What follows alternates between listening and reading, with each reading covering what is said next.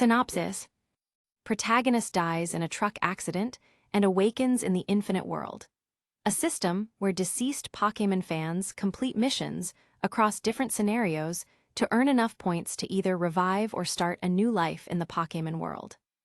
Beginning as a Team Rocket undercover agent with only a Mimikyu, he forms deep bonds with his Pokémon partners through countless dangerous missions.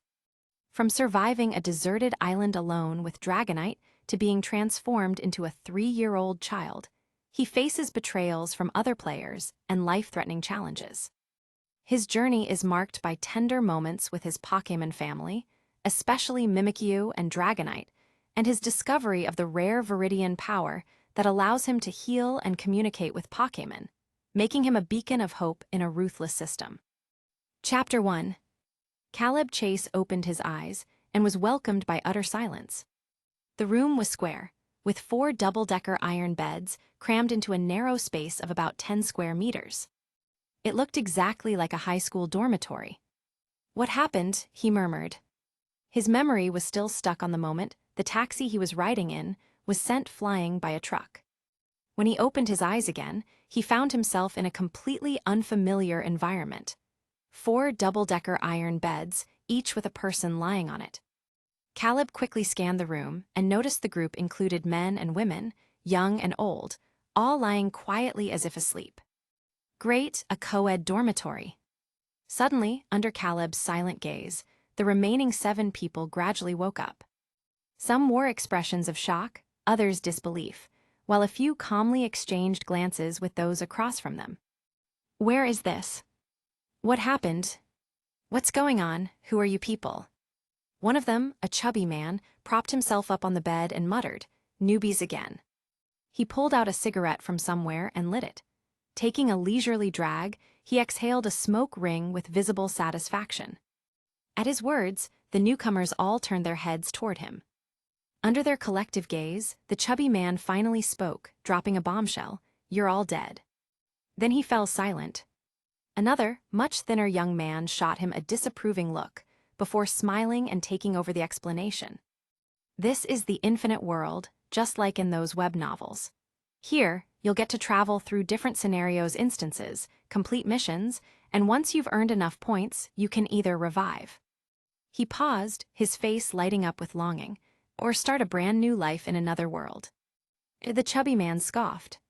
He reached into the air in front of him, and, to everyone's astonishment, pulled out a red and white spherical object.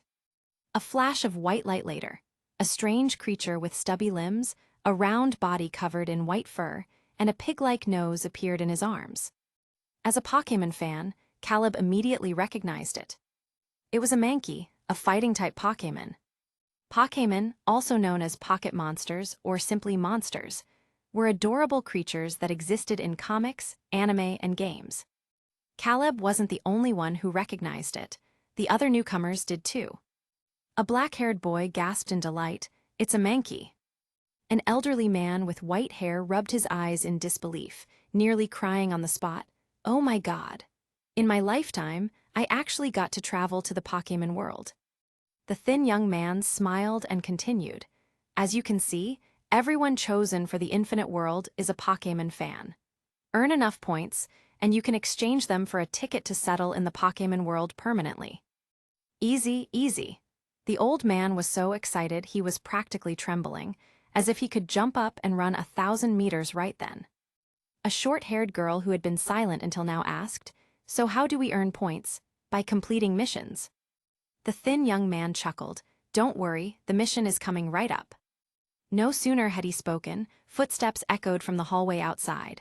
Then, the door to the 8-person dormitory swung open. A man in a white uniform and a baseball cap walked in. "Holy crap, what kind of scenario is this?" The chubby man muttered under his breath, his eyes locked on the large letter emblazoned on the man's chest. The newcomer emotionlessly scanned the group and said in a flat tone, "Congratulations on passing the test. You are now official members of Team Rocket. Next, you'll be assigned to different bases to work for Team Rocket. Now, get out of bed immediately and go receive your starter Pokémon." His gaze then landed on the chubby man and the thin young man. "You too, no need to pick a Pokémon. Head straight to the station outside. Someone will escort you out." The two exchanged glances, but obediently followed the man's directions and left. With the only two veteran players gone, the rest were all fresh-faced newcomers. At that moment, a blue panel popped up in front of Caleb. Main Mission 1. Follow random NPC to receive your starter Pokémon. The others also seemed to be staring at the air in front of them. Clearly, they had all received the mission prompt. The group followed the Team Rocket member dubbed Random NPC out of the room and into another chamber where 6 standard Pokéballs lay on a table. The random NPC stood to the side, hands behind his back, and said tonelessly, "Go take your Pokéball." No hints, no introductions. No one knew which Pokémon was inside those ordinary red and white balls. It was all random. Even someone as composed as Caleb couldn't help but feel nervous. Team Rocket didn't believe in cues. The group rushed forward in a frenzy, quickly snatching up all the Pokéballs on the table. Caleb grabbed the one on the far left. The moment it was in his hand, detailed information about the Pokémon inside automatically appeared before him. Mimikyu. Level, LV1. Gender, female. Type, Ghost Fairy. Ability, Disguise. Egg move, Destiny Bond. Moves known, Scratch, Astonish, Copycat. The next second, the main mission updated. Main Mission 2. You are an undercover agent sent by the Kanto Alliance to gather evidence of Team Rocket's crimes. Mission objective: collect 1 piece of criminal evidence against Team Rocket and report it to the Kanto Alliance. Newbie scenario: failure carries no penalty. Time limit: 30 days. Exceeding the limit counts as failure. Newbie tip: beware of other players. Not everyone can be trusted. Train your Pokémon, complete the mission, and survive. Caleb kept a straight face as he read through everything. Then a seemingly outgoing man sidled up to him and asked, "Hey man, what Pokémon did you get?"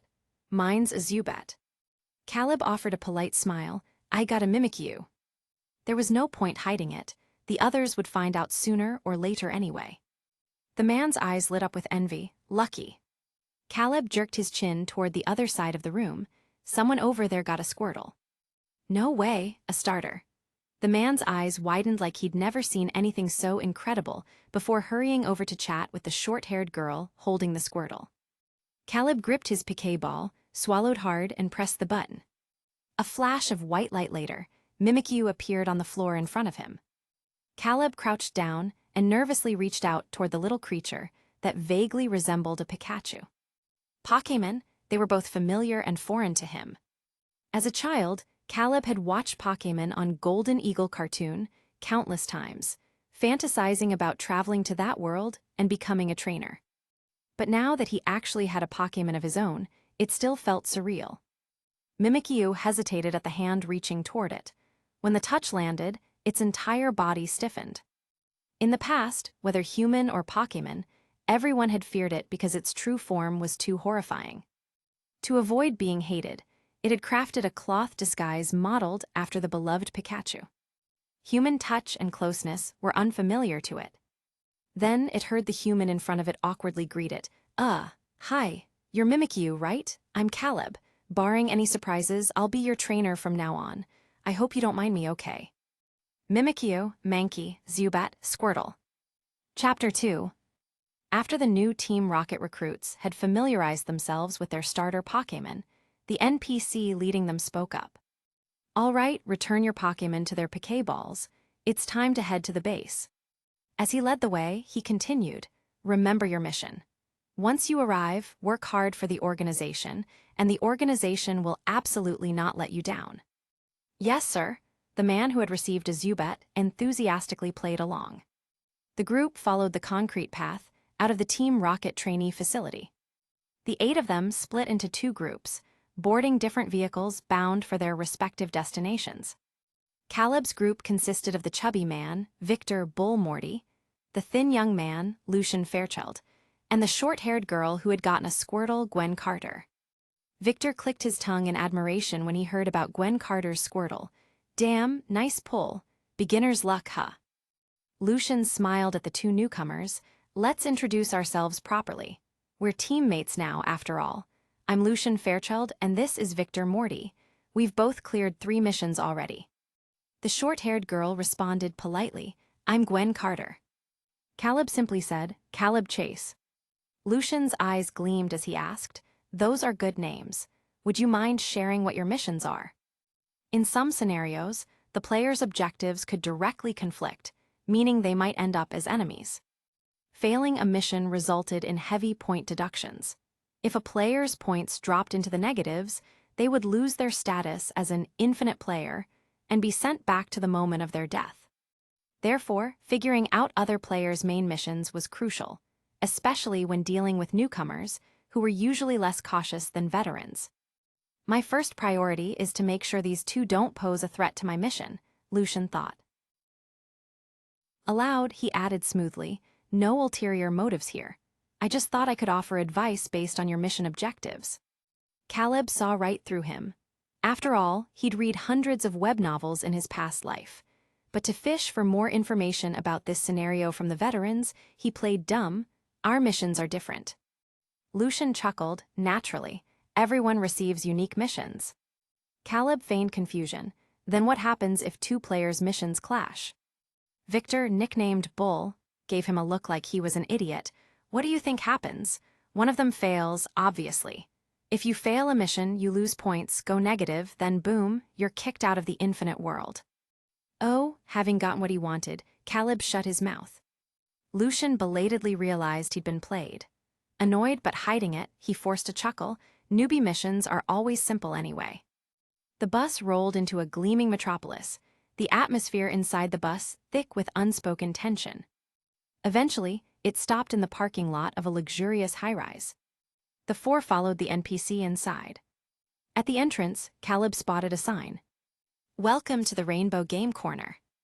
Oh ho, he knew exactly where they were. We're in Celadon City, Kanto.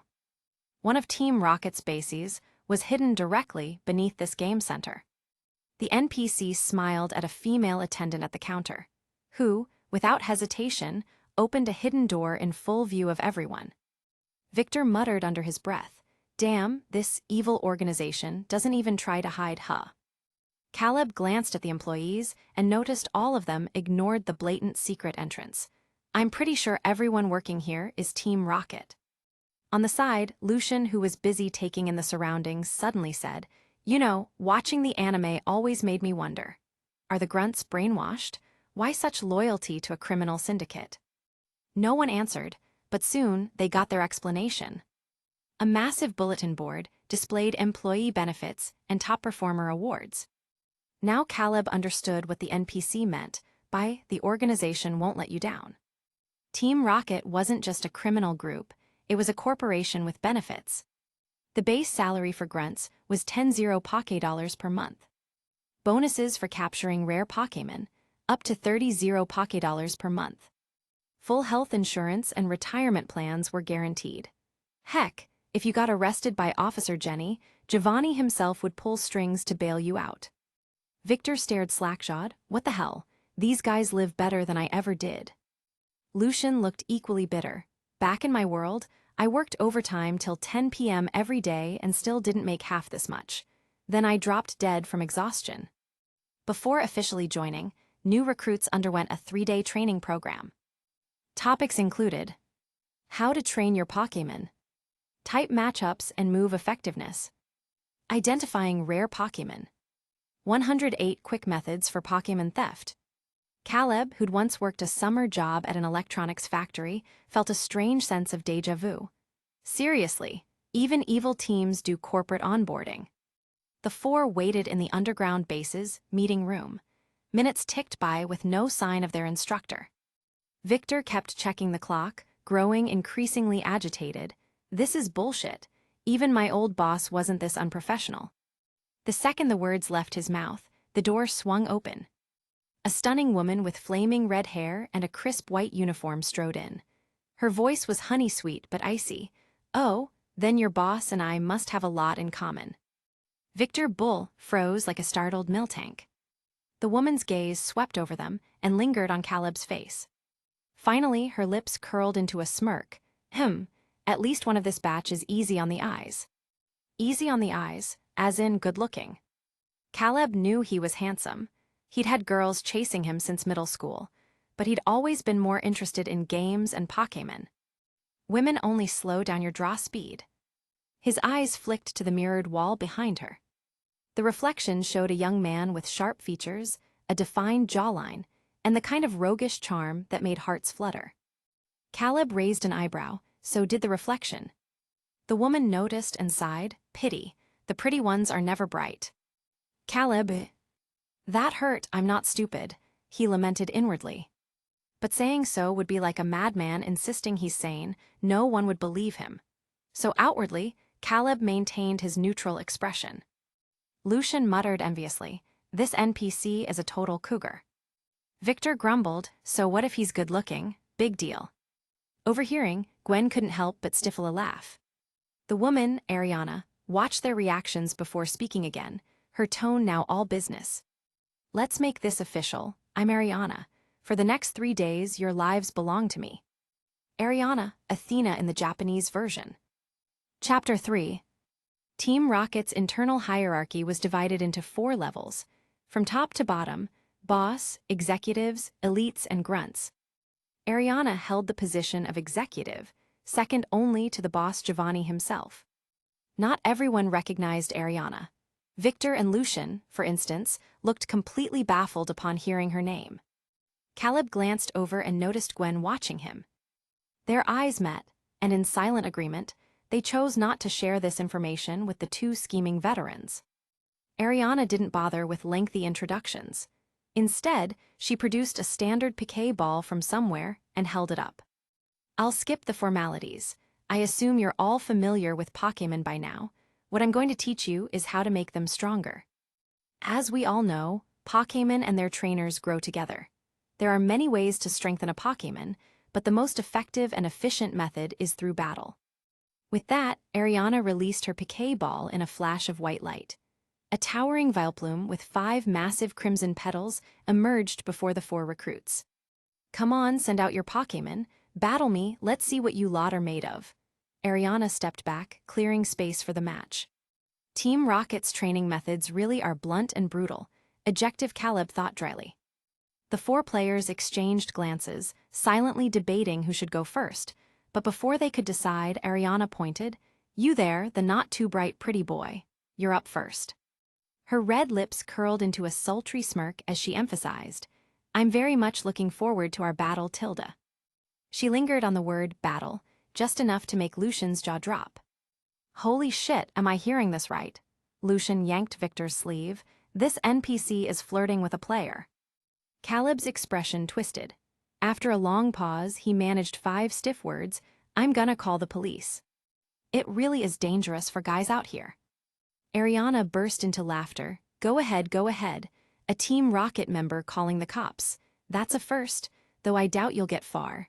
But don't worry, I'll personally come bail you out from Officer Jenny. Caleb. Faced with this mature and effortlessly seductive woman, Caleb felt completely out of his depth. Pursing his lips, he decided not to engage further and released Mimikyu from its piquet ball. Ariana blinked in surprise. If she remembered correctly, this Mimikyu was one she'd picked up during a business trip to Alola and casually tossed into the base's storage. She hadn't expected to see it here. But she quickly schooled her expression. Ready? Don't expect me to go easy on you. Caleb nodded, just as a system notification popped up. Team Rocket Executive Ariana has challenged you to a battle. Very Pokémon of you. Instead of some random shorts kid or bug catcher, his first opponent was a Team Rocket executive. Caleb was beginning to suspect this beginner scenario was actually Hell Mode difficulty. Vileplume used poison powder. Without waiting for Caleb, Ariana immediately ordered her Pokémon to attack. Vileplume's petals trembled as a faint purple glow coalesced into a cloud of toxic dust, which rapidly spread toward Mimikyu. The poison powder's area of effect was too wide for the tiny Mimikyu to dodge, especially at only level 1. Though this was his first live Pokémon battle, Caleb stayed calm and quickly assessed the situation. If dodging was impossible, then the only option was to charge straight in. Mimikyu use Astonish, he ordered. Diving headfirst into the purple haze, Mimikyu lunged at Vileplume like a ghostly blur, unleashing an ear-piercing shriek. The sonic waves hit Vileplume dead-on, making it flinch in terror. Simultaneously, a purple aura flickered around Mimikyu. The poison powder had successfully inflicted the toxic status. Ariana smiled, Solar Beam. Vileplume began gathering sunlight. Solar Beam had a clear 3-second charge time. Against opponents of similar strength, this would create a perfect counterattack window. But when the power gap was too large, no amount of strategy could bridge it. Though Caleb didn't know Vileplume's exact level, he was certain it was at least level 20. As for Ariana, she wasn't even taking this seriously. If she were, she could have broken Mimikyu's disguise with Mega Drain first turn, then obliterated it with Energy Ball or Petal Blizzard. Watching from the sidelines, Lucian winced. This NPC is brutal. She wasn't worried about accidentally killing Mimikyu. In the Infinite World, if a trainer's Pokémon were all knocked out without revival items like Sacred Ash or Max Revive, their main mission would automatically fail, incurring heavy point deductions.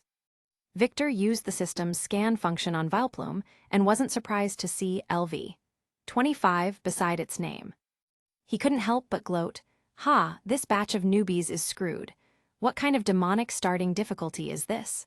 Compared to them, my first scenario was child's play."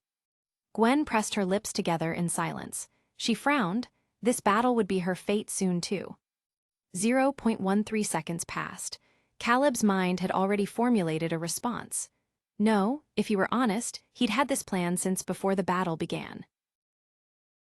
Opening Mimikyu's status panel, his gaze locked onto the egg move listed under its abilities. Destiny Bond. When used, if the user faints from an opponent's attack, that opponent will also faint. Mimikyu's disguise had already been broken by the initial poison damage. So if that Solar Beam landed, Mimikyu would absolutely be knocked out. Which meant he only had one shot. Caleb's heart pounded. At that moment, Mimikyu turned its head, their eyes met midair. And in the next second, Caleb issued his final command. Mimikyu, charge in and use Destiny Bond. Nanny, Lucian's jaw dropped. Holy SHT, what kind of luck is this? Why does his first Pokémon have an egg move? Before he could finish, Mimikyu conjured a faint purple energy orb that sank into Vileplume upon contact. At the same time, Solar Beam finished charging. However, Vileplume was now bound by Destiny Bond. A second later, an intense white beam lanced out. Mimikyu, still mid-leap, was completely engulfed by the devastating blast. Its small body vanished into the blinding light. Vileplume. Chapter 4. Mimikyu has been knocked out. Mimikyu defeated Vileplume, gaining massive EXP. Mimikyu's level has increased. 3 consecutive notifications flashed by. The HP restoration from leveling up forcibly pulled Mimikyu back from the brink of fainting. Mimikyu's Pikachu costume head lolled to one side, but it hadn't been completely taken out by the Solar Beam. It had exploited a level-up glitch. Meanwhile, Vileplume had succumbed to Destiny Bond's backlash and collapsed unconscious. This can't be real. Lucian's face was a picture of disbelief, understandably so. A level 1 Mimikyu had not only survived against a level 25 Vileplume, but had managed to take it down through sheer tactical brilliance. Even Webnovels wouldn't dare write something this absurd. Ariana licked her lips, eyeing Caleb with newfound interest as she studied her fallen Vileplume. Without warning, she asked, "What's your name?" Caleb, who was busy adjusting Mimikyu's crooked costume head, replied without looking up, "Caleb Chase." "Caleb Chase," Ariana repeated softly as if tasting the name. Then, abruptly, she asked, "Do you know Lance?" Caleb's hands stilled. He finally looked up, meeting Ariana's probing gaze. "The Dragon Master Lance? I think everyone in Kanto knows who he is," he answered. Ariana stared at him for a long moment before shifting her attention to the others, her voice turning icy. "Team Rocket has only one requirement for its members: absolute loyalty. I don't care what you did before joining. That life is over. From now on, you live as Team Rocket and die as Team Rocket." She paused, letting the weight of her words sink in before continuing. "As for the consequences of betrayal, I doubt you want to find out. Of course, I swear my undying loyalty to Team Rocket. Lucian was the first to pledge his allegiance. Ariana's expression shifted back to its earlier casual indifference, as though the cold threat had never existed. She then shrugged at Caleb, her tone almost playful. Good. Starting today, you're with me. There was an unmistakable, taken a liking to you, so you're mine now, Tilda, undertone to her words that left Caleb momentarily speechless. He blinked at me. Ariana arched a brow. Got a problem with that? Caleb shook his head, keeping his face neutral. Not at all. I'm honored. Ariana smirked, then recalled her fainted Vileplume. The interrupted battle had killed her interest in training recruits, not that she had come here for that in the first place. As an executive, menial tasks like this were beneath her. The real reason for her visit was a tip-off from Giovanni. The League had recently sent undercover agents to infiltrate Team Rocket. Being Team Rocket's most skilled manipulator, a master of deception, performance, and former spy, Ariana was naturally tasked with vetting the 4 new recruits. The results were unexpectedly interesting. At least 3 of these 4 were hiding something. Leaving the conference room, Ariana took the elevator down to the base's lowest level. A suited man with cropped hair lounged on a sofa, swirling a glass of red wine in one hand while idly stroking a Persian's sleek fur with the other. The large screen before him displayed footage of the earlier battle. Well, boss, what do you think? Ariana asked after having reported her observations. Giovanni's dark eyes gleamed with calculated amusement. Interesting. Deal with the 2 at MT. Moon base first. As for these 4, keep them around. I have plans. Back in the conference room, the 4 players exchanged uneasy glances after Ariana's departure. Lucian studied Caleb and Gwen suspiciously. Your missions wouldn't happen to be infiltration-based, would they? Before they could answer, Victor's face twisted in discomfort. The hell does it matter? Goddammit, I need a bathroom now. Someone get me toilet paper. His overreaction was painfully clear. Due to this, Caleb suspected Victor had the same undercover mission. But Lucian, being accustomed to Victor's crudeness, merely rolled his eyes and left to fetch supplies, muttering something about disgusting habits. Team Rocket's underground base was sprawling, granting its members surprising freedom. They could even leave to explore the city. With Ariana gone, the scenario's tutorial phase had officially ended.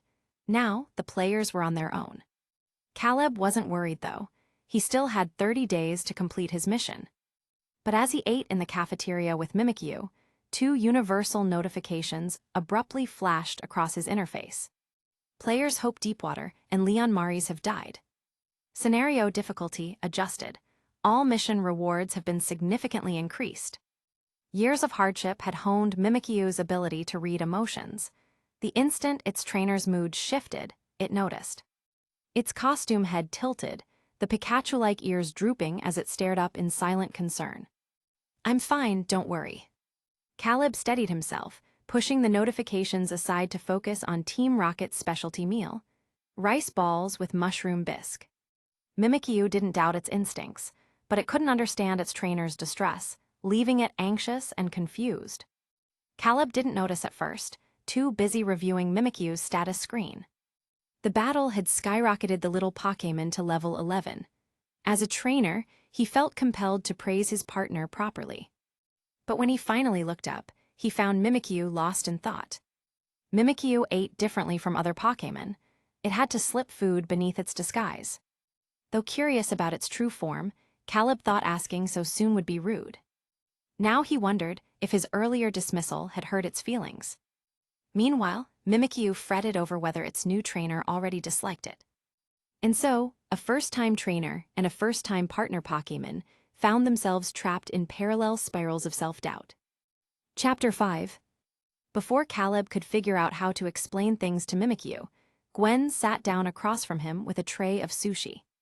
Caleb raised an eyebrow, pulling Mimikyu closer, before giving her a questioning look. Gwen kept her voice low. Did you notice? Caleb matched her volume. Notice what? This Pokémon world isn't as safe as we thought. Caleb immediately understood what she meant, recalling the system notifications. He shrugged nonchalantly, stirring his mushroom bisque. Honestly, I'm more interested in what's for dinner tonight. Gwen openly shared her mission. My task is to gather evidence of Team Rocket's crimes and report it to the Kanto League. Newbie missions are probably similar. Caleb paused, recognizing her intent. She wanted to team up.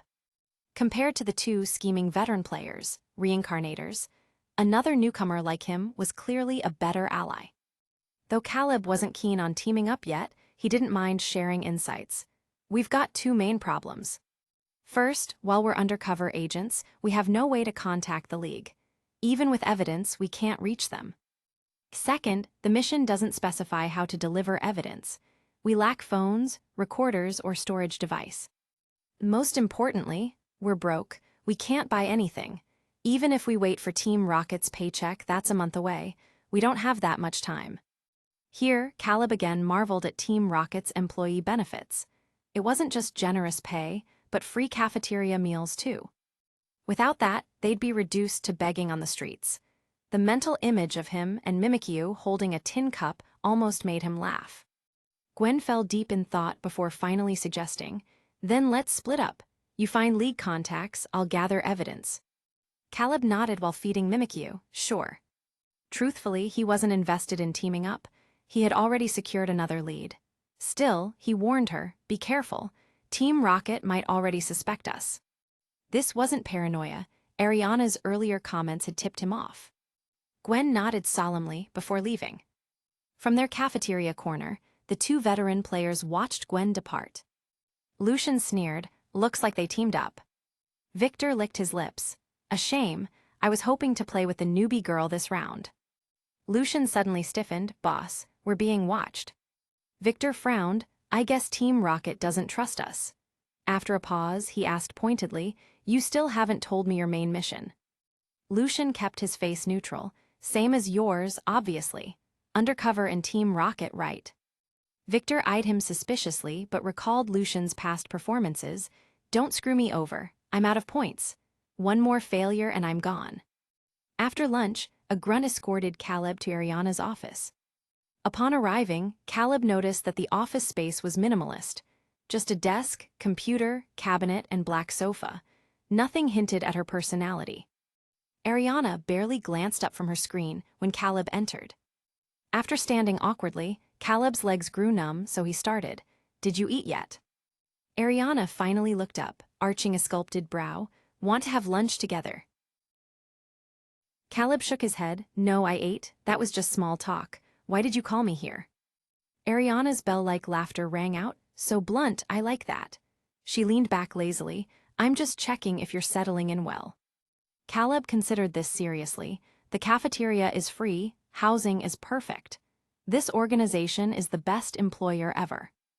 Oh, Ariana purred, then have you considered staying with Team Rocket permanently? Had Caleb truly been a League agent, he would have lied through his teeth. But he wasn't. Completing his mission and mooching off Team Rocket's resources weren't mutually exclusive. The mission didn't specify evidence scale. Any minor crime would suffice. By the time Team Rocket retaliated, Caleb would probably be in another world. Meanwhile, Ariana thought, even if he's a spy, keeping this eye candy around isn't bad. Plus his battle potential showed promise. Their gazes locked, and in that instant Ariana read his intentions perfectly. She sighed, lips curving, you greedy little brat, but I approve. Those swayed by benefits were the most predictable. At that, Caleb gave a deliberately dopey grin. Ariana mentally rolled her eyes, and I thought he was dumb this morning. She then tossed him a black gold card from her drawer. Here, the pin is 6 zeros. Buy whatever you and Mimikyu need. Caleb caught it deftly, and happily headed to explore Celadon City. After Caleb left, Ariana returned to the basement room. Boss, the target took the bait, she reported. Giovanni's lips curled into a Nike swoop smirk. If Caleb was a spy, he would be useful, if not even better. Everything was proceeding perfectly. Giovanni couldn't wait to see the League's faces when their precious agents defected. Chapter 6. The same plan was simultaneously being executed on the other 3 new Team Rocket recruits at this very moment. One of the key reasons Giovanni had risen to his current position was his exceptional grasp of human nature. As the saying goes, humans die for wealth as birds die for food. Adjective. Reviewing the intelligence reports from his subordinates, Giovanni saw that the other three had taken the bait exactly as predicted. Though he never explicitly mentioned the undercover agents, it was an open secret everyone understood. By accepting these generous financial gifts, they had temporarily chosen Team Rocket over the Kanto League. Caleb remained unaware of the other players' choices.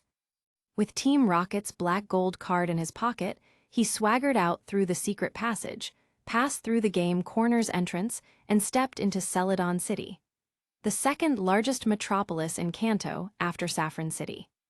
Putting aside Team Rocket's villainous nature, this world was truly wonderful.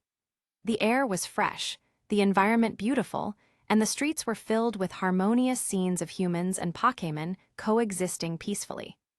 Pokémon-themed cafes and grooming centers lined both sides of the road. Wealthy socialites walked their canine Pokémon, while young girls holding adorable Eevees and Vulpixes browsed accessory shops. These girls were delicate and fair-skinned, each as beautiful as characters straight out of anime. Such youthful and vibrant beauties would attract attention anywhere. Yet Caleb's gaze didn't linger on their faces for even a second. He was completely focused on the docile Eevees and Vulpixes in their arms. What tough guy could resist an ultra-cute Eevee? Certainly not Caleb. He desperately wanted to pet one. The girls soon noticed his intense gaze, their faces flushing pink as they glared indignantly. Pervert! Only then did Caleb snap out of it. He scratched his head sheepishly. Ah, my apologies. This is my first time seeing Eevee and Vulpix up close. I got a little too excited. One of the girls eyed him suspiciously, her cheeks still rosy. Really? Caleb spun his tail effortlessly. Absolutely. I'm a trainer visiting from the distant Alola region. Here, look. He pulled out Mimikyu, who had been napping in his hoodie's hood. The little Pokémon blinked its round eyes sleepily and nodded its Pikachu-costumed head. This is Mimikyu, a Pokémon from the Alola region, Caleb introduced. The girl's eyes widened in wonder. Wow, it looks just like Pikachu. Hearing this, Mimikyu instantly woke up, only to slump in dejection. It wasn't Pikachu, it was Mimikyu, but people never liked Mimikyu, they only loved Pikachu. It wished so badly to be as popular and beloved as Pikachu. Noticing its mood shift, Caleb shot the girl a meaningful look. Quick on the uptake, she immediately added, "Of course, Mimikyu is adorable too. I'm sure there are many people who love Mimikyu." Mimikyu's eyes immediately brightened again. Caleb gently poked its disguise. Exactly, like me, I love Mimikyu very much. Right, partner? The shy Pokémon blinked before scrambling onto Caleb's shoulder and burrowing back into his hood. Fortunately, Mimikyu only weighed 0.5 kg, something well within Caleb's carrying capacity. A Charmander might have actually strangled him. Thanks, Caleb mouthed silently to the girl. She smiled in response. You two really get along well. Returning the smile, Caleb gestured to the nearly empty cafe nearby. You have some time. Let me treat you to coffee. I'd love to, the girl agreed happily. This handsome, sunny boy seemed exceptionally kind-hearted. He's perfect boyfriend material, she thought to herself. Though the idea of having to move to faraway Alola after marriage did give her some pause. Little did Caleb know, in those brief moments, the girl had already imagined their future together down to their children's names. In truth, he simply wanted to gather information about the current Kanto League and its Elite Four members. In a concealed corner outside the cafe, a plainclothed Team Rocket agent watched through the window before hesitantly radioing in. Target is currently what? Ariana's brow furrowed. Has the boy made contact with League operatives? She thought. But the subordinate's reply came. Target is buying coffee for a girl. They appear to be getting along extremely well. Ariana's. She was momentarily at a loss for words. Of all possibilities, she had never imagined Caleb would use the money she gave him to pick up girls. Typical male, they're all the same. A vein visibly throbbed at Ariana's temple as she coldly ordered, "Continue surveillance. Record his entire afternoon itinerary. You may approach discreetly to monitor their conversation. Understood. Caleb didn't linger over coffee. After successfully obtaining information about the current Elite Four members, Lorelei the Ice-type Master, Bruno the Fighting-type Expert, Agatha the Ghost-type Specialist, and Lance the Dragon-type Champion, Caleb politely excused himself, claiming he'd left the stove on at home. Notably, this world lacked familiar manga characters like Red, Blue, or Gold. As for Ash, Caleb found no trace of him. Perhaps he'd visit Pallet Town later if time permitted after completing his mission. But first, he wanted to see the legendary Nurse Joy at the Pokémon Center. His surveillance agent watched gloomily as Caleb entered the center, then positioned himself nearby to eavesdrop before retreating to the waiting area. Golden afternoon sunlight streamed through the windows onto the tables as the agent radioed his icy report. Target's second stop, Pokémon Center. Based on their conversation, he appears to be flirting with Nurse Joy now. Ariana, of course. One girl per afternoon isn't enough for him. Now he's hitting on Nurse Joy too. What a natural-born time management master. Vulpix and Eevee. Chapter 7. That evening, Giovanni returned to the Viridian gym after wrapping up work at the rocket base in Celadon City. After sending off a few challengers, he dialed a video call to Ariana. What did those four do today? Ariana silently glanced at the report in her hands, pausing for 2 seconds before answering truthfully. The girl wandered around the base today, seemingly observing the layout. But we had people watching her. She didn't get close to the core area. The fat guy and the skinny guy were asking other employees about intel on other bases. Here, Ariana hesitated. Giovanni noticed immediately. He raised his head, his gaze sharp, and the last one. Ariana opened her mouth, then recited the report with a hint of exasperation. At 2 p.m., the target invited a girl for coffee at Blue Mountain Cafe. At 3 p.m., he went to the Pokémon Center and chatted with Nurse Joy for 2 hours. At 5 p.m., he visited the Celadon Library and stayed until 7 p.m., borrowing 2 books on Pokémon training. At 8 p.m., he arrived at the night market, bought a pig's trotter, and watched a Magikarp perform Splash while eating it. Giovanni. The air fell into an awkward silence. After a long pause, Giovanni rubbed his tired eyes and said, "Let's set that aside for now. How's the Mutwo project progressing?" Ariana replied, "The Mutwo embryo is developing successfully. It's been moved to the core area of the base, now under Dr. Fuji's full supervision." She hesitated before adding, "But Dr. Fuji's mental state has been unstable lately. I'm concerned it may affect the research." Giovanni frowned. "Do whatever it takes to stabilize his condition. I need to go now. Another challenger just arrived." Understood. At 10 p.m., Caleb dragged a large suitcase back to the base. As he reached the dormitory area, he saw the other 3 players loitering outside his room. He first recalled the Mimikyu sleeping in his hat back into its piquet ball, then asked, "What are you guys doing here?" Gwen explained, "I ran into them at dinner. Since the difficulty of this scenario has increased and the NPCs are already wary of us, I thought we should work together." Caleb understood. "So, you're here to propose a collaboration?"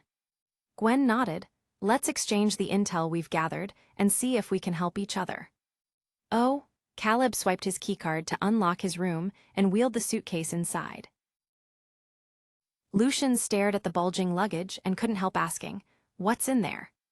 "Just some souvenirs from the Pokémon world." Caleb sat down at his desk, interlacing his fingers as he studied the 3 of them. "So, what do you want to talk about?" Lucian hesitated. "You know you can't take anything out of the scenario, except Pokémon, right?" "What a shame," Caleb sighed regretfully. He had spent the whole afternoon shopping. Aside from gathering intel from Nurse Joy and the library, he had visited the Celadon department store to stock up on high-quality Pokéblocks. Pokéblocks, delicious treats made from blended berries, were packed with nutrients to fuel a growing Pokémon. Though expensive, since Team Rocket was footing the bill, Caleb didn't feel the slightest bit guilty.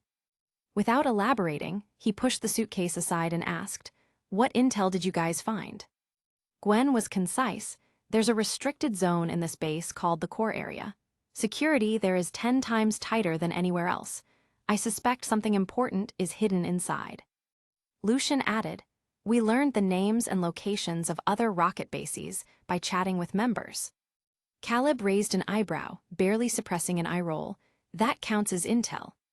His expression must have been too obvious, because Victor immediately snapped. And what about you? What did you find? Don't tell me you just wasted the whole day shopping. Oh, he got triggered. Caleb smirked and fired back. And what about you? Did you two really only gather one piece of intel? Trading half a clue for a full one isn't exactly fair. Victor looked ready to bash his head against the wall. Luckily, Lucian held him back. Victor gnashed his teeth. If this scenario didn't ban PvP, I'd make sure you didn't live to see tomorrow. Oh, so players can't attack each other in this scenario. Thanks for the info, Fat Tiger. Fat Tiger? Victor nearly choked on his own rage, clutching his chest as he leaned against the wall, gasping for air. Caleb decided to stop teasing him and turn to the other two. I only found out one thing. Lance is arriving in Celadon City in 2 days. He'd learned this from Nurse Joy. In 2 days, the annual Dragon-type Pokémon Festival would be held, and Lance was scheduled to appear as a special guest. Gwen's expression turned grave. Lance was a member of the Indigo League. If she could provide him with evidence of Team Rocket's crimes, she could complete her mission and leave the scenario early. She just needed to find proof within the next 2 days. Victor was stunned too. His mission was also to gather evidence for the Indigo League. If this was true, he could finish his task just as quickly. Lucian's eyes darted back and forth as he weighed the credibility of this information. His mission was different from the others. He wasn't aligned with Team Rocket or the Indigo League. His identity was that of a spy from Team Galactic in Sinnoh. With Team Rocket expanding into other regions, rival organizations had grown uneasy. Team Galactic's leader, Cyrus, had sent trained operatives to infiltrate Team Rocket and gather intel. Caleb stood up, signaling the end of the discussion. All right, we've shared what we know. It's getting late, time to head back. If the people watching us see us gathered like this, they'll think we're plotting something. The others didn't linger. Lost in thought, they filed out of the room. Once they were gone, Caleb lay on his bed and pulled up Mimikyu's status screen. Mimikyu. Level 11. Gender, female. Type, ghost/fairy. Ability, disguise. Egg move, destiny bond. Known moves, scratch, astonish, copycat, double team, wood hammer. As it leveled up, Mimikyu had naturally learned 2 new moves, double team and wood hammer. Caleb quietly considered Ariana's earlier words. Battles are the fastest and most effective way to strengthen a Pokémon. Time in the scenario was limited. He didn't have the luxury of slow, traditional training methods. High-quality Pokéblocks and affectionate care were the only things he could provide Mimikyu for now. With 29 days remaining, he wasn't in a rush like the others. He never fought a battle unprepared. And clearly, training, raising, and battling Pokémon were essential aspects of this scenario. Tomorrow, Caleb planned to continue his shopping spree and observe how the trainers of this world commanded their Pokémon in battle. Chapter 8. The next day, Caleb Chase was watching Mimikyu eat Pokéblocks when Ariana summoned him to her office. Before he even reached the door, he heard a hysterical roar from inside. What more do you want from me? I've done everything you asked. And what about your promises? Why is no one taking care of my daughter? Ariana's calm voice followed. Calm down, doctor. We're short-staffed right now, and the new recruits haven't adjusted yet. Just wait a few more days and I'll. Then her gaze landed on Caleb as he approached. She abruptly changed her tone. Doctor, what do you think of this one? The middle-aged man in a white lab coat and round glasses turned around. His expression was vacant, his eyes brimmed with barely suppressed anguish and madness. He was like a man who was on the verge of insanity. Caleb met those brown eyes, and in the next second, as if it had all been an illusion, the hysteria vanished, replaced by gentle warmth. The man smiled kindly. What's your name? Caleb didn't answer. Instead, he glanced at Ariana for clarification. However, Ariana seemed unfazed by the abrupt shift. Weariness flickered across her face as she stepped forward. This is Caleb Chase, a new recruit still in training. He's a gentle, kind young man. I think your daughter would like him. Caleb was speechless. He had to admit, Ariana's ability to lie with a straight face was on par with his own. Caleb Chase. The man murmured the name, then turned back to Ariana. Him, then. Arrange it as soon as possible. I can't leave my daughter alone at home. With that, he walked away. Caleb watched his retreating figure disappear around the corner before turning to Ariana with a questioning look. What just happened? Did you just sell me off? Ariana understood the unspoken question. She ushered him into the office and slumped into her chair, exhaustion etched into her features. She didn't speak, she just sat there silently. Caleb hesitated. Standing felt awkward, and sitting felt presumptuous, so he decisively sprawled across the black sofa instead. After all, he had stayed up until 2 a.m. reading last night, and was running on insufficient sleep. Ariana stared. This guy was nothing like an undercover League agent. The stuffy, rigid officials of the Indigo League would never produce someone this shameless. The thought reminded her of yesterday's surveillance report. She abruptly asked, was Nurse Joy pretty? Caleb froze, then looked up at her questioningly. He was well aware of the surveillance. Mimikyu was hypersensitive to being watched. The moment the rocket grunt had appeared, Mimikyu had noticed. But Ariana bringing it up now meant she didn't care if he knew. What's her game? Is she about to expose me? Seeing Caleb's hesitation, Ariana chuckled lightly, then with her tone casual, she said, Don't overthink it, I'm just saying. Caleb, can I trust you? Here it comes, Caleb's heart pounded, but he forced himself to stay calm. Frowning, he met her gaze and asked gravely, What do you mean?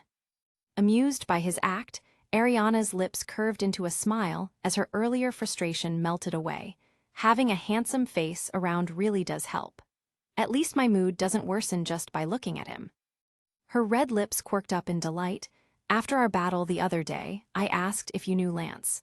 Your reaction told me you did, and not just by reputation. Microexpressions never lie, Caleb. Tell me, are you an undercover investigator sent by the Indigo League? Her eyes bore into his. Caleb knew there was no escaping this. He sighed inwardly and asked, What if I am? Ariana looked even more pleased. She relaxed slightly and murmured, I'm glad, Caleb, you didn't choose to lie to me. So what now?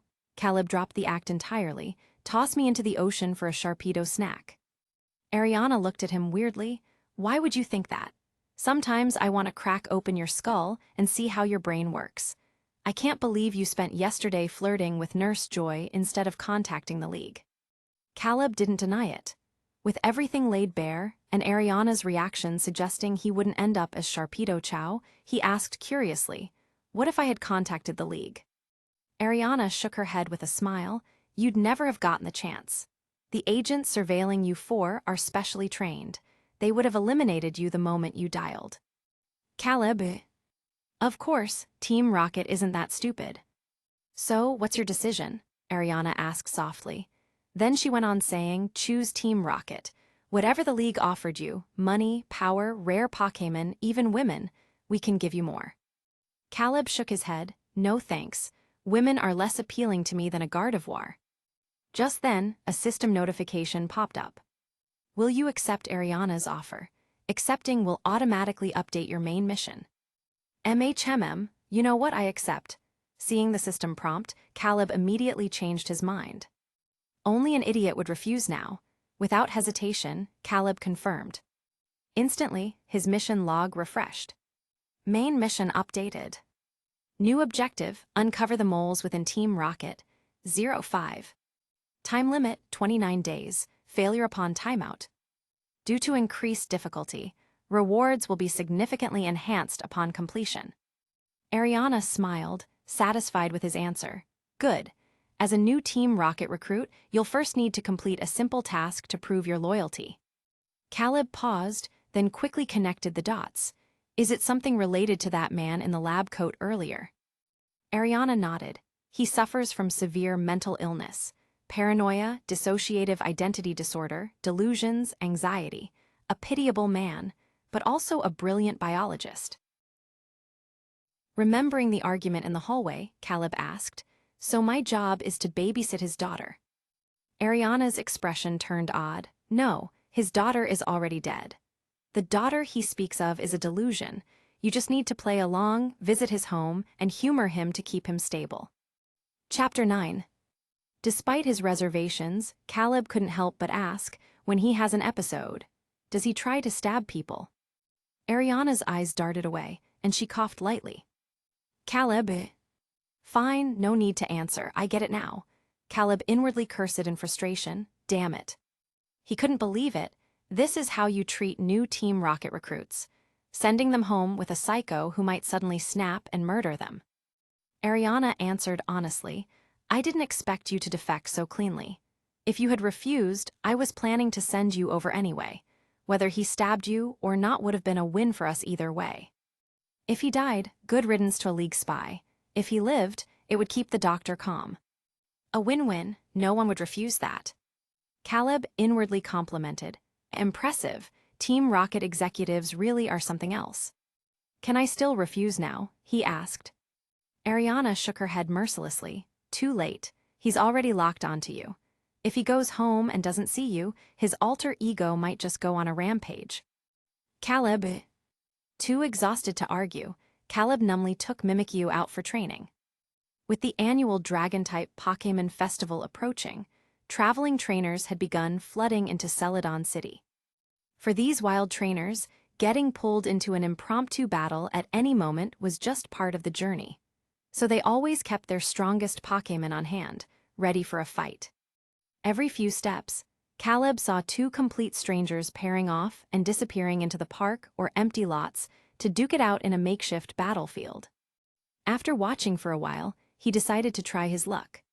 His goal was clear. He was still a rookie. There was no way could he take on seasoned trainers yet, so he'd start with the easiest targets, 10-year-old kids. "Hey there, you look like a really strong trainer. Wanna have a thrilling Pokémon battle with me?" Caleb flashed his most innocent smile at a boy in blue shorts. The rookie trainer had never been approached like this before. Flattered, his face turned red, and without hesitation, he whipped out his starter Pokémon and led Caleb to a nearby clearing. 6 minutes later, the boy was sprinting toward the Pokémon Center while cradling his unconscious Squirtle and sobbing. The Team Rocket grunt assigned to tail Caleb watched in stunned silence. What kind of monster picks on little kids? Even Team Rocket has standards. Caleb didn't care. He reviewed the battle, let Mimikyu rest, then went right back to hunting his next victim. By afternoon, a new nickname was spreading through Celadon City. The Child Slayer. 10-year-old trainers trembled at the name, whispering about a devil who lured them into battles with sweet talk, only to crush them mercilessly. Rumors claimed Nurse Joy had treated over 50 crying trainers in a single morning, nearly working her hands to the bone. When Caleb took Mimikyu to the Pokémon Center for a checkup and overheard this, he nearly choked. That's way too exaggerated. How was this his fault? If anything, those kids were just too weak. Just as he turned to leave, the door swung open, and in walked the same boy he'd just defeated, now cradling a fainted Pidgey. Their eyes met. The boy's lip quivered as fresh tears welled up. "It's him, the devil." Caleb. Before misunderstandings could pile higher, he bolted. Back at Ariana's office, right on schedule, the Team Rocket executive greeted him with a smirk. "Nice work today, Child Slayer Tilda," she mocked. Caleb deadpanned, "A total fabrication. My lawyer will be in touch." Ariana burst out laughing, only stopping under Caleb's deadpan stare. She cleared her throat. "Dr. Fuji will be off work soon. Let's go over some ground rules." Caleb nodded as he listened carefully. Ariana held up a finger. "First, keep your Pokémon out of its ball at all times. Second, don't ask unnecessary questions. Third, do exactly what Dr. Fuji tells you. His delusions are severe. Never tell him his daughter isn't real or that she's a hallucination. Despite being just a scientist, his estate is guarded by powerful Pokémon. That Mimikyu of yours wouldn't stand a chance." "Got it." Caleb's expression turned serious. If this world were a game, Team Rocket was his starter zone. As for Dr. Fuji's manor, it was a nightmare difficulty dungeon. But it was too late to back out now. Seeing his tension, Ariana offered some reassurance. Relax. Outside of his alter ego, Dr. Fuji is a kind and gentle man. You'll be safe with him. Caleb, that makes it even scarier. What if he was chatting peacefully with the doc's normal self when, bam, the psycho alter ego popped out and slit his throat? The thought alone was terrifying. Glancing at Mimikyu, now level 18 after a morning of grinding, Caleb felt slightly better. As they spoke, Dr. Fuji arrived. Out of his lab coat, he wore a brown tweed overcoat and round gold-rimmed glasses, every inch the refined scholar. On the surface, no one would guess the severity of his mental illness. Go on, Ariana whispered. Hope I see you again. Caleb. Hello, Dr. Fuji said warmly, as he extended a hand. Caleb shook it. The doctor beamed like a proud father. My daughter is adorable. You'll love her. I'm sure I will, Caleb replied smoothly. He followed Dr. Fuji out of the base and into his car, leaving the rainbow game corner behind. Glancing at Mimikyu through the rearview mirror, the doctor remarked casually, Mimikyu, that's an Alolan Pokémon, isn't it? Are you from there? Without missing a beat, Caleb lied, Yep. Ah, I hear Alola has beautiful beaches and oceans. I'll have to take my daughter there someday, Dr. Fuji mused wistfully. Caleb probed carefully. She likes the ocean. What's her name? Maybe we'll have things in common. Dr. Fuji nodded and replied, Her name is Amber. I took her to Vermilion City once, but the port is too industrialized now. It's nothing but cargo ships and docks. Not pretty at all. Chapter 10. The black Honda sedan drove down Rainbow Avenue before stopping at the gates of a European-style manor. Holding Mimikyu, Caleb got out of the car and followed Dr. Fuji along a cobblestone path toward the main residence. Green lawns lined both sides of the path, with a fountain standing near the wall. Not far away, there was even a man-made sandy beach with a half-built sandcastle, as if a child had just been playing there with a bucket and shovel. The manor was eerily quiet. There were no signs of human activity or even any Pokémon along the way. As they approached the main house, Caleb caught a faint, peculiar odor. He felt like he had smelled it before, but couldn't quite place it. Dr. Fuji pushed open the front door, tossed his briefcase onto the sofa, and called upstairs in a gentle voice. Amber-chan, Daddy's home. Did you miss me today? Caleb stood to the side with Mimikyu in his arms, thinking how pitiable this man was. But the next moment, what happened before his eyes made his pupils tremble in shock. What the hell? Didn't Ariana say Dr. Fuji's daughter was dead? Then, who is this little girl walking down the stairs? Dr. Fuji turned back at that moment, boasting proudly, Well, this is my daughter. Isn't she adorable? Yes, Caleb forced himself to nod calmly. Setting aside everything else, the girl was indeed adorable. She had pale skin, large dark eyes like grapes, and long light blue hair that made her look like a princess straight out of a manga. Amber-chan, come here. This big brother is here to play with you. He pointed at Caleb and continued, Daddy's work is going to be very busy, but don't worry, he'll come see you every day. Dr. Fuji spoke in an extremely tender tone. However, Amber didn't react with the joy Caleb had expected. Instead, her gaze toward Dr. Fuji held a trace of fear. In that instant, Caleb's mind raced with wild theories. What the? Did this grieving father kidnap a look-alike girl to replace his dead daughter? Damn, what kind of horror story is this? Caleb was too stunned to speak. He decided Ariana needed to add kidnapper to her list of adjectives for Dr. Fuji. The doctor didn't seem to notice Amber's discomfort. He patted her head and said, Go play with Big Brother. Daddy will make lunch. With that, he headed straight for the kitchen, leaving Caleb and Amber staring awkwardly at each other in the living room. Caleb was nervous.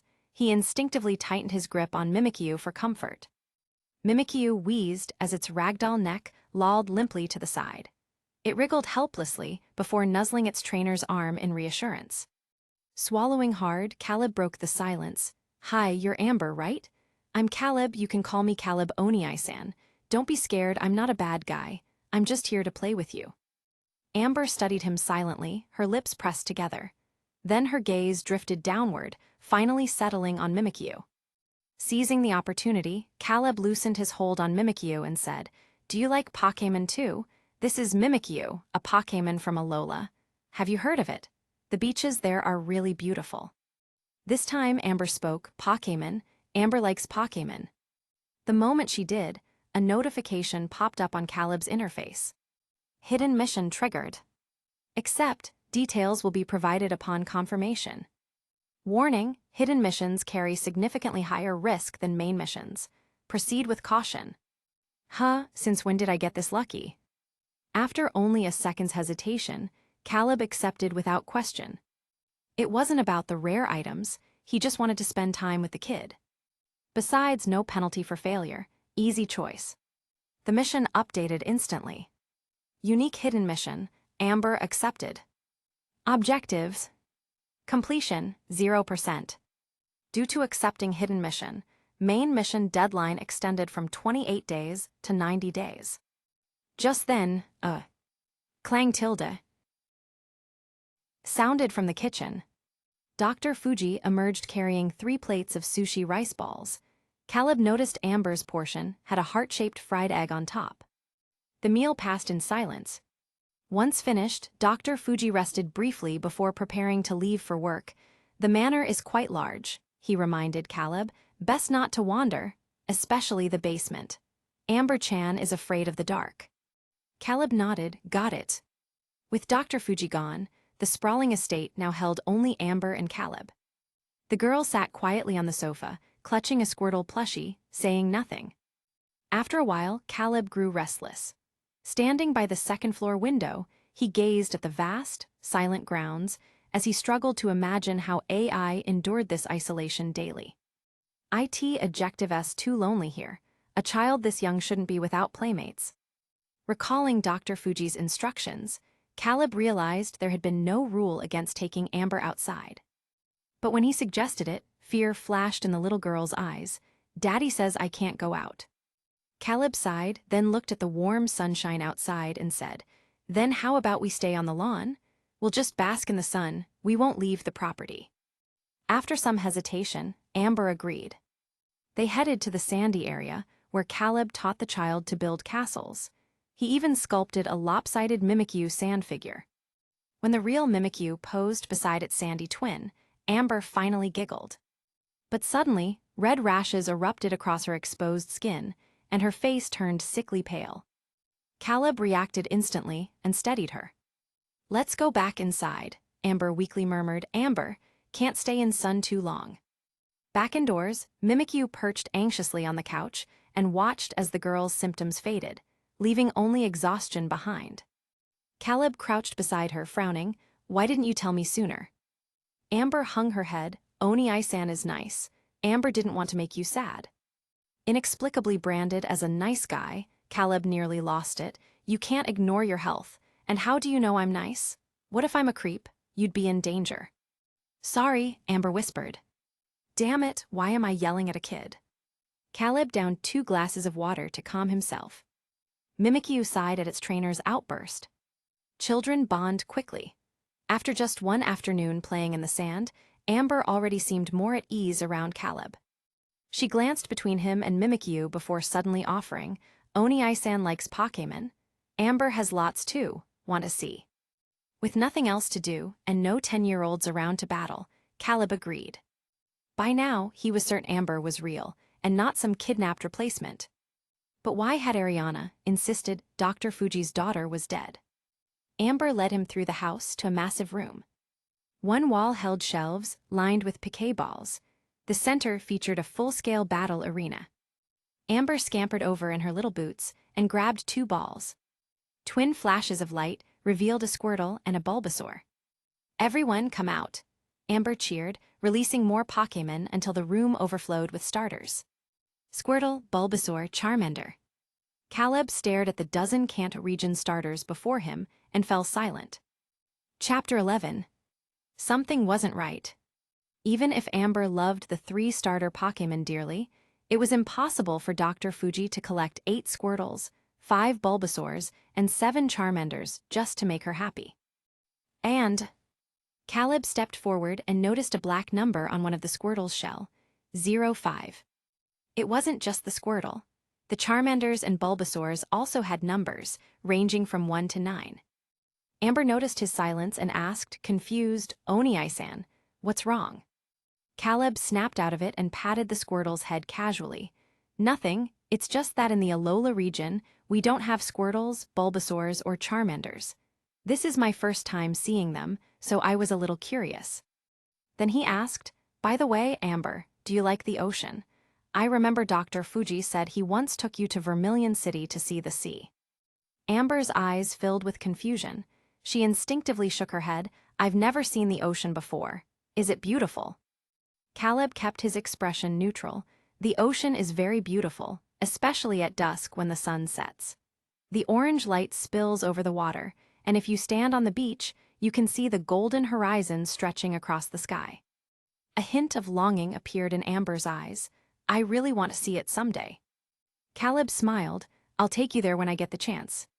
But Daddy won't let me go outside, the little girl said dejectedly. Caleb crouched down and took Amber's hand. It's okay. One day you'll get better, and then your dad won't stop you anymore. I can take you to Alola to see the ocean, to Sinnoh to see MT, Coronet, and to Johto to see the bell tower. If you don't believe me, let's pinky swear. Caleb hooked his little finger around Amber's. Pinky promise, no take-backs for 100 years. Amber giggled. Oni-san, this is something only kids do. You're already an adult. Caleb raised an eyebrow seriously. Says who? I'm only 3 years old. I'm just tall because I eat too much. After just half a day, Caleb had grown fond of this well-behaved, sensible yet pitiable little girl. Perhaps out of sympathy and compassion, he didn't want to see her unhappy. So even though he knew it was unlikely he could ever take her to see the ocean, he still told her this well-intentioned lie. Amber had a wonderful day, the happiest she had been in a long time. That evening, Dr. Fuji returned to the manor after work. Caleb said goodbye to Amber and left. Dr. Fuji immediately noticed his daughter's mood and crouched down to ask, Did Amber-chan have fun today? Amber nodded. Oni-san is really nice. I like him a lot. Hearing this, Dr. Fuji revealed a twisted side of himself, speaking as if discussing an object. Then does Amber-chan want to stay with Big Brother forever? Daddy can make sure he never leaves your side. Amber's eyes flickered as unpleasant memories surfaced. She shook her head. No, Daddy, I'm happy like this. Oh, Dr. Fuji didn't push further. He prepared dinner for his daughter, and after she fell asleep, he went alone to the basement of the manor. His expression turned manic, completely different from the gentle one he wore while telling his daughter stories. The basement was decorated like an operating room. Dr. Fuji flipped a switch, and harsh white light flooded the space. Rows of transparent glass containers filled with formaldehyde lined the room. The front row held dozens of Charmanders and Squirtles, each bearing the same black numbers. But that wasn't Dr. Fuji's goal. He walked past the containers until he reached the back. There, another set of glass containers stood, but these didn't hold Squirtles. Instead, floating inside were identical little girls, all around 6 or 7 years old. The girls wore no clothes, their skin a lifeless pale white, their light blue hair drifting like seaweed in the solution. Amber-chan, today I finally saw you smile again. Daddy hasn't seen you this happy in 2 years. Dr. Fuji's pupils dilated as he stared obsessively at the girl inside. I'm so happy, Amber-chan, truly happy. It makes everything I've done worth it. My good girl, I'll never let you leave me. Never. Muttering to himself, a crazed fervor flashed in his eyes. Then, without hesitation, he smashed the glass with his fist. Formaldehyde spilled everywhere. Shards of glass cut deep into his hand, but he didn't seem to feel the pain. He simply reached inside, pulled out the girl, and hugged her tightly, breaking into heart-wrenching sobs. Upstairs in the main house, Amber lay in bed. She closed her eyes peacefully, a faint smile on her lips. She had a secret. When she slept, she could talk to a mysterious being. She loved sharing everything with it, including today's events. Mutwo-chan, today I met a really nice Oni-san. He played with me all afternoon. We built sandcastles, he peeled an apple for me, and we even pinky promised to go see the ocean in Alola together someday. Mutwo-chan, have you ever seen the ocean? I heard it's so beautiful. I really want to see it. Mutwo-chan, when I get better, let's all go to Alola to see the ocean together, okay? Amber spoke with longing. Mutwo listened silently, making no comment, but it quietly memorized the fact that a human had made its friend happy for a day. When Caleb returned to the base, he found the other 3 players waiting outside his room again. He let them in with a blank expression, here to trade info again. Gwen nodded and took the initiative. Today, I received a hidden mission called Jessie. Does anyone know anything about her? I watched the Pokémon anime when I was little, but I don't remember much about Jessie's backstory. I just know she's part of Team Rocket's trio. Lucian's eyes widened. Wait, are you sure it's a hidden mission? Gwen was puzzled. Yeah, why?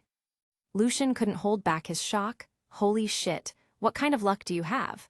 I've been through so many scenarios and never gotten a hidden mission. How did a newbie like you get one on your first try? So, what's special about hidden missions? Gwen asked. Lucian sighed with a complicated expression. Hidden missions themselves aren't special, but completing them has a high chance of dropping rare items, things like evolution stones, mega bracelets, revival herbs, or even soul dew.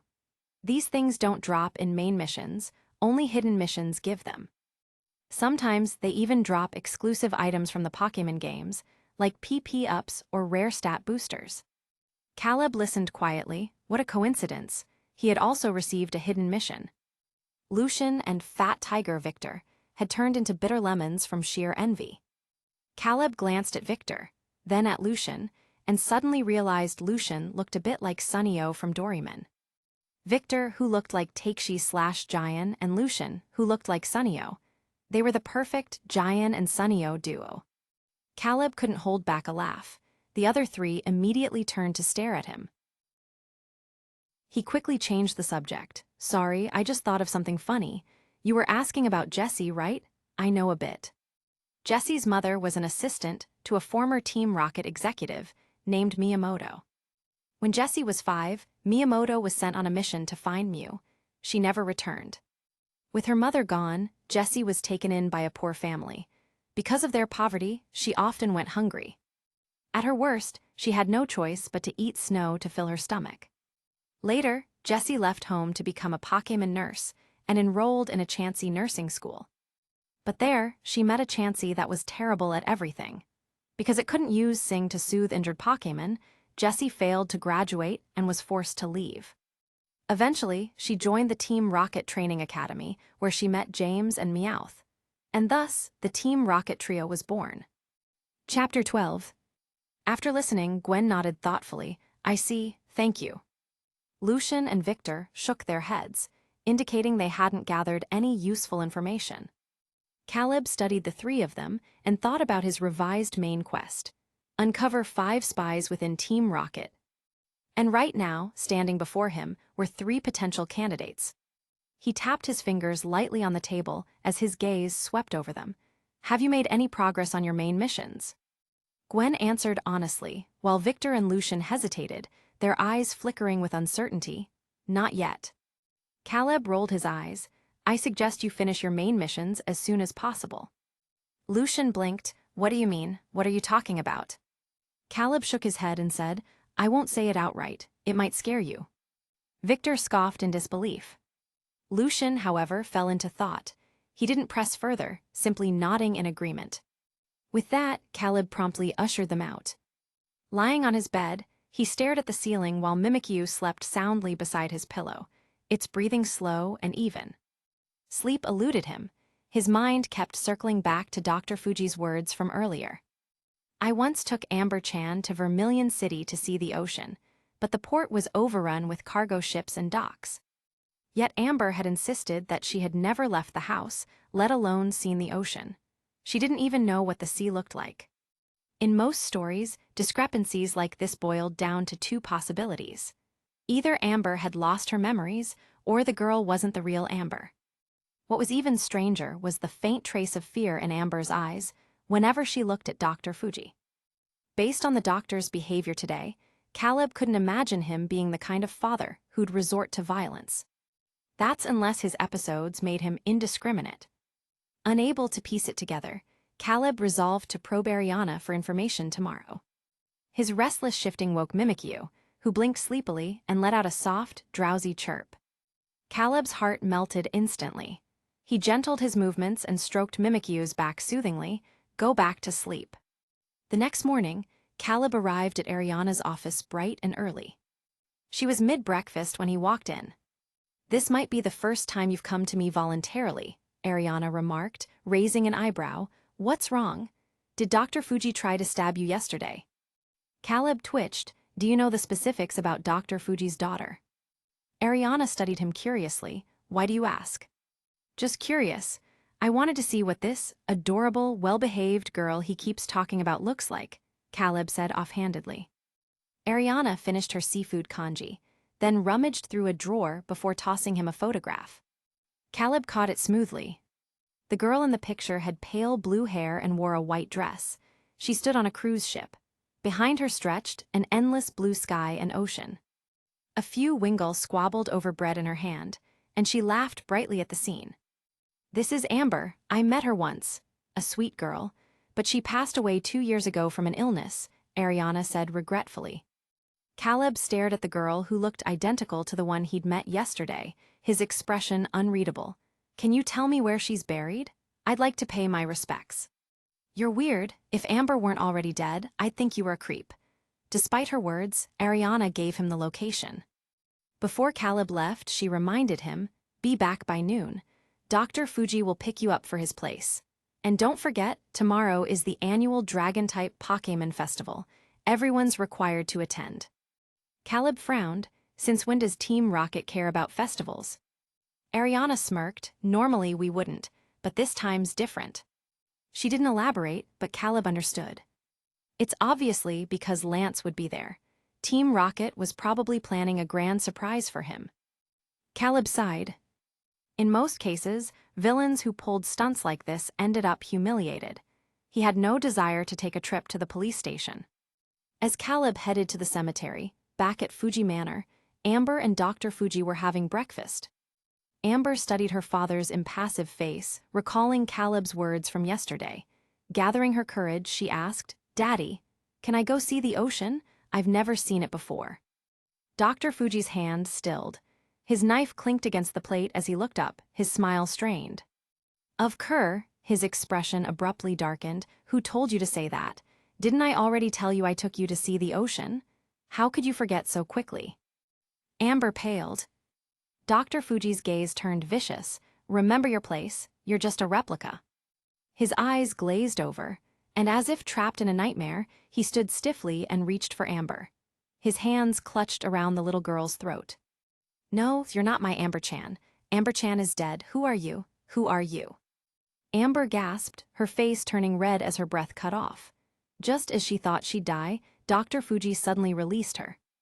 The middle-aged man slumped to the floor, burying his face in his hands. I'm sorry, Amber-chan. I'm so sorry. Gulping air, Amber watched him with sorrow. Daddy, who am I really?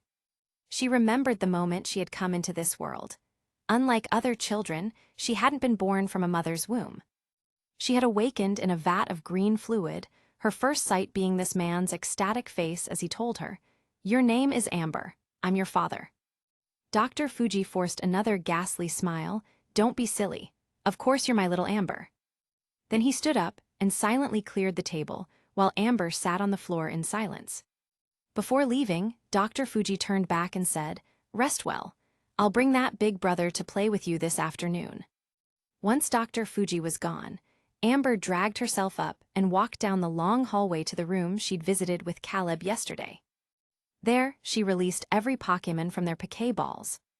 Dozens of Squirtles, Bulbasaurs, and Charmanders surrounded her. Amber hugged a Charmander and savored its warmth. Her fingers gently rubbed the black number on its tail. Chapter 13. A light drizzle fell over Celadon City, the sky gloomy and overcast. Caleb made his way through the cemetery, unimpeded, to little Amber's gravesite, an umbrella shielding him from the rain.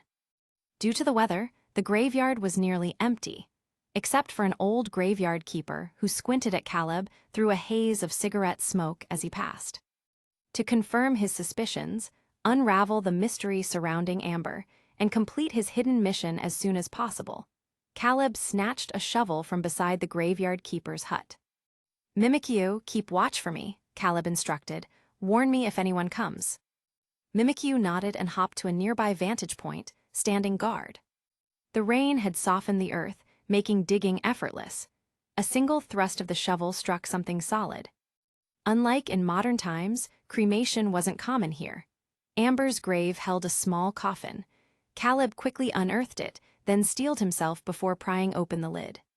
But there was nothing inside. Just as he had expected, the coffin was completely empty. Caleb's expression darkened as he absorbed the sight. One of his theories had been confirmed, and the answer to another lay hidden within Fuji Manor.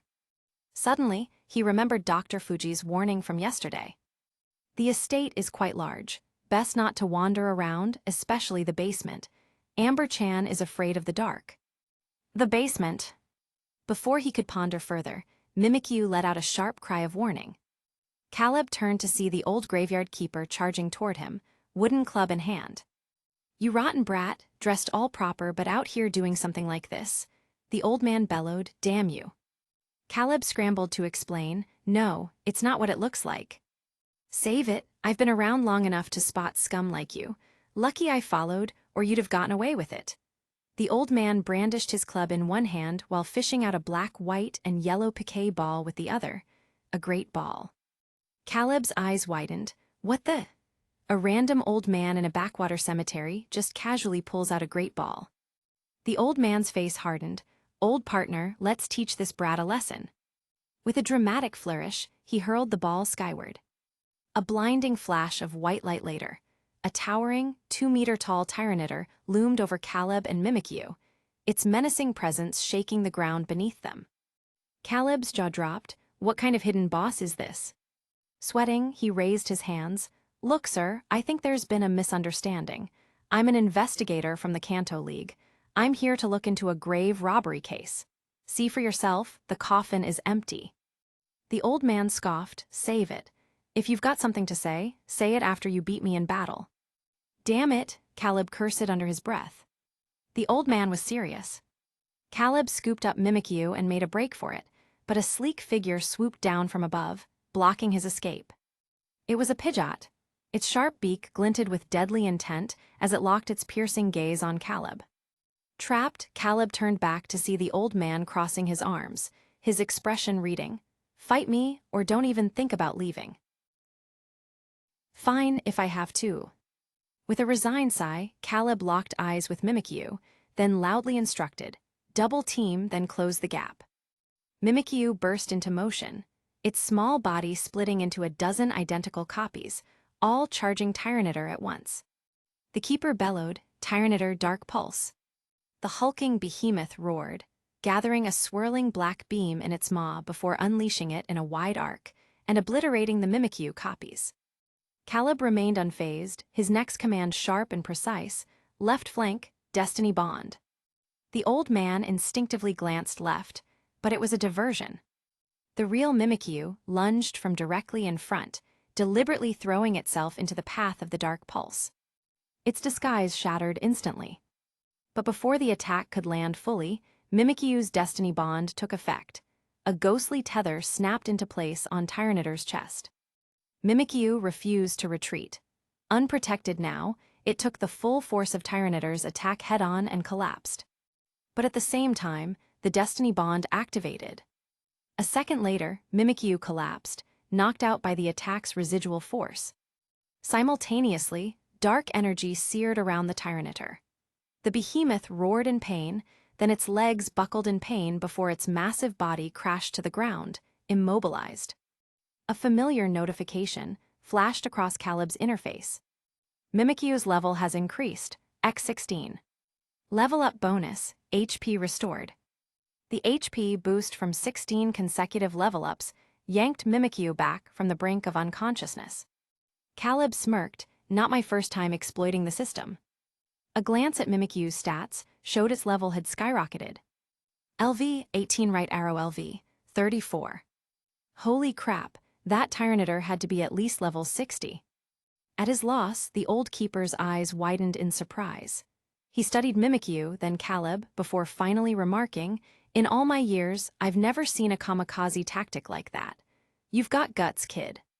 Caleb responded with a strained smile. Yeah, desperation does that to a man. The old man continued, but it's got a glaring weakness. If your opponent knows you and your Mimikyu, this trick won't work. No SHT. Caleb barely held back an eye roll. This kind of one-shot gamble is only effective against unsuspecting opponents like this crazy old man. Aloud, he simply said, "True." The old man studied him, then glanced at the empty coffin. "So, you really are a League investigator?" "Yes," Caleb nodded firmly. "I believe you." The old man paused as distant sirens wailed. Caleb stiffened. The old keeper scratched his head sheepishly. "Ah, I might have called the cops earlier, thinking you were a grave robber. But since you're with the League, I'm sure you can explain everything to Officer Jenny, right?" Caleb's eye twitched. "Sure, no problem." The old man, either oblivious or utterly shameless, cheerfully waved as Caleb was escorted into a police car by Officer Jenny, without saying a single word in his defense. Chapter 14. Name: Caleb Chase. Age: 20. Occupation: League investigator. Officer Jenny raised an eyebrow with an amused smirk. A League investigator digging up graves. Caleb. Jenny set down her pen and straightened the interrogation record. "What exactly did you find?" Caleb smoothly fabricated an excuse. "Sorry, that's classified. Higher-ups have forbidden disclosure to outsiders." "Fine," Jenny didn't press further. She stood up and nodded. "In that case, I'll have an insider from the League come talk to you." Hearing this, Caleb's internal alarms blared. Before he could respond, Jenny turned and walked out of the interrogation room. The sound of a door opening echoed from outside, followed by a young man's voice greeting Jenny through the wall. Moments later, the door swung open again. Caleb looked up to see a red-haired young man draped in a sleek black cape stride confidently into the room and take the seat Jenny had just vacated.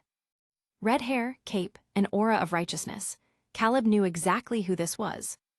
Lance, the Dragon-type Elite Four member of the Kanto region. Lance studied Caleb with an amused expression. "How's the undercover mission going? Found any evidence yet?" Caleb blinked. "You know me." Lance nodded. "I met all of you investigators before you infiltrated Team Rocket's training base." Caleb's mind raced, then easily reached a conclusion. Lance didn't actually know him, but rather the identity the system had generated for this world. Lance leaned back and silently awaited Caleb's report. However, seeing him stay silent for some time, Lance raised an eyebrow and spoke. "You haven't answered my question." Caleb pressed his lips together. If his main mission had not changed, he could have handed over all the intel he had gathered in Team Rocket to Lance right now, completed the mission, and left this world. But his allegiance had shifted. He wasn't with the League anymore. He was with Team Rocket. The problem, Lance didn't know that yet. Seizing the opportunity, Caleb spun another lie. "No progress. Team Rocket is on high alert. They blindfold us whenever we enter or leave the base, so we can't memorize the location." Lance frowned and fell deep in thought, so the infiltration plan might already be compromised. Lance was the epitome of justice, the kind of hero who despised organizations like Team Rocket. But he wasn't the type to sacrifice his subordinates for the greater good. "Your mission ends here," he declared. "From today onward, you're not returning to Team Rocket." Caleb. Leaving Team Rocket now wasn't an option. Summoning his most righteous tone, Caleb channeled the spirit of a martyr. "No, how can I prioritize my own safety over my fellow undercover agents still trapped in Team Rocket? If I leave now, the others under surveillance will be exposed immediately. I refuse to stand by while they suffer at Team Rocket's hands." Lance was visibly moved. He clapped Caleb's shoulder, his eyes shining with admiration, then said, "You're a true comrade. With investigators like you, the League's future is bright." Caleb. "All right, enough. We're laying it on a bit thick here." If anything, Lance was hamming it up more than he was. "Anyway, can I have my Pokémon back now?" Caleb asked. "Of course," Lance nodded, then he opened the door and called Officer Jenny back in. She unlocked Caleb's handcuffs first, then retrieved Mimikyu's piquet ball from a drawer. A flash of light, and Mimikyu lunged straight into Caleb's arms, shielding him while glaring daggers at Lance and Jenny. Lance raised his hands innocently. "Easy there, little one. I didn't lay a finger on your trainer." Jenny observed Caleb. "You seem to have a good relationship with your Pokémon." Caleb rubbed his nose and pulled Mimikyu into a hug. "It's okay. They're not bad people." Officer Jenny raised an eyebrow, then she crossed her arms and leaned against the doorframe. "So, care to explain why you were grave robbing, Tomb Raider?" Tomb Raider. Caleb's face twisted into the perfect picture of, "Are you serious right now?" Jenny burst out laughing. "Relax, I'm just messing with you. You don't have to explain if you don't want to. I'm sure you had your reasons." She sobered. "What's your next move?" "Returning to Team Rocket's base."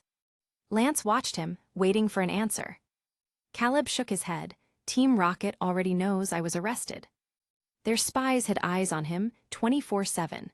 Ariana had probably been notified the second he was hauled into the squad car." He met Lance's gaze. "Your whereabouts today? They weren't leaked, were they?" Lance shook his head. "Of course not. When I don't want to be found, no one can find me." "Good, then I'll stay put. Team Rocket will send someone to retrieve me," Caleb said. Jenny and Lance exchanged a glance. Lance nodded, then left without another word. Caleb spent the rest of the evening in the police station's interrogation room and enjoyed surprisingly decent food until 10 p.m., when his extraction finally arrived. Or rather, his jailbreak. When Ariana descended from the sky, Caleb thought he was dreaming. What the? Since when was Team Rocket this bold? Ariana didn't waste time. A rope shot down from the helicopter above through a hole that was blown out in the roof, lassoing Caleb's waist and yanking him upward with enough force to make his ribs scream. Officer Jenny's composed orders faded into the distance as the helicopter soared higher. Ariana hauled Caleb inside, and the aircraft vanished into the night sky. Once the chaos settled, Caleb clutched his aching sides and shot Ariana a dry look. "I thought you were gonna toss me out midair to tie up loose ends." Ariana's. She never imagined her offhand remark would come back to haunt her like this. Caleb exhaled and said, "Go ahead, ask away. I'll tell you everything I know." "Yeah, right," he scoffed inwardly. Ariana's eye twitched. Suppressing the urge to strangle him, she asked through gritted teeth, "Why did you dig up Amber's grave?" Caleb met her gaze evenly, then he firmly replied, "You saw it too, didn't you? The coffin was empty." Chapter 15. Ariana rephrased her question, "What did you find?" Caleb met her gaze and spoke deliberately, "Dr. Fuji isn't delusional. Amber is still alive." As for whether the Amber that alive now was the original, that was another matter entirely. "No, that's impossible." Ariana's delicate brows furrowed slightly.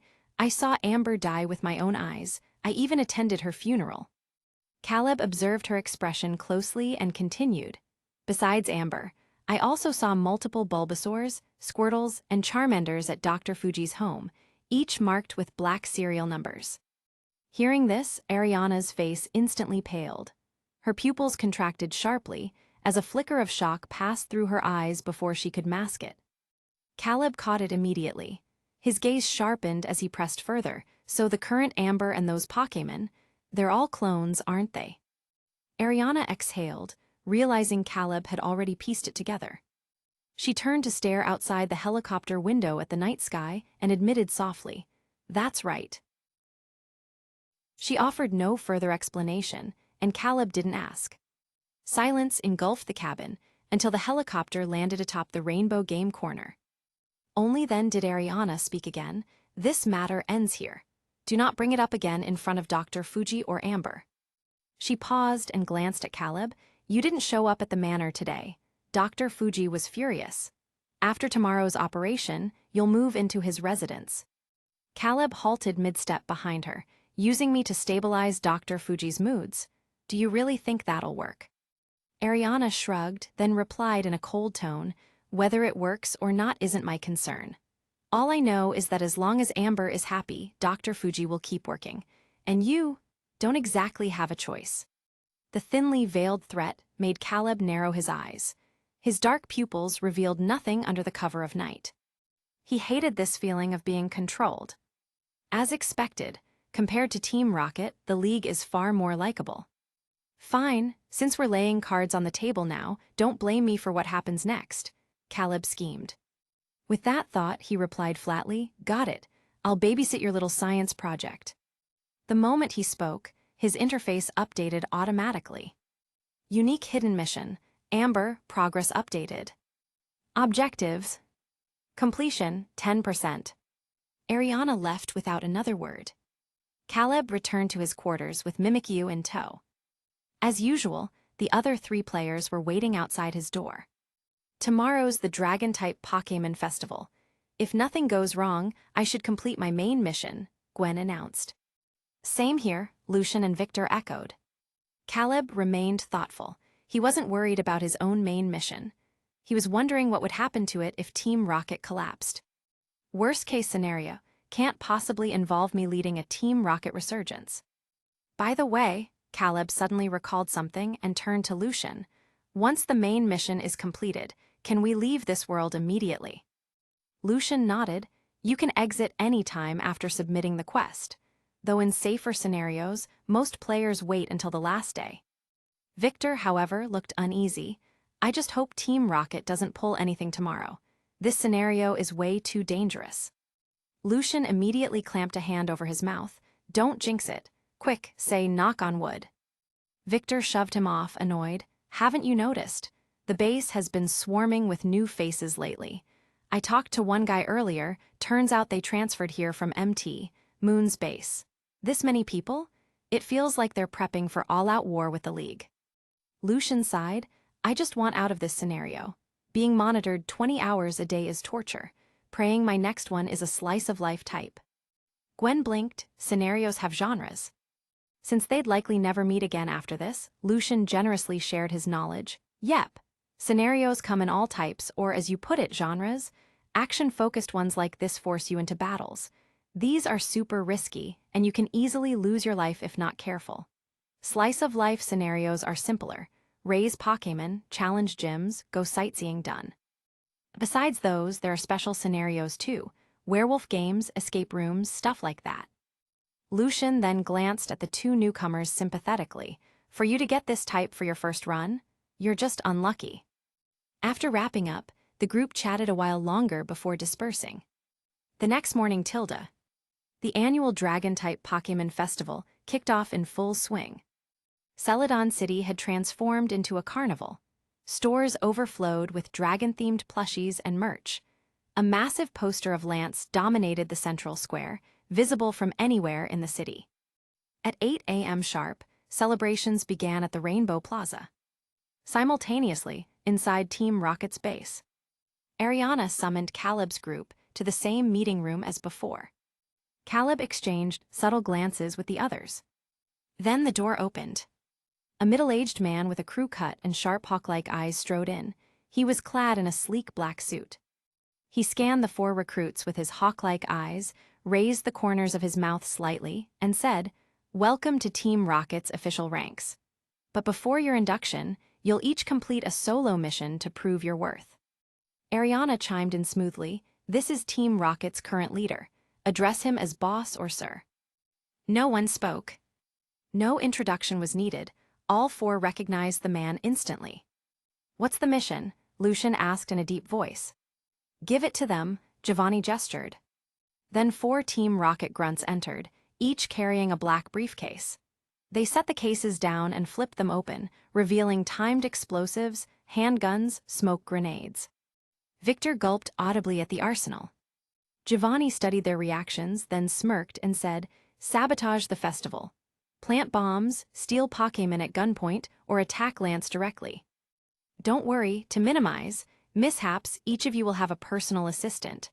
Another gesture, and 4 more grunts filed in. The players' faces darkened. It was obvious, these were their handlers. Victor's voice trembled with suppressed rage. "You're sending us to die." Giovanni laughed, then said with a firm tone, "Lance won't kill you." After countless clashes, he knew Lance inside out. That man would rather take a bullet himself than harm an innocent, especially his own comrades. Chapter 16. The celebration is about to begin. All units, attention. The mayor of Celadon City stood backstage, addressing all staff members. Lance sat expressionlessly in front of a mirror, letting the makeup artist apply strange liquids to his face. Honestly, he wasn't used to events like this. Officer Jenny, who was responsible for maintaining order at the venue, walked in and crossed her arms, amused by the powder on Lance's face. Lance glanced at her and asked, "How's the perimeter sweep going?" Jenny grinned, "Don't worry, no suspicious individuals will get in." Lance wasn't entirely convinced. The event's audience seating could hold 5,000 people. With such a massive crowd, it was impossible for Jenny alone to thoroughly screen everyone. And besides, he had a bad feeling about this. Outside the venue Tilda. The spectator area was packed. Some who couldn't get tickets even rode their flying-type Pokémon to watch from the sky. Caleb seamlessly blended into the crowd. Strangely, the Team Rocket agent assigned to monitor him hadn't followed. He glanced back, puzzled. There was no way he'd shaken them off that easily. In a building across from the venue Tilda, Ariana peered through binoculars at the swarming crowd below. "Uneasy," she said. "Boss, are you sure it's okay not to have Ahua and the others follow him?" Giovanni smirked confidently and opened his laptop. On the screen, 4 green dots moved in real time. Ariana's eyes widened in realization. Tracking devices and remote bombs had been secretly planted on them. The show is about to begin. Giovanni rested his chin on his hand, watching the screen with keen interest. Celebration venue. As an intense, heroic soundtrack blared, Lance stepped onto the stage in dazzling attire. The crowd erupted into frenzied screams. Lance gave a slight nod, then crossed his arms and, seemingly out of nowhere, tossed 4 piquet balls into the air. White flashes burst forth as 4 powerful dragon-type Pokémon materialized beside him. A plump orange Dragonite. A ferocious crimson Gyarados with its maw wide open. A prehistoric Aerodactyl with fossil-like skin. And an Altaria with wings as fluffy as cotton. The moment Dragonite appeared, the audience lost their minds, screaming non-stop even as Altaria took its place. It reminded Caleb of the rabid fangirls from his past life. Absolutely insane. Standing at the edge of the crowd, Caleb rubbed his temples, the noise giving him a headache. Not wanting to suffer alone, he released Mimikyu from its piquet ball. "Pretty lively, huh? You like it here?" he shouted over the noise. "Mimikyu, my trainer might not be very bright." Caleb cradled Mimikyu in one arm while trying to pocket the empty piquet ball with the other.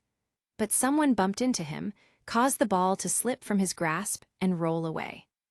A fan who was jumping excitedly stepped on it and fell flat on their face.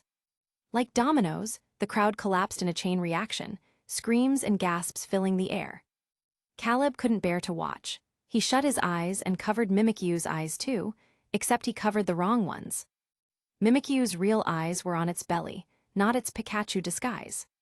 Mimikyu, yep, definitely not bright. It sighed softly, using its tiny claws to pull Caleb's hand down to its actual eyes. On stage, Lance immediately noticed the commotion. His eyelid twitched. I knew it. Today was bound to be a disaster. At the same time, 2 figures seized the distraction to rush onto the stage, Gwen and Victor.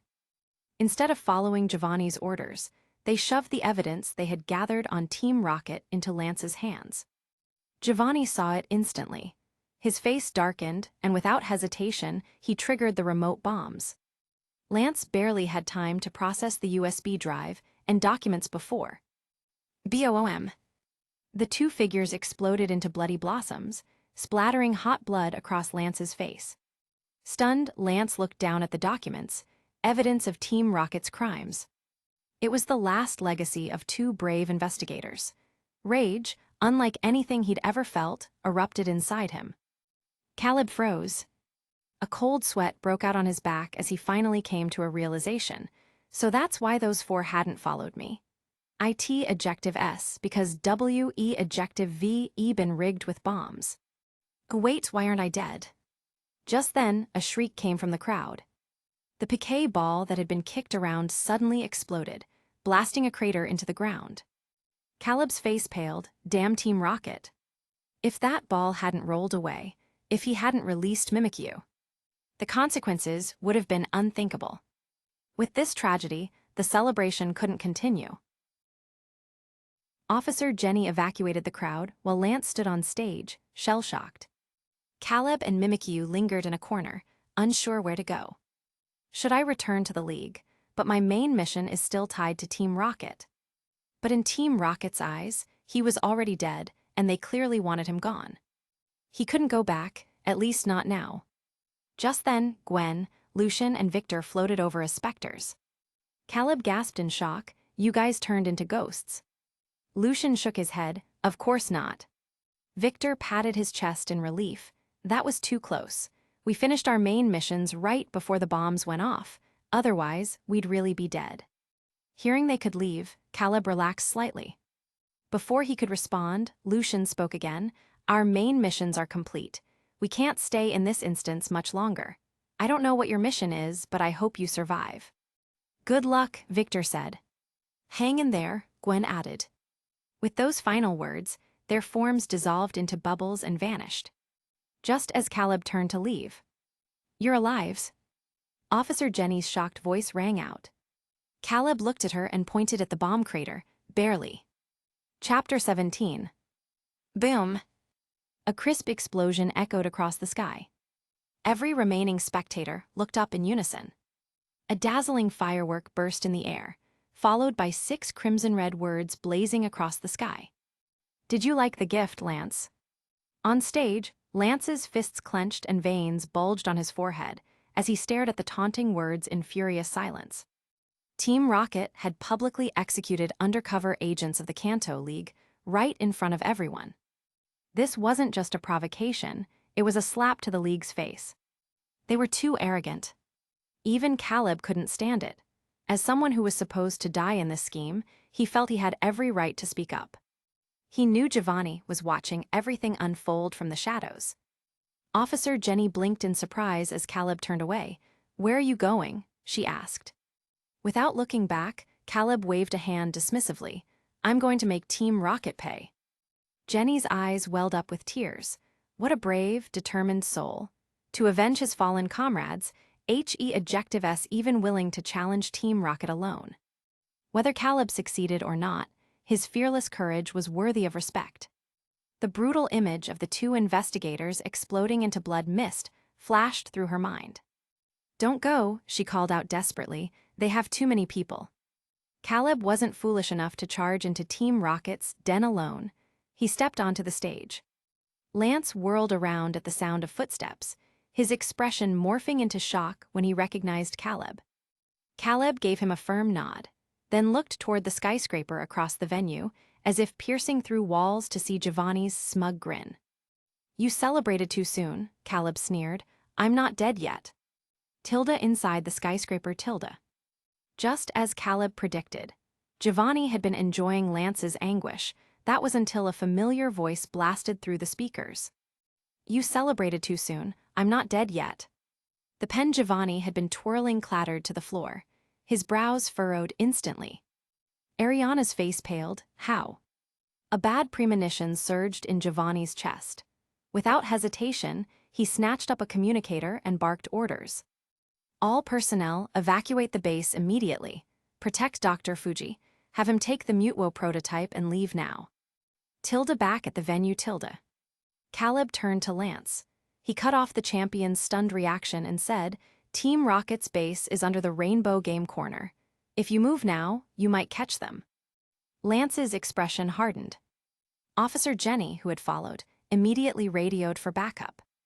Within moments, every law enforcement unit in Celadon City mobilized, converging on the Rainbow Game Corner. Lance mounted his Dragonite, but before leaving, he gripped Caleb's shoulder, then solemnly assured him, saying, Wait for me here. I won't let you face danger again. Caleb stared at Lance's intense gaze and was almost moved by his sincerity.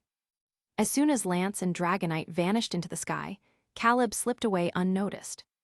He hailed a taxi and headed straight for Dr. Fuji's estate.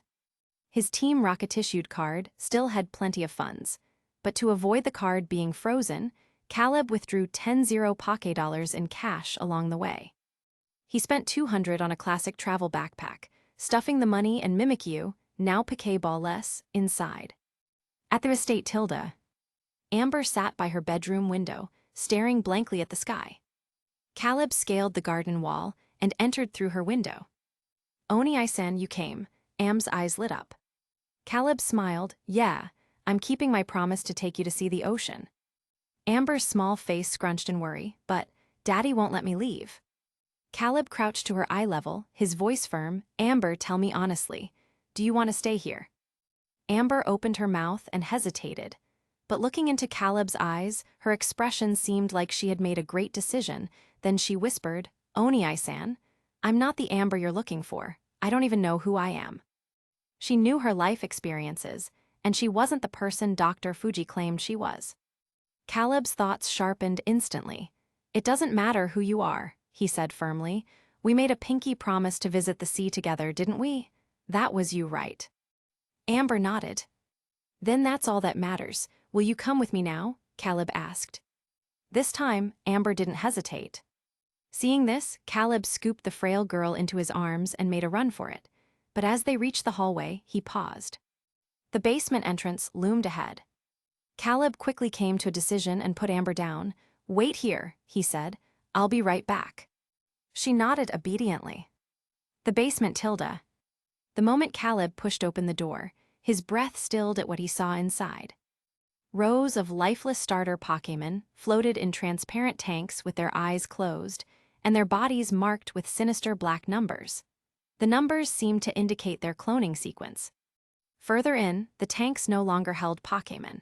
Instead, they contained pale, emaciated girls with long blue hair drifting like seaweed in the liquid. All of them were Amber. Just how many clones had Dr. Fuji made in 2 years?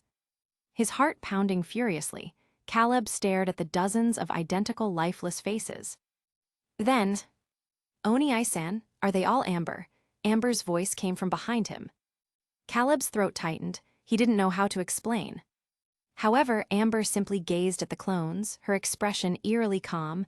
I already knew, she murmured, when I first woke up.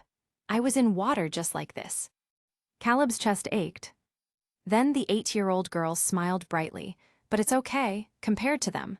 I'm really lucky. Because I'm the one who got to meet you, Oni-san, she said inwardly. After unraveling the truth of the matter, Caleb sighed softly, ruffled little Amber's hair and said, Let's go. But as they reached the main floor, Amber suddenly gasped, Oni-san, wait. She dashed into the room where they'd once played together, her eyes darting to a shelf lined with piquet balls. Caleb understood immediately. Then he opened his backpack and said, We'll take them together. Amber beamed, Thank you, Oni-san.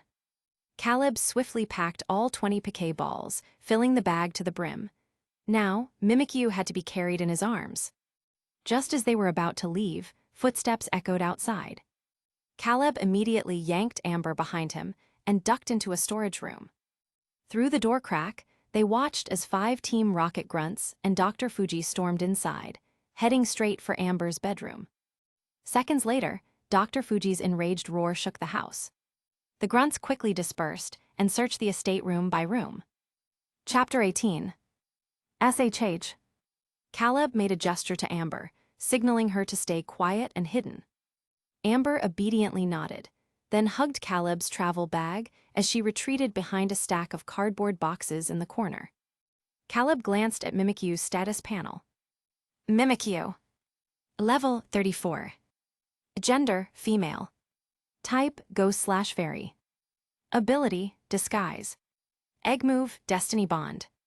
Known moves, scratch, astonish, copycat, double team, woodhammer, shadow, sneak, mimic, feint attack.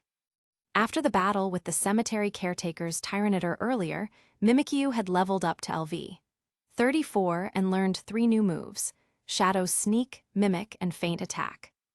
I'll lure them over. You sneak up from behind and knock them out with feint attack or shadow sneak. Got it, Caleb instructed. Mimikyu nodded solemnly. Satisfied, Caleb turned and pulled out 2 shrunken piquet balls from his backpack, gripping them tightly in his hand. He gently pushed open the door, sidestepped out, and used a Team Rocket grunt's blind spot to roll into cover behind a cross-shaped corridor. The Team Rocket member hadn't expected anyone else to be in the manor at this hour, so he hadn't bothered sending out his Pokémon. He was systematically searching room by room from left to right.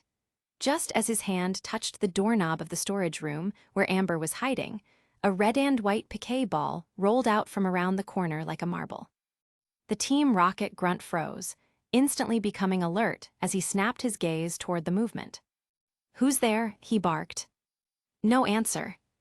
The hallway was so quiet, he could hear his own nervous breathing. "Wrestle." A strange noise came from behind him. The Rocket member whirled around, only to see a shadowy figure darting toward him with a burst of wind before slamming into his temple. A wave of dizziness crashed over him. Stars exploded in his vision as his body crumpled to the floor with a heavy thud. First one down. Just as Caleb started dragging the unconscious man into a nearby room, rapid footsteps suddenly pounded up the wooden staircase. Damn it, they noticed. Without thinking, Caleb instinctively scooped up Mimikyu and ducked into the nearest room. Outside, the noise had drawn another Team Rocket member, who immediately spotted his fallen comrade. His guard shot up. He pulled out a piquet ball and released his Pokémon, a dark blue Golbat. Golbats typically lived in swarms inside pitch-black caves. Over time, their eyes had degenerated from disuse in the darkness. But as their vision weakened, another ability evolved in its place: ultrasonic waves. After being captured by human trainers, this ability was further honed into a new purpose: tracking targets. That was exactly why this Team Rocket grunt had sent out his Golbat, to find whoever had attacked his teammate. The Golbat obeyed, emitting ultrasonic waves as it circled the hallway before stopping in front of a certain door. But then, as if detecting something else, it abruptly flapped its wings and hovered in front of another door. Which meant there were two people hiding. The grunt's pupils constricted. His expression turned grave as he grabbed the walkie-talkie from his belt, ready to alert the other three. Bizizizite. A faint static noise crackled from the device. The grunt tensed and kept his eyes locked on one of the doors while waiting for the call to connect. Because of that, he didn't notice the first door silently creaking open behind him. Caleb, wielding a wooden chair, swung it straight at the man's head without hesitation. Mimikyu followed up instantly, slamming into the back of the man's knees. Their perfect teamwork sent the grunt crashing to the floor. His mouth opened, as if trying to speak, but no sound came out. Thud. Another heavy collapse echoed through the hallway. Seeing its trainer attacked, the Golbat instantly flew into a rage. Its wings flapped rapidly, conjuring two razor-sharp air slashes that shot toward Caleb in a cross formation. Mimikyu noticed. It leaped high into the air, shielding its trainer and taking the hit head-on. The attack didn't deal real damage. It only broke Mimikyu's disguise. "Nice one," Caleb commanded sharply. "Use Mimic." Mimikyu hopped onto a nearby chair, its tiny eyes widening as a strange glow flickered within them. Wind gathered before it, forming into the same cross-shaped air slash before hurtling straight at the Golbat. Without its trainer's guidance, the Golbat reacted too slowly. The attack struck it head-on, sending it spiraling to the ground. "Finish it with feint attack," Caleb ordered. Mimikyu lunged, a burst of wind trailing behind it as it smashed straight into the Golbat's stomach. The Golbat's eyes nearly bulged out of its skull. Unable to withstand the blow, it finally passed out. But it wasn't over yet. The unconscious grunt's walkie-talkie had somehow activated during the chaos. The static buzz was deafening in the silent hallway. By the time Caleb noticed, it was already too late. Rapid footsteps echoed from both ends of the corridor. The remaining three Team Rocket grunts closed in from either side. Dr. Fuji followed behind them, his gaze sweeping over the two unconscious men before locking onto Caleb's face. His expression darkened. "Where is my little Amber?" His voice, thick with suppressed fury, reverberated through the hallway. Caleb didn't answer. Dr. Fuji abruptly pulled out a piquet ball. A flash of white light later, a hulking purple Nidoking materialized beside him, its armored muscles rippling. The moment it appeared, the Nidoking threw its head back and let out an earth-shaking roar. Caleb's eyes narrowed. So this is the hidden mission's difficulty spike. Then, the storage room door burst open. Amber, struggling under the weight of Caleb's oversized travel backpack, rushed out and planted herself in front of him, her small face fierce. "Don't you hurt my Oni-san." Dr. Fuji took a deep breath, his facial muscles twitching as he visibly fought to control his emotions. "Amber-chan, come to daddy." Amber stubbornly shook her head. That was the last straw. The rejection triggered Dr. Fuji's extreme personality switch, flipping him into a state of hysterical rage. "So disobedient. It seems I'll have to teach you a lesson so that you'll learn to listen." A twisted grin split his face as he snarled, and his eyes became bloodshot as he ordered, "Nidoking, use Hyper Beam, blast them to pieces." Amber's face instantly drained of color. The second the words left Fuji's mouth, Caleb grabbed both Amber and Mimikyu, kicked aside a grunt obstructing his path, and bolted. Behind him, the terrified screams of the Team Rocket grunts erupted.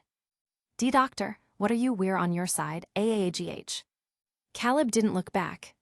A massive, hyper-concentrated energy beam seared past his arm, and everything behind him vanished into white noise. Chapter 19. A sinister, clown-like laugh echoed through the silent hallway. "Where has my good little girl gone? Does she want to play hide-and-seek with Daddy? If you're this disobedient, you'll be punished when I catch you." The roar of Nidoking followed closely behind. Caleb sprinted down the corridor with Amber in his arms, unsure how long he had been running. Meanwhile, Dr. Fuji followed at a leisurely pace. After living in this manner for so many years, he knew every inch of it like the back of his hand. "Oni-san," Amber's grip on him loosened slightly. She glanced at the approaching shadow behind them and whispered, "Put me down, you should go." Caleb frowned. "What nonsense are you talking about? I promised to take you away from here, damn it, dead end." Amber struggled free and shook her head. "It's okay, Oni-san." Cough. As she spoke, her face rapidly paled. Blood began to trickle from her nose, eyes, and ears. Dr. Fuji, who had been ready to unleash carnage, froze at the sight. The rage in his eyes faded, replaced by shock and panic. No, this can't be. This time, it's only been 3 months." Amber no longer had the strength to speak. She wanted to reach for Caleb's hand to reassure him, but her arm dropped limply before she could. Caleb scooped her up again, watching as the light in her eyes slowly dimmed. She gave him one last glance before her head lolled to the side, losing consciousness. At the same time, a system notification popped up. "Hidden mission, Amber progress updated. Mission objective. Completion 50%. Seeing that his daughter's final gaze hadn't even been for him, Dr. Fuji let out a deep sigh. He reached out to take Amber, but Caleb sidestepped him. Caleb locked eyes with him and asked, "What did you mean by what you just said?" Now somewhat lucid, Dr. Fuji's expression twisted in anguish. "As you can see, Amber-chan is a clone.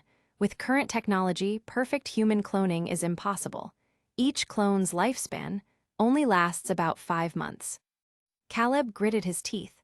"So you selfishly used flawed technology to clone Amber in secret, only to watch them die one after another in agony." "What else could I do?" Dr. Fuji's eyes burned red as he roared. Just as Caleb braced for another violent outburst, the scientist collapsed to his knees, covering his face like a grieving father. "In the days after my little Amber died, I heard her voice every night in my dreams. Daddy, it's so dark here. I'm scared. I want to come home. I was going mad with grief. I wanted to kill myself to join her in the afterlife. But, I admit it, I'm a coward, a failure of a father." Caleb sighed. He stepped past Dr. Fuji. With the man's insanity temporarily on cooldown, Caleb carried Amber and left the manor without looking back. The mission hadn't failed yet, which meant Amber was still alive. He just needed to get her to a hospital. 1 hour later, Ariana, having grown impatient waiting for Dr. Fuji's return, arrived at the estate. The moment she stepped inside, she was met with the carnage in the hallway. Frowning, she climbed the stairs and eventually found Dr. Fuji passed out in a corner, though she couldn't fathom why. She helped him up, The scientist's hollow eyes fluttered open as he muttered through tears, "Amber-chan is dead. My daughter is dead." Ariana remained composed and asked, "What happened here?" However, Dr. Fuji was lost in delirium. He was trapped in a nightmare, repeating the same phrase over and over. Left with no choice, Ariana decided to find the answers herself. Noticing the security camera in the corner, she headed to the surveillance room. After a few keystrokes, she pulled up footage from an hour earlier.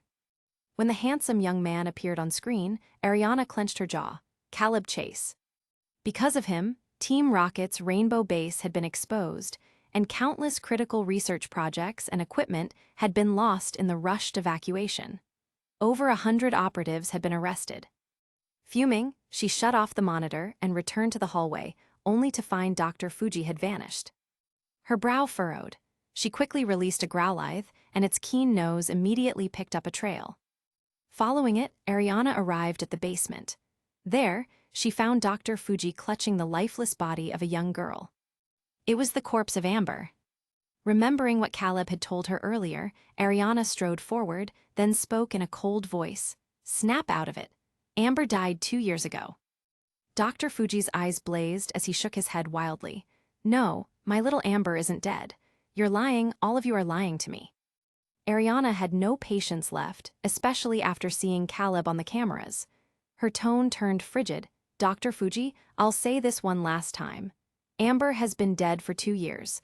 No matter how much you deny it, that's the truth." Dr. Fuji buried his face in Amber's hair. Ariana ripped away his last shred of delusion. "You know it too, don't you? You just refuse to admit it. Fine. Denial is shameful but effective. But Fuji, after all these years, you're still the same coward. It's disgusting." Dr. Fuji murmured weakly, "No, I'm not a coward." Then, in one swift motion, he grabbed a scalpel from the lab table and plunged it into his own heart before Ariana could stop him. In his final moments, the broken father's lips curled into a gentle smile. Slowly, deliberately, he lay down beside his daughter. "Amber-chan, Daddy's coming to be with you." With that, Dr. Fuji closed his eyes for the last time. Ariana stood there, watching in silence. After a long pause, she pulled out her phone and dialed Giovanni. "Boss, there's been a change in the situation." Tilda Saladin City, Police Station Tilda. Lance returned triumphant, but his expression darkened when Officer Jenny told him Caleb had disappeared. "He was captured by Team Rocket," he asked sharply. Jenny shook her head, her expression odd. "No, he ran off on his own. I was evacuating the crowd, and when I looked away, he was gone." Lance had never been so baffled in his life. After a long moment, he muttered, "So, what's he trying to do? Does he have another mission?" Then, to murmur to himself, "That can't be. His mission was already completed. He wouldn't just abandon his reward, would he?" After all, helping the Kanto League take down a Team Rocket base, dealing them a crippling blow, was a feat worthy of any reward the League could offer. Chapter 20. Celadon City Hospital Tilda. A doctor in a white coat walked out of the operating room with a grave expression. Caleb Chase, who had been anxiously waiting on a bench with Mimikyu, immediately stood up. The doctor asked, "What is your relationship to this little girl?" Without hesitation, Caleb replied, "I'm her brother. How is she?" The doctor sighed and shook his head. "Her body is collapsing at the genetic level. Current medical technology can't cure this. At this rate, she has at most 2 weeks left." Having said that, the doctor turned and left. Caleb silently looked up at the white ceiling, suddenly finding the antiseptic smell of the hospital stifling. Mimikyu let out a soft sigh, its disguise drooping in sync with its mood. It blinked its eyes and reached out a tiny paw to hold its trainer's hand. Caleb pursed his lips, picked up Mimikyu, and said, "Let's go see Amber." Amber had been moved to a sunny ward. She lay on the pure white hospital bed, the bloodstains on her face already cleaned away. The warm sunlight streaming in through the window made her look like a fragile, delicate porcelain doll. "In a dream, Tilda." Amber said happily, "Mutwo-chan, Oni-Isen came to see me again today." Mutwo raised its head in the darkness, its gaze softening the moment it saw the girl. "You don't look well," Mutwo said. Amber's face fell at these words. "I don't know, Mutwo-chan. I feel like I'm going to die soon, but I haven't got to see the ocean with Oni-san yet." Mutwo seemed puzzled. What does die mean?" Amber wasn't entirely sure either. She had only read about death in books. After thinking for a moment, she carefully explained. "Dying means never waking up again. If I die, Mutwo-chan won't be able to see me anymore, and we won't be able to talk like this." Mutwo's expression changed instantly. Tilda, meanwhile, aboard a team rocket-marked aircraft Tilda. A surge of immense psychic energy suddenly erupted from the cabin. Chairs and loose items throughout the plane were instantly snapped and sent flying by the force. Ariana, sitting in the cockpit, sensed the disturbance and rushed to the back with a grim expression. "What happened?" Giovanni's calm voice came through the radio. Ariana stared at the chaotic scene before her, a cold sweat forming on her forehead. "Boss, the Mutwo prototype has suddenly gone berserk. The cause is unknown." Giovanni frowned and quickly ordered. "Administer the suppressants immediately. Hold out until we reach New Island." A team of researchers quickly took action. Soon, the Mutwo prototype, which was housed in a special containment unit, quieted down.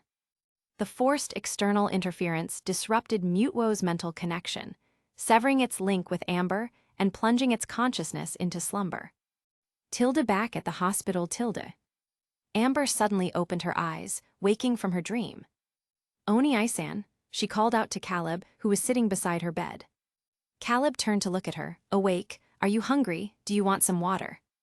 Amber shook her head and curiously examined her surroundings. Caleb explained, "This is a hospital. We got away safely." Mimikyu seized the moment and hopped onto the bed with a plump pecha berry in its paws and offered it to Amber. "Thank you." Amber reached out and patted Mimikyu's head before taking the berry. She took a small bite, the sweet juice spreading in her mouth. The hydration and glucose brought a faint flush back to her pale cheeks. Seeing that Amber seemed stable for now, Caleb relaxed slightly. He left Mimikyu to keep her company while he stepped out to buy food. Below the hospital was a bustling food street where both human and Pokémon cuisine were available, albeit at inflated prices. Caleb bought himself a serving of mango sticky rice, while for Mimikyu, he picked up a dish that looked suspiciously like a culinary abomination. A murky stew that the vendor claimed was beloved by all ghost types and impossible for any spectral Pokémon to resist. As someone not from this region, Caleb suspected the vendor was swindling him, an out-of-towner. But without proof, he could only take the packaged meals and head back. However, the moment he stepped out of the food street, he spotted a familiar figure, Officer Jenny. Jenny had been patrolling the streets with her Growlithe. Her sharp eyes, which always scored perfect 20/20 vision on tests, instantly locked onto the young man carrying takeout bags in the middle of the road. Caleb could only watch as the Growlithe bounded toward him like an overexcited husky, followed closely by Jenny, who was already dialing a number on her phone. Jenny skidded to a stop in front of him, panting, and glared, saying, "I've already informed Lance. Don't even think about sneaking away this time." Caleb. Why did he suddenly feel like a wanted criminal? 30 minutes later. Officer Jenny, the Dragon Master Lance, and Caleb sat in the hospital room, staring at each other in silence. Lance had been about to leave Celadon City to report the recent events to the League headquarters, but the moment he boarded his flight, Jenny called, claiming the sole surviving undercover agent had been found. So he jumped off the plane mid-boarding, summoned his Dragonite, and rushed over at top speed. Caleb listened to Lance's explanation, then asked with a strange expression, "So, you're planning to hold a memorial for the fallen agents?" Lance nodded solemnly. As the saying goes, some people may die, but their courageous spirit lives on forever. We can't let their sacrifices be in vain. This is the least we, the living, can do for them. Caleb. He couldn't help but wonder what expressions Gwen, Lucian, and Victor would make if they heard this news. Lance studied Caleb's face, then continued, "Not just them, you too. You've contributed so much to the League, risking your life to infiltrate enemy lines and gather intelligence. So tell me, what reward would you like? We'll do our best to fulfill your request." "Really?" Caleb paused mid-bite and looked up.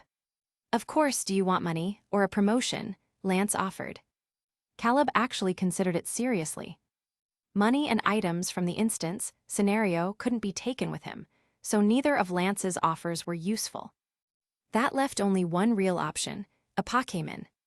Caleb shook his head and met Lance's gaze. I don't want either of those. Lance's impression of him soared. A brave, righteous, intelligent agent who isn't swayed by wealth or status. This guy is a true comrade in arms. In high spirits, Lance grinned. Then what do you want? A private jet? A yacht? If the league won't pay for it, I'll buy it for you myself. Caleb, I want a Dragonite. Chapter 21. Lance thought he might have misheard. He blinked and asked, What did you say? I want a Dragonite, Caleb repeated. As the Dragon-type Elite Four member of the Kanto League, known as the Dragon Master, and hailing from the Blackthorn clan, Lance obviously knew what those words meant. Dragon-type Pokémon were powerful and rare. Their value was immeasurable in monetary terms. Even among the Blackthorn clan, not every member was qualified to own a Dragonite. Lance hesitated, but since he had already made such a bold promise, refusing now would seem inappropriate. So he opted for a compromise. Personally, I wouldn't mind, but the elders in my family might have objections. Still, I'll do my best to convince them. Caleb was aware of Lance's family situation, and that Lance hadn't yet become the clan head. He nodded, not pressing the issue, and instead asked, What's the status of Team Rocket now? At the mention of official business, Lance's expression turned serious. Team Rocket's underground base in Celadon City has been destroyed. Judging by the confiscated materials, they've suffered a major blow. Officer Jenny stood up and bowed deeply. And all of this is thanks to you, Caleb. On behalf of Celadon City's citizens, I sincerely thank you. No need for thanks. This is just what any citizen of Kanto should do. Caleb replied smoothly, keeping a straight face while internally assessing his current predicament. After today's events, returning to Team Rocket was likely impossible. Giovanni and Ariana were probably itching to skin him alive. If his main mission hadn't changed, Caleb could have simply ignored external affairs and focused solely on his hidden mission. But his main mission was still tied to Team Rocket, which left him in a tricky situation. Caleb lowered his head to eat, his eyes drifting as he mentally reviewed everything he knew about Team Rocket. Team Rocket's executive roster. Their undercover agents within the league. The locations of their hidden bases. Soon, a bold idea formed in his mind. If the mountain won't come to me, then I'll go to the mountain. And conveniently, he had the perfect tools right in front of him. But first, he needed to identify the 5 undercover agents within Team Rocket. The memorial service Lance was organizing seemed like an excellent opportunity to gather intel. Lance and Officer Jenny didn't stay much longer. Lance had to report back to the League headquarters, while Jenny needed to return to the police station to handle paperwork. Before leaving, however, Lance stopped by a phone store downstairs and bought Caleb a mobile phone, leaving his own number in the contacts. The technology in this world was still somewhat backward. Even mobile phones were old-fashioned keypad models. After seeing them off, Caleb returned to the hospital room. Amber had already finished lunch and was quietly reading a storybook about a trainer and his Pikachu's adventures. Caleb took out the pack of Piquet balls from his travel bag and released a Charmander. Then, looking at the little girl, he said, Amber, I have to attend a memorial service tomorrow. Do you want to come with me? Amber nodded. Wherever Oni-san goes, I go. Caleb was a little worried about Amber's condition, but he couldn't bear to leave her alone, so he decided to bring her along. However, Caleb never acted without preparation. The Team Rocket-issued card in his possession hadn't been frozen yet, and it still held a whopping 100 Poké dollars. He withdrew 50 zero, tossed the thick stack of bills onto the hospital director's desk, and rented an ambulance plus 2 on-call doctors with the ease of a tycoon. The memorial service was held in Saffron City, the neighboring metropolis.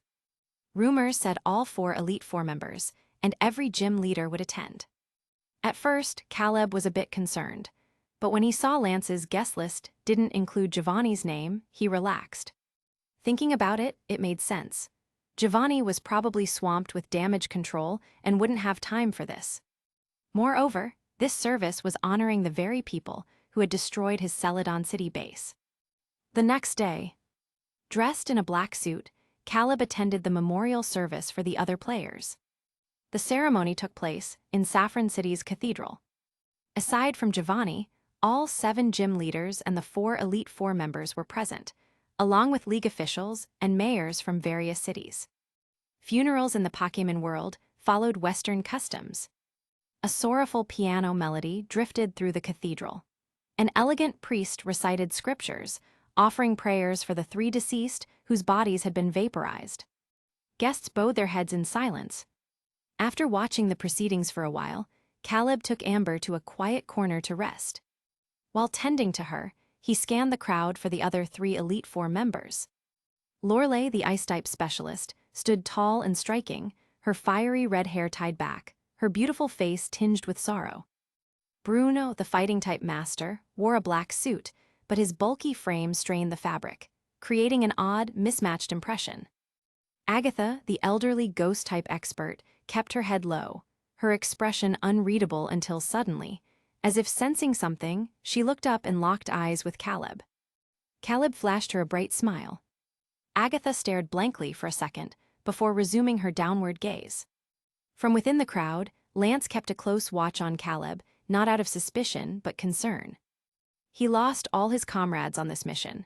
Now he's the only survivor, forced to attend this ceremony while battling his inner demons. I hope he doesn't do anything drastic. To Lance, Caleb's smile was a mask of forced cheerfulness. His heart ached. He approached, carefully choosing his words. Caleb, don't worry. The League will never forget their contributions. Caleb. He had always considered himself a decent actor, but Lance was on another level.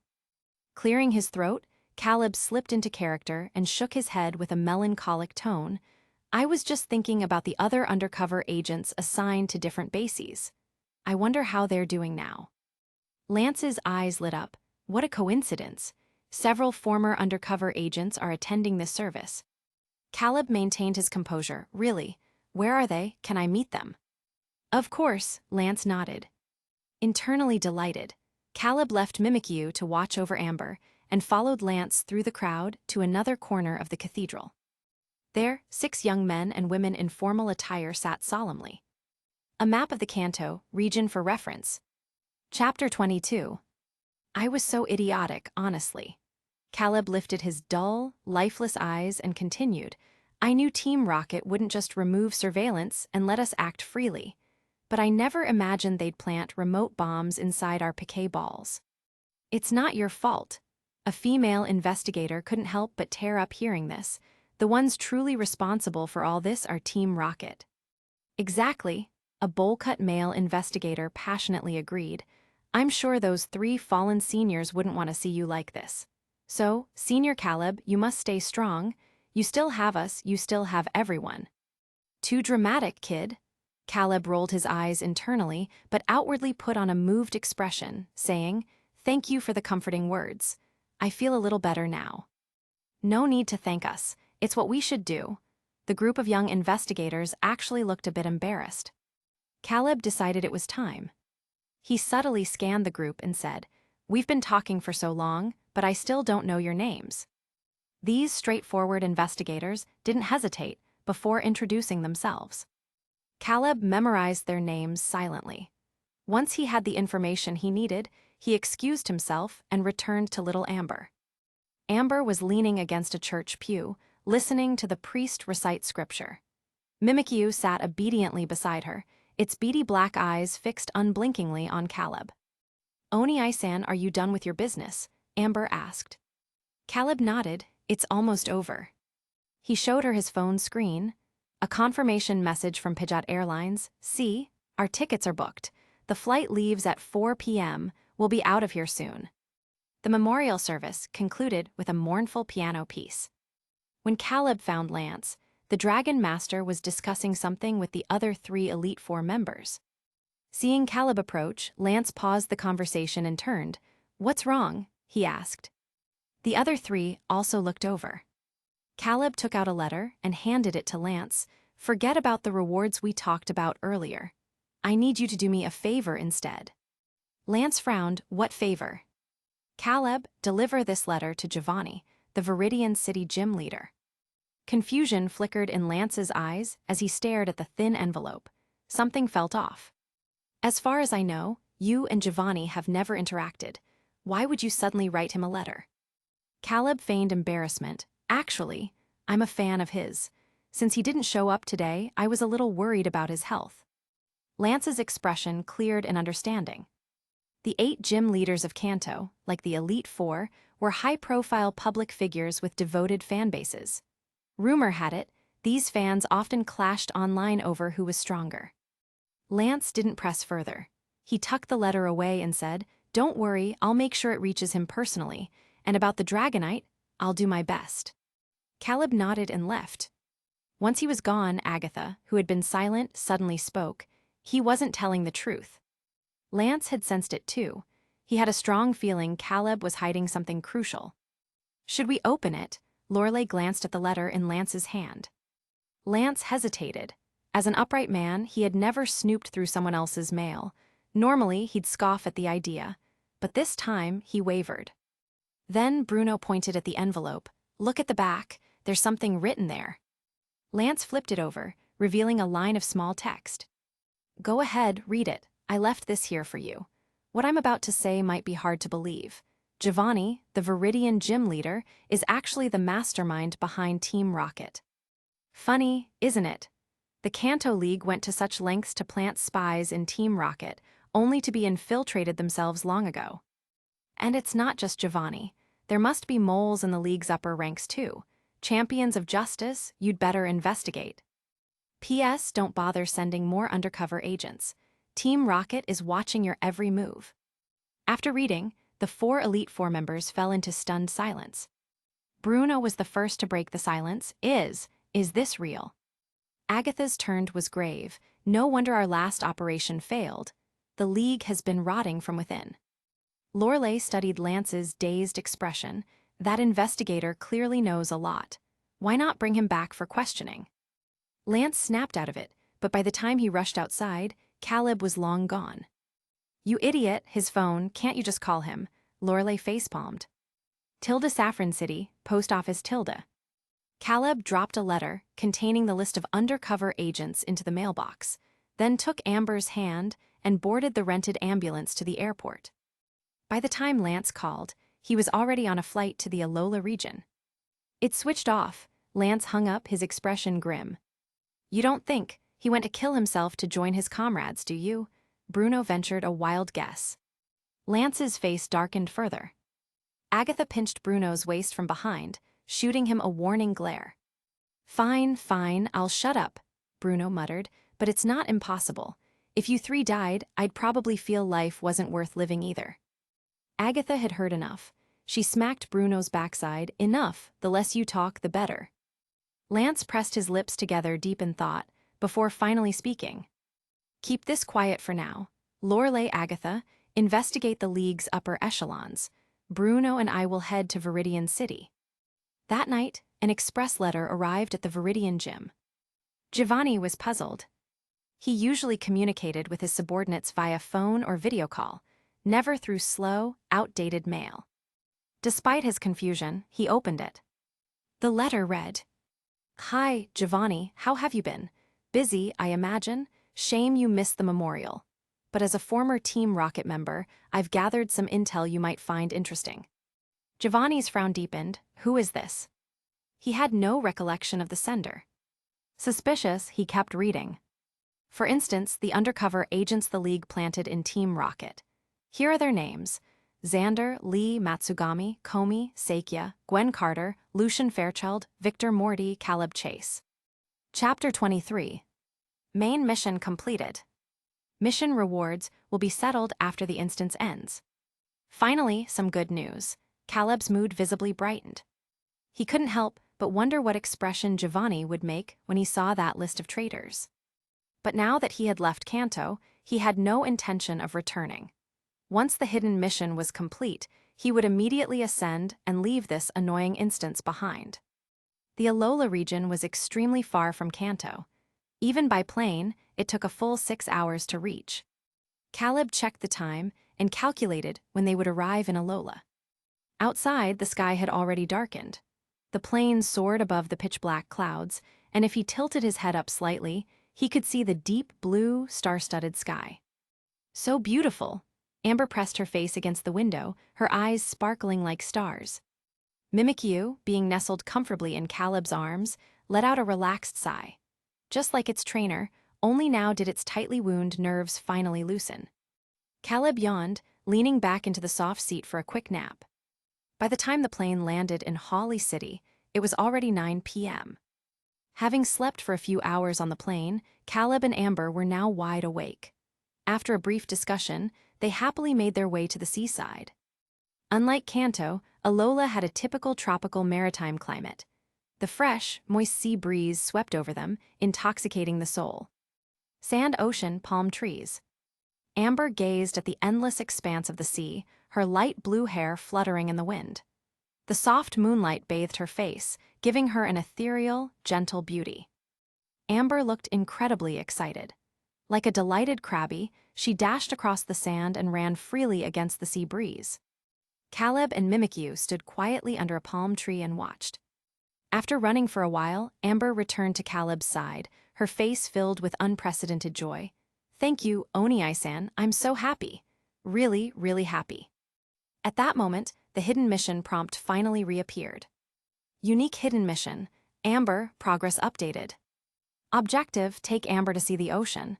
Completed. Completion rate, 100%. Hidden mission completed. Rewards will be issued upon instant settlement. Detected that the player has completed all missions. Leave the instance now. Without hesitation, Caleb rejected the option no. However, just then, blood began to trickle from Amber's nose and ears again. Her small body swayed before collapsing into Caleb's arms, unconscious. In the dream, Tilda. Little Amber hazily opened her eyes. She suddenly felt so tired, so sleepy, but she couldn't sleep yet.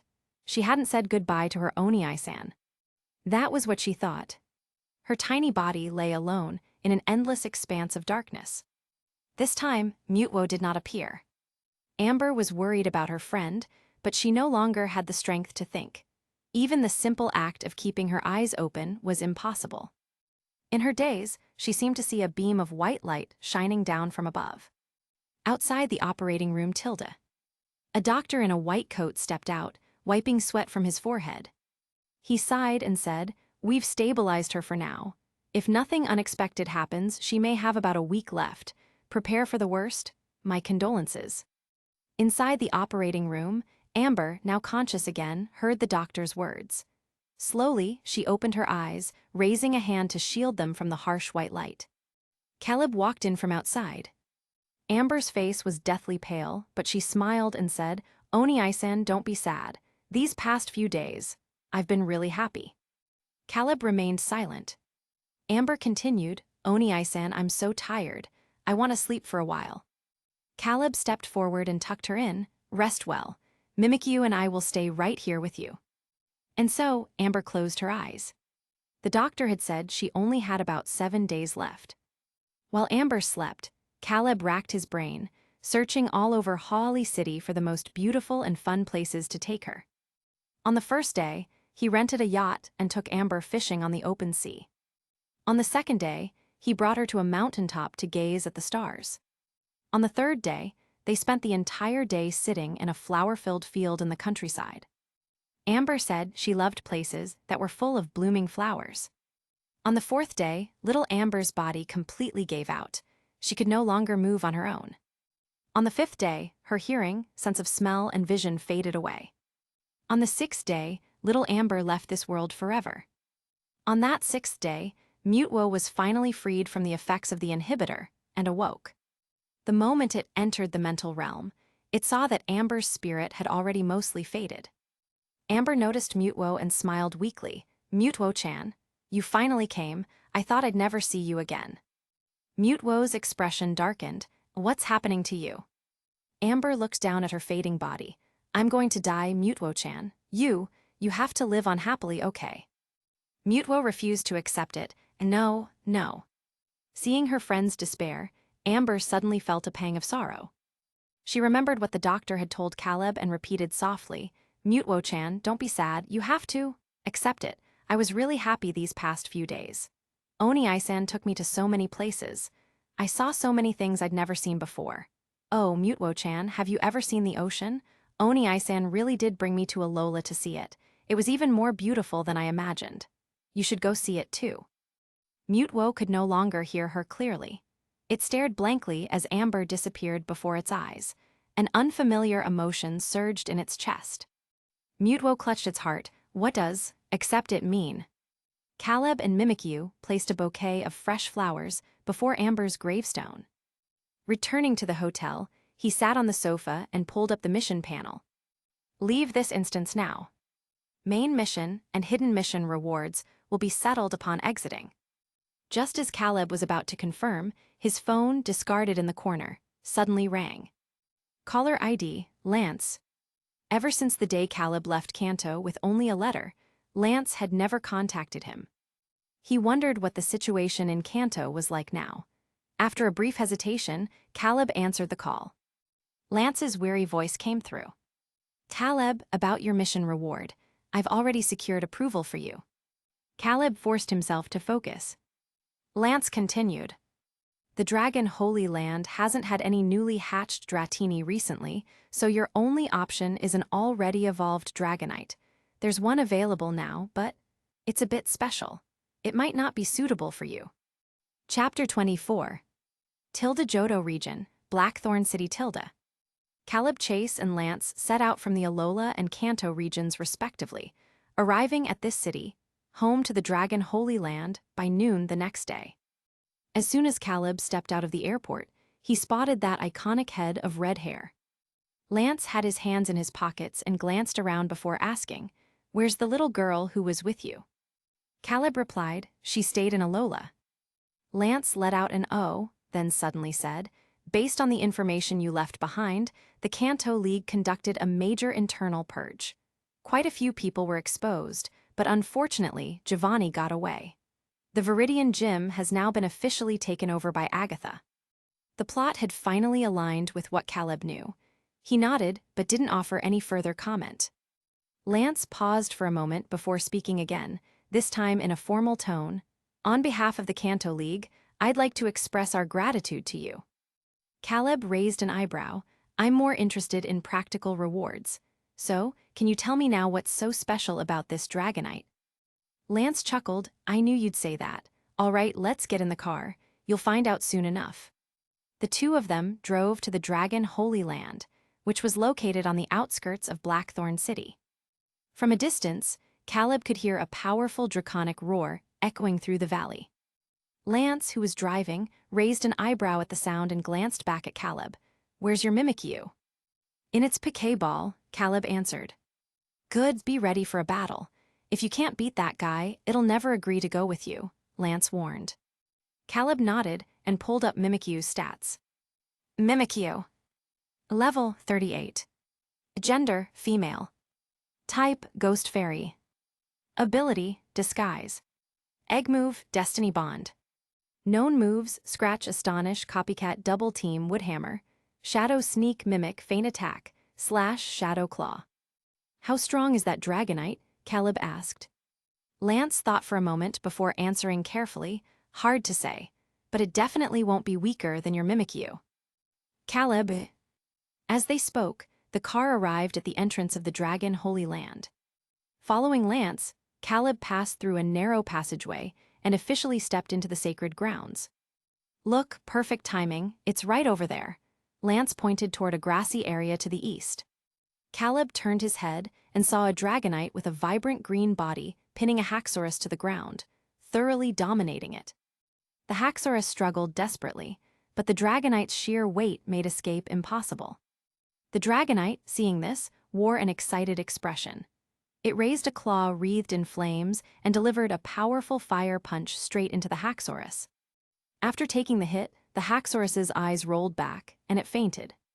Only then did the Dragonite finally get off, flying into the air and exhaling 2 streams of dragon breath from its nostrils. It then turned its head arrogantly toward a trembling tyrant nearby. Its unruly expression, was exactly like that of a high school delinquent. Lance sighed helplessly. It has beaten up almost every Pokémon in the Dragon Holy Land. Everyone has to tiptoe around it, so still want to give it a shot. A spark of intense interest lit up in Caleb's eyes. Absolutely. As they spoke, the Dragonite had already knocked out the tyrant. It raised its head and scanned for its next target, when it spotted the two humans standing not far away. "Why is it flying over on its own unprovoked?" Caleb asked, watching as the massive green Dragonite approached. Lance, clearly familiar with this scenario, explained patiently, "It probably thinks you're another trainer here to catch it. You know, since it's so strong, plenty of people are interested." Caleb, "Well, I am here to catch it." Lance smacked his forehead. "Ah, right, I almost forgot. What I meant was, every trainer who's tried to capture it has ended up getting wrecked." Before Lance could finish his sentence, the Dragonite had already positioned itself directly above Caleb. Hovering in the air, it looked down at him with a domineering gaze. Caleb raised his head, meeting its eyes. The Dragonite narrowed its eyes slightly, curling its lips into a taunting smirk. Then, right in front of Caleb, it slowly raised a claw mimicking a human gesture, and beckoned him forward with a provocative hook of its finger. Seeing this, Lance wisely took a dozen steps back. Caleb almost laughed. He really wanted to know why this shiny Dragonite had to be this ridiculous shade of green. It looked adorably dumb. "Woo Tilda." The Dragonite let out a melodious cry before landing on the ground, its entire body radiating an intimidating aura. Caleb instantly understood. Without a single word exchanged, the two took their positions, ready for battle. The system promptly displayed a notification. "A wild shiny Dragonite has appeared." "Mimikyu, use double team," Caleb commanded. Mimikyu swiftly created over a dozen identical clones, charging at the Dragonite in a straight line. The Dragonite snorted disdainfully, then opened its mouth to unleash a powerful twister that swept toward Mimikyu. One after another, the clones burst like bubbles, leaving only the real Mimikyu standing.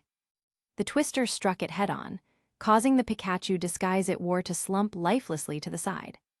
Seeing Mimikyu's disguise broken in an instant, Caleb immediately ordered, "Use Destiny Bond." But the Dragonite seemed to sense the threat. It flapped its wings and lifted off the ground as an incredibly violent hurricane began to swirl around it. Mimikyu's small body was sent flying like a kite with its string cut, then slammed harshly into the ground. As the hurricane dissipated, the Dragonite's mouth was already gathering purple draconic energy. Caleb's eyes flashed. "Mimikyu, use Mimic," he shouted. Mimic copies the last move used by the opponent, fails if the opponent hasn't used a move yet. A fear scale instantly erupted around Mimikyu. Sharp wind blades, as tangible as steel, surged toward the Dragonite like a tidal wave. At the same time, the Dragonite's twister had finished charging. Two different elemental attacks collided midair. 1 second, 2 seconds, 3 seconds. The opposing forces clashed violently, neither giving ground, until they triggered a massive explosion. Boom! A fiery red mushroom cloud bloomed in the sky. The Dragonite's emerald green eyes reflected the dazzling spectacle, its expression faltering as it froze for a brief moment. Caleb seized the opportunity and instructed, "Use Mimic again." This time, it was Mimikyu's turn to gather purple draconic energy in its mouth. Hearing the command, the Dragonite snapped back to attention. With a powerful flap of its wings, it soared higher, its body radiating an intimidating purple aura as it dove straight at Mimikyu in a devastating dragon rush.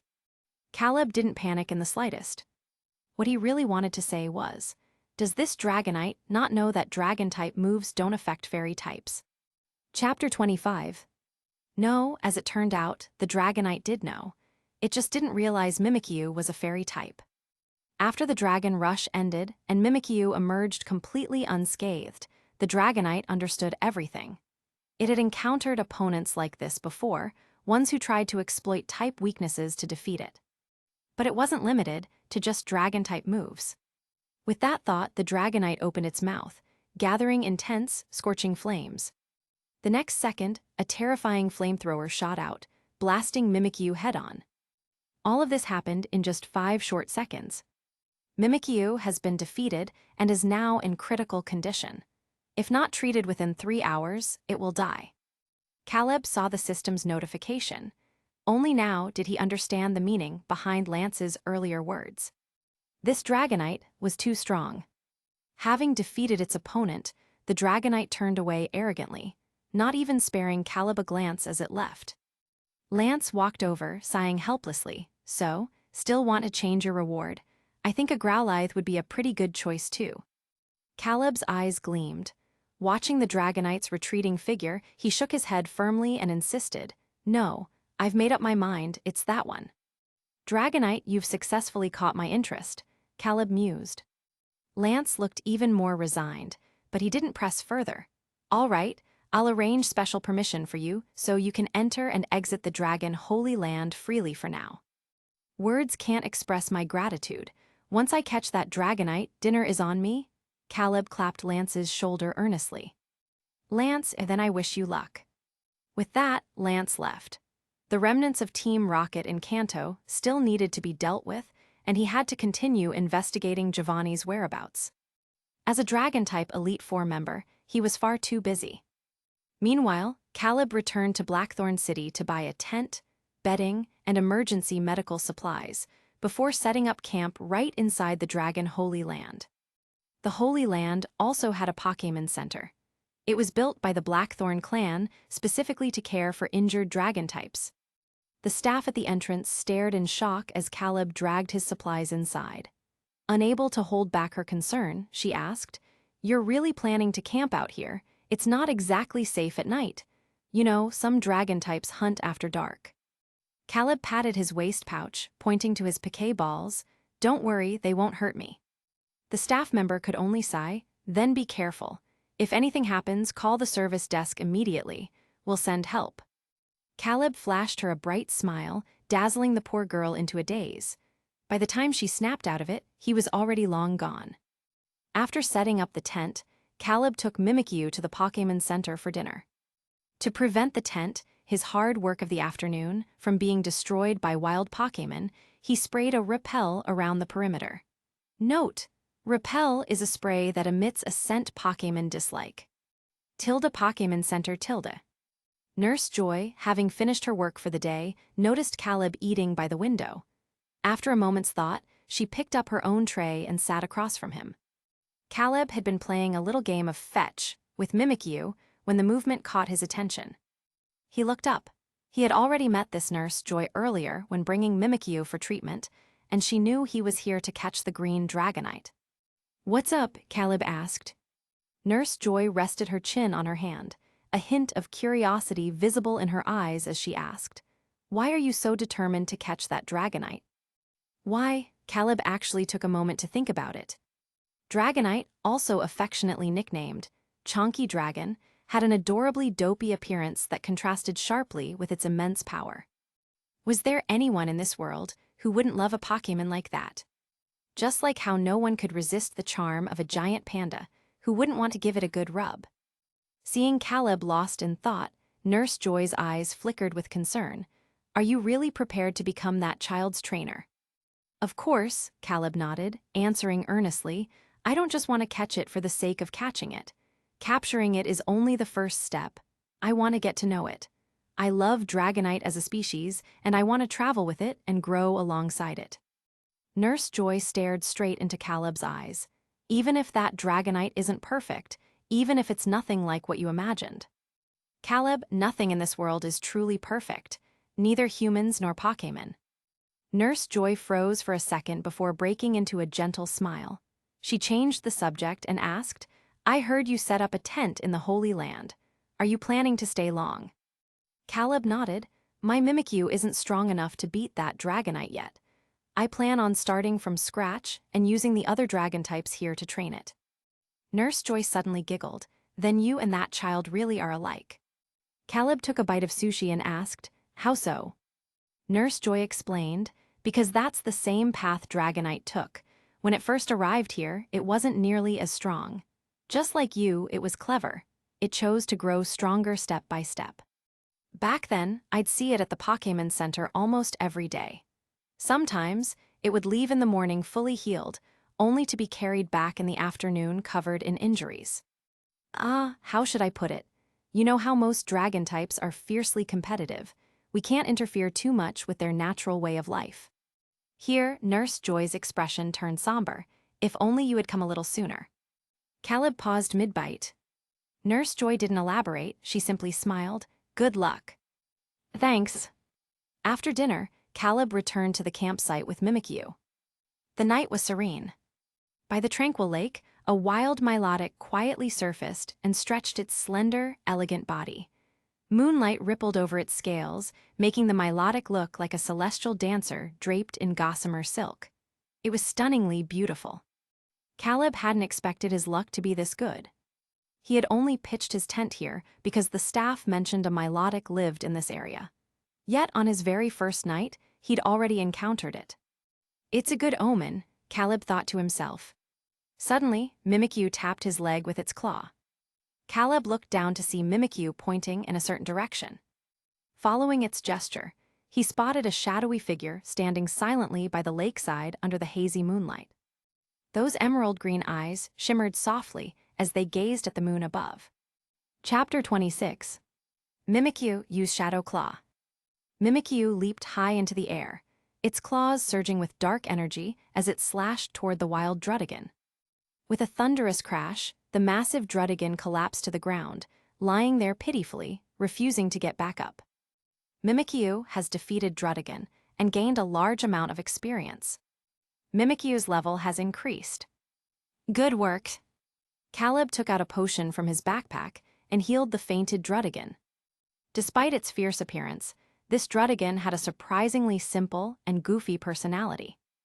After resting for a while, the Druddigan who had served as a training partner finally regained enough strength to stand back up. Seeing this, Caleb handed it a few poffins as thanks. The Druddigan happily accepted, popping them into its mouth like candy. After bidding farewell to the Druddigan, Caleb and Mimikyu sat down to rest. A full week had passed since Caleb had officially settled into the Dragon Holy Land. Aside from that one night by the lake, he hadn't caught another glimpse of the Dragonite. The only confirmation that it was still here came from the occasional melodic cry echoing from the depths of the Holy Land. He recognized that sound. It was the cry Dragonite made after defeating an opponent. Mimikyu. Level 60. Gender, female. Type, Ghost Fairy. Ability, Disguise. Egg move, Destiny Bond. Known moves, Scratch, Astonish, Copycat, Double Team, Woodhammer. Mimic, Feint Attack, Shadow Sneak, Slash, Shadow Claw, Play Rough, Hone Claws, Pain Split.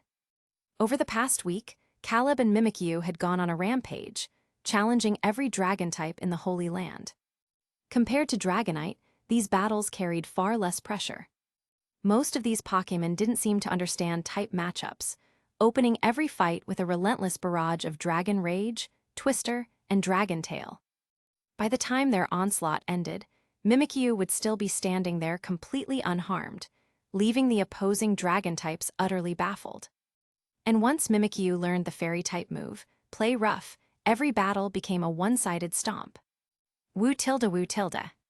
As the familiar melodic cry echoed once more from the depths of the forest, Caleb stood up and spoke softly. It's time. Mimikyu hopped onto his shoulder, its tiny face brimming with fighting spirit as it stared resolutely in the direction of the sound. Together, they set off once more to challenge Dragonite. Along the way, the dragon types that had been beaten by either Dragonite or Caleb quickly backed away, instinctively clearing a path for them. One particularly bold Axew even stepped forward to lead the way. Caleb almost laughed. Do these guys really want Dragonite gone that badly? He mumbled. The traumatized dragon types, and you as well, thanks. Under Axew's guidance, Caleb soon arrived at Dragonite's location. Just like 7 days ago, it was in the middle of a battle. Dragon-type battles were primal and brutal, filled with a wild, untamed beauty. Dragonite wasn't even using moves. It was simply pummeling its opponent with raw strength and sharp, precise strikes. Sensing their approach, Dragonite tossed aside the unconscious Zweilous and turned to face them. Caleb met its gaze head-on and beckoned, "Let's go." Dragonite, still sweating from its last fight, didn't hesitate. It immediately dropped into a battle stance. Its stance had always been clear: defeat me and I'll follow you. Caleb wasted no time on words and stepped back as Mimikyu leaped to the ground, its eyes blazing with determination. The battle began. The Axew that had led them here shivered under Dragonite's oppressive aura and quickly scrambled up a tree to watch from a safe distance. Even the unconscious Zweilous cracked open an eye, silently pleading with Caleb, "Please take this tyrant away." Caleb caught the looks. "Woo Tilda." Dragonite suddenly let out a cry, shooting a warning glare at the Zweilous. The Zweilous immediately shut its eyes and stuck out its tongue, playing dead again. Caleb understood. Dragonite was reminding him not to get distracted. So he gave the first command without hesitation: Hone Claws. Hone Claws sharpens the user's claws to boost attack and accuracy. So far, Caleb hadn't encountered any TM moves in this world, meaning Mimikyu couldn't learn Sword's dance yet. For now, Hone Claws would have to do. Thanks to its disguise ability, Mimikyu could always guarantee at least one free turn to set up. Dragonite flapped its wings, soaring into the air as a white glow enveloped them. It dove straight at Mimikyu with a wing attack. Mimikyu had a natural advantage against Dragonite. Its Ghost Fairy typing rendered Dragonite's Dragon and Normal type moves useless. Dragonite knew this, which was why it led with Wing Attack. But Wing Attack wasn't a multi-hit move like Double Kick. At best, it could break Mimikyu's disguise without dealing any real damage. The moment Dragonite's attack ended, Mimikyu successfully completed its first Hone Claws. Caleb didn't hesitate. He instructed, "Play rough." A soft pink glow enveloped Mimikyu as it leaped high into the air, lunging at Dragonite as if in play. Dragonite twisted midair, its fist crackling with yellow electricity as it met Mimikyu head-on. Mimikyu versus Dragonite. Play rough versus Thunder Punch. The next instant, Dragonite's Thunder Punch connected, sending violent currents coursing through Mimikyu's body. But Mimikyu didn't flinch. Its eyes burned with unwavering resolve as it tilted slightly to the side, slipping free of Dragonite's grip. Bam! And slammed into Dragonite with full force. Whoa! Dragonite cried out in pain and stumbled back in shock. How did it get so much stronger in just a week? The watching Axew and Zweilous held their breaths. Dragonite clutched its stomach where Mimikyu had struck, its expression a mix of disbelief and grudging respect. Again, play rough, Caleb commanded without pause. Dragonite gritted its teeth, flames gathering in its maw.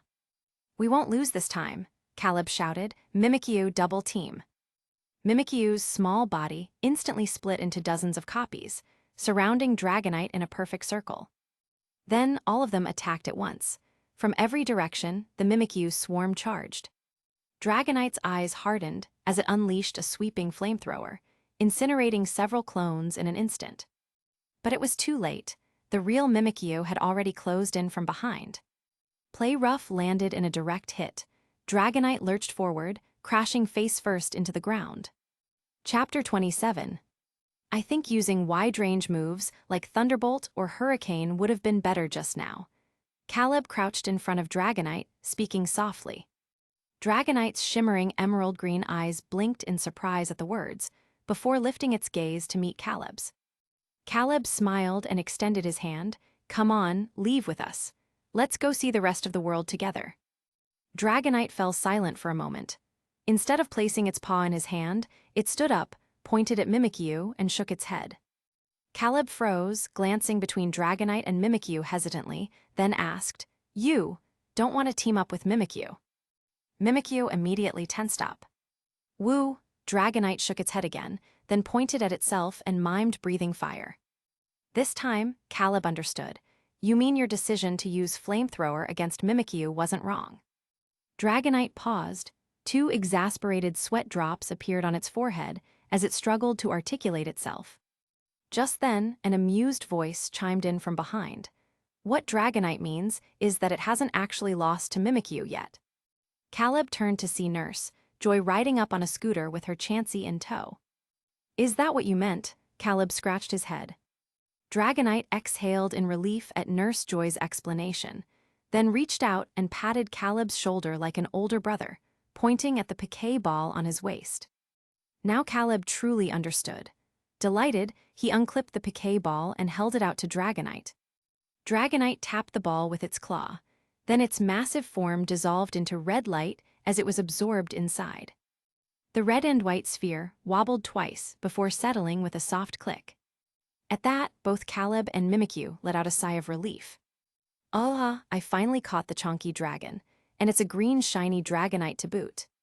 Caleb wanted to shout like Ash in excitement, but it felt too cringy to say out loud, especially with Nurse Joy right there. His heart raced with joy, but his face remained perfectly composed as he calmly asked, "Nurse Joy, what brings you here?" Nurse Joy smiled, then glanced around before explaining, because all the Pokémon in the Dragon Holy Land suddenly started running in the same direction. "I thought something bad had happened." Caleb turned and only then noticed the hulking shadows lurking in the distance, including the Druddigan he had battled earlier. The Pokémon hadn't approached, they were merely observing the fight from afar. Caleb was baffled. What are they doing? Nurse Joy couldn't help but laugh. These guys get beaten up by Dragonite every single day. They've been praying for someone to take it away. Congratulations. So that's how it is. Caleb found the Holy Land's residents oddly endearing. The Pokémon, however, did not find him endearing. To them, this human was just another devil. He was no different from the tyrannical Dragonite. Nurse Joy patted Mimikyu's head, feeding it a nutrient-rich recovery drink before looking up. "Where will you go next?" Caleb thought for a moment before replying, "I want to see other regions with Dragonite and Mimikyu." "How wonderful." Nurse Joy genuinely smiled. "Will you leave now, or stay a few more days?" Caleb thought for a moment. He still had over 2 months before the instance forced him out. Technically, he had plenty of time, but his experience here hadn't been particularly enjoyable. Plus, he wanted to check out the Infinite World Lucian, and Victor had mentioned. So he said, "If I leave now, I might still catch the last flight out of Johto before dark." Nurse Joy understood. With a smile, she said, "Then, goodbye, may your journey ahead be wonderful." After leaving the Dragon Holy Land, Caleb called Lance to say farewell, explaining he planned to explore the wider world. Lance didn't say much, nor did he bring up the letter from before. He simply replied, "Have fun. Kanto will always be your home." Caleb chuckled and hung up. "Leave the instance." Caleb walked to an empty clearing and pressed the prompt, "Yes." The next second, his surroundings vanished, replaced by a blank white void. A translucent panel automatically popped up, lines of text rapidly scrolling across it. Instance Infernal Affairs, settlement in progress. Main mission completion confirmed. Rewards have been sent to the player's inventory. Hidden mission completion confirmed. Rewards, special reward have been sent to the player's inventory. Scenario/instance exploration rate, 32%. Player evaluation, SS. Calculating points. Congratulations, player Caleb Chase has earned 200 points. Before Caleb could process it all, the white space dissolved and was replaced by a massive plaza. Crowds bustled around a towering Pikachu statue at the center. The moment Caleb appeared on the plaza, dark thunderclouds abruptly gathered overhead. Holy shit, who's lucky enough to trigger achievement lightning? I'm so jealous. At the commotion, swarms of people rushed toward the statue and stared at the sky. Then, boom! A violet bolt of lightning struck down. A monotone voice announced, "Congratulations to player Caleb Chase for unlocking achievements. Child Slayer, Double Agent, Time Management Master." The entire infinite world erupted. Holy cow, 3 achievements at once. Is the system glitching? Newbie here, can someone explain what achievements do? Each achievement is worth 1 point.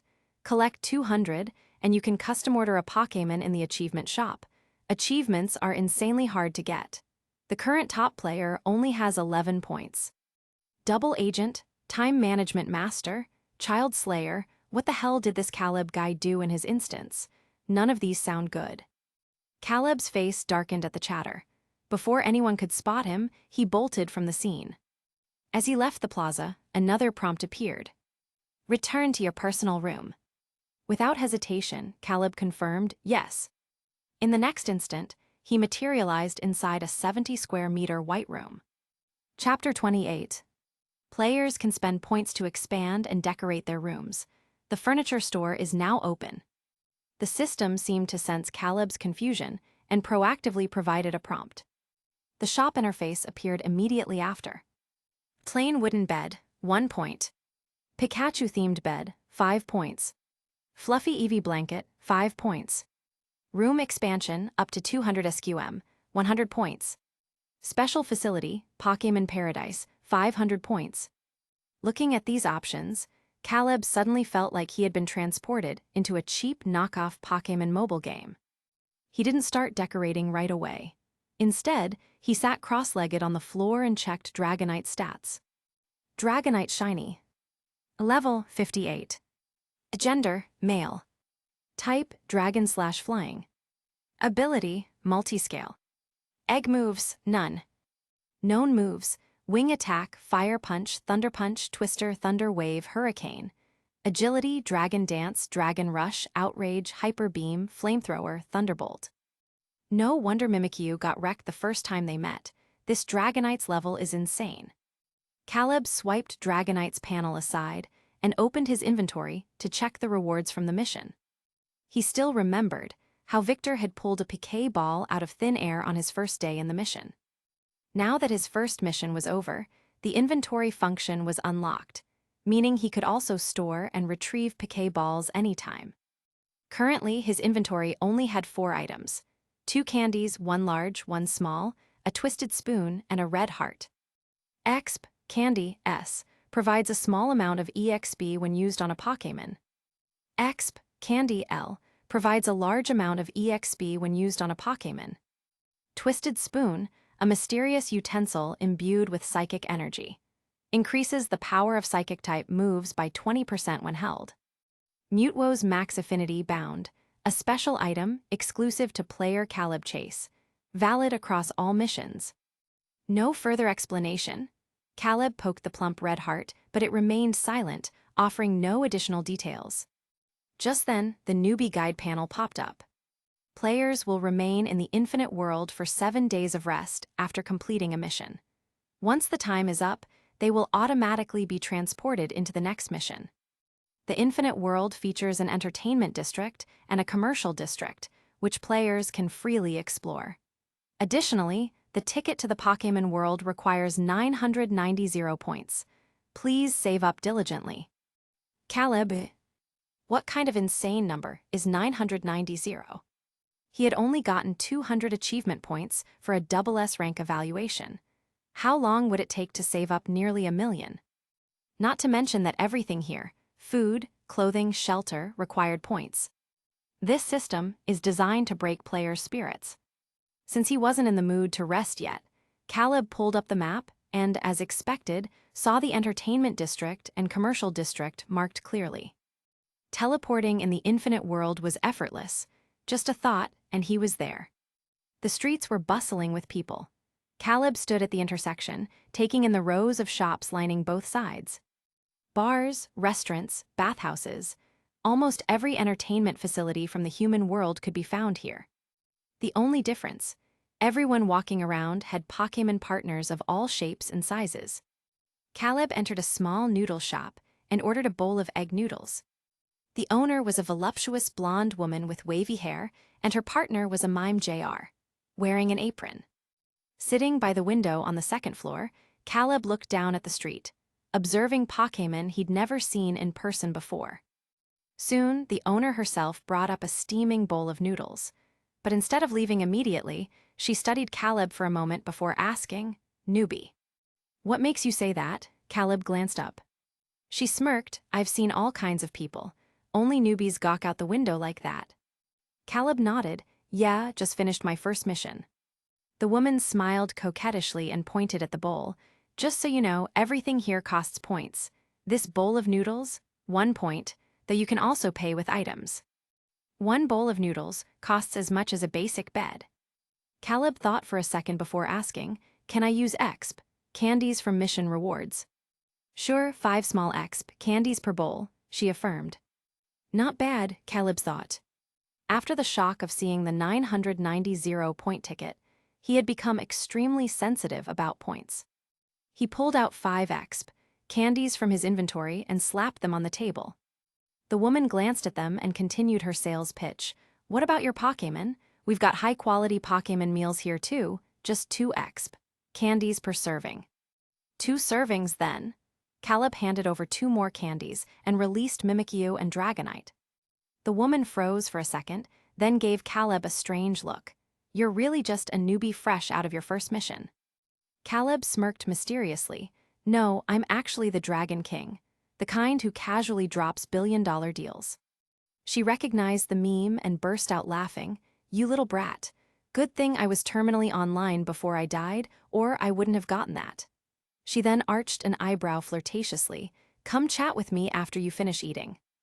"No, I'm a very busy man." Caleb immediately refused with righteous indignation. The woman's...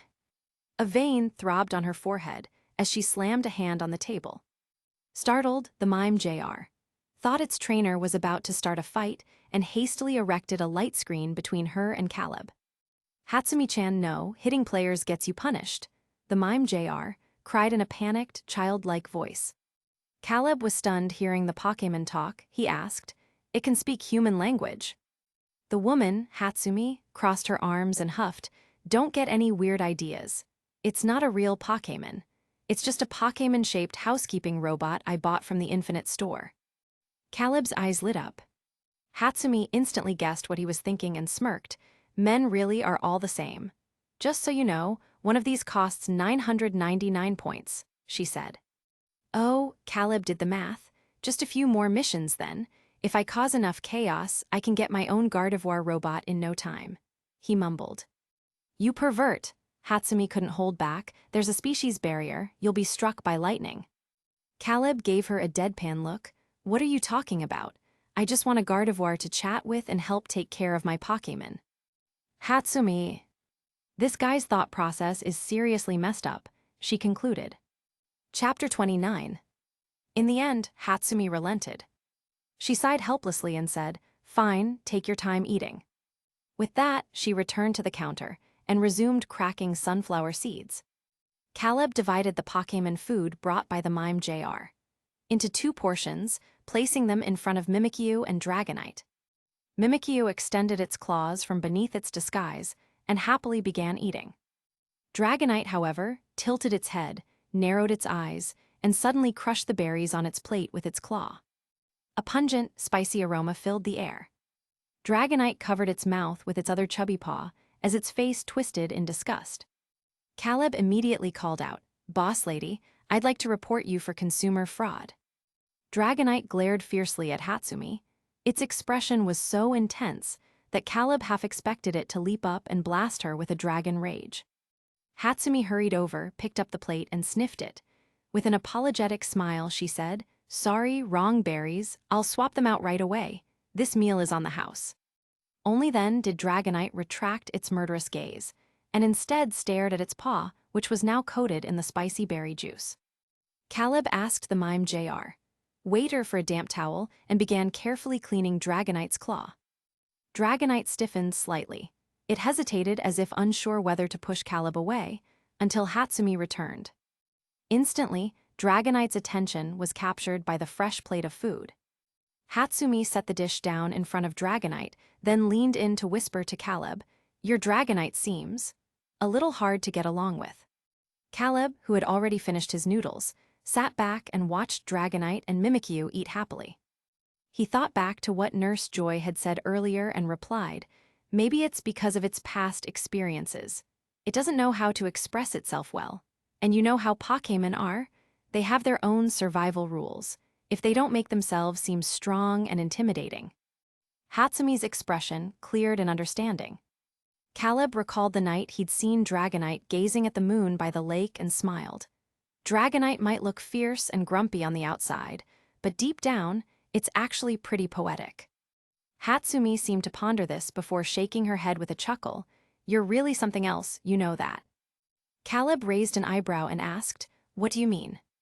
"Nothing, just, you get this really serious look when you talk about your Pokémon, like right now, and now you're back to looking like a goofball." She burst out laughing. "Caleb." Hatsumi stopped teasing him and took a deep breath. "Let me introduce myself properly. I'm Haruno Hatsumi, owner of this noodle shop." "Caleb Chase," Caleb replied easily. But the moment the words left his mouth, Hatsumi froze. "Wait, what did you say your name was?" "Caleb Chase," he frowned. "OSHT," Hatsumi blurted out, completely shattering her elegant image. "The Caleb Chase? The one who just got the Worldwide Lightning Cloud Achievement announcement." "Caleb, damn, I forgot about that." He sighed lightly, then met her gaze squarely. "Yeah, that's me." Hatsumi's eyes widened. "You're actually a newbie. Swear you're not lying." Caleb raised his right hand, index finger extended. "Scout's honor." Hatsumi somehow produced a small stool out of nowhere and plopped down next to him, eyes sparkling with curiosity as she asked, "Tell me, how did you rack up so many achievement points in one run?" Caleb hesitated, thinking back on his unconventional strategies. Had he really done anything that outrageous? He just bullied a few dozen 10-year-olds. He also spent hours chatting up different girls on the street. Then he played both sides between Team Rocket and the Kanto Alliance. That was all completely normal, right? And he swore it was all for intel, and to hone his skills as a trainer. Seeing his silence, Hatsumi gasped dramatically. "You didn't actually kill a bunch of kids, did you? And time management master. I know that meme. You're a total monster. How many innocent girls did you scam in there?" "Caleb, if you keep slandering me, I'm sending you a cease and desist." Hatsumi smirked. "Tell me, or I'll expose your Black Kyurem secret to his fan club." Caleb's head throbbed. How does she know all these memes? Defeated, he muttered. "Fine, I don't even know why I got so many achievements. All I did was challenge a few brats who were Ash's age to Pokémon battles on the street." Under Hatsumi's disbelieving stare, he doubled down. "What's the big deal? I'm a rookie trainer too. For all you know, I've had my Pokémon for less time than them." Hatsumi snorted. "Cut the crap. I bet you're already master rank in Pokémon Sword and Shield online battles." "Caleb." "All right, fine, you got me." He raised his hands in surrender.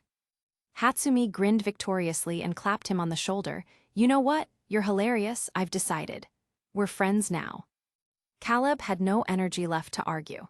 Seeing that Dragonite and Mimikyu had finished eating, he stood to leave. Hatsumi immediately called after him. "Hey, where are you going?" "Caleb, gonna check out the commercial district." "Perfect, I need to prep for my upcoming instance run too. Let's go together." With that, Hatsumi flipped the shop sign to closed. Caleb watched her smooth movements and couldn't help asking, "Why did you open a noodle shop here anyway?" Hatsumi shrugged, mostly out of boredom. "Gotta kill time between instance runs. You could open a shop too. It only costs 1,000 points." Caleb thought of the talking Gardevoir robot he was saving up for and shook his head. "Nah, I'm not interested in being a shop owner." They teleported to the commercial district together. The setup here was far more old school. A straight path lined with stalls on either side, each displaying an array of Pokéballs, held items, rare candies, and more. As they walked, Hatsumi asked, "Did you get any good items from your mission rewards?" Caleb thought of Mutewo's plus 100 affinity, but that was bound to him, and he had no idea how to use it yet. The only other thing he had was a twisted spoon. Since he didn't need it right now, he nodded. "Yeah, I got a twisted spoon. It boosts psychic-type moves." Hatsumi's eyes lit up. "No way, sell it to me. I'll give you 500 points. I've got a Kadabra that could really use it. Or if you don't want to sell, I've got plenty of items to trade." Caleb considered it and replied, "You got a Swords Dance TM." Chapter 30. Hatsumi shook her head and said, "I don't have Swords Dance, but I do have another item you might find useful." "What is it?" Caleb asked. Hatsumi rummaged through her inventory and soon pulled out a sharp tooth-shaped object. "Dragon Fang," she explained. "When held, it boosts the power of a Pokémon's dragon-type moves by 20%. It is perfect for your chubby green dragon." "Deal," Caleb folded. The two immediately reached an agreement, and exchanged the items. Caleb opened his inventory interface, selected Dragonite, and clicked Equip. In the next second, a small tooth icon appeared in the bottom right corner of Dragonite's avatar. All set, Hatsumi, who had clearly equipped hers to her Kadabra as well, grinned, "Wanna add me as a friend?" Caleb was taken aback, but then a new notification popped up on his panel. Player Haruno Hatsumi has requested to add you as a friend. Accept. Friend function officially unlocked. Caleb selected Accept. Hatsumi closed her panel and flashed a bright smile, revealing a row of pearly white teeth. "Wanna walk around? As a friendship gift, I'll give you some super useful tips for newbies, free of charge." So the two strolled along the commercial district's path. After a while, she asked, "Have you seen that giant Pikachu statue in the plaza?" Caleb nodded. Hatsumi continued, "That's actually the entrance and exit for all missions. Pikachu symbolizes the starting point of Pokémon, like Ash in the anime or Pokémon Yellow." She paused, a smirk tugging at her lips, but besides being a gateway, that statue has another very practical function. All Infinite players can spend points there to exchange for trainer skills. Stuff like Scout, which lets you see an opponent's Pokémon levels, or Viridian Power, which can heal your Pokémon. Basic skills like Scout are affordable for everyone, but Viridian Power is just ridiculous. It costs a whopping 500 points. As far as I know, less than 100 players in the entire Infinite world have it. Caleb thought about the 990 point ticket and nodded in agreement. "That's insane. It feels like I've been ice-guyed into a pay-to-win mobile game." Hatsumi burst out laughing. "Right, I felt the exact same way when I first got here." Something about her words struck Caleb as odd, so he asked, "How long have you been here?" Hatsumi counted on her fingers. Then she replied, "Probably 50 or 60 years. I've lost track." Caleb surprised Pikachu face, "JPG. Then how do you know modern memes?" he asked. Hatsumi rolled her eyes. "What are you thinking? We're from the same era. Besides, time here clearly flows differently from the outside world." Fair enough. Caleb figured if he could accept being ice-guyed, he could accept anything, so time dilation between realms was nothing huge in comparison. But he was still curious. "You've been here for decades and still haven't saved up enough points." Hatsumi sighed. Then she massaged her temple and said, "You think points are easy to come by? I only get about 20 per mission. If I'm lucky and complete a hidden mission, maybe 50 or 60. And the expenses here are insane. If it weren't for my shops, I'd have starved to death ages ago." Caleb, who had earned 200 points in his first mission, wisely kept his mouth shut. Hatsumi grew more agitated as she spoke. "Screw this. The more I think about it, the angrier I get. You need points to eat, points to raise Pokémon, points for everything. I worked my ass off my whole life, and now I'm still slaving away for some unknown bastard after death." "Caleb." Hatsumi's chest heaved with barely contained rage. She waved a hand dismissively. "Whatever. I'm going back to my shop to drink some herbal tea and calm down. You can explore on your own." With that, she teleported away. Now out of items to trade, Caleb wandered the commercial district for a while, but couldn't find a single stall selling the sword's Dance TM. Disappointed, he teleported to the plaza. Beneath the towering Pikachu statue, new players continuously materialized. Caleb glanced at them before turning his attention to the statue itself. Instantly, his panel popped up. Scout allows you to view a target Pokémon's level. Exchange cost, 50 points. Viridian Power, a mystical power that connects with Pokémon and heals their injuries. Exchange cost, 500 points. Psychic grants simple psychic abilities, such as teleportation and telekinesis. Exchange cost, 500 points. Dragon's Aura, a mystical power that enhances the strength of Dragon-type Pokémon. Exchange cost, 500 points. Further down were abilities like Aura Sphere and Creepy Darkness, all uniformly priced at 500 points. Absolutely ridiculous. Caleb looked at his pitiful 200-point balance and expressionlessly exchanged for the cheapest option. Scout. His points immediately dropped from 200 to 150. Home, without lingering, Caleb teleported back to his undecorated room. Staying in this blank white void for 7 days was not an option, so he decided to splurge. A Pikachu-themed bed for 5 points, bought. An Eevee-patterned comforter for 5 points, bought. A Sunny Sky wallpaper for 3 points, bought. An Animal Crossing-themed Switch for 1 point, bought. A massive flat-screen TV for 1 point, bought. As his room gradually transformed, Caleb felt a deep sense of satisfaction. This must be the allure of microtransactions. It feels amazing. Once everything was set up, Caleb worried his Pokémon might get bored inside their Pokéballs, so he released both of them without hesitation. Then he turned on the TV to keep them entertained. Mimikyu was fine, but Dragonite's 2-meter-tall frame looked downright pitiful in the cramped space. Watching Dragonite hunch over awkwardly, its head nearly brushing the ceiling, Caleb resolved to earn more points. No way am I letting my Pokémon live in such a tiny and suffocating space, where it can't even spread its wings and soar freely like it could in the Dragon Holy Land. The 7-day break in the infinite world passed in the blink of an eye. On the 3rd day, Hatsumi sent a message reminding Caleb to keep an eye on his points. Failing a mission would deduct a huge amount, and if his balance went negative, he'd be sent away.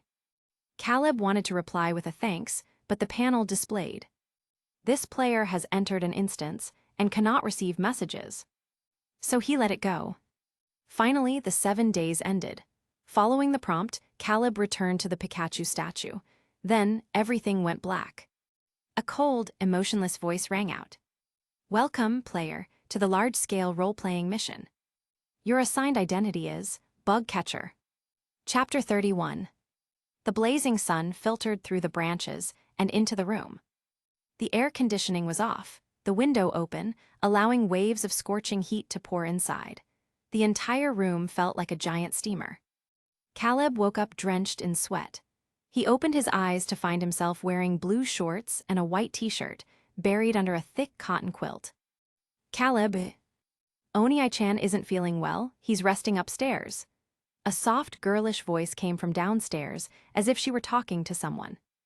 Ignoring the commotion below for now, Caleb shoved the suffocating quilt aside, grabbed a tissue from the nightstand to wipe his sweat, and then opened his panel to check this mission's details. Main mission: you are a poor bug catcher living in Oldale Town. Your dream is to become a powerful trainer and travel the world, but due to certain circumstances, you've had to give up on that dream. Now, you reluctantly stay in this small town, taking care of your little sister while challenging passing trainers whenever you can. Mission objective: defeat traveling trainers. Each victory grants +1 point. Duration: 10 months. Final rewards will scale based on the number of opponents defeated. Oldale Town, so this is the Hone region.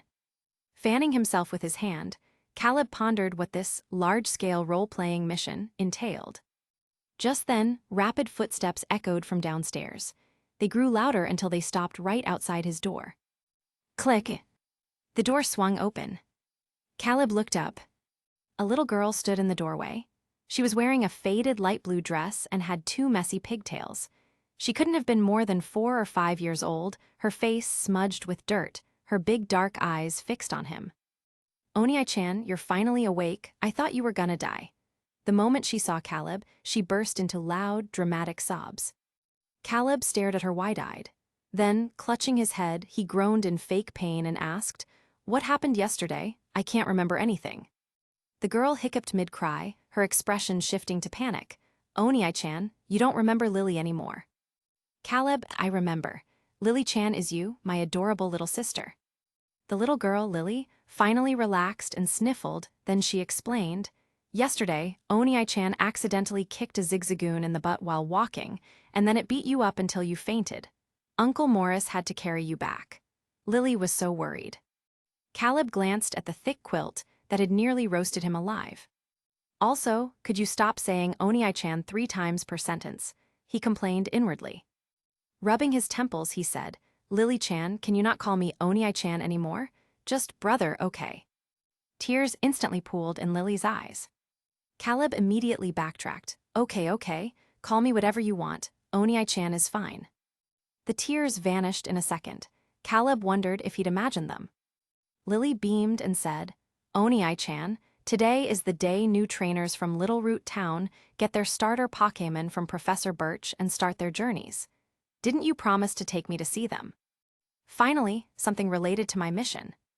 Nodding, Caleb hopped out of bed, slipped on his sneakers, and took Lily to Route 101, the path connecting Oldale and Little Root. He'd already pieced together that this world followed the Pokémon Ruby, Sapphire, and Emerald timeline. And when it came to those classic games, the first things anyone thought of were the legendary trio: Groudon, Rayquaza, and Kyogre. Thankfully, before coming here, he had stayed up all night playing Pokémon Emerald, so he had a decent grasp of this region. On Route 101, Lily pointed at a patch of tall grass. Oni-chan, that's where you kick the Tgthegood. Caleb, yeah, no, that wasn't me. He figured it'd be smart to learn more about his character's background before diving into the mission. So he asked, Lily-chan, do you miss Mom and Dad? Lily tilted her head, confused. What's Mom and Dad? Caleb patiently explained, Mom and Dad are our parents, the people who brought us into this world. We were born from Mom's belly. Lily sucked on her finger, but didn't Oni-chan give birth to me? Caleb choked. Taking a deep breath, he said calmly, Listen carefully, Lily-chan, Oni-chan is a boy.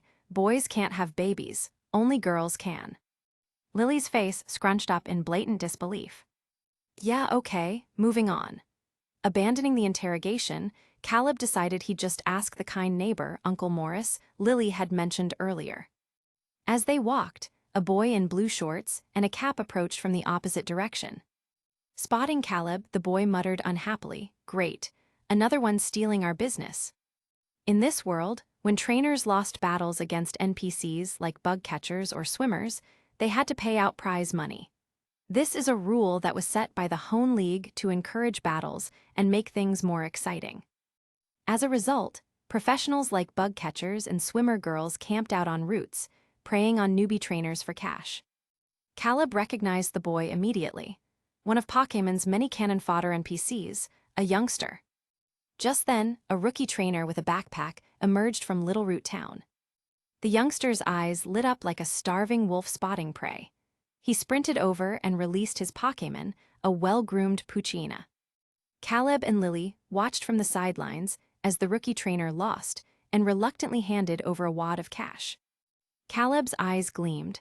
He officially dubbed this as the best world ever. Oni-chan, are you gonna challenge that trainer too? Lily whispered. He looks really strong. Caleb shook his head, his gaze locked onto the youngster. Nah, that trainer is broke. This guy is the real prize. Pulling out Mimikyu's Pokéball, he stepped in front of the youngster who was busy counting his earnings. How about a nice and intense Pokémon battle? Chapter 32. The youngster, Felix Ford, was startled and took a step back, then he hastily stuffed the money into his pocket. He said warily, My Pokémon is almost out of stamina.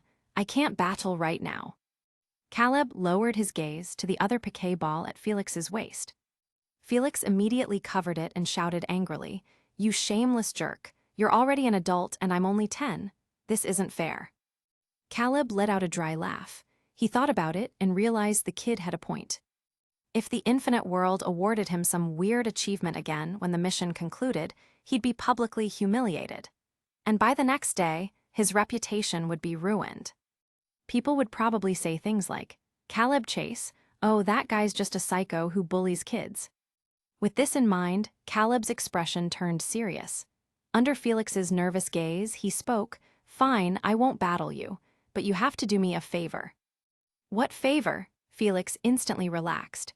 As long as it didn't involve losing his hard-earned cash, he was willing to listen. Caleb looked toward Little Root Town and asked, Today's the day new trainers start their journeys, right? Felix nodded. Yeah. The league gives starter Pokémon to 10-year-olds every year around this time. Caleb, simple, I need you to stop them and bring them to me. He paused, then asked, If they lose a battle, can they still keep traveling? Felix shook his head and replied, Nope. The wilds are dangerous. Pokémon jump out of the grass all the time. If a trainer doesn't have any Pokémon left, they'll get knocked out. so usually they go back to Littleroot to heal up before trying again. Hearing this, Caleb's eyes lit up like stars. He could practically see Gardevoir waving at him from the end of a golden road. This was the perfect opportunity to farm points. Clearing his throat, Caleb put on his most serious expression and said to the youngster, "Go guard the other route then. Don't let them sneak past. Bring every single one to me and we'll split the winnings 70-30. Felix's eyes sparkled. "Really?" "A real man never lies," Caleb coaxed. "Liar gets nothing." Felix glared, scrutinizing Caleb's face for any hint of deception. Caleb spread his hands in agreement. Of course. It wasn't like he could take the league money with him anyway. Giving Felix a cut was basically hiring a minion to do his dirty work. "Deal, I'm on it." With that, little Felix sprinted off without a backward glance. Meanwhile, in Littleroot Town, a large group of new players opened their eyes. Gasps and exclamations erupted. "Holy crap, did I just ice guy? Ah, look at that." A newbie pointed excitedly at the red and white spheres on the table in Professor Birch's lab. "Are those Piquet balls? Am I seeing this right? Wait, does that mean this is the Pokémon world?" Just then, Professor Birch walked in, dressed in his signature researcher outfit. He smiled warmly at the crowd of new trainers and said, "Congratulations on reaching the age where you can journey with Pokémon. I am Professor Birch, and I'll be providing your starter Pokémon. Now, come forward and choose a Piquet ball." The newbies were so excited, they nearly fainted. Nearby, a man with a buzz cut rolled his eyes and scoffed. Pathetic. The man, Terrence Jones, was a veteran who had already completed 3 instances. His companion, Miles Quinn, deadpanned, "Who are you to judge? You were flopping around like a Magikarp when you first got here. I thought you were having a seizure." Terrence. His face flushed with embarrassment, and he quickly changed the subject. "This seems like the Hone region. Professor Birch, wasn't he in the Pokémon games? Miles, didn't you play them before coming here?" Scanning their surroundings, Miles nodded and said, "This is Littleroot Town's Birch Lab. We're in a large-scale role-playing mission. Our identities are rookie trainers just starting their journeys." Terrence thought for a moment, then murmured, "So this follows the game's storyline." Miles hummed in agreement. His eyes flicked over the new players as they collected their starters. He silently counted them. 23 newbies, plus 5 veterans, making 28 in total. The competition's gonna be rough, he thought. Once the newbies had their Pokémon, the group followed instructions and left the lab. Outside, a row of middle-aged women stood waiting, each holding travel bags and stacks of league money. They zeroed in on their children and said, "Be careful out there. I packed you running shoes, a travel bag, and 30 Poké dollars. Don't spend it all at once." At the same time, the new players' main missions popped up. Main Mission 1, cross Route 101 to Oldale Town. Main Mission 2, obtain 8 gym badges, locked. Main Mission 3, compete in the Hone League, locked. Some newbies didn't rush to start their missions. Instead, they wandered around Littleroot, darting into cafes and peering into the forest to gawk at wild Pokémon. Meanwhile, Terrence and Miles stood at the entrance to Route 101. After exchanging a glance, Terrence asked, "Should we explore our backstory first for hidden missions, or head straight to Oldale?" Miles considered it, then replied, "Let's go to Oldale first. We need to unlock the second mission. This world is huge. It feels like an open-world game." Terrence nodded. "True. That means we might not have to challenge the gyms in order, right?" After strategizing, the two stepped onto Route 101. After fending off a few wild Poochyena and Zigzagoon, they spotted a kid in shorts standing by the roadside. Felix, who had been waiting forever, finally saw 2 fresh victims. His eyes lit up, and he jumped out to block their path. "Battle me, right now." Terrence and Miles shared a look. They instantly recognized the scenario. Just like in the games, they probably couldn't progress without defeating the youngster. But just as they reached for their Piquet balls, Felix said, "Follow me." Terrence and Miles. They trailed after Felix to another path, where they saw a guy in a straw hat holding a bug net. The guy was sitting on the ground and playing patty cake with a little girl. Terrence shot his partner a confused look and asked, "What the hell? A youngster and a bug catcher? Are we in a double battle now? Chapter 33. Seeing the newcomers, Caleb patted the dust off his pants and stood up, picking up the bug catcher's signature bug net. Earlier, he had felt his outfit didn't quite match his role, so he had sent Lily to borrow a straw hat from a nearby scarecrow in the fields. As for the bug net, he acquired it from a kid catching butterflies in the flower bushes. "You need any help?" short-swearing Felix whispered as he sidled up. Caleb shook his head in refusal. "Keep rounding up more people over there. I've got this handled." With that, the youngster left, glancing back every few steps. Meanwhile, Miles and Terrence received a notification on their panels. "A bug catcher with his little sister has challenged you." Miles didn't move. He studied the young man before him and asked bluntly, "Player?" Caleb's expression didn't flicker. In a deadpan tone, he replied, "What player? I'm just an ordinary bug catcher. Now, send out your Pokémon and battle me." "Bro, you're taking the roleplay too seriously." Terrence couldn't help but interject. Caleb dropped the act, sighing, "Fine, yeah, I'm a player. Can we start now? You know the rules. If you don't beat me, you can't get to Oldale Town." Seeing the other party admit it, Terrence grinned, then said happily, "Let's do this, man." He tossed a piquet ball, and with a flash of white light, a massive Snorlax materialized on the path. Caleb discreetly used Scout, and the Snorlax's level appeared on his panel. Snorlax, LV52. Snorlax is normal type. Without hesitation, Caleb sent out Mimikyu.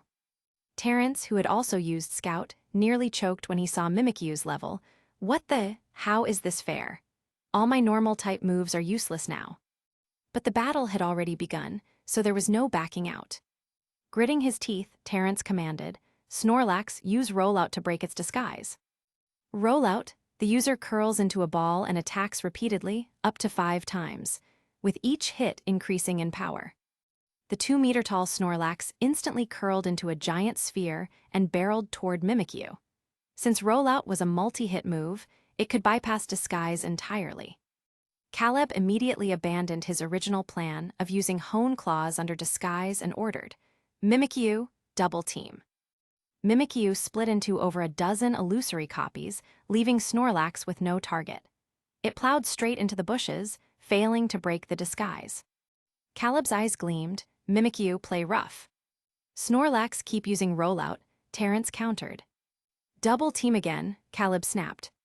Snorlax curled up once more, then charged forward. Meanwhile, Mimikyu's tiny body glowed pink, a stark contrast to the behemoth bearing down on it. At the last second, Mimikyu replicated its earlier tactic, surrounding Snorlax with clones from all directions. Poof, poofs. 2 illusions vanished under Snorlax's onslaught, but with nothing left ahead, the rolling titan screeched to a halt. Then Play Rough connected. A burst of pink energy sent Snorlax flying into the bushes, where its head smacked against a rock, knocking itself out cold. Terrence. Caleb. Terrence reached for a second piquet ball, but the system blocked him.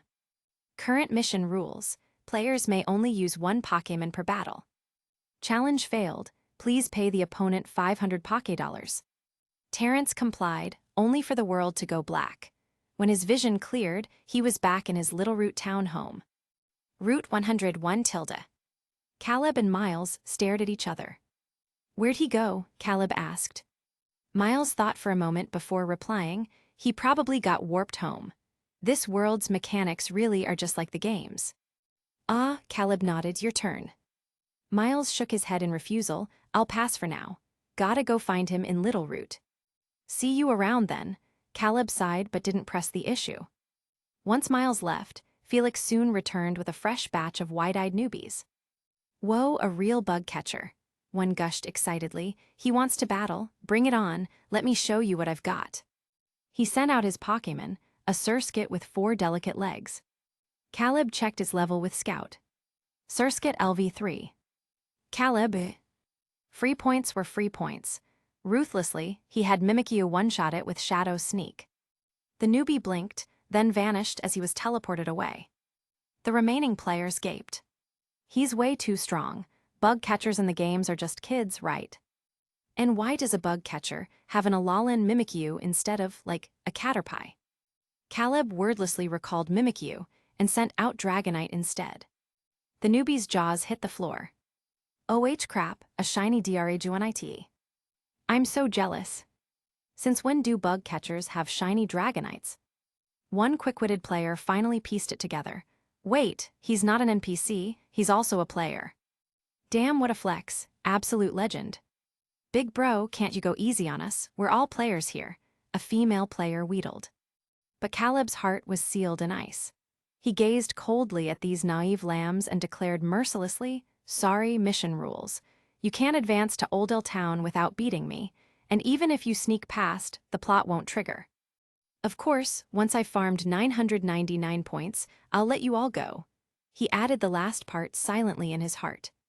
Left with no choice, the players lined up obediently to challenge him, only to be promptly swept aside by Dragonite's Twister, then got teleported back to Little Root Town. Caleb checked his bonus points tally, +8. He sighed, still a long way to go. Chapter 34. Help, newbie player stuck, how do I get past this level? On a popular Pokémon-themed forum, a new Infinite World player posted this desperate plea. Within minutes, the comments section exploded with over 100 replies. Stuck, what game, which level?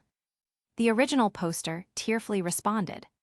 Stuck in the starter town, there's a boss that's way too strong. Dozens of us have tried to take him down and failed. Someone replied, there's no way a starter zone has a boss that hard. What idiot designed that game? Can't you just go around it, skip the boss and head to the next town? The original poster wailed. No, if we don't beat him, the main quest won't unlock, TT. Netizens were speechless at this, the consensus advice. If you can't beat that boss, just quit, no big deal. Little Root Town tilde. A crowd of players, all role-playing as rookie trainers, huddled around a computer in Professor Birch's lab, silently reading these replies. What now? Terrence glanced at Miles for guidance. Miles frowned and thought for a moment before replying, his Pokémon are over-leveled. I bet that Dragonite is holding a power-boosting item. Otherwise, there's no way it could one-shot my Blastoise with just 2 twisters. Terrence sighed, then said, is the Infinite World insane, putting a veteran player as a starter zone boss? Miles scanned the hopeful newbies who were awaiting their strategy. His eyelid twitched. He then addressed them, talking won't help at this point. We need to grind. Let's train our Pokémon properly first. Guess we have no choice. Exactly, this is only our first day after all. Easy come, easy go, every dog has its day. If we train hard, we'll beat that bug catcher someday. The trainer whose Surskit had been obliterated delivered this impassioned speech. Damn, what a cringe. Dude should lay off the web novels, Terrence muttered. With their plan set, the players fanned out across Route 101 before sunset, hunting for Zigzagoons and Poochyenas to battle. Terrence's face fell as he used Scout on the Zigzagoons and Poochyenas. Why are they all under level 10? How are we supposed to grind? While the newbies battled enthusiastically, the veterans stood frozen on the path. Sigh, Miles turned to his friend. We only have one option left. What is it? Terrence perked up. Under his hopeful gaze, Miles declared gravely, we have to battle each other. Since fainted Pokémon in this mission instantly respawned at home/Pokémon centers, they could exploit this to grind EXP off each other's teams. Meanwhile with Caleb, the sunset bled like orange juice across the horizon. A breeze stirred the grass into emerald waves. The bug catcher's work for the day had officially ended. Caleb summoned the youngster, Felix, and handed him 20 Poké-dollars from his wallet. Felix's hands trembled, his voice stuttering, this much. Normally, he only earned 100-200 per battle, with no guarantee of winning. Losses also meant paying the opponent instead. This also resulted in him only being able to earn 200 or 300 Poké-dollars a day, and some days, he barely broke even. Caleb barely glanced at the money. He was too busy admiring his +108 bonus points. Then he looked at little Felix and casually waved off. Meh, it's not that much. Having seen millions before, this paltry sum couldn't even make his heart flutter. Felix's eyes shone with admiration. Boss, will you be back tomorrow? I can keep rounding up challengers. Boss, a title the youngster had overheard from those rookie trainers when they referred to Caleb. At first, he hadn't understood, but after witnessing Mimikyu and that overpowered Dragonite, enlightenment struck. Wow, I never expected my neighbor, the bug catcher, to actually be a hidden boss. As for Caleb, he shamelessly accepted the youngster's zealousness. Free labor is free labor, he mused. Then Caleb nodded and said, of course, same time tomorrow, let's say 8 a.m. Perfect, boss is so wise. Felix's bootlicking grin could rival a Growlithe's. Caleb couldn't bear to look at the innocent little sucker. Waving the youngster off, he carried the drowsy Lily toward Oldale Town. Since Felix lived next door, he happily trailed behind. Oldale Town Tilde. Nestled in southern Hone, Route 101 led south to Little Root, while Route 102 connected west to Petalburg City, and Route 103 stretched north to Slateport City.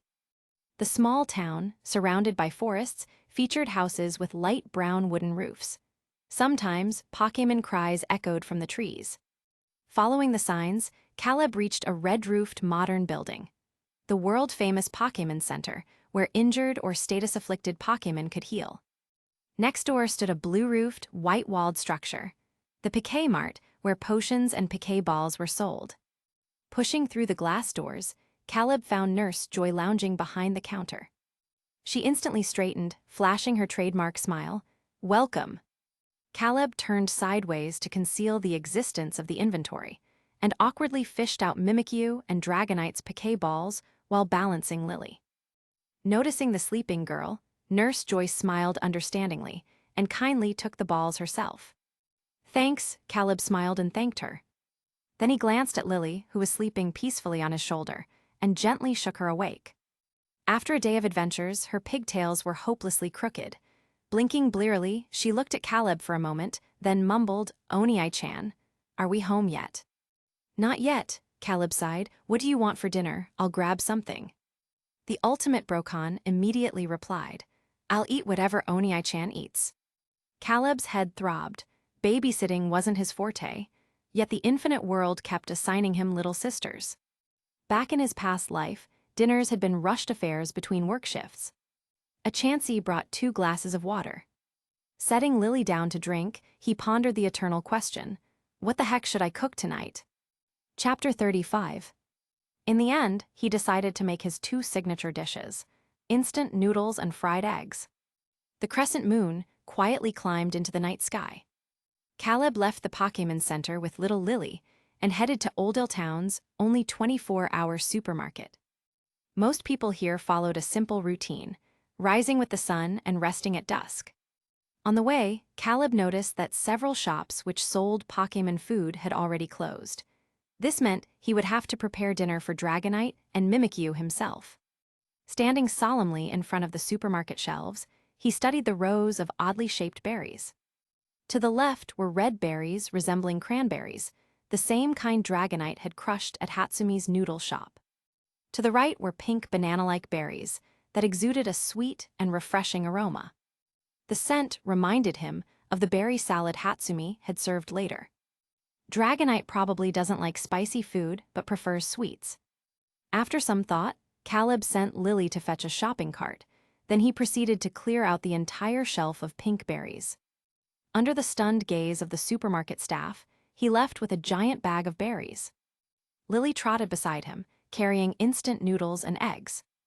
They walked down the straight street and stopped at a slightly worn 2-story house on the outskirts of town. Key in hand, Caleb turned the lock. Click! The door opened. Little Lily dashed inside. She quickly flipped on the lights, eagerly set down the noodles, and rushed back to take the berries from Caleb.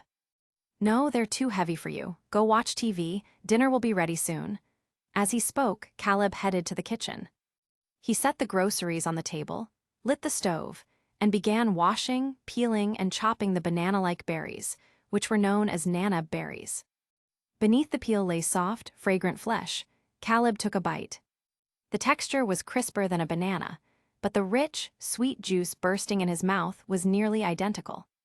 It reminded him of fried bananas from his past life, especially when coated in melted cheese.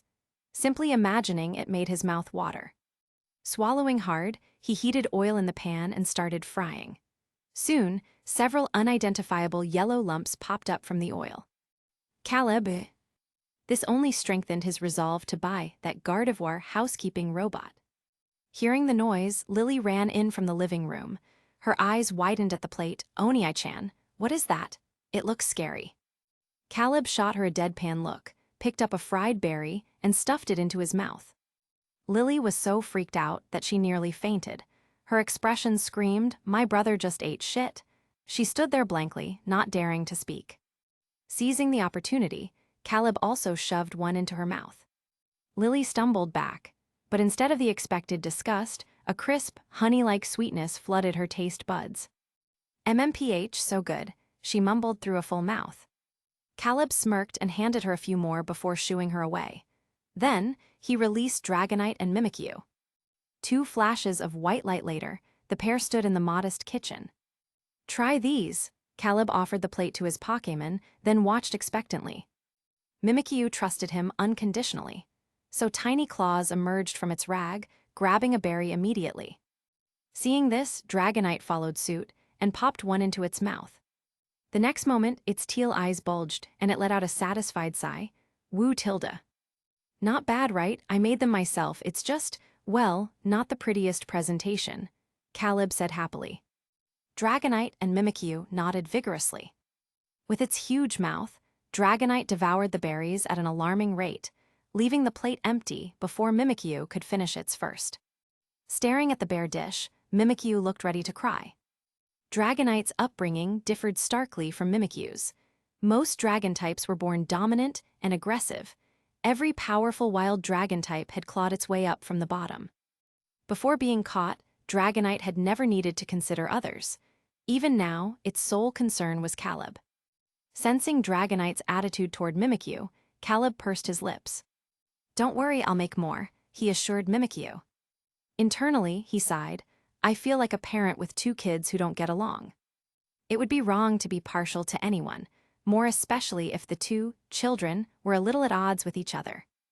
Mimikyu, ever perceptive, noticed Dragonite's indifference and Caleb's dilemma.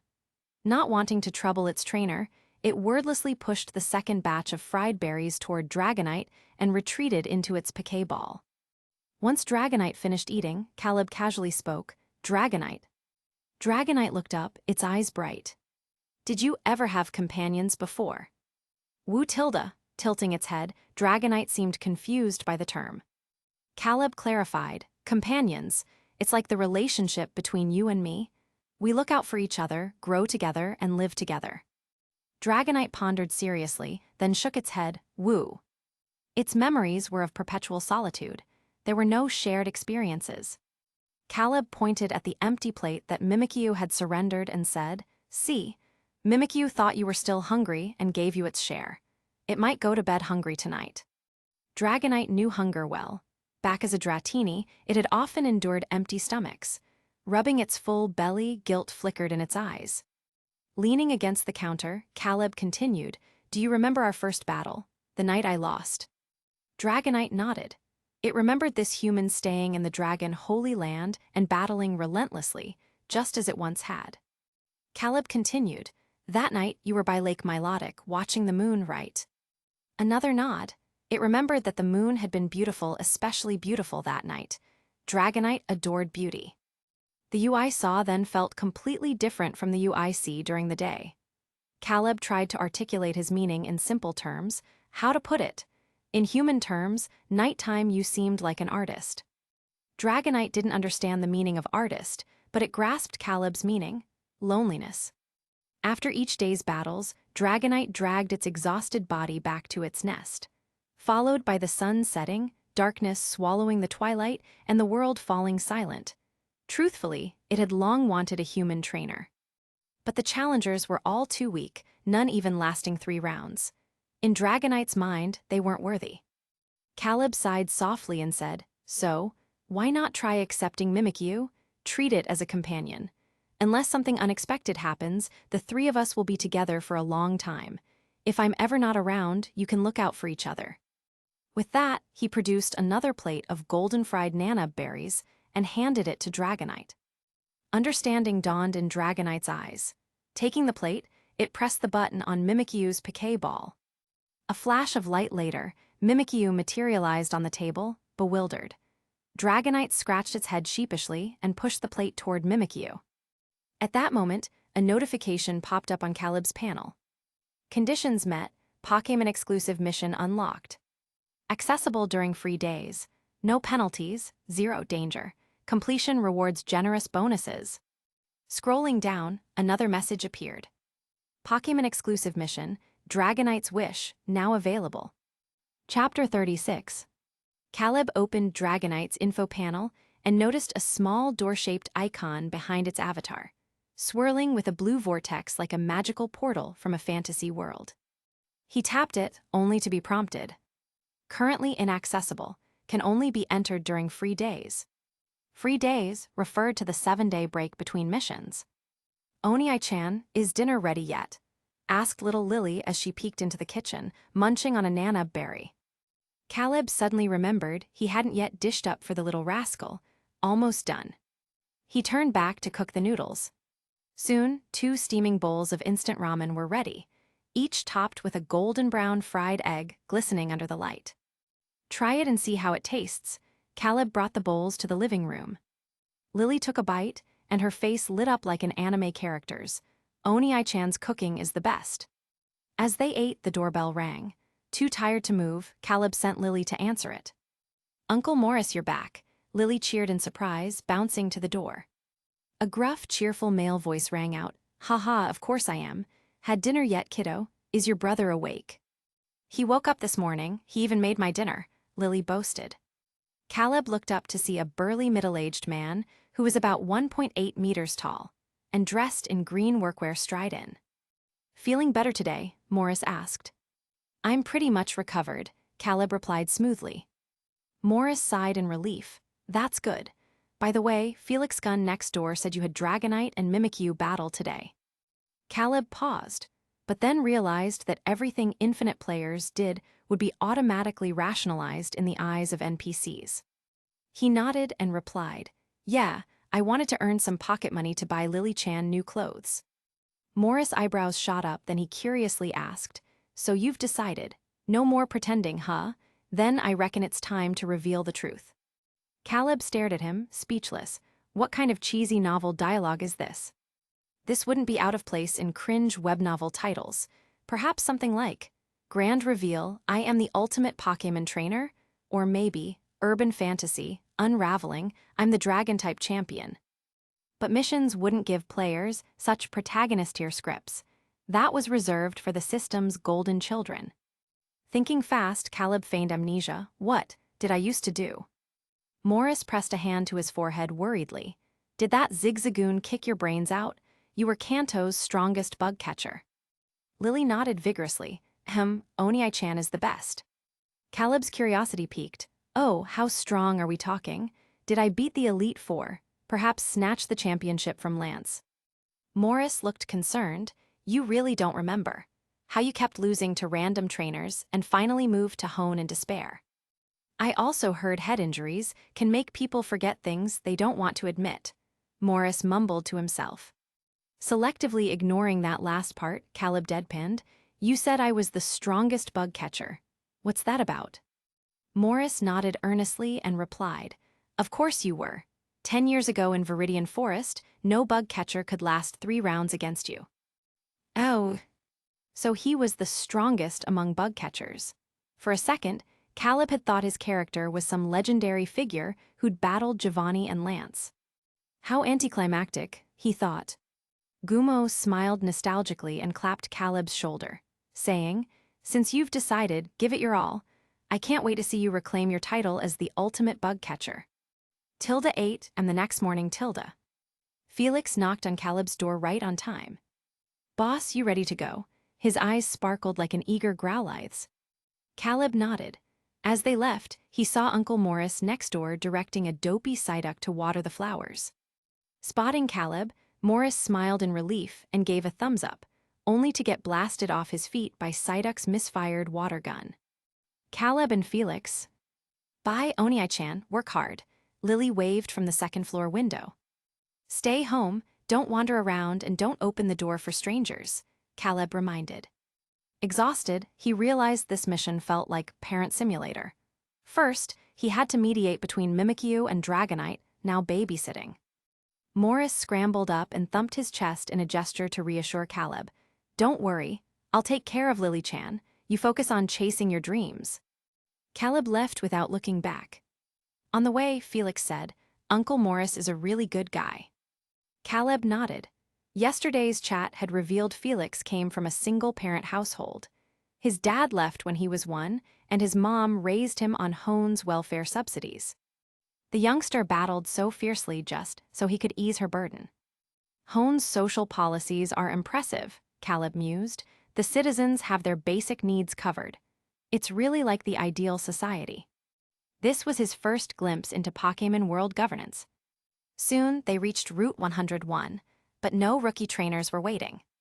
Walking further toward Little Route, they found a crowd arguing in the grass. That Poochyena is mine, I saw it first. Bullsht, it came at me, back off. Understanding dawned on Caleb.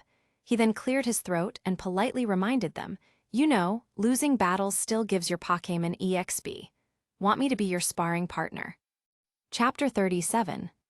Wait, what are they doing? Did these newbies develop Stockholm Syndrome from getting beaten up? Are they actually addicted to this? A few veteran players passing by couldn't make sense of the line of new players queuing up to get thrashed. Terrence and Miles, who were walking nearby, overheard the comment. Terrence watched as a defeated trainer was teleported away with a satisfied smile on his face. His pupils trembled in shock. I never expected this batch of newbies to have such peculiar tastes, he said. Miles, being quicker on the uptake, saw through the surface-level absurdity. He deadpanned. They probably realized that battling that bug catcher gives more EXP than wild Pokémon. Terrence thought about the levels of that Mimikyu and Dragonite. They were indeed high. The realization sparked an impulsive thought. Should we challenge him too? He asked, suddenly tempted. Miles shook his head. We're running low on league credits. No one knew what would happen if their league credits hit 0 after a loss. Most likely, it would mean an instant mission failure, which may result in the loser getting sent away. Fine, Terrence sighed in resignation, and settled for simulated battles with his friend instead. Around the same time, Caleb had also started pondering this issue. He had already harvested these newbie crops multiple times. Their league credits had to be running thin at this point. Scanning the group, he called out, Hold up, how many league credits do you guys have left? He asked. The newbies checked their remaining FUMDs, around 300. What's up, boss? Is there a problem? Caleb's eyelid twitched. Patiently, he explained, Since this is your first instance, you might not know the rules. Let me break it down for you. The Infinite World's universal currency is achievement points, which can only be earned in instances. This is your first run, so you don't have any yet. If your main mission fails and your points drop into the negatives, you'll be sent back to the moment before your death. This instant scenario is special. It doesn't specify the failure conditions up front. Here, trainer battles have strict rules. The loser must pay the winner in league credits. So if your credits hit 0, the consequence will likely be an instant mission failure, kicking you out of the Infinite World. The newbie trainers paled, staring at their remaining credits with newfound hesitation. Nearby, the veteran players fell silent upon hearing this explanation. Of course, Caleb wouldn't let his crops wither before they'd been fully harvested. He kindly offered a solution, but I've got a workaround. Eyes lit up with hope. Caleb turned and pointed toward Oldell Town. I'll let you pass first. Routes 102 and 103 have plenty of bug catchers and youngsters. You can battle them for credits. He wasn't worried about them running off. Without defeating him, these newbies couldn't unlock the second phase of the main mission anyway. The newbies were practically moved to tears, some even looking ready to kneel and kowtow in gratitude. Thank you, boss. You're a real one, boss. I'll never forget this. Boss, can you tell us your name? I want to thank you properly after the dungeon. Caleb answered without blinking, Haruno Hatsumi. The veteran players watching nearby facepalmed. These newbies were literally selling themselves while counting the money for their seller. Miles overheard the name too. He rubbed his chin in intrigue and watched as the new players rushed off toward Oldale Town. Once they were gone, he suddenly called out Haruno Hatsumi. Caleb paused for 2 seconds before turning. Terrence and Miles were walking toward him. Caleb, yep, that's me. What's up? Miles gave him a once-over. Since when did you become a man? I wasn't aware the instances dropped gender-swapping items. Caleb. Miles chuckled and extended a hand and introduced himself. I'm Miles Quinn. Nice to meet you. Hello, I'm Terrence Jones. Terrence introduced himself with unusual formality, even offering a handshake. Caleb shook it politely and replied, Caleb Chase. Both Terrence and Miles froze. Terrence's reaction mirrored Hatsumi's from back then. Wait, what did you say? You're not that Caleb Chase who got 3 achievements in one instance run, are you? Caleb. At this point, he had expected this reaction. Miles, however, skipped the dramatics. You know Hatsumi? He asked. Caleb nodded. I've eaten her noodles. The mention of noodles triggered something in Terrence's brain. Mid-thought, his mouth moved faster than his filter. Instead of saying, her noodles are good, right? It came out as, her lower noodles are good, right? Caleb and Miles immediately turned to stare at him in dead silence. The atmosphere plummeted into awkwardness. Terrence stood frozen, only realizing his blunder seconds later. FCK, sorry, my mind is just full of trash. Caleb, now faced with such degeneracy, decided then and there. In the next instance run, he was using Terrence Jones' name. Miles sighed and steered the conversation back on track, then asked, wanna team up? Looking for a backdoor pass, Caleb asked with a raised eyebrow. Terrence grinned sheepishly. Pretty much. You cleared 3 achievements in one instance. You've gotta be a battle-hardened vet, right? Caleb answered honestly, no, this is my 2nd instance. Terrence's eyes bulged. No way, how's that even possible? Too tired to explain, Caleb let them believe whatever they wanted. He declined Miles's offer. No thanks, my main mission is different from yours. Miles looked disappointed but nodded. Fair enough. With the players off battling bug catchers and youngsters on routes 102 and 103, Caleb and Felix found themselves with unexpected downtime. They sprawled on the grass, staring at the sky. Felix chewed on a blade of grass, one hand resting on his puccina. With his other hand, he lazily pointed at the clouds. See that one? It looks like an Eevee. Caleb glanced up. The resemblance was uncanny. Fluffy head, bushy tail, the whole silhouette was there. He folded his arms behind his head, closed his eyes, and breathed in the crisp, earthy air. It reminded him of his childhood. Back then, the world always seemed brighter, the sky a clear mirror-like blue. Mimikyu quietly scooted closer, resting its tiny head against his arm before closing its eyes. Dragonite flopped down on his other side, its round head pillowed on chubby arms, the tip of its tail swaying lazily. Chapter 38. In the evening, Caleb brought Felix back to Oldale Town. The two parted ways at the intersection. Caleb pushed open his front door to find Lily feeding berries to 2 rabbit-like Pokémon. They were small in size, with tall perky blue and red ears, each cheek marked with positive and negative electrode patterns. Tiny sparks of electricity occasionally crackled between them. Upon hearing someone enter, the 2 little creatures immediately turned alert. The red one protectively shielded its companion with its tiny paws, its face crackling with intense electricity. Little blue, little red, it's okay. He's my brother, not a bad guy, Lily quickly explained. The Plusle, red one, dispersed the electricity from its cheeks. Caleb observed the brave Plusle and the Minun, blue one behind it. Raising an eyebrow, he asked, "Are they your friends?" Lily nodded, scooping both Pokémon into her arms. The Plusle and Minun immediately snuggled their cheeks against her affectionately. This afternoon, Uncle Morris took me to play in the forest, and we happened to see them being attacked by a dustox. Uncle Morris saved them. All right then, get along well. Caleb nodded and headed into the kitchen to prepare dinner. Earlier that day, he had spotted fresh, tender mushrooms in the wild and decided to skip work temporarily, taking Mimikyu and Dragonite to forage in the forest. Tired of instant noodles, Caleb wanted to try something new. He planned on creating his own dish. He washed the mushrooms, poured water into a pot, and once it boiled, added the mushrooms. Mimikyu and Dragonite watched the entire process intently. Caleb wiped his hands and turned to Dragonite. "Want to go out for some fresh air?" he asked. Under the warm orange light, Dragonite leaned lazily against the doorframe and shook its head. It found its trainer's clumsy cooking attempts amusing. Mimikyu, however, eyed the pot with concern. Back in the wild, it had once eaten a mushroom that knocked it unconscious for hours, causing it to hallucinate countless Pikachus dancing before its eyes. Just then, the doorbell rang. Caleb glanced through the kitchen window to see a woman with long blue hair standing at his doorstep, holding a bag. Before he could react, Lily had already dashed to open the door. "Aunt Ryuko, you're here." The woman's voice sounded, "Ah, Lily-chan, is your brother home?" Caleb stepped out of the kitchen with Dragonite and Mimikyu in tow. Up close, he could see the woman clearly. She appeared to be in her 30s, and though faint wrinkles framed her eyes, they only enhanced her graceful, mature charm.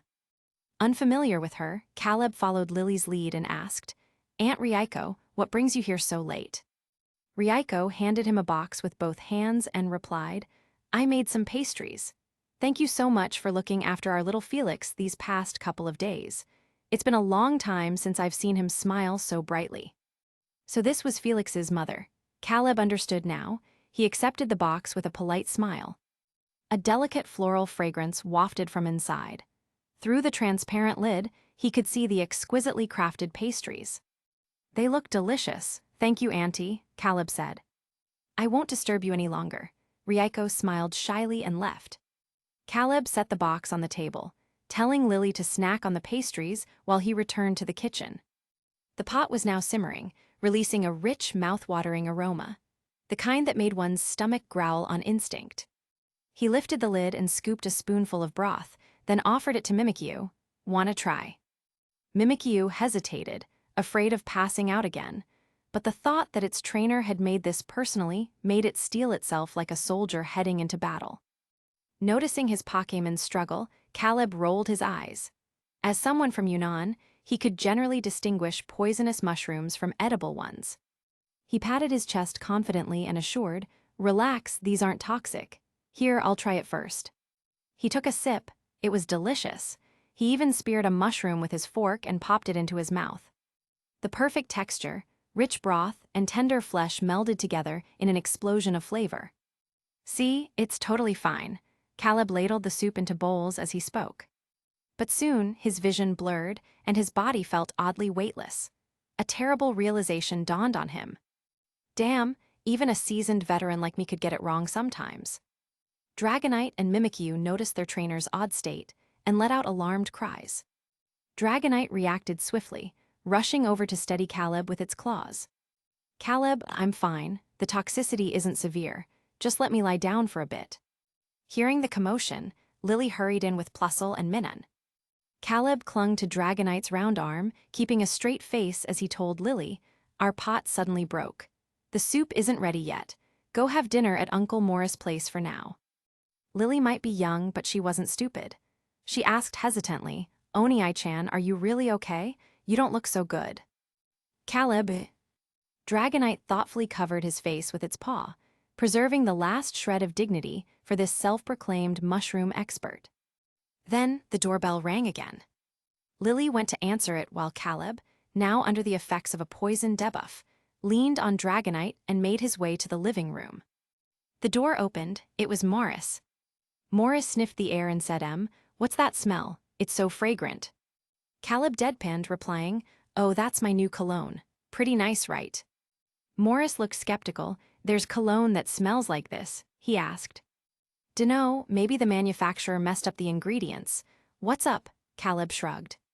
Hearing this, Morris sat down, then he answered, "Well, I noticed you've recovered a lot compared to a few years ago.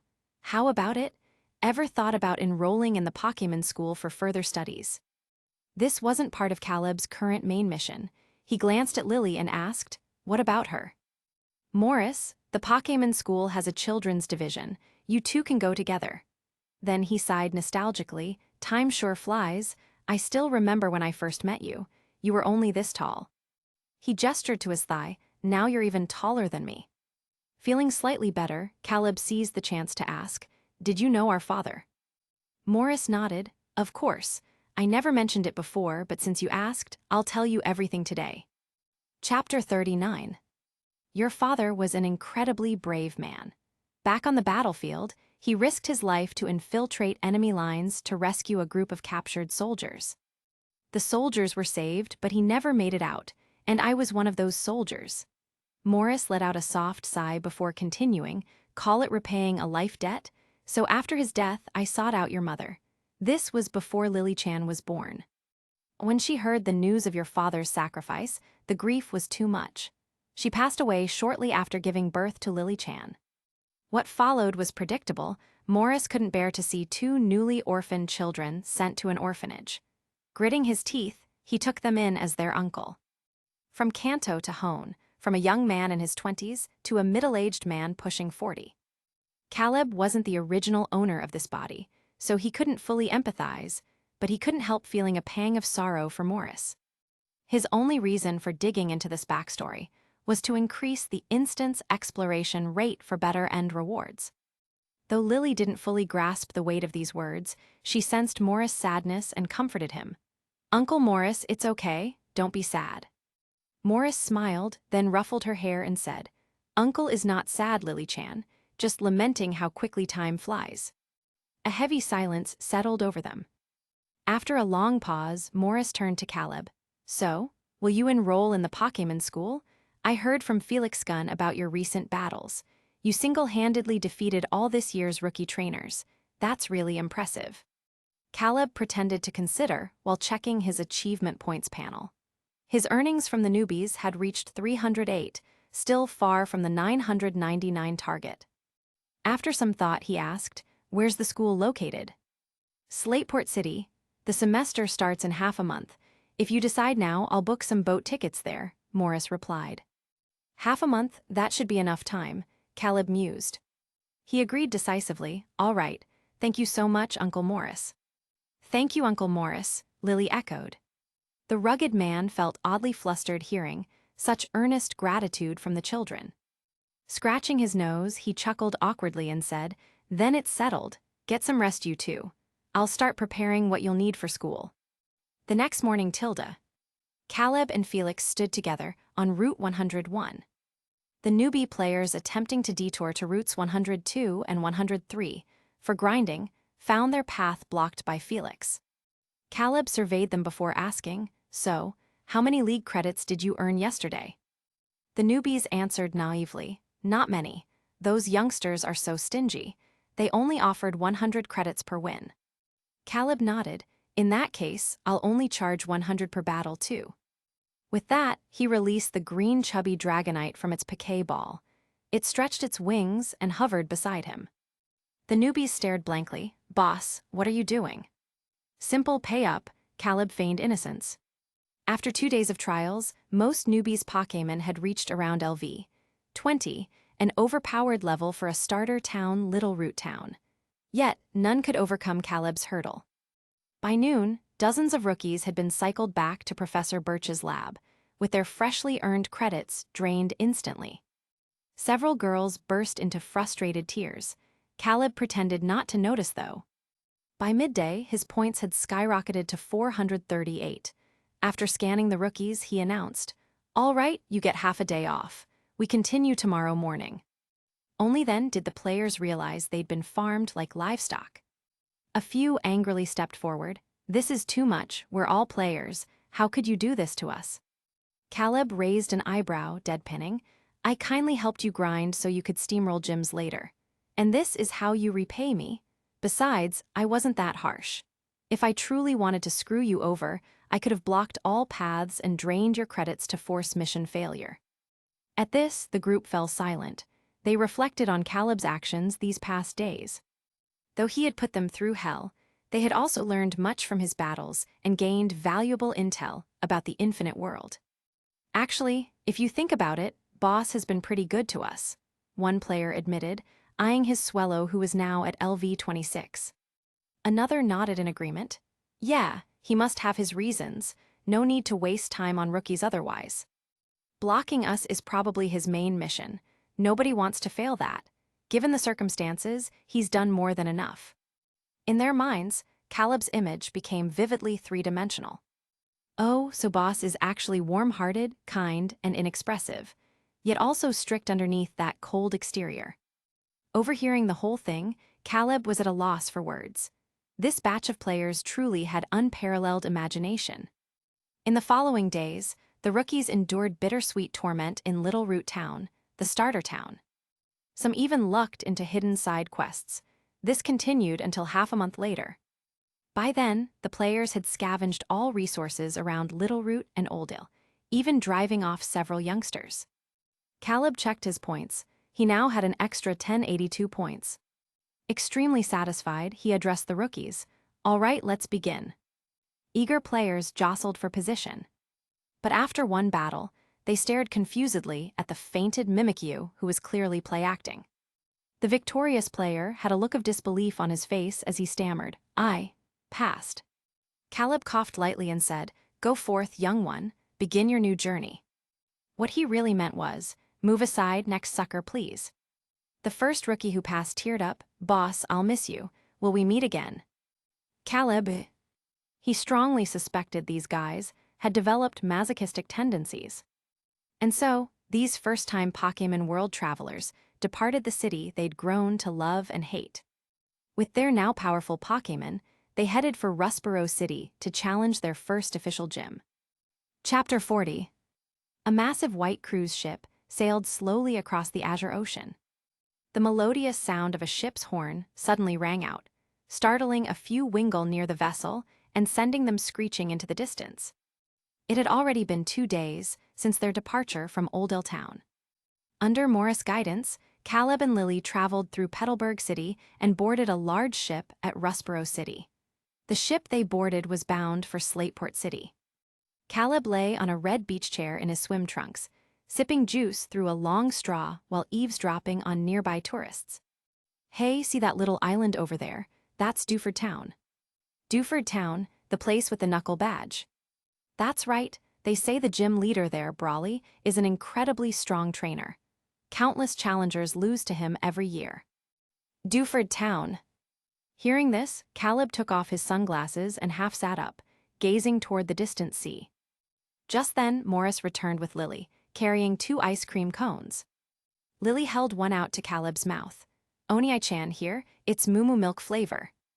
A rich, creamy aroma, mixed with a chilly sweetness, wafted toward him. Caleb leaned forward and took a big bite of the ice cream scoop right from Lily's hand. Lily stared in stunned silence. Morris laughed heartily, then followed Caleb's earlier line of sight and asked, "Want to check out Dewford Town?" Caleb didn't deny it. "I heard the Granite Cave there is a great spot for adventure." "That's too bad," Morris shrugged helplessly. "I bought direct tickets, so we won't be stopping at Dewford Town." "No worries. I can come back on my own when school is out," Caleb said nonchalantly. Morris sat down beside him and changed the subject. "There's a Pokémon battle arena on the lower deck. Trainers from all over gather there. Want to check it out?" Caleb glanced at his Dragonite and Mimikyu, who were both lazily sunbathing on the deck, and shook his head. "Nah, since we're out on a trip, let them rest for a few days," he said. Morris didn't press further and took Lily to explore other parts of the ship. After they left, Caleb got up, bought 2 cartons of Moo milk from a vending machine, and walked over to Dragonite and Mimikyu. "Here, drink up." He inserted a straw into one carton and placed it in front of Mimikyu. The Pokémon extended a claw from beneath its disguise, pulling the milk under its rag to sip quietly. Dragonite lay sprawled lazily on the deck, barely even lifting an eyelid when Caleb approached. It rolled onto its side, scratched its belly with a claw, and rested its head on its arm, dozing off again. Caleb suddenly felt like he was waiting on a boss. He placed the other milk carton in front of Dragonite's face, positioning the straw so Dragonite could drink without moving. The chonky dragon opened its eyes, let out a pleased cry.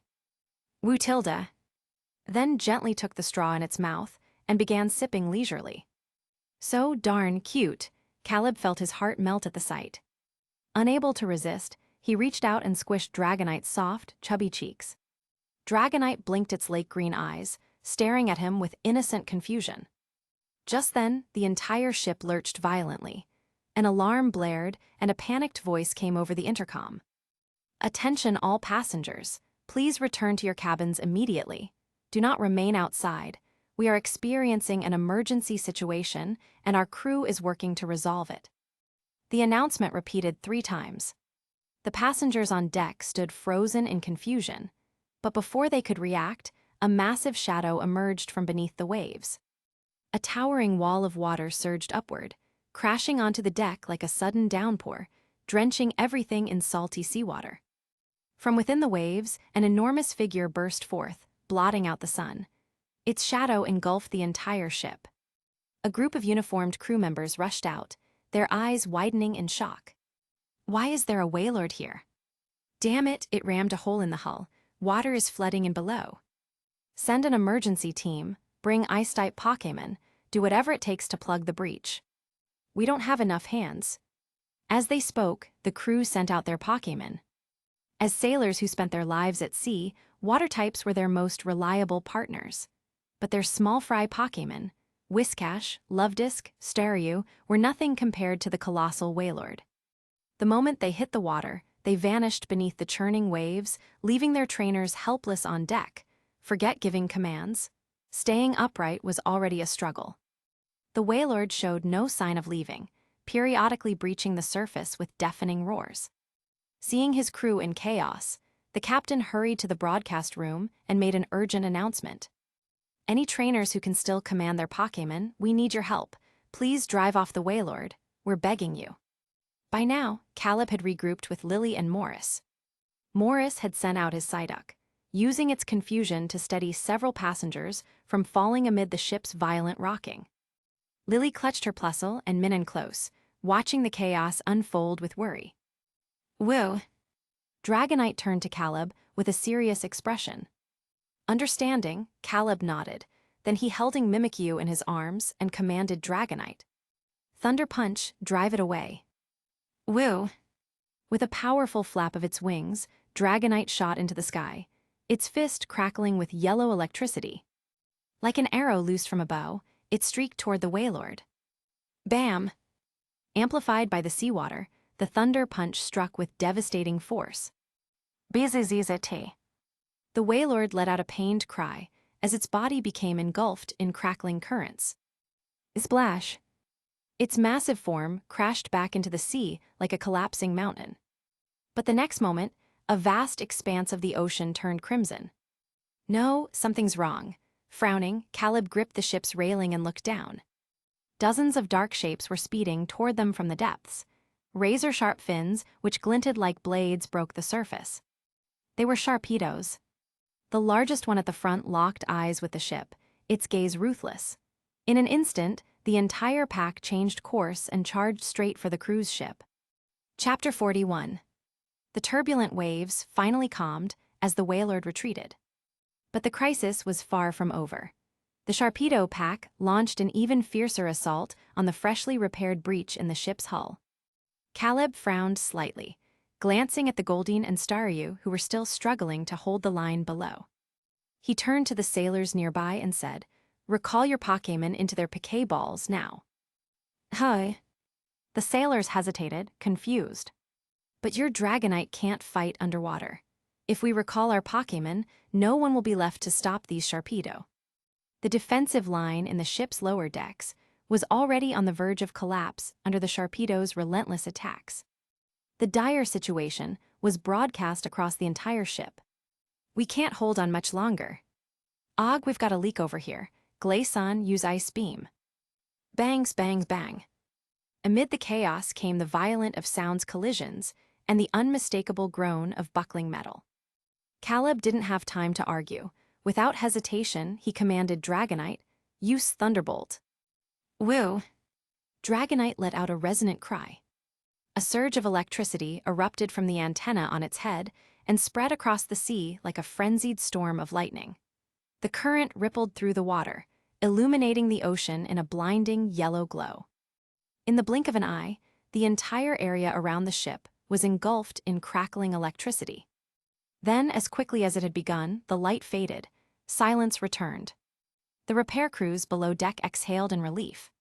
"Sorry about that," Caleb said to the sailors. They quickly recalled their unconscious Pokémon, waving it off. "It's fine. We'll just give him some potions later. You saved us back there. Thank you so much." Morris and Lily approached with Psyduck, Plusle, and Minun in tow. "Oni-chan, you were amazing." Lily's eyes sparkled like stars. Caleb chuckled, "You did great too. Weren't you scared?" Lily shook her head firmly and replied, "Nope, and I protected Little Red and Little Blue the whole time." "Plah, Mina." The two Pokémon nodded cheerfully. "Good job," Caleb ruffled her hair. Dragonite flew back, and Mimikyu gave it a thumbs up from under its disguise. "Thank you for your hard work, Dragonite," Caleb said.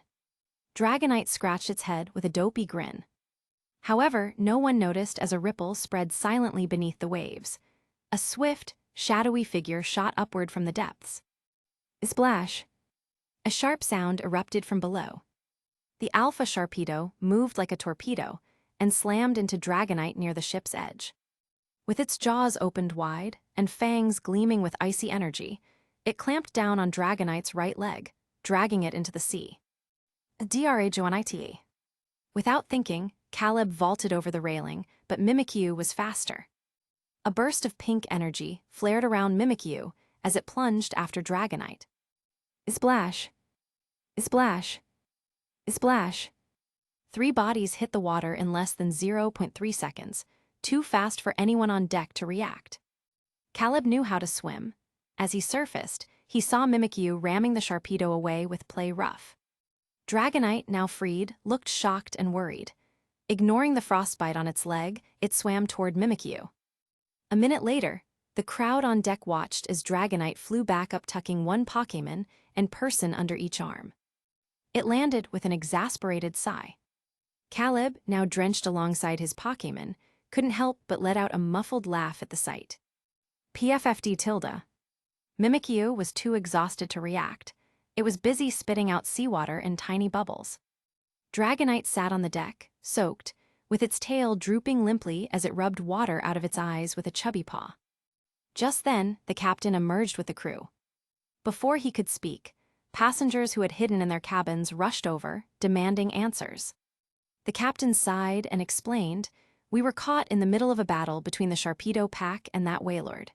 Thankfully, a brave trainer drove them off." His gaze landed on Caleb, who was surrounded by the crowd. Caleb was busy inspecting Dragonite's leg, where the Sharpedo's ice fang had left frostbite. Morris stepped forward, then pulled out a piquet ball as he assured Caleb, "Don't fret. It's just frostbite, nothing serious." Then, with a flash of white light, a Vileplume materialized beside Dragonite. Morris directed his Pokémon, Vileplume, use aromatherapy.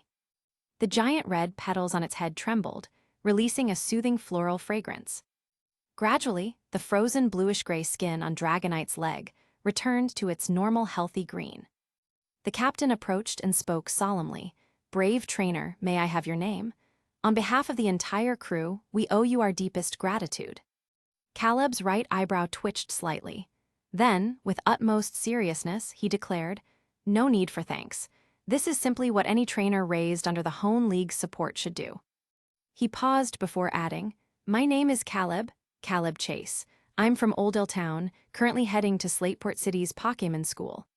The thick-browed and earnest, though unfortunately dense captain missed the hint entirely. Instead, he was moved to near tears. You're a true hero. Trainers with your integrity are rare these days. If everyone in the league shared your ideals, Hone's future would shine even brighter." By the end, he was practically rambling in excitement. Thank you. Let us strive together for Hone's glorious future." Caleb, he couldn't take it anymore.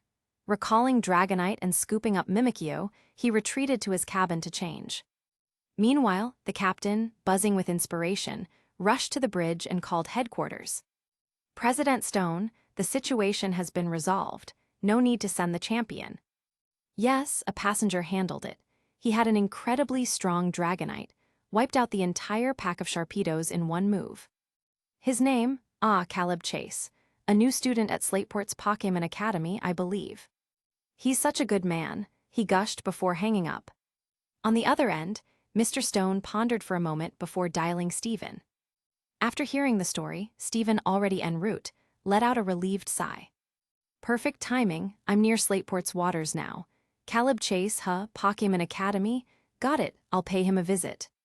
Unaware of all this, Caleb changed into some shorts and stepped back onto the deck just as the ship's horn echoed across the harbor. The vessel slowed, easing into the dock.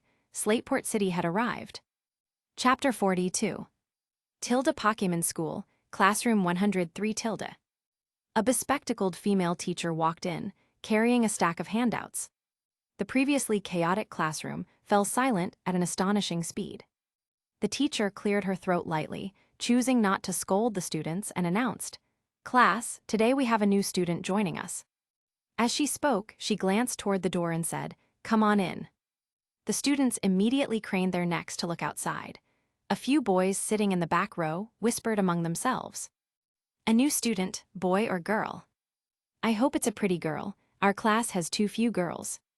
"Give it up. Even if she's pretty, she won't be interested in you. You'd be better off just focusing on training your Pokémon." The boy who was speaking suddenly stopped. His deskmate, who had been squeezing a pimple while looking in a mirror, asked in confusion, "What's wrong? Cat got your tongue." "Holy crap, he's so handsome," the boy exclaimed, but his voice was quickly drowned out by the excited "wow" from the girls around him. Caleb stood at the podium, slightly shy, and said, "Hello everyone, my name is Caleb Chase. I'm from Oldale Town. I hope we can get along well in the coming days." "Wow, this new classmate seems really easygoing."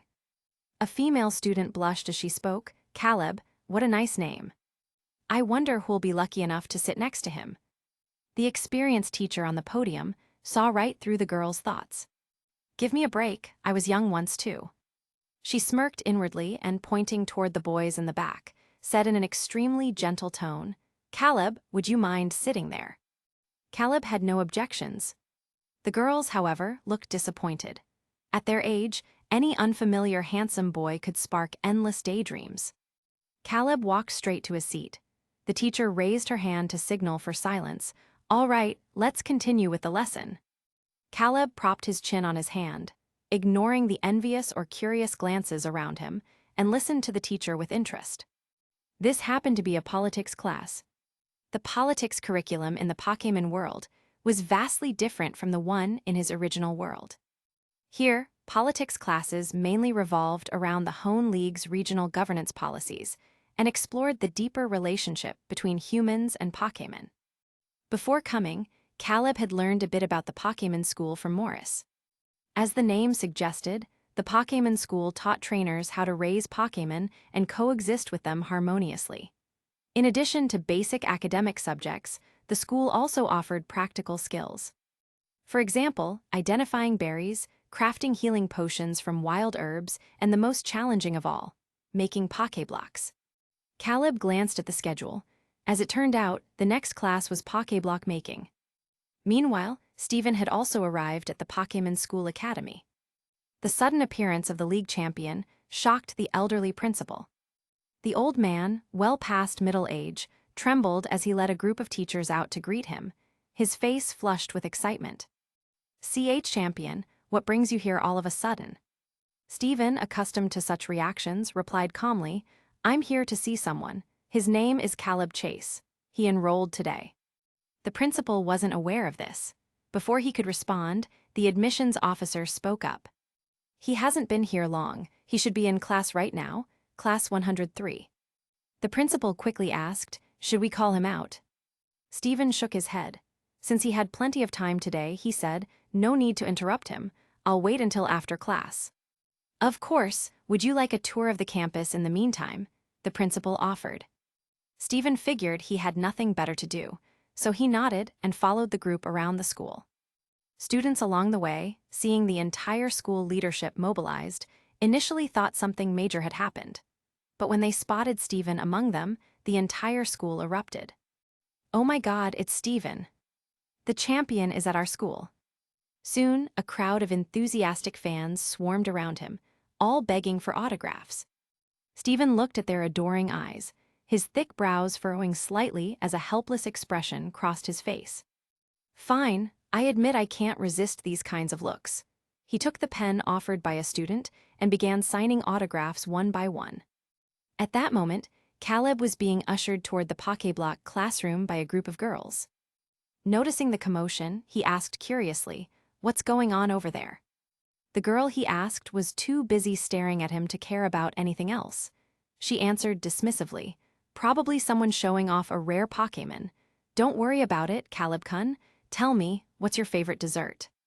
"Caleb, sorry, I don't really like sweets." The girl quickly shook her head. "That's okay.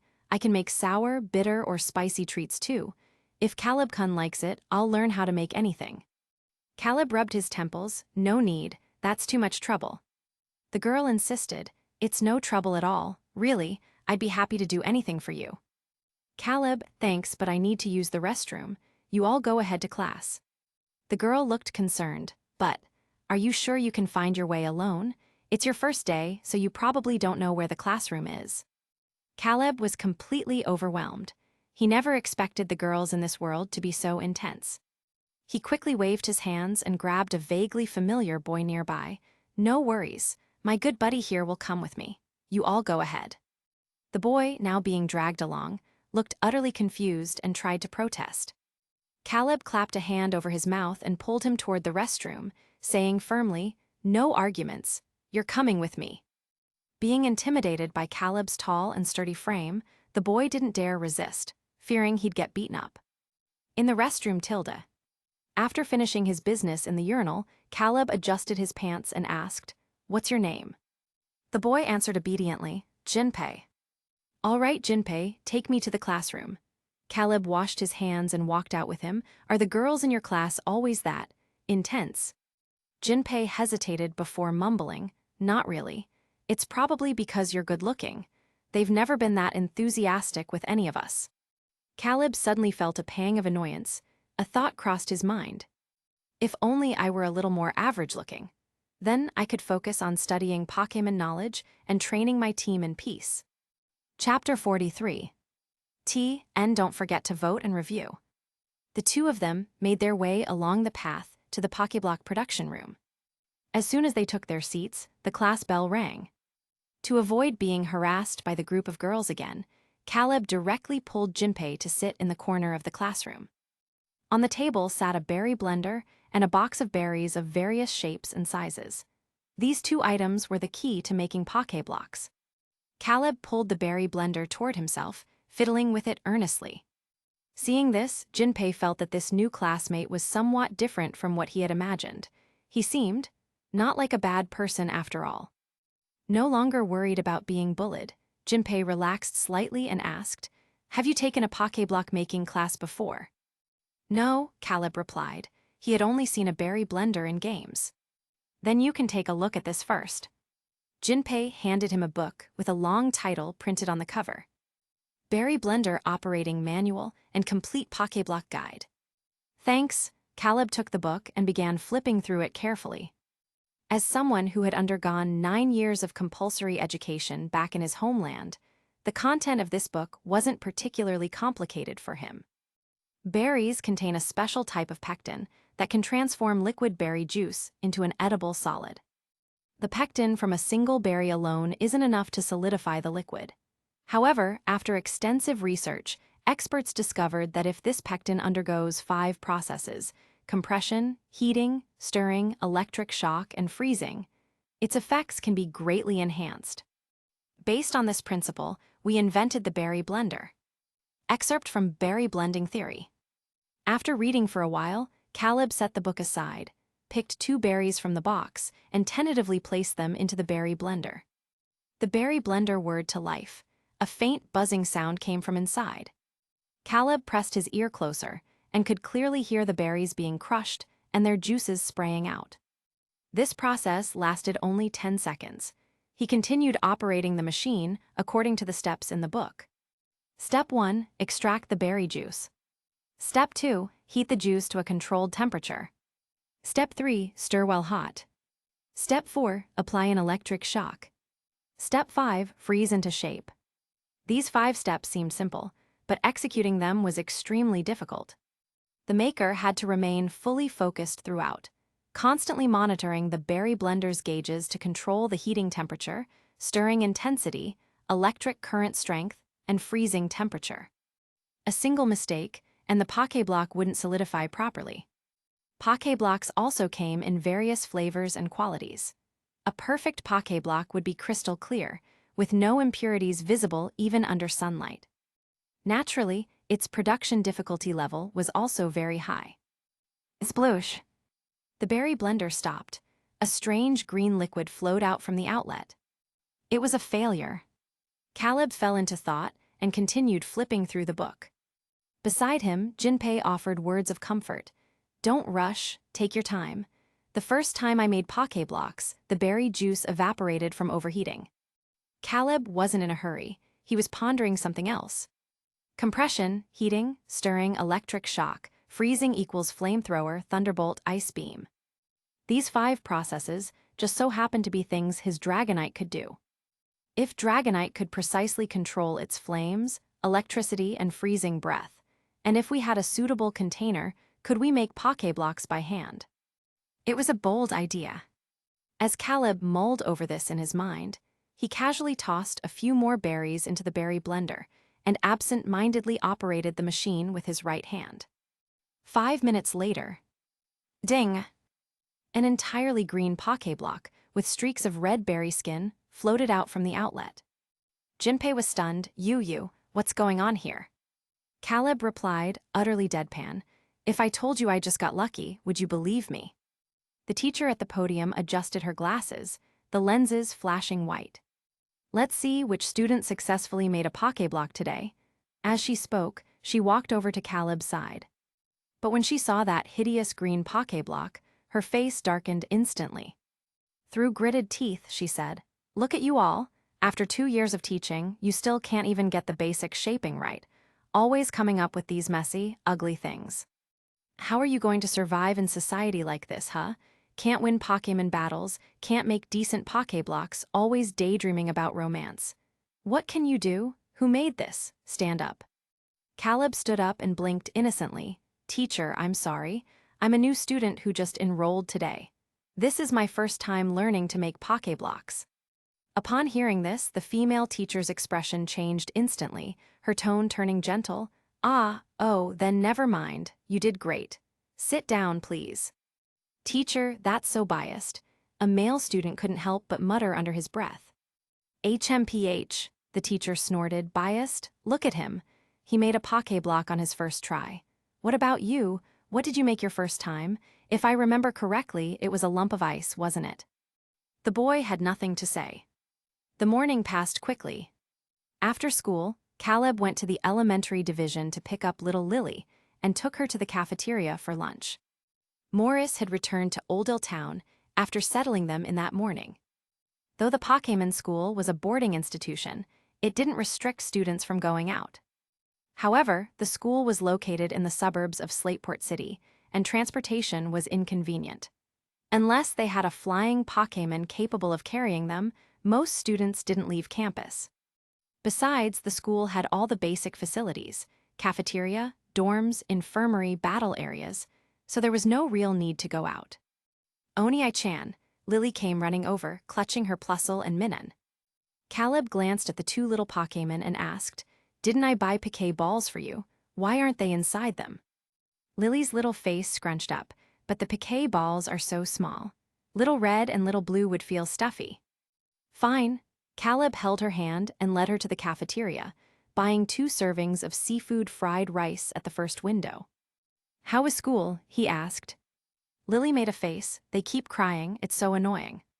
Her class was full of 4- or 5-year-old children who had never been away from their parents for so long. It was only natural for them to cry. Hearing this, Caleb suddenly remembered something. Apart from the first day he entered the instance, he had never seen Lily cry. Moreover, a strange feeling had been lingering in his mind. Felix had always lived next door to him, yet when they first met in the wild, the youngster had clearly acted like he didn't recognize him. Also, there wasn't a single item belonging to Lily's brother in her house. So, did Lily's so-called brother, actually exist? And was this world scenario even real? Caleb checked his mission panel.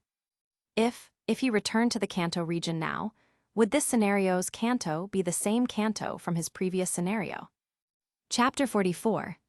Stephen felt like he had never been this exhausted in his life. After signing autographs for fans all morning, his hand was practically numb. It wasn't until the last person left that he remembered the actual reason he was here. Sensing the timing, the school principal suggested, "Champion Stephen, it's already noon. Would you like to have lunch at our cafeteria first?" Stephen, who was indeed hungry, nodded and followed the school administrators to the dining hall. In just half a day, news of the Hone Champion's visit had spread across the entire campus. The excited chatter of two nearby students who were gushing about Stephen in admiration snapped Caleb out of his thoughts. Why was Stephen here? He mused. Just then, a commotion erupted at the cafeteria entrance. Caleb looked up and saw a man with distinct silver-white hair walking in, surrounded by school officials like a moon encircled by stars. It was Stephen. Much like Lance's iconic fiery red hair, Stephen's unique hair color made him instantly recognizable to anyone who had watched the anime or played the games. Caleb had already finished his meal and was wiping his lips with a napkin when a blushing girl approached. She was clutching a pink gift box. The girl bowed deeply, her body forming a perfect 90-degree angle, and nervously extended the box toward him. "Caleb-kun, please accept this." Caleb's eyes immediately caught the heart-adorned pink envelope on the box. The surrounding students, sensing drama, erupted into playful howls and whistles. Amid the noise, Stephen, who was walking with the school staff, instantly picked up on the name Caleb Chase in the chatter. He turned just in time to catch a whiff of floral perfume as the girl hurried past him. "Ooh," the onlookers jeered, rejected, "but that guy is seriously handsome. I heard he's a new student who just enrolled today in class 103. Ugh, why didn't we get someone like him in our class? Wait, what's his name? I'm gonna confess to him."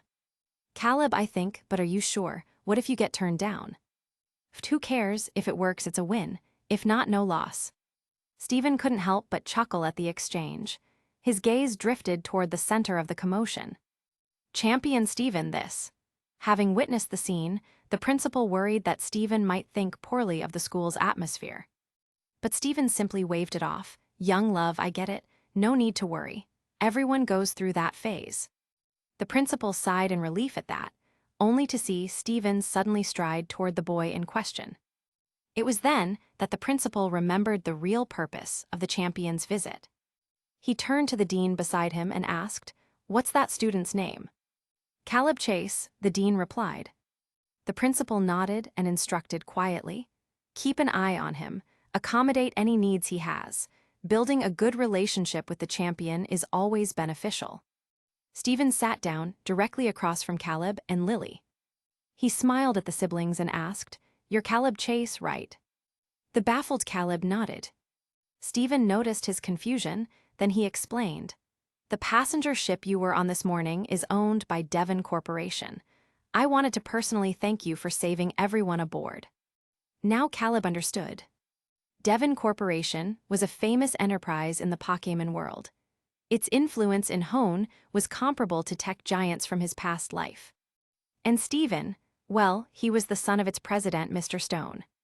Stephen pondered for a moment, then said earnestly, "Is there anything you'd like? Within reason, of course. Our company can provide it." The phrasing felt oddly familiar. Caleb was pretty sure Lance had said something similar before. When Caleb didn't respond immediately, Stephen assumed he was being modest and added, "Don't hold back. If that ship had sunk, Devon's reputation would have taken a massive hit. We might have even faced bankruptcy from public backlash.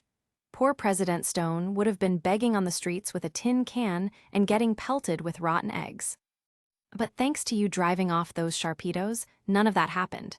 So really, this is your rightful reward. If you don't pick, I'll choose for you." Stephen had zero guilt in his generosity. After all, it wasn't his money.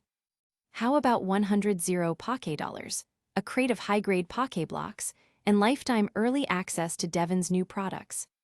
Caleb gave him a deadpan look, thinking, do you really talk about your dad like that?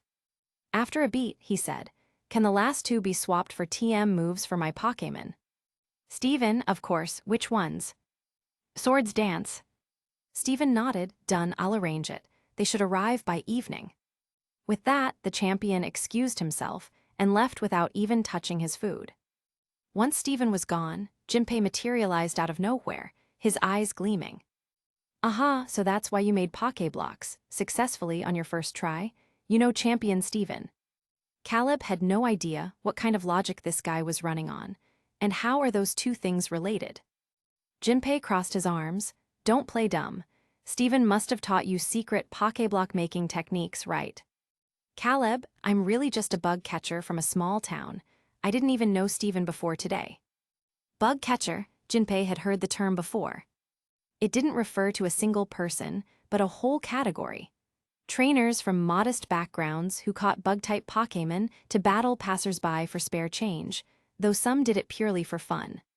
Then show me your Pokémon, Jinpei challenged. Caleb, I've only caught 2 so far. What are they? Weedle, Caterpie, Jinpei pressed. Caleb shook his head, neither.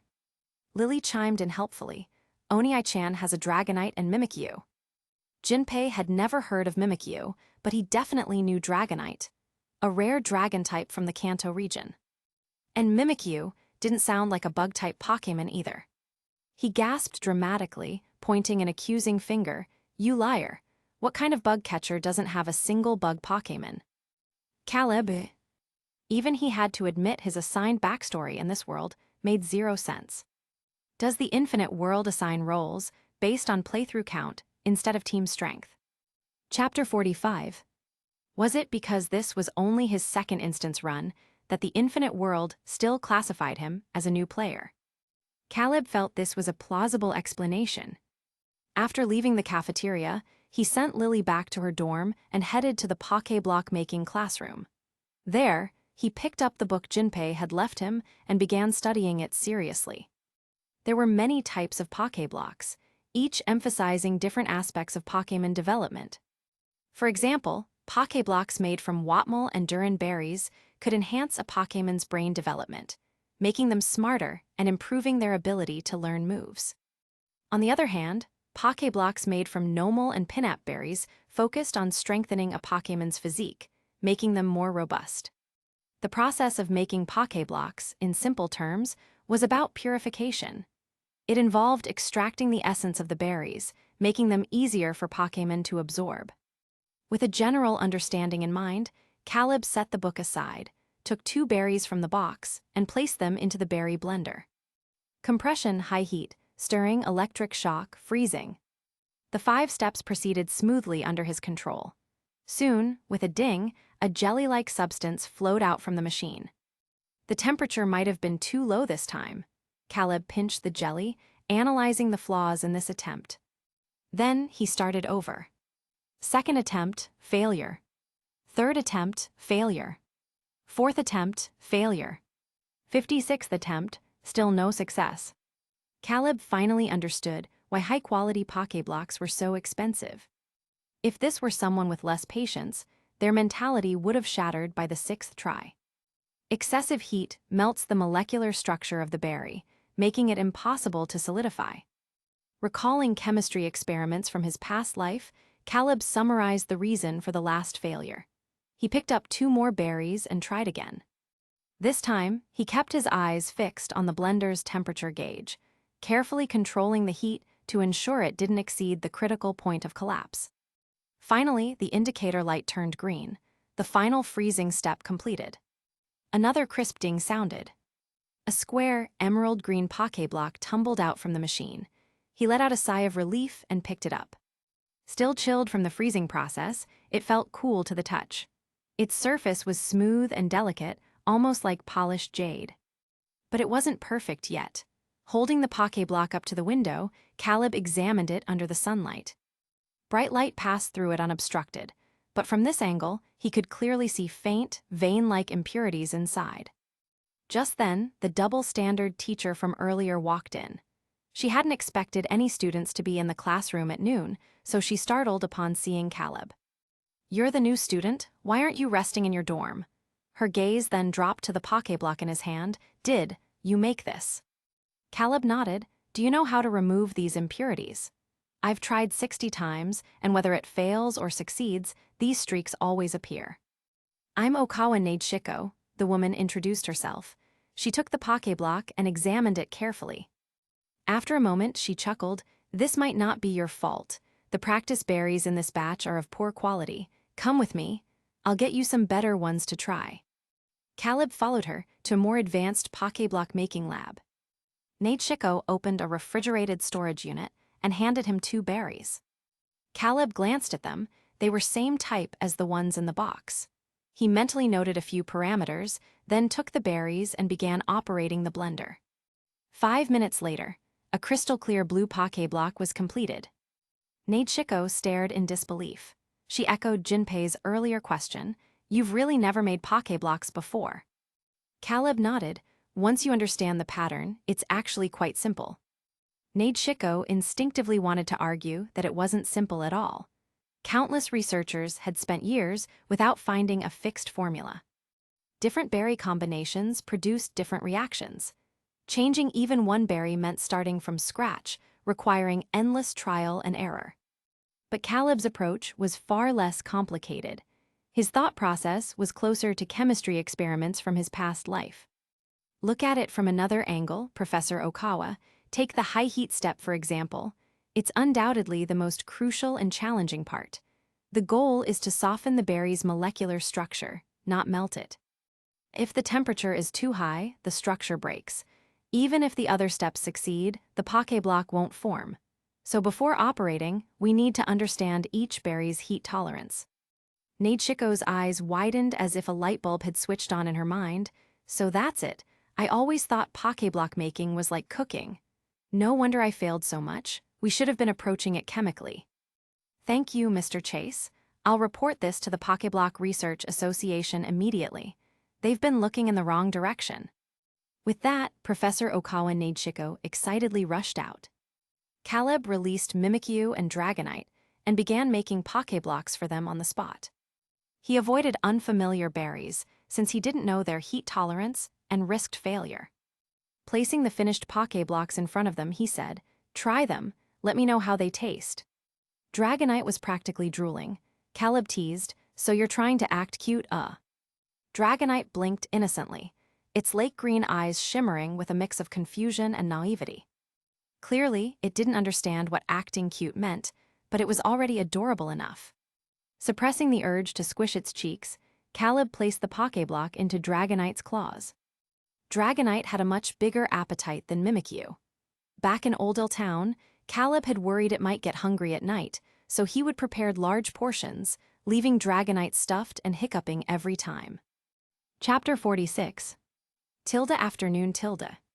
When Steven arrived with the Swords Dance TM, Caleb was slacking off during Pokémon battle practice. Since the main mission of this dungeon had no strict requirements, he could take things easy.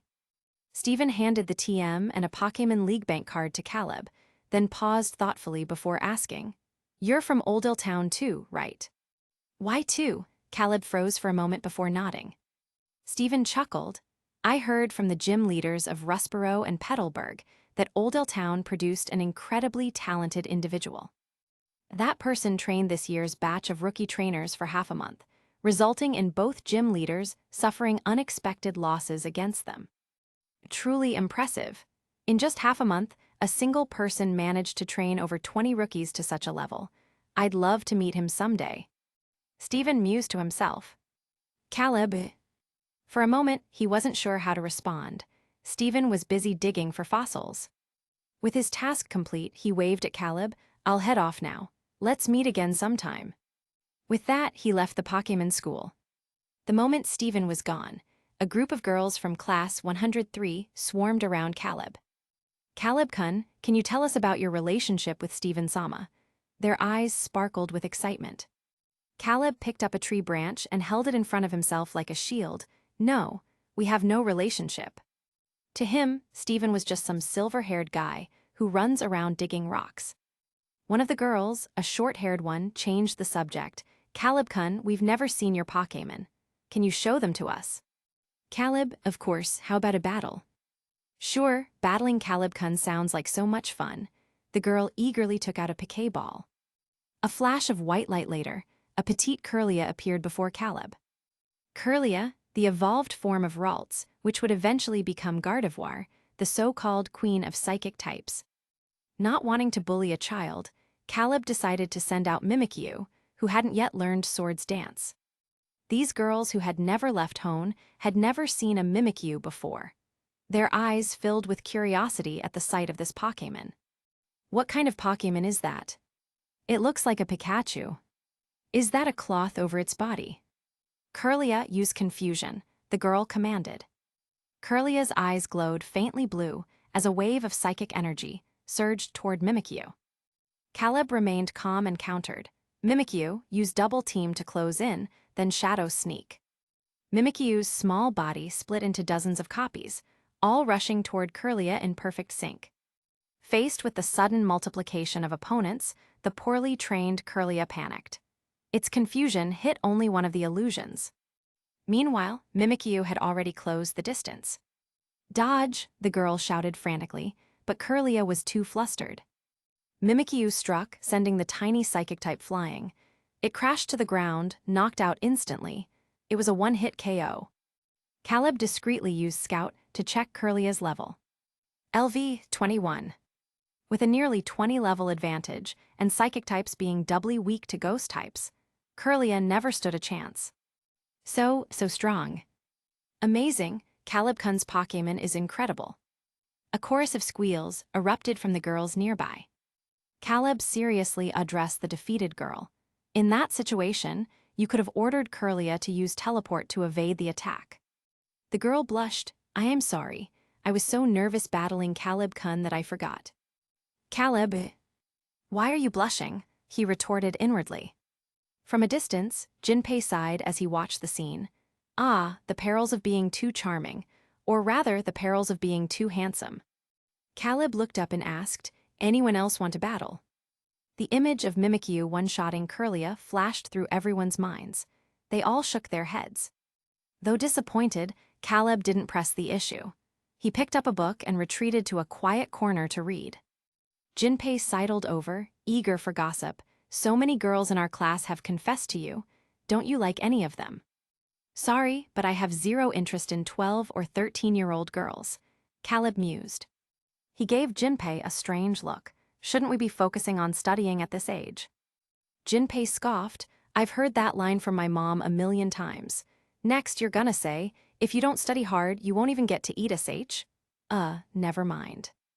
Sigh, "I'd love to study, but I'm just not cut out for it. I'm not even a decent trainer. I can't even beat the basic gym challenges." Caleb had nothing to say. He hadn't expected students in this world to think like this too. Jinpei waved him off and ran away. Evening. School ended. Caleb used the TM to teach Mimikyu Sword's Dance, then escorted Lily back to her dorm. By the time he finished, night had fallen. He released Dragonite on the school rooftop and climbed onto its back, pointing toward Slateport. "Let's go." Woo! Dragonite spread its wings and took off at a leisurely pace, soaring toward the glittering city lights. The night breeze over Slateport was refreshing. After recalling Dragonite, Caleb wandered the streets before stopping in front of a private detective agency. Pushing the door open, he found a disheveled young man in a suit slurping instant noodles. "Rent is not due for another week, right? Don't worry, I'll pay on time this go around," the man said without looking up. Caleb walked around to face him. "I need something investigated." Only then did the man look up, his eyes lighting up. "Oh, a client. What'll it be? The champion's private life? The phone number of Slateport's most beautiful woman?" Caleb shook his head. "What I need is in Kanto. Can you handle that?" The detective frowned. "Sorry, this agency doesn't offer cross-region services." Without a word, Caleb slapped a stack of Poké dollars on the table. 50. "Right this way, boss. I'll leave tomorrow. What do you need to know?" The man instantly changed his tune. "Caleb, find out if there's an investigator in the Kanto League named Caleb Chase, and get me intel on the current status of Team Rocket. Payment will increase based on what you uncover." Chapter 47. Caleb Chase, Team Rocket. The young man muttered under his breath before nodding. Got it, but I have one question. Why pick me out of all the detective agencies in Slateport? Because you're broke. Caleb smiled and said, because I believe you're someone capable of great things. As they say, when heaven is about to place a great responsibility on a man, it first tempers his heart and mind, exhausts his muscles and bones, starves his body. In reality, he had scouted multiple agencies before entering, and this one simply had the lowest rates. The young man's eyes gradually lit up. Fresh out of school, he had started this detective agency full of passion, only to be ruthlessly crushed by competitors, going a full month without a single commission. Yet even so, he never gave up. He firmly believed he would succeed, even if he couldn't pay rent or afford meals. Forget the 50 Poké dollars. Just those soul-stirring words reignited the fighting spirit long dormant in his heart. Bro, the young man clapped Caleb heavily on the shoulder. I, Finn Harper, accept this job. Caleb, this guy doesn't seem too bright. Without another word, the young man who called himself Finn Harper hurried off to pack his bags. Caleb realized he needed to buy a phone. Otherwise, he'd have no way to contact Finn. After exchanging contact details, he left the detective agency and flew back to the Pokémon school on Dragonite. The next morning, as usual, Caleb picked up Lily to go to the cafeteria. On the way, Lily suddenly asked, Oni-chan, have you ever seen Mom and Dad? Caleb glanced at her and replied, I don't remember much either. I was even younger than you are now. Lily's little face fell. Caleb could guess why she was asking.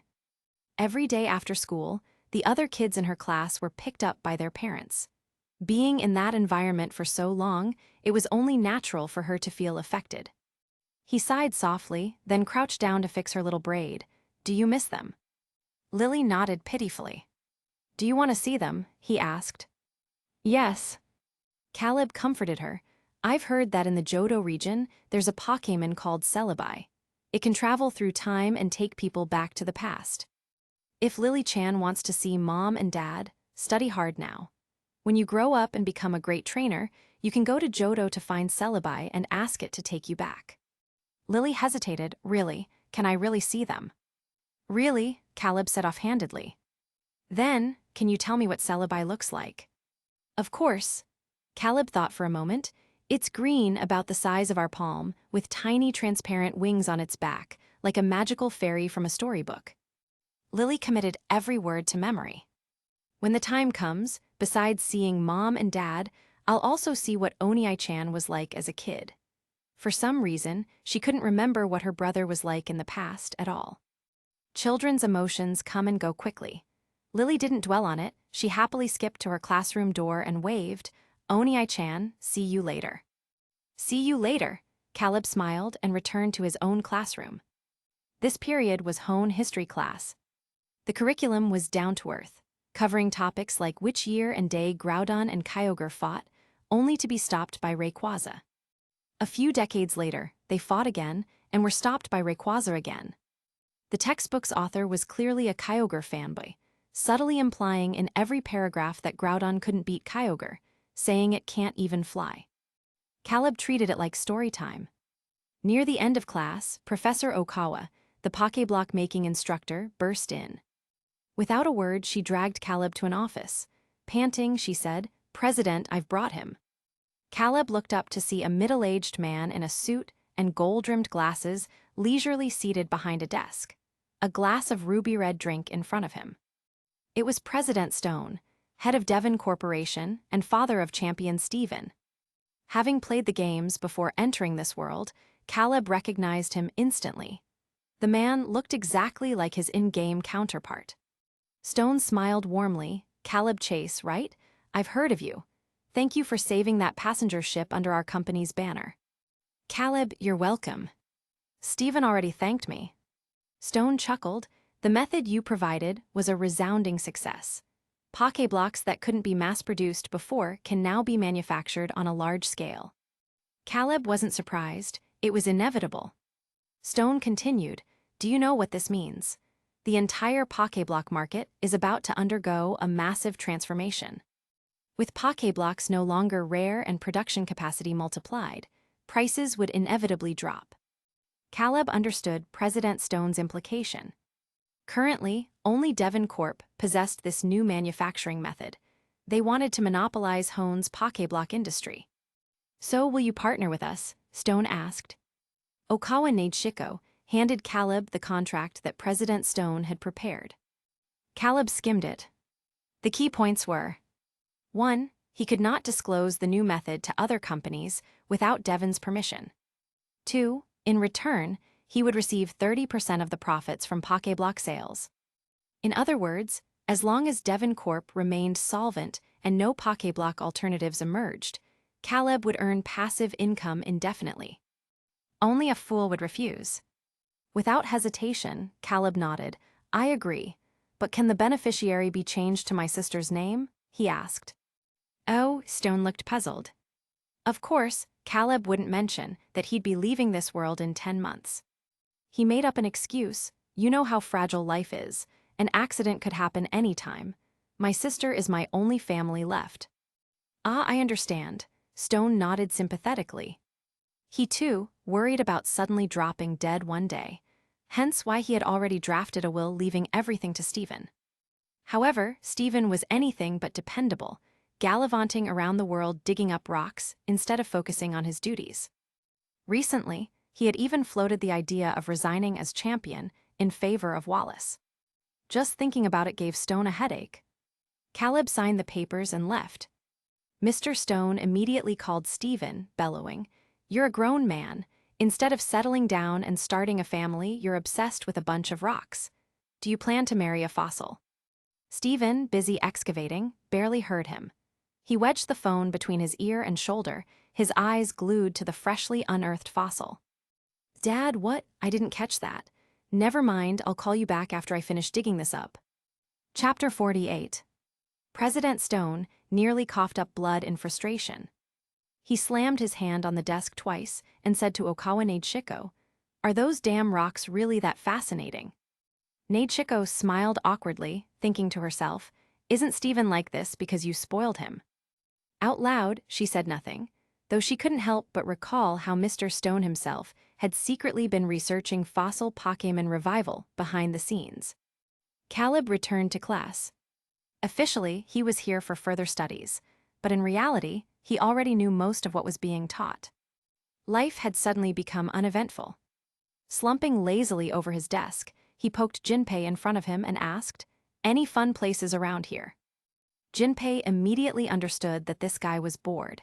He suggested, "Your Pokémon are so strong, so why not challenge a gym?" "Caleb, I don't think Slateport has a gym, does it?" Jinpei nodded. "The electric gym is in Webnovel City, which isn't far from here. It's only about half an hour by bike. There's even a bike path heading straight north to Webnovel." Caleb thought, "Well, since I've got nothing better to do, might as well go fight a gym battle for fun." The Pokémon school had a very open-minded approach to education. From the principal down to the security guards, everyone encouraged students to challenge gyms, even if it meant skipping class. "It's that extreme?" Caleb asked skeptically. Jinpei shrugged helplessly. "They'd love it. Before you came, the principal was always nagging us saying, 'At least go earn some gym badges if you're not going to study.' He'd be thrilled if any of us competed in the league. That way, next year's admissions brochure can say, 'So-and-so student collected 8 badges and placed XX in the league. Enroll now.'" Caleb. That afternoon, after dropping Lily off at her classroom, Caleb set off alone for Webnovel City. The two cities were close enough that he didn't need a bike, plus he had Dragonite, and Dragonite was much faster than a bike. The route between Slateport and Webnovel was Route 110. Here, Caleb encountered many fellow travelers, Lass, Hiker, twins. The moment these NPCs spotted a trainer approaching, their eyes lit up like hungry wolves spotting prey, and they rushed over eagerly. Damn, Caleb couldn't help but think how if some underleveled newbie trainer passed through here, they'd be drained by these people. System prompts popped up on his interface, one after another. Lass Beauty challenges you. Hiker approaches for battle. Twins seek a match. No one ever complained about having too much money. Caleb was no exception. He took out a piquet ball and pointed to an open area nearby and said, "Don't rush. Line up one at a time." The crowd immediately sensed something was off. The next second, a towering green Dragonite materialized before them, radiating overwhelming pressure. Just then, two voices called out from behind. "Hey, what a coincidence. Boss, you're here too. Long time no see. Haven't finished your main mission yet." Caleb turned to see two newbie players he had once rigorously trained walking toward him, their faces bright with excitement. He raised an eyebrow, asking, "Where are the others? Just you two left." One of them explained, "They didn't follow the storyline route. We split up at Rustboro." "Ah, I see," Caleb nodded, then focused on directing Dragonite through the battles ahead. The two newbies stood off to the side, watching and occasionally gasping in admiration. As expected of the boss. "This is insane. I'm so jealous. I hope my next instance sends me to the Kanto region. I want to catch a cute Dragonite too. Look at its wagging tail. I want to grab it." 20 minutes later, Dragonite achieved the impressive feat of 1vn, leaving Lass and the others utterly defeated. Oldale Town had been a beginner's area with low living costs, where battles only earned a couple hundred Poké dollars. But Slateport was different. A single victory here could net at least 1,000. Caleb counted the 8,000 Poké dollars in his hand and considered whether to challenge them again on his way back from Moville. No wonder so many people choose this line of work. It's crazy profitable. With the roadblock NPCs defeated, the two newbie players no longer had to face challenges. They trailed behind Caleb. "Are you two also heading to Moville?" Caleb asked. The newbies nodded. "We've already got the badges from Rustboro and Dewford. Next up is Moville, according to the storyline." "All right, good luck then." Caleb mounted Dragonite and took off along the bike path toward Moville. Meanwhile, at the Moville City Gym, a one-sided Pokémon battle was unfolding. Gym leader Watson stared in disbelief as all three of his Pokémon were defeated. "You're really a rookie trainer who just got their starter this year." "Of course," the young man nodded, recalling Caleb's advice before leaving Little Root Town. Once again, he marveled inwardly, the boss is such a good guy. Watson took a deep breath, then burst into hearty laughter. "Seeing a promising trainer like you makes me happy. Here, proof of your victory." He handed over a lightning-shaped badge. After the battle, the young man left. Watson then received a video call from Rustboro Gym's leader, Roxanne, and Dewford Gym's leader, Brawley.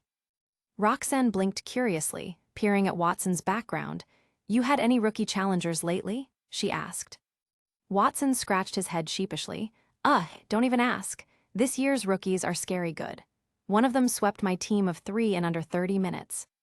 Roxanne giggled. "Never thought I'd see the day. At least I lasted 38 minutes. Brawley sighed. "Is that something to be proud of?" While gym leaders held back to accommodate rookies, the Pokémon they used were still well-trained. Being steamrolled by new trainers like this had never happened before. Watson perked up. "Wait, so you two got wrecked too?" Roxanne nodded helplessly. "Let's share intel. From what I've heard, they didn't start their journey immediately after getting their starters." Watson, whose gym was farther from the starting town, didn't follow. "What's the connection?" Roxanne explained seriously. "According to my sources, someone put them through hellish training for half a month before they set out." Watson's eyes lit up with interest. "Who? Even we couldn't pull that off, could we?" Roxanne shook her head. She didn't know. She glanced at Brawley, who had been silent. Brawley finally spoke. "I got a name from one of my challengers." "Oh, what's the story? A champion's secret love child?" Watson joked. "No," Brawley shook his head, "just a young bug catcher. His name was Caleb Chase." Chapter 49. Upon hearing this, Watson's first reaction was disbelief. "No way, I refuse to believe it. You must be pulling my leg, or maybe those rookie trainers tricked you." Brawley was exasperated. "What would I gain from lying to you? And it's not just one trainer saying this. Every challenger who came to my gym mentioned the same name, Caleb Chase." Watson opened his mouth, then closed it, recalling the bug catchers he'd encountered. Cheap shorts, straw hats, butterfly nets in hand, jumping out from the roadside to challenge passers-by with their strongest caterpie. Someone like that, capable of training a group of rookies to such a level in just 15 days. He'd never believe it, even if beaten to death. Roxanne mused, this year's league championship is going to be interesting. Brawly imagined the chaos and nodded in agreement. Watson scratched his head and suddenly asked, have you two told anyone else about this? Roxanne shook her head. Her gym, Brawly's, and Watson's were typically the first 3 gyms rookie trainers challenged. Watson grinned mischievously. Good, let's keep it that way. No reason we should be the only ones suffering. Roxanne smirked. Don't worry, I get it. I promise no 4th person will know. Brawly sighed at his 2 colleagues. Just then, a clear male voice echoed from outside the gym. Watson raised an eyebrow, grinning. Another challenger. This time I'll show them what I'm made of. Hearing this, Roxanne and Brawly immediately understood that he was about to go all out. As Watson moved to end the call, Roxanne hurriedly stopped him. Wait, don't hang up. I've got popcorn and a front row seat ready. Though Brawly didn't speak, his background had already shifted to a couch. It was pretty clear that he, too, was prepared to watch the show. Watson laughed heartily, adjusting the camera angle to capture the entire battlefield. Fine, then watch and learn. With that, he turned and strode onto the battlefield. Caleb studied the old man in the Hawaiian shirt and white hair, matching him to the Mobile Gym leader from the games. Watson announced, Mobile Gym battles are 3v3. Each trainer may use only 3 Pokémon, and the match ends when one side's team is completely defeated. Caleb nodded in understanding. He didn't mention that he only had 2 Pokémon because he didn't expect to lose. Roxanne and Brawly, who were watching the live stream, also saw the challenger, a clean-cut, handsome young man. Roxanne found it odd. Her memory was sharp, allowing her to recall every trainer who challenged her gym. Yet, this boy drew a complete blank. He's never challenged my gym before. Brawly thought for a moment, haven't seen him either. Must be a trainer who started in another city. The battle began. The gym's ceiling slid open, revealing a clear blue sky. On the first round, Watson sent out a Mimikyu, its yellow fur crackling with electricity. Caleb chose Mimikyu. That's not a Hone Pokémon. Watson's eyes gleamed with interest. Strange, it looks like Pikachu. Is that a cloth over its body? Yes, Caleb replied succinctly before immediately ordering, Swords Dance.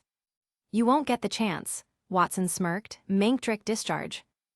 Mimikyu's small form began an intense dance. Mimikyu let out a sharp bark. Arcs of electricity surged from its fur and converged into a blinding wave of current that engulfed the entire battlefield. Mimikyu's tiny frame vanished within the storm. Caleb remained calm, his expression steady. Surprised by his composure, Watson couldn't help but ask, aren't you worried? Caleb watched the dazzling light on the field, estimating that Mimikyu had finished its sword's dance. He explained, my Pokémon's ability is disguise. It can completely negate one damaging attack. As the discharge faded, Mimikyu stood unharmed, its aura now radiating overwhelming power. Watson's eyes widened. He hadn't known about this Pokémon's ability, a critical oversight. Gritting his teeth, he barked, Thunder. Caleb countered coolly, Play rough. The moment the words left his mouth, a bolt of yellow lightning shot from Mimikyu's mane into the sky. Dark clouds gathered instantly, crackling with energy before a devastating thunderbolt crashed down toward Mimikyu. But Mimikyu was already glowing pink. Double team, Caleb ordered. As it charged forward, Mimikyu split into a dozen illusions. The thunder strike lost its target, obliterating 2 clones in a puff of smoke. Watson's stomach dropped, quick attack dodge. Mimikyu's body blurred into a streak of white light, narrowly evading play rough. Caleb didn't hesitate, use Mimic, he commanded. Mimikyu's form shimmered. Then it too became a white blur, slamming into Mimikyu with terrifying speed. Bam! Mimikyu was sent flying, skidding across the ground before coming to a stop. Discharge again, Watson commanded. Mimikyu raised its head, electricity surging from its fur as another devastating wave of current spread across the battlefield. Caleb's focus sharpened. Watching the attack's trajectory, he waited until the last possible second before shouting, Now, use Splash. Splash, a normal-type move that does nothing. Except, in this case, it made Mimikyu leap high enough to evade the discharge entirely. Impossible. Roxanne, who was watching from the sidelines, was so stunned her popcorn spilled. What just happened? It's like Watson's every move was predicted. Brawly's eyes gleamed. The moment that Sword's Dance landed, Watson lost. With that boost, he couldn't afford to take a direct hit. Mentally, he was already on the back foot. Perfect, now Shadow Claw. Caleb's eyes burned with intensity as he gave the order. Mimikyu lunged forward, shadows coalescing into a vicious claw that struck Manktrick dead on. Whimper. Manktrick crumpled to the ground, motionless, unable to continue the battle. Chapter 50. Such overwhelming pressure. A bead of cold sweat trickled down Watson's forehead. He recalled his unconscious Manktrick into its piquet ball and looked up at the young man across from him, asking, "Are you also from Oldale Town?" Caleb nodded, "Yes." "Excellent, let's continue." Watson laughed heartily, his eyes burning with fighting spirit.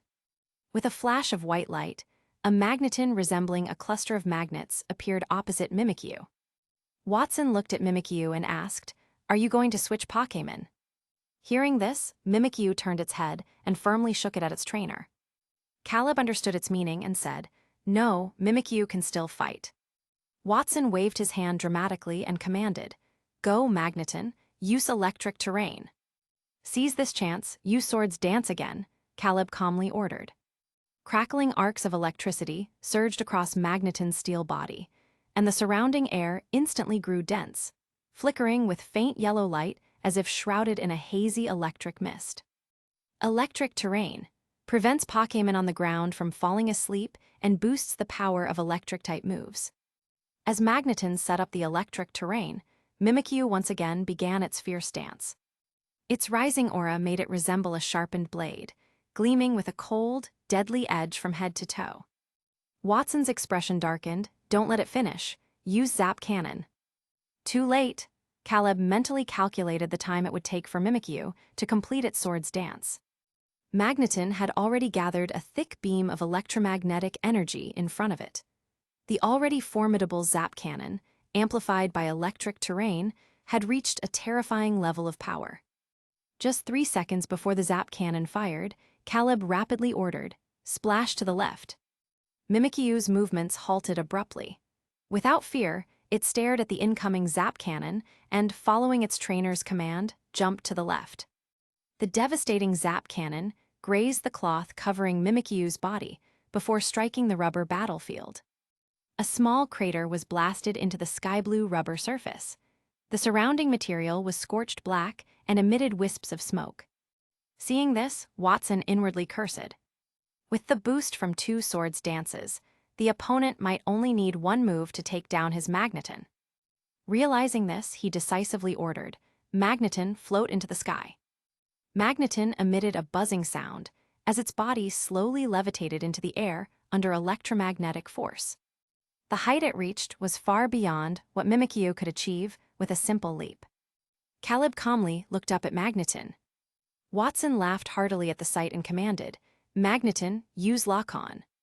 Lock-On locks onto the target, ensuring the next attack will hit without fail.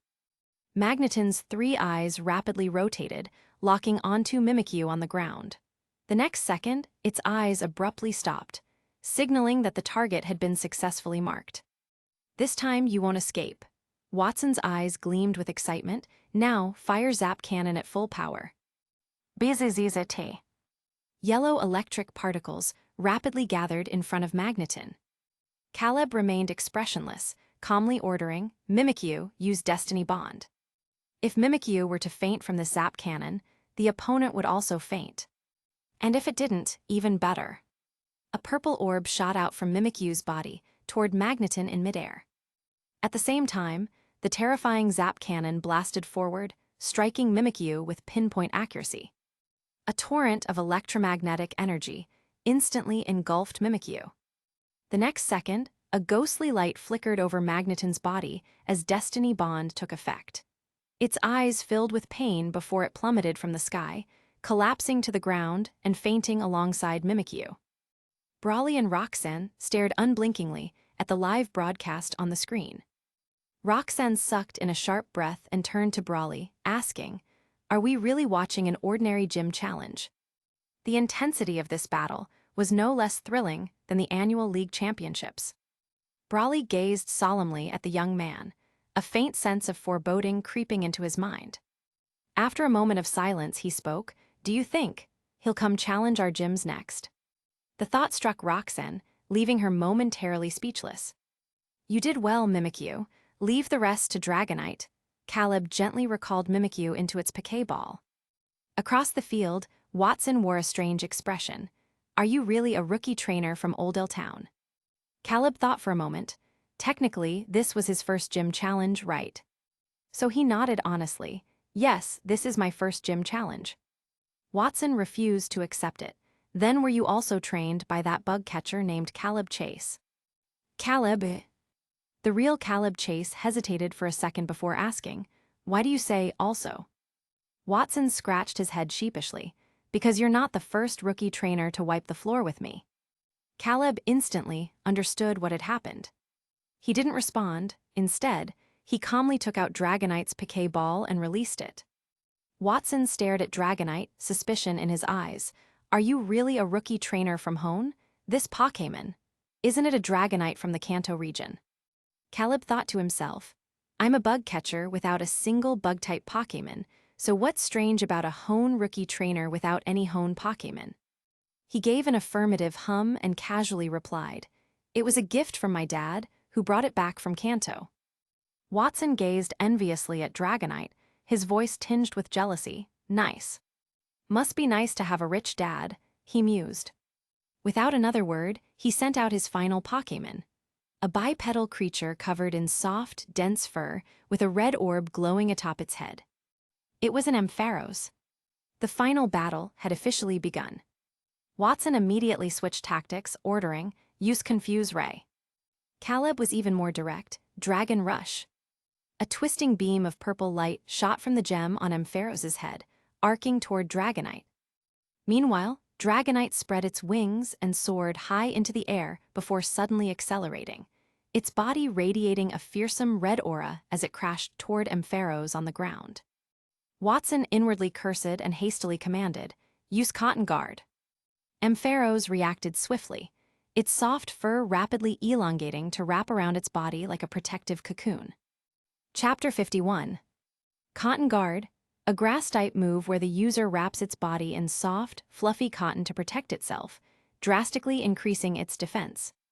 Dragonite had already swooped down in front of Ampharos, its tremendous force sending the cotton-wrapped Pokémon flying. Ampharos bounced twice after hitting the ground, but it was clear that the Pokémon inside the cotton cocoon hadn't taken much damage. Caleb quickly followed up with another command, "Use Flamethrower." A scorching blast of fire erupted from Dragonite's mouth, instantly engulfing Ampharos within its cotton shield. The cotton guard was broken in an instant, and Ampharos let out a pained cry as the flames seared its body. Watson furrowed his brow. Even this is not enough. Just from this first exchange, he could already tell how strong that Dragonite was. Its power was undoubtedly above his Ampharos. A trace of doubt arose in Watson's heart. Could someone like this really just be a rookie trainer who just started their journey? Meanwhile, on the other side, Brawly watched Watson's reaction and sighed. His focus is shaken. This isn't how a gym leader should perform. Roxanne pursed her lips, her delicate brows knitting together. You can tell that trainer has a lot of battle experience. Whether it's his commands or his grasp of the battle's tempo, everything is precise. From this alone, he can't possibly be a trainer who just started out. Brawly also considered this, feeling puzzled. Could he be a traveler from the Kanto region? He ventured a guess. In recent years, with the Hone region's open policies, trainers from other regions could now participate in the league championships just like local trainers. All they needed was to collect 8 gym badges. That's possible, but I'm more curious about why he lied. Roxanne's face showed a hint of confusion. As the two chatted, the battle continued. Both Dragonite and Ampharos used Dragon Pulse, their twin violet draconic energies clashing in midair. the opposing forces refused to yield, resulting in a massive explosion. Boom! The shockwave from the blast swept outward violently. Ampharos slid back several meters, panting heavily before barely managing to stop itself with one arm propped against the ground, its forehead slick with sweat. In contrast, Dragonite floated effortlessly in the air, not even slightly winded. It even sneakily turned its head to flash Caleb an adorably obedient smile. Then, when it turned back toward Ampharos, that smile instantly turned malicious. A battle of this level was nothing compared to what Dragonite had experienced in the Dragon Holy Land. "Dragonite, end this," Caleb commanded. "Use Hyper Beam." "Don't give up, Ampharos," Watson shouted. "Dragon Pulse." A white beam of energy condensed in Dragonite's mouth, while a purple glow gathered in Ampharos's red orb. The next second, two completely different attacks shot forth, colliding in midair. This time, unlike before, Ampharos only held out for 3 seconds before its energy weakened. Dragonite's Hyper Beam instantly overwhelmed it with crushing force. A blinding white light flashed. Ampharos was sent flying from the explosion, its eyes swirling as it collapsed, unconscious. Sigh, Watson let out a long sigh, recalling Ampharos into its piquet ball, his aged face full of frustration. "Are all the trainers from Oldale Town this strong?" he asked. "Caleb." Watson seemed to suddenly remember something and muttered, "I really want to see what that bug catcher named Caleb Chase is like." "Caleb." Watson sighed again, then suddenly brightened as he looked at Caleb. "Ah, my old brain isn't working well. I almost forgot. Aren't you a trainer from Oldale Town? Then you must have met that guy Caleb Chase, right? Can you tell me what he's like?" "Caleb." He hesitated for a moment before slowly speaking under Watson's expectant gaze. "Caleb is a very handsome young man." "And is he really a bug catcher? Does he have a caterpie?" Watson asked curiously. Now that the first sentence was out, the rest flowed more smoothly. "Yes, he really is a bug catcher. As for whether he has a caterpie, I'm not sure. I don't know much else. He's a very mysterious guy," Caleb answered. "All right then," Watson didn't press further. Instead, he pulled out a lightning-shaped badge from his floral shirt pocket and handed it to Caleb. "I look forward to your performance in the League Championships. Good luck." Caleb accepted the badge. "The League Championships? I might as well go and check it out. It's not like I have anything better to do." With the gym battle over, Caleb planned to head to the Pokémon Center, first to restore Mimikyu and Dragonite's stamina. Just before he left, Watson suddenly called out to him, "Hey, you still haven't told me your name." Caleb paused mid-step, then raised a hand to wave without turning back and replied, "Terrence Jones." The young man's silhouette disappeared into the sunlight. Watson stroked his chin, murmuring, "Terrence Jones." Over at the observation area, Tilda. Seeing that the match was over, Brawly and Roxanne immediately called out to the dazed Watson.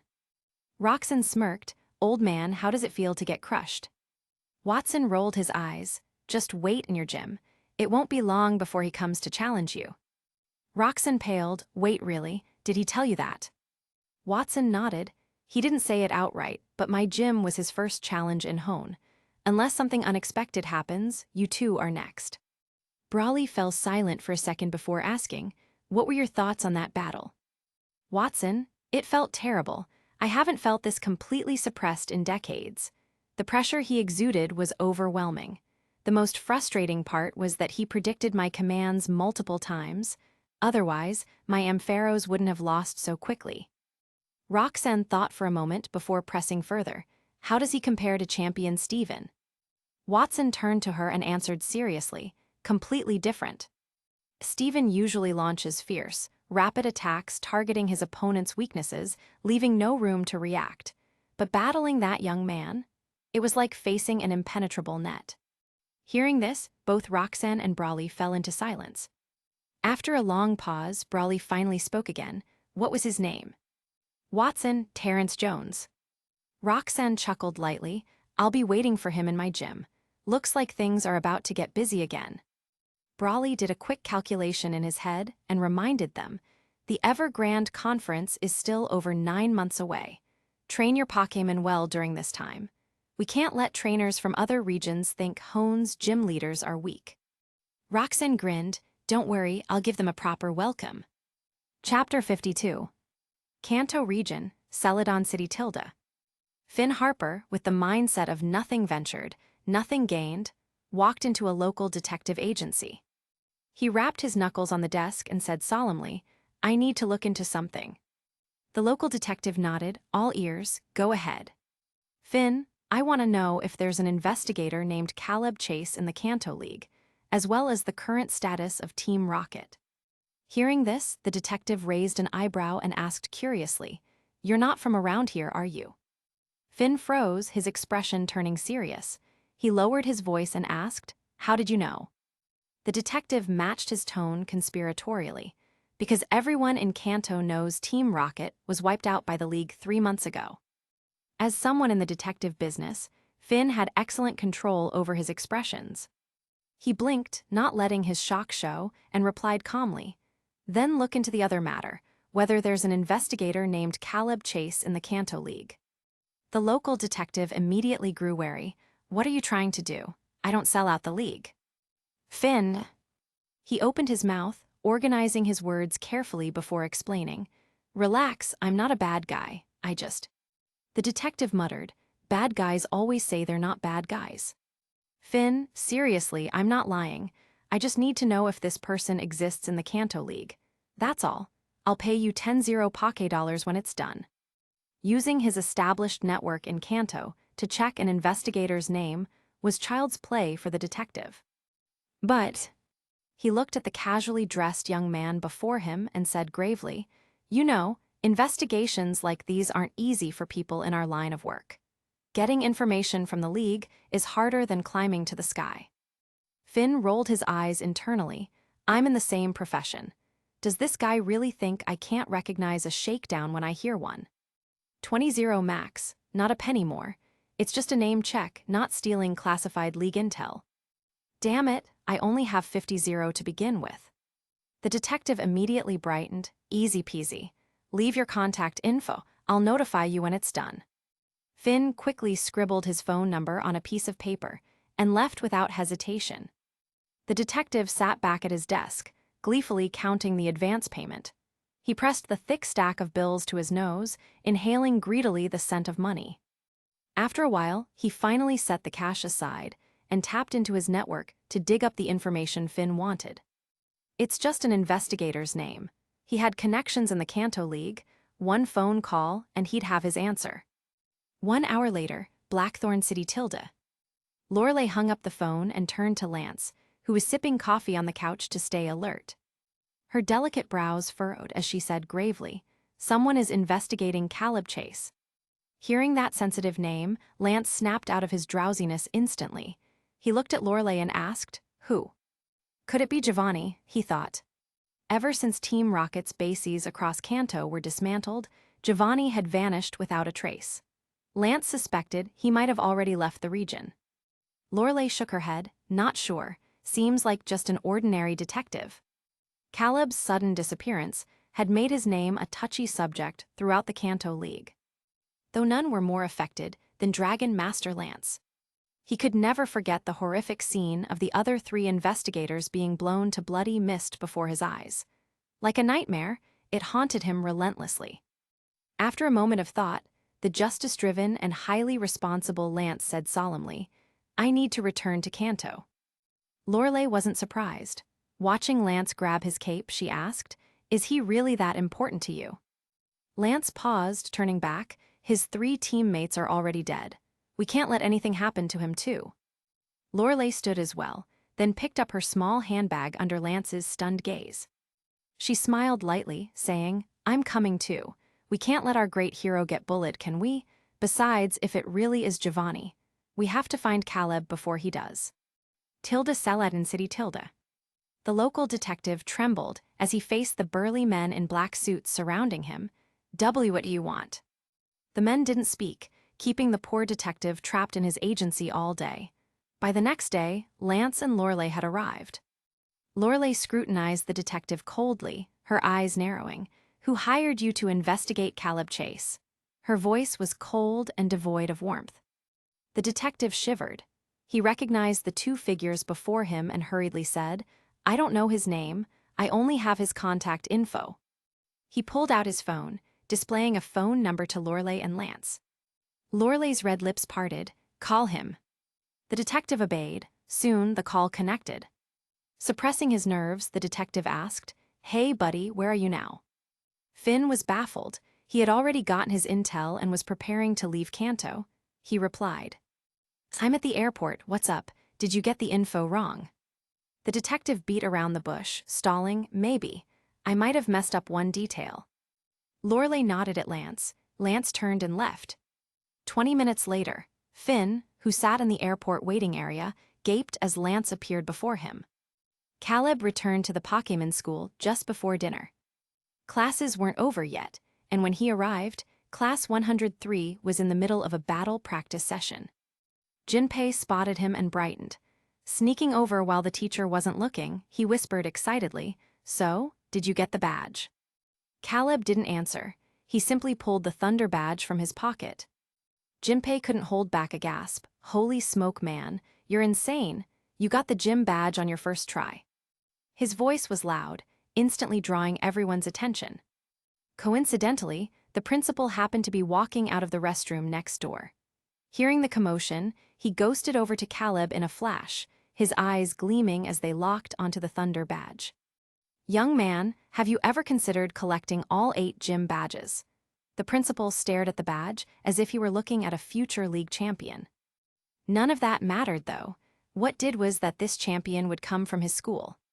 When that happened, the Slateport Pokémon Academy's reputation would explode across Hone. Next year, he'd enroll even more students and rake in even more textbook fees. Chapter 53. The principal seemed to see a bright future beckoning to him. "So, what do you think?" he asked, looking at Caleb. "Caleb, I might not have that much time. After all, I still have to take care of my little sister." Cities like Moville and Dewford, which were close enough to Slateport to return within a day, were manageable. But farther places like Laveridge Town, Fallerber Town, and Sutopolis City were out of the question.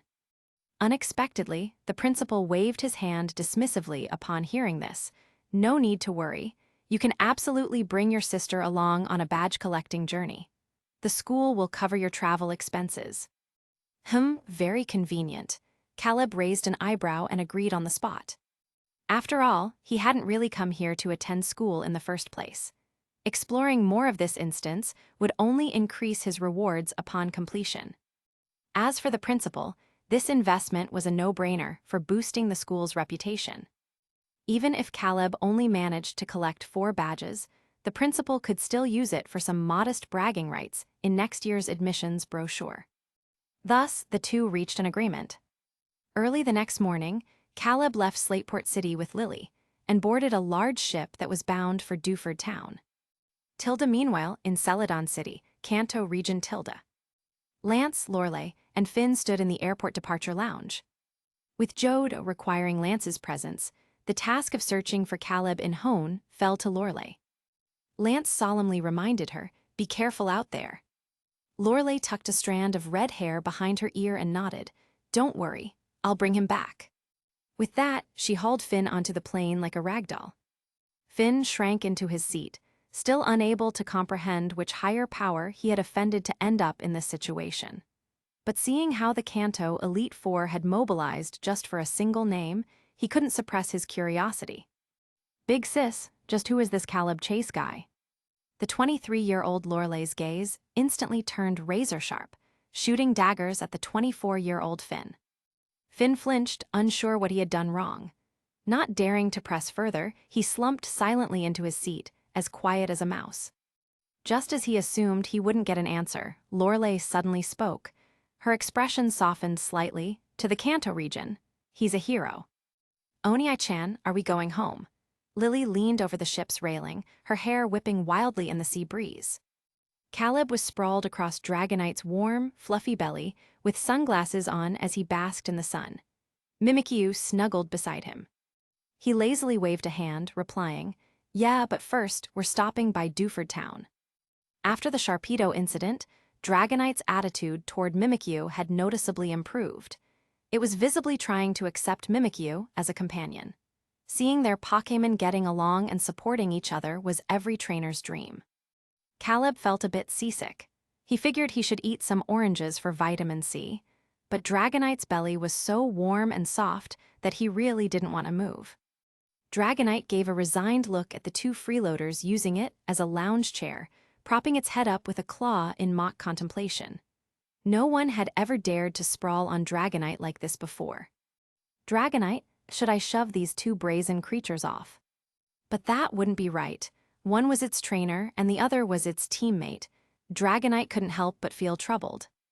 Just then, the ship's arrival horn rescued Dragonite from its dilemma. Caleb immediately got up. He held Lily's hand in one of his and Mimikyu in the other, with a very tolerant Dragonite trailing behind as they leisurely disembarked. Dewford Town wasn't as large as Caleb had imagined, but it was brimming with charm. Street vendors' carts advertised watermelon juice and ice cream, with burly men cheerfully handing drinks to customers. On the beach, bikini-clad girls lounged under parasols, their fair legs glistening in the sun. Tanned, muscular boys rode the waves on surfboards, laughing as they carved through the water. From an open vantage point, the entire town could be taken in at a glance. Caleb bought 6 cups of refreshing watermelon juice. The group of 2 humans and 4 Pokémon settled under a palm tree, sipping their drinks while watching a few slowpokes sunbathe lazily on the sand, utterly unbothered by humans. Plusle and Minun panted in exhaustion at the scorching heat. After finishing their juice, they flopped onto Lily's lap with their tongues lolling. Caleb glanced over and asked, "Have you decided to become Plusle and Minun's trainer for real?" After a few days at the Pokémon school, Lily understood what being a trainer meant.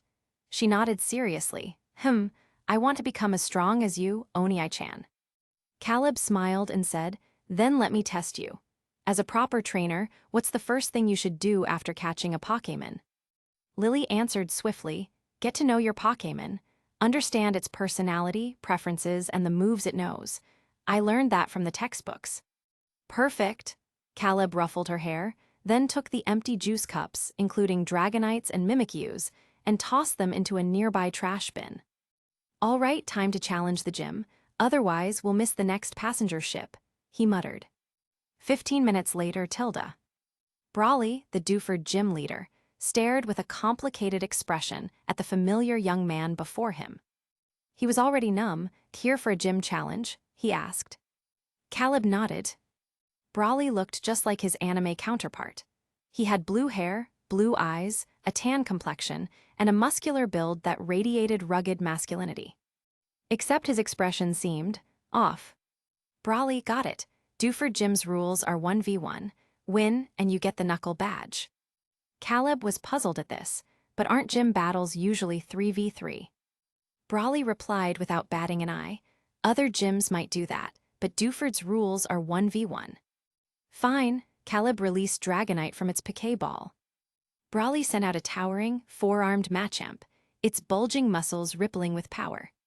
Seeing this, Caleb couldn't resist asking, "Do you wrestle with Machamp in your free time?" Brawley looked baffled, glancing at his Machamp in confusion. Caleb, never mind. I was just asking how you train Machamp to be so strong." Brawley brightened. That he could gladly answer. "I take Machamp with me when I work out. As for wrestling, well, Machamp is way stronger than me. I've tried before, but there's no way I could win." Chapter 54. Machamp use Cross Chop. The battle officially began. Remembering how Watson had been completely crushed that day, Brawley decided to strike first and not let his opponent gain the upper hand. Machamp crossed its muscular arms into an X shape and charged fiercely toward Dragonite. Caleb commanded, "Fly up and use Hurricane." Dragonite exhaled sharply, its wings flapping rapidly as the surrounding air currents surged violently. In the blink of an eye, a visible white storm formed. Fighting types were weak to flying-type moves, so it was double damage. Even Brawley had no counterplay against such a type disadvantage. Machamp's advancing form was blown backward by the hurricane. It planted its arms on the ground, trying to stabilize itself, but the gale force winds slammed into it like a physical wall. A patch of turf was torn from the ground, along with Machamp's body, as it was sent flying backward in the storm. Brawly shouted to Machamp, "Hang in there." Macam, Machamp struggled to its feet, panting heavily as it glanced at Dragonite in the sky. Caleb continued, "Use Hurricane again." Brawly gritted his teeth, "Drop to the ground now." The same scene repeated. But this time, Machamp fared slightly better. By the time the hurricane subsided, it managed to rise again, though looking thoroughly battered. "Let's end this, one last hurricane," Caleb ordered while using his scout skill on the Machamp. Machamp female, LV, 51. For the Pokémon to withstand 3 of Dragonite's attacks despite a type disadvantage. It meant this Machamp was exceptionally strong. The final round concluded with Machamp's body sent flying, collapsing in front of Brawly with swirls in its eyes, unable to battle. Brawly recalled Machamp into its Piquet ball, then pulled out a fist-shaped badge from another pocket and handed it to Caleb. "As proof of your victory, the knuckle badge is yours." Caleb accepted it, then pretended to pocket it while actually storing it in his player-exclusive inventory alongside the Thunder badge. Brawly watched the young man's retreating figure disappear down the street before turning to call Roxanne. Roxanne was in a good mood today. She had just defeated 2 visiting trainers. "Yeah, what's up?" Brawly hesitated before speaking. "I lost, you're probably next." "And what?" Roxanne was confused at first, but realization quickly dawned. Her eyes widened as she exclaimed, "No way." Brawly sighed helplessly and said, "I had no choice. My team is all fighting types. That Dragonite just kept spamming Hurricane from the air. I couldn't even get close." "Roxanne." She took a deep breath before finally saying, "All right, got it, I'll be ready." Caleb caught the last ferry to Rustboro City. Standing on the deck, feeling the sea breeze, he pulled out the phone he'd bought a few days earlier and dialed Finn. The call connected quickly. "B-Boss, good afternoon." Finn's voice sounded tense. Caleb noticed this immediately. "What's wrong? Did something happen?" he asked. Meanwhile, on the other end, Finn and Lorelei had arrived in Slateport early. But since Caleb hadn't left any contact details or address, Finn could only bring Lorelei to his detective agency and wait for his boss to reach out. Hearing C-A-L-E-B adjective S question, Finn glanced at Lorelei. He was unsure why this woman was looking for his employer. He coughed lightly and hinted, "Boss, where are you now? What about that package you bought for me? I never got it." Lorelei saw right through the terrible acting. She extended her hand expectantly. Finn hesitated before reluctantly handing over the phone. Caleb found the exchange odd. Just as he was about to ask, a familiar voice came through. "Caleb, long time no see." Caleb recognized her instantly.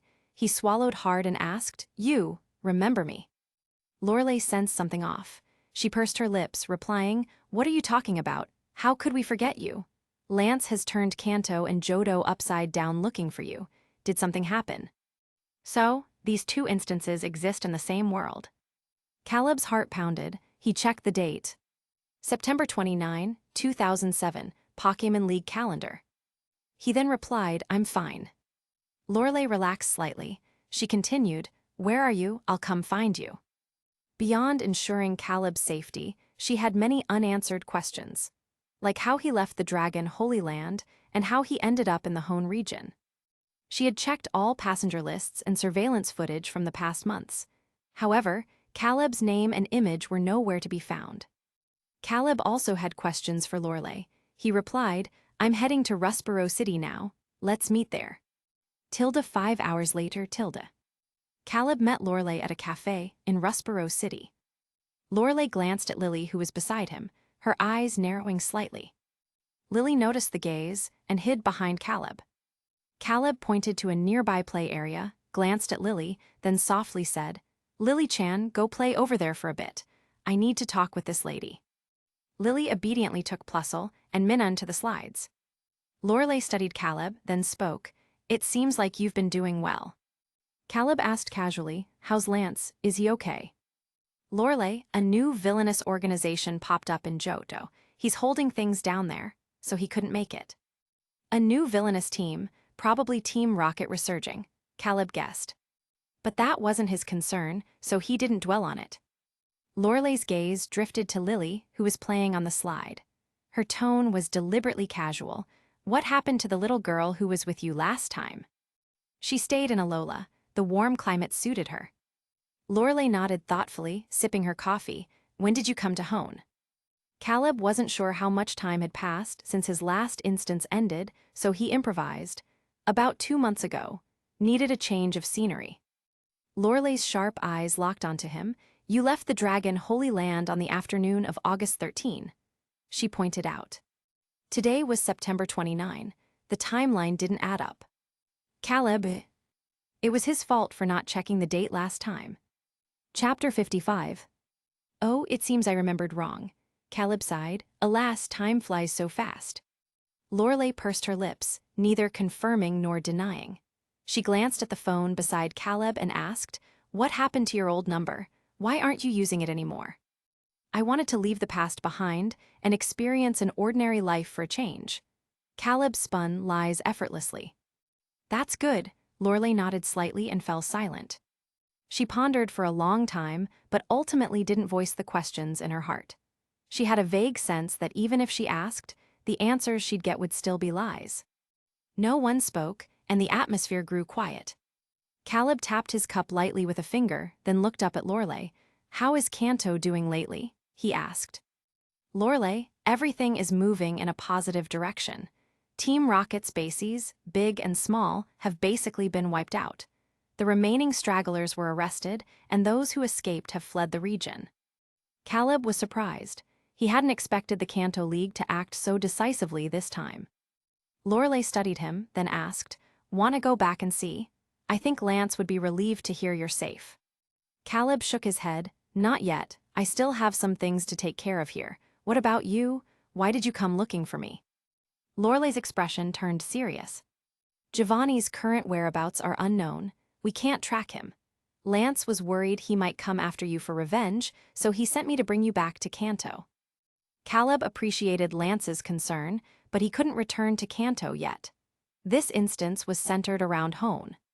With 9 months left until the mission's completion, that was enough time to visit every city in the Hone region and maximize his exploration progress for the final rewards. Though Caleb didn't say anything, Lorelai had already guessed his decision. Guess I'll have to sacrifice my vacation time to stay with you in Hone for a while then. Caleb raised an eyebrow. That's not necessary, is it? Lorelai's red lips curved slightly. No refusing. It's settled. Until Giovanni resurfaces, I'll be sticking to you like glue. Fine, whatever makes you happy. Caleb didn't know what to say. Having Kanto's Ice-type Elite Four as his bodyguard, that was pretty impressive, actually. Lorelai stood up, her high heels clicking as she strode over to pay the bill with an air of regal authority. Caleb called Lily back, and the three left the cafe. Where to next? Lorelai zipped up her wallet and asked. Caleb looked toward the Rustboro gym which stood beside the Devon Corporation building. To get a badge, he said. Lorelai followed his gaze. Surprised, she asked, You're preparing for the Hone region's Evergrande conference. Just joining in for fun. Having finally arrived in the Pokémon world, how could he not participate in a league championship? Lorelai, don't tell me the reason you won't return to Kanto is because of the Evergrande conference. As a native of Kanto, Lorelai felt inexplicably dissatisfied. Kanto had its own large-scale tournaments, and they were much grander than Hone's. Caleb didn't notice her expression and nodded. Yeah, I've already got 2 badges. It'd be a shame to quit halfway. With things put this way, what else could Lorelai say? She followed him to the Rustboro gym's entrance. Fine, do your best then. Inside the gym, Roxanne, who had been reading, looked up at the sound of the door opening. She recognized Caleb instantly, and her expression shifted dramatically.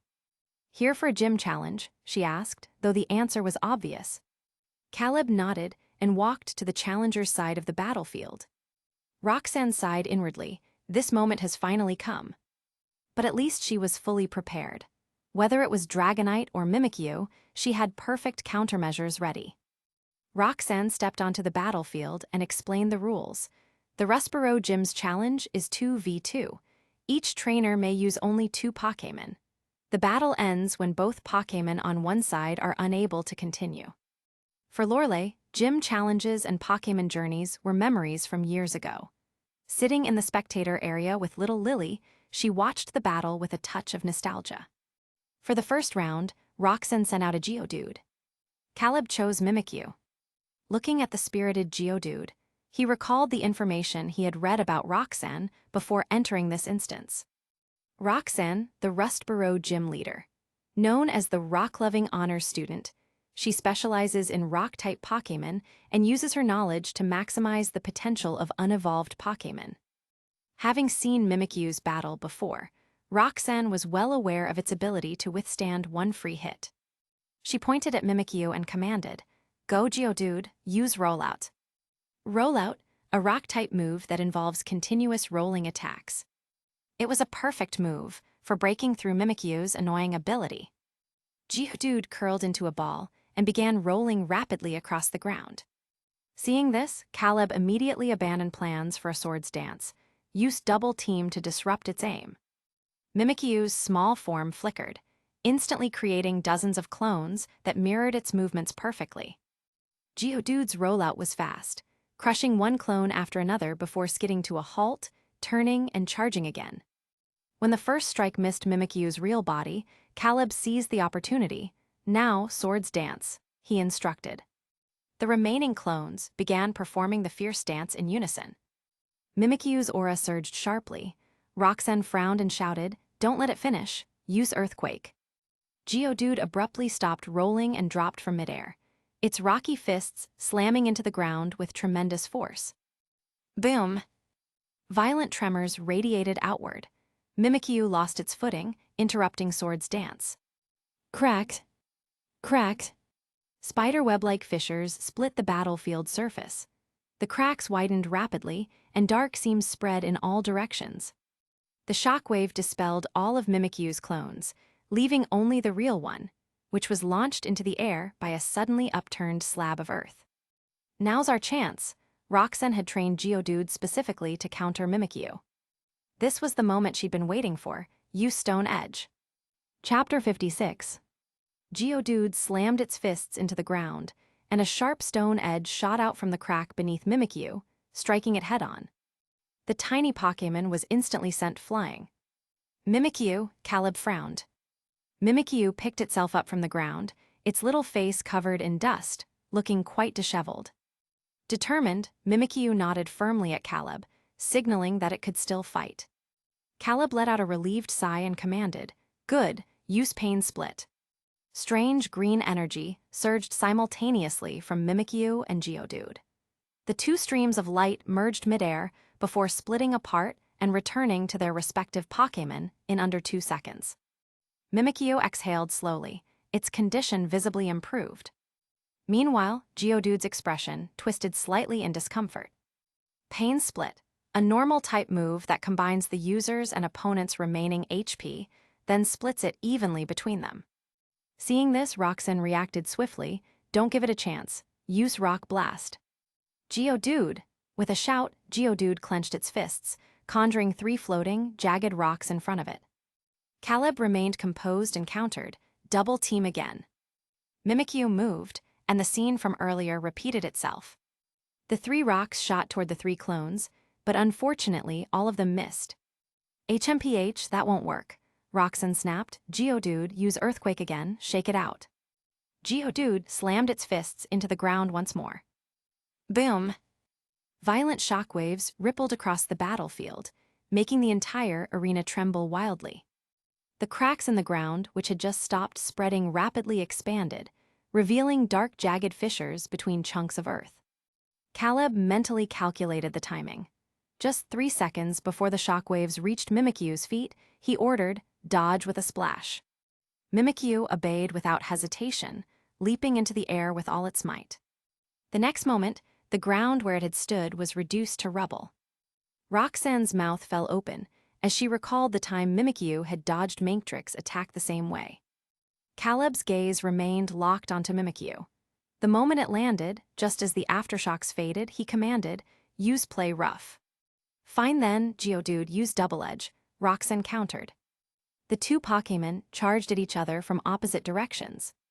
A surge of intense pink energy enveloped Mimikyu as it fearlessly rushed toward Geodude.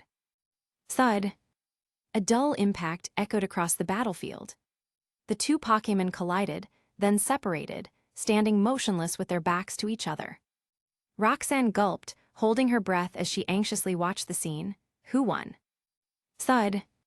The answer came swiftly. Geodude swayed before its rocky body collapsed to the ground, unconscious.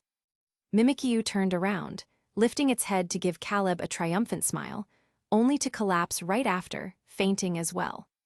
Good work, Mimikyu. Rest now, leave the rest to us. Caleb recalled Mimikyu into its Piquet ball and replaced it with Dragonites. Roxanne's eyes flickered, still not enough. This Geodude was her strongest Pokémon aside from Nosepass.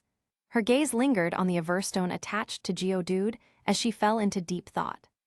Meanwhile, in the spectator area, Lorelei watched Roxanne with amusement. As they say, the onlooker sees more of the game. She could tell at a glance that this Geodude had been meticulously prepared before the battle. The second round began immediately. 2 flashes of white light later, Dragonite and Nosepass appeared on opposite ends of the battlefield. Roxanne took the initiative again and commanded, Nosepass, use Zap Cannon. Caleb countered firmly, Dragonite, fly up and use agility. Nosepass let out a deep bull-like cry as a dense yellow electric charge gathered before it. Meanwhile, Dragonite soared into the air, its speed increasing rapidly until it left behind afterimages. Soon, Nosepass's Zap Cannon was fully charged. It fired directly at Dragonite, but Dragonite had already boosted its speed with agility. Low accuracy moves like Zap Cannon stood little chance of hitting it. Caleb, good, now used Twister. Dragonite opened its mouth, gathering a swirling violet energy that transformed into a raging tornado and hurtling toward Nosepass. Despite its sturdy defenses, Nosepass was far too slow to evade Dragonite's attack. In contrast, Dragonite continued leveraging its speed, dodging Nosepass's strikes while countering relentlessly. Roxanne, who had believed her training would be enough to defeat Dragonite, felt her spirit sink as she watched the battle unfold. Time ticked by, and Nosepass's stamina steadily dwindled under Dragonite's assault. Bam! Finally, with a heavy crash, Nosepass collapsed, knocked out by a devastating hyper beam. Roxanne was numb. She recalled Nosepass and handed Caleb the stone badge. Caleb stored his third badge in his backpack. Just as Roxanne was about to speak, the red-haired woman accompanying Caleb called out, "Hey Caleb, let's go." Roxanne froze, her words dying on her lips. Caleb, had she heard that right? But hadn't this trainer introduced himself as Terrence Jones? And Caleb, was this the same Caleb Chase she'd heard about? The bug catcher from Oldell Town. The mysterious man who had trained a group of rookie trainers to an exceptional level in just half a month. Shocked, she felt as though she had missed something crucial. But before she could ask, Caleb had already left the Rustboro gym. Coincidentally, Brawley's video call came through at that moment. Seeing Roxanne's dazed expression, he frowned. "Hey Roxanne, you okay?" Roxanne blinked, snapping out of her trance. "Huh, what is it?" Brawley's frown deepened as he took in the wrecked battlefield behind her. Hesitantly, he asked, "Did you already battle Terrence?" Roxanne pressed her lips together, her expression grave. "I think we might have been tricked." Chapter 57. Having obtained the third gym badge, there was no longer any need to stay in Rustboro City. Just as Caleb stepped out of the gym, the system panel suddenly appeared before him, a red emergency notification filling the entire screen. Player Tsukino Ray has violated the rules. The instance will shut down in 10 seconds. 10. 9. Caleb's footsteps halted. Walking beside him, Lorelei noticed something was wrong and glanced at him with concern. "What's the matter?" she asked. 5. There's no time left. Frowning, Caleb could only say one last thing. "Please help me send Lily back to Oldell Town. I'm counting on you." The next second, his vision went black as his consciousness was forcibly ejected from the current instance. Instance bug catcher, settlement in progress. Main mission completion confirmed. Rewards have been sent to the player's inventory. Due to special circumstances, all players participating in this instance will receive additional compensation. Instance exploration progress, 22%. Player personal evaluation, SS. Calculating points. Congratulations to player Caleb Chase for earning 500 points. Before Caleb could even react, he found himself back beneath the giant Pikachu statue. Thunderclouds gathered in the sky above, and passing players below looked up in surprise. A streak of purple lightning split the horizon as the emotionless system voice announced once more. Congratulations to player Caleb Chase for unlocking the achievements. I poison myself. Devil Drill Instructor. At that moment, the entire infinite world erupted in an uproar. It's him again. Can someone tell me what's up with this Caleb Chase? I'm speechless. The number of achievements he's gotten in 2 instances is more than I've earned in a year. Can someone introduce me? I want to see what Caleb Chase looks like. A crowd of onlookers turned their attention to the players who had just exited the instance beneath the statue. There wasn't anyone named Caleb Chase in our instance. No idea, I'm a lone wolf player. I never team up with anyone. Not in ours either. The crowd was baffled. How is that possible? Did he use a fake name? Think hard. Was there any unusual player you encountered? Then, a rookie who had once been tormented by Caleb slowly raised his hand. I ran into him. He was a veteran player who called himself Haruno Hatsumi. He had a shiny Dragonite and a Mimikyu, and his role was a bug catcher. He camped outside the starter village and slaughtered us newbie trainers for half a month.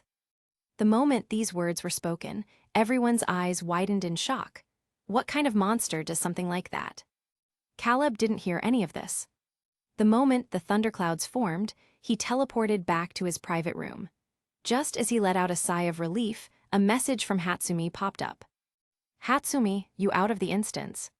Caleb replied with an "him," then followed up. Caleb, a player in my instance, did something that forced the instance to shut down early. Do you know what might have happened? The typing indicator appeared on the panel.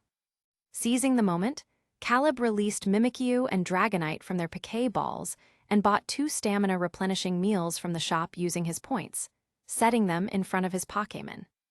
After washing his face in the bathroom, he sat down on the sofa just as Hatsumi sent a long paragraph in response.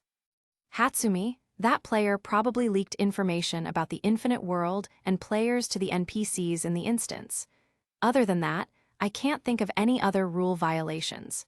This kind of thing happens, I've seen it once before.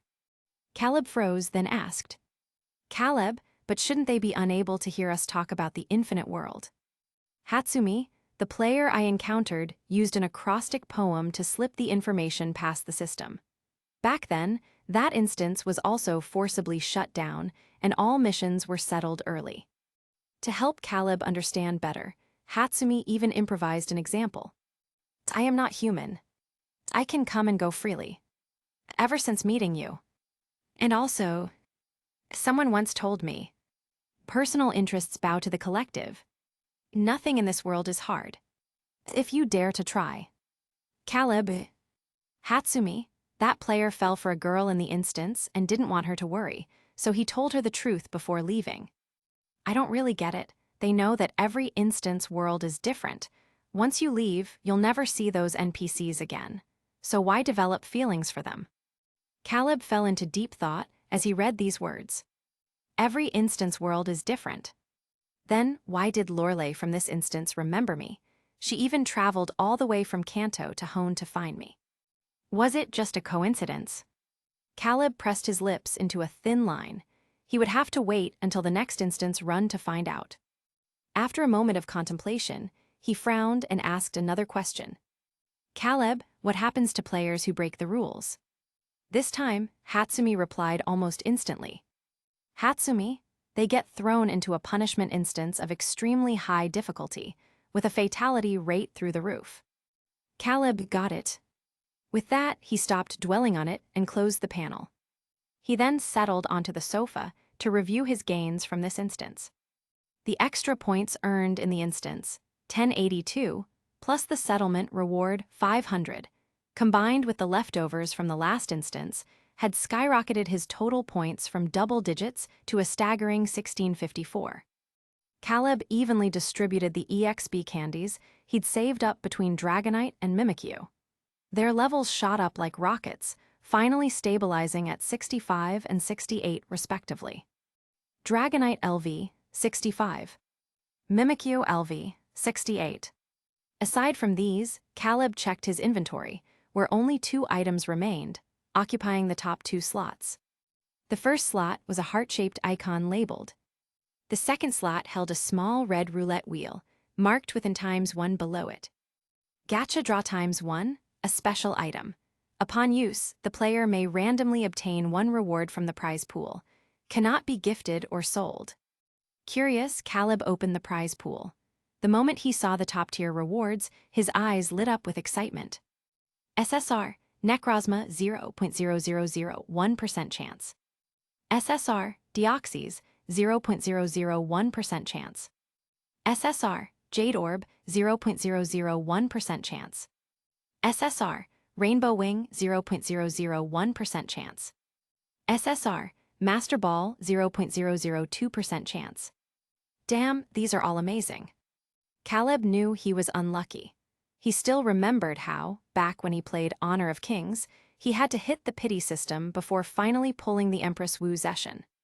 Knowing his luck, he decisively flipped to the SR section. SR, Lucario, 0.1% chance. SR, Zaragora, 0.1% chance. SR, Custom Mega Stone, 1% chance.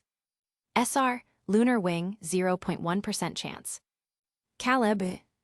He flipped again, this time checking the R category for anything decent. R, Speed Enhancer, 15% chance. R, SB, ATK Enhancer, 15% chance. R, Firestone, 25% chance. R, Flamethrower TM, 25% chance.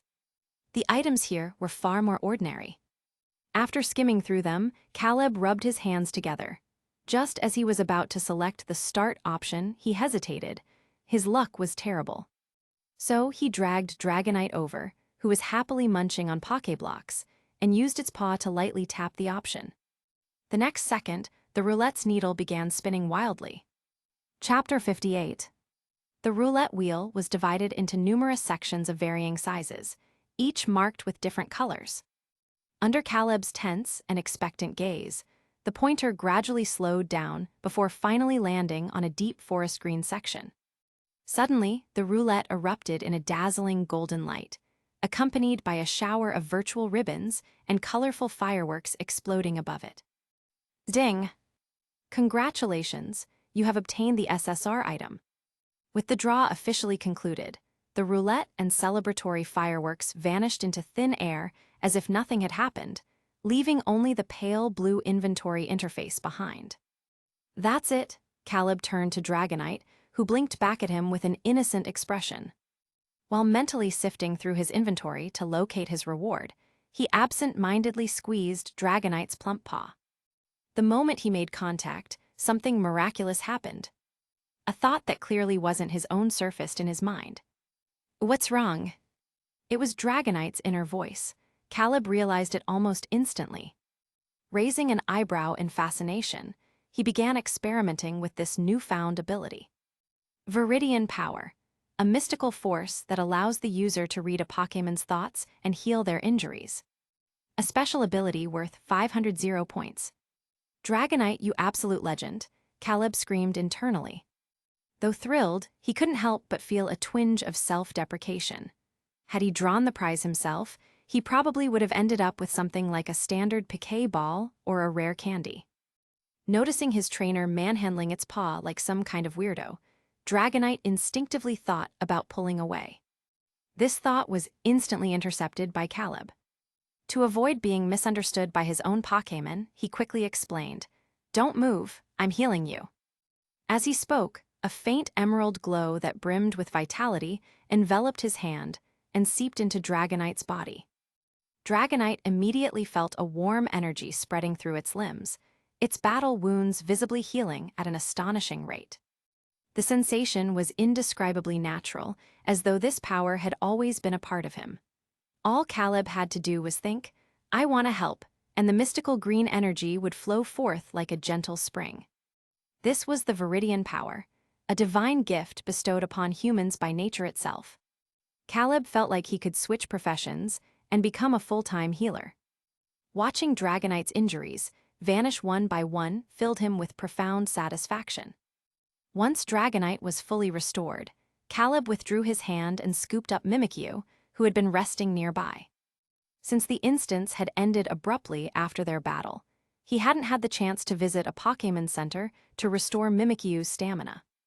During its fight against Roxanne's Geodude, the opponent had been fully prepared, leaving Mimikyu on the defensive the entire time. That it had managed a one-for-one trade was nothing short of a miracle. As he channeled the Viridian Power into Mimikyu, Caleb pondered its current battle strategy. Pokémon battles were no longer the turn-based affairs of the Pokémon games, where opponents politely took turns attacking. This meant foes wouldn't just stand around waiting for Mimikyu to set up with Swords Dance.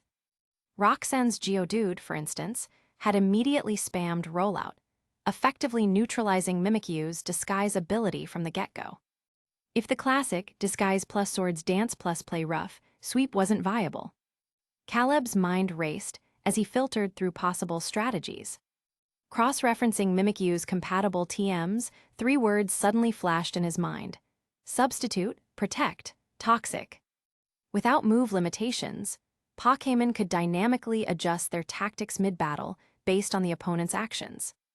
If Disguise was nullified, Substitute and Protect could bolster Mimikyu's survivability, increasing its chances of successfully setting up Swords Dance. Paired with Double Team, the opponent's attacks would struggle to land a decisive blow. As for Toxic, it was the cherry on top, a perfect move for stalling out and frustrating the enemy. How do you feel now? Having roughly outlined this strategy in his head, Caleb returned to reality and looked down at Mimikyu. Healing 2 Pokémon in quick succession had left him mentally drained. He was exhausted and ready to collapse into bed at any moment. Yawning, he simultaneously received Mimikyu's thoughts. "It doesn't hurt anymore, thank you." "No need to thank me," Caleb said softly as he gently patted Mimikyu's head. Mimikyu nuzzled his palm, radiating happiness. After preparing a day's worth of food for Dragonite and Mimikyu, Caleb headed to the bathroom for a shower. Then, he changed into fresh, cozy pajamas before burrowing under his Eevee-patterned comforter and sank into a deep slumber. Back in the bug catcher, Instance world, Lorelei stood pale-faced in a corner of the church. She couldn't fathom how the guy who had been battling with such fervor mere minutes ago had suddenly collapsed. The doctor's diagnosis revealed it was cardiac arrest. Lorelei clenched her fists, lowering her head as her lips pressed into a thin line. Nearby, the handsome, resolute young man lay peacefully in a coffin, while a black-robed priest recited scripture. Lily buried her face in Uncle Morris' arms, her muffled sobs trembling with grief. Morris sat stiffly in the pew, guilt and regret twisting inside him. If only I hadn't sent Caleb to the Pokémon Trainer Academy a month ago. Would this poor boy still be alive? Just then, Lance hurried in from outside. He had been en route to the Tin Tower when news of Caleb's death reached him. Handing off his duties to Agatha and Bruno, he immediately diverted his flight to Hone. "What the hell happened?" Lance demanded, his brow furrowed. Lorelei glanced at the coffin before quietly stepping outside with Lance. She recounted her earlier conversation with Caleb and everything that had transpired. Lance's frown deepened as he listened. After a long silence, he finally spoke. "What do you think?" Lorelei shook her head, biting her lip before answering hesitantly, "I don't even know how to explain this. Lance, Caleb enrolled in the Investigator Academy at age 6, right?" Lance recalled Caleb's file and nodded. "Yes, why?" "That's the problem." Lorelei's expression grew increasingly grave. "That little girl, Lily, said Caleb was her brother. When I asked her guardian, he claimed Caleb had lived in Oldale Town his entire life, never once leaving Hone in the past decade." A chill ran down her spine as she continued. "So, who was the Caleb we knew back in Kanto, and is he the same person as this Caleb?" Maybe they were just twins, Lance mused, though his expression shifted from pensive to oddly calm. Don't overthink it.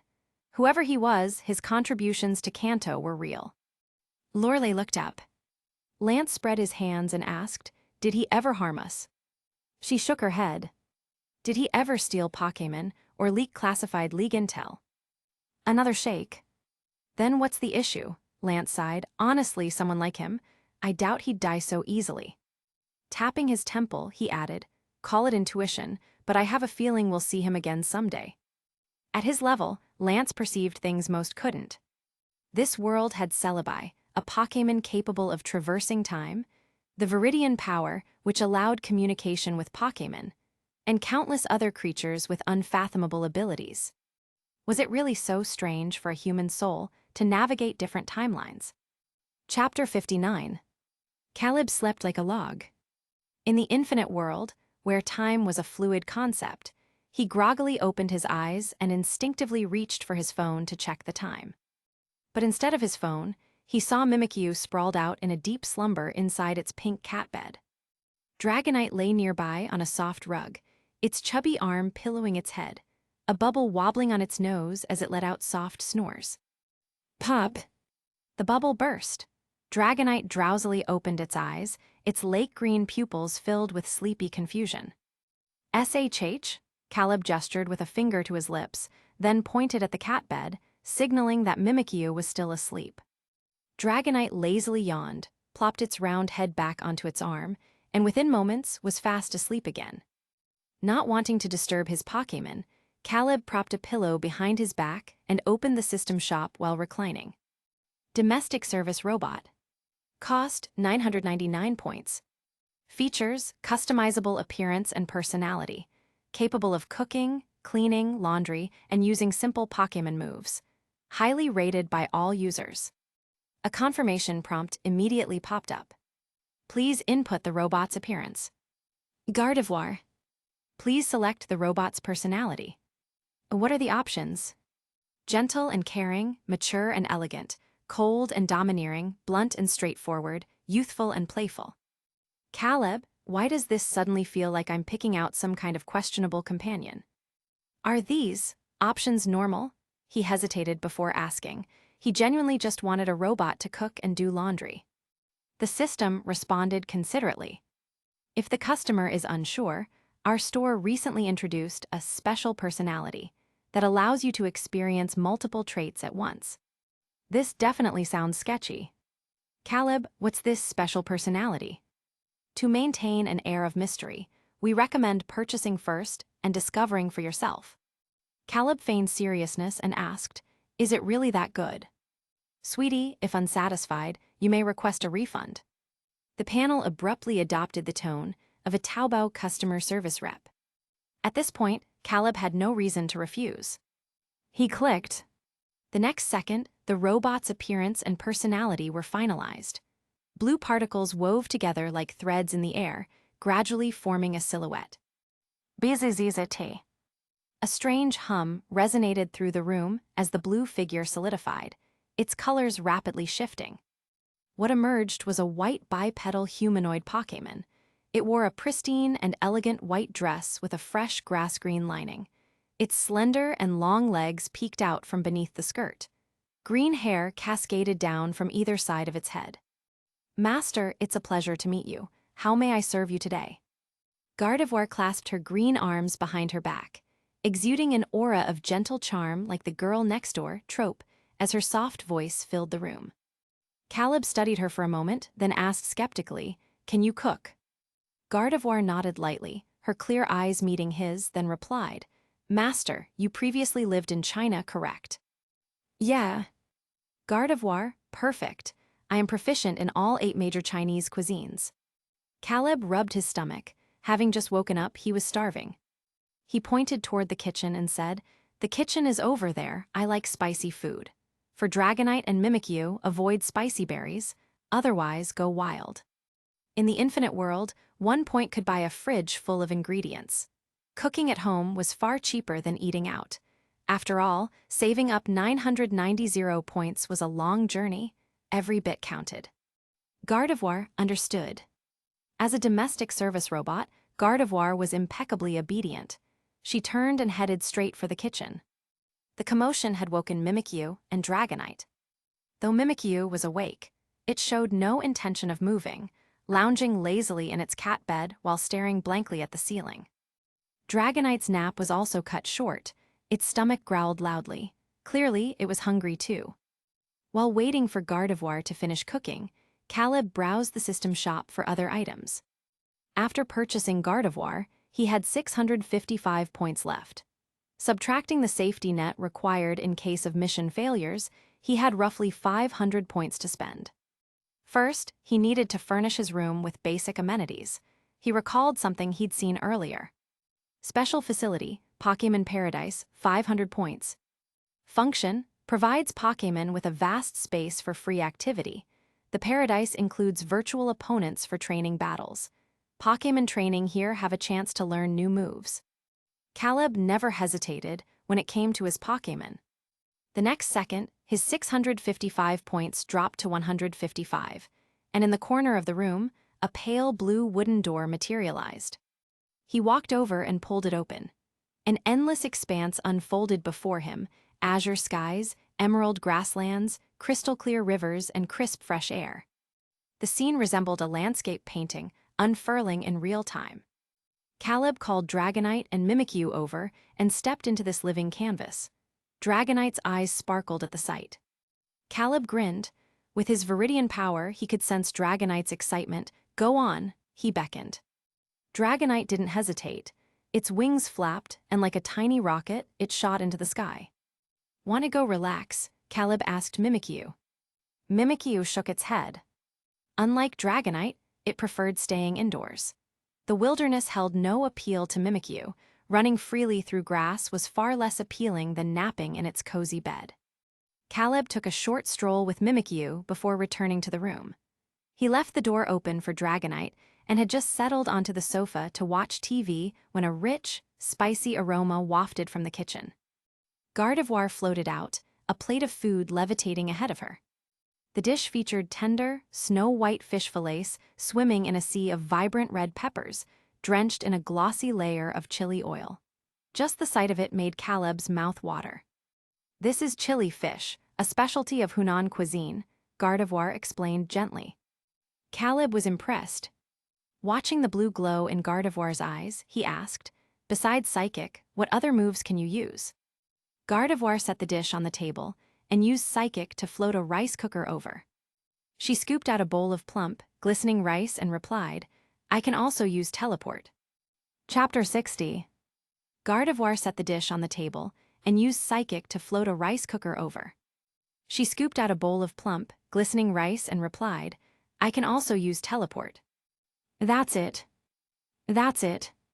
Caleb gave it some serious thought and decided this was perfectly reasonable. After all, this Gardevoir wasn't a real Pokémon. Being able to use Psychic and Teleport was already impressive enough. The meal left Caleb thoroughly satisfied, and both Mimikyu and Dragonite enjoyed themselves immensely. The trio had nothing but praise for Gardevoir's culinary skills. Once dinner was over, Gardevoir headed to the kitchen to clean up. Dragonite returned to the Paradise to enjoy the thrill of flying, and Mimikyu accompanied Caleb as he teleported to the entertainment district. "What'll you have?" Hearing the door open, Hatsumi asked without looking up. "Already ate," Caleb replied, shaking his head. Hatsumi lifted her head in surprise, her expression instantly turning odd. "I heard someone was impersonating me in an instance run." Caleb remained unfazed. "You must have misheard," he said. Hatsumi smirked. "Devil drill instructor." Caleb. Hatsumi, not bad. Holding 20-plus players hostage in the starter village for half a month. That's pretty impressive, Caleb G. Recognizing the reference, Caleb coughed lightly, his face the picture of innocence. "You're a fan of Baji's streams too?" he asked. Hatsumi twirled a pen between her fingers, then glanced at Caleb. "Haven't seen it. I heard it from players in my last instance run. Anyway, what brings you here?" Caleb feigned surprise. "How did you know I needed something? Can't I just be here to chat?" Hatsumi snorted. "Please, I've seen more men than you've eaten grains of rice. Your little schemes might as well be written on your face." Caleb eyed her appearance. She had long, wavy golden hair, fair skin, red lips, and a beauty mark near her eye.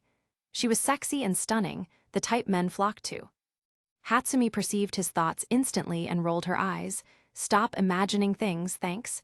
When I say seen, I mean literally. Don't forget I've been in the infinite world for 60 years. Age-wise, I'm your grandma's generation. Whatever, immortals don't bicker with mortals. So, what do you need? Caleb cut to the chase. Have you ever heard of Pokémon-exclusive instances?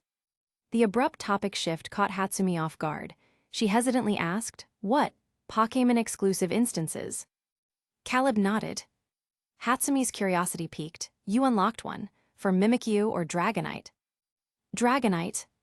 Hatsumi let out an impressed tusk before explaining, Pokémon instances aren't rare, but their triggers are completely random. No one has figured out the exact conditions yet. Some people unlock them while feeding their Pokémon Pokéblocks, others just by hugging theirs. The only certainty is, these dungeons are zero risk. In fact, they're packed with rewards. Clearing one even nets you that Pokémon's exclusive item. Caleb nodded. This aligned with his expectations. Hatsumi studied him before adding, I'd advise against rushing in. Don't waste this safe opportunity. You're still in the beginner phase. Instances aren't hard for you yet. Once you're past that, the difficulty spikes. That's when you use welfare instances to buffer and power up. And by power up, I mean you, the trainer. A level 100 Pokémon doesn't mean squat. In fact, level 100 is where the real game begins. Caleb understood.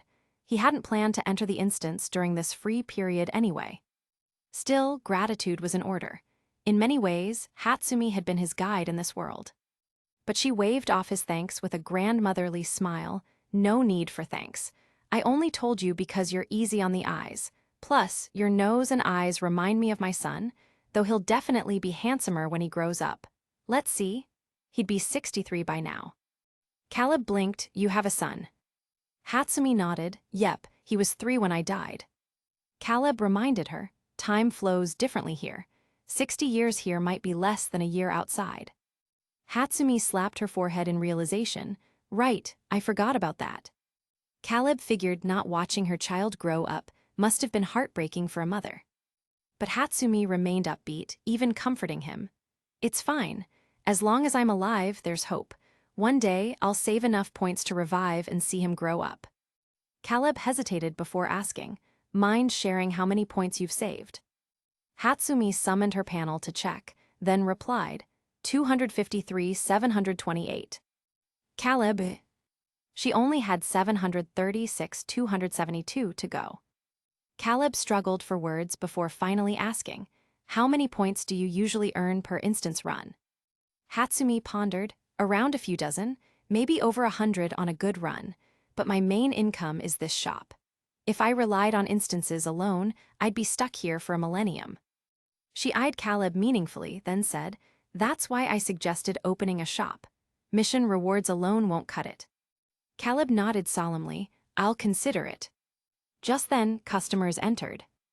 Hatsumi hurried to the kitchen, and Caleb took his leave, teleporting straight to the commercial district. The narrow path was still lined with stalls selling everything from evolutionary stones to Pokémon eggs, held items, and Pokéblocks. After browsing, Caleb still found no vendors offering substitute, protect, or toxic TMs. Disappointed, he turned to leave. That was until a stall owner's shout caught his ear. Step right up, freshly hatched Pokémon egg, the wave-guiding hero, Riolu, comes with a free luxury ball. A crowd instantly swarmed the stall. How much? Someone asked. The vendor spread 10 fingers, 100 points. I just nabbed it from a hidden instance mission. You could alternatively trade me another rare Pokémon. What are you looking for? Absol got one.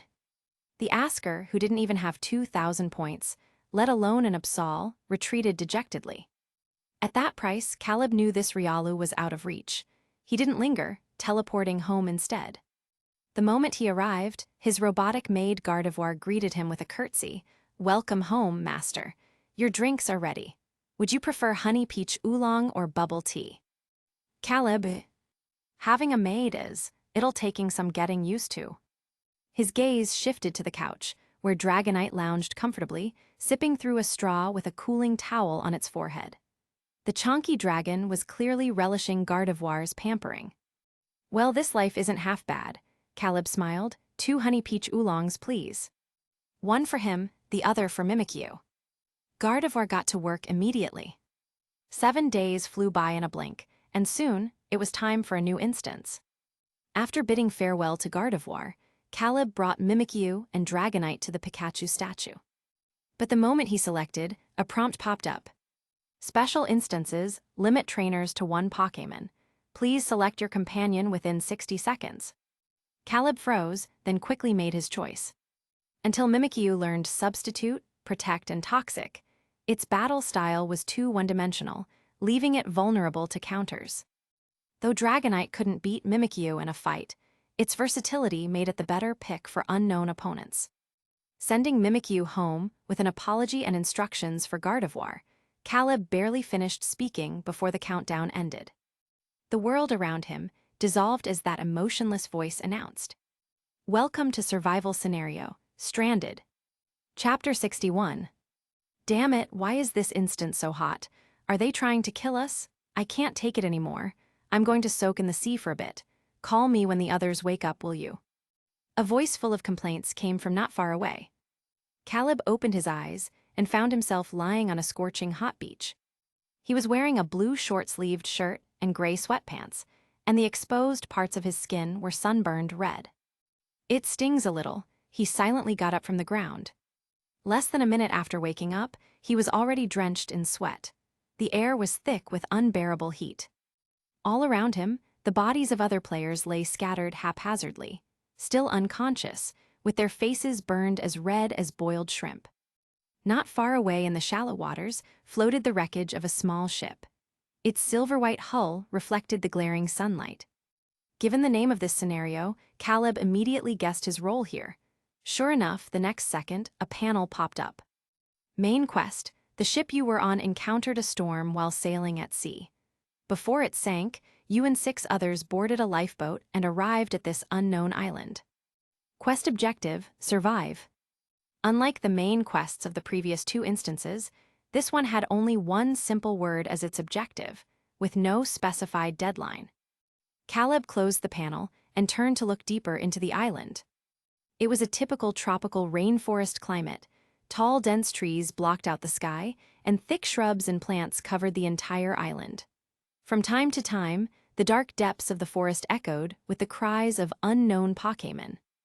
While Caleb was observing his surroundings, the other 4 people lying on the beach gradually woke up.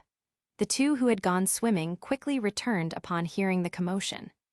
The 7 of them gathered together, 5 males and 2 females, each with different expressions. "There are no new players in this instance, right?" started the young woman who had just gone swimming, adjusting her wet long hair. The young man who had gone with her, a thin, bespectacled guy, glanced at the other 5 and replied, "Probably not. Anyway, Lulu, are you thirsty? Want some water?" A simp, Caleb thought. The woman called Lulu shook her head dismissively, clearly not in the mood to engage with him. At that moment, a tall, burly man with rough features looked at the group and asked, "Should we introduce ourselves?" The shorter young man behind him hinted, "We've played a survival instance before, so we have some experience with this type." The remaining pair, a man and a woman, exchanged glances. The woman pursed her lips and introduced herself, "I'm Kiyoshi Setsuka." She paused, then glanced at the man beside her. "This is Kiyoshi Hate, my older brother." The simp from the Simpen Goddess duo spoke next, "I'm Walter Harrison." "The goddess, I'm Luna Winslow." The burly man nodded in satisfaction and said, "I'm Drake Stone." His lackey followed up, "I'm Tristan Donovan." Caleb, the only one in the group without a teammate, replied, "Terrence Jones." Drake smiled faintly, cleared his throat, and said, "Survival scenarios are different from regular ones. Here, every player's main quest is the same, to survive, so I suggest we 7 work together and cooperate to complete the quest." He glanced up at the sun, then continued, "We need to act fast before it gets dark. We must head into the island and find a suitable campsite. We don't know what dangers are here yet, but I hope you all stay alert at all times." Caleb rejected the proposal. He was determined to go solo. Besides, in situations like this, the dangers in the forest were definitely no less than those on the beach. There was no guarantee that wild Pokémon wouldn't wipe out the entire camp while they slept. Suit yourself, Drake didn't press the matter. In survival instances, the real challenge was never wild Pokémon, but the scarcity of food and water, especially on this isolated island surrounded by sea. Without water-type Pokémon, they wouldn't even have access to fresh water. Tristan sneered mockingly, "Some people just think they're so clever. Don't come crawling to us when you're starving and thirsty later." Caleb had never bothered arguing with idiots. He curled his lips, then replied, "You're absolutely right, you know why." Catching the reference, Luna couldn't hold back a laugh and chimed in, "Because you're terminally stupid. Haha, I know this meme." "You," Tristan gritted his teeth, about to retort. But Drake stopped him. He gave Caleb an indifferent look and said to Tristan, "Don't waste time, let's go." With that, he turned and headed into the forest. Tristan followed closely behind. Hate and Setsuka glanced at Caleb before stepping after them. Luna lingered at the back. When the others weren't looking, she turned and flashed Caleb a playful smile, mouthing the words, "Good luck, cutie, see ya." Once the other 6 had left, Caleb turned his gaze to the half-submerged ship in the sea. He took out a piquet ball from his inventory. A flash of white light later, Dragonite emerged. Caleb climbed onto Dragonite's back and pointed at the wreck. "Dragonite, take me there." Woo! Dragonite felt something strange, an unusual energy flowing in the air. It turned and stared solemnly into the depths of the island, sensing many powerful auras. Some were even stronger than itself. Noticing Dragonite's reaction, Caleb frowned, asking, "Did you notice something?" "Woo-woo, this place feels weird." Thanks to his Viridian Power, Caleb easily understood Dragonite's thoughts. He glanced at the setting sun and said, "Don't worry. As long as we don't go there, we won't be in danger." Dragonite didn't press further. It carried him to the half-submerged wreck. Caleb leaned over Dragonite's back to inspect the ship. The reason it hadn't sunk completely was that it was wedged between several sturdy reefs. Beneath the surface of this sea hid countless reefs of varying sizes, some sharp, some thick, their shadows swaying with the movement of the water. "Let's check it out." Confident that the ship wouldn't sink further, Caleb and Dragonite landed on the bow. They stepped onto the hull and slid along the deck, which was tilted at a 45-degree angle, before entering the cabin. Chapter 62. Surprisingly, the water level inside the cabin was shallow, only reaching Caleb's knees. He rolled up his pants to his thighs and began searching for edible supplies. Dragonite followed behind him, curiously looking around at their surroundings. Caleb's luck was good. Just as he turned a corner, he spotted several vacuum-sealed bags of cheese crackers floating toward him on the water's surface. Along with them came a cast-iron pot. He reached out and grabbed the pot, placing the bags of crackers inside. After wading through the cabin for a while, the pot gradually filled with food: 8 waterlogged potatoes, 3 unopened packs of ramen, 2 crates of canned malt beer, a few sandwiches in sealed bags, and an unopened jar of fermented bean paste. Aside from these, he also found several sacks of soaked rice and flour in the storage room, along with a few crates of swollen, waterlogged berries. Looking at this chaotic assortment, Caleb suddenly felt like he had transmigrated into Robinson Crusoe. So was he supposed to hunt, build a house, farm, and then find a wild man to name Friday? Caleb and Dragonite stood in the cabin, staring at each other with the iron pot between them. Outside, the sky was growing dark. He needed to find a safe place to sleep, and soon. Frankly, the shipwreck didn't seem like a bad option. He handed the pot to Dragonite and headed to the passenger cabins, lifting waterlogged beds out of the water. Stacking 2 beds together, he created a makeshift resting spot. Dragonite sighed softly while cradling the pot. The two were so busy that they didn't notice a dark streak of light flashing across the night sky outside. Meanwhile, the other 6 players had found an open clearing to set up camp. Though they had been ambushed by a swarm of Ekans on the way, they managed to fend them off without major incident, thanks to their battle experience. Drake's Pokémon was a Bisharp, a dark steel type. While directing it to chop wood for a makeshift cabin, he ordered Tristan to gather dry grass, branches, and leaves for the roof. With the combined effort of all 6 trainers and their Pokémon, a crude wooden hut was quickly assembled. By then, night had fully fallen. Hate returned from the forest with an armful of dry firewood and commanded his Magmar to ignite it with a spark. As the wood crackled and burned, the 6 exhausted players gathered around the campfire. Once things settled, Luna's stomach let out a loud growl. Her beautiful face flushed with embarrassment. "Sorry, I didn't eat before entering the instance." Drake frowned, glancing at the oppressive darkness surrounding them. "All right, let's split into pairs to search for food. I saw a berry tree earlier. We can use those to fill our stomachs tonight. We'll figure out the rest tomorrow at dawn. Let's move." The moment he finished speaking, deafening roars erupted from deep within the forest, startling flocks of birds into flight and even causing the ground to tremble slightly. "Wait, why are there 2 moons tonight?" Luna looked up in confusion. The others immediately followed her gaze. Across the fire, Walter's face paled as he saw it clearly under the firelight. Those weren't moons. They were the eyes of a massive creature. "Lulu, run!" he screamed. A wave of icy air rushed from behind Luna, freezing her in place. The next second, 2 enormous, jagged tusks emerged on either side of her. The campfire's glow partially illuminated the colossal creature's form. When Drake saw it clearly, his expression twisted in shock. Why is there a Dynamaxed Mamoswine here? Dynamax Pokémon were supposed to be exclusive to the Galar region. Back in the shipwreck, Caleb and Dragonite had already finished dinner. Since this instance had no clear time limit for the main quest, he had no idea how long he would be stuck here. To be safe, he decided to haul out the soaked sacks of rice tomorrow and dry them in the sun for future meals. The fermented bean paste would make a decent side dish. The island's temperature dropped drastically at night. Without a blanket, Caleb could only huddle pitifully with Dragonite for warmth. Just then, he felt the cabin tremble slightly. Before he could react, a strange noise echoed from outside. What was that? He sat up halfway, straining his ears. Dragonite's eyes snapped open, its brow furrowing as it listened intently. Soon, the loud cry sounded again, clearly coming from the forest. "See, I knew the forest was more dangerous than the beach." Caleb relaxed slightly and was about to lie back down when a massive wave suddenly surged toward the ship. "Crap my pot," his eyes widened in alarm. He immediately flipped over, shielding the precious iron pot with his body. The next second, the raging waves tore the ship free from the crevice between the reefs, dragging it into the open sea.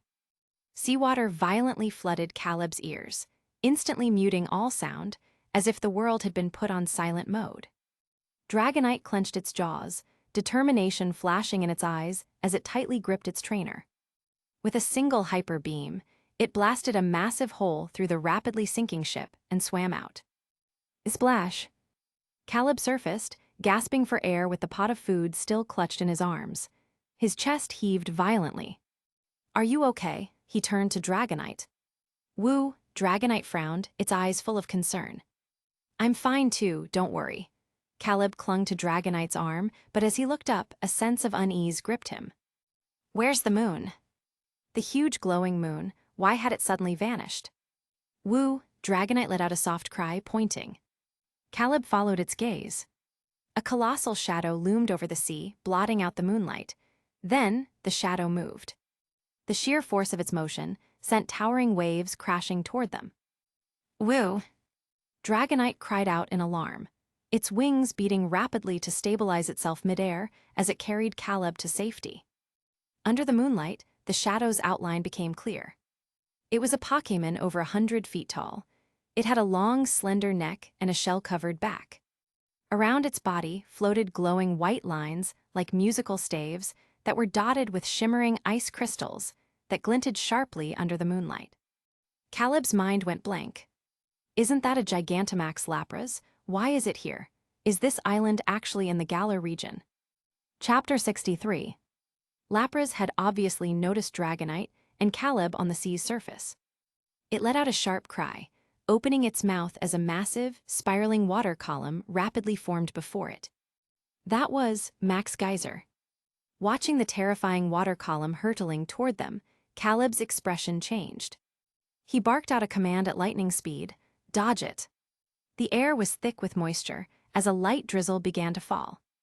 Dragonite erupted with unprecedented speed, its wings flapping furiously as it shot through the air like a meteor, arcing in a parabola toward the shore with Caleb clinging to its back. Caleb pressed himself flat against Dragonite, watching as the Max Geyser grazed past just overhead. The distance was so close that he could see the violent currents churning within the water column. The next second, Dragonite put distance between them and the attack, making an emergency landing on the beach amidst the rain. Caleb never dreamed he would ever get motion sickness from riding a Dragonite.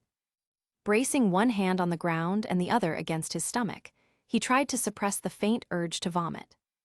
"Woo!" Dragonite suddenly let out a sharp cry. Caleb turned his head just in time to see a massive wave, triggered by the Max Geyser, rushing toward the shore at terrifying speed. It was too late to do anything.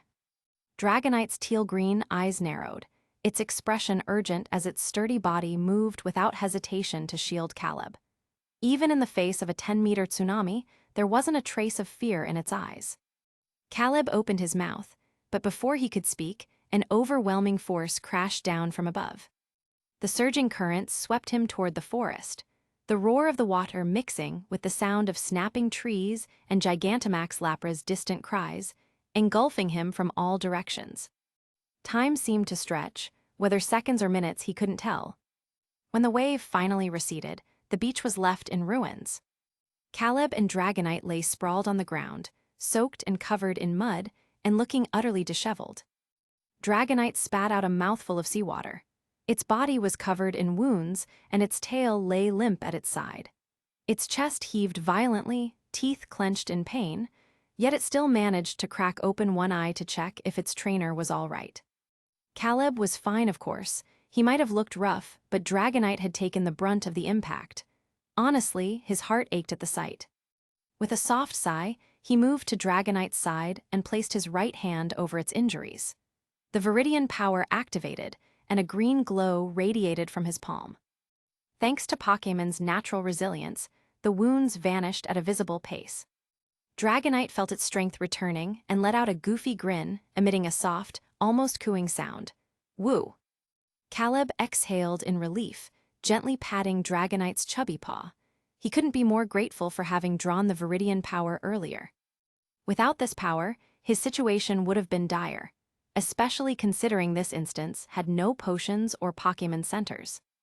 Bless Dragonite's godly luck, and bless that player, Tsukino Ray, for the gacha draw. As he thought this, Caleb turned his gaze back to the sea. The Gigantamax Lapras had submerged, its massive form disappearing beneath the waves. But before he could fully relax, another deafening roar erupted from the forest. The ground trembled as if something enormous was moving. Dragonite immediately tensed, its eyes narrowing in the direction of the noise. Caleb looked up, then saw two pale white tusks looming in the air. Then, a colossal fur-covered quadrupedal Pokémon emerged from the darkness. Damn it, a Dynamaxed Mamoswine. Having barely escaped the Gigantamax Lapras, Caleb and Dragonite just wanted to find somewhere safe to rest. After exchanging a glance, Dragonite's wings twitched, ready to take off. Caleb was about to climb on, when Drake's group suddenly came stumbling out of the dense forest in a panic. Tristan spotted Caleb immediately. The memory of their earlier exchange flashed through his mind, and his expression turned sour. Caleb raised an eyebrow, watching him with amusement. Tristan flushed with anger. "What the hell are you looking at?" he barked. Caleb smirked but didn't respond, instead giving Dragonite a light pat. Dragonite instantly understood, then flapped its wings to hover in the air, watching the group below engage in a Dynamax raid battle against the Mamoswine. Seeing that Caleb wasn't leaving, nor offering any help, Tristan nearly choked on his fury. "Focus," Drake barked, commanding his Bisharp to use Metal Claw while shooting Tristan a glare. Dynamax battles in reality were nothing like the games. In Pokémon Sword and Shield, trainers didn't have to worry about attacks hitting them. But here, a single max rockfall could crush a person instantly. Not to mention, the sheer size of a Dynamax Pokémon was psychologically overwhelming. Drake's group had been fighting a retreating battle from the start. Dynamax moves altered the weather in their range, and this Mamoswine loved spamming Max Rockfall, kicking up a sandstorm with every use. Drake glanced back at the ocean. He had assumed the Mamoswine wouldn't chase them onto the beach, but it seemed dead set on hunting them down. The visual effects of Dynamax moves were staggering. With a roar, Mamoswine summoned a wall of massive boulders from the ground, sending them crashing toward the group. Fortunately, Max Rockfall had a slow startup. The moment the rocks emerged, Drake's team scattered, dodging just in time. The boulders shattered into dust upon impact, but the sandstorm only intensified. The beach's weather shifted from rain to a raging sandstorm. Breathing became difficult. Every gasp carried the risk of inhaling sharp grains. Caleb decided this was no place to linger. Covering his nose, he prepared to leave, but not before using Scout at the Mamoswine. Dynamax Mamoswine, LV, 70. The sandstorm was now a genuine hazard to the trainer's safety. Drake looked up at Caleb's retreating figure, his eyes darkening as he shouted, "We can't keep fighting, fall back." With that, he bolted toward the forest, Tristan hot on his heels. Walter rushed to Luna's side and beckoned, "Lulu, let's go." Luna ignored him, her gaze lingering on the direction Caleb had flown. Chapter 64. The sky finally brightened. Drake and his group gasped for breath as they came to a stop. They couldn't believe what had happened. The damned Mamoswine had chased them all night. "Is it really not following us anymore?" Tristan asked hesitantly. After a night of fleeing, everyone was physically and mentally exhausted, their eyelids heavy with fatigue. Not to mention, their Pokémon were already weakened from the earlier battle with the Mamoswine. If another Dynamax Pokémon showed up now, they'd be done for. "No," Hate replied, glancing back warily. "That's good." Tristan sighed in relief, collapsing onto the grass like a deflated balloon. He stared blankly at the sky. After running all night, he was both starving and dead tired. Dark circles hung under Drake's eyes as he sat on the ground. Watching Hate and the others rubbing their sore legs and shoulders, he issued a command in a tone that brooked no argument. "You guys, go find some berries for everyone to eat." Luna frowned displeased. "Why should we go?" she questioned. Tristan, being already irritated with her since the beach incident, immediately sneered. "Why? Did your Pachirisu even do anything in that fight? You had it easy, didn't you? If it weren't for us, you'd have been trampled to death by that Dynamaxed Mamoswine." Luna scoffed, "If your eyes are useless, donate them to someone who needs them. Before pointing fingers, take a look at yourself. Your Lickitung didn't even get close to the Mamoswine. Who's the real freeloader here? I think we all know." Still fuming from yesterday's encounter with Caleb, Tristan exploded. All his grievances condensed into one sentence. "Shut your damn mouth, BTCH." Luna was livid. Abandoning her usual goddess demeanor, she pointed at Tristan and cursed. "Your whole family are BTChes. Pachirisu, use Thunderbolt and fry him." Walter hurriedly intervened. "No, Lulu. Attacking another player will get you penalized." Seeing all this, Drake got fed up. He roared, "Enough, everyone go find food, now." No one moved. Drake's voice turned cold as he threatened, "Anyone who refuses can spend tonight alone." Hearing this, Walter quickly coaxed his companion, "Come on, Lulu, let's just go together." Luna snorted, shaking off his hand, "As if I care." With that, she turned and stormed off, heading back to the beach where they had started. No one followed. Alone, Luna pulled an Oran berry she had picked earlier from her inventory and fed it to her Pachirisu. Only then did she notice. The beach looked completely different from when they'd left yesterday. Seaweed and shells washed ashore, towering trees snapped in half, the shipwreck vanished from the sea. All of it was evidence of a massive battle last night. And she was certain none of this was the Dynamaxed Mamoswine's doing. It had never reached this area. Her mind flashed back to their arrival at the beach last night. If she remembered correctly, it had been drizzling then. Only a water-type G-Max Max move could change the weather to rain. A bold speculation formed in her mind. Did another Dynamax Pokémon appear here last night? Her thoughts turned to Caleb's calm departure, and shock spread across her face. Did that guy, Terrence, actually defeat a Dynamax Pokémon by himself? TN, this is just a reminder, Caleb introduced himself as Terrence Jones to this group. If that were true, just how strong was he? Meanwhile, Caleb woke up in a cave. Dragonite had spent hours last night searching before finding this resting spot. Though there was no bed or blankets, Caleb was more than satisfied. He and Dragonite had gathered dry grass and firewood from the forest and fashioned a simple bedding. Dragonite lit the wood with flamethrower, and just like that, a rudimentary camp was set up. After a night of drying, his seawater-soaked clothes had returned to normal. Caleb got dressed, pulled a pack of cheese crackers from the salvaged iron pot, and sat beside Dragonite, munching on them dry. Woo, Dragonite rubbed its eyes sleepily as it woke. Want some? Caleb held a cracker to its mouth. Dragonite didn't refuse, eating it straight from his hand. Food wasn't an immediate concern. What they desperately needed now was drinkable freshwater.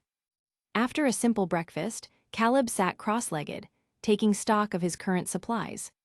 8 sprouted potatoes, 3 unopened packs of ramen, 2 cans of malt beer, 2 sandwiches in sealed bags, 1 unopened jar of fermented bean paste. As for the rice and berries, those sunk to the ocean floor with the shipwreck. He wasn't sure if sprouted potatoes were safe to eat, but to avoid food poisoning, he had Dragonite slice them into pieces and bury them in fertile soil outside the cave. His gut told him this instance wouldn't be short. For sustainable survival, he planted every last potato chunk. Friday, time to find water. He plopped the iron pot onto Dragonite's head, and the two began scouting the area around the cave. First step, they needed to ensure the surroundings were safe. Dragonite adjusted the lopsided pot with a resigned sigh, trailing behind Caleb as he enthusiastically recounted Robinson Crusoe. Caleb was feeling whimsical. After all, his current situation was eerily similar. If he was Crusoe, then Dragonite was Friday. Freshwater is essential for human survival, so we need to locate a nearby lake or stream, he explained as they walked. Woo Tilda, got it. Dragonite responded patiently, humoring its trainer's human-centric lecture. Caleb eyed the wild Pokémon lurking in the bushes, using Scout to check their levels. Confirming they weren't threats, he mused to Dragonite. But we don't have containers to store water. Maybe we should just kidnap a water type that can shoot water for us. Woo, a deal. Dragonite shot a glare at the aggressive wild Pokémon, its iron pot-wearing presence intimidating them into retreating. Caleb continued brainstorming. Besides a water type, we'll need something strong to chop trees. The cave was short and straight, letting cold wind howl through at night. I wonder if there are any Diglett here. If they could find a Diglett, they could expand the cave deeper. Chapter 65. Caleb and Dragonite spent the entire morning surveying the area around their campsite. First, they observed the Pokémon living nearby. Though there were many species, their levels were relatively low, so they didn't pose much of a threat. In fact, a few timid ones were even scared off by Dragonite's intimidating aura. Next was the issue of Dragonite's food. Compared to human food, berries contained energy far more suitable for a Pokémon's growth. Fortunately, the soil here was exceptionally fertile, perfect for growing fruit trees. In just this small area alone, Caleb had already discovered over a dozen berry trees. The types of berries varied, and thanks to the knowledge he'd gained in the last instance, he easily recognized their names and effects. For example, there were cherry berries for curing paralysis, pecha berries for poisoning, and aran berries for restoring energy and stamina. Caleb marked simple signs along the paths leading to each tree. After roughly memorizing their locations, he headed back with Dragonite. The iron pot that had been on Dragonite's head was now cradled in its arms, filled to the brim with colorful, freshly picked berries. All in all, he was quite satisfied with the morning's haul. The only downside was that the nearest river was 2 kilometers away from the campsite. Getting water was going to be inconvenient. Let's take a break. Seeing the sweat on Dragonite's forehead, Caleb took the pot from its arms and sat down under the shade of a tree. It was sweltering.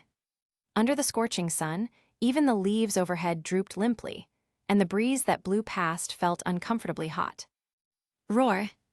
Just as he was about to take out a couple of berries for Dragonite to quench its thirst, a loud roar suddenly came from the bushes behind them.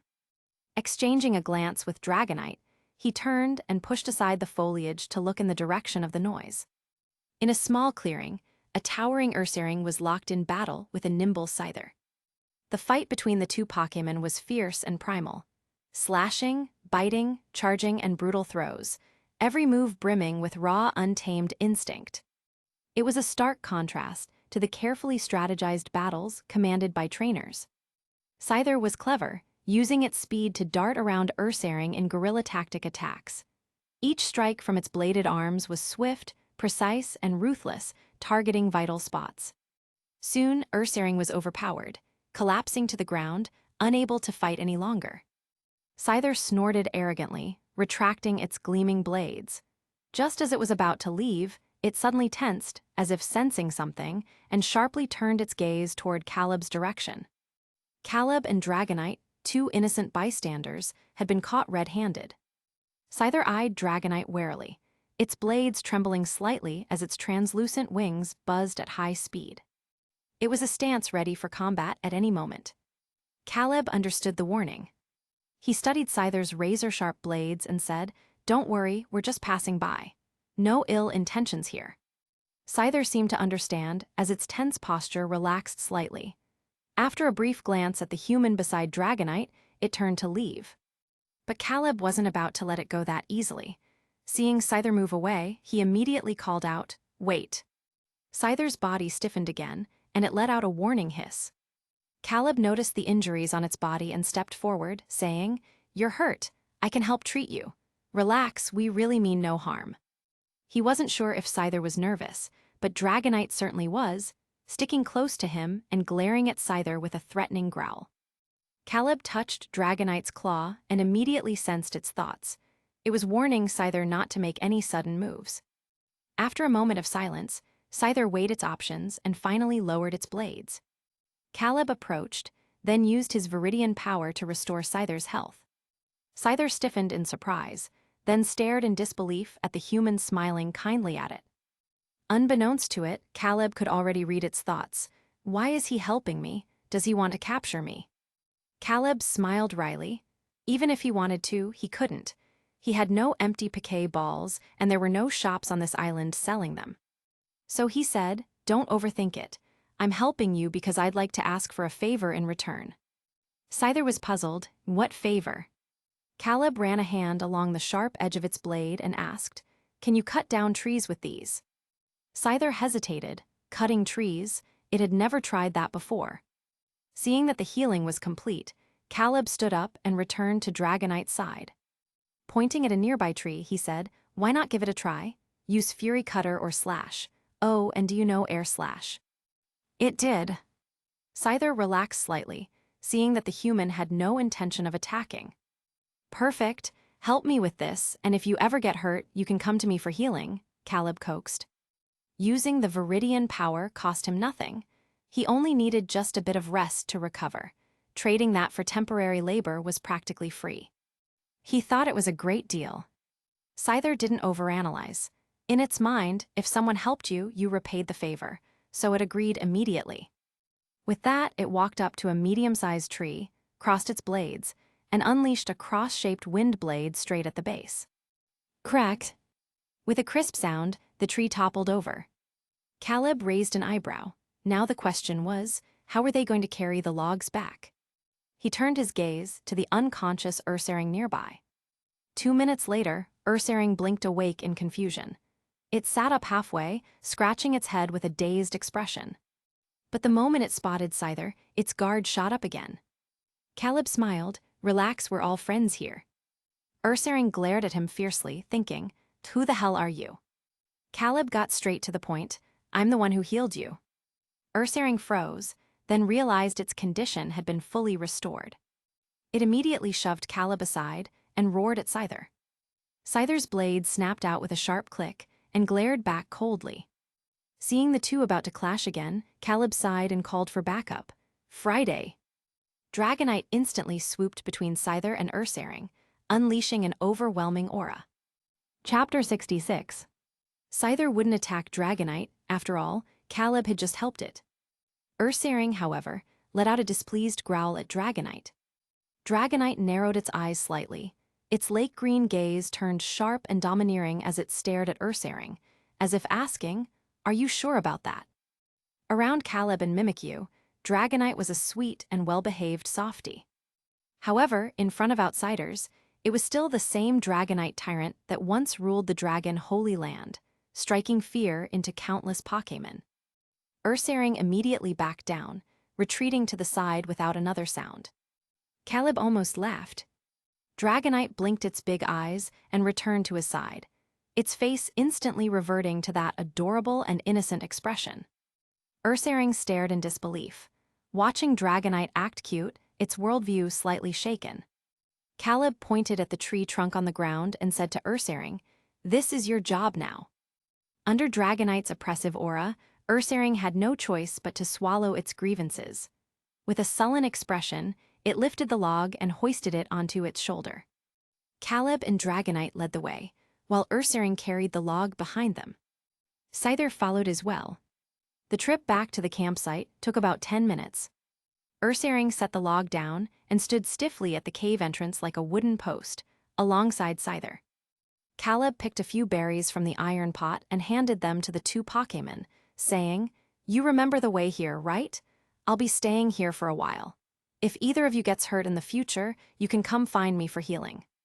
Scyther's expression remained neutral, but Ursaring looked a little ashamed.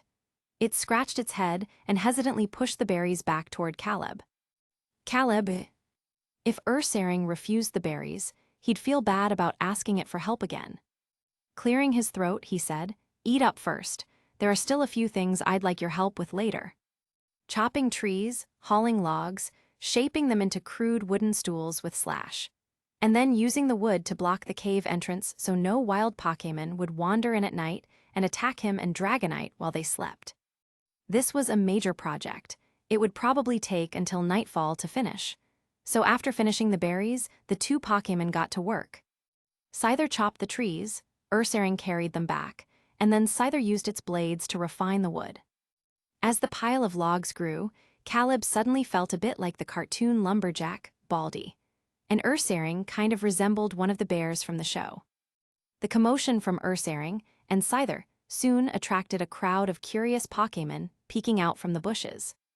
Caleb spotted a Sandshrew among them and immediately ran over with Dragonite to recruit it.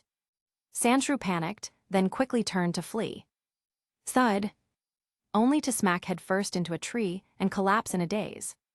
When it came to, it saw Dragonite's imposing figure looming over it.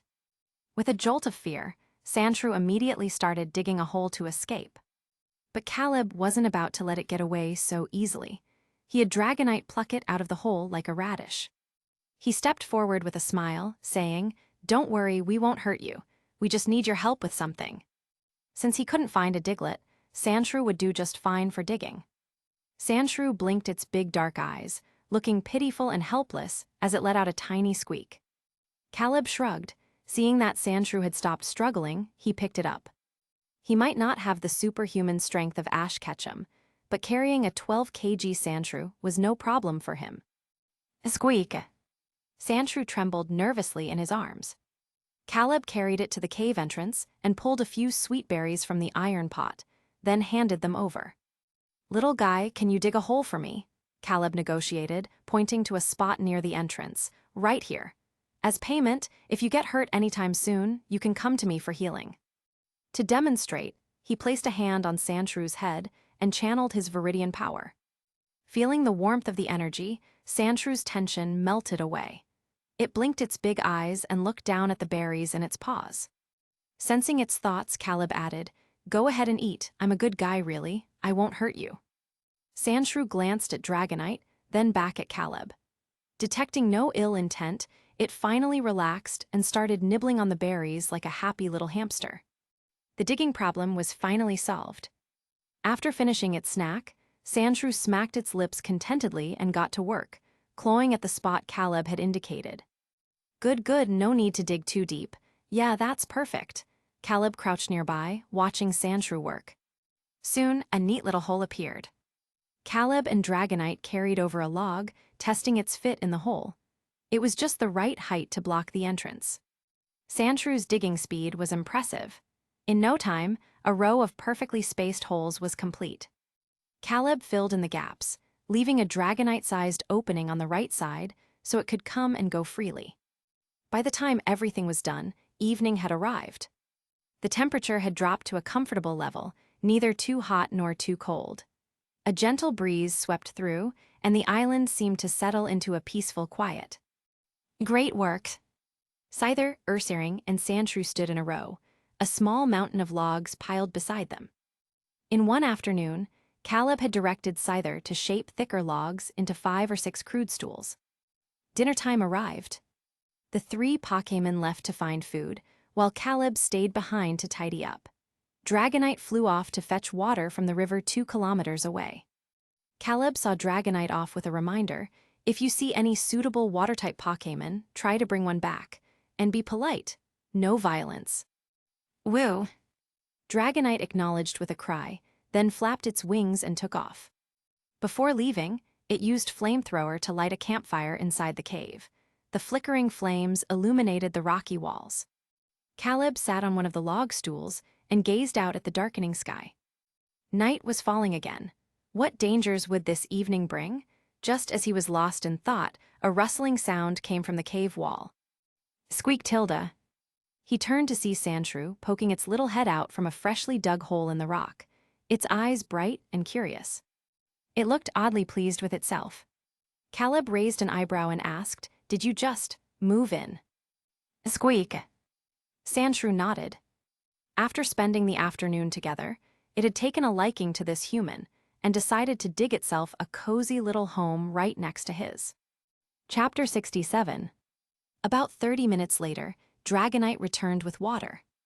Before it even entered the cave, Caleb heard earth-shaking sobs. Mehru. Dragonite walked in with a pot in one claw and a round, chubby little creature in the other, looking utterly helpless.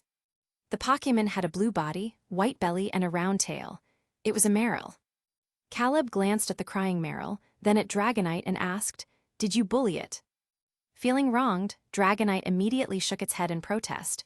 Woo-woo. "I'm not blaming you, I just want to understand what happened," Caleb reassured as he took Marill from Dragonite's arms. The moment Marill was in Caleb's embrace, its crying stopped abruptly. It blinked its big watery eyes at the human in front of it. Caleb noticed a very obvious wound on Marill's right foot. The edges of the skin were tinged purple, a clear sign of poisoning. When he gently touched the injury, Marill instantly transformed back into a sobbing mess, tears welling up in its eyes as it wailed loudly.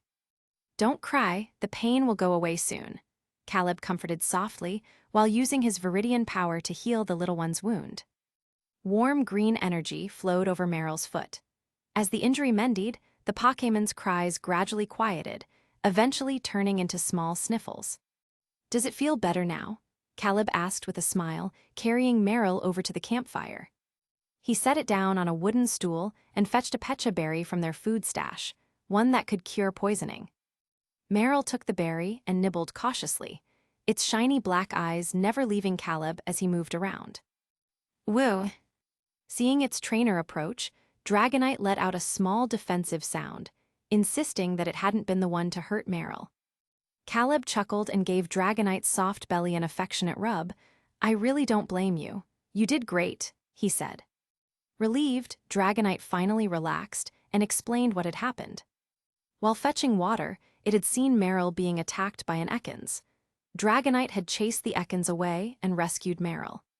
Caleb was never stingy with praise.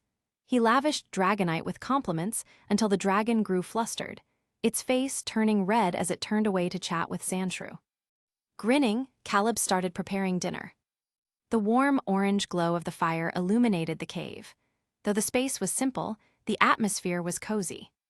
Marill munched on its berry, Sandshrew dug at the cave entrance while chatting with Dragonite, and Dragonite responded half-heartedly, its mind clearly elsewhere as it occasionally broke into an embarrassed, silly grin. Caleb set up a makeshift rack with damp wood, placed the pot on top, and began boiling instant noodles.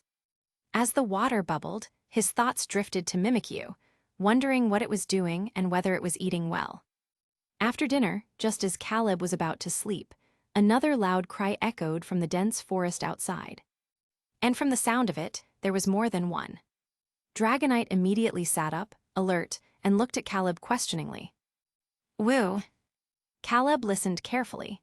The cries grew fainter, as if the source was moving away from the area. Seeing no immediate threat, he said, "Go back to sleep. We should be fine tonight." "Woo Tilda."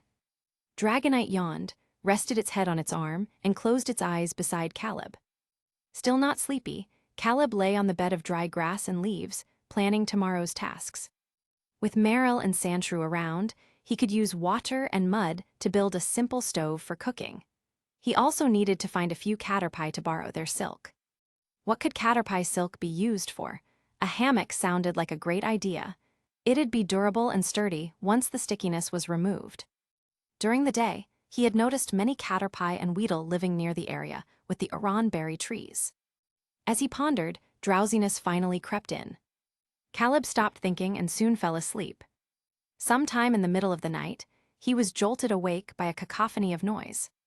Startled, Caleb initially thought thieves had broken in, only to open his eyes and find a furry bare face inches from his own.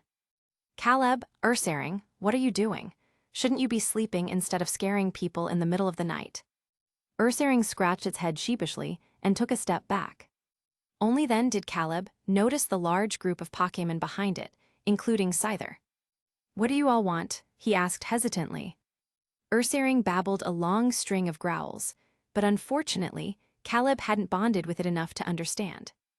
Before he could ask further, a system panel automatically popped up.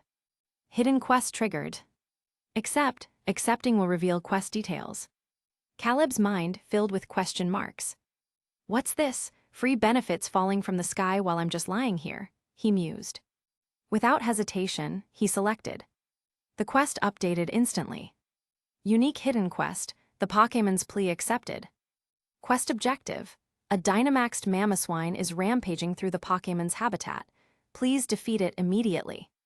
Reward, main quest clue fragment X1. Oh ho, something new. Caleb raised an eyebrow at the words, main quest clue fragment. Giararata. Ursaring pointed outside urgently.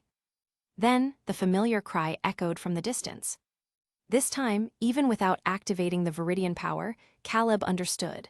The Dynamaxed Mamoswine was coming. "Woo." Dragonite looked at him, its eyes blazing with fighting spirit. After a brief pause, Caleb said, "Don't rush. Use Dragon Dance first." He never fought unprepared battles. Dragonite was momentarily confused, but it obediently began the rhythmic motions of Dragon Dance. Caleb and the other Pokémon stood by as Dragonite stacked its buffs. He remembered that Dragon Dance could be stacked up to 6 times. After 6 rounds of bewildered dancing, Dragonite heard its trainer's next command. "Good, now use Agility." A minute later, Agility's buff was also maxed out. Satisfied, Caleb nodded, climbed onto Dragonite's back and declared, "Let's move out." Dragonite spread its wings and shot into the sky like a gust of wind, vanishing from Ursaring and Scyther's sight in the blink of an eye. Chapter 68. From a distance, Caleb could already see the massive mountain-like silhouette of the Dynamaxed Mamoswine. Even in the darkness, it was strikingly conspicuous. "Wait a second," he signaled Dragonite to stop. Frowning, he observed the Mamoswine below. Under the moonlit forest, a dark figure nimbly leaped between treetops, with Mamoswine's attacks hot on its trail. Every tree the figure landed on was instantly shattered by Mamoswine's charge. Something is fighting the Mamoswine. Is it the other players? After a brief hesitation, Caleb gestured for Dragonite to descend slightly, positioning themselves behind Mamoswine's head. "Use Flamethrower," he instructed. "Woo." Dragonite gathered flames in its mouth, and in the next second, a scorching jet of fire erupted forth. The brilliant blaze illuminated the surroundings, casting everything in stark clarity. Caleb finally got a clear look at the figure, darting through the treetops.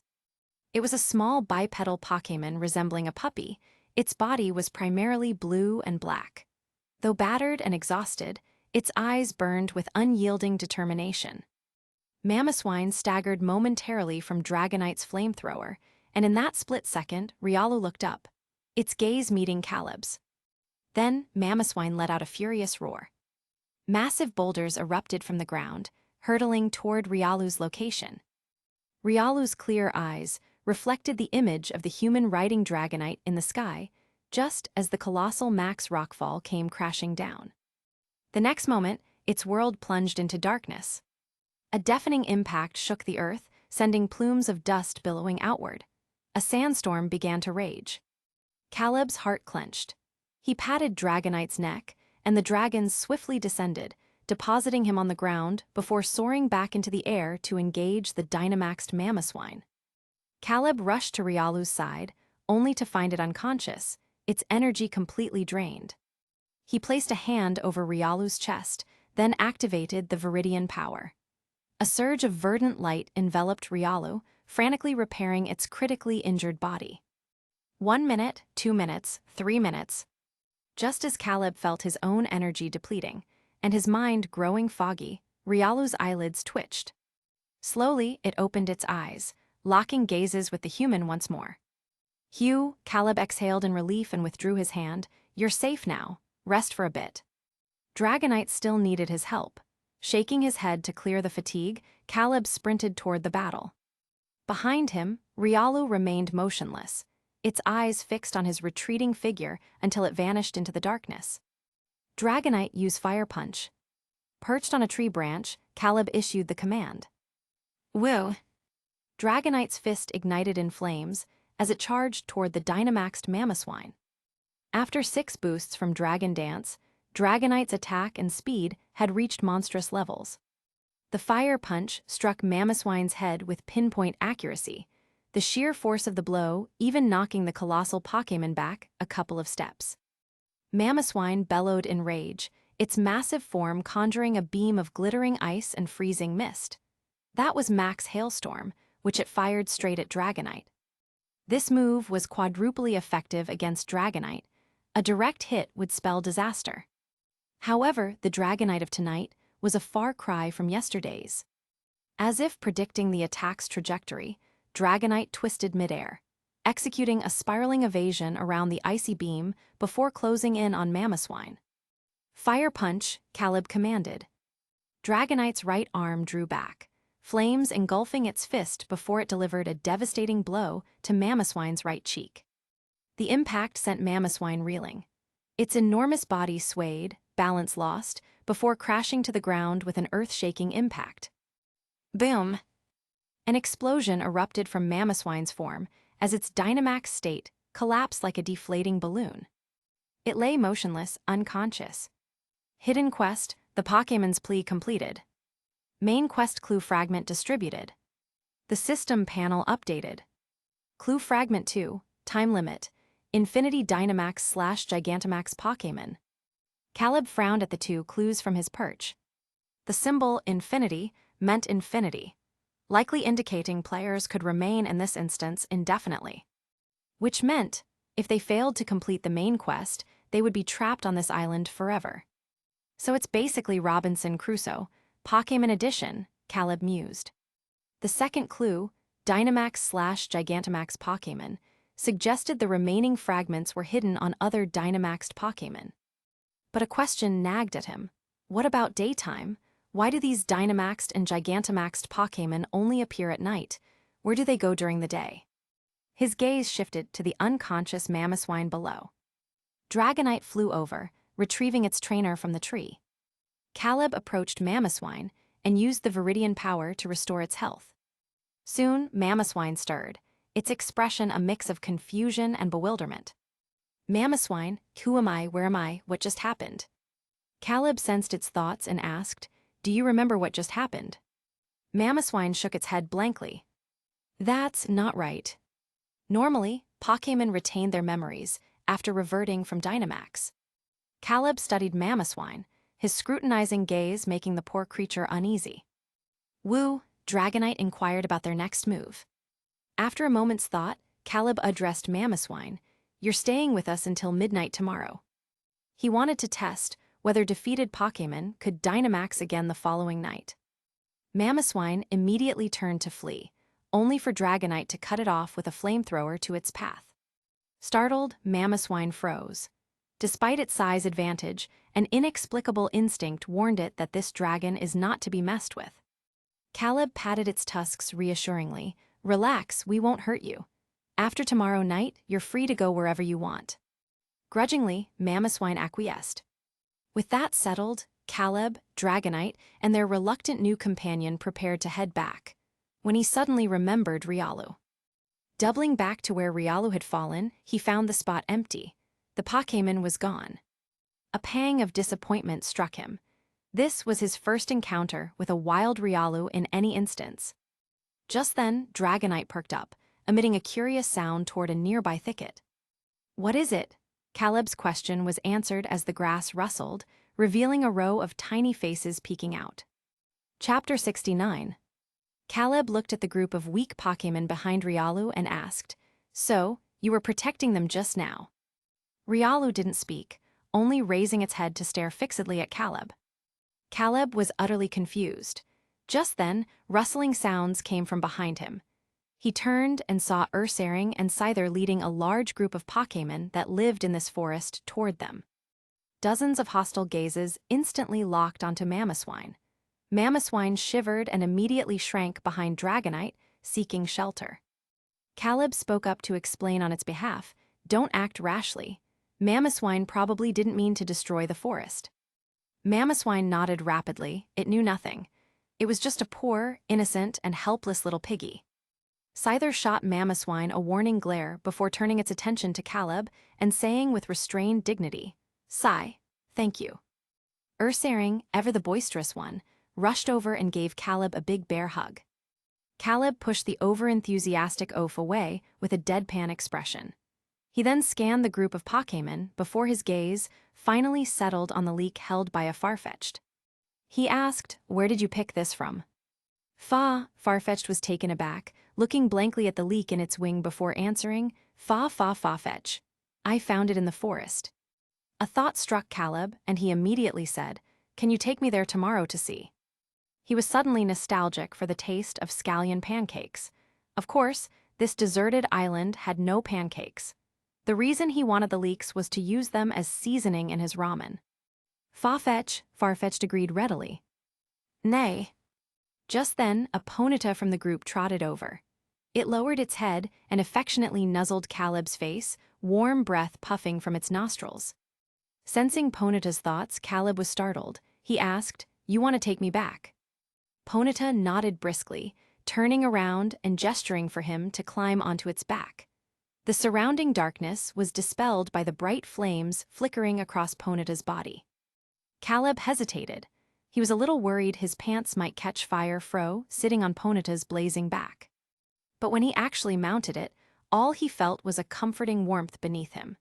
The imagined scenario of his pants igniting never came to pass. He let out a sigh of relief and waved to the gathered Pokémon. "See you all later. Farfetch'd, remember to come find me tomorrow, okay?" Farfetch'd nodded cheerfully. Suddenly, Caleb recalled a detail about Farfetch'd from the anime. Farfetch'd's meat is delicious, and when cooked with the stalk it carries, the flavor becomes even more exquisite. As a result, they were hunted to near extinction by humans. He glanced back at Farfetch'd. The duck had a tuft of feathers sticking up like a cowlick and a V-shaped mark on its forehead, standing there waving its leek in farewell. "Let's go." Caleb gently patted Ponyta's flaming mane, and off they went. It wasn't until the figures of Ursaring and the others had completely vanished from sight that he abruptly remembered something. Riolu. Wild Riolu weren't exactly common, but, after a moment of contemplation, Caleb pushed the thought out of his mind. He didn't have any Poké balls on him, so even if he caught it, there'd be no way to take Riolu out of this instance. In that case, it was better not to get attached. No need to make parting harder when the time came. With a pang of regret, Caleb returned to the cave where he was staying.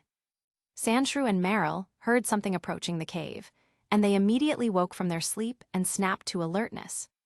Only when they saw it was Caleb and Dragonite did they relax again. Lying down on the pile of grass, Caleb, who hadn't gotten nearly enough sleep, quickly dozed off again. After he fell asleep, a blue and black figure appeared at the mouth of the cave and peered inside through the crevices. Riolu hesitated for a moment at the entrance, but ultimately chose not to enter. It stood there for a few minutes before turning and leaving. The next morning, Caleb slept until the sun was high in the sky. He was woken by Farfetched's loud call.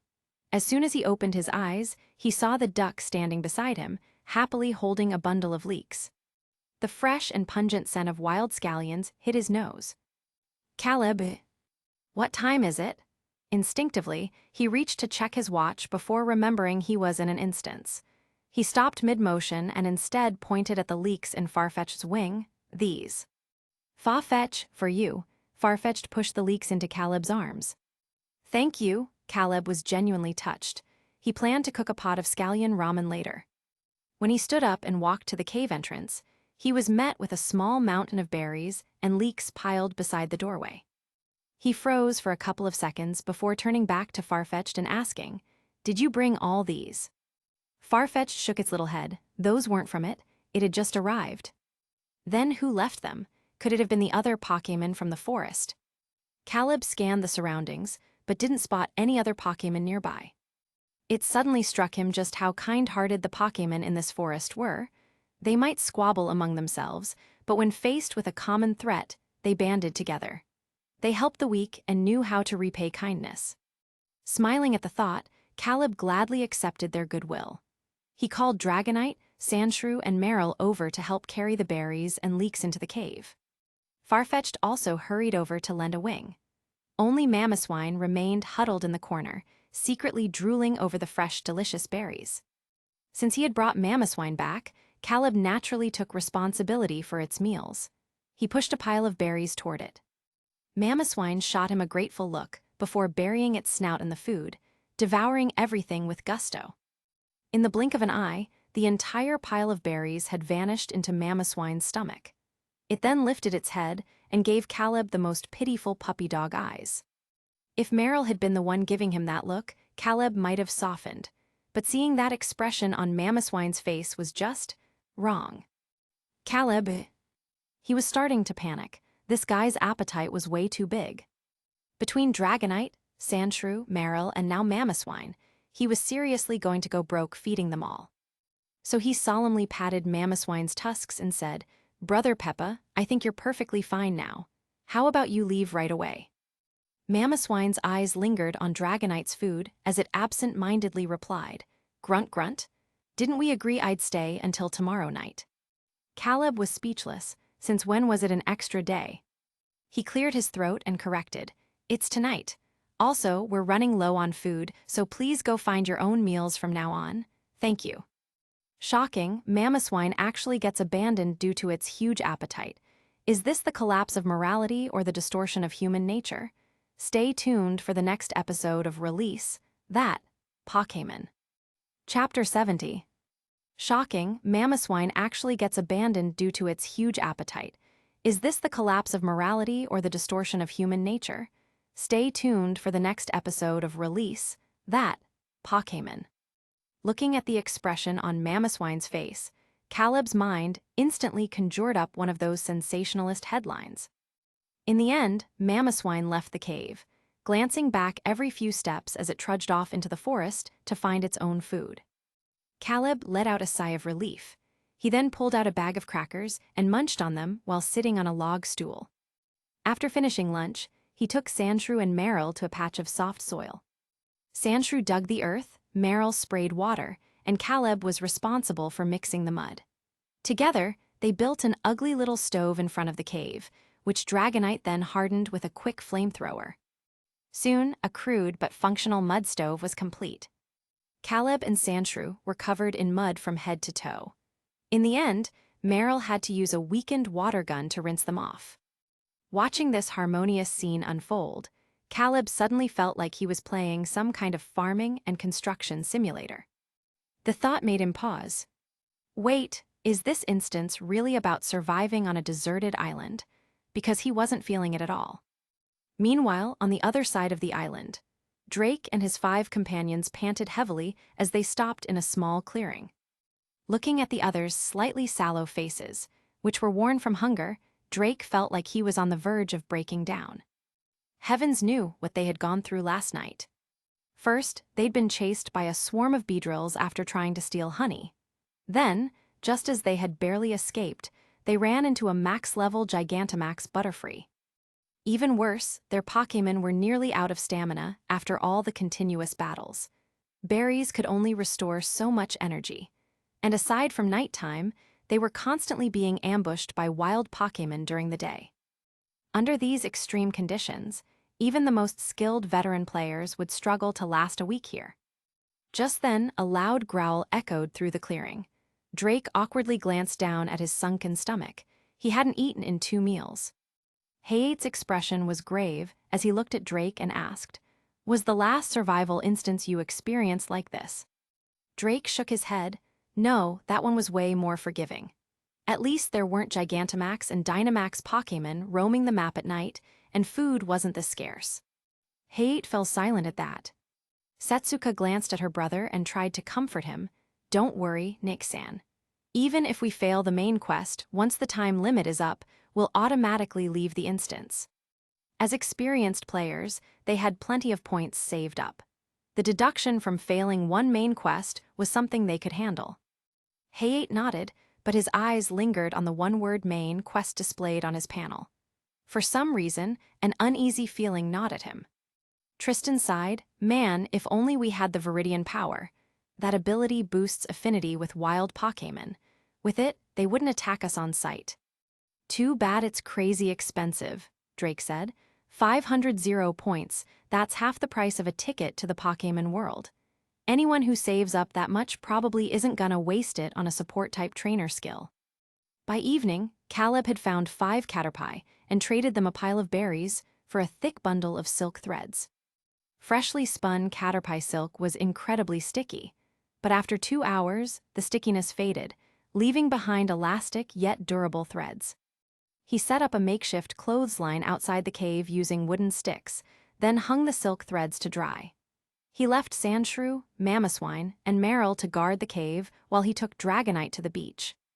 Riding Dragonite, he knocked 5 coconuts down from a palm tree.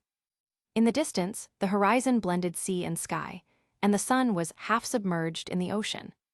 The tide was receding, leaving behind shells, clams, and other sea creatures strewn across the wet sand. Caleb had only come to grab coconuts for their juice, but the sight made him tear off a large, thick leaf from the palm tree and start digging for clams. Clam soup, steamed clams, boiled clams, clam noodles. Add a few drops of spicy berry juice, and even the neighbors would be left drooling. Salivating, Caleb kept picking until the leaf was full before finally stopping. He only had one last pack of ramen left. Starting tomorrow, he would have to venture to other parts of the island for more food. Night was about to fall, and the outside would soon become dangerous again, so he didn't linger. With Dragonite, he returned to camp. As soon as he dismounted, still holding the coconuts and clams, he noticed another small pile of berries by the cave entrance. His gaze swept over the 3 Pokémon on guard duty. He asked, "Who brought these?" Sandshrew raised its claw, squeak. It was that blue and black guy. "Blue and black, Riolu," Caleb was surprised. "Is Riolu repaying me?" He glanced around but saw no sign of Riolu, so he asked, "Where is it?" Sandshrew squeak squeak. "Dunno, it dropped the berries and ran off." Woo woo. Suddenly, Dragonite let out a cry toward a certain direction. Caleb turned and saw Riolu perched on a large tree, its body half hidden by dense leaves, seemingly watching them. Caleb sighed, thinking back to the pile of leeks and berries from this morning. How long did Riolu spend gathering all that? He mused. And sure, berries were one thing, but the leeks. Did Riolu overhear me saying I wanted leeks yesterday? Caleb walked to the base of the tree and called up, "Come down." Riolu didn't move at first. 3 seconds later, rustling sounds came from above as Riolu nimbly leaped down, landing softly before looking up at him. Caleb crouched and gently patted Riolu's head. Riolu stood perfectly still. "Caleb, were you the one who brought the berries and leeks this morning?" After a brief hesitation, Riolu nodded. Thanks to the Viridian Power, Caleb could directly sense Riolu's thoughts. It wanted to become his Pokémon. If this had happened in the previous 2 instances, Caleb might have excitedly pulled out a Piquet ball right then and there. But this instance was a godforsaken wasteland. Forget Piquet balls. Aside from the few players here, there wasn't a single trace of human civilization anywhere. Chapter 71. Without Piquet balls, players couldn't take Pokémon they fancied in a scenario out with them. This was a harsh and unyielding rule. Caleb couldn't bring himself to deceive Riolu, nor did he want to imagine it left alone on the island after he departed. So he steeled himself and pretended not to know its thoughts, saying, "Thank you, Riolu, but we already have more berries than we can eat. Any more would just go to waste, so you don't need to bring us any tomorrow." Riolu understood. It nodded silently, its determined eyes glimmering with a trace of hope as it gazed at Caleb. Caleb couldn't stand that look. His chest tightened uncomfortably, but he forced himself to remain composed as he stood and waved at Riolu. "Goodbye, little guy. The forest isn't safe at night. Head back early, okay?" With that, he turned and walked back toward the camp with Dragonite. Riolu stood motionless, watching until Caleb's figure disappeared from sight.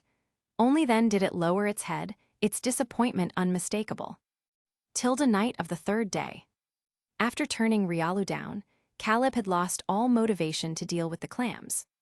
After preparing dinner for the Pokémon, he sat alone by the campfire, nibbling on his last piece of hardtack. Mamoswine, with its massive 2-meter frame awkwardly curled in a corner, lay on its side against the cave wall, its tusks digging into the ground as it glanced at Caleb's unusual mood and directed the question at Dragonite. "Grunt, grunt, what's wrong with your trainer?" "Woos, I don't know either." Dragonite shook its head hesitantly. After traveling with Caleb for so long, this was the first time it had seen him so visibly downcast. Nearby, Sandshrew and Meryl had also noticed. Sandshrew poked a claw out from the hole it had dug and flicked a small pebble at Meryl. "Mera!" Startled, Meryl whipped its head up and glared at Sandshrew. Sandshrew pointed a claw toward Caleb. Meryl turned its gaze to him, its cute little face scrunching up in concern. "Meru." After a moment's thought, it hopped over to Caleb and made a silly face at him, puffing out its cheeks. Caleb chuckled softly and pinched Meryl's round cheeks. "What's up? Didn't get enough to eat." As a responsible construction foreman, he could at least afford to provide his workers with 3 meals a day. Well, except for Mamoswine, whose appetite was in a league of its own. At that thought, Caleb glanced at Mamoswine and Sandshrew. He had made a deal with them. They helped him, and in return, he provided food and free healing. Compared to Dragonite, he felt his relationship with Meryl and Sandshrew was more like that of a zookeeper and his animals. He fed them, and they lent him their abilities.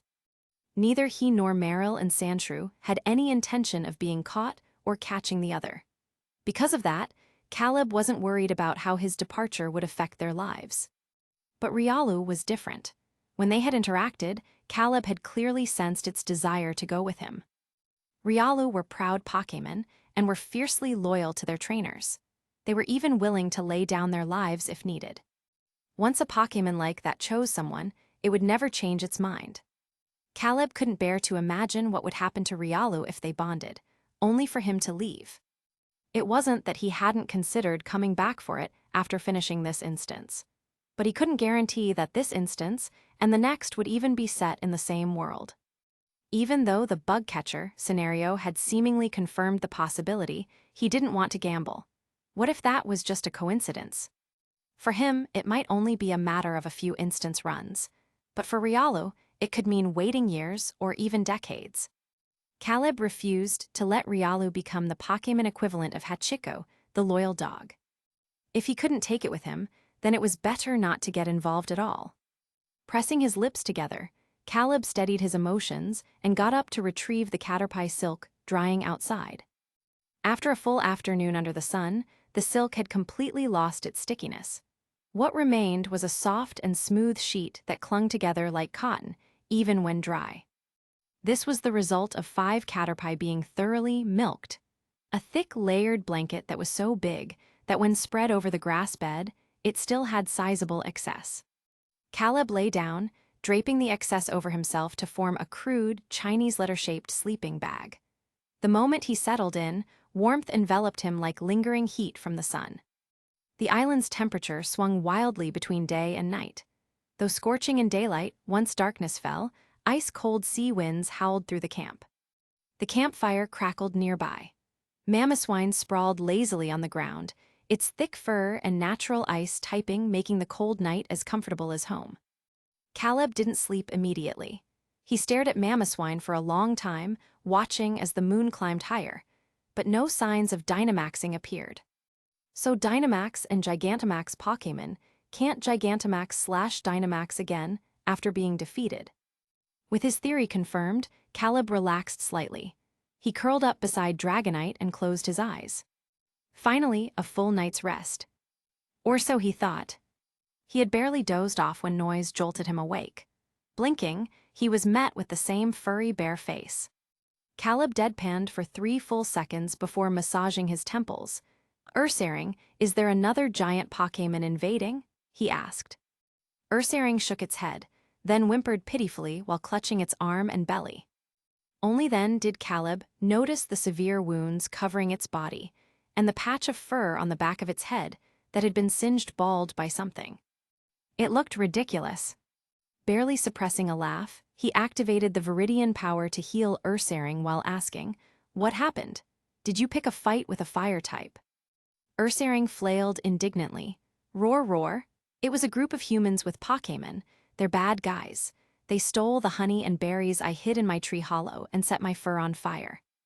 Caleb immediately understood. Well, the other players have entered the area. He rubbed his forehead. Compared to dealing with other players, he much preferred interacting with Pokémon. "Where are they now? When did you run into them?" he asked. Ursaring grrr. "This afternoon, they're bad guys, they burned the fur right off my head. Look, I'm bald, waya." Poor Ursaring, the only insult it knows is bad guy, Caleb mused. He eyed the bare patch on the bear's head. "So you got knocked out and just woke up now." Chapter 72. If Caleb hadn't brought it up, it might have been fine, but the moment he mentioned it, Ursaring grew even angrier. It opened its mouth and began roaring furiously, its expression agitated. Using his Viridian ability, Caleb sensed a torrent of curses in its mind.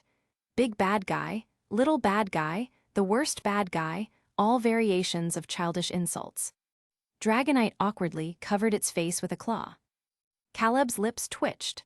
Seeing that Ursaring's injuries had mostly healed, he withdrew his hand, yawned, and said, "How about you stay here tonight and rest up?" Ursaring shook its head and barked seriously, "Roar, roar."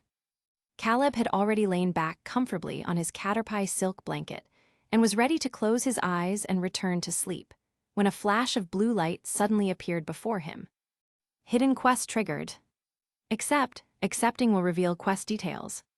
Caleb instantly perked up. He sat up and looked at Ursaring. "What did you just say?" Ursaring, roar, roar. "I want you to help me get my stolen honey back."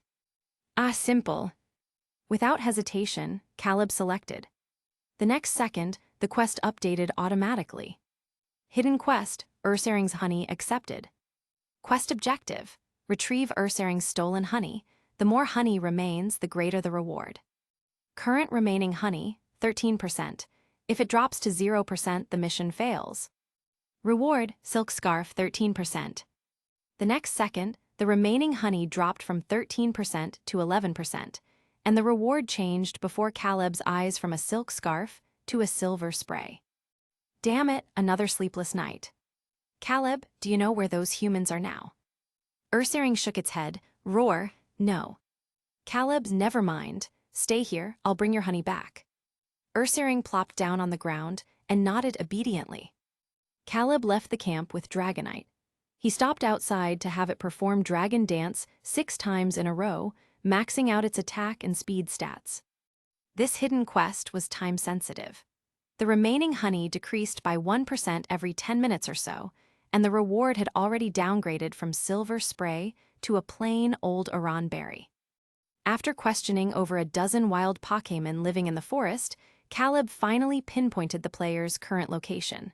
By then, the honey had dwindled to a mere 5%, and the reward had shrunk to a small exp. Candy. Not wanting to return empty-handed, he swiftly mounted Dragonite and flew toward the player's position. Soon, he spotted a bright campfire in a clearing below. At that moment, the honey dropped to 3%. Without hesitation, Caleb commanded, "Twister." Dragonite opened its mouth, and a violent purple energy storm rapidly coalesced before blasting straight into the campfire. Tristan, who had been in the middle of licking honey, was startled. Plop! The honeycomb in his hands fell to the ground. Golden viscous honey oozed onto the dirt. 2%. Dragonite landed with a powerful gust of wind, an invisible tempest radiating outward from its body. Caleb's clothes flapped wildly as his gaze locked onto the honeycomb on the ground. Seeing the last drop of honey about to drip away, he leaped off Dragonite, executed a tactical roll, and flipped the honeycomb upright, forcing the teetering droplet back inside. "Hugh, that was close." He exhaled in relief, cradling the honeycomb in his arms before finally looking up at the 5 stunned players before him. Tristan was the first to react, his eyes widening as he shrieked, "It's you." Caleb pretended not to hear. He climbed back onto Dragonite, gave it a light pat, and the dragon spread its wings, soaring into the night sky. Tristan's face twisted with fury at being ignored. Drake frowned as he stared at the honeycomb in Caleb's hands. Then he quickly came to a realization. "He triggered a hidden quest," he said decisively. "After him." Tristan naturally agreed. Truthfully, the moment he realized Caleb had gotten a hidden quest, an overwhelming mix of envy and jealousy surged in his chest. Caleb didn't return directly to camp. Instead, he sought out a Kami hive. The Kami immediately recognized him. It had been one of the Pokémon terrorized by the Dynamaxed Mamoswine earlier. With the Kami's permission, Caleb poured the remaining honey back into Ursaring's honeycomb. The next second, the hidden quest's counter began climbing. 3%, 4%, 5%. Soon, it returned to the initial 13%, but the changes didn't stop there. Caleb felt the honeycomb in his hands grow heavier. Just as the honey level hit 50%, hurried footsteps sounded behind him. He turned to see Drake and his group standing before him, their faces sallow and gaunt. Looking at how starved they've become, he raised an eyebrow and asked curiously, "How long has it been since you guys had a proper meal?" Tristan felt mocked. Gnashing his teeth, he snapped, "Cut the crap, give us back what you stole." Dragonite immediately stepped forward, its expression ice cold as it glared disdainfully at Tristan. Tristan instantly shut up. Caleb sighed helplessly, then asked, "Do you really hate me that much?" "Hate, more like envy, jealousy, and sheer frustration at the unfairness of it all." Drake snorted and pulled a piquet ball from thin air. A flash of white light later, a Bisharp materialized. Tristan followed up by sending out a Lickitung. Caleb smiled at the remaining 3. "Are you joining in too?" Hate and Setsuka exchanged glances before taking a step back, refusing to participate. Drake's face darkened at their betrayal, his lips twitching as if he wanted to say something but held back. Tristan sneered, "Fine, from now on you two are kicked out of the team." Caleb couldn't resist adding fuel to the fire. "Oh please, look at how they've suffered following you. Their faces are thinner than when they first got here." The last member, Walter, glanced between Hate, Setsuka, Drake, and Tristan before gritting his teeth and releasing a Magcargo. Drake's expression softened slightly. He stared coldly at Caleb and said, "I refuse to believe you can take on 3 of us alone." Caleb shook his head. Just as Drake thought he was backing down, Caleb said earnestly, "No, actually, I can take on all 5 of you." He wasn't just boasting. The Bisharp and Lickitung looked exhausted, their bodies were littered with faint scars. Clear signs of prolonged battles without proper rest. In contrast, Dragonite was brimming with energy. Its eyes sharp, its scales gleaming, and with 6 layers of dragon dance stacked, its condition couldn't be any better. Chapter 73. "I leave it to you," Caleb said to Dragonite before turning back to continue filling the honeycomb. Behind him, the sounds of battle erupted. In less than 3 minutes, the Bisharp, Lickitung, and Magcargo were knocked unconscious on the ground. At the same time, Ursaring's honeycomb was also filled to the brim. Current remaining honey, 100%. Quest reward, random normal type TM times 1. Now, all he had to do was hand the honey over to Ursaring to complete the quest. Caleb carefully cradled the filled honeycomb in his arms, then turned to look at Drake and Tristan, who wore expressions of disbelief. With a smile, he asked, "So, how does it feel? Enjoyable?" "No way, how could your Dragonite's damage output be that high?" Tristan's first reaction was denial. If this were a game, he'd have accused Caleb of hacking. With 6 layers of Dragon Dance, plus the Dragon Fang boosting the power of Dragon-type moves, no Pokémon of the same level could withstand a single Dragon Rush from Dragonite, let alone the already weakened Bisharp and the others. Against such opponents, even without Caleb's commands, Dragonite could one-shot them effortlessly. However, Caleb couldn't be bothered to explain. With the quest complete, all he wanted now was to go back and get some proper sleep. So he simply mounted Dragonite and flew off without another word. Setsuko watched her former teammates' devastated expressions and smirked. "We're all players here, so what's your problem? Is it because he didn't team up with you and satisfy your need to be in charge?" Hate glanced at his sister and said, "Let's go." Hearing this, Drake's face darkened. "No, you can't leave." With all 3 of their Pokémon knocked out, their team had no combat-ready Pokémon left. If they encountered wild Pokémon now, they'd be in serious danger. Setsuka laughed. "Even Nigsen can't control me. Who the hell do you think you are?" The rift between them was now irreparable. Drake's expression turned cold. "Fine, hey Setsuka, I'll remember this. Let's go." With that, he turned and stormed off with Tristan and Walter in tow. When Caleb returned to camp, Ursaring was sprawled on the grass bed, snoring loudly. "Caleb." Dragonite stepped forward and popped its snot bubble with a claw.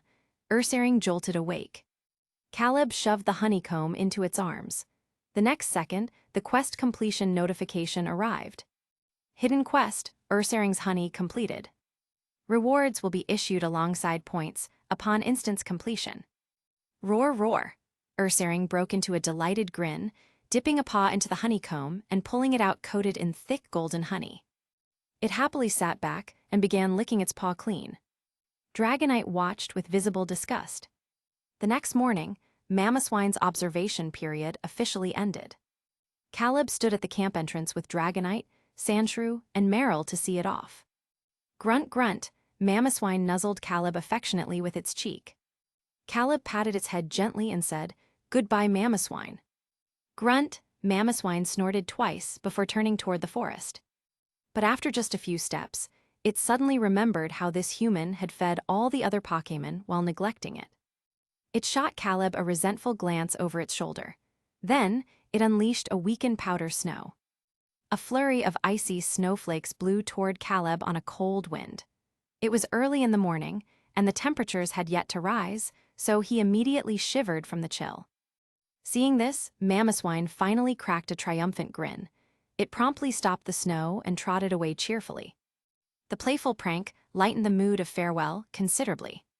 Caleb wiped the melted snow from his face, pretending he hadn't just been pranked, and called out, "Take care of yourself, Big Peppa." Mamoswine didn't look back, only letting out a deep rumbling cry to show it had heard. Only once Mamoswine had completely disappeared from view did Caleb return to camp to prepare for his next move. He couldn't afford to waste time staying in one place. He needed to explore other areas of the island and investigate the other Gigantamax Pokémon. The information from Dynamax Mamoswine had made it clear. To obtain clue fragments, he had to defeat other Gigantamax/Dynamax Pokémon. Only then could he find a way to complete the main quest. The island's edible resources for humans were limited. So far, Caleb had only found berries, wild vegetables, clams, and coconuts, something barely enough to survive on. Living here for a few weeks was manageable, but staying for months or years would undoubtedly reduce any player to skin and bones.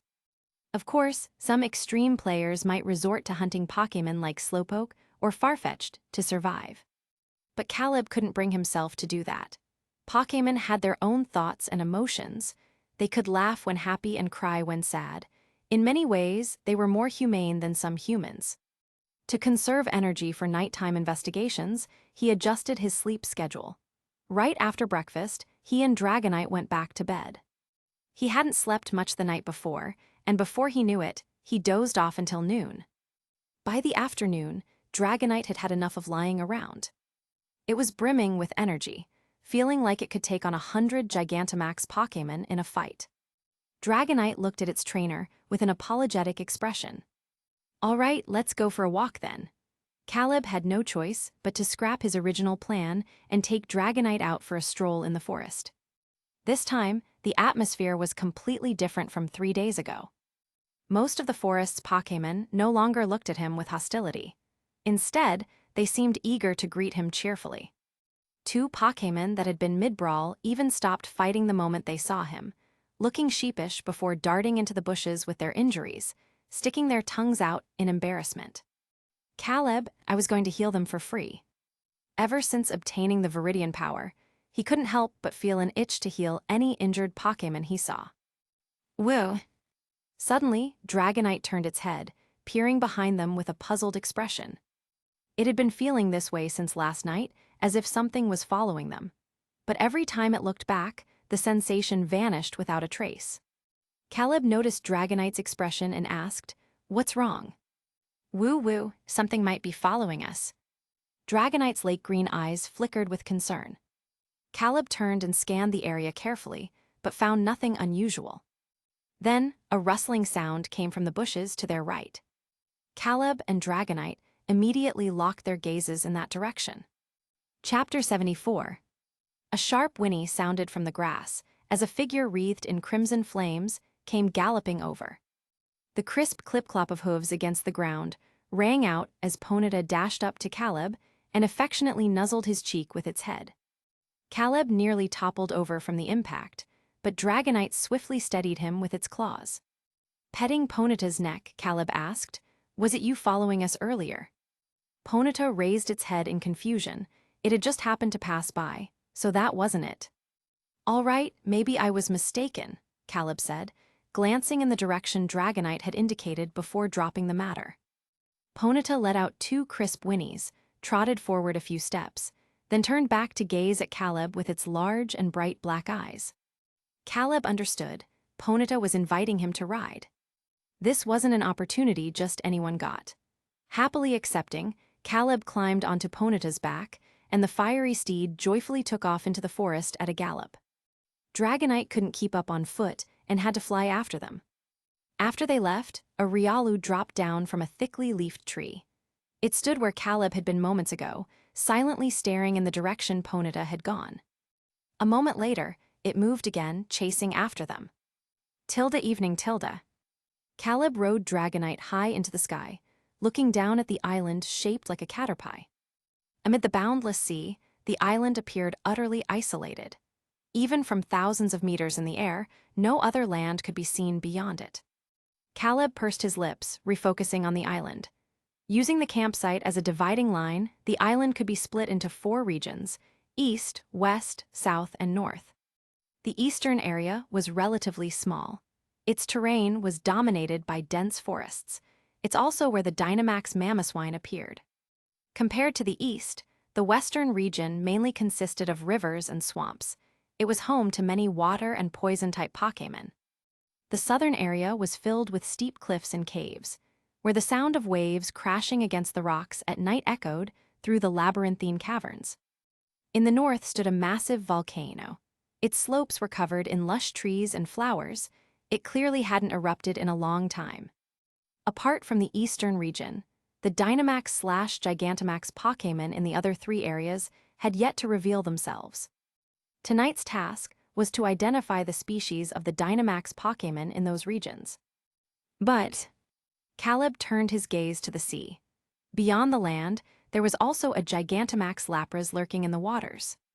If defeating Dynamax Pokémon was truly the key to uncovering the main quest's clues, then a life-or-death battle with Lapras was inevitable. TN, Gigantamaxing is also a form of Dynamaxing. Admittedly, this scenario's difficulty had skyrocketed compared to the previous 2. Circling the entire island from the air, Caleb committed the general terrain of each region to memory. Soon the sun set, and night fell once more.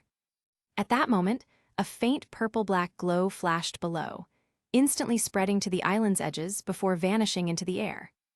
Dragonite frowned. It sensed that strange energy again. Caleb also noticed the anomaly, something he hadn't caught in previous nights. But before he could ponder it further, a series of deafening roars erupted from across the island.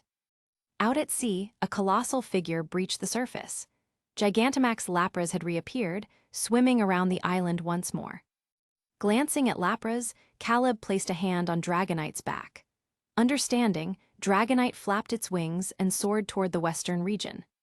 Yet before they could descend, a massive shadow surged from the darkness, a furious gale roaring in its wake.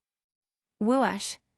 Dragonite gritted its teeth, struggling to stabilize itself. To avoid being blown off, Caleb flattened himself against Dragonite's back, minimizing wind resistance. Once the turbulent currents subsided, he looked up, only to see an enormous silhouette hovering directly ahead blocking their path. Caleb used Scout on the figure. A second later, its details appeared on his interface. Gigantamax Butterfree, LV, 100. Damn it, run, Caleb ordered without hesitation. Dragonite was only level 66 right now.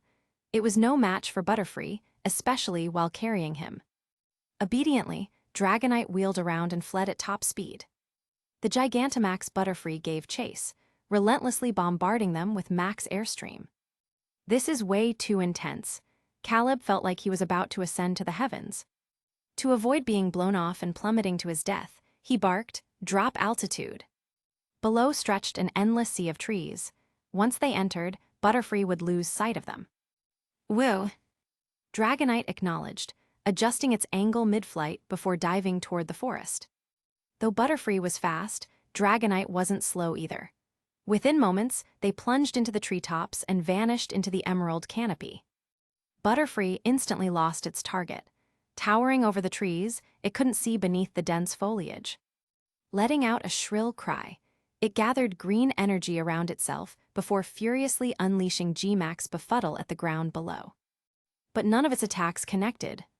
The rapid descent sent Dragonite skidding across the forest floor for over a dozen meters, only stopping after crashing through a stunted sapling. Weakly sliding off Dragonite's back, Caleb slumped against a tree alongside his partner. Both were panting heavily. Exchanging a glance, they shared a look of relief. A red mark had formed on Dragonite's forehead from the impact, its eyes glistening with unshed tears as it gazed pitifully at Caleb. Guilt gnawed at Caleb as he reached out to use his Viridian Power while murmuring, "Sorry, I was too reckless." Dragonite shook its head, patting Caleb's shoulder reassuringly. The chonky dragon didn't blame him. Just then, hurried footsteps approached from nearby. Caleb and Dragonite tensed and hurriedly turned their heads, only to see a beautiful woman with long, disheveled hair sprinting toward them. She seemed out of breath. Luna's eyes lit up at the sight of Caleb. She exclaimed, "It's you." Dragonite eyed her warily. Luna froze, then hastily explained, "Don't worry, I mean no harm. I saw that Butterfree chasing someone and came to check." She had initially thought it was Drake's group being pursued and had come to mock them, only to find Caleb instead. Chapter 75. The commotion caused by Gigantamax Butterfree was massive, startling all the Pokémon in the western region into fleeing en masse in the opposite direction. Caleb turned his head to glance at the Pokémon rushing past him, his brow slightly furrowed. Luna suggested, "Should we talk somewhere else?" Only then did Caleb look up at her and ask, "Why aren't you with the others?" Luna rolled her eyes and countered, "Would you team up with arrogant, bossy idiots who don't have brains?" Caleb was amused and chuckled, "Fair point." Luna glanced at the Dragonite standing guard beside him and asked, "You came here to investigate the Gigantamax Pokémon in this area, right?" Caleb raised an eyebrow slightly. "You noticed too." Luna hummed in affirmation and voluntarily shared the intel she had gathered. "I received a hidden quest from a rose raid. The reward was a clue fragment for the main quest." As she spoke, she pulled up her interface to show him. Clue Fragment 1. The method to leave this instance is to liberate this island. Luna mused, Liberate this island. It's pretty clear it refers to defeating the Gigantamax Pokémon that appeared here for some unknown reason. From what I've observed, these Pokémon revert to their normal forms during the day. Caleb scanned the text on the interface and asked, "Why tell me this?" Luna smiled faintly, two adorable dimples appearing on her cheeks, obviously to team up with you. As if worried he might refuse, she quickly added, "I can give you intel on that Butterfree. My Pokémon is a Pachirisu. It can provide support from the backline." A blue and white squirrel-like Pokémon poked its head out from Luna's hoodie pocket, clambering up her arm to perch on her shoulder. Together, trainer and Pokémon fixed pleading eyes on Caleb. Caleb was thoroughly charmed. After some thought, he realized he had no reason to refuse. In this scenario, all players shared the same main quest. As long as one player defeated the Gigantamax Pokémon and liberated the island, every other player's main quest would automatically be completed as well. Of course, those who contributed nothing would receive significantly reduced rewards, or even none at all.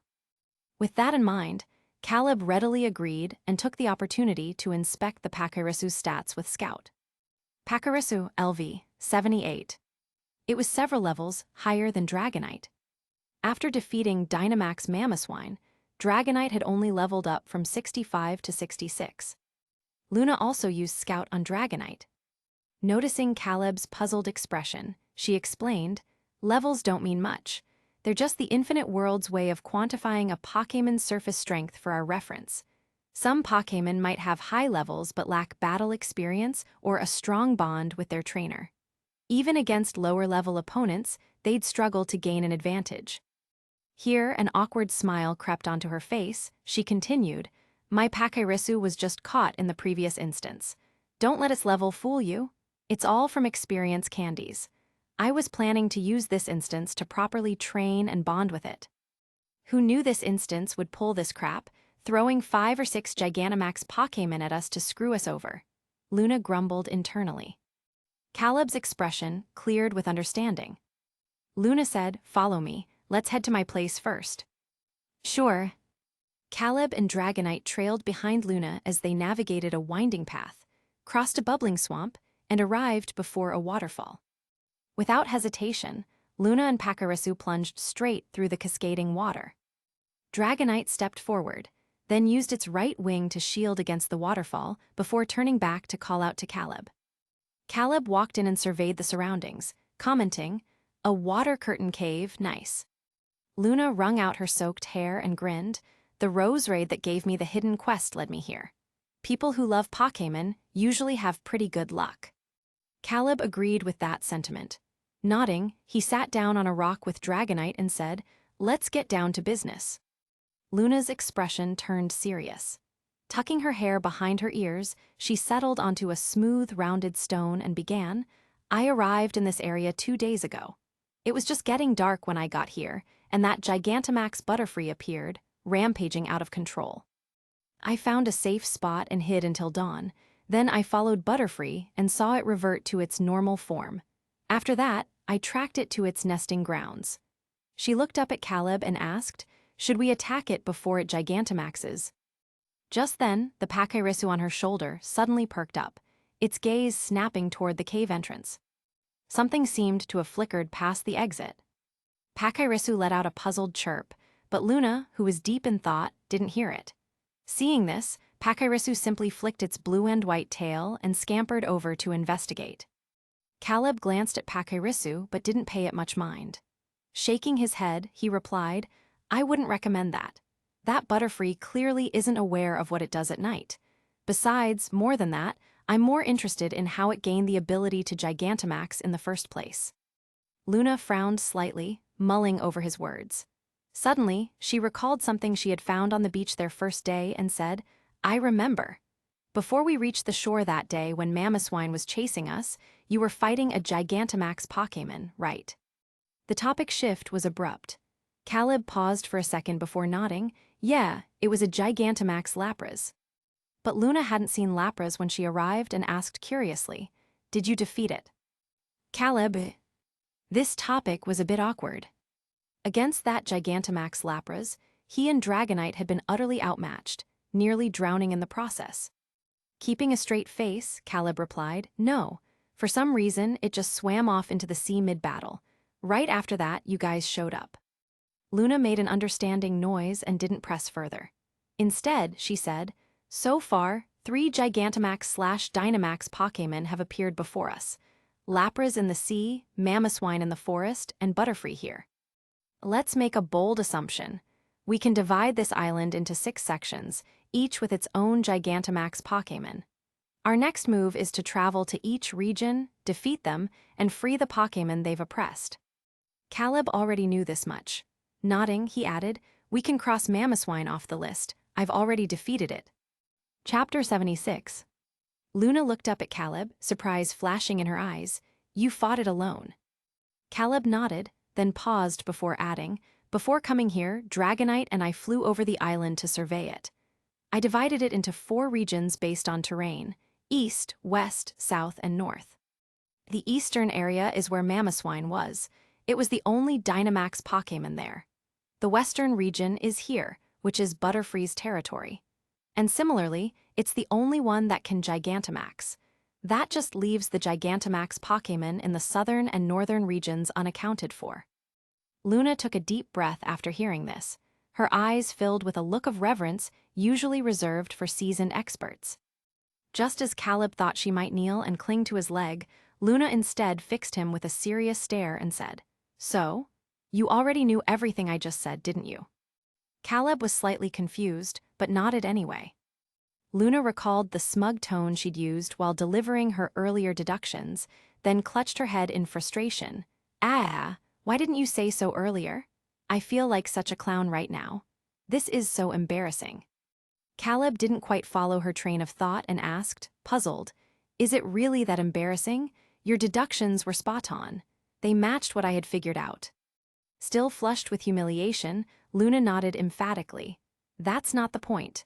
I'm never showing off in front of experts again. You guys probably just watch us newbies flail around like we're so clever." Caleb corrected her, "I'm not an expert, I'm a newbie too." Luna immediately shot him a look that said, "Yeah, right." At that moment, a splashing sound came from outside. Caleb and Luna turned to see Pakirisu dragging an injured Pokémon into the cave. When Luna got a clear look at the Pokémon, her eyes lit up with excitement. A Riolu. The Riolu was drenched, its head drooping weakly. Its arm was held by Pakirisu as it limped along behind with its head bowed. Riolu stood there awkwardly, radiating an air of utter exhaustion. "It looks hurt," Luna noted hesitantly, observing Riolu's poor condition. Caleb instantly understood what had happened. His heart grew heavy. "Woo!" Dragonite let out a concerned cry, causing Riolu to tense up, its small fists clenching nervously. Luna glanced between Riolu and Caleb, whose expression had darkened, and asked in disbelief, "It came looking for you." Caleb nodded. He walked over and took Riolu from Pakirisu, carefully examining its injuries. A clear bite mark marred its right leg, likely from a serpentine Pokémon. Fortunately, the wound showed no signs of poisoning. He exhaled imperceptibly in relief and began healing Riolu with his Viridian Power. Riolu remained rigid throughout, not daring to move a muscle. Luna sensed something odd about the situation. After studying Riolu's expression, she hesitated before asking, "What's going on?" Caleb kept it brief. "It followed me all the way here from the eastern region." The Pokémon Dragonite had mentioned earlier must have been Riolu. Luna immediately understood and exclaimed, "It wants to be your Pokémon." Caleb nodded. Luna pressed, "Then why not catch it? I don't think any guy could resist a cool Pokémon like Riolu, a potential Lucario. Don't you like it?" Caleb shook his head. After a brief silence, he admitted, "I don't have any Piquet balls, so there's no way to take Riolu out of this instance." Luna finally remembered that the survival-themed scenario forbade players from bringing any items. She mulled it over, grasping Caleb's dilemma, and sighed sympathetically at Riolu. "Watching you two like this is painful, but I think you should explain the situation to it. Even though the infinite world doesn't allow players to reveal instance details to human NPCs, that rule doesn't apply to Pokémon. Otherwise, Riolu might think you hate it and end up depressed." By now, the wound on Rialu's leg had mostly healed. It had also heard Luna's words. Though Rialu didn't understand terms like instance or player, it grasped that Caleb didn't dislike it. He just couldn't take it away for some reason. Caleb agreed with Luna's advice. Reflecting on his earlier cold shoulder approach, he lifted the small Rialu to face him and communicated through the Viridian Power. "Little one, I don't dislike you. In fact, I like you very much." Rialu listened in silence. Caleb sensed its happiness and continued, "But I'm not from this world. You might not understand what I mean, but I'll be leaving this island soon. Due to certain circumstances, I can't take you with me. Once I'm gone, I don't even know if I'll ever be able to return to this world, or if I can come back for you." Before he could finish, Rialu interrupted. Its tone was firm and resolute. "I can wait for you to return." Caleb froze, frowning slightly. He patiently explained, "No, what I mean is, I might never come back to this world. You could be waiting forever." Rialu didn't fully comprehend, but it stubbornly repeated, "I will wait here for you." Caleb, he didn't know how to respond. The last thing he wanted was for Rialu to end up like Hachiko, growing old and dying in futile waiting. Feeling Rialu's unwavering determination, Caleb sighed in resignation. Taking a deep breath, he asked, "Why are you so set on leaving with me?" At this, Rialu recalled that night, how this human had stumbled off Dragonite's back in a desperate rush to save it. If not for Caleb, it might have been killed by that gigantic creature. All right, sensing Rialu's thoughts veering off track, Caleb grew even more exasperated.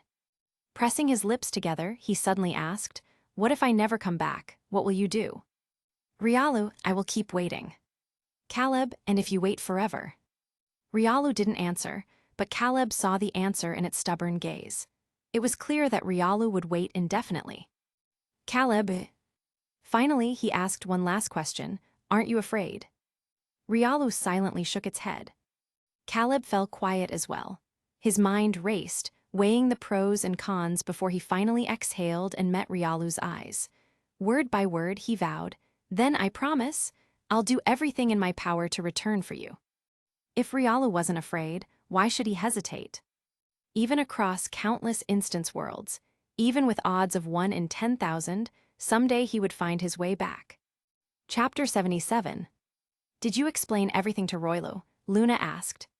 Caleb gave an affirmative hum, his mind already working on how to determine this island's geographical location and coordinates. Before leaving the instance, he had to attempt to venture beyond the island and explore the outside world. But first, he needed to complete the main quest. With that in mind, he looked up at Luna and said, "How about we exchange info on our Pokémon's capabilities?" "Sure," Luna agreed. She then pulled up Pakirisu's stats panel as she chatted casually. "You said your name is Terrence Jones, right? Was that the Viridian Power earlier? I've been in the infinite world for 3 months, and you're the first player I've seen with this ability. That thing is ridiculously expensive. 500 points, that's more than half the price of a Pokémon World ticket." Caleb skimmed Pakirisu's panel and replied distractedly, "Yeah, that's me. The price isn't too bad, considering how useful it is." Pakirisu. Level 78. Gender, female. Type, electric. Ability, Volt Absorb. Egg move, Follow Me. Known moves, Quick Attack, Endure, Nuzzle, Thunder, Thunderbolt, Sweet Kiss, Thunder Wave, Discharge, Super Fang, Toxic, Double Team, Substitute, Protect. After reading the panel, Caleb hesitated to speak.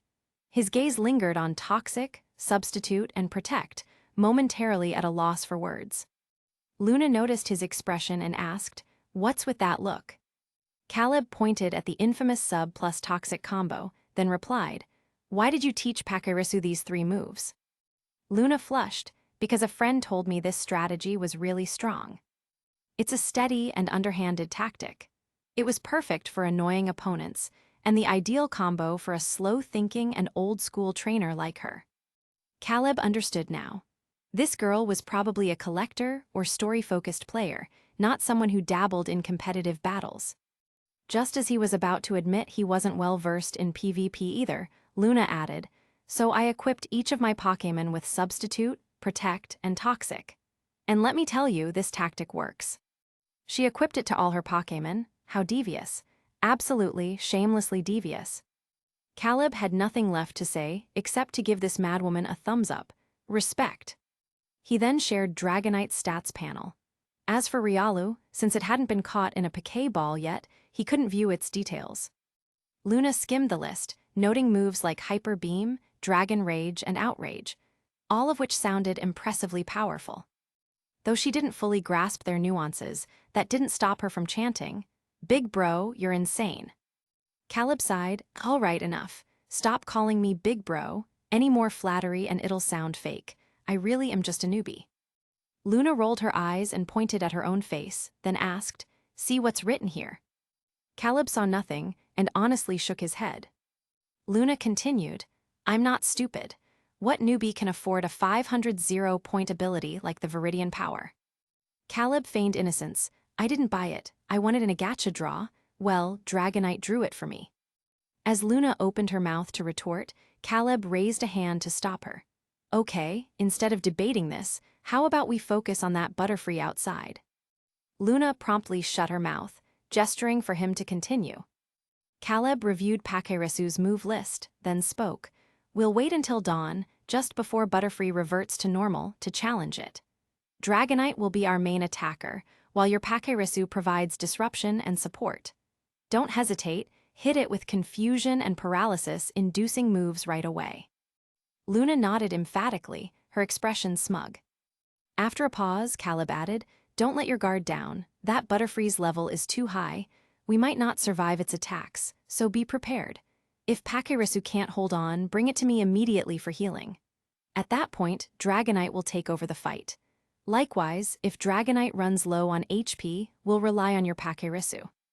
Luna nodded and said, "No worries. Pakirisu has Follow Me and Endure. It'll definitely tank Butterfree's hits and buy you enough time." Follow Me, a normal type move that draws all attacks to the user. Endure, the user survives a fatal blow with 1 HP, though consecutive uses may fail. Luna thumped her chest confidently and assured, "Besides those, Pakirisu is holding a leftovers item for gradual HP recovery. Trust me, we can stall for ages." Honestly, Caleb wasn't convinced. He had personally experienced Gigantamax Butterfree's power. Max Airstream had nearly sent his soul straight to the afterlife, and this tiny Pakirisu, wouldn't it just get blown away by the gale? Riolu stood silently nearby. After listening, it looked at Caleb questioningly. "Rio, what about me? What can I do?" Caleb considered it for a moment, then replied, "For now, observe the battle from my side. After we defeat Butterfree, I'll start proper training with you." Before leaving, he needed to help Riolu grow as much as possible. Several hours passed in a flash. As the first light of dawn crept over the horizon, Caleb and Luna arrived at Butterfree's location. The surrounding trees had been snapped in half. The once lush forest was now reduced to ruins. Gigantamax Butterfree's shadow loomed over the land, its crimson eyes glaring down at everything below. "Lure it down," Caleb said deeply. Luna nodded and shouted, "Pakirisu, use thunder." Electricity crackled across Pakirisu's cheeks before surging skyward, coalescing into a violent bolt that struck Butterfree's translucent wings. Butterfree shuddered, letting out a piercing shriek as it plummeted to the ground, its massive body kicking up a cloud of dust. Caleb glanced at Butterfree, then he turned to Luna and reminded, "Remember our plan." "Got it," Luna couldn't hide her nervous excitement. This was her first proper battle against a Gigantamax Pokémon in the infinite world. Unaware of her thoughts, Caleb gave a final reminder before rushing off with Dragonite. Of course, Dragonite had already maxed out its Dragon Dance boosts beforehand. "Use your speed to dodge Butterfree's attacks. Now, close in and hit its wings with Fire Punch," Caleb commanded as he ran. Chapter 78. Pakirisu, use Sweet Kiss. On the other side, Luna seized the opportunity to have Pakirisu inflict negative status effects on Butterfree. Pakirisu leaped high into the air, conjuring a pink heart-shaped energy orb in front of it, which then shot toward Butterfree. Butterfree was just getting up from the ground when Dragonite swung its fist, which was wreathed in scorching flames, and struck the exact spot where thunder had landed earlier. Bug types were doubly weak to fire. The tremendous impact, combined with the type advantage, sent Butterfree crashing back to the ground with this single punch. Its wings suffered secondary damage, and the pain elicited a sharp screech from the Pokémon. The piercing sound was like an arrow. High-frequency sound waves penetrated all barriers and stabbed straight into Caleb and Luna's brains. Luna furrowed her delicate brows, clutching her ears in agony as she gritted her teeth and ordered, "Pakirisu, use Thunder Wave." Compared to Luna, Caleb's endurance was clearly much stronger. He calmly continued his command, "Keep using Fire Punch." A seemingly weak electric current shot out from Pakirisu's cheeks, while Dragonite's fist once again ignited with blazing flames. The two attacks came from left and right, simultaneously targeting Butterfree. Butterfree's crimson eyes showed no trace of reason. It flapped its wings, and glowing green scales began swirling around its body. "It's preparing a super move." Caleb's gaze sharpened, and he immediately barked an order at Dragonite, "Get out of there now." But it was already too late. The next second, a semicircular green energy orb expanded outward from Butterfree at terrifying speed. Green butterfly silhouettes fluttered wildly as the dazzling, magnificent light enveloped Dragonite and Pakirisu. That was Gigantamax Butterfree's exclusive Gmax move, Gmax Befuddle. Before the blinding green light had even faded, Caleb received battle updates from the system panel. Gigantamax Butterfree used Gmax Befuddle. Dragonite has fallen asleep. Gmax Befuddle, an attack that damaged all opponents while also inflicting poison, paralysis, or sleep on every enemy. Caleb frowned and, without hesitation, immediately recalled Dragonite into its Pokéball. Then, scooping up Riolu, he turned and ran without looking back.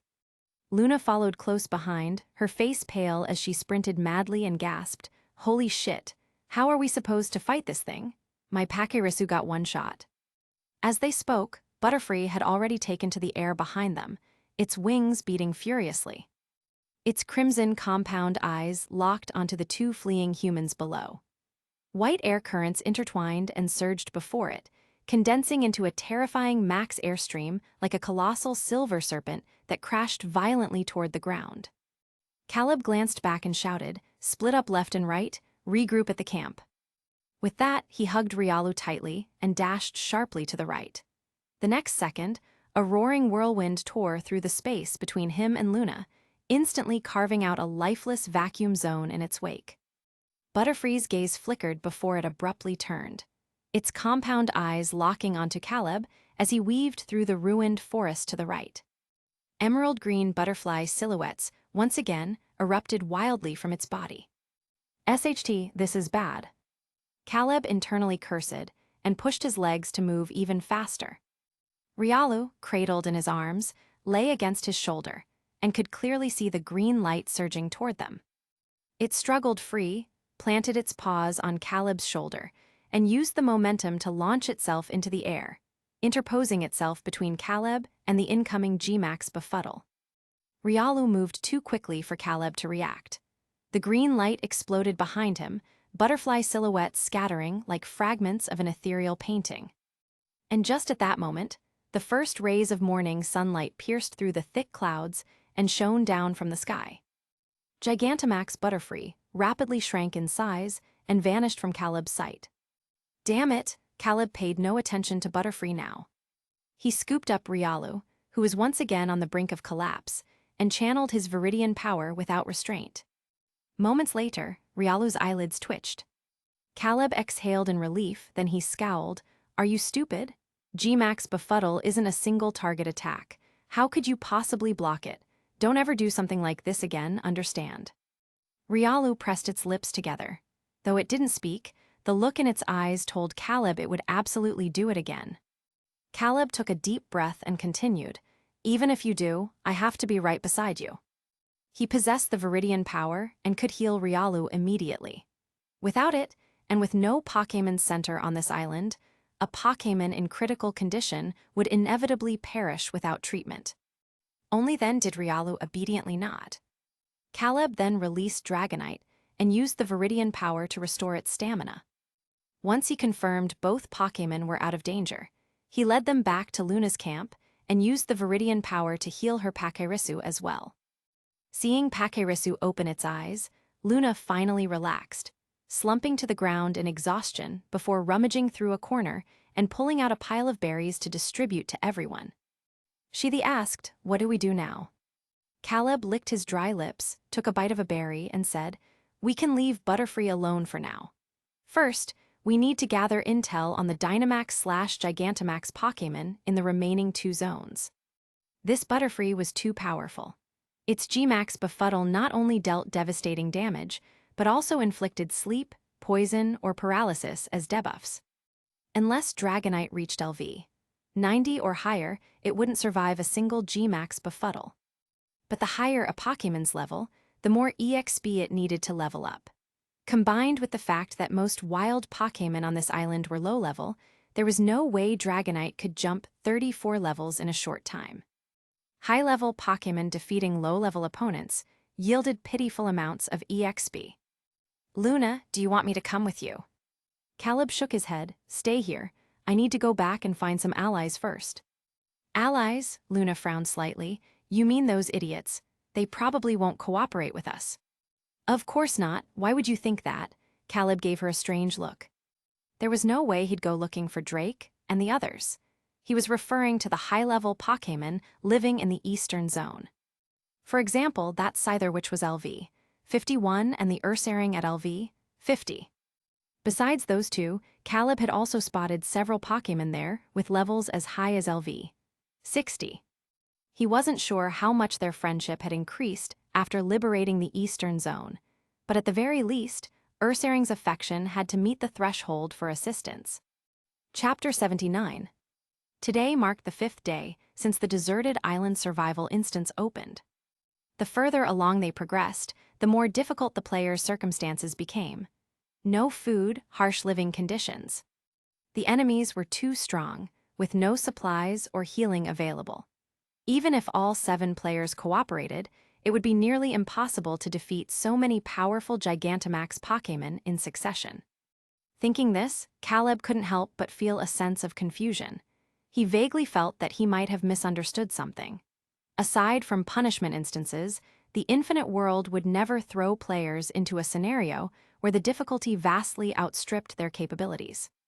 Gigantamax Pokémon didn't appear during the day, so Caleb waited until nightfall before heading to the southern zone with Dragonite. Before he even reached the area, an earth-shaking roar erupted from below. To avoid repeating yesterday's mistake, he didn't charge in recklessly. Instead, he immediately used Scout on the colossal creature below from the air. Dynamax Tyranitar, LV 100. Perfect. He silently turned around and left the southern zone with Dragonite, flying toward the northern area instead. Atop the volcano standing at the center of the northern zone, a massive, crimson Pokémon with countless legs lining its sides crawled out from the molten depths. Gigantamax Centiskorch, LV 100. Caleb. Without hesitation, he departed the northern zone and returned to the western area to find Luna. Luna had taken off her shoes and was playing in the water barefoot with Pakirisu. Seeing Caleb return so soon, she blinked in surprise and glanced behind him. "Where are the allies?" Caleb parted his lips slightly, thinking to himself that even if he had brought Ursaring and the others, they'd just be cannon fodder against max-level Tyranitar and Centiskorch. He had initially thought Gigantamax Butterfree was already the pinnacle of this instance's difficulty. Yet the other 2 zones, Gigantamax Pokémon, turned out to be even more absurd. Seeing his expression, Luna vaguely realized something was wrong. A sense of foreboding washed over her as she asked nervously, "Did the allies refuse to come?" Caleb shook his head and said solemnly, "No, I just went to scout the other 2 zones. The Pokémon occupying the southern and northern areas are a max-level Dynamax Tyranitar and a max-level Gigantamax Centiskorch." Hearing this, Luna felt her vision go white. She asked in disbelief, "Are you sure you didn't misread?" Of course. Caleb directly pulled up the scouting logs as proof. Luna took one look and immediately summoned her panel to confirm if she had really entered a standard survival instance. not a punishment instance meant for penalizing players. Caleb remained relatively calm and could still think rationally. Expression unchanging, he opened the clue fragment he had obtained from Dynamax Mamoswine. Clue fragment 2 time limit, Gigantamax Pokémon. Lost in thought, he suddenly asked, "How did you say you obtained your clue fragment?" Luna had been mentally cursing the infinite world for glitching. Hearing the question, it took her a moment to react before answering, "From a hidden quest with a rose raid." Case closed. Caleb decisively overturned his previous speculation regarding the meaning of Gigantamax Pokémon in the clue fragment. If the clue fragments weren't hidden on other Gigantamax Pokémon, then what did these 5 characters signify? Luna also saw the clue fragment too that Caleb displayed and grew even more despairing. "I know what it means. It's telling us that in order to complete the main quest, we have to defeat the Gigantamax Pokémon on this island." As she spoke, Luna was so furious she nearly passed out on the spot. "This isn't a quest we can possibly complete. Stupid instance, stupid quest, stupid Gigantamax." "Caleb..." He pinched the bridge of his nose and said, "Actually, we still have a chance." Luna immediately turned to look at him. Seeing this, Caleb continued, "Let's make a bold conjecture. What would happen if 2 Gigantamax Pokémon encountered each other?" The Gigantamax Pokémon here lacked self-awareness, rampaging purely on instinct. Under such circumstances, if 2 Gigantamax Pokémon met, it would inevitably trigger an all-out war. Luna's eyes lit up. The mantis stalks the cicada, unaware of the oriole behind. Caleb nodded. "You could say that, but I think it's more like 2 dogs fight for a bone, and a third runs away with it." Luna took a deep breath, then said, "Let's do it. If this works, I'll call you Pappy." "Caleb, that won't be necessary." Luna was puzzled. Why not? Don't guys like being called Pappy by girls? Caleb choked slightly and said helplessly, "Where did you hear that?" Luna replied, "A friend who's been in a relationship told me." She suddenly grew interested. "Hey, why don't you be my boyfriend?" She looked Caleb up and down. His appearance and physique perfectly matched her standards for an ideal partner. She continued earnestly, "I've never been in a relationship before. Want to give it a try? That way, even if we fail the main quest and get stuck in this instance forever, at least we won't have regrets in life." Caleb corrected her, "Your life, not mine. My other Pokémon are still waiting for me outside. Also, rather than wasting time on this, we should focus on figuring out which 2 Pokémon to lure together so we can finish the quest and leave sooner."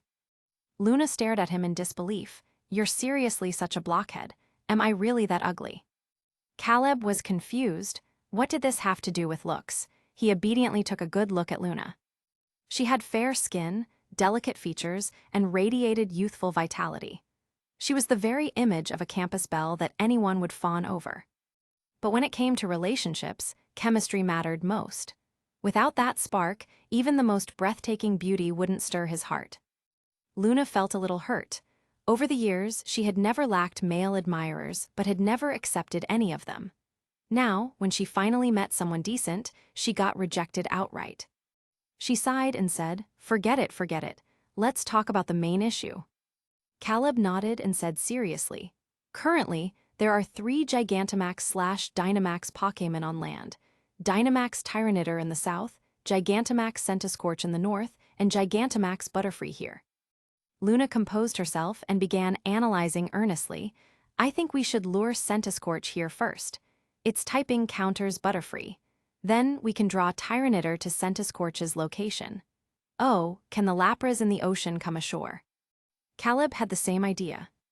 After a moment's thought, he said, "It should be possible. I'll go try talking to it later. But right now, the priority is dealing with these 3 on land." Lapras wouldn't come ashore for now, so it posed no threat to the wild Pokémon living on the island. Chapter 80. Action speaks louder than words. Since Luna didn't have a flying-type Pokémon and couldn't outrun Tyranitar, Centiskorch, or Butterfree on foot, the task of luring the wild Pokémon fell entirely on Caleb. Northern Zone Tilde. The gigantic Centiskorch coiled around the mouth of the volcano, its body glowing with a molten, lava-like crimson light as plumes of white steam rose from its surface. Centiskorch was a species with an inherently combative nature. No matter who approached, it would unleash a ferocious assault, incinerating its opponents with scorching flames. Compared to its regular form, Gigantamax Centiskorch had undergone drastic physical changes. Influenced by Gigantamax energy, its body segments had multiplied, and its legs had increased in number.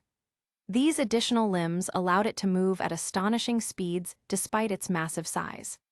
From a distance, Caleb could already feel waves of blistering heat rolling toward him. Before he could even command Dragonite to attack, the Centiskorch suddenly reared up, gathering a terrifying vortex of flames in its maw before launching it skyward. "Go," Caleb urged without hesitation. Clutching Riolu tightly, he pressed himself flat against Dragonite's back. Dragonite accelerated to top speed, immediately veering toward the western zone. The Centiskorch's attack grazed past his head. The fiery tornado left the very air in its wake searing hot.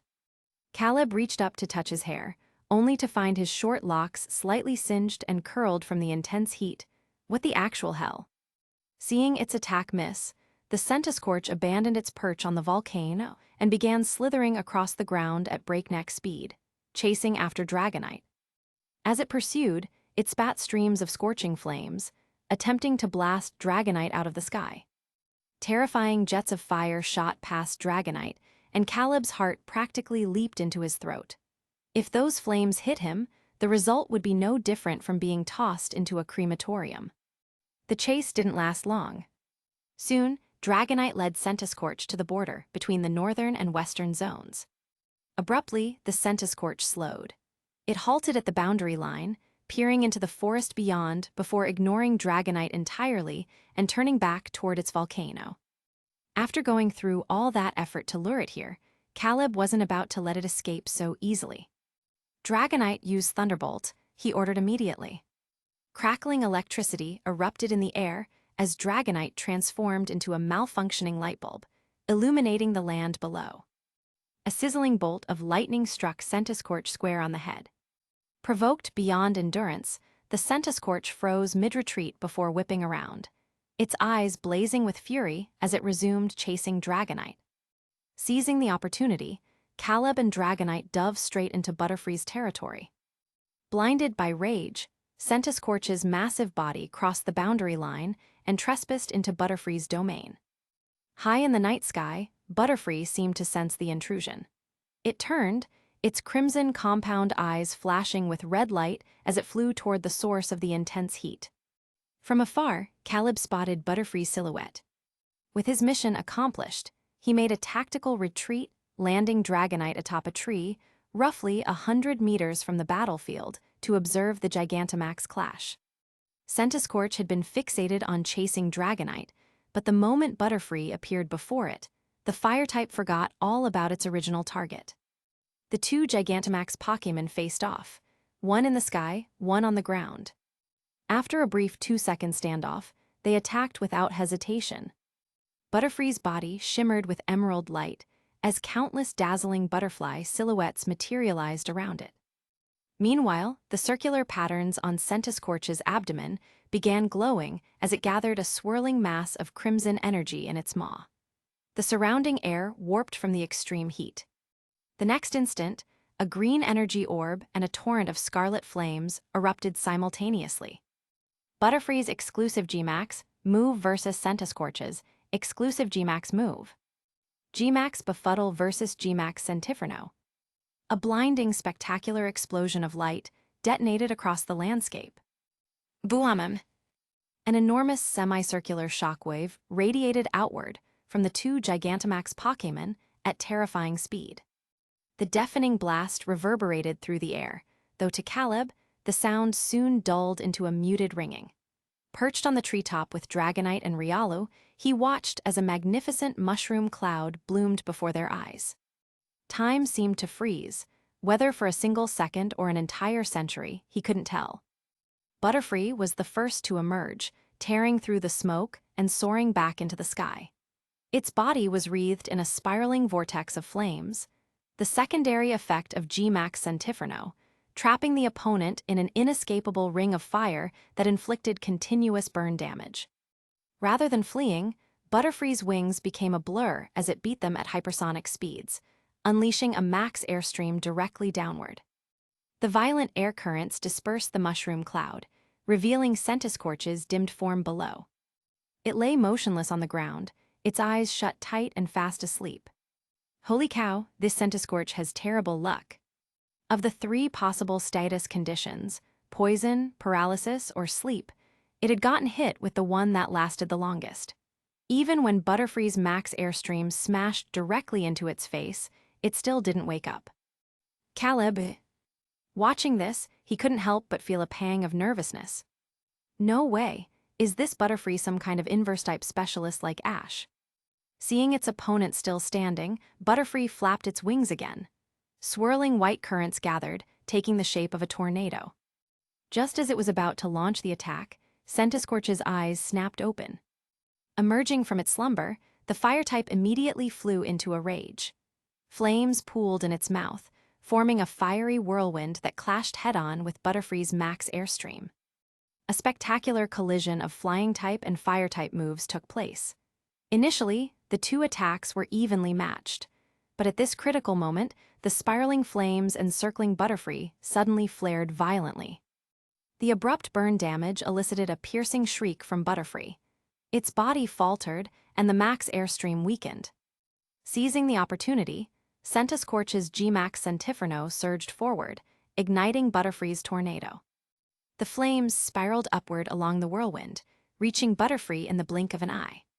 Setting itself on fire, Butterfree couldn't withstand the damage and plummeted to the ground. Like Mamoswine before it, its body rapidly shrank until it vanished into the underbrush. Chapter 81. After defeating Butterfree, Centiskorch did not immediately leave. It raised its massive body, then gazed down at the silent forest from above. In the next second, a fierce red light erupted in the sky, and countless fiery raindrops descended from above. The trees below were instantly set ablaze. A forest fire, with Centiskorch at its center, spread aggressively in all directions. "Hey, stop staring, it's time to go," Luna's voice called from below. Caleb landed with his Dragonite and Riolu. He frowned slightly and said, "You go first, head to the eastern zone. I'll go to the southern zone and bring back that Dynamax Tyranitar." Luna nodded, her eyes filled with worry. The sky was filled with fiery rain, blooming like fireworks, while smoke billowed around them. The bright flames reflected on her face, creating an atmosphere that reminded her of the wartime romance novels she used to read in school. As if making some grand decision, she suddenly clenched her small fists, took 2 steps forward, and wrapped her arms around Caleb's neck. Caleb reacted as if facing a deadly threat. He bent down abruptly to break free, then asked vigilantly, "What are you trying to do?" Luna. "Never mind," she sighed inwardly. The mood was thoroughly ruined. Helpless, she said, "Go on then, be careful. Don't let Tyranitar turn the tables on you. Make sure you come back alive." Caleb frowned, "Don't jinx me." With that, he mounted Dragonite. He noticed Luna not moving and he shouted, "Hurry up and run. The fire's about to singe your hair and you're still standing there." Luna turned her head and, sure enough, saw a burning tree collapsing right behind her. Flames licked at the branches, the scorching heat making the air crackle. By the time she looked up again, Caleb was already gone. Tilda Southern Zone Tilda. Drake, Tristan, and Walter stared at the western sky, now crimson with fire. "What's happening over there?" Tristan's voice trembled with shock. Drake's expression was grave. "We need to leave. The wind is blowing this way." Just then, an earth-shaking roar echoed from nearby. The 3 of them whipped their heads around to see a colossal figure lumbering toward them. Their faces paled instantly. Drake panicked and hurriedly said, "Put out the fire, don't let it spot us." As he spoke, he frantically stomped on the blazing campfire in front of them, but it was too late. The Dynamax Tyranitar had already noticed them. "Run!" Tristan's eyes nearly bulged out of his skull as he turned and fled, abandoning his Pokémon without a second thought. "FCK, a max-level Dynamax Tyranitar, what the hell is this instance playing at?" Walter's face twisted in disbelief. The ground trembled violently as Tyranitar took a single massive step forward. A gigantic boulder erupted from the earth and hurtled toward the trio. The three of them were on the verge of breaking down.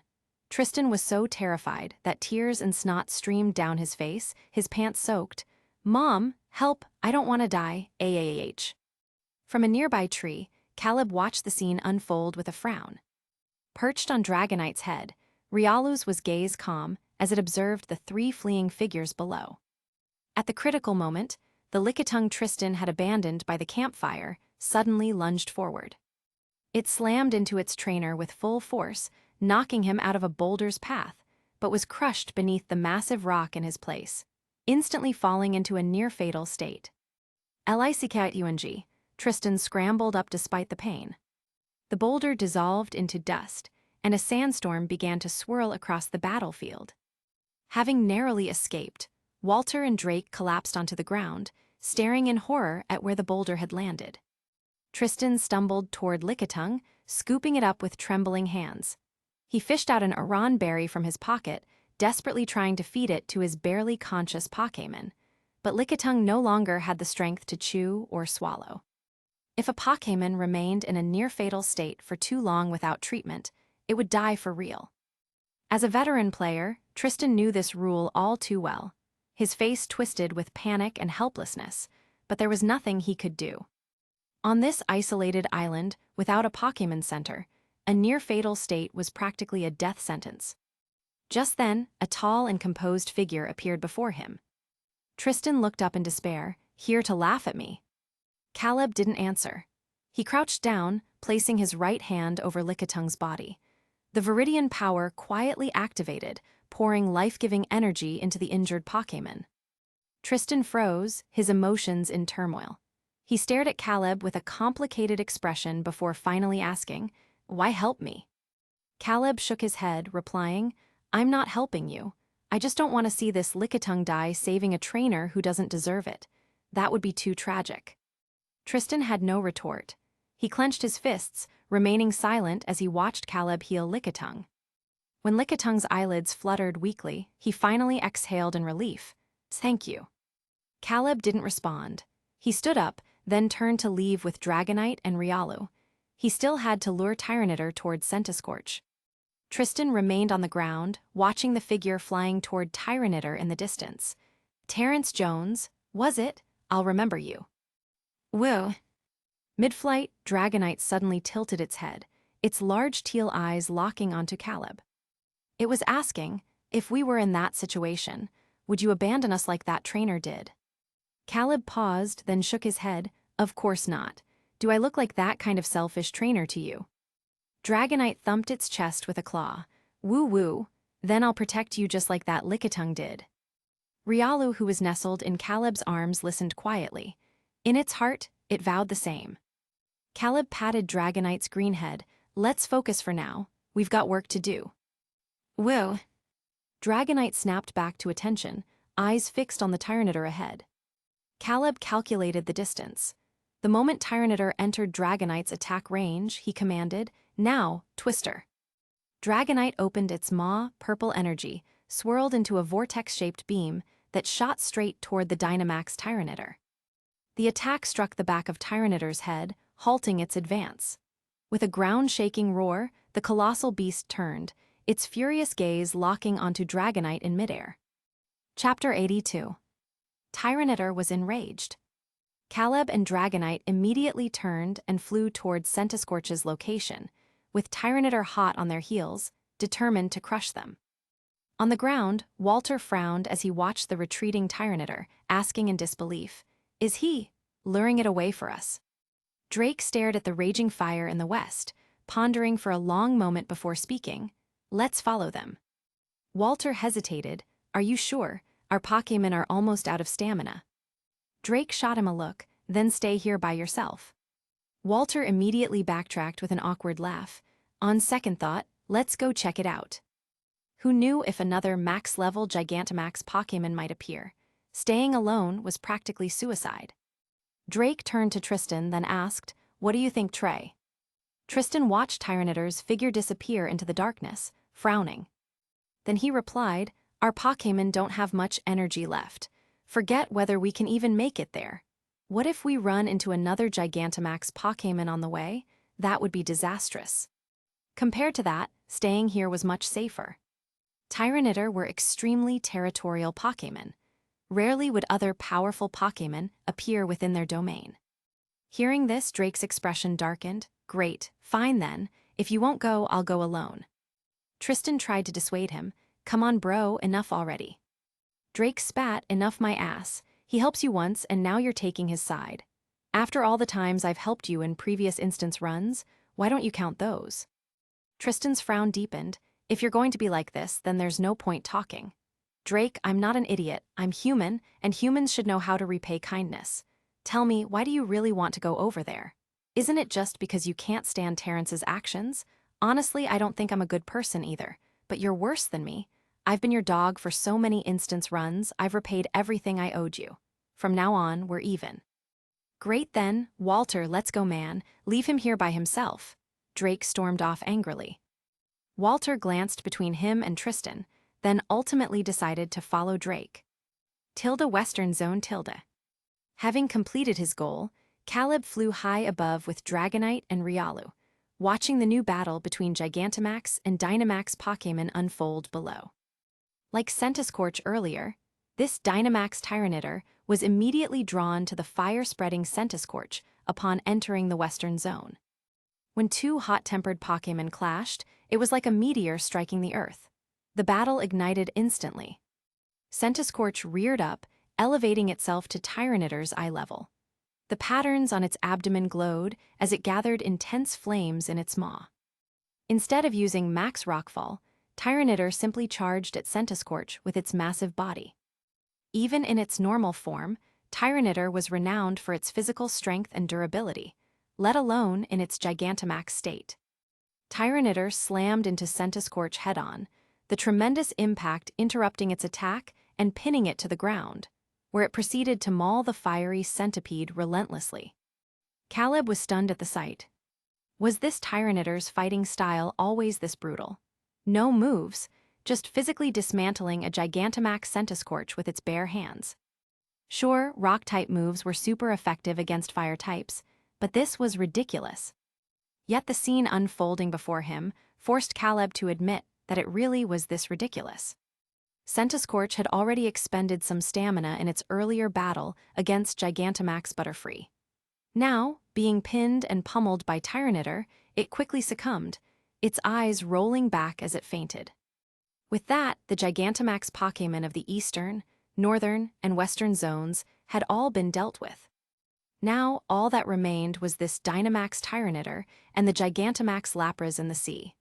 Once they were handled, the main quest would be complete. Just then, dark clouds gathered overhead, and a torrential downpour began without warning. Caleb hurriedly brought Dragonite and Riolu back to the ground to take shelter. The Dynamax Tyranitar stood triumphantly in the rain, roaring at the sky like a conquering king. Caleb returned to the waterfall cave where Luna had stayed earlier. Dawn had yet to break. Curling up against Dragonite with Riolu's fluffy body in his arms, he drifted into a deep sleep. Day 6. When he awoke, the rain had stopped and daylight had returned. Food supplies were nearly exhausted. Combined with the forest being ravaged by fire, it took Caleb a long time to find an untouched fruit tree. At this rate, they wouldn't die to Dynamax/Gigantamax Pokémon. They'd more likely starve to death first. They had to speed things up. Caleb distributed the berries to Riolu and Dragonite as he pondered this. Tonight would mark the beginning of the final battle. Caleb wasn't confident about luring that Gigantamax Lapras ashore. If he failed, it would mean facing Tyranitar head-on. Kanto's pseudo-legendary versus Johto's pseudo-legendary. Honestly, Caleb thought it'd be tough. Against a rock-dark type Tyranitar, Dragonite's fire, normal, and flying-type moves would only deal half damage. If damage numbers were displayed, those attacks would probably show up as rows of not very effective. Woo, noticing Caleb's furrowed brow, Dragonite patted his shoulder reassuringly. Riolu stood guard beside him like a loyal knight. Caleb glanced at Riolu thoughtfully. If he recalled correctly, Tyranitar had a 4x weakness to fighting-type moves. If Riolu and Dragonite could coordinate perfectly, their chances of defeating Tyranitar would increase significantly. But even if player Pokémon could gain EXP through battles, Caleb doubted Riolu could reach a level capable of challenging Tyranitar in such a short time. That kind of training would demand extreme physical endurance and willpower from a Pokémon. Sensing his hesitation, Riolu looked up at him questioningly. Caleb shook his head, shelving the idea for now. They'd cross that bridge after tonight. With the Western Zone's crisis resolved, he had no reason to stay. He returned to the Eastern camp with Dragonite and Riolu. After 2 days away, the cave was coated in a layer of dust. Sandshrew and Meryl were gone too, likely returned to their original habitats. Caleb took the caterpie silk blanket outside to air on the wooden rack, while Dragonite balanced the iron pot on its head to fetch water from a river kilometers away. After a quick cleanup, Caleb and Riolu ventured into the forest to forage for food. Compared to Caleb, who was still new to wilderness survival, Riolu was far more familiar with the wild. Understanding his intent, Riolu silently took the lead. Chapter 83. Compared to the Western Zone, the Eastern area remained relatively unscathed. Due to last night's rain, the forest was now saturated with heavy moisture. Clusters of wood ears and mushrooms sprouted from the decaying logs lining the paths. Caleb transformed into a mushroom foraging trainer, thoroughly plundering this small area of its fungal bounty. Riolu nimbly scaled several trees, darting agilely through the branches before landing next to Caleb with an armful of berries. Carrying their gathered ingredients, the pair returned to camp just as Dragonite arrived back with a pot filled to the brim with clear water. After lunch, afternoon arrived. Learning of Luna's whereabouts from a Pidgey, Caleb retrieved her and brought her back to their base. Standing inside the cave, Luna surveyed the surroundings with a peculiar expression. The log stools, caterpie silk blanket, iron pot, clothes-drying rack outside, and the neatly constructed wooden wall at the cave entrance. She asked incredulously, "Does the infinite world have some kind of instant crafting skill?" Caleb was confused. "What?" Luna pointed at the iron pot, gesturing animatedly. "You know, like how Steve in Minecraft can instantly turn mined iron ore into an iron sword." "Caleb, you're overthinking it. I brought that back from the abandoned ship." Luna remained skeptical. "Don't lie to me. Then what about these stools and blanket?" Caleb sighed. The stools were made with help from Scyther and Ursaring. The blanket was traded for berries with some caterpie. "Luna, they didn't attack you." "I completed their hidden quests," Caleb replied succinctly before changing the subject. "Rather than discussing this, we should plan how to deal with the last Dynamax Pokémon tonight." Between Gigantamax Lapras and Dynamax Tyranitar, he would inevitably have to face one of them. Seeing the logic in this, Luna dropped the previous topic. "Compared to Tyranitar, I think our chances are better against Lapras." As Lapras was doubly weak to electric-type moves, shifting the battlefield from sea to land would significantly reduce its combat effectiveness. Caleb nodded. "Your Pachirisu will need to coordinate with my Dragonite then. Of course, if Tyranitar ends up being the final opponent, that's another matter entirely." "What about strategy?" Luna asked. "Same as yesterday's Butterfree. Me providing interference while your Dragonite handles the main attack." Caleb pondered briefly, recalling Lapra's potential traits, and shook his head. "No, we don't know that Lapra's ability yet. Water absorb or shell armor would be manageable, but hydration would be problematic." Luna, who typically brute-forced her way through Pokémon games with over-leveled teams and high-powered moves, asked, "What does hydration do? How's it different from the others?" Caleb gave her a look, then asked, "Don't you research Pokémon data in the infinite world?" Luna admitted sheepishly, "I do, but with so many abilities, I keep forgetting their specific effects." Suppressing a sigh, Caleb explained patiently, "Hydration. It's Lapra's hidden ability. It automatically cures status conditions during rain." This meant Pachirisu's moves like Sweet Kiss and Thunder Wave would be rendered useless. Luna's brows furrowed in understanding. "Then how do we fight this? They already outlevel us." Suddenly brightening, she suggested, "What about Toxic? Could we stall it to death? One night should be enough to poison it down, right? Caleb recalled Luna mentioning all her Pokémon knowing Substitute, Protect, and Toxic. His lips twitched. You really love toxic stalling, don't you? Don't you think it's an all-purpose strategy? Luna shot back. Caleb. The afternoon passed swiftly. Before they knew it, darkness had fallen again. Caleb sent Luna ahead to the southern zone to prepare for battle, while he took Dragonite and Riolu over the sea. From a distance, he spotted the Lapras leisurely drifting across the water's surface. Thunderbolts, Caleb commanded. Dragonite opened its mouth, gathering electricity that condensed into a yellow beam and shot it downward. The next instant, brilliant lightning illuminated the entire sea surface. The massive Lapras writhed within the dazzling electrical currents, its pained cry echoing melodiously across the water.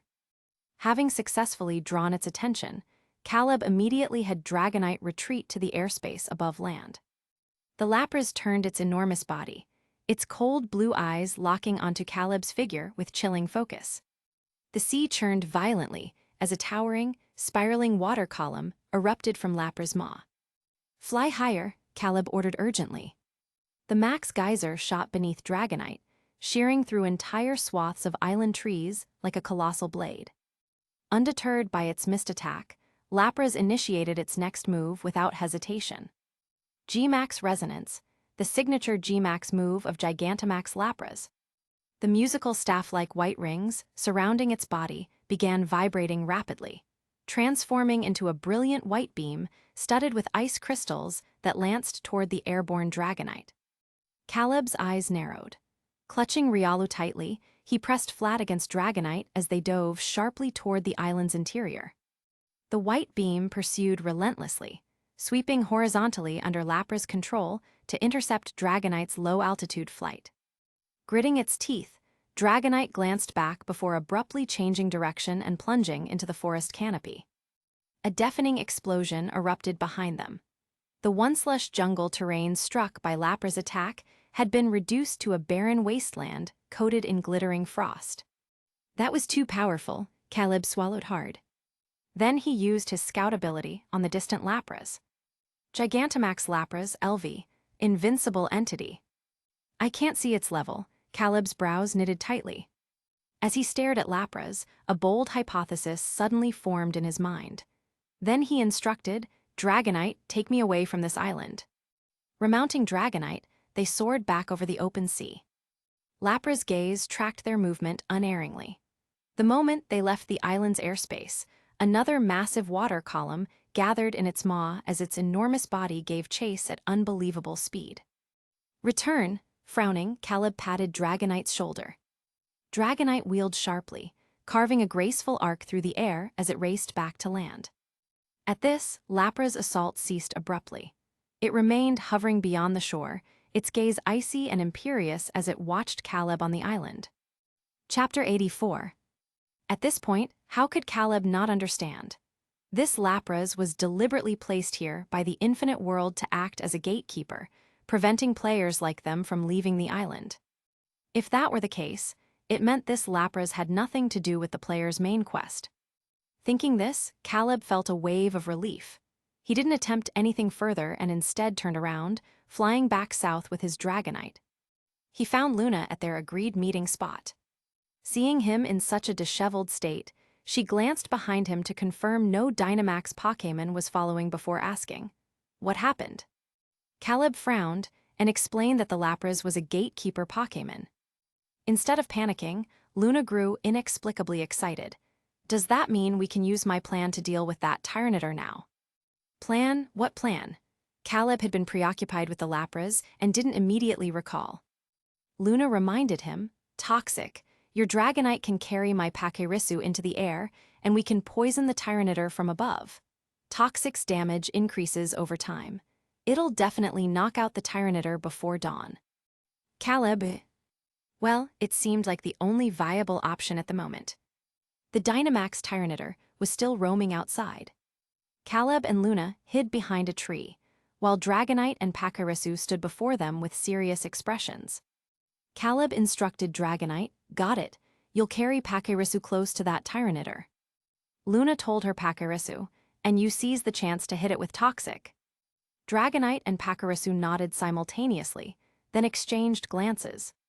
Dragonite carefully placed Pachirisu on its back, then flapped its wings and flew toward the Tyranitar.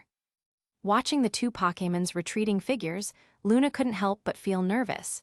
This is our final battle in this instance, right? Caleb nodded, recalling the contents of the two clue fragments. Should be. Aside from the Tyranitar, there aren't any other Dynamax-capable Pokémon left on this island. Hearing this, Luna relaxed slightly. Leaning against the tree, she swallowed hard and said, I can't wait to get back to the infinite world and have a feast. Pork knuckle, cola chicken wings, braised fish, mapo tofu, spicy and sour cabbage. Her words made Caleb's stomach growl too. In the first few days, he'd at least eaten decently, but now, his 3 daily meals consisted of nothing but berries and mushroom soup. He'd lost weight from hunger. Luna smacked her lips ungracefully, then suddenly brightened. Hey, Terrence, after we leave this scenario, let's add each other as friends, okay? Caleb glanced at her. What for? Luna, to treat you to a meal, of course, as thanks for carrying me through this instance run. No need. My house has a robotic housekeeper that cooks, Caleb declined. Luna sighed, then at least let's add each other as friends. Caleb finally nodded, fine. As they spoke, Dragonite and Pachirisu reached the Dynamax Tyranitar's back. Dragonite moved slowly, carefully positioning itself behind the Tyranitar. Woo, Dragonite signaled to Pachirisu, who was perched on its head. Pachirisu understood. Then a purple glow formed in its mouth before firing it at the Tyranitar's neck. The purple light instantly spread across the Tyranitar's body, coating it like a thick, dark purple liquid. But the next second, the glow vanished. It was absorbed into the Tyranitar's body. Toxic had landed successfully. Without hesitation, Dragonite dove downward with Pachirisu, disappearing into the forest in the blink of an eye. The Tyranitar, sensing something was wrong, turned around angrily, but found nothing. It could only vent its fury on the poor trees nearby. Caleb looked up at the Tyranitar's reaction. They did it. Luna relaxed, stretching lazily. So tired. Too bad we still have to wait until morning to leave. Hearing the words leave, Riolu beside Caleb looked up at him. Caleb reached out and ruffled its fluffy head. Don't worry, I'll definitely come back for you. Hearing this, Luna suddenly perked up, her voice full of surprise. You're coming back for it. You do know every instance exists in a different world, right? I know, Caleb nodded seriously, his gaze firm as he looked at Riolu, but out of so many instances, there's bound to be 1 or 2 set in the same world.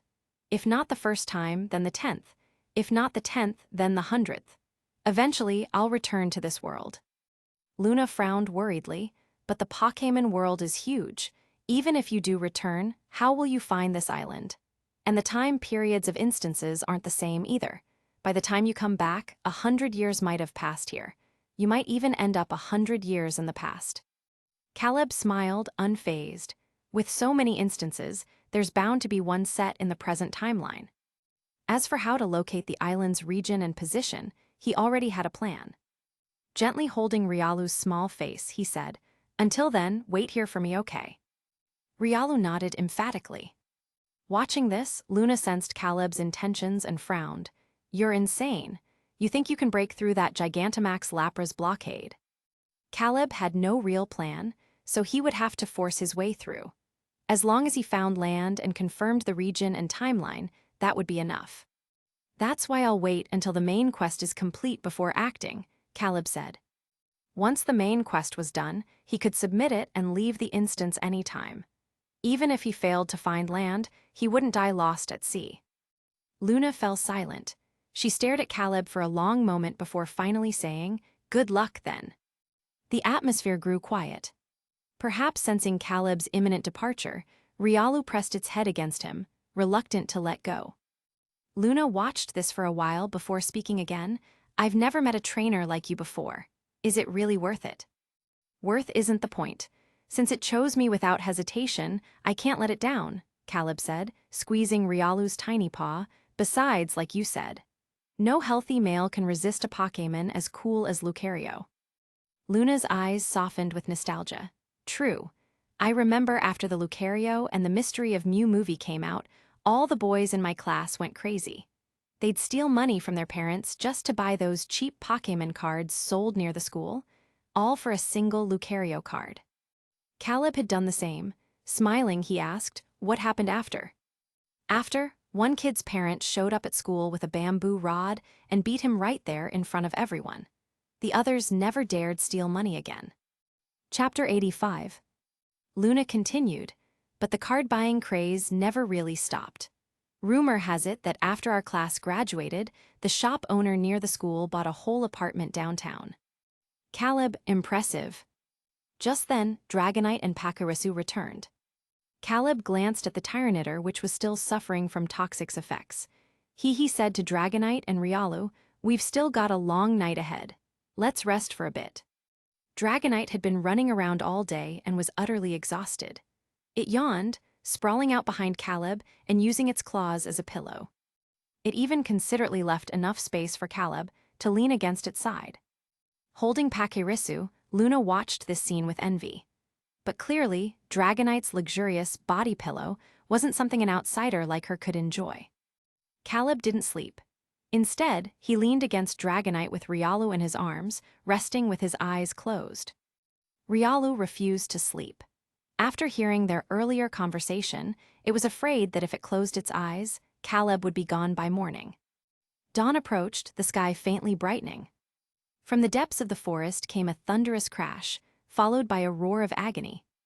Caleb opened his eyes and looked in that direction. Everyone, humans and Pokémon alike, was jolted awake. Luna rubbed her sore neck, still half asleep. Is it over? Caleb checked his panel, but the main quest showed no signs of completion. After a moment of thought, he said, "Let's go check." Did the Tyranitar not go down yet?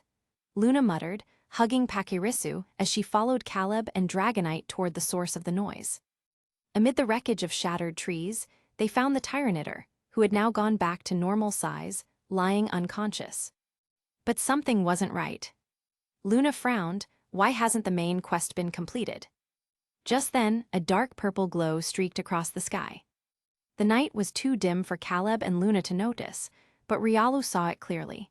Its small face turned serious as it described what it had seen to Caleb. Again, it's that dark purple glow. Every time a Dynamax/Gigantamax Pokémon appeared, that same glow flashed in the sky. If that was the case, Caleb's pupils contracted. He suddenly realized the situation might be far more complicated than it seemed. Liberating the island wasn't just about defeating the rampaging Gigantamax Pokémon. From the very beginning, they had been misled by the clue fragments. Sure enough, the next second, the island shook with several deafening roars. Not far away, a heavily muscled Machoke began to grow at a visible rate. What is this? Luna took a step back, staring up at the Gigantamax Machoke in disbelief.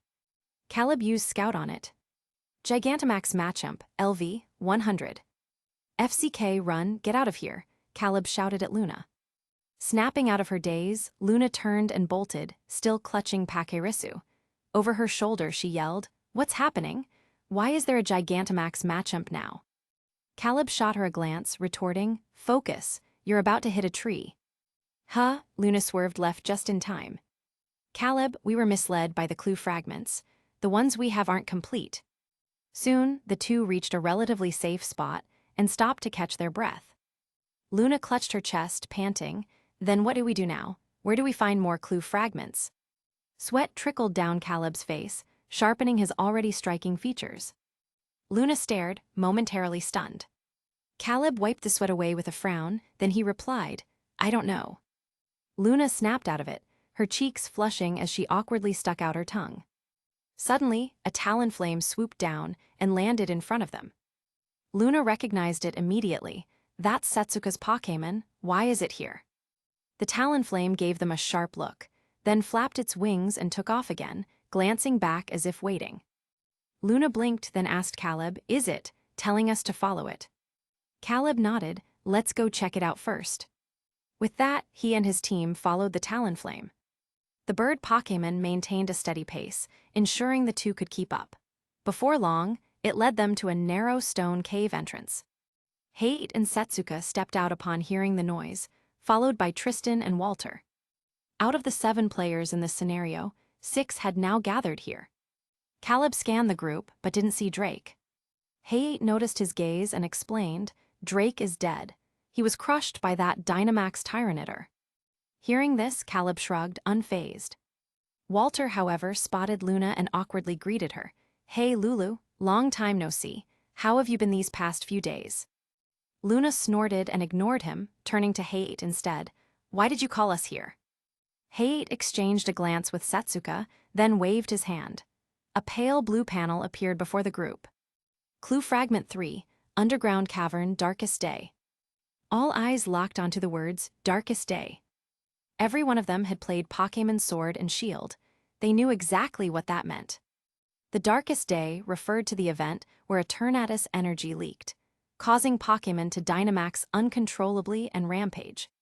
Tristan frowned, this is the Galar region, but why is Eternatus on this island? Hayate shook his head. No idea. I just got this clue fragment. But based on the current situation, the cause of the Dynamax phenomenon is probably hidden in the underground caverns. Luna understood immediately, the final boss of this instant's run. Hayate nodded, sweeping his gaze over the group. Exactly. That's why I gathered everyone, so that we could cooperate and escape this instance together. Caleb thought for a moment before asking, have you found the exact location of the cavern? Hayate shook his head again. The underground network here is too complex.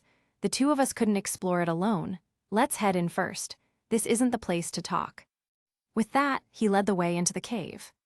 Luna lingered at the back and whispered to Caleb, what do you think? Can we trust them? What do they gain from lying to us? Caleb countered. He had made enough noise, fighting, those 4 Dynamax/Gigantamax Pokémon. There was no way the other players hadn't noticed. Since they all wanted to escape this instance, he didn't mind cooperating temporarily. Fine, Luna sighed, then grumbled, what a mess. The clue fragments we got turned out to be useless. Caleb reassured her, don't worry. At least we took down those 4 Dynamax and Gigantamax Pokémon. When the instance ends, our rewards will definitely be way better than theirs. Chapter 86. So, what's the plan? Tristan sat cross-legged on the ground, looking up at Hayate. Hayate didn't answer immediately. Instead, he turned his gaze toward Caleb, who stood in the shadows. Terrence, what do you think? Caleb, I'm fine with anything. It's up to you guys. He had been running around outside all day, and the few hours of sleep he'd managed to get last night hadn't been nearly enough. Right now, he was exhausted. Caleb lowered his head, his face obscured in the darkness, making it impossible to read his expression. Recalling the events of the past 2 days, how Caleb had single-handedly taken down those seemingly unbeatable Gigantamax Pokémon, the others immediately felt that this guy was shrouded in mystery. Tristan glanced at his Lickitung, remembering how Caleb had healed it with the power of Viridian. The Viridian Power, an ability worth 500 points, surviving solo in a survival instance, and even defeating those Gigantamax Pokémon. This guy is definitely a top-tier player. Seeing Caleb's calm demeanor, Hayate quietly sighed in relief. He scanned the group and announced, then we'll start exploring the underground caverns at dawn. No matter what, we need to locate Eternatus first. No one objected. Hayate continued, we'll split into pairs and search separately. Luna immediately rushed to Caleb's side and called dibs. I'm with him. Caleb swayed slightly, jolted awake by Luna's voice. Hayate nodded, then I'm with my sister. That left Tristan and Walter, who exchanged a glance full of mutual disdain. Caleb subtly rubbed his sore shoulder and said, why split up? If we want to find Eternatus, why not just ask a Pokémon that lives in the caverns? Unaware of Caleb's Viridian ability, Hayate hesitated. But we can't communicate with wild Pokémon. Leave it to me, Caleb said. Rest well tonight. Tomorrow we'll face this scenario's final battle. Though puzzled, Hayate didn't press further. All right. We've still got a few hours before dawn. Everyone should get some sleep. Dawn arrived. Caleb opened his eyes to see Tristan walking into the cave with an armful of berries. He distributed them to the group, and when it was Caleb's turn, Tristan scratched his head awkwardly. You. Your name is Terrence, right? Caleb nodded, unsure where this was going. Tristan took a deep breath, then continued, I'm sorry for what I said to you when we first entered the instance. He handed Caleb a berry, but then pulled it back, wiping it on his clothes before offering it again. They're all washed. As long as you figured things out, Caleb said with a faint smile, not pressing further. After a simple breakfast, the group set out. Along the way, Caleb had Dragonite catch a few wild Pokémon and used his Viridian Power to communicate with them. Unfortunately, none had useful information.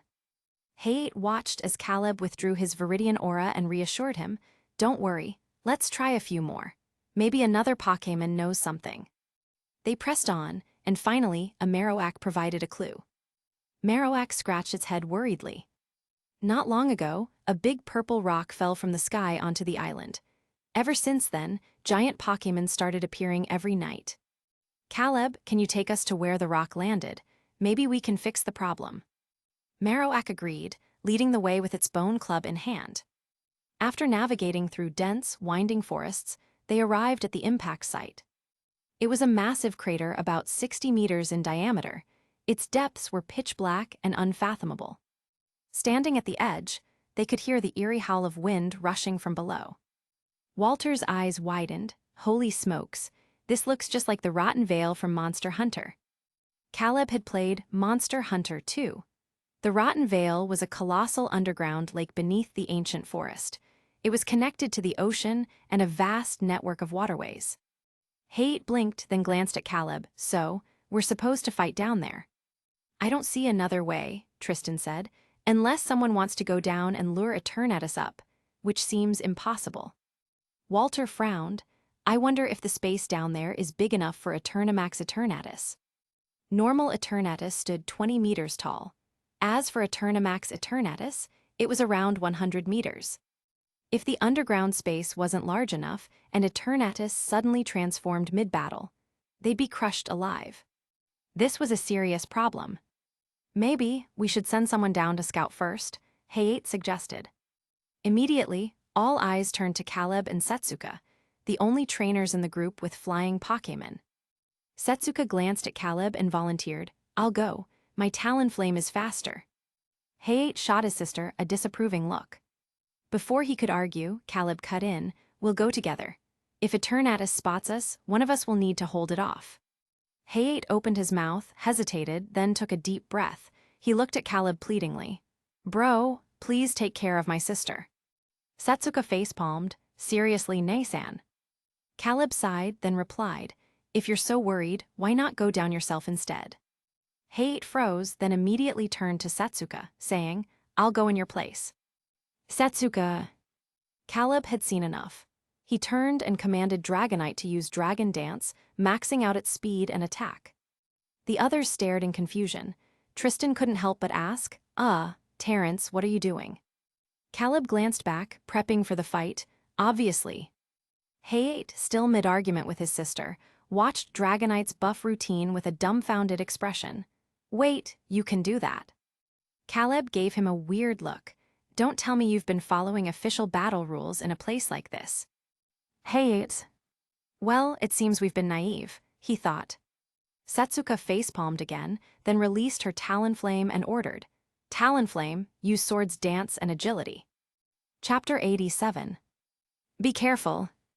Hayate crouched at the edge of the crater, watching his sister like a worried sentinel.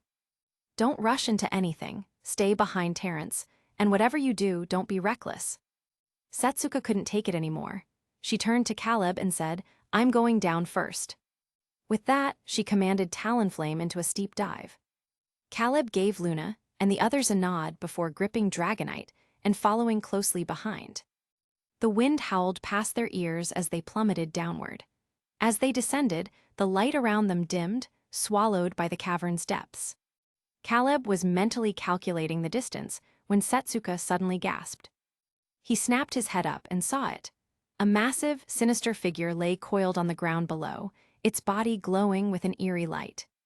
It was a dragon-like Pokémon, its skeletal frame resembling a fusion of a mosasaur and a whale, exuding the aura of a mythical bone dragon.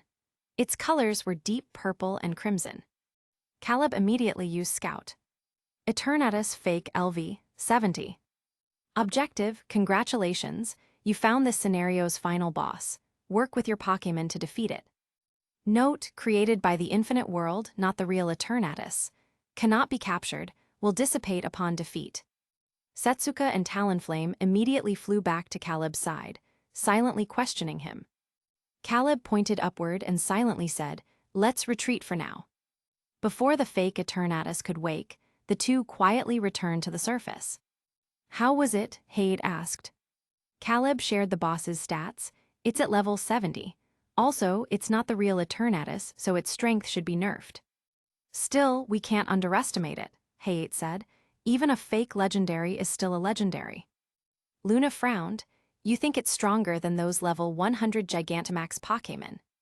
"Those were just decoys," Setsuka cut in. "This instance is so deceptive. It even threw a bunch of max-level Gigantamax Pokémon at us while hiding the real boss at the end.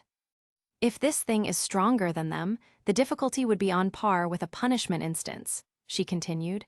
"No player could clear that." Hayate nodded. The infinite world would never give players an impossible quest. Then Tristan suddenly spoke up. "Hey, what do you guys think the infinite world really is? Does this Pokémonverse have a ROB of some sort?" No one had an answer. Walter rubbed his chin. "I once heard an old-timer in another instance say the infinite world isn't like those web novels. There's no ROB, and there's no alien civilization behind it.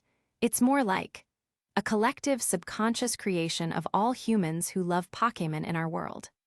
He scratched his head, continuing, "No idea if it's true, but it's an interesting thought." "All right, enough chatter," Hayate said. "Time to go down and fight our last battle. If we win this, then we can all go home for a proper meal." Grrr. The mention of food instantly energized Luna. She clutched her empty stomach, her cheeks reddening. "I haven't eaten a full meal in 3 days." Hayate gave her a sympathetic look. "None of us have, so let's wrap this up fast. Let's go." Caleb peered into the abyss. "Only 2 people can go down at a time. Until everyone is in position, stay quiet. Don't wake Eternatus." "Got it," the group replied. Dragonite and Talonflame began ferrying them down. The first to go down were Hayate and Luna, followed by Walter and Tristan. Caleb and Setsuka went last. Soon, the entire team stood on the cavern floor. The underground chamber was vast, its ceiling studded with stalactites. Glowstones embedded in the walls cast an eerie green light across the space. The 6 exchanged glances and nodded. Then, the battle officially began. Tristan barked, Lickitung used Supersonic. Luna, Pachirisu Thunder Wave. Setsuka, Talonflame Tailwind. Walter, Magcargo Rock Tomb. Hayate, Sceptile Leaf Blade. Caleb, Dragonite Dragon Rush. 6 attacks from 6 different Pokémon slammed into the sleeping Eternatus at once. The beast roared, its massive body lurching upward, only to collapse again as a crackle of paralysis locked its muscles. Luna cheered, Terrence, did you see that? I nailed the paralysis." Caleb, Dragonite used Dragon Rush again. With Tailwind's speed boost, their Pokémon moved like lightning. Add in the pre-battle buffs, Sword's Dance, Agility, and more, and their offensive pressure was overwhelming. The still paralyzed Eternatus endured another brutal onslaught before finally breaking free. Its eyes burned with fury as it reared up, a terrifying white beam gathering in its maw. Luna didn't hesitate. "Pachirisu, use Follow Me." Follow Me, a move that redirects all enemy attacks to the user. Sure enough, Eternatus Dynamax cannon obliterated Pachirisu in a searing blast. The tiny Pokémon was swallowed by the light. Seizing the opening, the others attacked. Tristan, Lickitung Disable. Setsuka, Talonflame Brave Bird. Walter, Magcargo Flamethrower. Hayate, Sceptile, use Leaf Blade again. Caleb sprinted toward Luna while shouting, "Dragonite Dragon Rush." By the time Eternatus' attack ended, Pachirisu was on the verge of fainting. "Please," Luna handed her limp Pokémon to Caleb. He nodded, then activated the Viridian Power to heal Pachirisu. As the electric squirrel recovered, Caleb said, "Have it use Endure next. Don't let it get one shot." Got it, Luna replied. Meanwhile, Setsuka's Talonflame was swatted out of the air by Eternatus' tail, crashing into the cavern wall. A follow-up Dynamax cannon blasted it point-blank. Caleb ordered Dragonite to attack again, before rushing to Setsuka's side and used the Viridian Power to heal Talonflame. Chapter 88. Officially transitioning into the role of a healer, Caleb shuttled back and forth among the 6 Pokémon, while Eternatus' HP steadily dwindled under the relentless assault. Everything was proceeding in an orderly fashion. Hayate watched the scene with disbelief. It's going this smoothly. But before his words even finished echoing, the energy core in Eternatus' chest suddenly erupted with an intense light. In the span of a second, the light condensed into a thick purple beam that swept horizontally across the ground, striking Lickitung, Magcargo, Pachirisu, and Sceptile before they could react. The 4 Pokémon were instantly knocked unconscious. In one move, the nearly defeated Eternatus had completely turned the tables. Hayate hastily covered his mouth. SHT, I'm never opening my mouth again. Setsuka gritted her teeth, veins popping on her forehead as she shouted to Talonflame in the air, "Use Flare Blitz." Flames burst from Talonflame's body as it abruptly accelerated midair, charging straight at Eternatus. Eternatus coldly glanced at Talonflame, its massive form wreathed in purple flames as it crashed into the bird with brutal force, interrupting the Flare Blitz mid-execution. Talonflame let out a pained cry as its body was sent flying like a broken kite. Talonflame, Setsuka screamed. Eternatus' sudden outburst had left all the Pokémon, except Dragonite, incapacitated. Dragonite, Dragon Rush, Caleb frowned, giving the order before immediately turning to rush toward Luna's Pachirisu. He activated the Viridian Power. Amid the green glow, Pachirisu slowly opened its eyes. Buy us some time, Caleb said. Luna nodded gravely, then commanded Pachirisu, "Use Endure, then follow me." Woo! In the air, Dragonite clenched its jaw, narrowly dodging multiple Dynamax cannons from Eternatus. The high-stakes battle had already drenched Dragonite's forehead in sweat.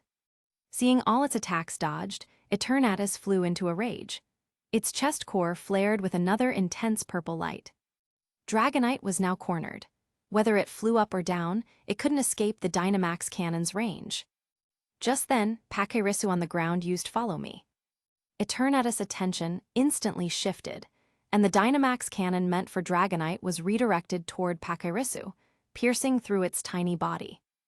Caleb gave Luna a firm nod before rushing to Talonflame's side and used the Viridian Power to heal it. Thanks to Endure, Pachirisu wasn't instantly KO'd by the attack. It panted heavily, weakly propping itself up with its tiny paws. Seizing the opportunity, Dragonite launched another Dragon Rush at Eternatus. After healing Talonflame, Caleb sat on the ground, his face slightly pale. He was completely drained. "Are you okay?" Setsuka asked worriedly as she offered him some support. "I can hold on. The Eternatus shouldn't have much HP left." Caleb shook his head, pulling his arm free from Setsuka's grip. At that moment, a blinding white light erupted above them. The next second, Dragonite plummeted from the sky, crashing heavily beside Caleb, its body skidding across the ground from the impact. "Can you keep going?" Caleb reached out, wiping the sweat from Dragonite's forehead. "Woo!" Dragonite's chest heaved as it panted, but it nodded firmly. "Leave it to me." Setsuka's brows furrowed as she commanded, "Talonflame, brave bird." "Pachirisu, use Thunderbolt," Luna also ordered from the side. Now, only Pachirisu, Dragonite, and Talonflame remained standing on the battlefield. From the corner, Riolu watched the scene with intense focus, its gaze locked on Caleb with its fists clenched. Though Eternatus was also running low on HP, it was more than enough to handle these 3 exhausted fighters. It opened its maw, enduring the Thunderbolt's damage, and fired a Dynamax cannon at Pachirisu on the ground, knocking it out instantly. Then, with a swing of its massive body, it locked onto Talonflame in the air. In the next second, another Dynamax cannon shot out, instantly blasting Talonflame out of the sky. In the blink of an eye, Dragonite was the only Pokémon left standing. Eternatus turned its head, its eyes locking onto Dragonite and Caleb on the ground. The energy core in its chest pulsed with another ominous purple light. "We're done for." The others' faces instantly twisted with despair. Is this the power of Galar's strongest legendary Pokémon? Caleb grabbed Dragonite's claw, trying to push it aside, but it was too late. Eternatus Dynamax cannon had already charged. The blinding purple light rapidly filled Caleb's and Dragonite's vision. Just then, a small blue and black figure shot forward at incredible speed from behind. Riolu leaped past Caleb, fearlessly confronting the Dynamax cannon head-on. "Riolu," Caleb reached out, trying to grab it. At that moment, time seemed to slow. Riolu turned its head slightly, casting one last reluctant glance at Caleb.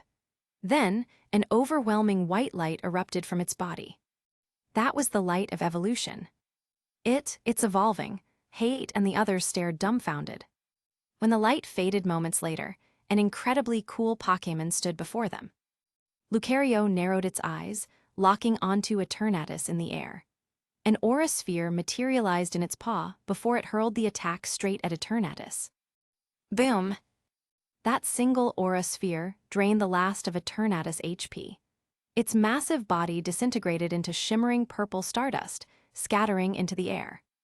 Caleb stared at Lucario, who stood protectively in front of him, framed by the dazzling spectacle above. Nothing in this world could be cooler than Lucario's aura sphere. Simultaneously, the quest completion panel appeared. Island liberated. Main quest complete. Rewards will be distributed upon instance settlement. Leave the instance. If you choose not to, you may remain for up to 3 days. Caleb decisively selected. When he looked up again, Lucario had turned around, extending its paw toward him. Caleb smiled in relief. He exhaled deeply before placing his hand in Lucario's paw and pulling himself up. Chapter 89. Terrence bro, I really can't thank you enough. Hate excitedly ran over and gave Caleb a big hug. He thumped his chest and said, "Let's add each other as friends after leaving this instance. If you ever need anything in the future, just say the word." Caleb pushed him away, only to be immediately embraced by the equally excited Walter and Tristan. Caleb, with a dark expression, he pushed the 2 grown men aside, only to be hugged from behind by Luna. "Ah, I knew I wasn't wrong about you. From the very first day we met, I could tell you were a top player. I was absolutely right," Luna exclaimed excitedly. Caleb's face darkened as he pried away her wandering hands that had been groping his abs. He took 2 steps forward to stand beside Dragonite and Lucario, saying, "Weren't you all going back to the infinite world for a big feast? Why aren't you leaving yet? Not hungry anymore?" Hate rubbed his stomach and laughed heartily. "Almost forgot. We'll get going then." Setsuka gave Caleb a meaningful smile and mimicked Luna's tone. "See you later, big shot." With that, their figures vanished into thin air, leaving this world behind. After Tristan and Walter also departed, the entire deserted island survival scenario was left with only Luna and Caleb. Caleb was checking Dragonite's injuries when he noticed Luna hadn't left yet. He glanced up at her and asked, "Still not going?" Luna's eyes were filled with concern as she hesitated before speaking. Are you really going out there to confirm the current timeline and location?" Caleb gave an affirmative hum. "The main quest is already complete. I only have 3 days left." "Luna, do you need my help?" Caleb shook his head. "No need. Your Pokémon can't fly anyway. I'll rest here a bit before heading out." "All right then." Luna pulled up her system panel while saying, "Be careful out there." Caleb nodded at her, and the next second, Luna's figure disappeared before his eyes. Caleb returned to the campsite he'd built in the eastern zone with Dragonite and Lucario. Lucario gazed at him with reluctant eyes, knowing their moment of parting had arrived. Caleb took a deep breath and said, "Don't worry, I will definitely come back for you." Lucario nodded silently. With time pressing, Caleb couldn't guarantee he'd be able to find land within these 3 days. He didn't linger on the island any longer. Once Dragonite had recovered some stamina, they departed the island together, flying toward the rising sun. Lucario stood on the seaside cliffs, its gaze firmly fixed on Caleb's retreating figure as it grew smaller and smaller until it completely disappeared from view. On the boundless azure sea, Caleb frowned at the massive shadow moving beneath the water's surface. So the Gigantamax Lapras had followed after all, huh? He pursed his lips and said to Dragonite, "Fly higher up." Whoa! Dragonite had also noticed the underwater shadow. It flapped its wings, ascending until they reached an altitude of about 300 meters above sea level before stopping. But the enormous figure beneath the waves never surfaced to attack them. Seeing this, Caleb felt slightly relieved. Fortunately, like Groudon, Lapras couldn't fly. With the immediate threat from Lapras mitigated for now, Caleb turned his attention to searching for land. But unfortunately, as far as his eyes could see, there was nothing but endless ocean. Not even the silhouette of a solitary island. Soon night fell. The moment the sun dipped below the horizon, the gigantic figure underwater burst through the surface. The Gigantamax Lapras looked up at Dragonite in the sky, whilst gathering a thick column of water in its mouth. "Dodge it!" Caleb crouched low, gripping Dragonite tightly as he commanded. Dragonite grunted and swiftly banked sideways as the Max Geyser grazed past its tail. Due to the Dynamax move's effects, the weather over the sea shifted to rain, with cold droplets beginning to fall. After over 10 consecutive hours of intense flying, Dragonite was nearly exhausted. Caleb hadn't eaten all day either. Frowning, he summoned his panel. With just a thought, he could leave this instance immediately. But what would happen to Lucario if he just left? Without hesitation, Caleb closed the panel. He looked at Dragonite and asked, "Can you keep going?" Though utterly exhausted, Dragonite forced itself to nod. Below them, the Gigantamax Lapras continued its relentless attacks. Peering downward, a bold idea suddenly struck Caleb. Dragonite land on its back. "Whoa," Dragonite questioned uncertainly. "Don't worry, it'll be fine." Lapras were naturally meant to carry people, and after Gigantamaxing, the shell used for carrying passengers became even larger. It was reportedly capable of holding up to 5,000 people. Braving the Max Geyser, Dragonite descended onto Lapras's back. The moment they landed, Caleb immediately used his Viridian Power to sense Lapras's thoughts, yet he felt nothing. Not even the most basic emotions like joy or anger. This meant it was likely similar to that Eternatus, an artificial construct created by the Infinite World System. Lapras turned its head to stare intently at Caleb standing on its back.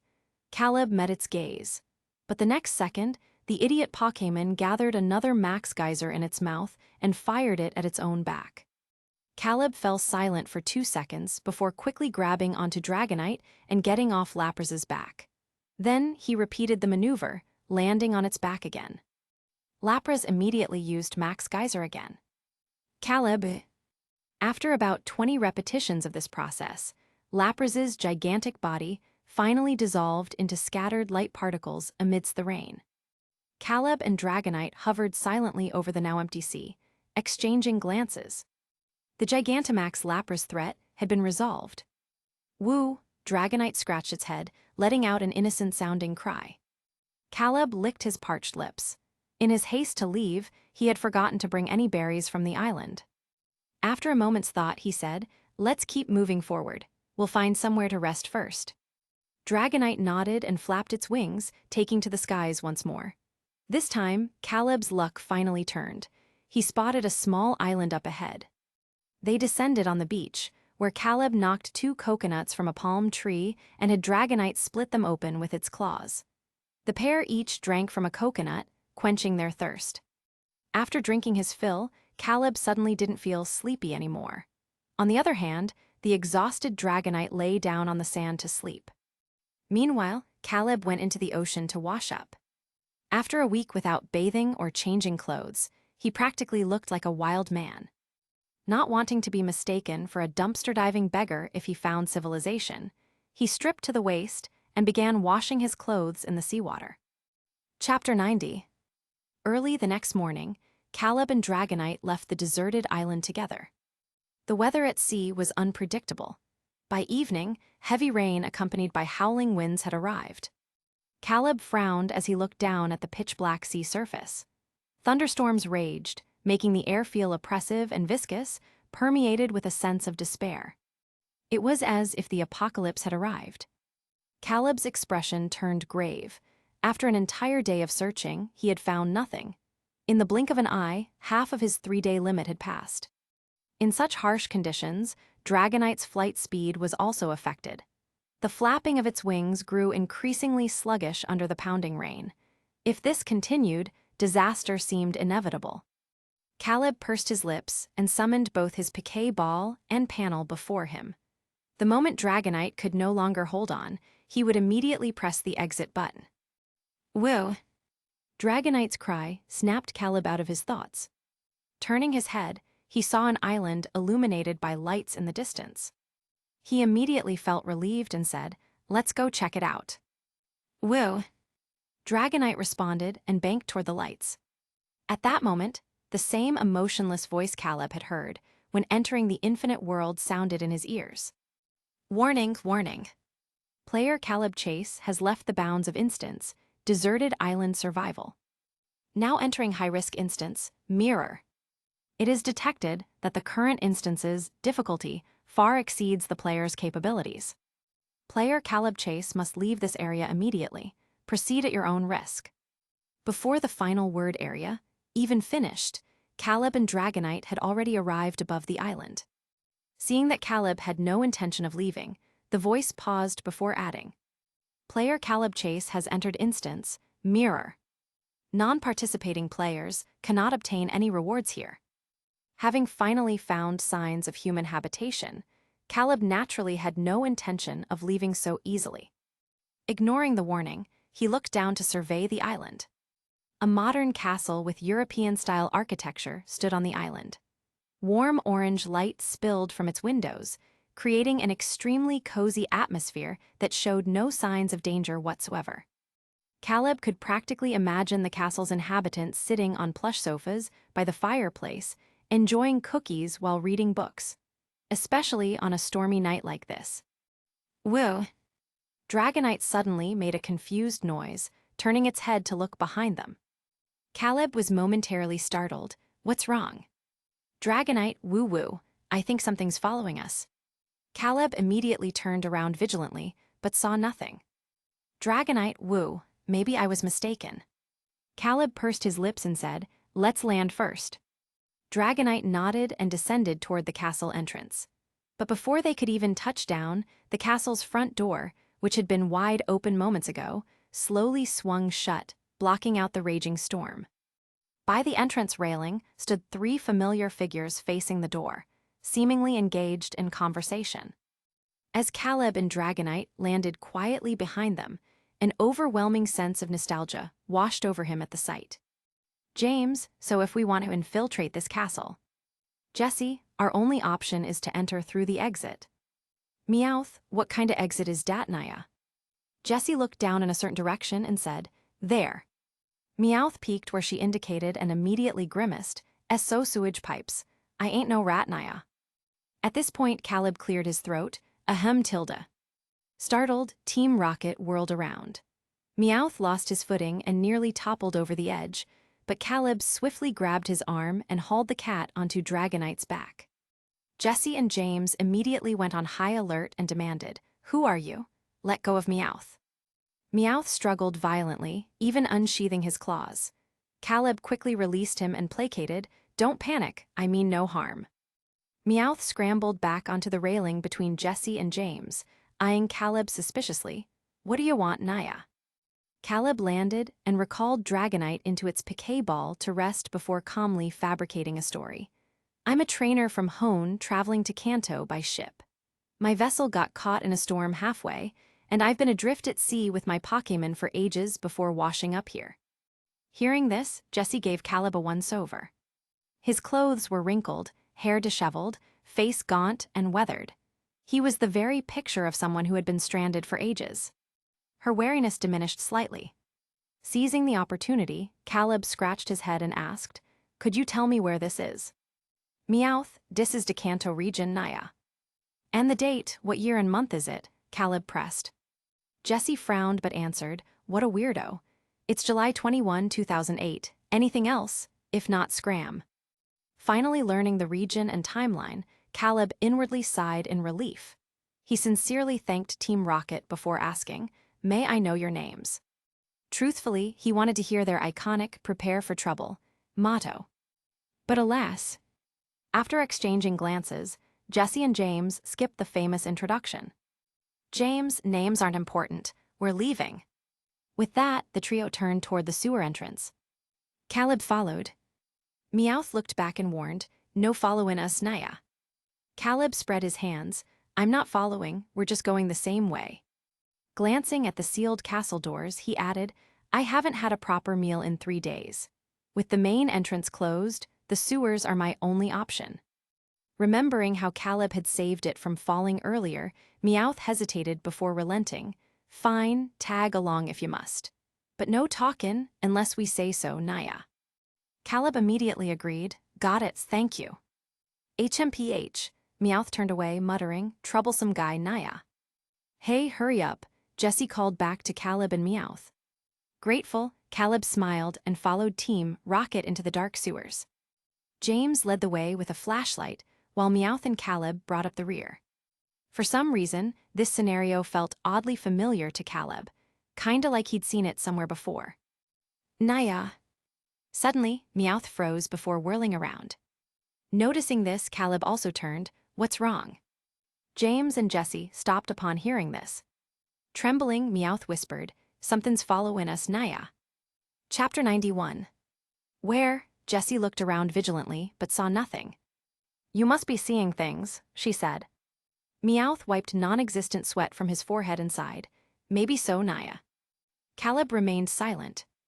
James shone his flashlight on the ascending escalator ahead and turned back, saying, "All right, time to head up.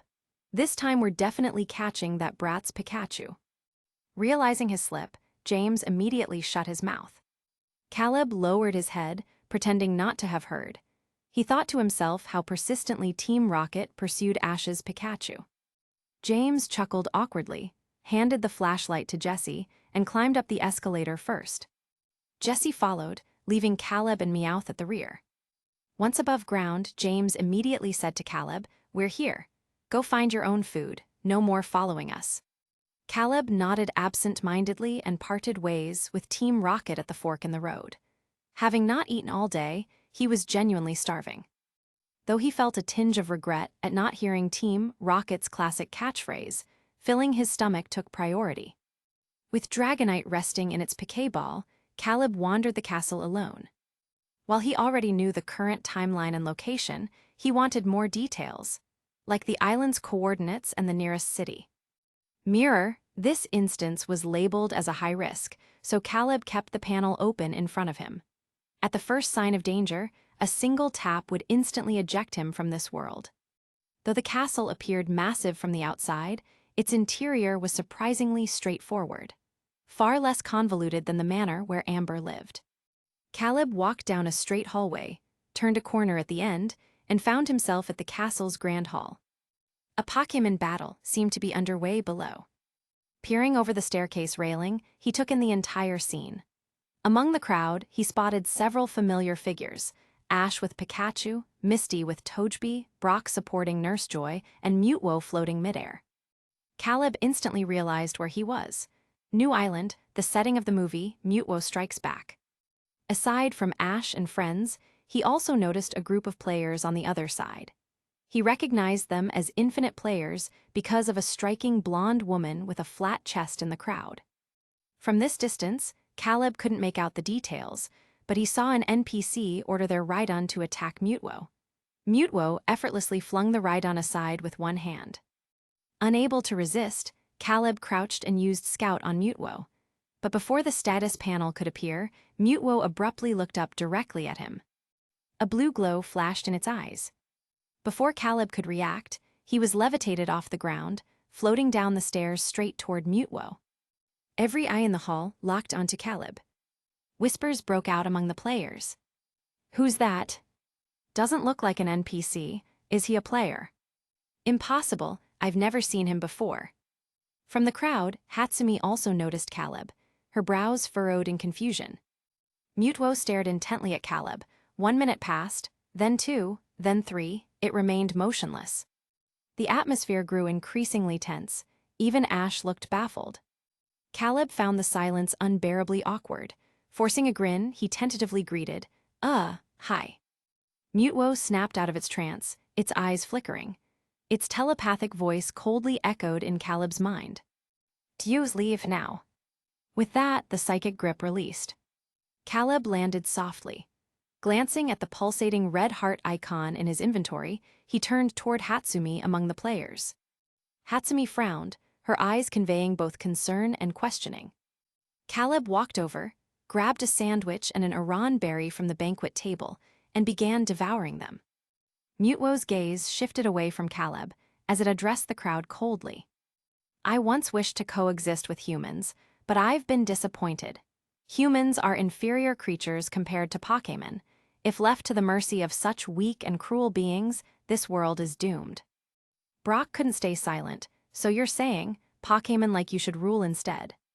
Mutwo shook its head. "Pokémon are equally unfit. Why? Because this world has always been dominated by humans. Pokémon raised to serve humans are incapable of stewardship." Ash's Pikachu leapt forward. "Pikapi Pikachu Pika." Mutwo's pupils contracted. "What, you claim you're not subservient, that you stay with that trainer, by choice?" Pikachu nodded firmly. "Pika tilde." Mutwo's eyes flashed blue. "Your very bond is a mistake." Pikachu was violently hurled backward by a psychic force. While the climactic confrontation of Mutwo Strikes Back unfolded, Caleb stood in the corner ravenously scarfing down sandwiches and berries. Hatsumi watched his desperate eating with pity. She asked, "How did you get so thin?" Caleb gulped water to wash down the food. "Don't even ask. I got stranded on a survival island scenario for 7 days. I lived on nothing but berries." "Hatsumi, you completed the main quest." Caleb nodded, but didn't elaborate any further. Eavesdropping players perked up at their conversation. After 2 sandwiches, Caleb patted his full stomach and asked, "What's your main quest? Do you need any help?" Hatsumi hesitated for a bit, then she openly shared her status panel. "Main quest: trainers' Pokémon have been mysteriously vanishing.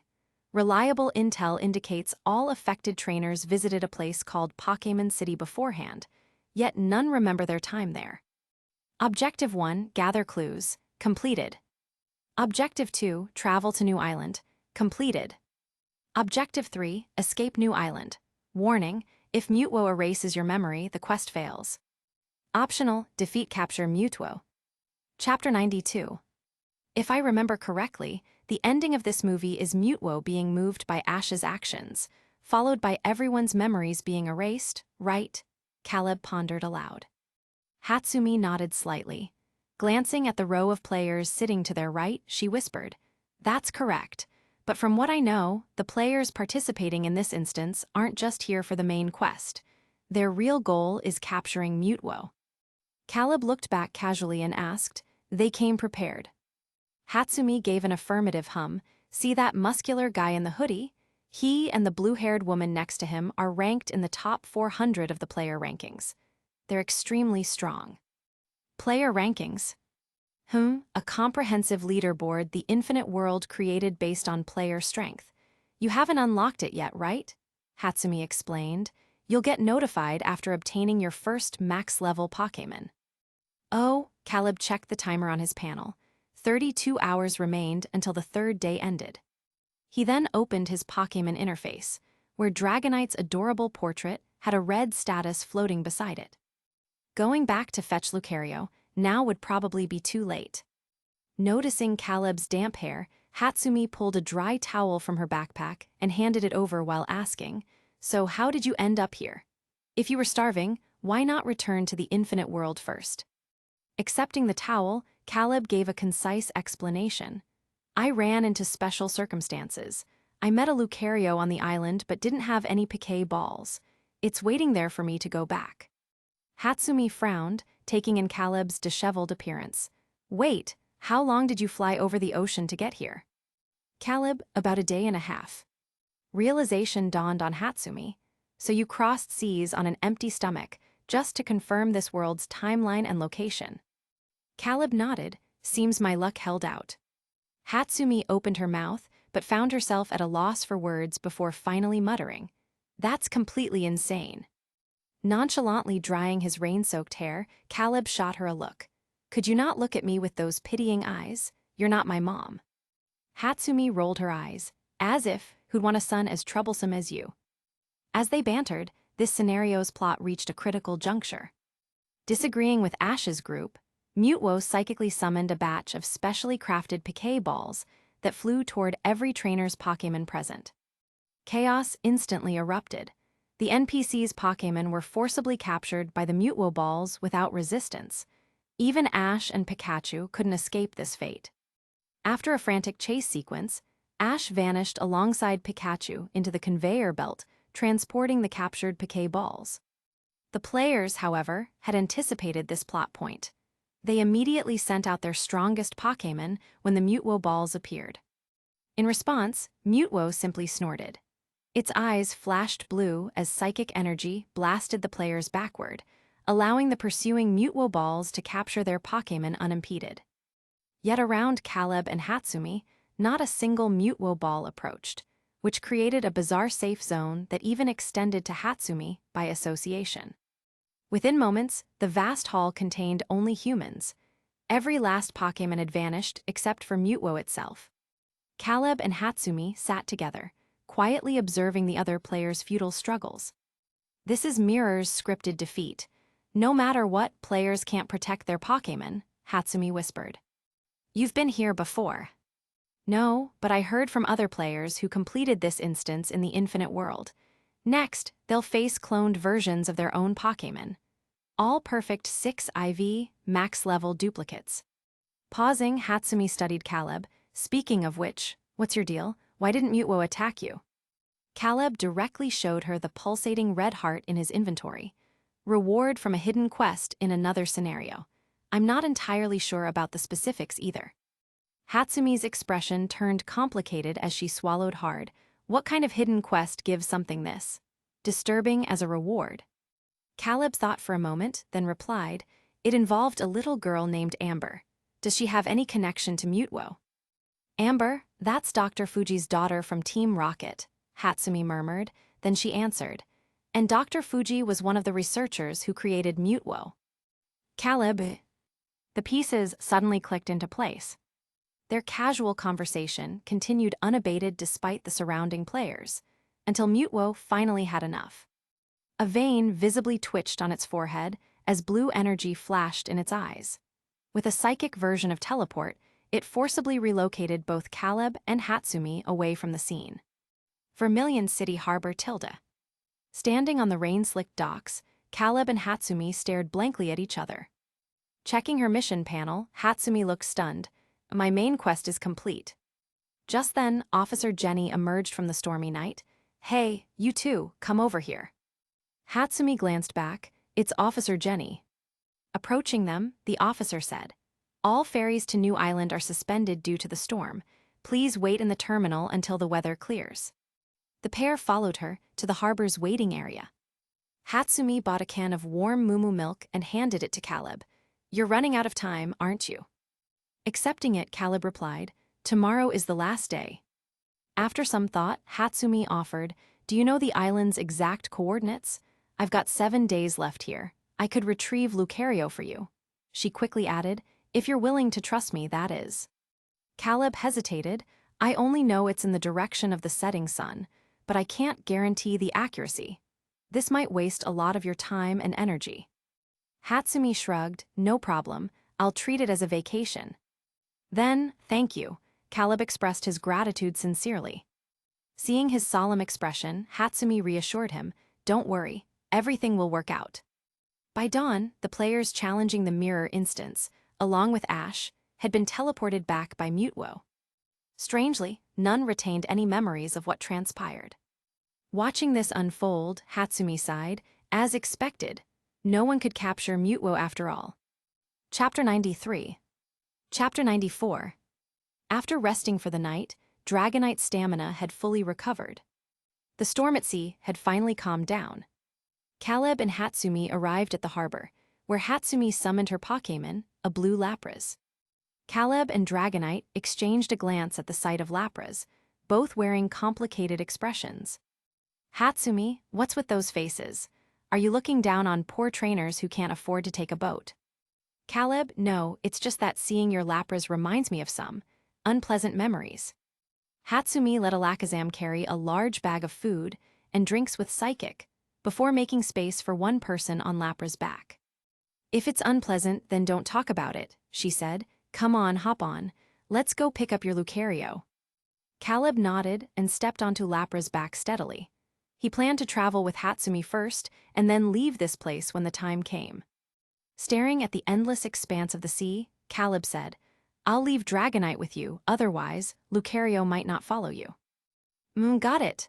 Hatsumi nodded vigorously, patting her flat chest confidently. Don't worry, I'll make sure both of them get back to you safely. Caleb relaxed slightly, thanks. Lapras moved swiftly across the sea, soon arriving near New Island. Suddenly, Dragonite tensed up and turned around sharply. Noticing its reaction, Caleb followed its gaze, only to see a pale pink humanoid figure floating in the air, staring fixedly in their direction. It was Mewtwo. What's wrong? Hatsumi asked. Caleb didn't answer, he merely pointed behind them. Mewtwo, is it here for you? Hatsumi's expression turned odd. Caleb shook his head, I don't know. Why don't you call it down and have a chat? Hatsumi suggested. That max-level affinity might convince it to teleport us the rest of the way. Caleb thought for a moment, but decided against it. Even if he did call Mewtwo down, he wouldn't know what to say. He wasn't even sure if this world shared the same continuity as the Infernal Affair or Bug-Catcher instances. Neither he nor Mewtwo moved.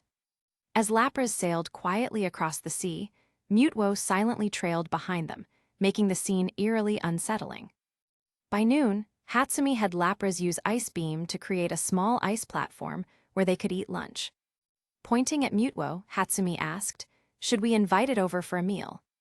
Before Caleb could respond, Mewtwo spoke first. Its signature cold voice echoed telepathically in his mind, laced with faint confusion. Who are you? As it spoke, Mewtwo searched its memories from the moment it awoke. It had emerged from a glass chamber filled with liquid, then followed a man named Giovanni to a human city. It was clad in steel armor and fought other Pokémon every day. Mewtwo was certain it had never seen the human below before. Yet, why did he feel so familiar? Had something happened before its awakening that it couldn't remember? Anxiety overwhelmed Mewtwo, an emotion it had never experienced before. It desperately wanted answers to know what it had forgot.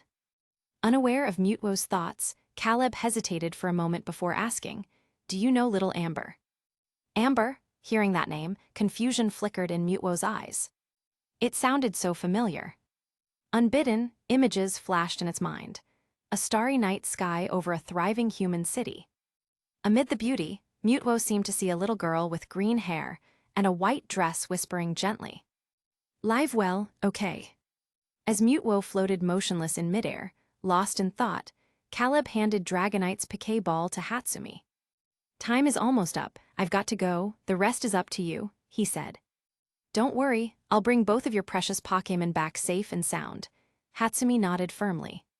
Caleb nodded back, hugged Dragonite one last time, then glanced up at Mewtwo. The next second, countdown 0. His figure slowly vanished from Lapra's back. The scenery shifted rapidly. Mission, survive, calculating results. Main quest complete. Rewards, added to player inventory. Hidden quest complete. Rewards, added to player inventory. Completion rate, 100%. Player evaluation, SSS. Bonus reward, Gigantamax Slayer title unlocked. Gigantamax Slayer. When equipped, if the player's Pokémon is smaller than the opponent's during battle, damage dealt increases by 10%. Calculating points. Player Caleb Chase earned 2,500 points. Above Pikachu Plaza, dark storm clouds gathered. Caleb, however, had already teleported back to his room. Countless players looked up as purple lightning streaked across the sky. Congratulations to player Caleb Chase for unlocking achievements. The ultimate carry. Turning survival into town building. Everyone else, here we go again, huh? Meanwhile, in a shop in the commercial district. Luna stared at the chat window in disbelief. Luna Winslow, big bro, you there? Terrence Jones, who's this? Luna Winslow, it's me, Luna. How could you forget me so fast? Terrence Jones. Terrence Jones, lady, you got the wrong person, okay. Just then, the achievement notifications boomed overhead. Luna froze for a few seconds before realization dawned. She angrily deleted Terrence's contact and searched for Caleb Chase in her friends list. Meanwhile, an utterly baffled Terrence showed his darkened chat window to Miles. Terrence asked, "What just happened?" Miles glanced at it, then deadpanned. Her tone sounded young and you called her lady. Of course she'd get mad. Terrence scratched his head, "But I don't know her. She added me first and said stuff like I forgot her." Busy gaming, Miles shrugged. Sounds like she confused you with someone else. It's not like duplicate names don't exist in the infinite world. Caleb materialized in his living room. "I'm back," he said excitedly. Mimikyu, who was sprawled miserably on the couch, instantly perked up and leaped into his arms in a flying tackle.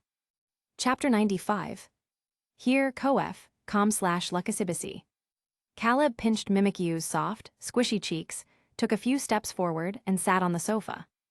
"How have you been at home these days? Happy?" he asked. Mimikyu let out 2 cooing sounds and nuzzled its little head against Caleb's palm. Just then, Gardevoir emerged from the kitchen, levitating a bowl of fragrant corn congee with her psychic powers.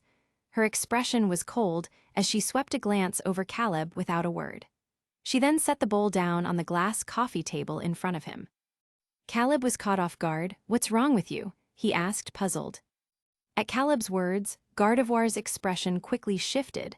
"I'm sorry, Master," she said apologetically. "That was my other personality just now." What? A gentle smile appeared on Gardevoir's face as she explained.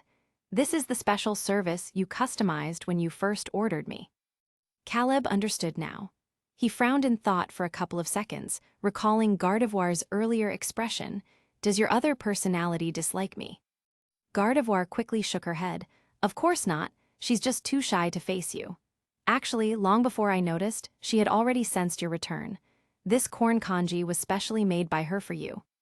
Caleb remembered what the customer service rep had told him when he purchased the domestic robot. Special personalities, multiple experiences. "If your personality is gentle and nurturing, then what's hers?" he asked. Gardevoir replied, "According to the settings, her personality is the cold and domineering queen type."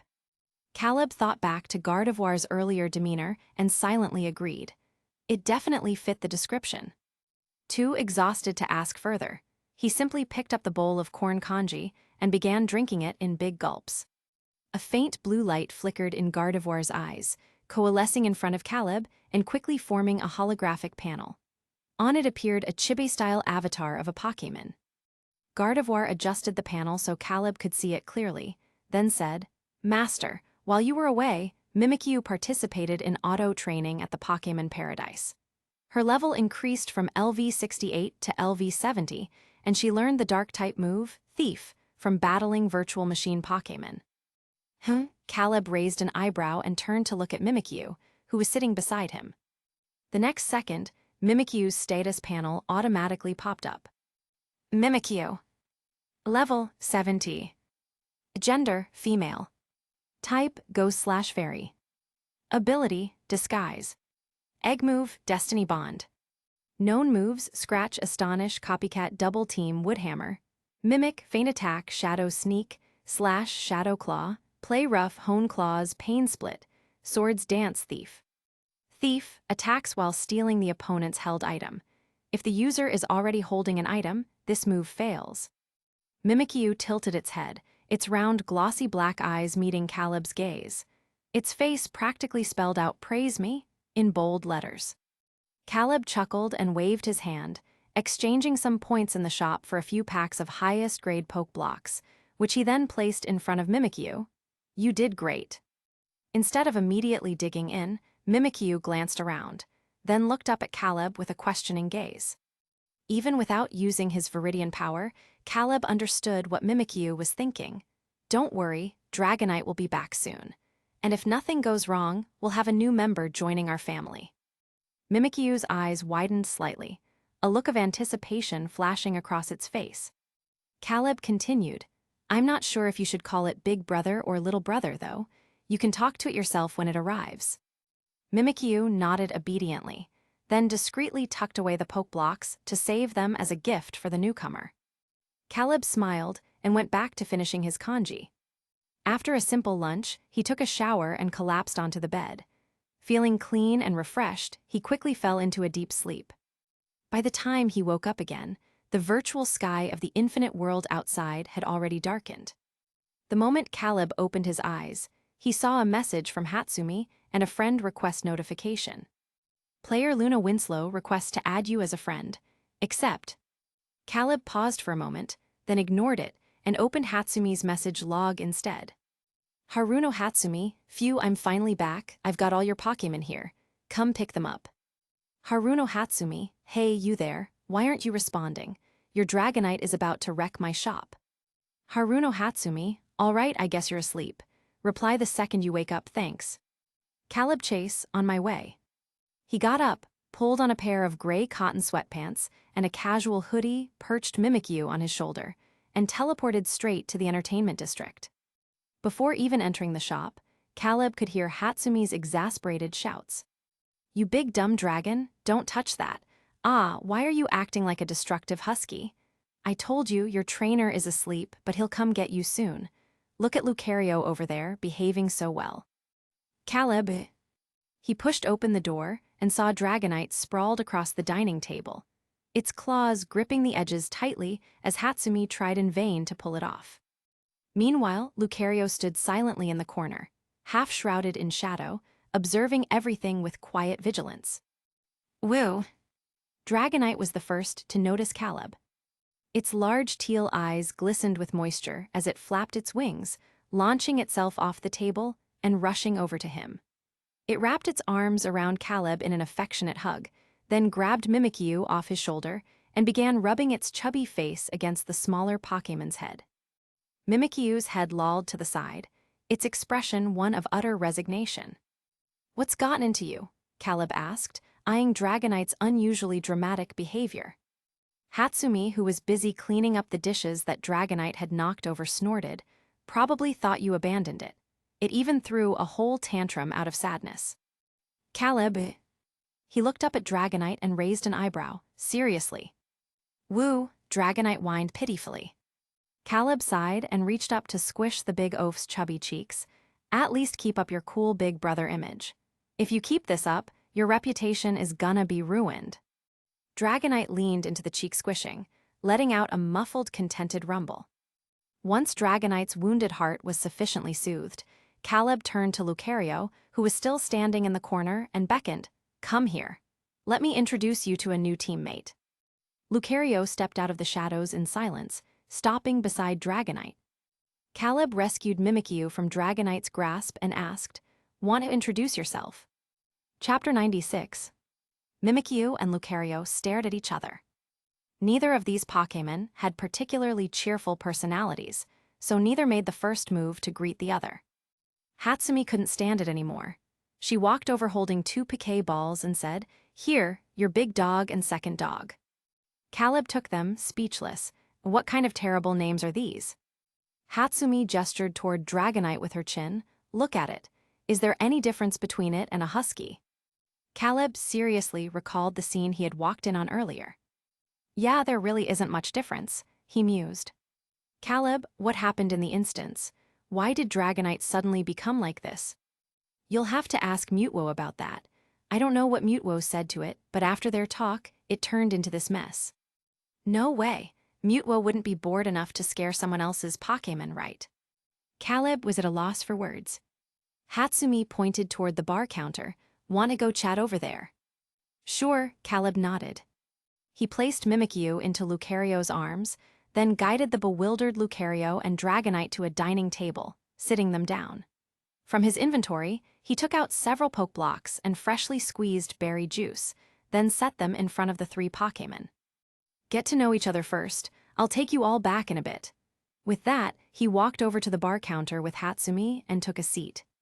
What'll you have, juice or a cocktail? Hatsumi asked. Just an orange juice. Caleb had just come from home and wasn't particularly thirsty. The mime Jr. behind the counter happily turned around, took 2 cans of orange juice from the fridge, stuck straws in them, and placed them in front of the two. Caleb, how long did it take you to find that island? Not long, maybe about half a day, Hatsumi calculated before answering. Caleb was stunned. That fast? Impossible. Hatsumi, of course it wouldn't be possible at normal speed. Luckily, Mutwo was there. You have no idea how terrifying the situation was.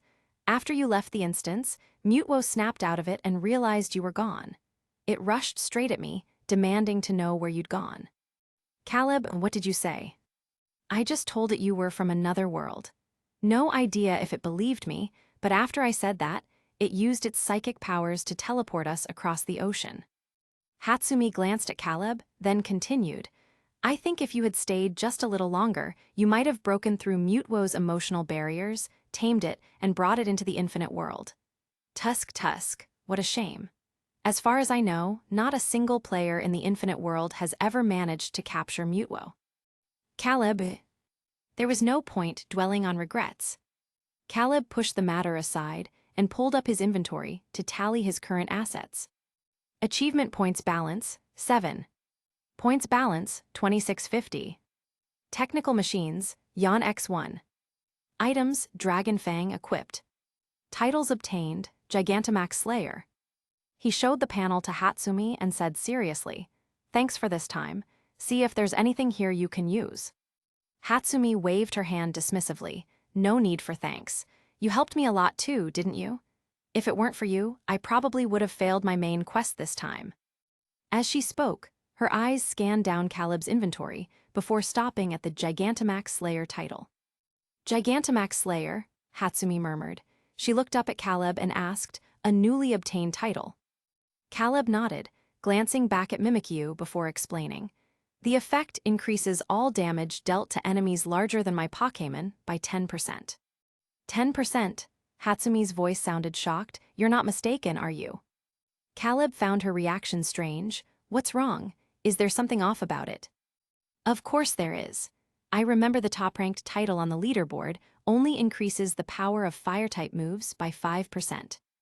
As she spoke, Hatsumi seemed to suddenly remember something. She reached out and pulled up a panel from thin air. Player title rankings. 1 Gigantamax Slayer, SSS owner. 2 Fire-type Training Master, SS owner, Yegor Ignatov. 3 Combat Specialist, SS owner, Bob. Hatsumi pointed at the top-ranked title, so, this is you. Caleb thought for a moment. If titles can't be duplicated, then yeah, that's definitely me. Hatsumi looked like she was questioning reality. Logically, players who made it onto the rankings shouldn't be able to hide their real names.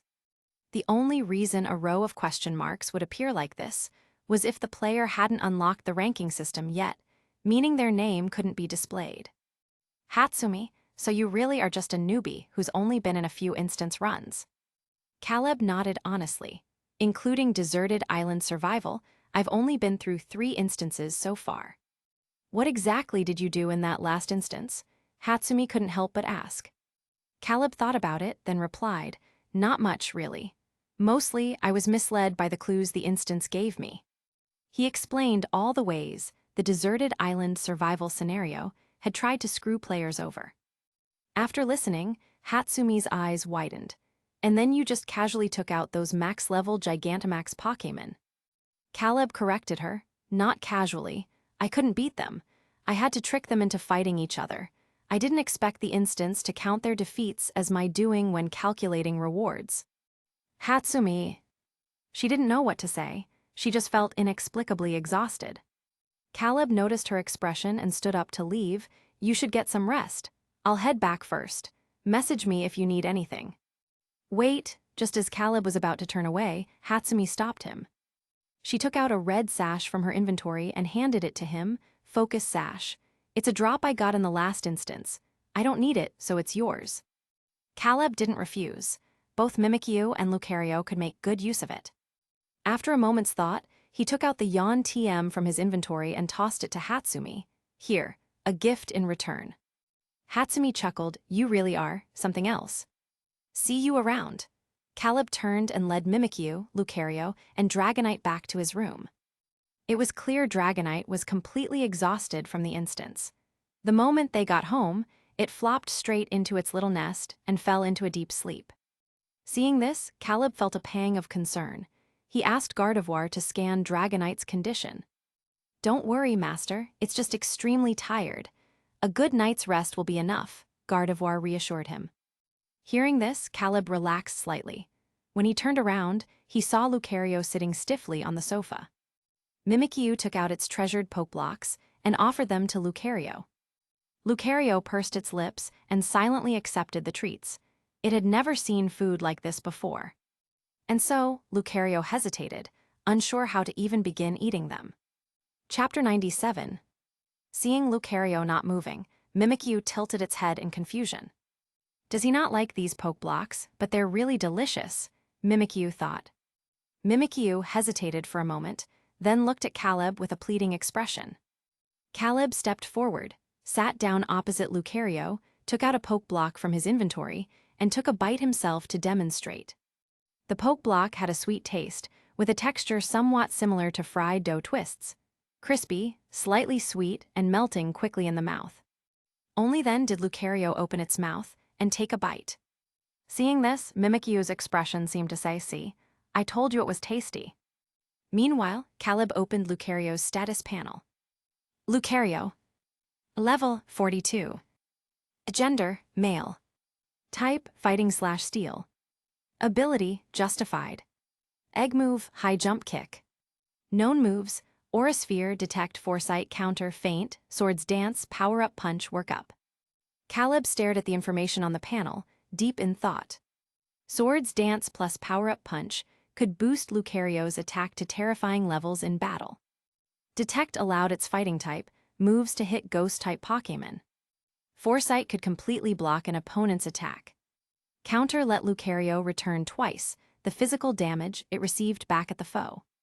Paired with the focus sash that Hatsumi had given him, Lucario could pull off a last-second reversal when at critical health. Also, feint could strike opponents who used protect, and with high jump kick, a move with a base power of 130, Lucario essentially became a high-burst assassin-type Pokémon. And if facing a dark-type Pokémon, that was even simpler. Justified. When hit by a dark-type move, the Pokémon's sense of justice raises its attack. With this ability, Lucario could practically be called the Dark-type Slayer. The more Caleb looked, the more satisfied he became. He planned to properly train with Lucario in the next instance. It was now the second day since he left the previous instance, and there were still 5 days left before the next one would begin. Caleb equipped Lucario with the Focus Sash, then fed Dragonite the 100 large exp. Candies he had obtained from the previous instance. Under bursts of dazzling white light, Dragonite's level skyrocketed. In just a few breaths, it went from level 69 all the way to level 100. At this point, there were still 8 exp. Candies left. Caleb gave these to Mimikyu, raising its level from 70 to 75. The moment Dragonite hit level 100, a notification panel appeared out of thin air. Congratulations on obtaining your first level 100 Pokémon. Ranking system unlocked. Player Caleb Chase has officially logged into the Infinite World. Online features unlocked. Calculating overall combat strength. Please wait a moment. Congratulations. Your combat strength has been evaluated at 850. You have been ranked 35,298 on the player power rankings. This ranking allows you to claim a reward of 100 points after each instance. If you break into the top 20, the reward increases to 200 points per instance cycle. Would you like to upload your Pokémon team? Note, if uploaded, other players will be able to view your team on the rankings. You may choose which Pokémon to display. Caleb felt it was better to stay low-key, so he decisively chose. Additional note, a Pokémon reaching max level does not mean the journey is over. Sometimes, the end is just the true beginning. Although a Pokémon's level will no longer increase, a skilled trainer can continue improving their Pokémon's hidden potential through bonds, strategy, and training. Caleb glanced at this note, then opened the player power rankings. 1. Fan Power, 32,500 team. Skeptile Altaria Metagross Infernape Garchomp Espion. 2. Kazuki Power, 32,200 team. Hidden. 3. Beakgeol Power, 31,900 team. Musharna Delphox Sylveon Primarina Milotic Altaria. 4. Dick Power, 31,800 team. Zapdos Snorlax Haunter Venusaur Golbet Vileplume. 5. Leabloom Power, 31,700 team. Caterpie Caterpie Caterpie Caterpie Caterpie Caterpie. Caleb. Well, these names. Some of them sound similar to those main characters from web novels. He scrolled up and down, noticing that aside from Zapdos and Regirock, there wasn't a single other legendary Pokémon in the top 100. After a quick look, Caleb closed the panel, grabbed a foldable beach chair, and took Lucario and Mimikyu to the Pokémon Paradise to sunbathe. Meanwhile, in various corners of the Infinite World, countless top players stared at the one spot on the title rankings in stunned silence. Someone started a thread in the Infinite Forum. Who the hell is Caleb Chase, the mysterious player who got 7 achievement points in 3 consecutive instances and the first ever SSS-ranked title in the Infinite World? 1L, same question, I wanna know too. 2L, any Big Shot brothers care to chime in? 3L, check the top 100 player rankings. There's no Caleb Chase there. 86L, breaking news, found him. Freakin' SHT, that took forever. Flip to page 3529 of the power rankings. The guy named Caleb Chase is at the very bottom. 87L, no way, his power rating is only 850. 88L, that can't be right. Are you sure there aren't any other players with the same name? Reply to 88L, bro, my eyes are bleeding. I swear on my little brother, there's no other Caleb Chase before this one. 89L, this Caleb doesn't seem like a veteran. His power is way too low. He probably just started recently. While the forum was in an uproar, the man at the center of it all was peacefully napping under the sun. When Hatsumi's message arrived, Caleb was in the middle of a nightmare about being chased by Gigantamax Pokémon. Haruno Hatsumi, you're famous. Caleb Chase. Hatsumi didn't explain, she just forwarded a link. Caleb clicked it and saw a thread with over 90 replies. He replied, exasperated. These people have nothing better to do. Haruno Hatsumi, hahaha, but you really did make too big of a splash. Rumor has it even Yifan, the one-ranked player, only has 12 achievement points so far. Come on, tell your big sis, how did you farm those points? Caleb. He really hadn't been farming, he'd just been unrestrained in the instance runs. Haruno Hatsumi, be careful in the next instance. Fame brings trouble. Caleb nodded and replied, got it. He wasn't worried about his identity being exposed. After all, in the instance runs, there was no Caleb Chase, only Terrence Jones. Chapter 98. Here, Piat30n, com/myamatingel01. 7 days passed in the blink of an eye.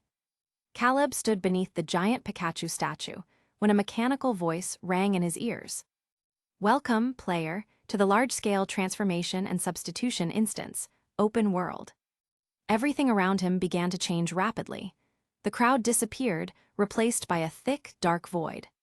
What was going on? Caleb looked around in confusion. Suddenly, a mirror materialized out of thin air. Reflected in the mirror was a handsome little black-haired boy with delicate features. The boy had bright, dark eyes and appeared to be about 3 or 4 years old. His expression was slightly dazed, making him look adorably cool and cute. Caleb froze for a moment before suddenly realizing something. He abruptly lowered his head. The little boy in the mirror mirrored his movement. Damn it, why did I get turned into a little kid? Caleb stared at his tiny hands and stubby legs, his entire worldview shaken. At that moment, the voice finally spoke again. Do you want to live an ordinary and nameless life, or do you wish to leave your mark in history and become a legend of the Pokémon world? Freely choose your identity, trainer, breeder, or an ordinary passerby. This is an open and thrilling world. Objective: live in this scenario for 3 years in your current form. Final rewards will be distributed based on your exploration progress.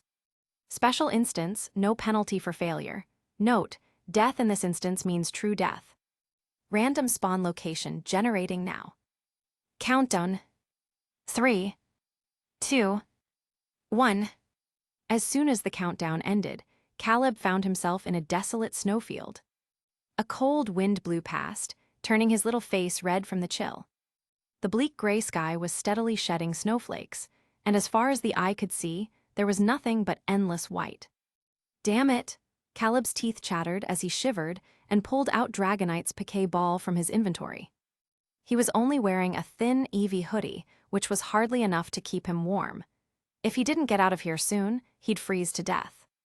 A flash of white light later, Dragonite emerged from its piquet ball. When it saw its trainer now shrunken into a tiny version of himself, its chubby face twisted in shock. Get me out of here first. With that, Caleb stretched out his little arms, trying to climb onto Dragonite's back. Dragonite blinked its large lake green eyes, tilting its head curiously as it watched its tiny trainer struggle with the awkward movement. What an adorable human child. Dragonite was utterly charmed. It lowered its wings helpfully to make it easier for Caleb to pull himself up. Noticing this, Caleb's face darkened. He let go of Dragonite's wing and frowned at its expression. What are you thinking? Only then did Dragonite snap out of it, scratching its head sheepishly before scooping Caleb up in its claws and taking off into the sky, shielding him from the snow with its body. It was so cold that every breath Caleb took formed a visible puff of white mist in the air. Thankfully, Dragonite had plenty of fat to keep it warm, preventing Caleb from freezing solid. Dragonite flew at top speed, and soon, a large city blanketed in snow appeared ahead. Caleb glanced down and pointed at a red-roofed building among the structures below. Over there. Woo! Dragonite nodded and swiftly descended toward the Pokémon Center. The weather in Snowpent City had been unusually harsh lately. The relentless snowfall, which continued nonstop for 24 hours a day, had blocked all roads into the city. No one could enter, and no one could leave. The entire city lay silent beneath the snow.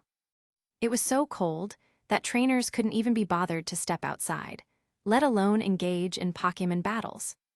Nurse Joy hadn't seen a single trainer come to heal their Pokémon in nearly 3 days. She warmed herself a cup of moo-moo milk, wrapped herself in a small blanket, and curled up comfortably on the sofa to watch the latest episode of Guess the League Champion. This show aired every year before the Sinnoh League tournament began. The hosts would analyze the information collected from the participating trainers and speculate on who would take the championship throne. On screen, one host was enthusiastically discussing each trainer's Pokémon and strengths. Shinji's Infernape has performed exceptionally well. His offensive style is fierce and flawless, leaving no openings for his opponents. I think his chances of winning this year are very high. Another host disagreed. That's hard to say. Have you forgotten about that girl with the Garchomp? Just from the battle footage, you can sense her overwhelming presence. Her Garchomp is just as strong as that Infernape. I think she's this year's dark horse. Just then, Nurse Joy heard a knock at the door. She turned down the TV volume, slipped on her shoes, and went to answer it. As the door opened, a gust of icy wind carrying snowflakes rushed inside. Looking down, Nurse Joy saw a little boy standing outside, his face red from the cold, shivering uncontrollably. The boy couldn't be more than 4 years old. He had big eyes and was incredibly cute. Handsome, even. Despite being frozen half to death, he wasn't crying. Instead, he wore a stubborn, cool expression. Seeing the poor child in such a state, Nurse Joy's heart ached. She quickly scooped him up, carried him inside, and shut the door, blocking out the wind and snow. As the cold gradually faded and warmth enveloped him, Caleb couldn't help but let out a quiet sigh of relief. "Nurse Joy, could you please put me down?" Caleb protested with his eyes. Even though his body was that of a 3- or 4-year-old, mentally, he was still a full-grown adult in his 20s. Being held like this by a mature woman was nothing short of humiliating. Nurse Joy didn't notice his gaze. She set him down on the sofa before hurrying to fetch a warm towel and a cup of hot milk. "Warm yourself up first." She held the milk up to Caleb, helping him drink it. Caleb. His hands were too frozen to hold the cup properly, so he had no choice but to resign himself to the embarrassment and sip the milk while Nurse Joy held it for him. Watching the adorable little boy obediently drinking, Nurse Joy couldn't resist pinching his cheek. "Little one, where are your parents? How did you end up here all alone?" Caleb paused mid-sip. Given the circumstances, it was safe to assume he didn't have parents in this instance. After a moment of thought, he replied, "My mom and dad are dead." Realizing his pronunciation was slurred like a child's, Caleb immediately clamped his mouth shut. "Damn it, so not only is my body tiny, but my speech is affected too." His expression turned utterly defeated as he continued drinking the milk in despair. Chapter 99. Nurse Joy's delicate brows furrowed slightly. She set the empty cup down on the table, her expression turning serious as she looked into Caleb's bright black eyes and asked, "Do you know where your home is?" Caleb shook his head and remained silent. Nurse Joy looked troubled. Seeing the little boy's tense expression, she figured he might still be frightened. She gently ruffled his soft black hair and comforted him. "Don't worry, everything's fine now. Wait here for me for a bit, okay? I'll go get you a blanket." She also needed to notify Officer Jenny to help investigate the child's situation. Caleb nodded, watching as Nurse Joy disappeared behind the inner door. The moment Nurse Joy's presence left the room, a flash of white light burst in the air, and Dragonite, still damp from melted snow, appeared in front of him. Using his tiny hands to push himself up, Caleb hopped off the sofa, grabbed the dry towel from his head, and began wiping Dragonite down. "Woo Tilda." Dragonite's eyes sparkled as it watched its trainer's unbearably cute movements. To make things easier for Caleb, it obediently lowered its head and sat on the floor, its tail wagging happily behind it. "Lift your arms." Caleb stood on his tiptoes, hastily drying Dragonite's wet head before giving the order. Dragonite complied without hesitation. Caleb glanced at it and asked, "Do you remember what Mutwo told you in the last instance?" "Woo Tilda." Dragonite scratched its head, looking a little embarrassed. It didn't want to admit that it had been genuinely frightened by Mutwo's words. Things like, "Your trainer is dead." At the time, it had really thought it would never see Caleb again. Caleb sighed, "Relax, I'm not that easy to kill." He thought about it and figured Mutwo must have assumed he had disappeared like Amber, which was why it had said those things to Dragonite. Just then, footsteps echoed from inside the room. Dragonite immediately turned its head, alert, a habit it had developed from the previous survival instance. Caleb pressed his lips together, took out Dragonite's piquet ball from his inventory, and recalled it. Then, clutching the towel, he climbed back onto the sofa. Nurse Joy returned, her heart softening at the sight of the adorable little boy obediently waiting for her. Suppressing the urge to scoop him up and smother him with affection, she set down a blanket printed with cute Piplup and said, "I've drawn a hot bath for you. Go take a warm shower first. The Pokémon Center doesn't have clothes your size, so, if you don't mind, you can wear my pajamas for now." The little boy's clothes were soaked through with melted snow. If he stayed like this, he'd likely catch a cold by tomorrow. With that, Nurse Joy pulled out a pink Eevee-themed pajama, set from under the thick blanket. "Caleb." He stared at the manly pajamas with a pained expression, hesitating before saying, "Isn't this a bit inappropriate?" Nurse Joy adopted a coaxing tone, "But if you don't wear them, you'll get sick tomorrow, and if you get sick, you'll have to go to the hospital. And at the hospital, they'll give you shots." "All right, enough, I'll wear them." Caleb nodded weakly. Nurse Joy smiled with radiant maternal warmth, picked him up, and carried him toward the bathroom. A drowsy Chansey stood in the hallway. Nurse Joy reached out and patted its head. "Lucky, can you watch the front desk for me? I'll be back soon." Chansey glanced at the little boy in Nurse Joy's arms, nodded, and headed to the front. Once in the bathroom, Nurse Joy placed a towel and a rubber duck into the steaming bathtub, then turned to Caleb. "Come check the water temperature." Caleb walked over, dipped his hand in, and nodded. "It's fine."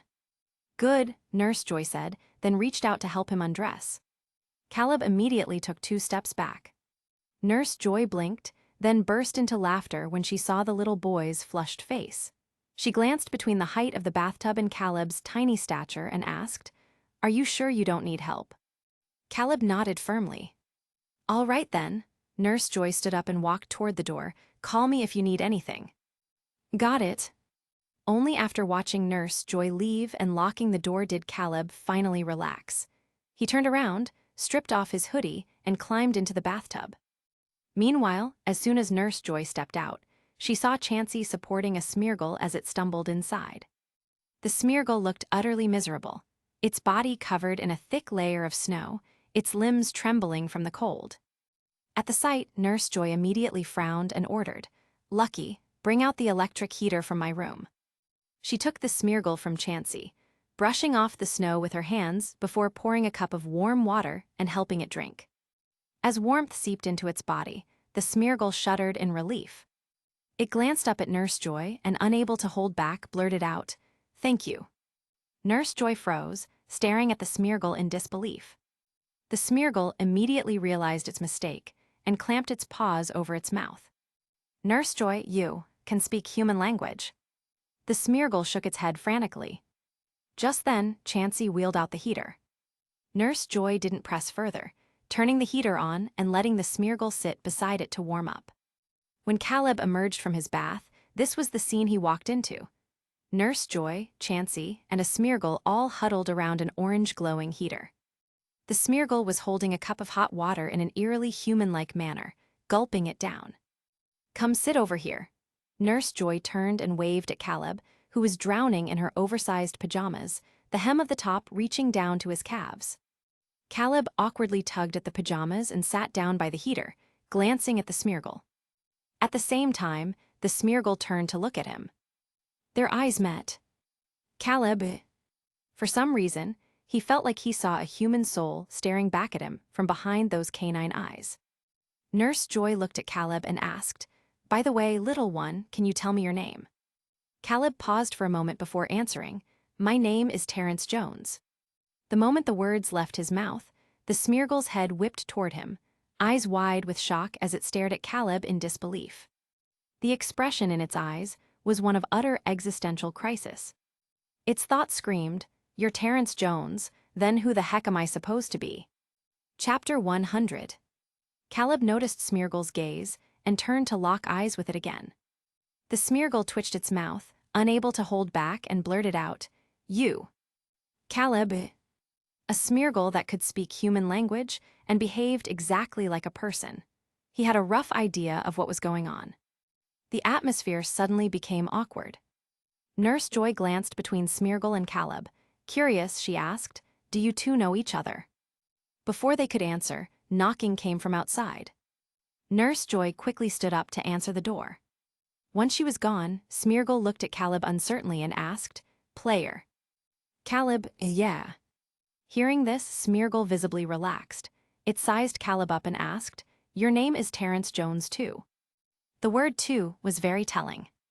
Caleb met the real Terrence's eyes and nodded silently. Smeargle looked excited. "What a coincidence. What are the odds, bro? My name's Terrence Jones too." Caleb didn't know how to respond.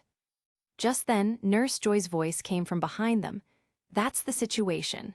This child came to the Pokémon Center about an hour ago asking for help. He said his parents are no longer around." Caleb and Smeargle turned to see Nurse Joy leading Officer Jenny over.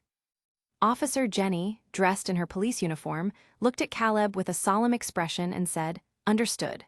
Leave it to me." "Thank you," Nurse Joy said. Officer Jenny crouched in front of Caleb, meeting his eyes, and spoke softly. "Your name is Terrence Jones, right?" Caleb nodded silently. Officer Jenny smiled and ruffled his short hair. "Don't worry, we'll definitely help you find your home. But before that, can you tell me how you got here?"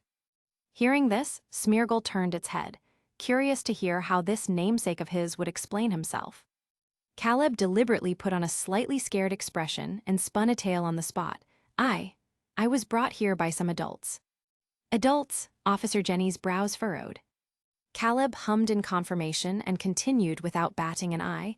"They put me in a van, tied me up with rope, and one uncle gave me a candy. Then I fell asleep. When I woke up, I was here." He paused, glancing past Officer Jenny at Nurse Joy, and added, "Before Mommy died, she told me that if I ever got into trouble, I should look for Nurse Joy at the Pokémon Center or Officer Jenny at the police station." Beside them, Smeargle's eyes widened. It discreetly gave Caleb a thumbs up. Damn, bro, this acting, this ability to lie through your teeth.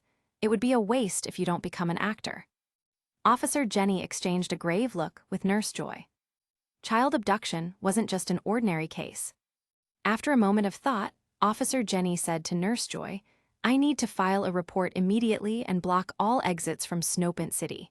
With the roads snowed in, those people shouldn't have gotten far yet. I'll leave the child in your care for now. Understood. Nurse Joy couldn't stay calm in this situation either. Officer Jenny didn't linger. She turned, mounted her motorcycle, and disappeared into the blizzard. Nurse Joy looked at Caleb worriedly and comforted him. Don't worry, we'll help you find your home. Caleb replied politely, Thank you, Unsan. With the snow still falling outside, Caleb and Smeargle had nowhere to go, so they spent the night at the Pokémon Center. After learning that Caleb was also a player, Terrence stuck to him like glue, even following him to the bathroom. Nurse Joy smiled at the sight and said, Looks like this little one really likes you. Caleb. He turned and gave Smeargle a helpless look before pulling it aside to a corner sofa. Do you really have to follow me everywhere, even the bathroom? Terrence, in his Smeargle form, looked aggrieved. Bro, you can't abandon me. This damn instance is too much. It locked my inventory. I can't even release any of my Pokémon. Caleb, really? Terrence nodded frantically, his doggy face full of pitiful pleading. I'm not lying. Help a brother out, this form is so inconvenient. Once this instance is over, I'll give you anything you want. My items, my TMs, just pick whatever. Caleb immediately changed his tune. All right, fine. I'll reluctantly take you along. Terrence wagged his tail excitedly. Yeah. Caleb glanced at him, then asked, Can you use Pokémon moves in this form? Terrence nodded. Smeargle only knew one move, Sketch, which allowed it to copy any move it had seen. On his way here, he had witnessed a Mamoswine and an Abomasnow fighting, so he had copied their moves. Terrence thought for a moment and suggested, If you think I'm too much trouble, you could just buy a piquet ball and catch me. Seriously, I won't resist at all. Caleb, don't forget, I'm just a 3-year-old kid right now. If Terrence couldn't survive on his own, he could always find some trainer to freeload off of. But Caleb couldn't. He was still human. Terrence sighed. What kind of messed up instance is this? Then, as if struck by a thought, his expression relaxed slightly. At least this stupid infinite world didn't turn me into a female Machamp. Caleb imagined that scenario and decided being a child was still preferable. At least, he wouldn't have to worry about being harassed by wild male Machamps. The two sat on the sofa, staring at each other in silence until Nurse Joy's gentle voice called from nearby. All right, little ones, it's bedtime. Caleb hopped off the sofa, his tiny feet pattering in Nurse Joy's oversized slippers as he headed toward the room Chansey had prepared for him. The two similarly sized kids walked past Nurse Joy in single file. The sight was so adorable that Nurse Joy couldn't resist stopping them. Do you two want me to read you a bedtime story? Caleb and Terrence exchanged glances. Caleb replied politely, No need, thank you. I can sleep by myself. Nurse Joy looked a little disappointed, but she still had night shift duties, so she didn't press further. All right then. Sleep well, good night. Good night. Caleb calmly turned and retreated into the room. Terrence flopped onto the bed, his paintbrush-like tail wagging in the air as he stared unblinkingly at Caleb. Caleb, who was in the middle of pulling back the blanket, paused and looked back. What are you staring at? Terrence, ever blunt, replied, Bro, you're seriously cute like this. Can I pinch your cheeks? Caleb, no, thank you. Keep looking at me like that, and I'll curse you to spawn as a female Machamp in your next instance, then get captured by a perverted trainer. Chapter 101. Terrence immediately backed down, rolling onto his back and sprawling across the bed, staring blankly at the ceiling. Early the next morning, Officer Jenny arrived at the Pokémon Center with her Growlithe in tow. At Nurse Joy's request, she had specially brought along a sky-blue, fleece-lined jacket with a Piplup printed on the chest. Nurse Joy happily accepted it and turned to Caleb. Come on, let's see if it fits. With that, she lifted Caleb from the sofa and set him down in front of her, then slipped the jacket onto his tiny arms. Nurse Joy looked at the well-behaved little boy with satisfaction. His fair skin tinged pink, his big eyes bright and clear, his soft black hair slightly messy from just waking up. And now, paired with this adorable jacket, Nurse Joy couldn't resist planting a kiss on his cheek. Caleb stiffened. Beside them, Terrence covered his doggy mouth, shooting Caleb a teasing look. Officer Jenny gave Nurse Joy a disapproving glance before saying, "Last night, we found no trace of those people. Our initial suspicion is that they may have already left Snopant City using some special means." Nurse Joy frowned. "Then what about this child? Can we find out where he's from?" "Officer Jenny, that might take some time. We've already contacted the police departments in several other cities to check if there have been any reports of missing children. As for the child, we can have Grandma Issa take care of him for now. I'm sure he'll like it there." Grandma Issa, Nurse Joy thought for a moment before nodding. That might be the only option for now. Having reached an agreement, the two women turned to look at Caleb. Caleb, weak, pitiful, and helpless, JPG. An hour later, Officer Jenny's motorcycle skidded to a stylish stop in the snow outside a worn-down courtyard on the outskirts of Snopant City. 3-year-old Caleb and Terrence, who had insisted on tagging along, looked up at the wooden sign hanging by the entrance. After locking her motorcycle, Officer Jenny took Caleb's hand and led him inside, explaining, "Don't worry. The director of this orphanage, Origin Orphanage, is a very kind grandmother. She'll take good care of you until we find your home." As she spoke, the group passed through the gate and entered a cozy wooden house. A heater sat in the center of the room, and an elderly woman in a dark green coat sat on a stool nearby. The woman smiled warmly at Caleb. "Is this the little one who got lost?" Officer Jenny nodded. "We'll leave him in your care for now, Grandma Issa." The old woman shook her head, beckoning Caleb closer. "Come here, child." Officer Jenny crouched down and ruffled Caleb's hair gently. "Go on, don't worry about anything else. We'll definitely help you find your home." Caleb nodded and walked over to Grandma Issa, turning back to wave at Officer Jenny. "Goodbye, One-san." Officer Jenny smiled. "Goodbye, Terrakins." The real Terrence shuddered at the nickname. Caleb, however, remained unfazed. Once Officer Jenny had left, he turned and obediently greeted, "Hello, Grandma." Grandma Issa pulled over a stool near the heater and felt Caleb's cold hands. "You must be freezing. Sit here and warm up. Later, I'll introduce you to the other members of our nursery." Caleb sat down while the confused Terrence asked, "Nursery? But isn't this an orphanage?" Grandma Issa looked at Terrence in surprise. "A Smeargle that can speak human language." Only then did Terrence realize he had slipped up again and quickly corrected himself. "Woof." Grandma Issa turned to Caleb and asked, "Is this your Pokémon companion?" Caleb nodded, borrowing Team Rocket's Meowth's backstory to cover for Terrence. Grandma Issa nodded in understanding, "Sacrificed the ability to use moves to learn human speech. I see. Pokémon capabilities truly are marvelous." Relieved that she bought it, Terrence shot Caleb a grateful look. Just then, hurried footsteps came from outside. 3 children of around 6 or 7 years old rushed in. Grandma, this Pokémon is hurt. Please save it." The oldest of the 3 carefully placed a Shinx in his arms near the heater. Caleb glanced over. The Shinx's body was stiff, its neck and abdomen were covered in severe wounds.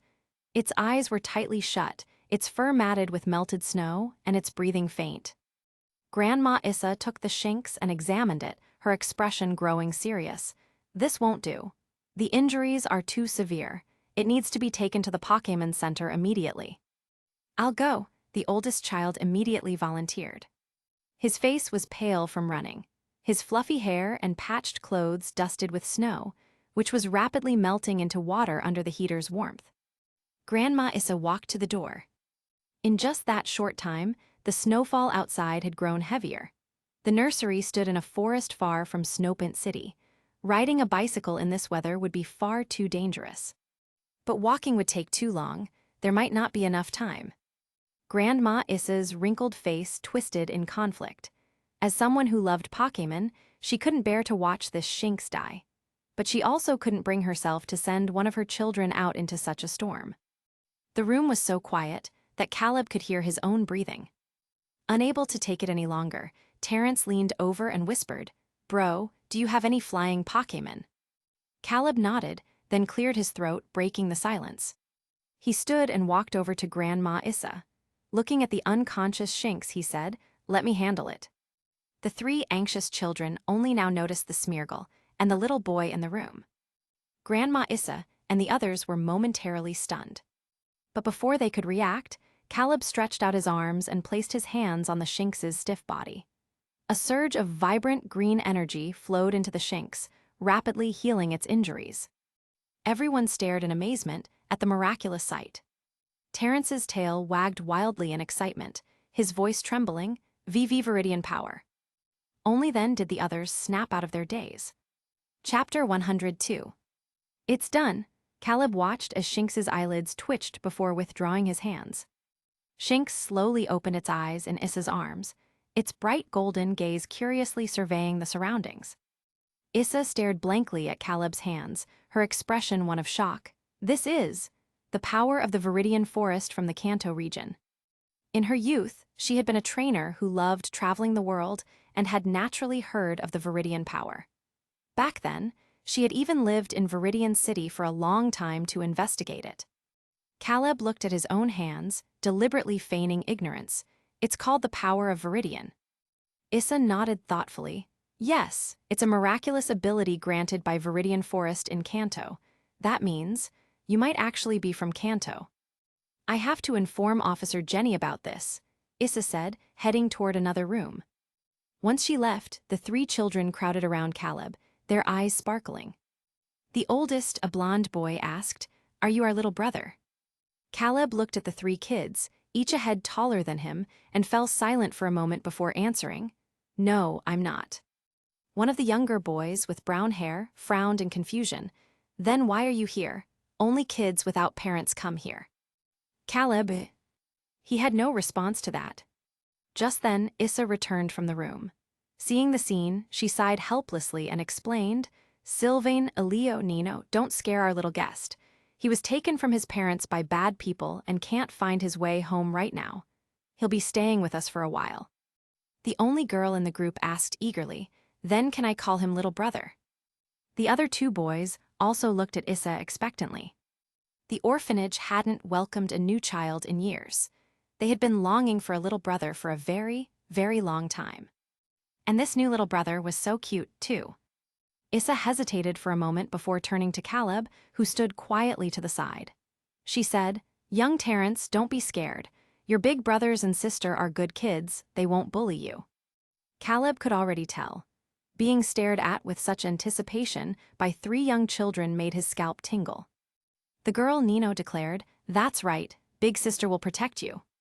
The oldest, Sylvain, thumped his chest proudly. "Big brother will protect all three of you." Elio scratched his head, glancing helplessly at his older brother and sister. "You two took all the good lines." Sylvain thought seriously for a moment before suggesting, "You can protect little brother and sister. Since I'm the oldest, I'll protect all three of you." Caleb, who was now being promised protection by three 7-year-olds, deadpanned. "I don't need protecting, thanks," he thought. Issa smiled warmly at the scene. "All right, kids, let's go prepare lunch. What do you say to potato pancakes with fresh mushroom vegetable soup?" "Yay, I'll help wash the vegetables," Elio cheered, bouncing after Issa toward the kitchen. Sylvain turned back to Caleb, pressing him firmly onto the stool by the heater. "You just wait here for us." "Caleb, I suddenly feel like a useless burden." With the four gone, the living room fell silent. The Shinx Caleb had saved affectionately nuzzled his leg with its fluffy body. Terrence, who had been warming himself by the heater, finally sidled over and teased, "So, how does it feel to be doted on by three older siblings?" Caleb shot him a glare. Terrence immediately clammed up, shivering as he tucked his paws into his fur. "Bro, just catch me in a piquet ball already. It's way too damn cold out here. This fur coat is useless." After his last instance's misadventures, Caleb now carried dozens of standard piquet balls in his inventory at all times. Luckily, this instance didn't have the same restrictions as the survival one, preventing players from bringing items in. He glanced at the Smeargle and asked, "You sure?" Terrence nodded eagerly. Yeah, let me experience what it's like to sleep inside a Pokéball for once. Fine. Making sure no one was watching, Caleb pulled out an empty Pokéball from his inventory and recalled Smeargle into it. The ball didn't even shake before sealing with a successful capture. Caleb twitched his lips and checked the stats of this unique Smeargle. Smeargle Terrence Jones. Level 1. Gender, male. Type, normal. Ability, technician. Egg moves, none. Known moves, sketch ice beam. Held items, perfect stat boosts times 1000, hyper potions times 200, Pokéball times 5, revival herb times 10. It looks pretty weak, Caleb mused. But that last section, held items, are those from his player inventory. Also, could they be stolen by using the move Thief? Caleb pondered for a moment before deciding it was worth testing. After making sure no one would come out of the kitchen, he released Mimikyu alongside Smeargle. The moment Terrence popped out, he immediately started gushing about his experience. So comfy, it's seriously comfy in there. Like taking a hot bath after being exhausted and then lying on sun-warmed blankets. Caleb ignored him and glanced at Mimikyu, then instructed, Mimikyu, use Thief on this idiot. Hearing this, Terrence's eyes widened. What the hell are you doing?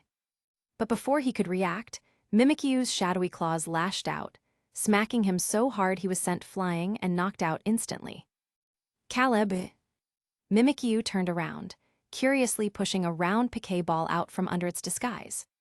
So it does work. Caleb contemplated for a moment before using the Viridian Power to heal Terrence. Soon Terrence woke up, glaring furiously. What was that for? Why'd you attack me?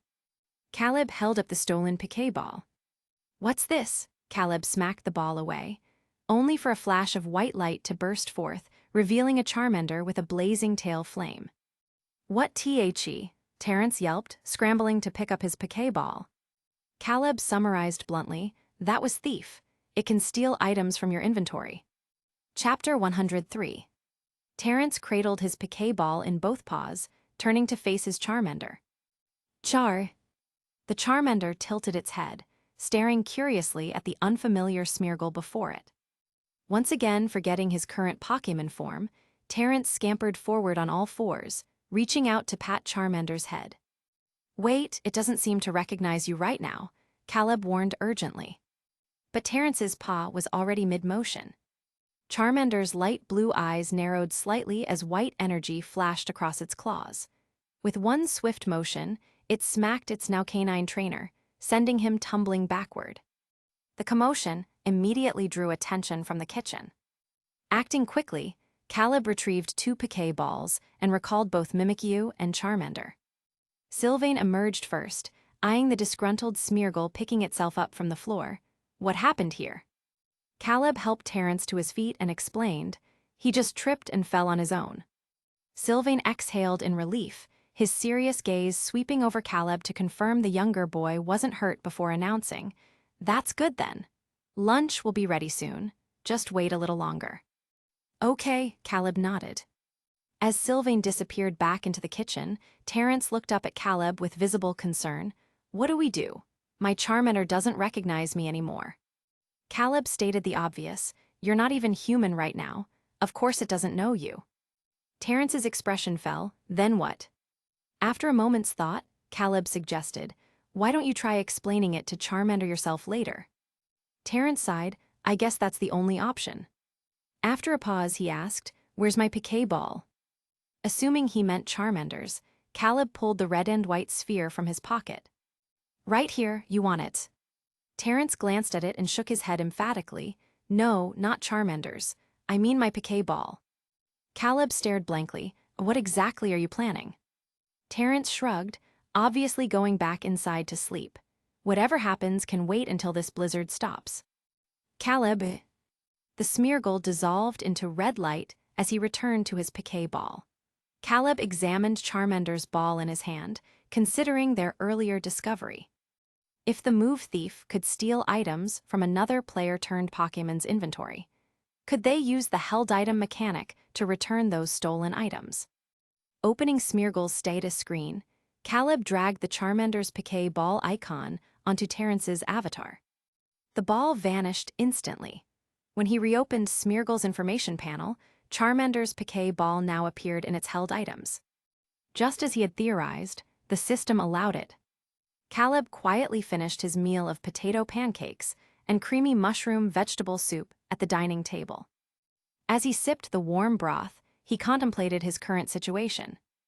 Unlike the previous 3 instances, this main quest imposed no strict requirements, meaning even if he stayed in this orphanage for 3 full years without venturing anywhere, he could still complete the objective normally.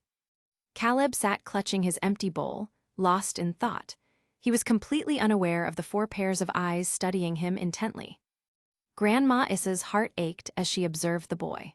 From his impeccable table manners to his quiet, refined eating habits, this child had clearly received proper upbringing.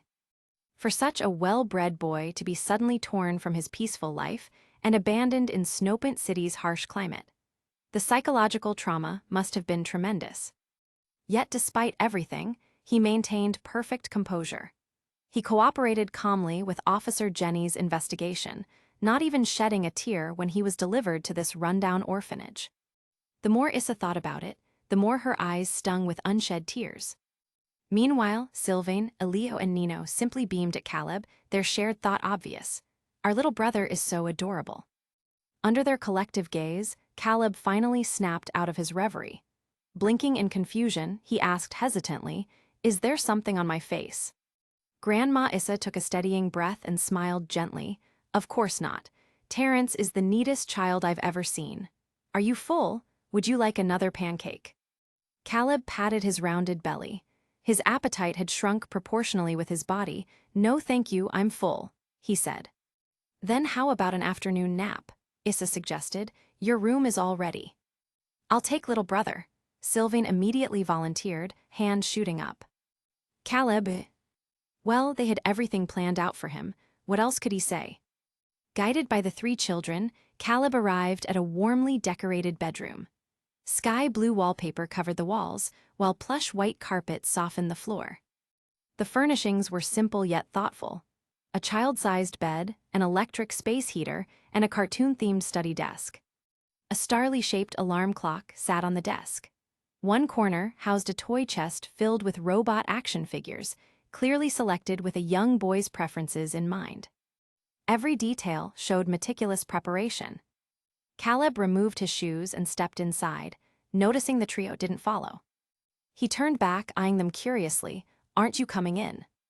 Elio grinned sheepishly. "We're all covered in mud. It's better we stay out here." Nino nodded eagerly. "Terrakins, do you like your room? We helped Grandma decorate it all night yesterday." All 3 gazed at him expectantly, practically vibrating as they awaited his approval.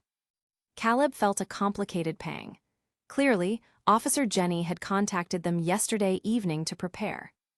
"Thank you, I love it," he said sincerely, then added, "Really, come on in, it's fine." Nino shook her head. "Little brother should rest now.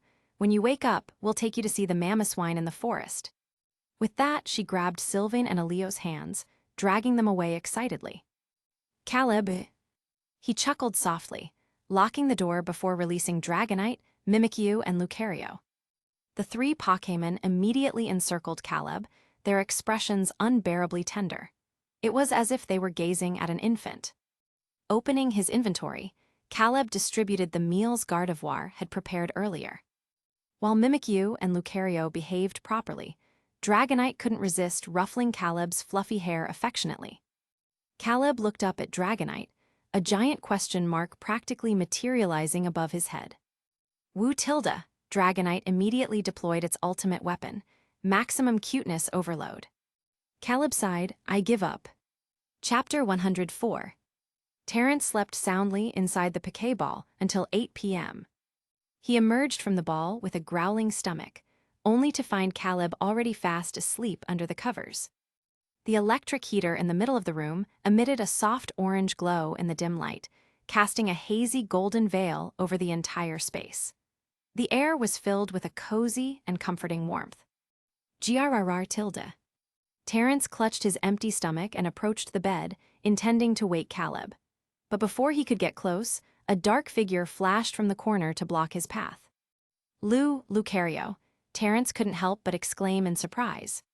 The Lucario before him stood like a loyal guard, raising its arm to bar his way. "Don't wake him." Lucario's voice transmitted directly into Terrence's mind through aura. Meanwhile, Dragonite, who had been lounging by the heater, lazily opened one eye and glanced over, its warning gaze unmistakable. Cornered by two powerhouses, Terrence suddenly felt an inexplicable wave of grievance. Pitifully clutching his stomach, he whimpered, "I'm hungry." Lucario paused for a moment before turning to the desk. It retrieved two glistening Poké blocks and handed them to the Smeargle Terrence. These were the snacks Caleb had prepared for him earlier. "Thanks, bro." Terrence accepted them cheerfully and scurried to a corner to munch on the poffins under Dragonite and Lucario's watchful eyes. The next morning, Caleb was awakened by a series of beeping sounds. Similarly, Terrence, who had been napping by the heater, also received the notification. Random event: Snowpoint City, blizzard has begun. Players near Snowpoint City can accept this quest from the old man's cabin at the foot of Mt. Coronet. Completion rewards include Speed Enhancer. Speed Enhancer. When used on a Pokémon, it permanently increases the Pokémon's speed stat. Note: random events will appear daily across the world with varying difficulty levels and rewards. Players should assess their own strength before deciding whether to participate. "Damn, this is the first time I've seen this kind of reward since joining this game," Terrence exclaimed. "Is it that rare?" Caleb asked. "Of course," Terrence nodded vigorously. "The drop rate is ridiculously low. In the infinite world, a single enhancer can sell for up to 50 points. Sometimes you can't even buy it no matter how much you offer." "Then this quest must be pretty difficult," Caleb mused as he examined the newly added random event panel. The upper left corner displayed a map marked with his current location. Most of the map remained shrouded in darkness, with only Snowpoint City illuminated. The Pokémon Center and orphanage appeared as two yellow dots.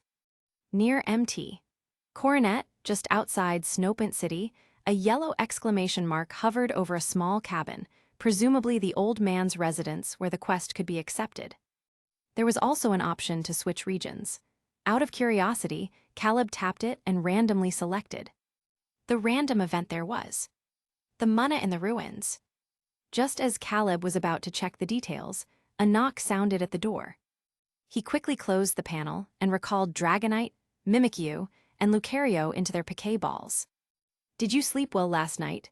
Grandma Issa asked with a kind smile. "Very well," Caleb replied. Issa patted his head. "Good, breakfast is ready. Go wash up and come eat." "Mem," Caleb nodded. Once Issa left, Terrence sidled over and whispered, "So, are we going?" Caleb glanced at him and asked, "Do you think we can handle it?" Terrence paused, recalling the level 100 Dragonite and Lucario he'd seen last night. After a moment's hesitation, he said, "Probably. Your Dragonite seems really strong." Speaking of Dragonite, Terrence suddenly remembered an encounter from one of his past role-playing instances. He shared the story with Caleb. "Did you know? I once met a Dragonite in a role-playing instance. Just like yours, it was a shiny one. Let me tell you, that instance was brutal. They put a guy with a level 60+ Dragonite at the entrance of the beginner's village as a bug catcher. Ha ha ha ha, isn't that hilarious? And that bug catcher, just like you, also had a Mimikyu. Ha ha ha, he was an absolute menace, slaughtering new players hundreds of times." But as he laughed, Terrence's mirth gradually died. Suddenly, he turned to stare at Caleb. Caleb blinked back at him innocently. Terrence narrowed his eyes. What's your name again?" Without hesitation, Caleb replied, "Terrence, same as you. The infinite world must have paired us together because of our matching names." "Really?" Terrence remained skeptical. Caleb leveraged his current adorable appearance and said earnestly, "Look into my eyes. Do I look like someone who would do that?" Terrence studied the child's cherubic face, and his suspicions instantly evaporated. He reached out with a paw to pinch Caleb's soft cheek, grinning foolishly. "Yeah, definitely not." Caleb subtly stepped back to avoid the dog paw and said, "I need to brush my teeth. We'll talk about the random event later." Okay, I'll go back to sleep then. Call me when you're done eating. Terrence yawned and vanished into his piquet ball in a flash of red light. Caleb's lips twitched in exasperation. This guy really didn't seem all that bright. For breakfast, Grandma Issa had prepared golden fried eggs, 2 slices of buttered toast, and a glass of thick moo milk. Good morning, little brother. Sylvain, Elio, and Nino greeted Caleb in unison as they sat properly at the table. Morning, Caleb replied. Unlike the bratty kids he'd encountered before, these 3 were well-behaved and exceptionally doting toward their little brother. He didn't mind helping them out while completing his quest. Of course, actually calling them big brother or big sister was out of the question. Sigh, when will this snow ever stop? Issa fretted as she gazed out the window at the relentless snowfall. Since yesterday, this sudden blizzard had shown no signs of letting up. After a full night, the snowdrifts in the yard were already knee-deep. Caleb glanced outside as he finished his milk, wiping the white mustache from his lips with the back of his hand. Suddenly, he suggested, "Can we go outside later to build a snowman?" The 3 doting siblings immediately chimed in. Of course. Chapter 105. After breakfast, Caleb followed Sylvain and the others to an open area beside the orphanage to build a snowman. Are we really just going to run off like this? Terrence whispered. Caleb hummed in agreement, then turned to look at Sylvain, who was rolling a snowball on the ground. Standing up from the snow, he said without batting an eye, "I need to pee." After 2 days, he had fully adapted to this body and could now speak naturally in a way that matched his current age. Sylvain glanced around before pointing toward a large tree. Over there. Do you need me to go with you? Caleb's face was red from the cold. He shook his head, indicating he could go alone. Sylvain brushed the snow off his hands and handed the half-rolled snowball to Elio and Nino. Go ahead. I'll wait here. Just shout if you need anything. Okay, Caleb nodded, then trudged through the thick snow with some difficulty until he reached the tree. Terrence followed, peeking out from behind the trunk. Can you put me back in my piquet ball first? Caleb released Lucario and Dragonite from their piquet balls before recalling Terrence. He climbed onto Dragonite's arm and turned to Lucario. Keep an eye on them for me. Lucario nodded, watching as Dragonite's figure disappeared into the snowy wilderness before turning its attention to the 3 children building their snowman. The snow fell even heavier. Snowpint City was a place where it snowed year-round, located at the northernmost tip of the Sinnoh region. Situated at the foot of Mt. Coronet, which spanned the entire region, the city's roads, buildings, and trees were perpetually blanketed in thick snow. Dragonite flew at incredible speed. Following the map's guidance, Caleb soon arrived at the location marked by the yellow exclamation point. Terrence emerged from his piquet ball and gazed up at the towering mountain range. Is this Mt. Coronet? Caleb nodded, his eyes shifting to the simple wooden cabin standing firm in the blizzard. He warned, "You're only level 1 right now. Be careful. If a fight breaks out, I might not be able to protect you." Got it. When it came to serious matters, Terrence finally showed some solemnity. I'll go back into my piquet ball if things get dangerous. I won't drag you down. Caleb. He recalled Dragonite into its piquet ball, and the pair, 1 human, 1 dog, braved the biting wind as they made their way toward the cabin. An elderly, hunched figure stood outside the cabin. His cloudy eyes swept over them before he spoke. Finally, everyone's here. Come inside. Caleb and Terrence exchanged glances before following the NPC known as the old man of the cabin inside. A fire burned in the hearth at the center of the cabin, with an iron kettle hanging above it. The water inside had already boiled, sending billows of steam into the air. The moment Caleb and Terrence entered, the 4 players who had arrived earlier all turned to stare at them. A pregnant woman bundled in a thick coat, a sultry Jinx, a sickly-looking young man who appeared frail, and an elderly man with wrinkled skin and white hair, leaning heavily on a cane. Caleb. Well, this just about covers every demographic. Old, weak, sick, disabled, pregnant, and young. The old man of the cabin lifted the iron kettle from the fire and warmed his stiff hands over the flames. As he did, he spoke slowly. Ever since that creature appeared on Mt. Coronet, Snowpint City hasn't seen the sun for half a month.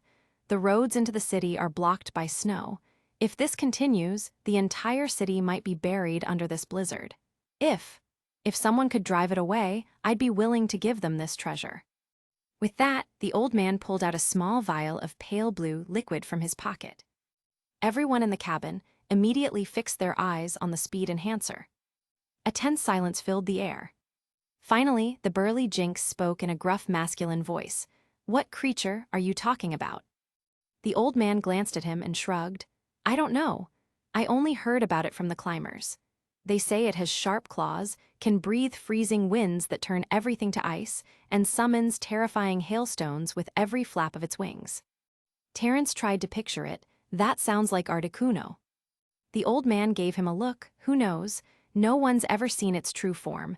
Maybe those descriptions are just made up by the climbers, but you'll find out soon enough. All right, kids, it's time to set off." The group stood to leave. The moment they stepped outside, the old man's voice called after them. "Oh, one more thing I forgot to mention. There's only one reward. Only the trainer who drives that creature away will get it." With that, the cabin door creaked shut on its own. Terrence frowned in disbelief. Is he trying to make us turn on each other? Caleb didn't respond. Instead, he studied the others. Sure enough, after the old man's words, everyone's expressions had turned wary, and they all instinctively put distance between themselves and the others. Terrence stuck close to Caleb, muttering in shock, "Damn, this instance is brutal. Not only did it turn us into different forms, but it's also trying to pit us against each other. And here I thought this was some chill, wife-swap-style vacation instance." Caleb patted his furry head. "Relax, stay calm."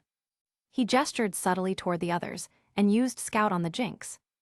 "That Jinx is only level 15. It's not a threat to us for now. The other three, a pregnant woman, a sickly guy, and an old man who can barely walk without his cane.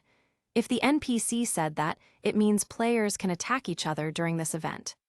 Caleb thought for a moment before continuing. "Let's see what Pokémon they have first." If they didn't have any flying or rideable Pokémon, given their current physical conditions, forget climbing the mountain. They'd probably struggle just getting out of bed.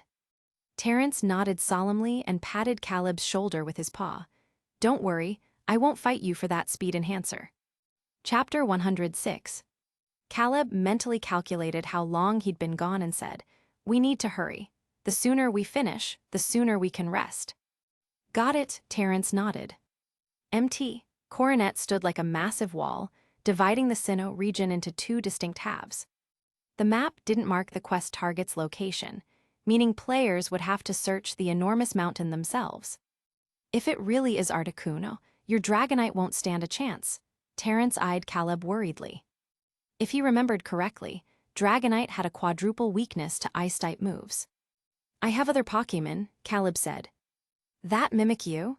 It's not even level 100, and it can't fly. It probably wouldn't even be able to touch Articuno." Caleb shook his head and looked at Terrence. "No, I mean you." Terrence's fur stood on end. "Don't joke around, bro. First of all, I'm not your Pokémon. Once this instance ends, I'll turn back into a human. Second, I'm only level 1 right now. Any random Pokémon could one-shot me." Caleb said seriously, "I'm not joking. This is our only way to quickly defeat Articuno." Terrence stared at him with a look that screamed, "I may not be human, but you're truly a dog," and reminded him, "Don't forget, I only know Ice Beam right now. Even if I hit Articuno, it'd barely scratch it." Caleb was amused hearing that. "That's not what I meant. I want you to equip a focus sash, then use Sketch to copy Mimikyu's Destiny Bond." Before he could finish, Terrence caught on. "Wait, that could work." Caleb nodded. "I promise, just this once. After this, you can sleep in your piquet ball all you want. I'll handle the main quest and exploring this world." Terrence was instantly tempted by this bright future. "Really?" "I never lie," Caleb nodded. "Deal." Terrence raised a paw for a high five. "Whoever breaks this promise turns into a shiny female Machamp in the next instance." Caleb, that's a harsh punishment. But he had no intention of tricking Terrence anyway, because, in a way, Smeargle was now his Pokémon. Any quests he completed and exploration progress he made would be shared with Smeargle. It was clear that Terrence knew this too. Taking this one risk meant he could laze around for the next 3 years and still complete the instance. Of course, he wouldn't pass up such an opportunity. Thus, the two reached an agreement. Caleb found a sheltered spot, released Mimikyu, and had it use Destiny Bond once. A moment later, Terrence wagged his paintbrush-like tail and silently snapped his fingers. Done. Let's go wreck that Articuno. Caleb took out Dragonite's Piquet ball. The sudden cold made Dragonite shiver, rubbing its claws together pitifully. Using the remote Pokémon interface, Caleb transferred Lucario's focus sash to Smeargle. All right, let's go, Caleb said. Terrence nodded as he prepared to return to his Piquet ball and wait until they arrived. Caleb quickly stopped him, grinning. Don't go back yet, let's chat. Terrence's head tilted in confusion. About what? Caleb patted Dragonite's back. Get on first. Terrence climbed up suspiciously, followed by Caleb, who then slipped his freezing hands into Smeargle's warm fur. Terrence. Caleb cut him off before he could speak. Hold on tight. Dragonite, let's go. Then, to Terrence he asked, did you look up any Sinnoh region info before coming here? Terrence's words died in his throat. He gave Caleb a skeptical look. Caleb blinked innocently. I'm just a 3-year-old. What bad intentions could a 3-year-old possibly have? Terrence hesitated, then looked away. Yeah. Caleb pressed on. Then do you know any notable locations near Snowpent City worth exploring? Terrence, based on the games, the summit of MT. Coronet leads to the distortion world where Giratina resides. Other than that, there's Snowpent Temple and Lake Acuity.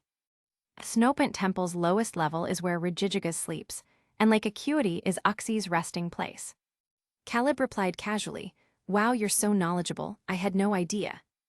Terrence. The blatant flattery made him feel like he'd been played. As they spoke, Dragonite reached the mountainside. According to the old man, the suspected Articuno was likely near the summit. But in this extreme cold, Dragonite's stamina was draining rapidly. At this rate, even if they reached the top, it wouldn't have the energy to fight. Dragonite's flight slowed, its antennae drooping as it panted heavily. Caleb felt a pang of guilt and had Dragonite land, stroking its head soothingly before recalling it to rest. Terrence, can I go back and rest now? Caleb turned and glanced at him with those big, dark, innocent eyes in silence. Terrence. Fine, he couldn't just leave the kid here alone. Even if the guy was technically an adult, right now he was a 3-year-old. In terms of strength and stamina, he probably couldn't even match a Smeargle. Terrence sighed and spread his paws. All right, what's the plan now? Caleb scanned their surroundings as he pulled out a few high-quality poffins. First, let's see if any kind souls can give us a ride. This area was home to many Ice-type Pokémon. On the way here, Caleb had spotted several Snorunt and Swinub. There's no way there are other humans here who'd go out in this weather. Even if someone did, they'd probably be poachers, Terrence said. I wasn't talking about humans. Caleb searched until his gaze landed on a Pokémon moving through the thick snow. It was a massive 2.5-meter-tall Pokémon with huge tusks and dense brown fur. Well, Mamoswine, an old friend, Caleb mused. Terrence followed his gaze and became horrified when he noticed the Mamoswine. No way. You don't mean that Mamoswine, do you? You know wild Pokémon are dangerous, right? They attack humans who trespass on their territory, dude. That's where the Poffins come in, Caleb said, already walking toward the wild Mamoswine. Terrence hurried after him, nervously eyeing the Mamoswine. As a Pokémon now, he could better sense other Pokémon's emotions. Approaching a wild Pokémon like this was basically asking to get attacked. Terrence swore that if Mamoswine showed even a hint of aggression, he'd scoop Caleb up and bolt. Chapter 107. Caleb noticed Terrence's nervousness and glanced back at him, somewhat exasperated. Why are you so tense?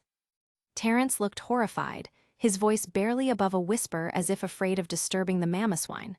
Bro, aren't you scared? That's a Mamoswine. It could gore you to death in one hit, and you haven't even released Dragonite. Caleb, it's really not that serious. At this point, the two were still about 8 meters away from the Mamoswine. For a wild Pokémon, this was already pushing the limits of a safe distance. Their footsteps crunched softly in the snow. The Mamoswine had clearly noticed them. It turned its massive body slightly, glancing back at the two small figures approaching. Terrence was so nervous, he could barely breathe. But the Mamoswine didn't react aggressively. It simply turned fully around, its attention caught by the poffins in Caleb's hand. Slowly, it lumbered toward them. "I see coming. Run!" Terrence grabbed Caleb's arm in a panic, trying to pull him back.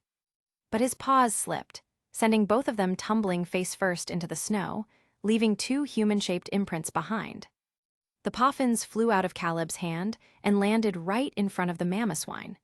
The Mamoswine paused mid-step, then lowered its head to sniff at the treats. Then it opened its mouth and gobbled them up, its expression turning blissful.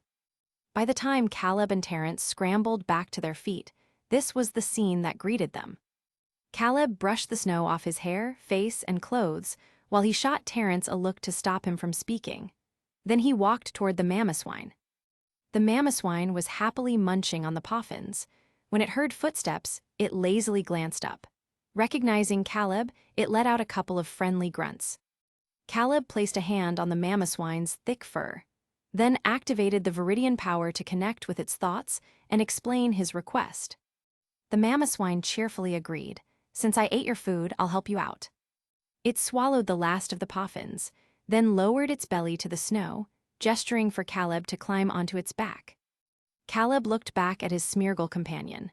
Terrence walked over, disbelief written all over his face. "That's it. It's this tame. The Mamoswine in my last instance tried to impale me with its tusks." Caleb thought for a moment, then explained, "Maybe it sensed my Viridian Power. You know, this ability comes with a built-in friendliness buff for wild Pokémon." Terrence supported Caleb up with his paws while asking, "So, just how many instances have you cleared, Mr. Veteran? Spending 500 points on the Viridian Power. That's some dedication." Caleb settled onto the Mamoswine's broad back and reached down to help Terrence up. "You're overthinking it. I got it from a gacha draw." Speaking of gacha draws, Terrence recalled that large role-playing instance. "I once got a gacha draw in a previous instance too." Now that both passengers were aboard, the Mamoswine rose carefully and turned toward the mountain peak, before breaking into a steady run. Caleb glanced ahead and asked casually, "What did you get?" Terrence, "A Psyduck watering can. Makes berries grow faster when planted." Caleb, he had a feeling that if he had been the one drawing that time, the reward might have been even worse than a Psyduck watering can. A faint warmth radiated from the Mamoswine's body.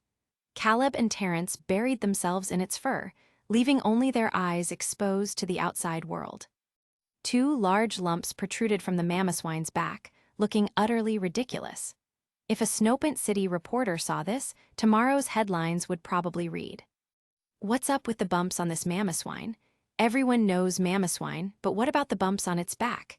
Let our reporter explain." The bumps on the Mamoswine are, in fact, two large lumps on its back. You may wonder, how did these bumps appear? But the truth is just that simple. Even our reporter is shocked. Time passed. As they ascended, the wind grew harsher and the cold more biting. Visibility dropped to less than 20 meters, with nothing but endless white snow in every direction. Bored, Caleb began braiding small sections of the Mamoswine's brown fur, a skill he'd picked up from styling Lily's hair during the bug catcher instance. Suddenly, a figure appeared in the snow ahead, struggling forward. "Terrence, look, isn't that the pregnant woman?" Caleb turned to see the pregnant woman walking in an extremely awkward gait. Beside him stood an exhausted Mandibuzz. He must have tried flying straight to the summit but clearly failed. Terrence squinted for a moment before saying with a strange expression, "Look at how he's walking, like a full-grown man. You think he's actually a guy." The pregnant woman turned and spotted the approaching Mamoswine. Staring at the two lumps on its back, it took him a few seconds to notice the half-hidden faces of Caleb and Terrence peeking out. The woman waved, "Hey kid, mind giving this auntie a lift?" Terrence yelled back, "Dude, stop pretending, you're totally a guy, how's pregnancy treating you, ha ha ha." Flustered and angry, the man retorted weakly, "Still better than being turned into a dog." Terrence laughed, utterly unbothered, "Bro, I'd suggest giving up on this event. Go rest before you miscarry." "Damn it," the man finally dropped the act. What kind of shitty transformation instance is this? With that, he recalled his mandibuzz and summoned a Dodrio instead. Mounting it with some difficulty, he rode off down the mountain, cursing all the way. Terrence shuddered. Thank God this instance didn't turn me into something weird. Caleb. His mind flashed to that macho-voiced Jinx. He probably gave up on this event too, right? After all, he was only level 15, couldn't release his own Pokémon, and might even get attacked by wild Pokémon along the way. Chapter 108. The pregnant woman and the Jinx had already given up on this random event. Aside from Caleb himself, the group of elderly, weak, sick, disabled, pregnant, and young now only consisted of an old man, a sickly person, and a dog. At the mountain peak, Mamoswine halted its steps, its massive body lowering to the ground. Caleb and Terrence slid off its back, standing side by side on the snow as they waved and said, "Goodbye." Mamoswine grunted, turned around, and soon disappeared into the vast expanse of white snow. Terrence looked around and asked, "What now? Where do we go to find the quest target?" Caleb tilted his chin toward a Snorunt not far away and said, "There." Terrence didn't react at first, but was stunned for a moment before watching Caleb walk toward the Snorunt, pulling a Pokéblock from his inventory as he went. Startled by the unfamiliar human approaching, the Snorunt panicked and hid behind a large tree, peeking out with half its face. Caleb extended his palm and offered the Pokéblock. The Snorunt's gaze was immediately drawn to it. So far, Caleb had yet to meet a Pokémon that could resist the temptation of a perfectly crafted Pokéblock. This Snorunt was no exception. Faced with the crystal-clear cube, its eyes flickered with longing, hesitation, and conflict. Caleb spoke up at the right moment. "Don't worry, I just want to ask you a question. I'm not here to catch you." The Snorunt tore its gaze away from the Pokéblock and looked up at the human. It sensed a comforting spring-like kindness emanating from him. A quiet atmosphere lingered in the air. After a moment, the Snorunt released its grip on the tree trunk and shuffled to the left to fully reveal itself. Caleb relaxed his expression, then stepped forward and crouched to place the Pokéblock in front of the Snorunt. He then asked, "Have you seen a really strong Pokémon around here? One with wings that can affect the weather and attack enemies with ice shards?" The Snorunt clutched the Pokéblock with its small round hands, thinking carefully before devouring it in a few bites. Then, it began leading the way ahead. Caleb glanced back at Terrence and said, "It's guiding us, let's follow it." Terrence was stunned. "Bro, is this how you clear every instance? Is the Viridian Power really that broken?" What do you mean?" Terrence gulped. "Do you realize how many detours you're skipping? Players without the Viridian Power couldn't communicate with Pokémon. For quests like this, they had no choice but to blindly wander around. Terrence had never had it this easy before. In previous instances, he'd had to stay hypervigilant in wild environments to avoid ambushes from wild Pokémon. Caleb thought for a moment and replied, "Well, the ability does cost half the price of a world travel ticket. Anyway, hurry up and get ready for a fight." Terrence jogged to catch up, walking side by side with Caleb. He glanced at the kid's cool and adorable profile and couldn't help but say, "Hey, after this instance, wanna team up? I've got a party item. We could tackle team scenarios together later on." "Caleb, let's talk after we finish." For now, he wasn't interested in teaming up. Terrence sighed in disappointment but quickly added, "Well, at least let's add each other as friends after this, all right?" Caleb gave him a hesitant look. "Add friends and reveal my identity? No way." Terrence grew uneasy under his gaze. He swallowed hard before asking, "You won't even add me. Can I at least ask what rank you are on the player leaderboard?" Caleb thought of his own abysmal ranking, 35,298, and paused before casually making up a number, somewhere around 2,000. "Haven't checked in a while, so I don't remember. As for adding friends, let's skip that. I prefer playing solo." As they spoke, the Snorunt led them to a cliffside. Suddenly, a sharp cry echoed from above. The two looked up to see a pale blue figure, its body shimmering with ice crystals, soaring overhead. "SHT, it's Articuno," Terrence blurted out. Caleb quickly used Scout from a distance. The next second, the Articuno's information appeared before him. Articuno fake LV. Description created by the infinite world.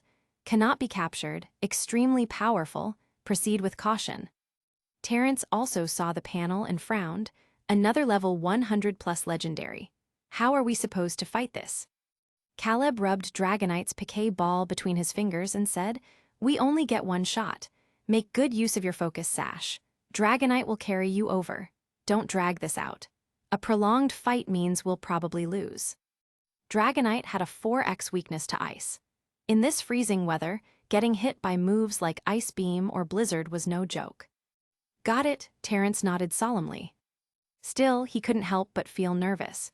This was his first real battle as a Pokémon, and it was against a legendary, no less. Caleb glanced at Smeargle's trembling legs and reassured him, "Relax, Dragonite won't let anything happen to you." Terrence stubbornly retorted, "I'm not nervous, I'm just cold, aren't you freezing?" Caleb, "All right, fine, it is pretty cold out here." As he spoke, he released Dragonite. He rubbed its chubby cheeks with his hands, which he had kept warm in his pockets, then gave the Dragonite a quick hug. Terrence was moved by the sight and couldn't help but add, "Bro, I've only known you for 3 days, but I can tell you're a good guy. So, if something happens to me, I'd like you to release my Pokémon somewhere warm." Caleb cut him off with a deadpan look, still holding Dragonite's claws to warm them. "Sorry, but I'm not a good guy. If you die, I'm selling all your Pokémon in the commercial district for dirt cheap. 2 points each, like a bargain bin." Terrence, "Enough talk, time to move out." Caleb handed Dragonite over to Terrence and said, "Go, the plan is set. Dragonite will take you to Articuno, the rest is up to you." "Woo!" Dragonite gave the weakling Smeargle a fierce yet adorable once-over before thumping its chest, as if to say, "Leave it to me." Now that he was a Pokémon, Terrence could understand other Pokémon's speech. He chuckled awkwardly and said to Caleb, "Huh, I didn't expect your Dragonite to be such a reliable big bro." Caleb twitched his lips, instructing Dragonite to max out its dragon dances first before finally saying, "All right, let's go." Chapter 109. Terrence jumped onto Dragonite's back and turned to say, "Then we're off."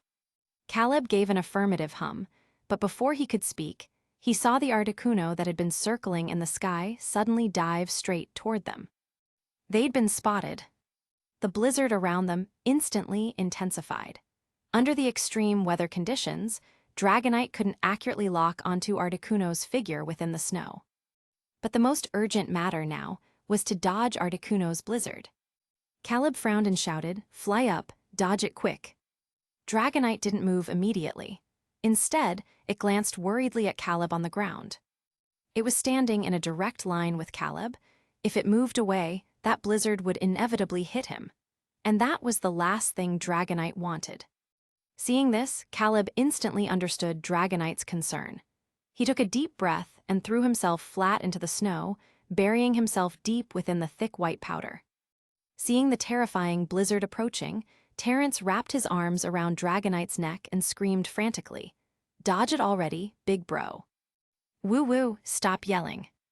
Dragonite snapped at him before suddenly accelerating like an arrow loosed from a bow and shot straight up into the sky in the last 2 seconds before the blizzard struck, bringing them level with Articuno. The violent blizzard raged across the ground. The ice-cold wind and snow buried Caleb in an instant, leaving only a small rounded mound of snow behind. The Snorunt, which hadn't left yet, covered its mouth with its small round hands in shock. It cautiously took a few steps forward and poked the little snow mound. The next second, a fluffy little head popped out. Snorunt was so startled, it fell onto its backside. Caleb emerged from the snow and shouted to the sky, "I'm fine, keep fighting." Only then did Dragonite finally relax, turning its serious gaze toward the Articuno, flapping its blue wings opposite them. As a Pokémon now, Terrence could feel Articuno's overwhelming pressure with perfect clarity.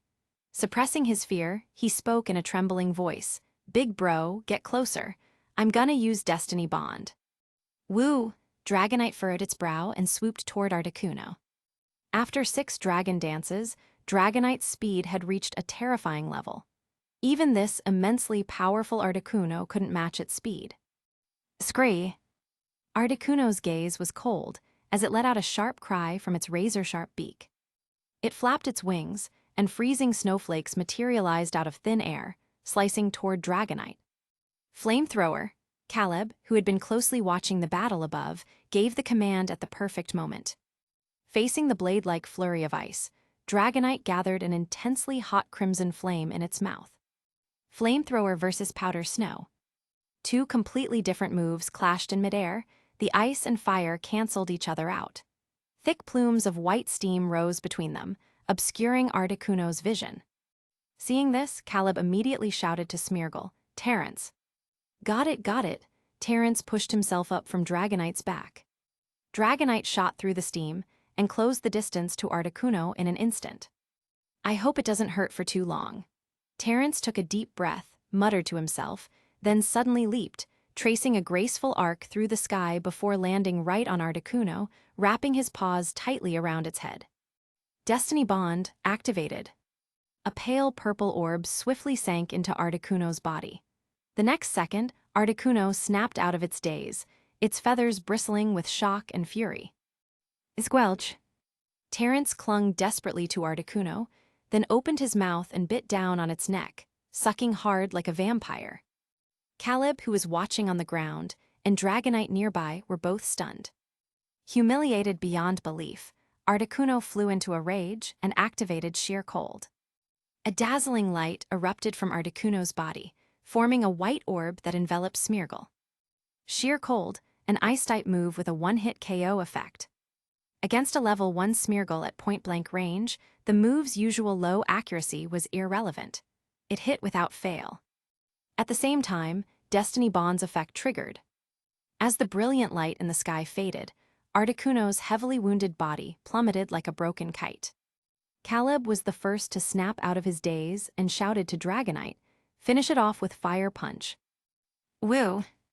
Before Articuno could recover, Dragonite dove down from midair and struck Articuno, depleting the last of its HP and causing its body to dissolve into shimmering stardust. Terrence yanked his head out of the snow, spitting out mouthfuls of snow as he lay there, gasping like a fish out of water. Caleb walked over, placed a hand on the Smeargle's arm, and used the Viridian Power to heal him. As his health gradually returned, Terrence opened his eyes, looked at Caleb, and bragged, "Haha, so? That was a pretty cool move I used back there, right?" Caleb, if you're talking about you biting Articuno's neck, then no, it wasn't cool. Terrence. All right. Caleb withdrew his healing aura and stood up, looking at the sky. With Articuno gone, the blizzard that had plagued Snowpent City for half a month finally ceased. The dark clouds dispersed, and warm sunlight once again bathed the land. Terrence got up, dusted the snow off his tail, and nudged Caleb with his elbow. "You're keeping your word from earlier, right?" Caleb generously took out a piquet ball. "Of course. Want to go in now?" Terrence thought for a moment, glanced at the sun, and shook his head. "Nah, not yet. I want to sunbathe a bit first." Caleb shrugged. "It's almost noon. We should head back." "So, have you figured out how to explain things to those kids?" Terrence asked. Caleb pondered for a second. "How about we say we ran into a Pokémon in need and went to help it? And then got caught in a blizzard on the way back, so we took shelter in a cave all morning." Terrence instantly matched his train of thought. Chapter 110. After receiving their mission rewards from the old man in the wooden house, Caleb and Terrence rode Dragonite back to the Origin Orphanage. "That's Officer Jenny's motorcycle, isn't it?" Terrence remarked, eyeing the bike parked at the orphanage's entrance. Caleb recalled Dragonite and Lucario, who had been waiting at the crossroads, into their piquet balls. He glanced up just in time to see Officer Jenny stride out of the orphanage with a furrowed brow. 40 minutes earlier, Officer Jenny had received a call from the orphanage at the police station. Upon hearing that Caleb had gone missing, she had rushed over through the heavy snow without delay. "Thank you for your trouble, Officer Jenny," Sylvain, the eldest of the 3 children, said solemnly as he followed her out. Officer Jenny patted his head reassuringly. "Don't worry, I'll definitely find him." They were deep in conversation, so no one noticed Caleb standing nearby at first. Caleb adjusted his expression and called out timidly, "Officer, Jenny." Everyone immediately turned to look. 3 minutes later, Caleb sat in the center of the living room surrounded by the group. Facing their questioning, he calmly repeated the story he and Terrence had prepared earlier. He glanced, nervously, at the stern-faced officer Jenny and whispered, "That apem looked so pitiful." Sylvain was furious. "You're only 3 years old. What if something had happened to you on the way?" He had taken full responsibility for Caleb's disappearance. He was the one who hadn't kept a close enough eye on his little brother. Caleb put on an obedient act. "I'm sorry." Sylvain sighed in relief, though his expression remained serious. "Next time something like this happens, you have to tell us, okay? Don't just go off alone." Caleb nodded vigorously. "Well, as long as you're safe," Grandma Issa sighed, pouring Caleb a cup of hot tea with a sympathetic look. "Here, warm yourself up." As Caleb hugged the cup to warm his hands, Officer Jenny pulled Issa aside and said with a frown, "We contacted other cities' police stations last night, but none of them have reports of missing children matching little Terrence's description." Issa thought of Caleb's Viridian forest ability. What about that? This kind of power has only been recorded in the Kanto region so far. Officer Jenny pondered for a moment. "We'll contact the Kanto region as soon as possible. Until we get answers, we'll have to trouble you to look after Terrakins." Issa relaxed. "It's no trouble. It's only an extra pair of chopsticks. Besides, little Terrence is very well behaved." She recalled Caleb's behavior since yesterday. No crying, no fussing, dressing himself, using the toilet, eating without pickiness. He was almost like a little adult. Officer Jenny nodded without further comment. She returned to the room, ruffled Caleb's fluffy hair, and said gently, "Terrakins, I have to get back to work now. I'll come see you again in a few days, okay? Until then, listen to Granny Issa, understand?" Caleb nodded, blinked his big bright eyes and waved.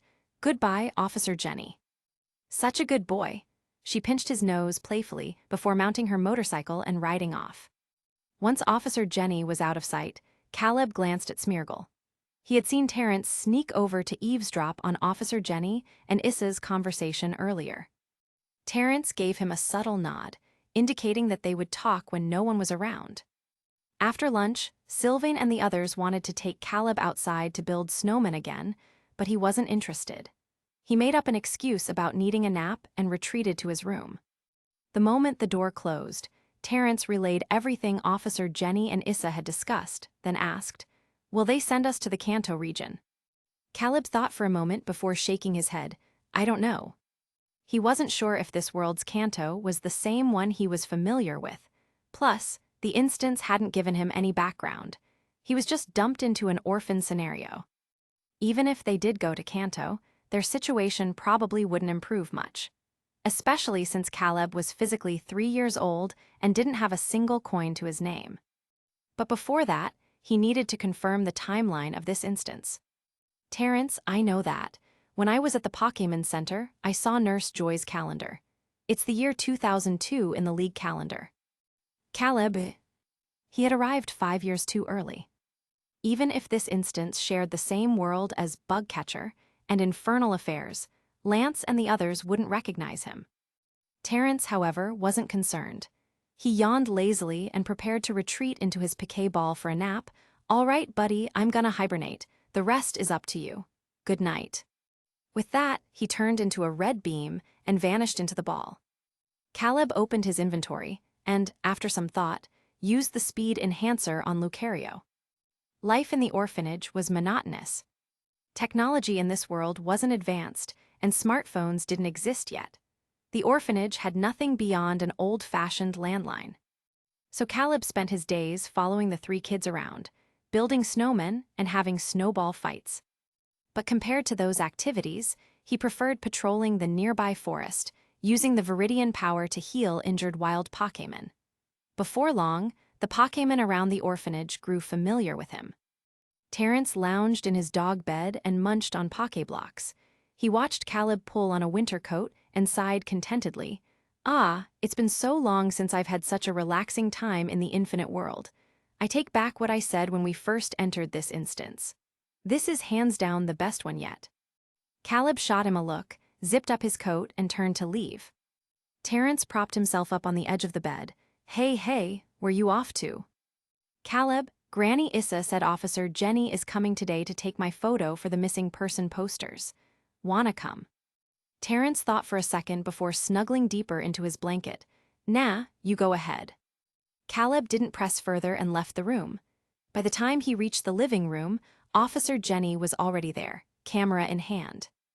Nino watched Caleb getting his photo taken and whispered anxiously to Issa, Grandma, is little brother going to leave us? After these past few days, everyone at the orphanage had grown fond of this well-behaved, adorable child. Issa understood what she was feeling and asked gently, Do you want your little brother to be happy? Nino knew what she meant. She nodded reluctantly, I want him to be happy every day. Chapter 111. Standing nearby, Sylvain and Elio also understood the underlying meaning of those words. A bittersweet atmosphere of impending separation suddenly filled the air. By the time Officer Jenny finished taking the photos, Caleb turned around to find everyone looking visibly upset. He blinked, unsure of what had happened. That's all for now. I need to get back to the station. There's still work waiting for me. I'll let you know as soon as there's any news. Officer Jenny said, packing up her camera. Recently, Snowpent City had experienced a string of Pokémon theft cases. The perpetrators' methods were so skillful that many trainers didn't even realize their Pokémon had been stolen until much later. All right, be careful on your way back, Issa said. Officer Jenny nodded and left the orphanage. Just then, the random event panel popped up again. Random event, codename J, has been activated. Players currently in Snowpent City may accept this task via this panel. Upon completion, rewards include Escape Rope, a wondrous item from the Pokémon games. A sturdy, long rope that allows for instant teleportation to a safe location. Can be used to escape caves, mazes, or large buildings. Caleb paused. Over the past few days, numerous random events had been popping up around Snowpent City. Most were simple tasks like rescue the Mamoswine trapped in an ice crevice, or bring food to the Snorunt, with rewards consisting of inconsequential berries and healing items. Caleb had skipped most of them, only bothering with a small task called Help the Lost Smoochum Find Its Mother. The reward had been a large shimmering pearl. Apparently, it was quite valuable in shops, but he hadn't sold it. He thought it looked nice enough to display by his bed in the infinite world or let Dragonite play with. This instance was special. Rewards from random events could be taken back to the infinite world. Figuring the escape rope might come in handy later, Caleb accepted the task. Immediately, the details appeared before him. Random task, codename J accepted. Proceed to Snowpent City immediately to investigate the recent Pokémon theft cases. The first player to help a victim recover their stolen Pokémon will receive the reward. Only one reward available. First come, first served. Time remaining, 47 hours, 59 minutes, 59 seconds. Failure if time expires. Caleb glanced at the wall clock. It was 4:30 p.m. and dinner was still an hour and a half away. There was no way he could sneak out now. He wouldn't have enough time. So he resigned himself to staying at the orphanage, playing in the snow with the 3 kids for nearly an hour. Winter nights were long. Even before 6 p.m., darkness had already fallen. After dinner, Caleb returned to his room, closed the door, and pretended to sleep, only to pull out Dragonite's piquet ball and prepared to head to Snowpent City for the quest. Terrence, who was curled up in his dog bed, cracked an eye open at the noise and questioned, Another quest? Yeah. Caleb released Mimikyu, Lucario, and Dragonite, feeding them the food Gardevoir had prepared earlier. Terrence sat up and stretched. Mind if I tag along? It feels like I haven't left this place in 2 weeks. Caleb considered it. Terrence might actually be useful for this quest, so he nodded, sure. Did you accept the task too? Terrence shook his head honestly. Nah, escape ropes aren't megastones. I don't need 'em. I'll just come along to help. Fine. Caleb waited for Dragonite and the others to finish eating, then opened the window and climbed onto Dragonite's back. The snow-covered ground reflected the cold moonlight, illuminating the surroundings so brightly. that the night seemed almost like day. Dragonite lifted its head, gazing at the crescent moon with clear eyes. Beautiful, isn't it? Caleb suddenly remembered he still had Dragonite's exclusive instance waiting. He planned to take Dragonite there for a proper break after the scenario. In the last Stranded Island survival instance, Dragonite had carried the entire team and collapsed into exhausted sleep the moment they got home, which was something that had pained Caleb to see. He rested his head against Dragonite's, wrapping his arms around its neck to shield its face from the biting wind. Woo Tilda. As if responding to Caleb's gesture, Dragonite cooed softly, puffing out its already round cheeks to make them even chubbier. Watching from the side, Terrence felt a pang of envy. He wished he could share that kind of bond with his Pokémon, but now that he was a Smeargle, his own Pokémon not only didn't recognize him, they'd attack him on sight. Even though a Pokémon's body was far sturdier than a human's, getting hit point-blank by a flamethrower was not a pleasant experience. Soon, Dragonite arrived above Snopant City. The city's architecture had a distinctly European flair, with almost no high-rises. It consisted of rows of two-story cottages that had their roofs blanketed in snow, giving the whole place a storybook charm. Dragonite landed behind a small green building. Terrence hopped onto the soft snow, leaving behind tiny paw prints shaped like plum blossoms. "So, what's the plan? Where do we start investigating?" he asked. Caleb was about to answer when his gaze caught on a huddled shadow near a dumpster in the alley. His train of thought derailed. Terrence noticed and followed his line of sight. It was a brown quadrupedal Pokémon with a head shaped like a shield. It lay curled up in the corner, badly injured and half buried in snow, as if it had been there for a long time. "Why is there a shield in here?" Terrence stepped closer, puzzled. Hearing the noise, the Shieldon immediately opened its eyes, staring warily at the human child and two Pokémon before it. Recognizing its fear, Terrence raised his hands placatingly. "Hey, relax. We're not here to hurt you. Let's treat its injuries first." Caleb crouched, carefully digging the weakened Shieldon out of the snow before using the Viridian Power to heal it. Chapter 112. Before long, Shieldon's injuries were mostly healed. It struggled to its feet, glanced back at Caleb, then turned and ran, disappearing into the snowy landscape. Terrence was dumbfounded. It just ran off like that. Caleb shrugged and mused. "Never mind that for now. We need to head to the police station." "Terrence, you've got a plan." Caleb nodded. For a large-scale Pokémon theft case like this, the police must have already filed reports. The quest hadn't given them any leads, just a broad area where the incidents occurred. Rather than stumbling around blindly, it made more sense to gather intel directly from the police. Terrence wasn't the sharpest tool in the shed, but he wasn't stupid either. He quickly grasped Caleb's reasoning.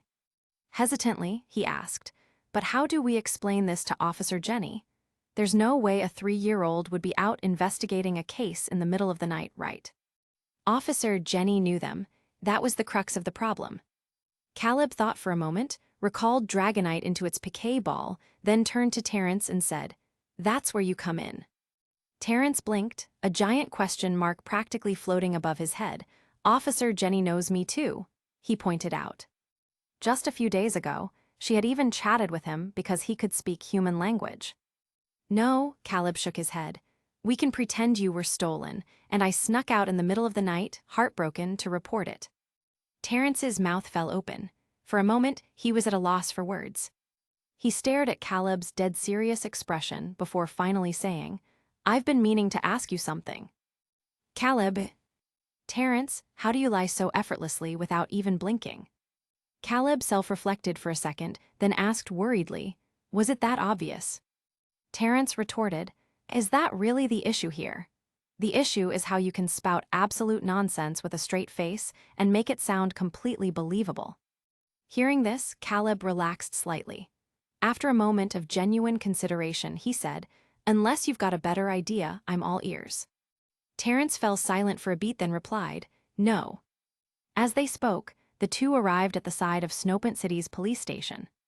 Caleb took out a piquet ball, and Terrence obediently vanished inside in a beam of red light. Coincidentally, a young trainer with a travel backpack rushed into the station just then. Caleb adjusted his expression and followed.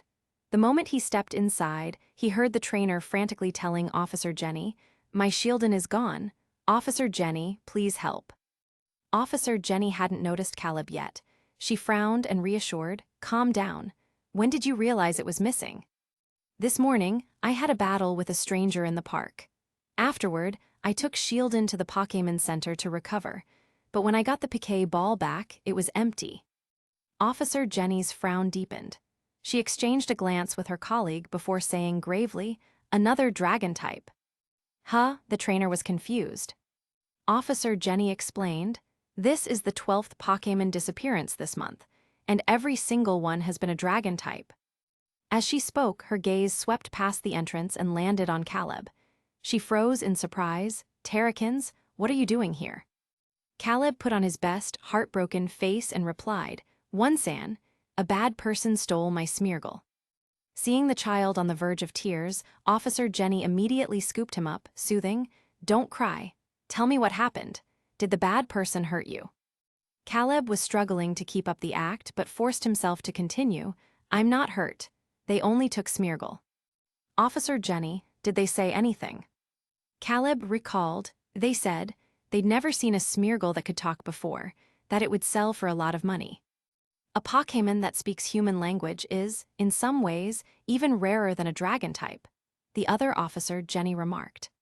The first officer Jenny pursed her lips, deciding not to press further.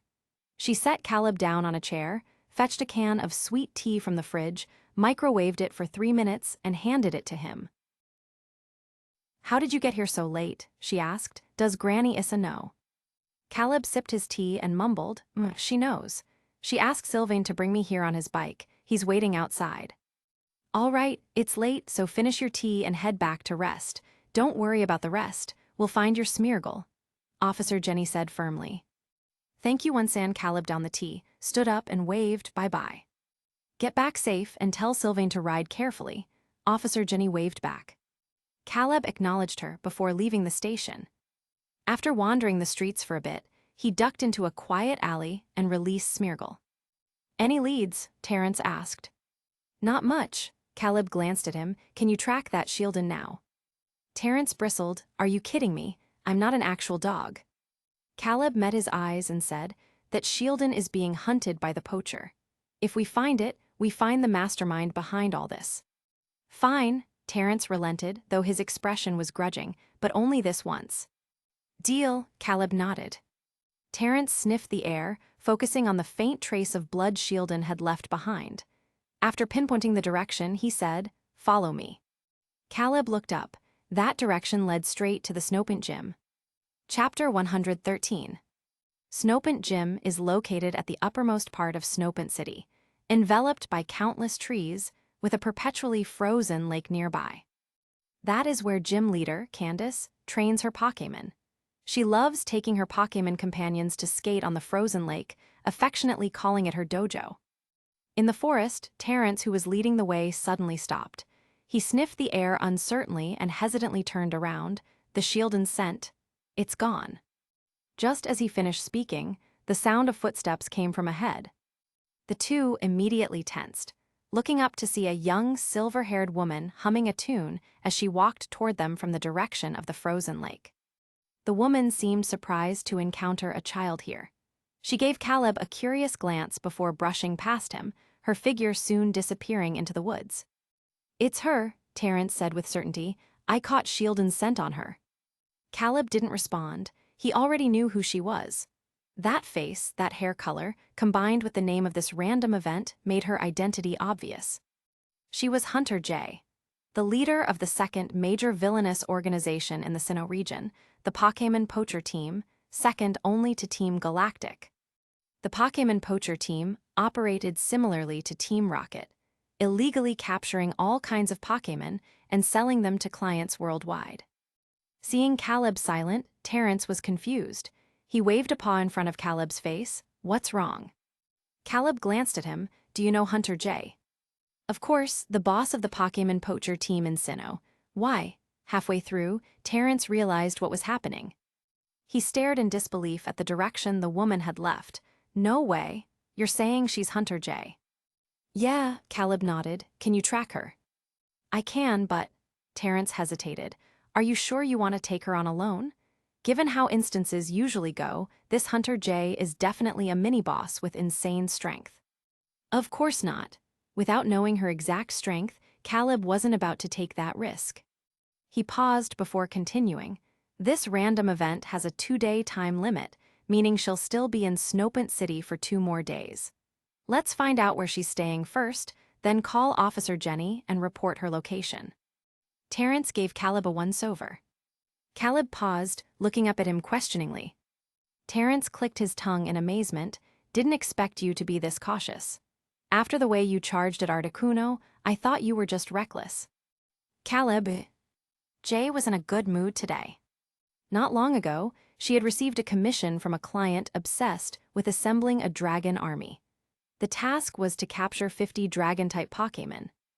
With the 12 from Snopant City and others she had caught in different cities, the commission was now complete. Once she handed these Pokémon over, she would receive an extremely generous reward. But what pleased Jay even more wasn't completing this mission. It was the intel her spy in Team Galactic had provided, the whereabouts of the legendary Pokémon, Regigigas. That was the real reason she had come to Snopant City, to steal the slumbering Regigigas from Snopant Temple.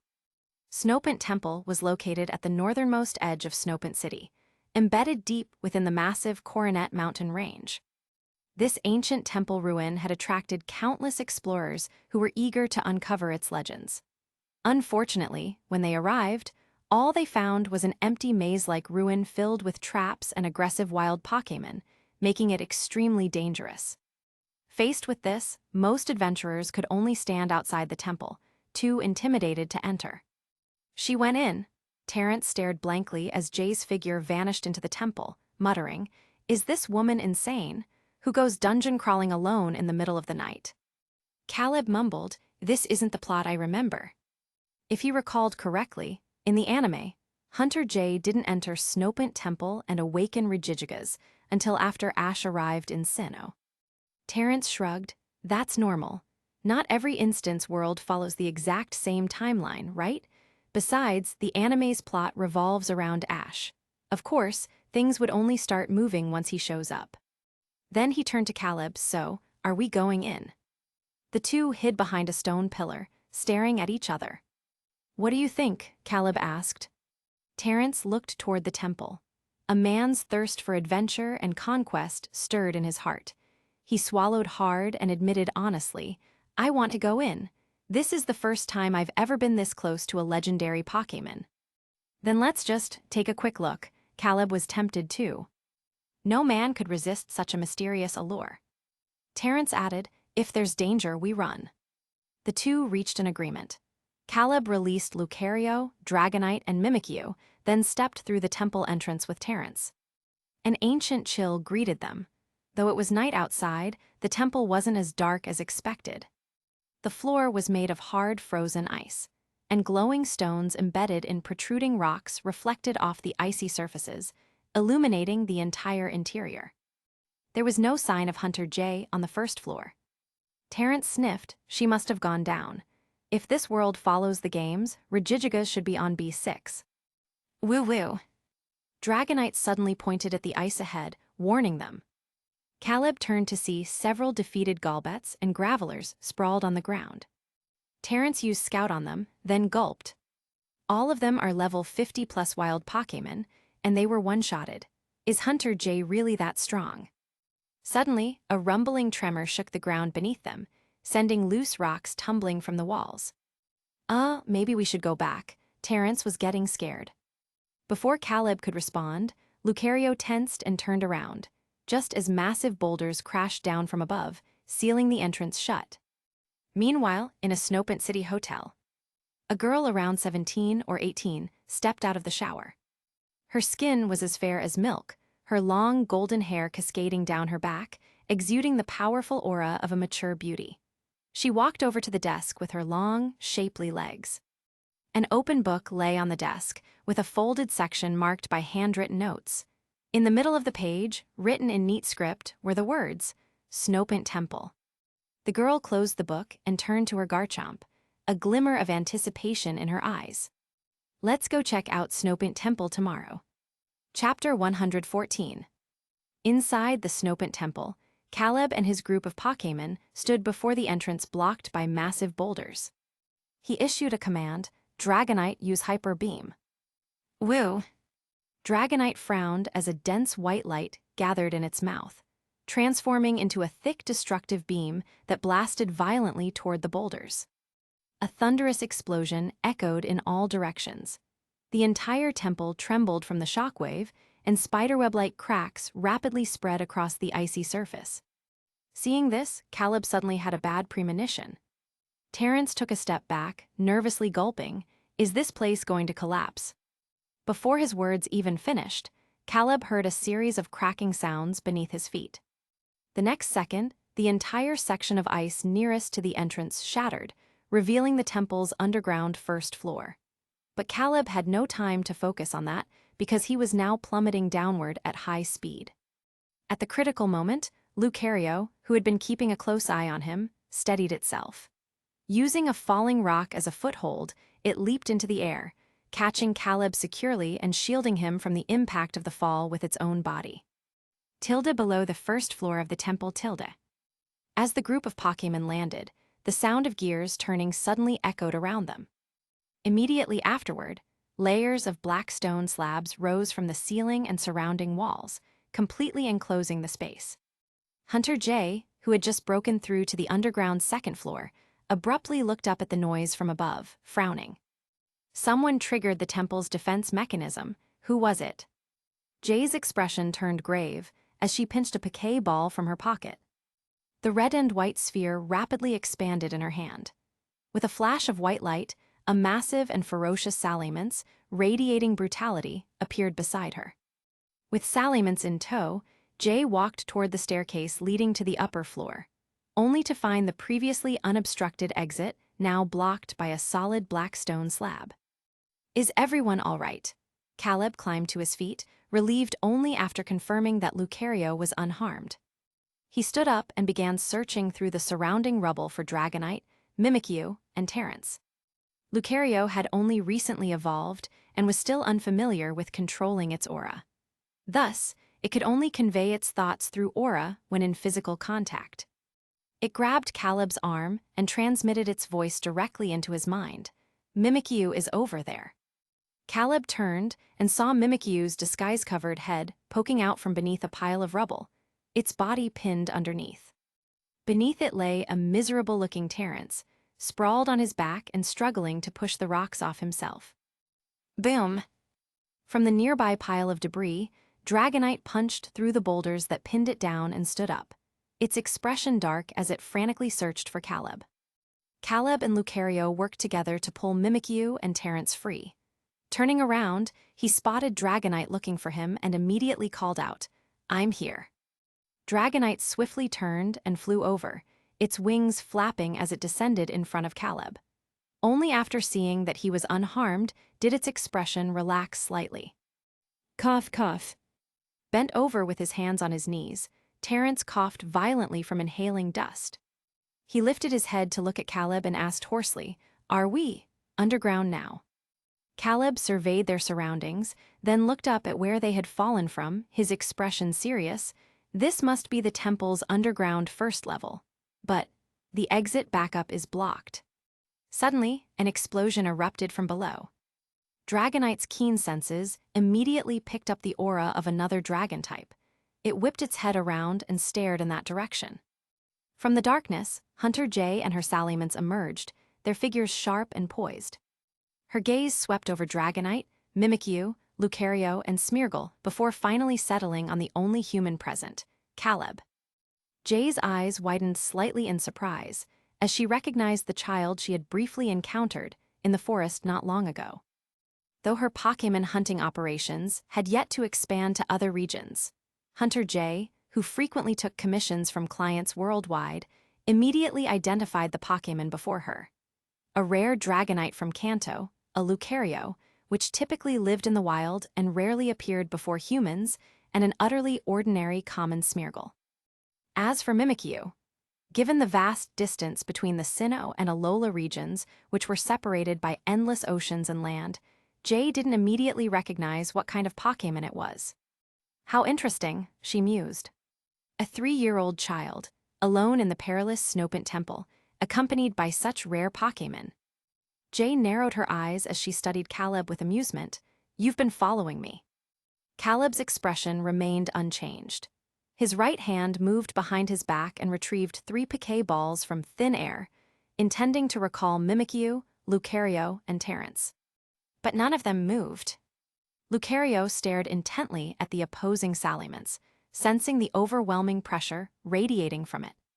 When Caleb didn't respond, Jay raised an eyebrow and chuckled. Interesting. Kid, didn't your mother teach you not to flaunt your wealth? Dragonite, use flamethrower. Caleb wasted no more time, issuing the order rapidly. At the same time, he decisively recalled Lucario, Mimikyu, and Terrence into their Pokéballs before climbing onto Dragonite's back. A scorching blast of crimson flames erupted from Dragonite's maw, surging toward Hunter Jay and Salamence. Salamance's dragon claw, Jay's eyes glinted sharply. Faced with the incoming flamethrower, she didn't flinch, standing firm as she gave the command.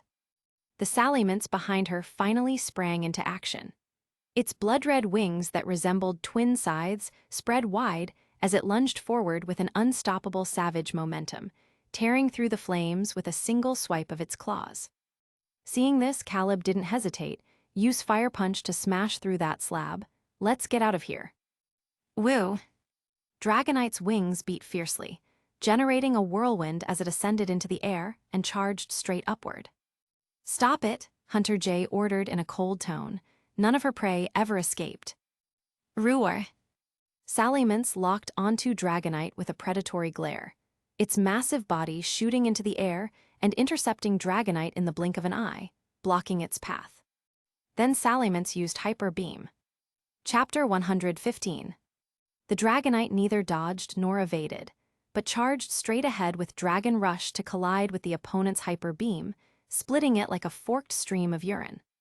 Salamence, Sigma degrees de degrees. It instinctively took a step back, and the split Hyper Beam struck the surrounding rocky walls. A series of cracking sounds spread densely along the walls from top to bottom. Spiderweb-like fissures once again emerged on the ground. This ancient temple, which has long fallen into disrepair, simply couldn't withstand such tremendous force. The earlier flamethrower combined with this Dragon Rush was already extraordinary in power.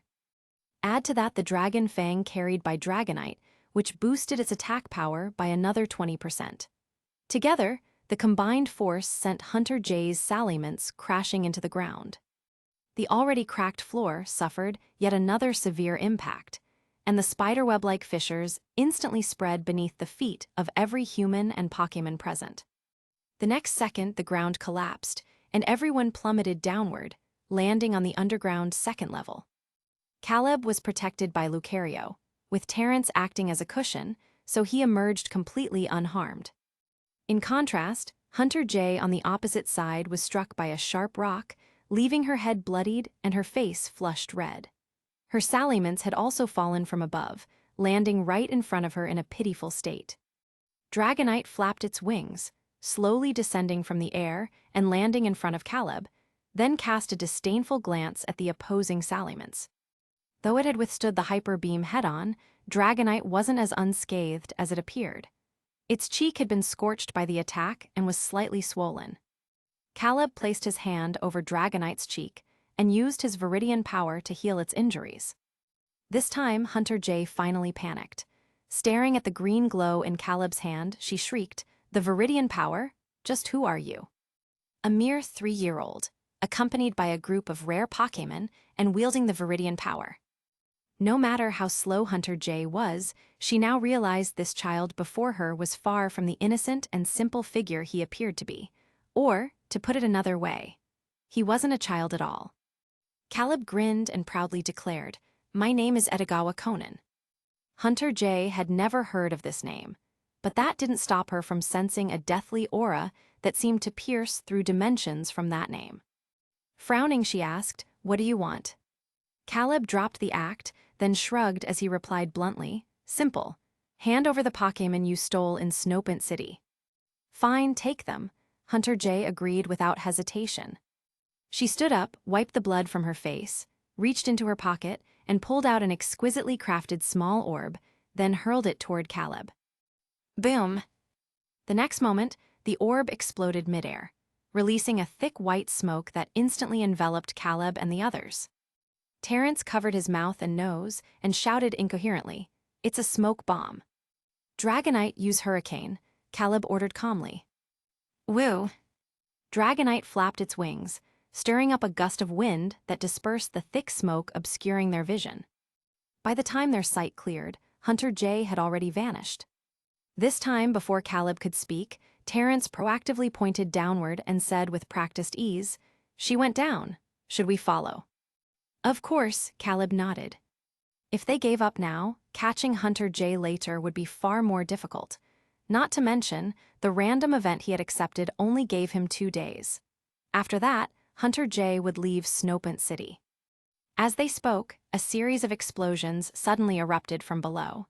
The sounds grew increasingly distant, as though moving deeper into the temple. No way, Terrence widened his eyes in disbelief.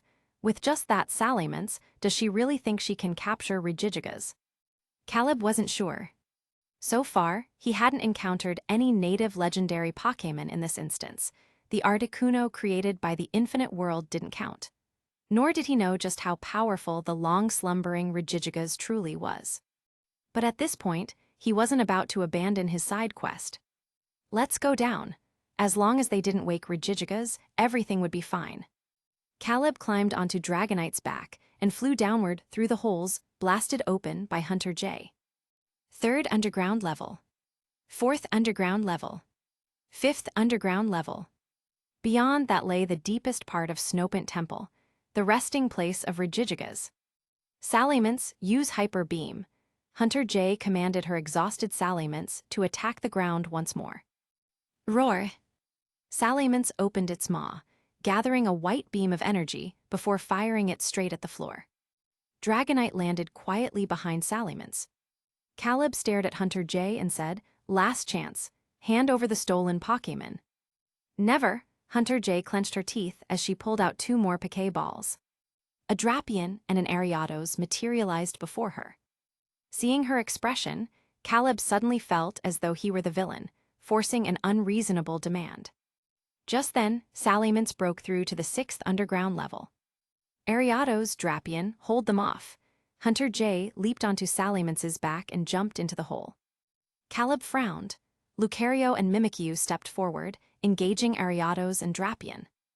"Bro, leave these 2 to us. You go after that evil woman." Terrence also dismounted from Dragonite, stepping between Lucario and Mimikyu.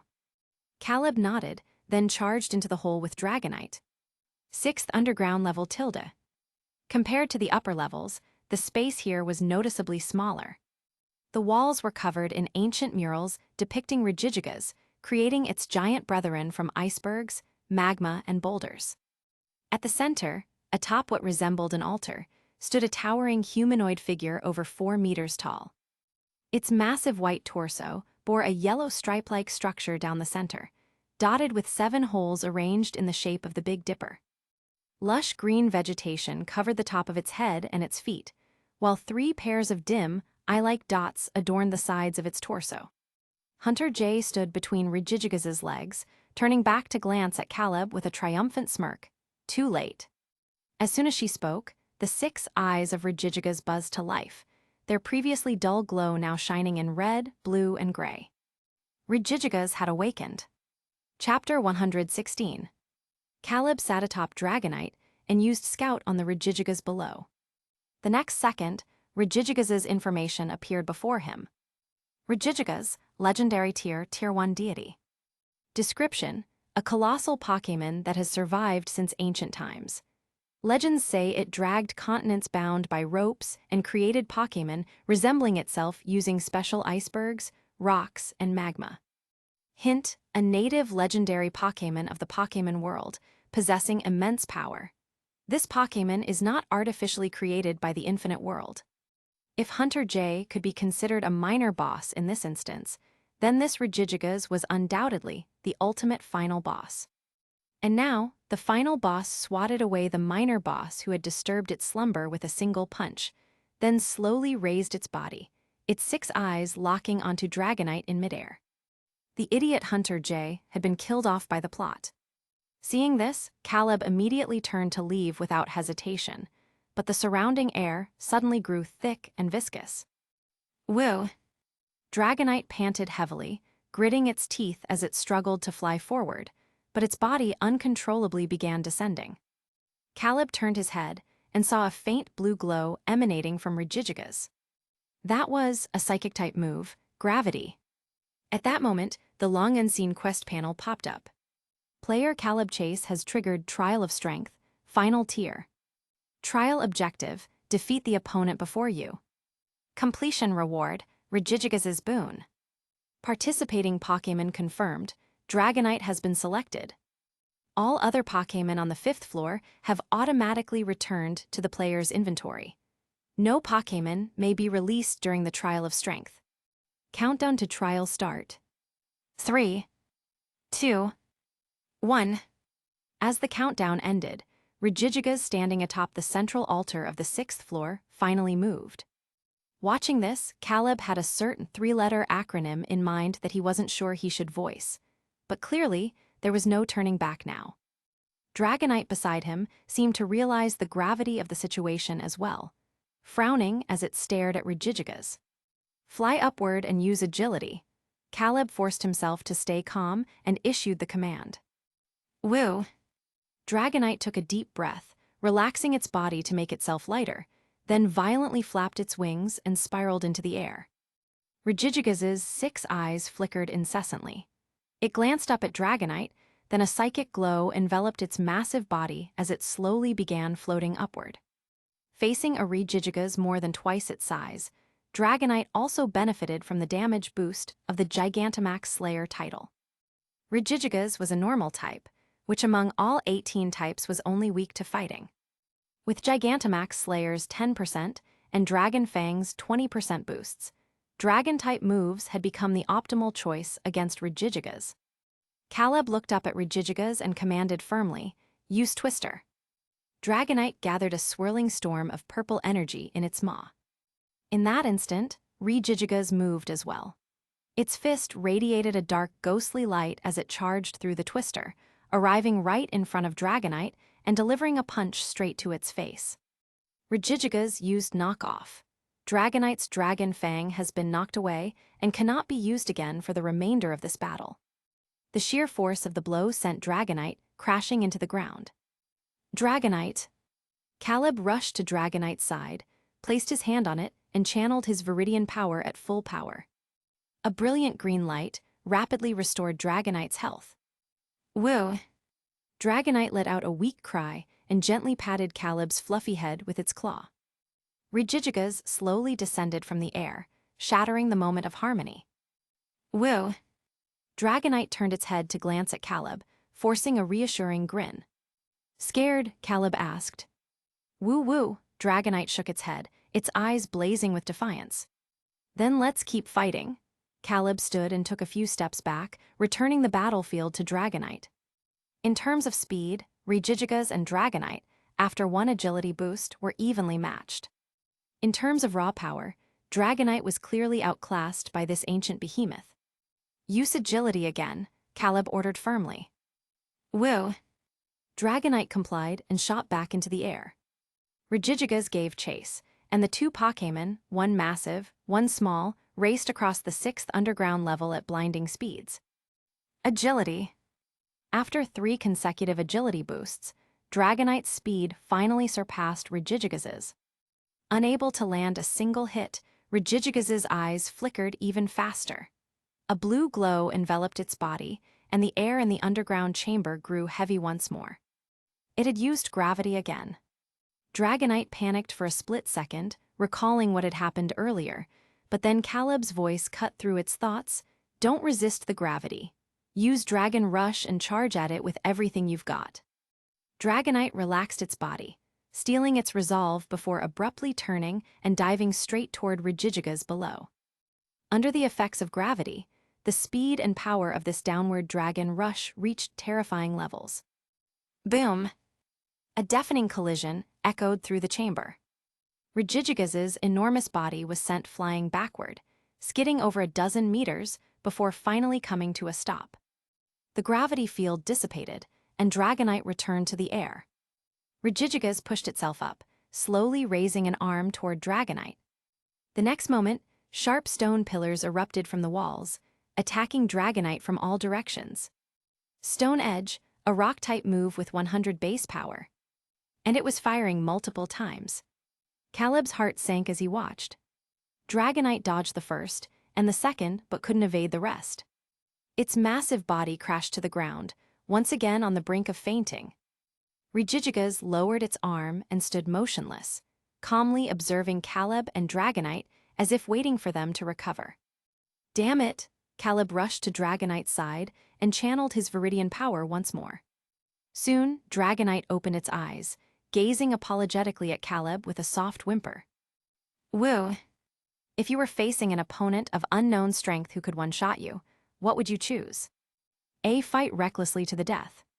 B. The best tactic, retreat and live to fight another day. C. Stay put and wait for death.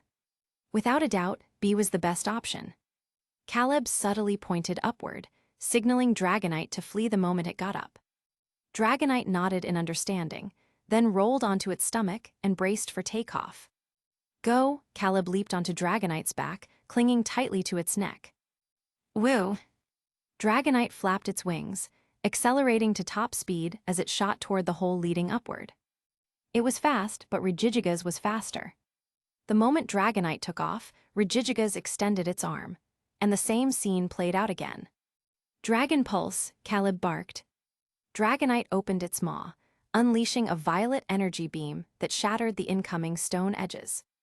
Almost there, just a little farther.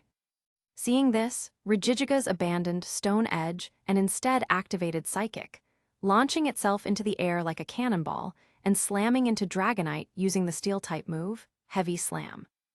Dragonite was instantly knocked into a near-faint state. Regigigas landed gracefully, its 6 glowing eyes fixed on Caleb. As Caleb healed Dragonite yet again, he couldn't help but feel aggrieved. We can't win, we can't escape, and the opponent even gives us time to heal. This is pure torture. Chapter 117. Time passed, and soon it was the dead of night. Caleb had lost count of how many attempts they had made, but the Regigigas had not shown even the slightest opening from beginning to end. After restoring Dragonite's health halfway for the nth time, Caleb finally succumbed to overwhelming exhaustion and fell into a deep sleep in Dragonite's arms. In this trial, if the challenger's Pokémon hadn't fully recovered its health, Regigigas would not attack it. Dragonite sat on the ground, covered in dust and dirt, its expression weary as it cradled Caleb in its arms and leaned against the wall. It glanced at Regigigas in the distance, then tilted its head and slowly closed its eyes. Seeing the challenger had entered a dormant state, Regigigas withdrew its oppressive aura and calmly returned to the altar. Its eyes dimmed once more, as if it had never awakened at all. Early the next morning, Cynthia opened her eyes in her hotel bed. After freshening up, she headed downstairs to the breakfast shop. Faced with a dazzling array of food options, Cynthia's delicate brows furrowed slightly as she pondered seriously. With so many choices, which one should I pick?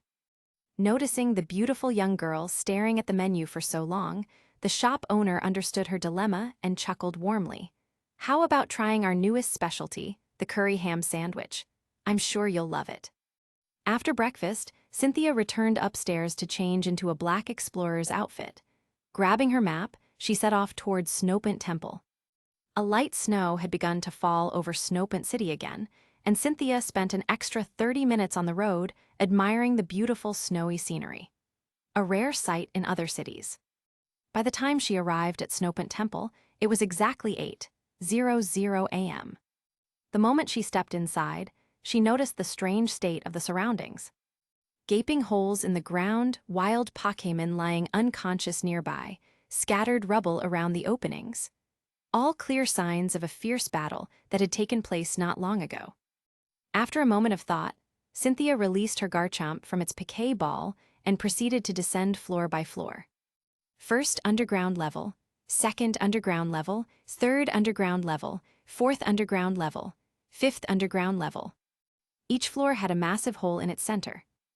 But Cynthia stared at the hole in the middle of the fifth level, puzzled. Does Snowpaint Temple have a sixth floor? Just then, a violent crashing sound erupted from below. Cynthia quickly strode forward and peered down through the opening.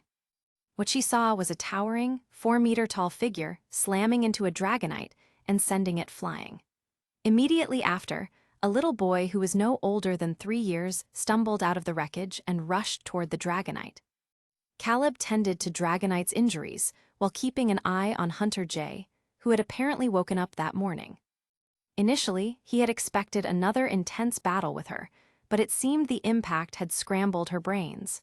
She had been reduced to playing with mud like a child. Seeing Jay occupied with her mud pies, Caleb turned his full attention back to Regigigas. If not for the fact that they couldn't leave, this would have been the perfect training ground for a Pokémon's intensive conditioning. From last night until now, Caleb could clearly see how Dragonite's reflexes, speed, and strength had significantly improved under such high-pressure, high-intensity combat. "Let's try one more time," Caleb said to Dragonite. "Whoa." Dragonite nodded, flapped its wings, and soared back into the air. The 28th challenge officially began. Regigigas's eyes flickered as it bent its knees slightly, a faint blue glow enveloping its body. In the next instant, its massive frame shot toward Dragonite like a cannonball. "Dodge right." "Whoa." Dragonite's nerves were stretched taut. The moment Caleb gave the command, it instinctively veered right. Regigigas's heavy slam missed. It turned its head and slowly raised its right arm. That was the wind-up for Stone Edge. Regigigas's Stone Edge wasn't like those of ordinary Pokémon. Its Stone Edge functioned like homing missiles. It was capable of rapid and precise fire. At this point, the only safe place in the entire chamber was right where Regigigas stood. This was knowledge Caleb and Dragonite had only gained after a full night of brutal beatdowns. He commanded firmly, "Use Dragon Rush." "Whoa." A terrifying red aura of draconic energy surged around Dragonite as it dove toward Regigigas without hesitation. Countless sharp stones followed in its wake. Wherever Dragonite passed, jagged stone pillars would erupt a split second later. At first, they came from the walls, but as Dragonite descended, the stones began bursting from the ground itself. Just as Dragonite collided with Regigigas, a sharp stone pillar shot up from beneath Regigigas, combining with the force of Dragon Rush to send the Titan tumbling backward. "Holy crap, this Tier 1 deity doesn't even spare itself in battle." Caleb was speechless. Seizing the opportunity, he sprinted toward Hunter J while shouting, "Dragonite." Dragonite instantly understood. It whirled around, flew back to Caleb, and scooped up both him and Jay before charging toward the exit above. The mind-addled Hunter J flailed wildly in the air, screaming incoherently. Caleb glared at her, a vein throbbing in his forehead. "Damn it, if not for the fact that I still need her to complete my quest, I wouldn't have bothered bringing her along." Meanwhile, Regigigas had already risen to its feet. It craned its neck to gaze at Dragonite in midair, then, in the next instant, activated Psychic plus Heavy Slam, hurtling toward Dragonite at blinding speed. "Oh no, we're not going to make it." Thanks to Hunter J's thrashing, Dragonite's flight had slowed just enough to put them in danger. Caleb's heart pounded violently. At this critical moment, a calm and composed woman's voice rang out from above. "Garchomp Rock Tomb." Caleb looked up just in time to see a swift, wind-like figure land behind Dragonite. Chunks of rock materialized out of thin air, forming shackles that shot toward Regigigas. Though the Rock Tomb didn't stop Regigigas completely, it succeeded in slowing the Titan's charge by a crucial fraction.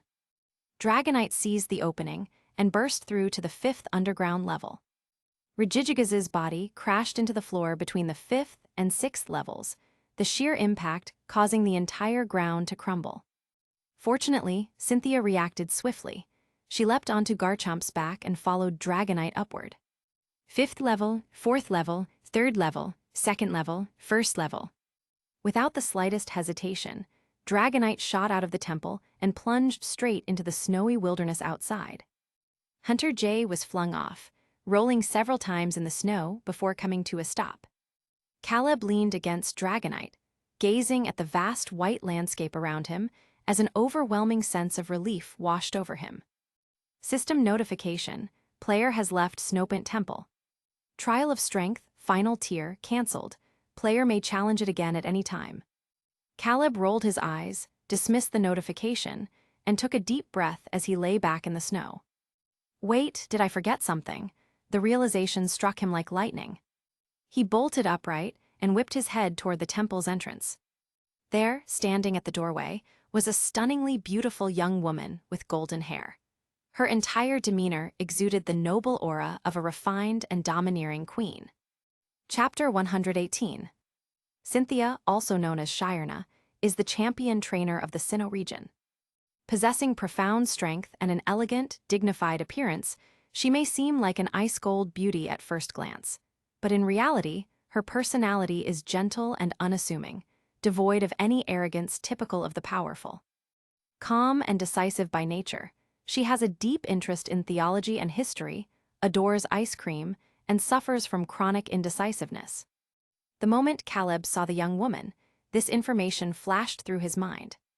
Noticing the little boy frozen stiff and trembling in place, Cynthia frowned slightly and removed the black coat she was wearing. Under Caleb's slightly dazed gaze, she gently draped the coat over him. Only then did Caleb snap out of it. He looked up, meeting Cynthia's eyes as she stood before him in just a sweater, her figure accentuated by the snug fit.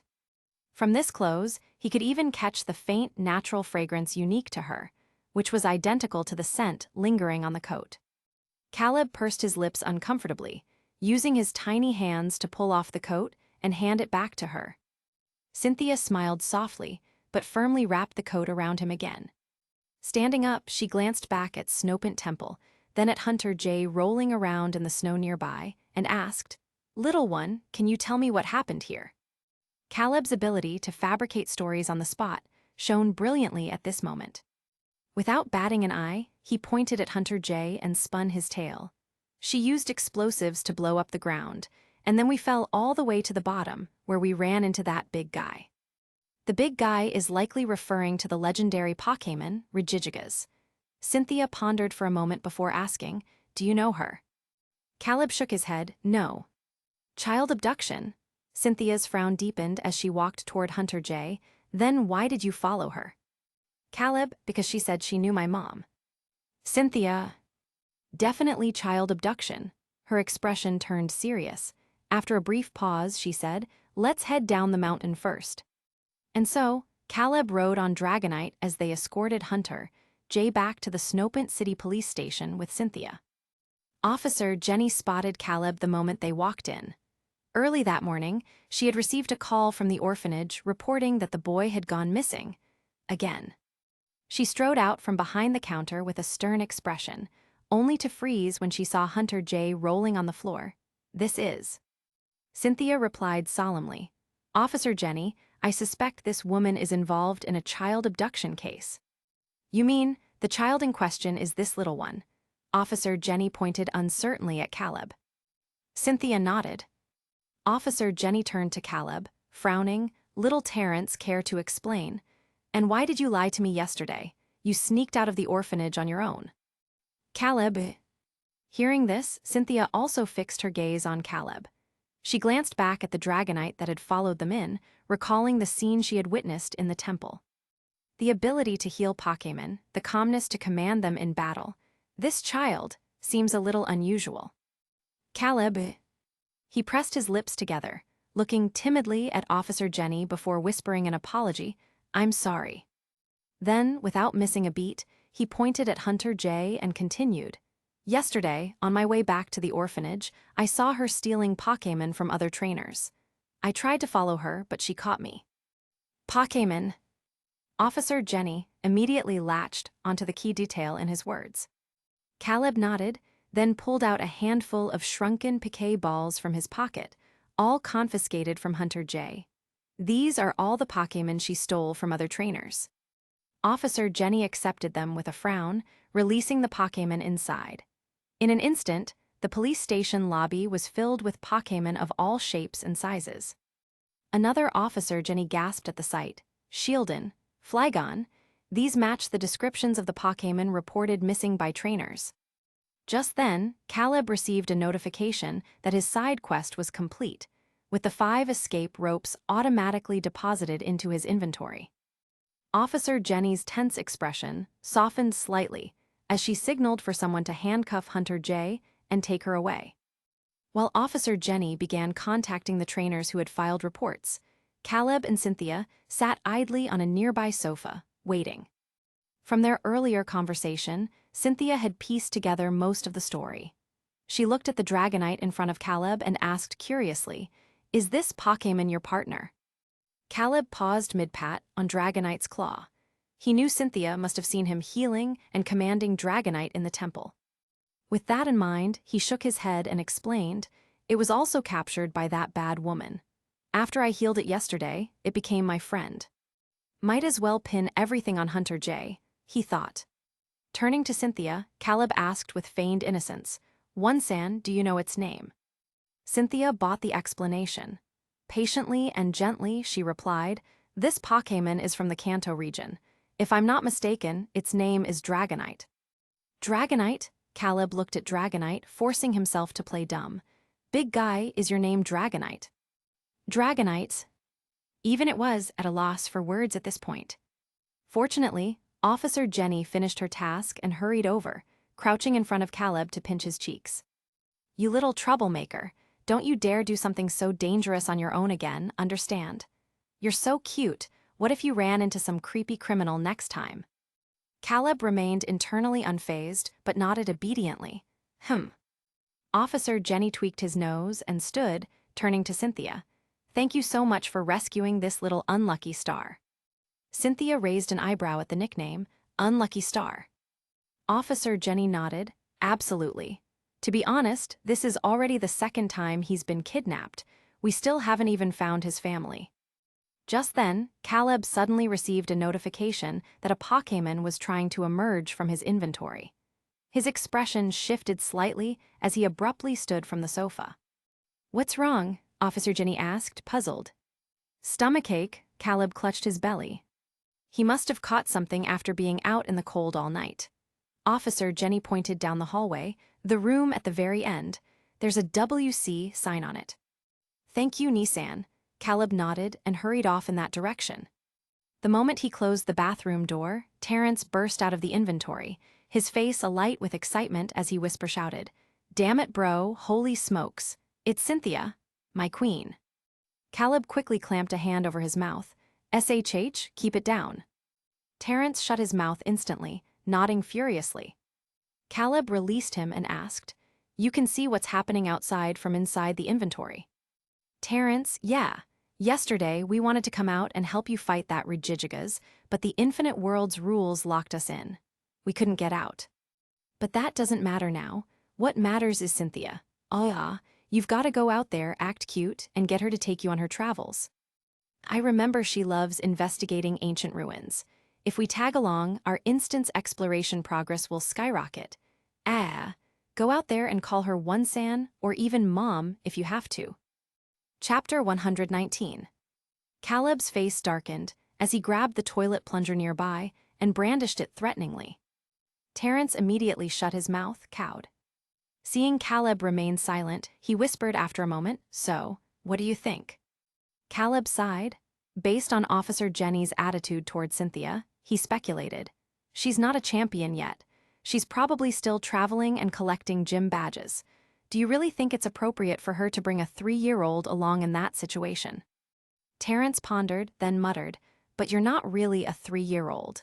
You can dress yourself, feed yourself, and use the bathroom. You don't need anyone to take care of you." Recalling last night's events from inside the inventory, he added, "Plus, your Dragonite is crazy strong. It went toe-to-toe with Regigigas. If anything happens on the road, you might even be able to help her out." Caleb considered this. He looked at Smeargle and asked, "So how do we get Cynthia to take us with her?" "Easy, use the same tricks you used on Nurse Joy and Officer Jenny."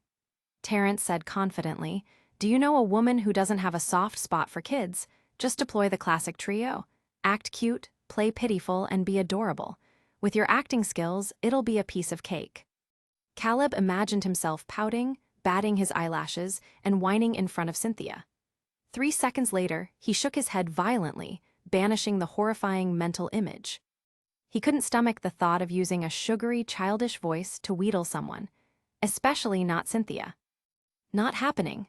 Caleb cut off Terrence's scheming, "and for the record, I never acted that way with Nurse Joy or Officer Jenny." Sure, but do you want to travel with Cynthia or not?" Terrence pressed. Caleb thought seriously for a moment, then answered honestly, "I do." Who wouldn't want to join a journey that could fulfill their main quest and let them witness Cynthia's rise to champion status? Terrence nodded approvingly. "Then that settles it. A real man knows when to bend and when to stand firm, when to be soft and when to be hard. Think about that 990-point Pokémon World travel ticket. The harder you work now, the less you'll suffer later." "Caleb, honestly, it's a waste you're not in multi-level marketing. And with this personality, how did you even survive your first few instances?" "Terrence, I only act like this around people I trust." "Caleb." Silence fell between them. Then a knock came at the door, followed by Officer Jenny's voice. "Terrence, I still have some things to handle here. Cynthia will take you back to the orphanage in a bit, okay?" "Got it," Caleb called back. Terrence shot him a look. "It's all up to you now, bro."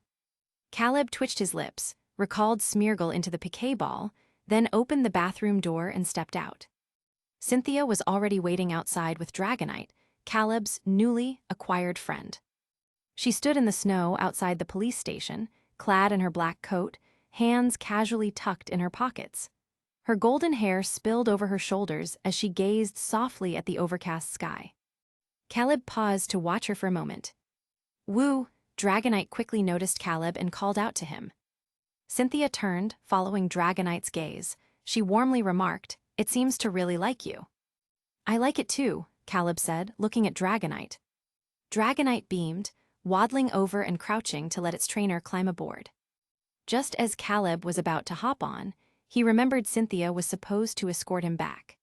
He hesitated, then turned and said, "One San, you can ride too. Don't worry, Dragonite is really gentle."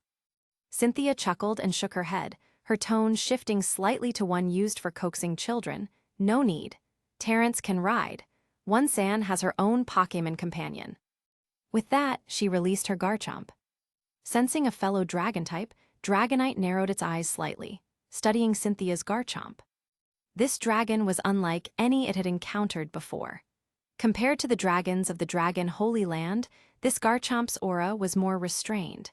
It was almost deceptively ordinary. Yet for some reason, Dragonite felt an instinctive lethal threat radiating from it. Caleb also eyed the legendary Garchomp. Truth be told, he really wanted to ride it. Garchomp noticed Dragonite's stare and returned a brief, indifferent glance before looking away. Once Cynthia mounted, it lifted off smoothly into the sky. "What an aloof Garchomp." Caleb exchanged a look with Dragonite before taking to the air, following Garchomp toward the orphanage. Cynthia had Garchomp slow its pace so Dragonite could keep up.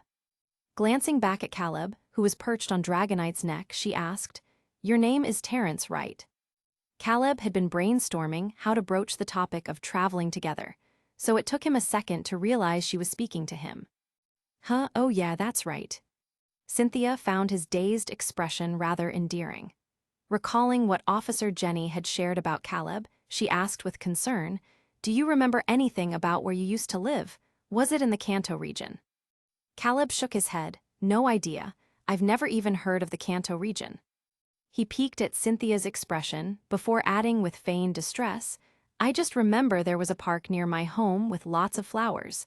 I wish someone could take me to other cities to look. I'm sure I'd recognize it if I saw it." Cynthia considered this. "Are there any other family members, like your dad or mom?" Caleb put on a sorrowful face. "Just my grandma. One day, she got sick, and I went out to buy medicine for her. Then some bad people grabbed me and brought me here. Watching Caleb's pitiful and near-tearful expression on Dragonite's back, Cynthia felt her heart twist.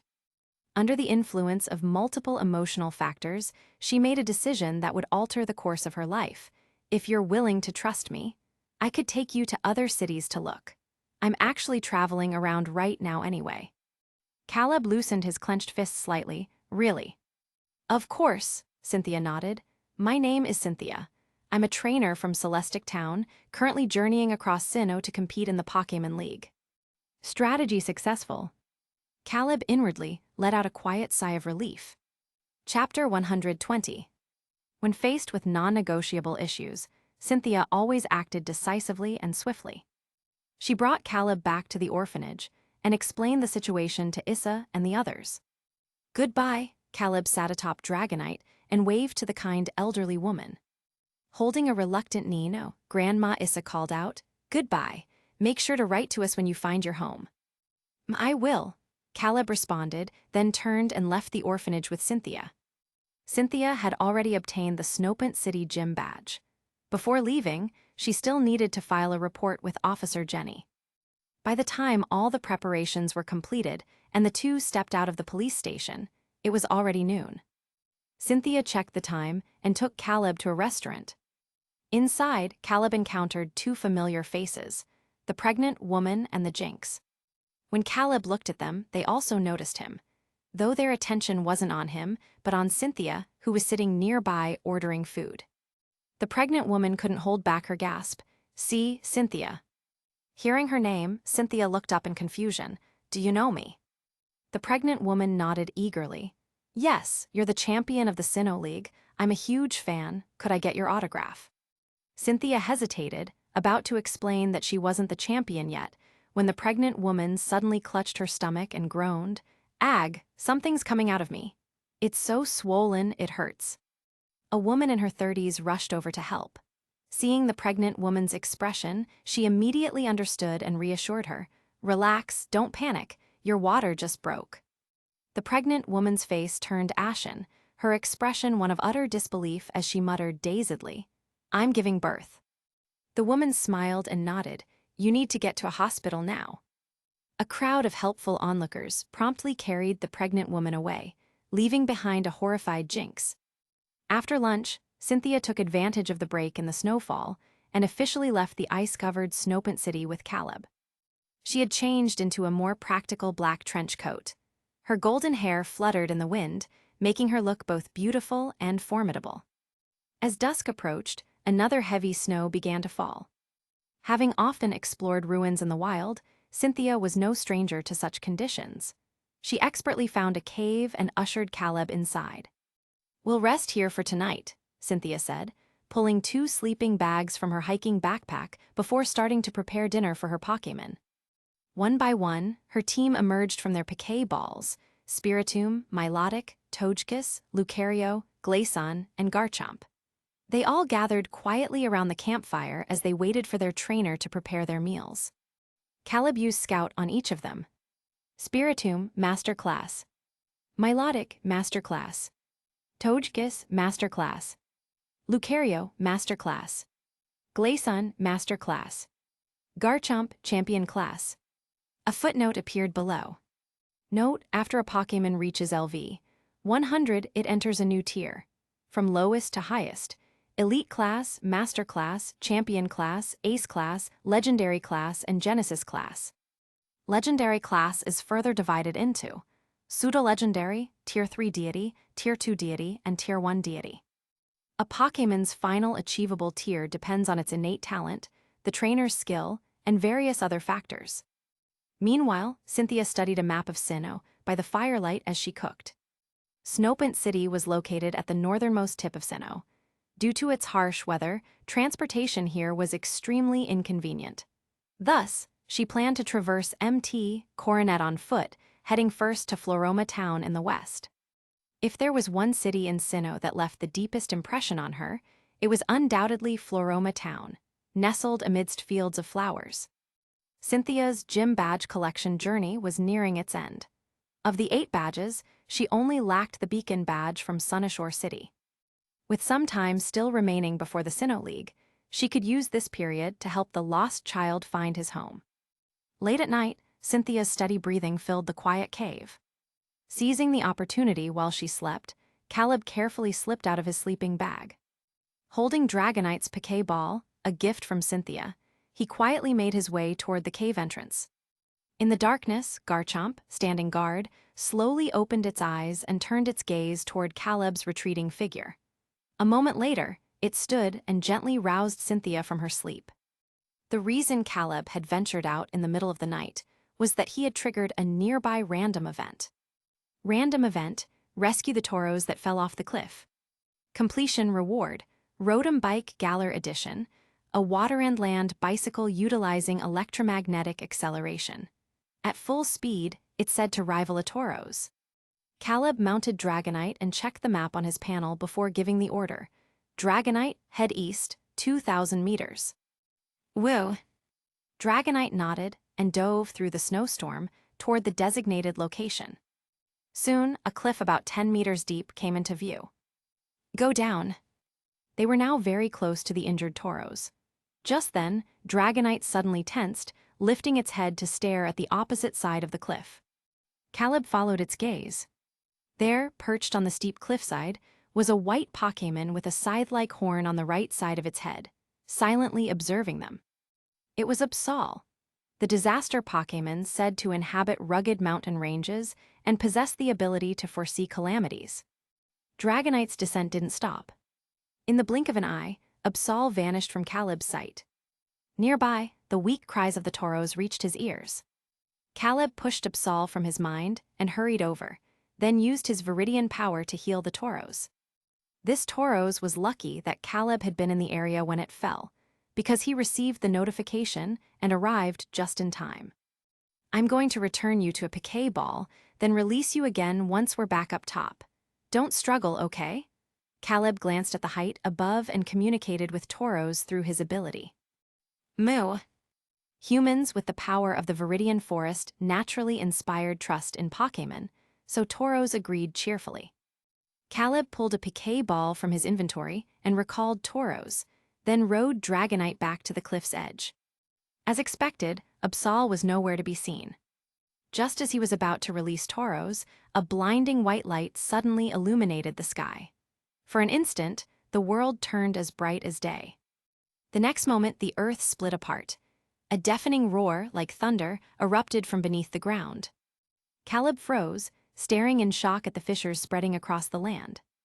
Oh no, Cynthia is still in the cave. Dragonite, let's head back now. His voice was uncharacteristically frantic. Though his motives for approaching Cynthia hadn't been pure, if something happened to her because of him. Caleb didn't even want to think about it. Dragonite shot back at top speed, arriving at the cave in an instant. As expected, the cave had collapsed, buried under rubble and boulders. Seeing this, Caleb felt his heart threaten to pound out of his chest. The earthquake hadn't stopped, but he couldn't afford to wait. He immediately summoned Mimikyu, Lucario, and Smeargle from their piquet balls. Together, the four Pokémon and Caleb began desperately moving rocks, despite the ongoing tremors. But his current body was too small. He couldn't even lift boulders larger than himself.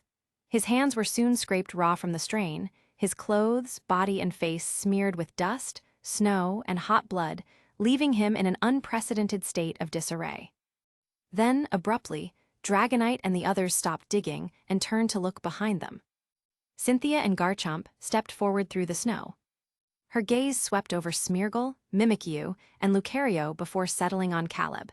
She had seen him pull piquet balls from thin air. Pursing her lips, she called out softly, "Terrence." Chapter 121. He couldn't hear, he didn't want to speak. The atmosphere suddenly became quiet. Caleb put down the rock in his hands, turned around, and looked up as Cynthia strode toward him with her long legs. Snow was still falling from the sky. Flakes of silver white landed on her hair, coat, and eyelashes, adding an ethereal chill to her already breathtaking beauty. Cynthia didn't say anything. She simply crouched down and gently began treating the wounds on Caleb's hands. Caleb froze for a moment before blurting out, "You don't have anything you want to ask." Cynthia glanced up at him and instead posed an unrelated question. Were you looking for me just now? Caleb nodded honestly. I thought something had happened to you. Cynthia smiled faintly and stood, turning her gaze to Mimikyu. And these are my Pokémon companions, Caleb answered truthfully this time. Cynthia, Dragonite too. Emma. A thoughtful expression crossed Cynthia's face. So you've been lying from the start. Caleb pressed his lips together and stayed silent. He didn't know what to say in this situation. Should he keep lying, but would Cynthia even believe him? A mysterious 3-year-old child who could pull multiple Pokémon out of thin air and command them in battle against a legendary Pokémon like Regigigas. Was that normal? Of course it wasn't. So, Cynthia's calm voice carried through the snowstorm. Who are you? Caleb took a deep breath and shook his head. I'm sorry, I can't tell you. If he did, he'd be thrown straight into a punishment scenario. Even saying he was from a parallel world was off limits. And he didn't want to keep deceiving Cynthia. After a pause, he added, but you don't need to worry, I don't have any ill intentions, I just ended up like this due to special circumstances. If you don't believe me, I can leave right now. At worst, he could take Dragonite and make a living as a street performer. If that didn't work, he could always return to the orphanage and scrape by. As he thought this, he recalled Mimikyu, Lucario, and Smeargle into their piquet balls. He climbed onto Dragonite's back, glanced back at the silent Cynthia and said, I'm sorry. Woo, Dragonite gave its trainer a worried look. Just as it spread its wings to take off, Cynthia spoke again, wait. Caleb and Dragonite turned their heads in unison. Cynthia hesitated before asking, do you have somewhere to go? Caleb shook his head, no. Cynthia, then the grandmother you mentioned earlier, was that a lie too? Caleb thought for a moment and chose his words carefully. I don't have a home. Not in Kanto, not in Sinnoh. That was as much as he could say. Anything more was forbidden. But Cynthia had already pieced together part of the truth. Her delicate brows furrowed.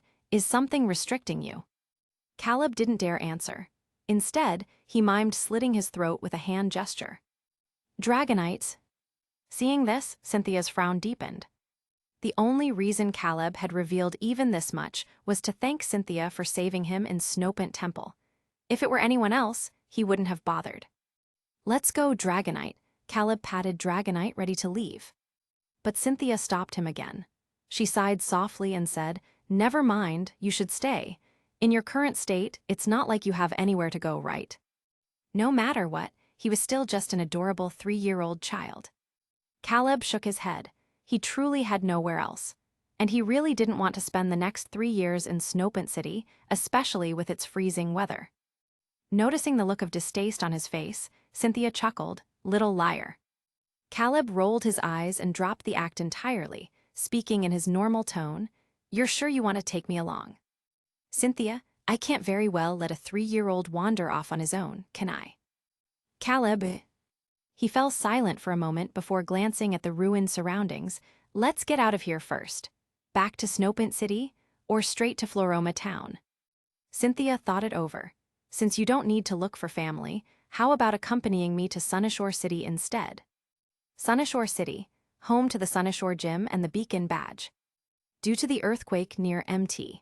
Coronet and the ongoing harsh weather, Cynthia and Caleb opted to fly directly to Sunnyshore City atop Garchomp and Dragonite. Before leaving, Caleb released the Tauros from its piquet ball, and in return, his inventory gained a Rotom bike. It was water and land compatible with electromagnetic acceleration. During their journey, he learned that Cynthia was heading to Sunnyshore City to obtain her final gym badge. The Sinnoh League was about to begin. As they drew closer to Sunnyshore City, the air grew noticeably warmer. Caleb shed his winter coat and changed into an adorable hoodie, courtesy of Cynthia's shopping. In exchange, he provided free Pokéblocks and healing for Garchomp and the others. Cynthia, too, switched to a lighter black trench coat. Caleb noticed that Cynthia seemed particularly fond of these mature and dignified black coats. Along the way, he triggered a few more random events, earning simple rewards like camping tents and silver sprays.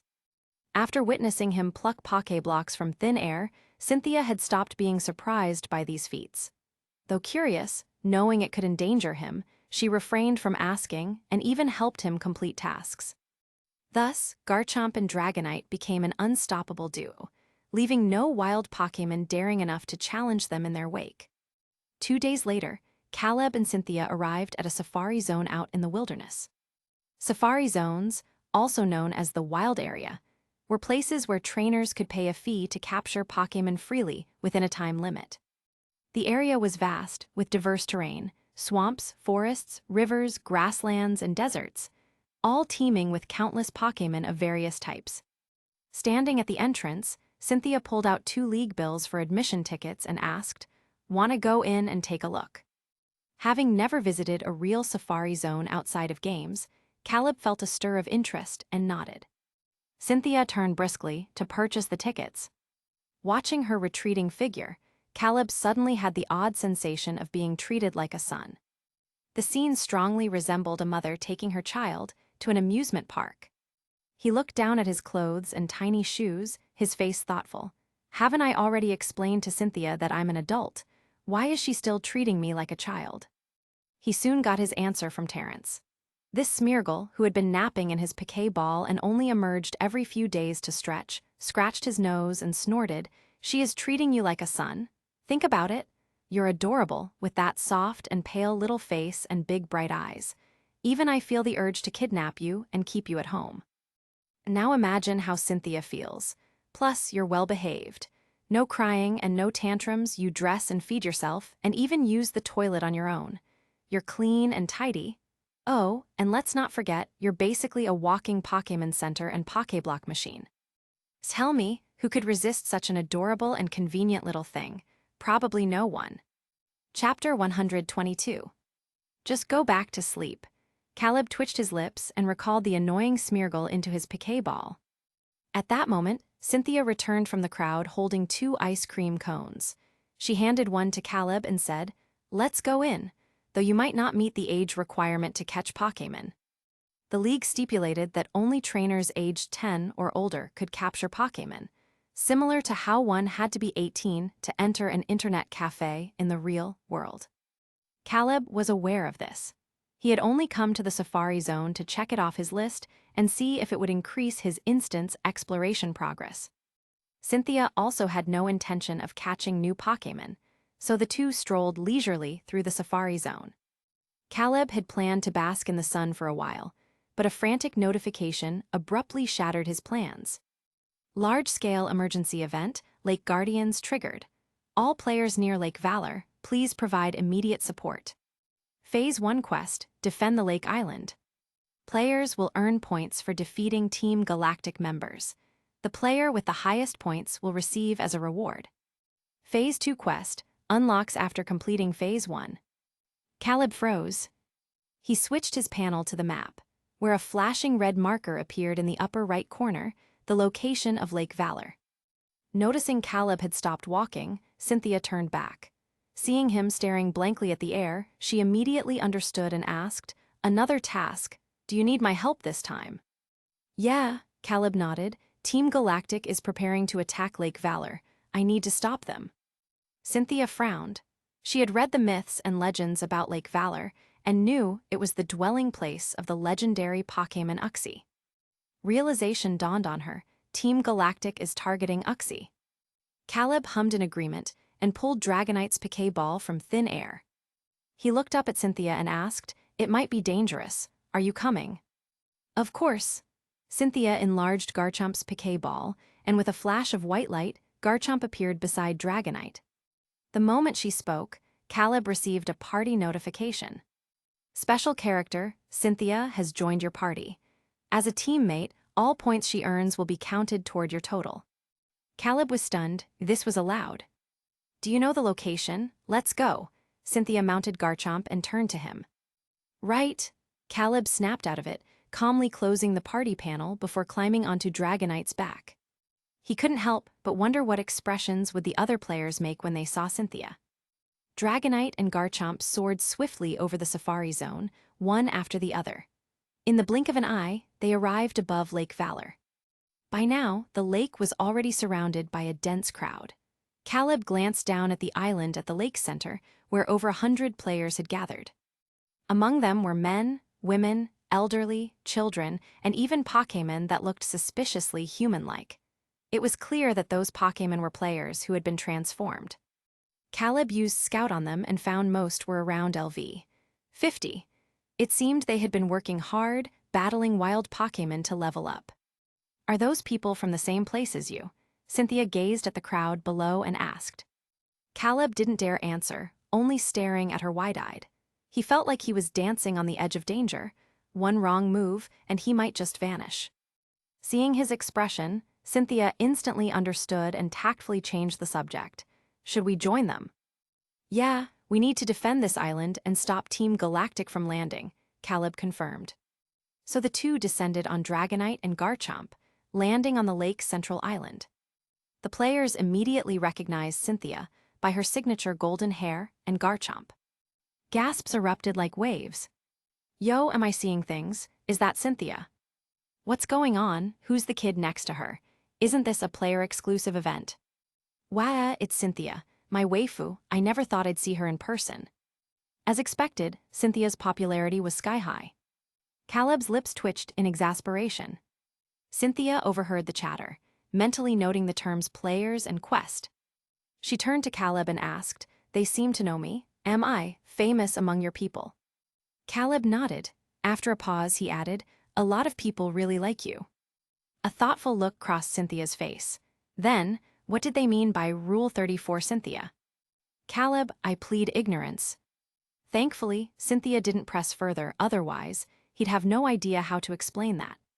The defense event hadn't started yet.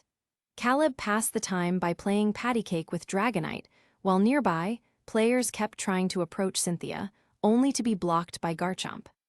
None of them dared say much. Accidentally leaking information about the infinite world would land them in a high-difficulty penalty scenario.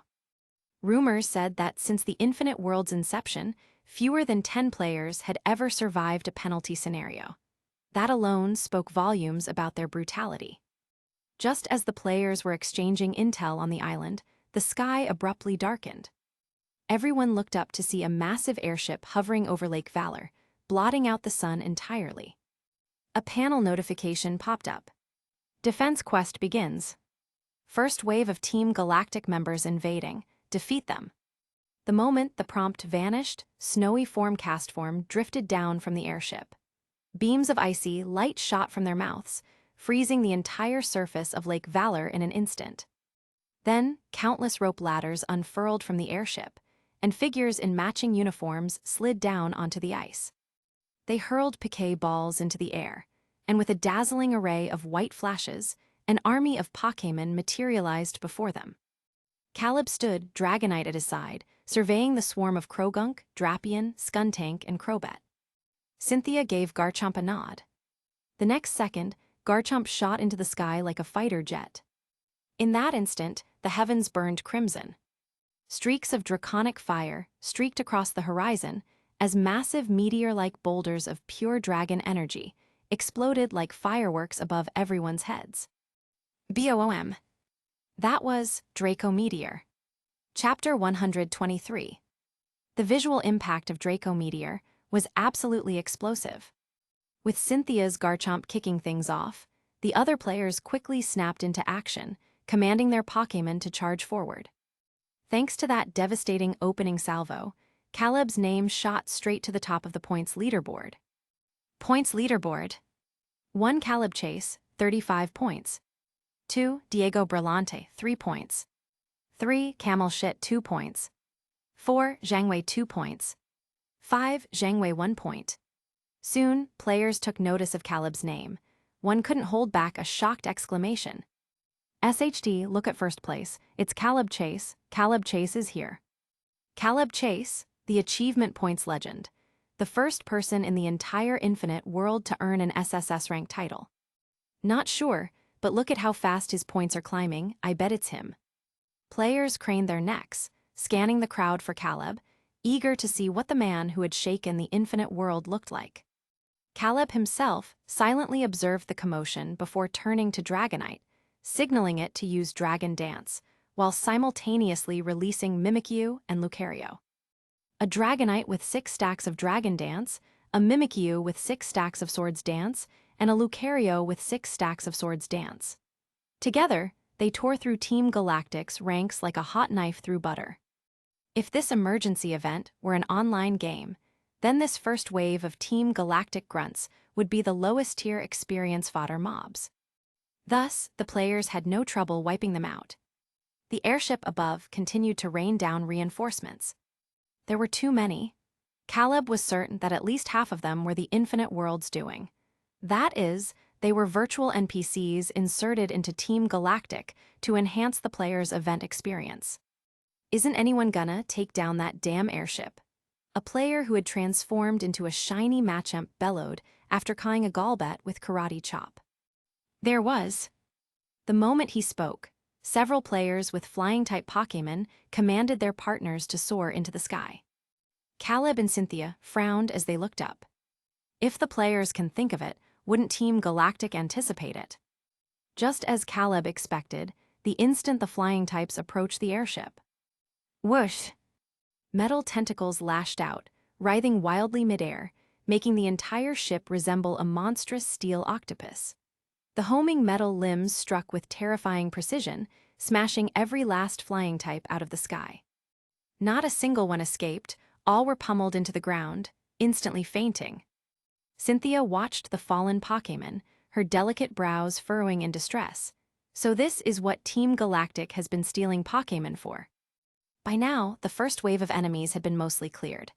Dragonite, Lucario, Mimikyu, and Garchomp regrouped with their trainers. Caleb explained, Cyrus's goal is to summon the temporal Pokémon Dialga and the spatial Pokémon Palkia to destroy this world and create a new one. This version of Cynthia, who was not yet the Sinnoh champion and still carried traces of youthful inexperience, looked up at him. Caleb met her gaze and continued, capturing Uxie is the first step in their plan. This world's timeline had already been disrupted.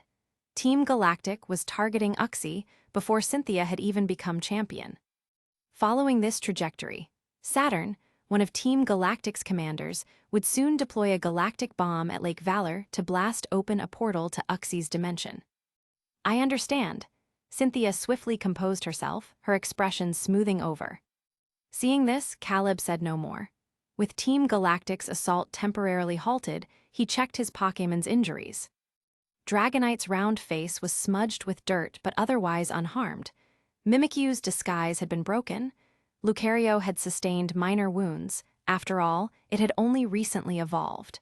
By human standards, it wasn't even 5 years old yet. It was basically still a baby. Caleb wiped Dragonite's face clean with a tissue from his bag, straightened out Mimikyu's crumpled disguise, and used his Viridian ability to heal Lucario. Cynthia watched silently as Caleb fussed over his Pokémon, her thoughts unreadable. Caleb glanced up at Garchomp and asked, "Need healing?" Garchomp shook its head. Just then, the airship above stirred once more. Everyone looked up to see a figure in Team Galactic's elite uniform sliding down a rope. Above his head floated a glaring red title. Team Galactic Elite Boss. Note: to enrich players' instance experience, the Infinite World has specially enhanced boss-level characters based on the Pokémon games. Enhancements include HP increased by 100x, special attack, attack speed, special defense, and defense increased by 5x, unlimited PP. Additionally, players who land the final blow have a chance to obtain rare items. Drop rates as follows. 1. New Year's Pikachu, 0.1%. 2. New Year's Squirtle, 0.1%. 3. New Year's Charmander, 0.1%. 4. New Year's Gift Box, a special bundle containing various Pokémon World items, New Year's event exclusive, 25%. 5. Prosperity Red Packet X1, grants 888 League credits, 74.7%. Caleb stared for a second, before realizing that it must be New Year's in their original world, outside the Infinite World. Cynthia noticed his reaction and asked, "What's wrong?" Caleb shook his head, dismissing the panel. "After this event, let's treat our Pokémon to a feast." Cynthia studied his wistful expression and smiled faintly. Why the sudden urge for a feast? Because, Caleb mounted Dragonite, it's New Year's in my hometown. Let's go Dragonite. Woo! Dragonite let out a spirited cry, wings beating as it surged toward the Team Galactic elite. New Year's, Cynthia murmured, watching Dragonite's silhouette against the sky. As if talking to herself, or perhaps to Caleb, she muttered, Happy New Year. To you, strange little boy from another world. From their time together, Cynthia had pieced together fragments of the truth. Caleb seemed to know her and the Sinnoh region far too well. He even knew about her indecisiveness and her love for ice cream. Chapter 124. Those who oppose Team Galactic will meet a bitter end. The final boss of the first wave delivered his boastful line, before pulling out a handful of piquet balls and hurling them into the air. With dazzling flashes of white light, 6 Pokémon, enhanced by the infinite world, materialized, their cold gazes fixed on the players below. Mawile, Toxicroak, Skuntank, Crobat, Tangrowth, and Graveler. There were only 6 bosses, but over 100 players. Far too many wolves for so little meat. The rewards wouldn't be enough to go around. Moreover, only the player who landed the final blow would receive the rare item drops. Thus, many players hesitated to act immediately. Caleb quickly scanned the crowd, taking in their reactions, before locking onto the most inconspicuous of the 6 bosses, Tangrowth, and diving toward it with Dragonite. Tangrowth, a grass-type Pokémon, evolved from Tangela. Though this Tangrowth had been buffed by the infinite world, against the veteran player's arsenal of Toxic, Hypnosis, Stun Spore, and Thunder Wave, its reactions were pitifully slow. Sleep, freeze, paralysis, poison, burn, flinch. One status condition after another slammed into it. Before it could even wake from sleep, it was frozen solid. Then came the relentless barrage of attacks. The battlefield below had devolved into chaos. Caleb didn't send Dragonite into the fray, opting instead to chip away at Tangrowth's health with Flamethrower and Lucario's Aura Sphere from the air. Soon, Tangrowth's health bar dropped to around 10%. At this point, all the players slowed their assault, their eyes glued to that sliver of remaining HP, ready to seize the killing blow. But then, due to a momentary lapse in coordination, the chain of status effects on Tangrowth broke. The sleeping Tangrowth's eyes snapped open. Its writhing vines lashed out in all directions, instantly ensnaring countless Pokémon. Flamethrower. Caleb frowned as Dragonite incinerated a vine lunging toward them. Then, a brilliant green light erupted from below. The vine tentacles tightened around the player's Pokémon, draining their vitality. This was Giga Drain. In that instant, countless players gaped in horror as Tangrowth's health bar began refilling before their eyes. 10%, 25%, 50%, 75%, 99%, 100%. What the heck? My Pokémon just got one shot. What kind of broken move is that? Its HP fully recovered in one hit. This is insane. The players' faces turned ashen. The other 5 boss battles weren't faring any better. The Mawile proved frighteningly clever. Faced with a barrage of status moves, it immediately used Substitute, then leaped into the air and unleashed Fairy Wind. Thanks to the Infinite World's enhancements, these bosses' stats had reached absurd levels. A single Fairy Wind wiped out over half the players' Pokémon in one go. The battles against Toxicroak, Skuntank, Crobat, and Graveler were equally disastrous. Players who had suffered heavy losses turned to those who had held back, waiting to snipe the kills, their faces twisted in fury. The hell are you idiots waiting for? A damn invitation. This is disgusting. Seizing the infighting, the bosses launched another devastating assault, cawing yet another wave of Pokémon. Terrified by the damage, the remaining players abandon the fight and retreat to the safety of the Lake Island. In the blink of an eye, only Caleb and his 3 Pokémon remained facing the 5 bosses. The world seemed to split in two. Players who had given up whispered among themselves. Who is that kid? Why isn't he running? Is he trying to 1v5 them? Is he crazy? A shiny Dragonite and a Lucario. Damn, all rare Pokémon. So what if they're rare? Those bosses are buffed to Kingdom Come. Even Zapdos would get wrecked by them. The truth was, Caleb couldn't leave. He was trapped by Tangrowth's vines. Every time he tried to retreat, writhing tendrils would bar his path. This was Tangrowth's block, a normal-type move that prevented escape. It was as if the move enforced an unbreakable rule. No matter how high Dragonite flew, vines would always intercept them. Even burning the vines with Flamethrower essentially did nothing since new ones would instantly replace them. And now, with the other players gone, the remaining 4 bosses had all aggroed onto him. Return, Caleb recalled Lucario and Mimikyu, hesitating as he pulled out the escape rope from his inventory. This rope had an added function: instant teleportation. It could whisk him to safety, even mid-battle. But just as he was about to use it, a melodious voice called out from behind, "I think you might need my help." Seated atop Garchomp, Cynthia glanced at Dragonite. "Mind if I hop on for a bit?" Caleb instinctively scooted over. Cynthia gracefully settled behind him, then turned to Garchomp. "It's all yours." Roar! Garchomp's eyes gleamed with ferocity before it shot into the sky like a fighter jet. Once again, the heavens burned crimson. Countless draconic meteors streaked downward, crashing toward the earth. Caleb watched the breathtaking spectacle whilst voicing his concern. Those Pokémon have been enhanced a lot. He was worried that even Garchomp might not be enough. Cynthia had already deduced as much from the earlier battle. Team Galactic shouldn't possess such overwhelming strength. Caleb fell silent as the first Draco meteor struck the ground. Then, a storm of meteors engulfed Lake Valor. He had assumed the enhanced bosses would shrug off the attack, but when the first meteor slammed into Tangrowth, his breath hitched. Tangrowth's massive health bar instantly plummeted to a sliver. All 5 bosses, except the fairy-type Mawile, were left on the verge of fainting in a single blow. Caleb's eyes widened in realization. Of course. As a native of this instance, Cynthia wasn't affected by the Infinite World's enhancements. So, she could bypass the buffs and attack the boss's base stats directly. Chapter 125. Dragonite's eyes shimmered as it gazed at Garchomp in the sky, its emerald-green pupils trembling slightly.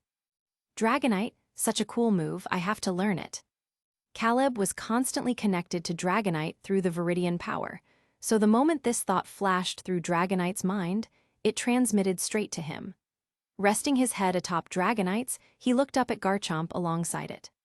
After the devastating Draco meteor, Garchomp transformed into a jet fighter, erupting with an overwhelming crimson aura as it dove toward the 6 Pokémon below at an absurd speed.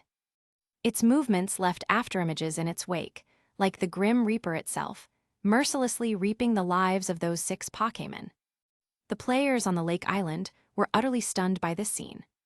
What's happening? Is that kid some kind of cheater? Was Cynthia this strong before she even became champion? That's insane. Sniffle, I want to ride Dragonite and flirt with Cynthia too. Speaking of, who is that kid? How did he end up with Cynthia? Just then someone gasped in shock, "Yo guys, look at the leaderboard." Everyone immediately pulled up the points ranking. The first place spot still belonged to the infamous Caleb Chase, his point total leaving the others in the dust. Points leaderboard. 1 Caleb Chase, 405 points. 2 Diego Brillant, 125 points. 3 Camel Shit, 98 points. 4 Zhangwei, 86 points.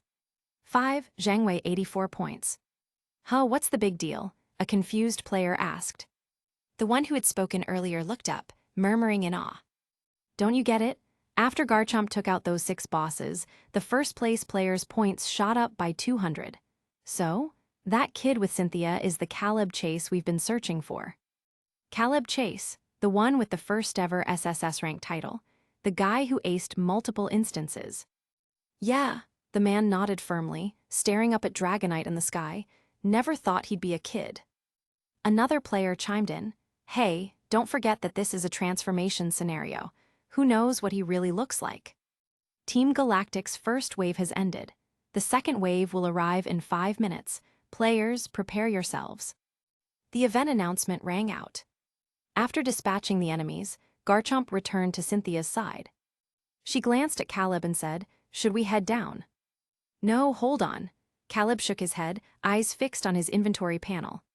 Since Cynthia was his teammate, Garchomp's takedowns of the 6 bosses had automatically been credited to him. 6 bosses, 6 drops.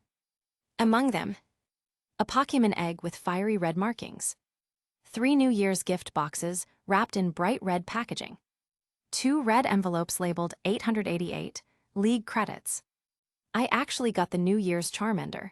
Caleb was genuinely surprised. He examined the 3 gift boxes and opened them one by one. With a festive firework effect, 3 unique Pokémon World items appeared in his inventory. Forest Medallion, a secret specialty of Eterna City, fully heals a Pokémon of all status conditions, disappears after 1 use. Clefairy Doll, a peculiar item. When thrown in battle, it distracts enemy Pokémon, guaranteeing a 100% escape chance. Reusable, automatically returns to the player's inventory after being thrown. Soul Dew, a droplet brimming with mystical power. When held by Latias or Latios, it boosts the power of their Dragon-type and Water-type moves by 50%. The first 2 items were nothing special.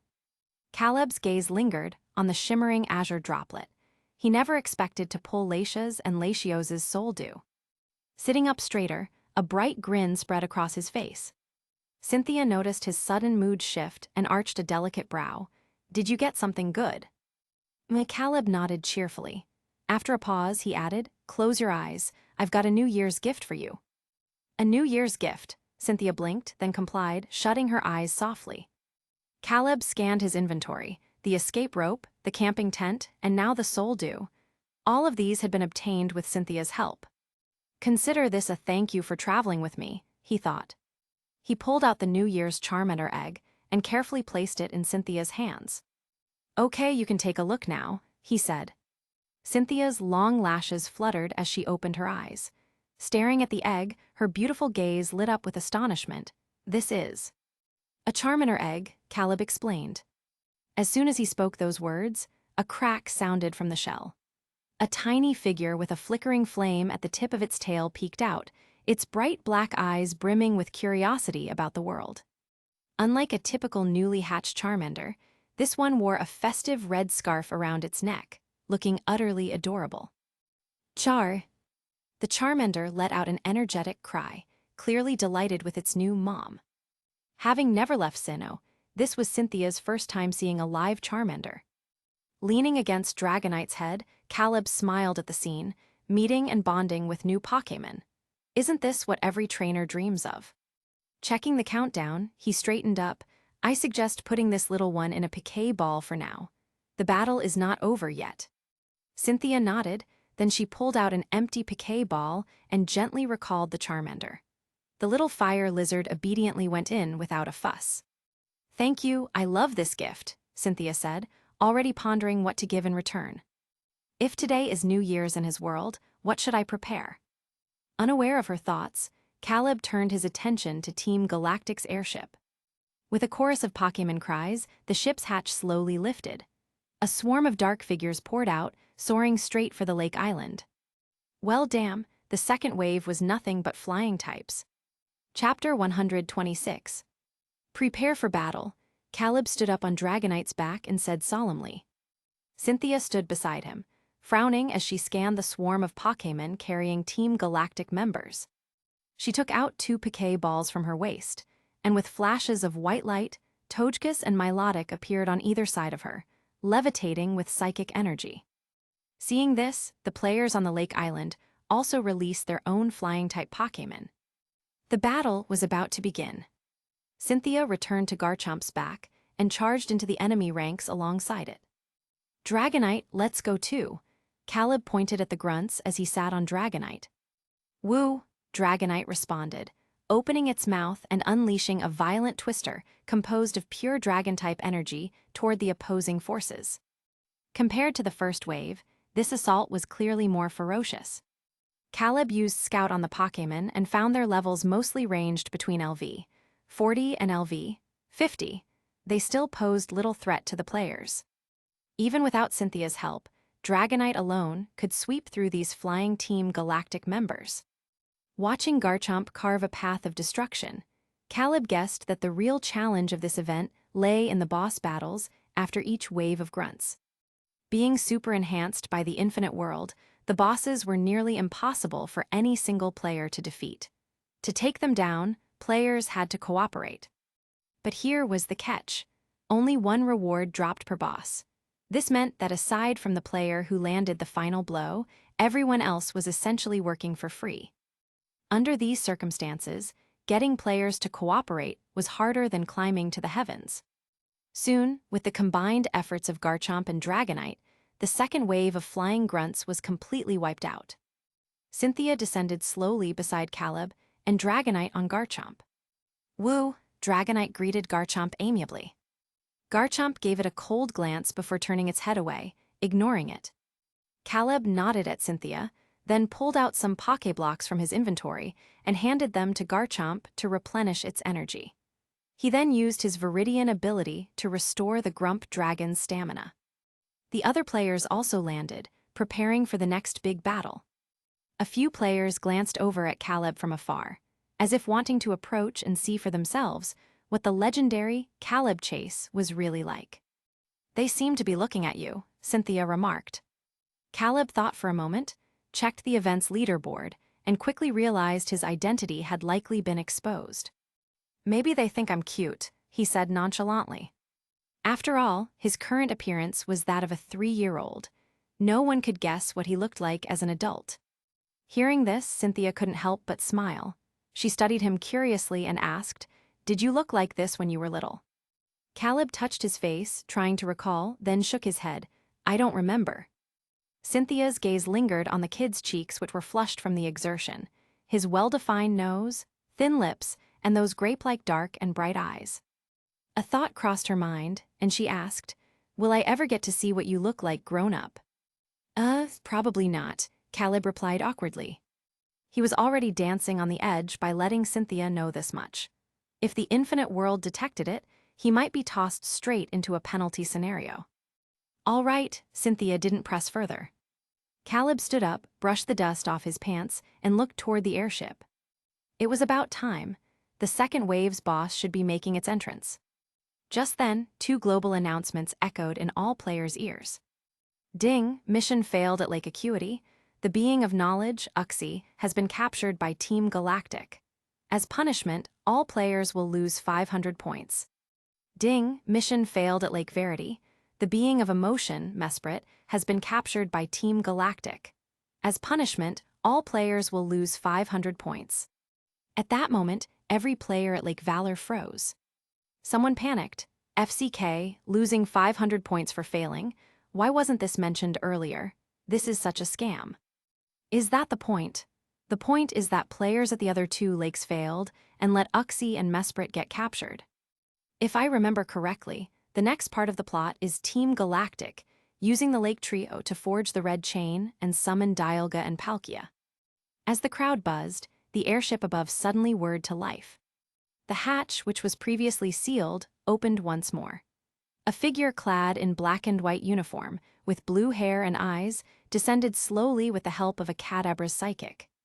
His cold gaze swept over the players. "You are the ones trying to thwart Team Galactic's plans." The players below fell dead silent, staring blankly at Saturn, one of Team Galactic's 4 commanders. It's clear that he was this event's final boss, and his Pokémon had also received the Infinite World's enhancements. No one responded to Saturn. Left hanging, he grew furious and roared, "Pathetic fools! All who stand in Team Galactic's way shall be erased by the galaxy's radiant light." Still, no one acknowledged him. The cringe was simply too much. Even Team Rocket's motto, "To protect the world from devastation," sounded better than this. An awkward silence hung in the air. Caleb couldn't help but feel second-hand embarrassment for him and asked, "Don't you find it embarrassing to spout such Chunabiu lines?" Saturn nearly fumed into oblivion. He glared at Caleb and bellowed, "You insolent brat, Kadabra, annihilate them." The Kadabra floating midair teleported instantly above Caleb. A surge of blue psychic energy erupted from its body, materializing into a tangible beam aimed straight at him. Even Dragonite wouldn't survive a direct hit from this Kadabra, which was enhanced by multiple stat boosts. At the critical moment, Garchomp moved. Its speed broke the sound barrier as it flashed in front of Caleb, pure dragon energy enveloping its claws. With a single slash, it dispersed Kadabra's Cybem. Cynthia stepped forward calmly, an overwhelming aura radiating from her, the presence of a future champion in full display. Her gaze pierced through Kadabra, locking onto Saturn as she smiled faintly. "You will not lay a finger on him." Chapter 127. Arrogant fool, Saturn was enraged. He shamelessly pulled out 2 more Piquet balls from his pocket and released his Toxicroak and Bronzong. Faced with this, Cynthia's expression remained unchanged, her voice cool and composed as she commanded, "Garchomp, Dragon Rush." Kadabra used Psychic to restrain it, Toxicroak, Sucker Punch, Bronzong, Hypnosis. Saturn bellowed. Cynthia's gaze swept swiftly over the 3 opposing Pokémon before she ordered sharply, "Dodge upward." Using Sucker Punch, Toxicroak had already closed in on Garchomp. Kadabra's Psychic beam shot in from the right, while Bronzong, floating on the left, emitted a ripple of blue light, Hypnosis, locked onto Garchomp and unleashed it. Faced with attacks from 3 directions simultaneously, Garchomp remained unflustered like its trainer. Then it pivoted midair and shot straight upward. Below, Garchomp vanished from its original position. Toxicroak's Sucker Punch missed, leaving it directly in the path of Psychic and Hypnosis. Cynthia looked up and instructed in a steady voice, "Lock onto Kadabra and use Dragon Rush." Roar! Garchomp let out a deafening roar as its body, moving at supersonic speed, transformed into a crimson meteor streaking across the sky. In the blink of an eye, it was upon Kadabra. The speed was so overwhelming that Kadabra had no time to teleport away before Garchomp slammed it into the ground. Cracked! The sheer force of Garchomp's Dragon Rush shattered the thick ice formed by Castform, sending both Kadabra and itself plunging into the depths of Lake Valor. Gulp! In the distance, players watching this scene couldn't help but swallow hard. Cynthia's Garchomp is just too strong.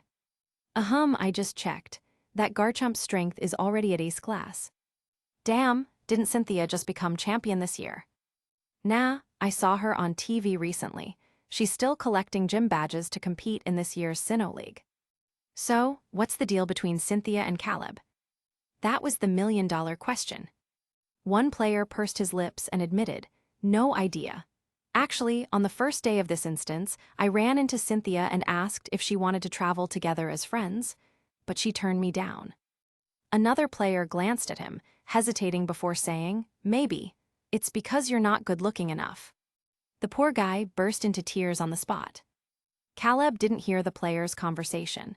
His attention was entirely focused on Cynthia. The Cynthia in battle was nothing like the gentle and mature woman he usually saw. Mid-battle, her expression was focused, calm, as if everything was under her control. She was like a queen.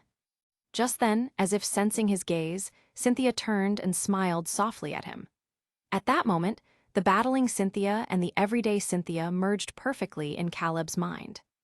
Kadabra had been sunk to the lake bed, Toxicroak was still asleep, and the battle had turned into a one-sided slaughter. The sheer power gap left Saturn stunned. His eyes locked onto Cynthia's indifferent face as he gritted his teeth and demanded, "Who the hell are you?" Cynthia didn't answer. Instead, she looked down, scanning beneath the ice. A sleek black shadow darted beneath the frozen surface, arriving beneath Bronzong in an instant. Cynthia, Dragon Claw. What? Saturn suddenly realized something was wrong and frantically looked down.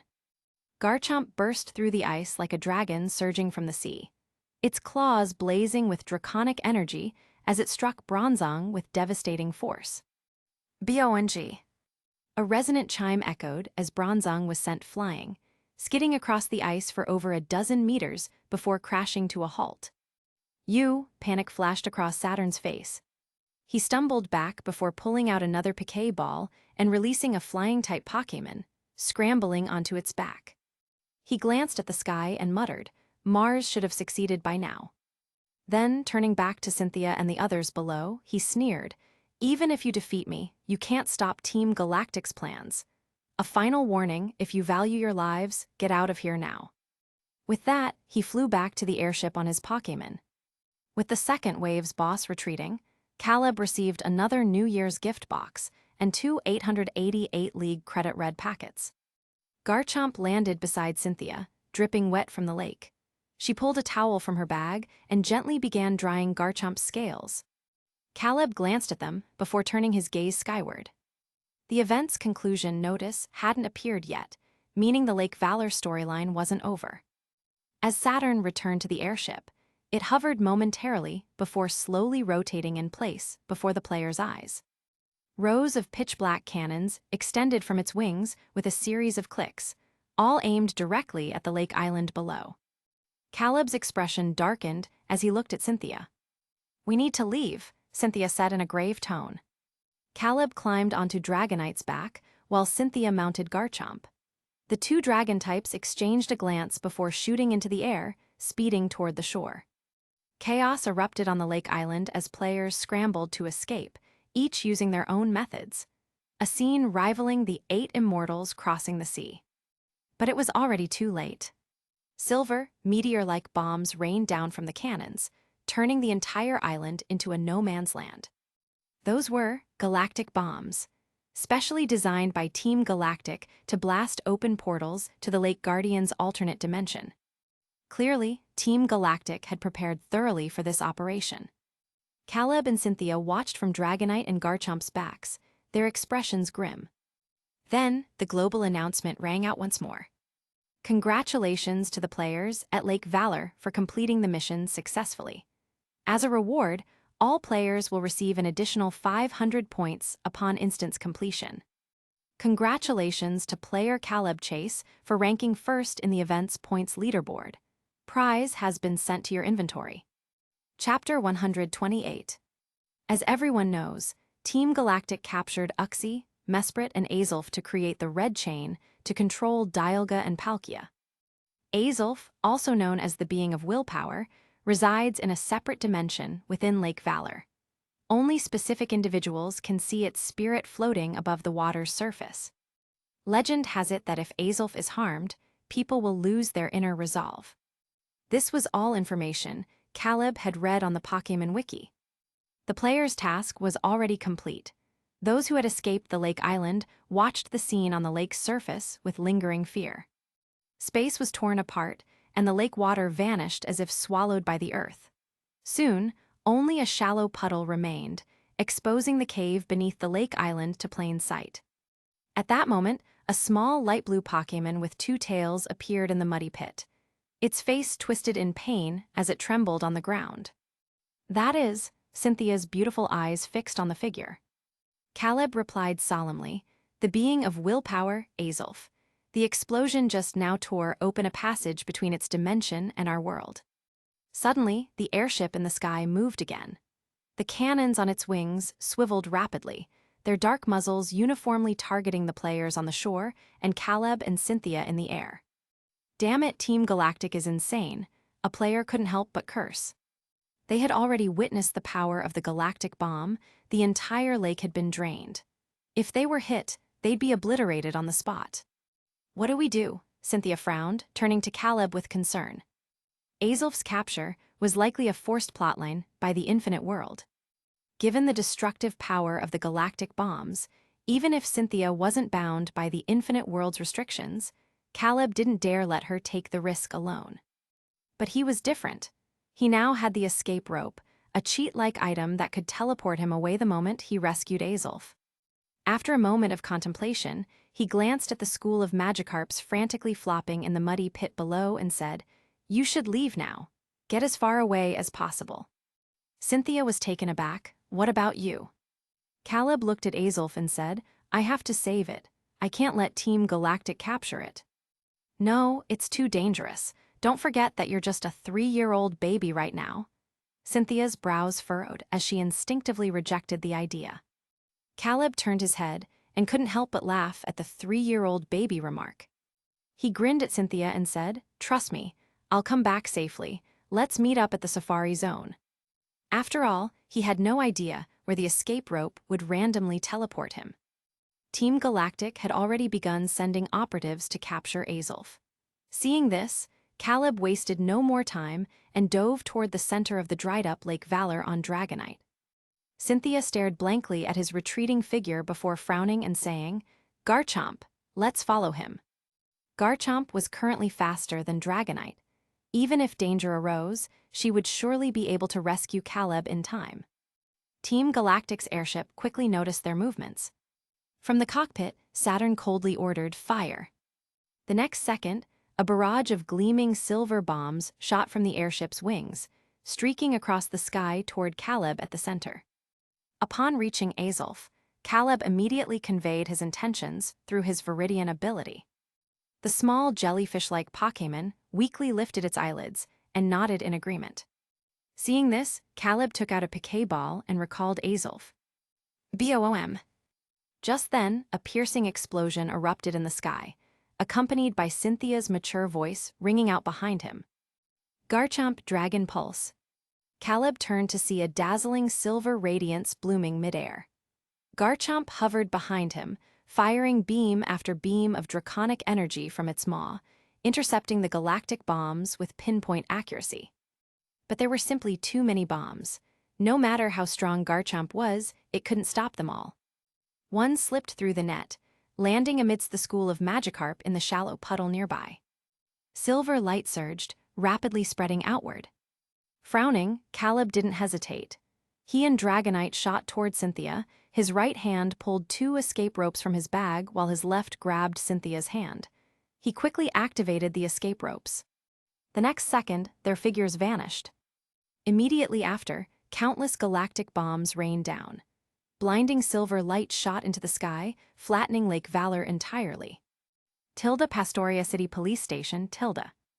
Officer Jenny stared blankly at the little boy and woman who had suddenly appeared on her desk, riding a Dragonite and Garchomp. Frowning, she demanded, "Who are you?"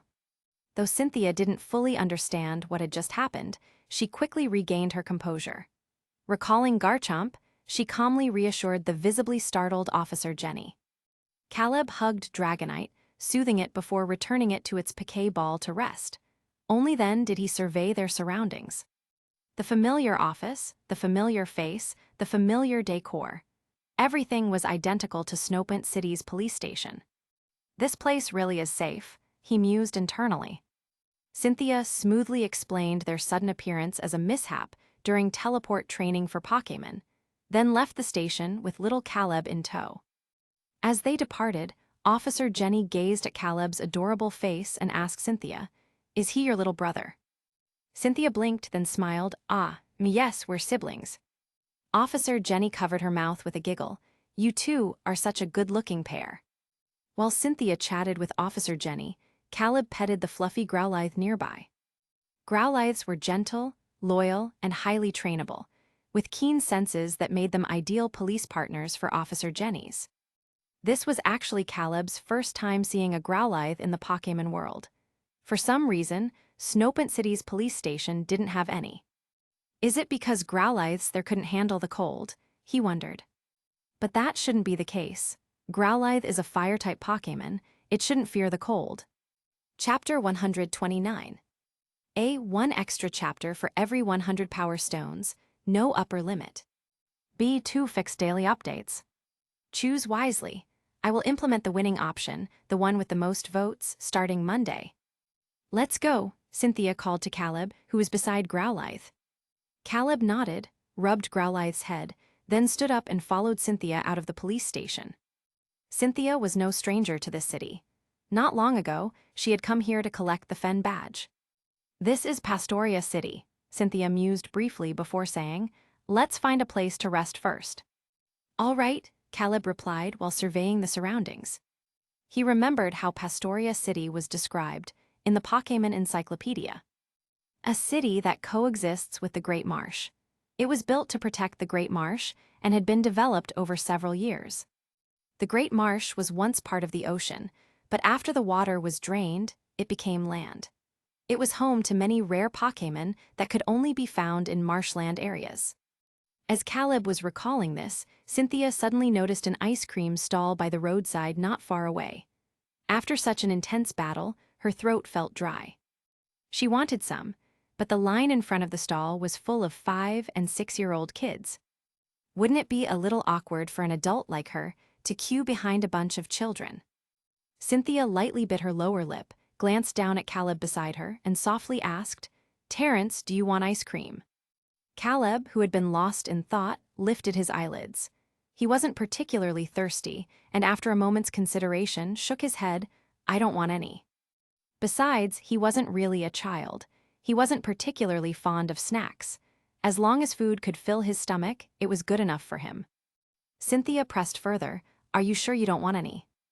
Caleb, what could possibly make Cynthia act like this, thought. He hesitated, then turned his gaze down the street, quickly spotting the long line of little kids.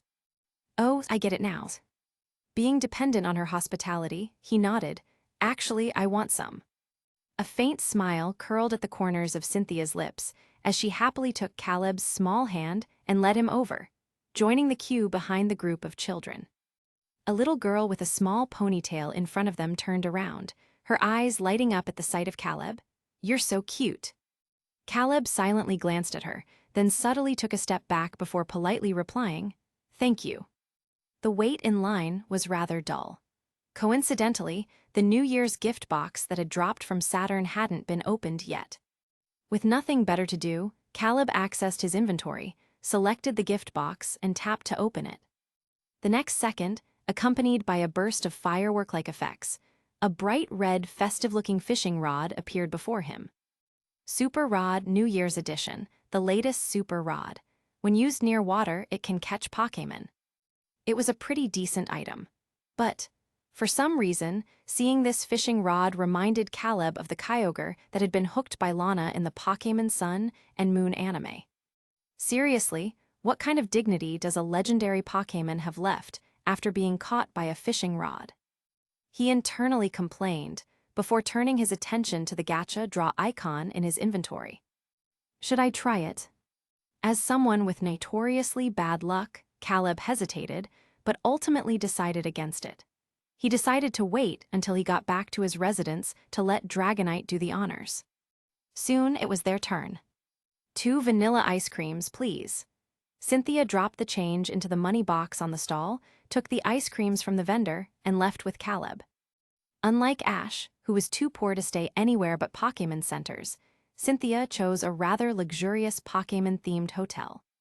Seeing her holding only one room key, Caleb hesitated before asking, "What about my room?" Cynthia blinked, then shook her head. "No need to worry, it's a twin room." Caleb was speechless. He reminded, "You haven't forgotten I'm an adult, right?" Cynthia thought for a moment, realizing he might be uncomfortable with the arrangement, and returned to the front desk to switch the twin room for 2 single rooms. Before heading upstairs, she asked worriedly, "Are you sure you'll be fine alone?" "Caleb, I have my Pokémon with me." Only then did Cynthia remember that he wasn't some defenseless 3-year-old. Oh, right. She said nothing more and led him upstairs. Since it wasn't bedtime yet, she dropped her backpack in her room before heading to Caleb's. Caleb released Dragonite, Mimikyu, and Lucario. He then took out the nutritious food prepared earlier by Gardevoir to feed them. Smeargle Terrence didn't come out. He had rolled over inside its Piquet ball, continuing its sweet dreams. He had slept so soundly that he missed the Lake Valor event and even Garchomp's annihilation of Team Galactic. Caleb glanced at Smeargle's Piquet ball. Then he stored Terrence's portion of food in his inventory to give him later when he woke up. "Where is Azulf?" Cynthia asked. "Here," Caleb turned slightly, revealing Azulf curled up under the blanket. He reached out and used the Viridian Power to restore Azulf's strength. A vibrant green energy enveloped the Pokémon, rapidly healing the injuries it had sustained from the explosion. But at that moment, a blinding white light erupted from Azulf's body and surged straight toward Caleb. The next second, he felt his sense of touch, hearing, and smell vanish. When he opened his eyes, all he saw was an endless expanse of white. "Where is this?" Confused, he looked down at his hands. Soon, the white void began to shift. A screen-like projection appeared out of thin air. Images flashed across it at lightning speed. Among them, Caleb saw the other 2 Lake Guardians, Uxie and Mesprit, being captured by Team Galactic, taken into a towering building, and placed inside special containment devices. A blue-haired, blue-eyed middle-aged man with a sinister expression stared at the restraints holding Uxie and Mesprit. Caleb clearly heard him say, "Just one more left." Then the scene suddenly flickered, switching to another setting entirely. This time, it showed two grown men engaged in a brutal hand-to-hand fight. One of them was Cyrus, the man from the previous vision. And the other, it was Caleb himself. The camera slowly panned upward. Caleb saw Dragonite, Lucario, and Mimikyu, but something was off. The Pokémon in the vision didn't look the same as his current ones. He rubbed his eyes, trying to get a closer look, but before he could, the images shattered like broken glass. The next moment, he jolted awake, his consciousness snapping back to reality. "Are you okay?" Cynthia asked, her brows furrowed with concern. Caleb froze for a second before slowly shaking his head, his gaze shifting to the still unconscious Azulf beside him. "What just happened? Why was I fighting Cyrus? And why was I in my adult form?" Chapter 130. That was your future. A crisp, melodious voice suddenly echoed in Caleb's mind. Azulf opened its eyes and slowly floated into the air, continuing telepathically. "Thank you very much for saving me." Caleb was taken aback. "What do you mean by my future?" he asked. A blue glow flickered in Azulf's eyes as it shook its head. "I don't know. I cannot see what happens in between, but that was your future."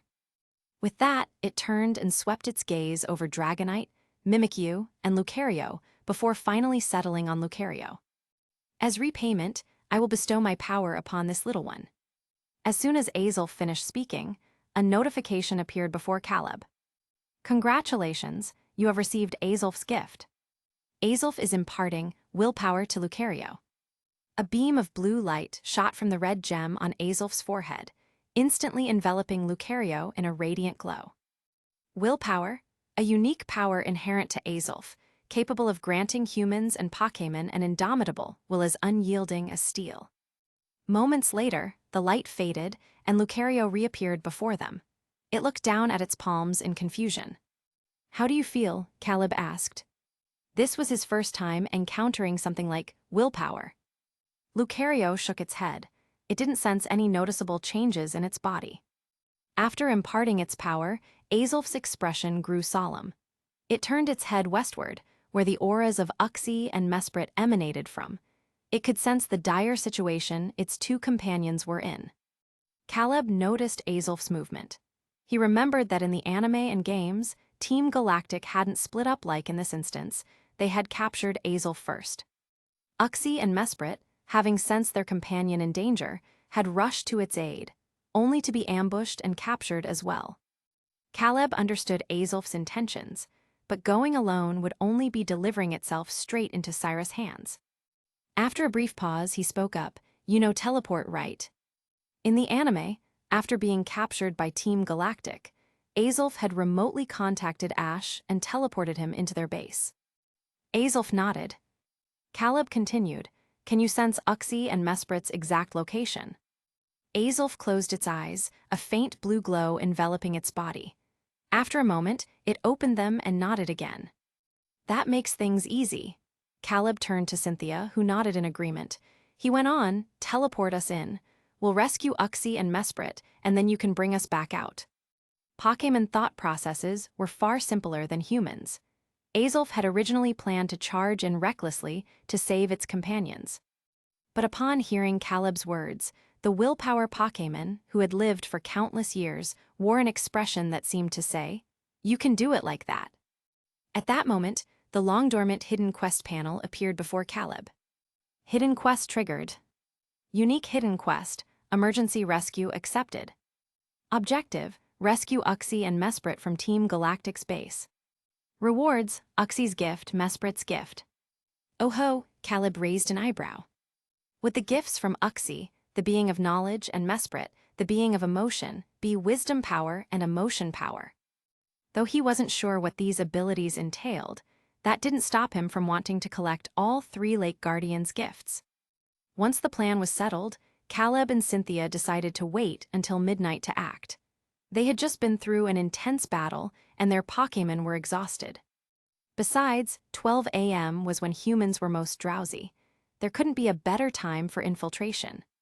Caleb recalled Dragonite, Lucario, and Mimikyu into their Pokéballs to let them rest. Then he took Cynthia to a mask shop. Surveying the rows of exquisitely crafted masks on display, Cynthia crouched down and whispered, "Are we really going to wear these Pikachu masks into Team Galactic space?" "Of course," Caleb affirmed. "If their security cameras catch your face, it'll be trouble. I don't mind, but I don't want them coming after you." Even though Cynthia was strong, it was better to be safe than sorry. "All right then," she relented, though the idea of wearing such a silly mask didn't suit her at all. Caleb eventually picked out a Charmander mask and a Squirtle mask. After paying, they returned to the hotel to prepare for the night's operation. Cynthia chose the Charmander mask. Standing in front of the mirror, she tucked her golden hair behind her ears and adjusted the mask. Caleb sat on the bed, sucking on a lollipop. Watching her golden locks, he asked, "Why don't you tie your hair up? Doesn't it get in the way during battles?" "A ponytail would be much more practical. Or even a style like Misty's or Serena's from the later Pokémon XY anime." Cynthia removed the mask but didn't answer. Instead, she asked, "Do you know how to tie hair?" Having spent months tying Lily's hair in the bug catcher instance, Caleb nodded. "Of course. Want me to try?" Cynthia raised an eyebrow slightly before producing a blue hair tie from her bag. Caleb hopped off the bed, his bare feet patting against the wooden floor. He pulled over a chair for Cynthia to sit on, then stood on another chair behind her and began tying her hair. His movements were gentle and practiced. Cynthia, curious, asked, "Did you practice this before?" Caleb nodded, the lollipop bobbing as he mumbled, "I tied my little sister's hair for a few months. It took a while to learn how to." "Little sister?" "Yeah, a girl no older than 5 years. Caleb didn't elaborate further. He couldn't tell Cynthia about his ability to travel between worlds. Done, he released her hair and waved at Dragonite, who was yawning on the carpet nearby. "Whoa." Dragonite lumbered over in confusion. Caleb leaped from the chair onto Dragonite's back. He wrapped his arms around its neck as he said to Cynthia, "Go take a look. I think this suits you really well." Watching him playfully cling to Dragonite, Cynthia chuckled softly before heading into the bathroom. The mirror reflected a young woman with rosy lips, pearly teeth, and delicate features. She no longer exuded her usual mature aura, but instead radiated the vibrant energy of youth. Cynthia shook her head slightly, her golden ponytail swaying gently. "It really does feel lighter than my usual style," she thought. Chapter 131. When Cynthia came out of the bathroom, she saw Caleb lying on the floor writing something. "What are you doing?" she asked. Dragonite, Mimikyu, and Lucario sat around him, watching their trainer at work. Hearing the voice, Caleb didn't even turn his head as he replied, "Forging our identities." Cynthia looked puzzled. She strode over with her long legs and took a look, seeing several neatly written lines on the paper on the floor. "Did someone ask something? Worry not, you'll soon find out. Noble answers are what we're all about. Here's our mission, so you better listen. Or else you'll miss an enlightening revelation. To infect the world with devastation. To blight all people in every nation. To denounce the goodness of truth and love. To extend our wrath to the stars above. We're Team Rocket." Below it was a large black R logo. "Team Rocket, what's that?" Cynthia asked in confusion. Caleb stood up from the floor, took a piece of double-sided tape from the drawer, and put it in his pocket. "An evil organization from the Kanto region, similar to Team Galactic." "You've been to Kanto?" Cynthia asked. "Yeah, I've been there before," Caleb nodded, putting the letter in his pocket to stick on Team Galactic's base later. "Oh," Cynthia thought for a moment before turning to look out the window. Night had already fallen, and a crescent moon hung high in the sky. After packing up, Caleb followed Cynthia downstairs to a barbecue restaurant for dinner. Time passed quickly. 11:59 p.m. Caleb glanced at the clock on the wall, picked up the Squirtle mask, and put it on his head. He turned around and saw Cynthia had also put on the Charmander mask. He looked at Azulf, who was resting in the corner, and said, "Let's go." Azulf nodded, Then its body glowed blue like a light bulb. Caleb and Cynthia's bodies were lifted into the air by Azulf's psychic power, and in the next second, they disappeared from the spot along with Azulf. Team Galactic Base, in the laboratory holding Mesprit and Uxie Tilda.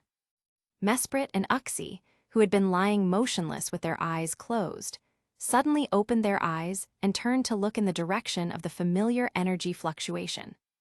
Azulf appeared out of thin air with Caleb and Cynthia. Seeing its two trapped companions, Azulf showed an anxious expression.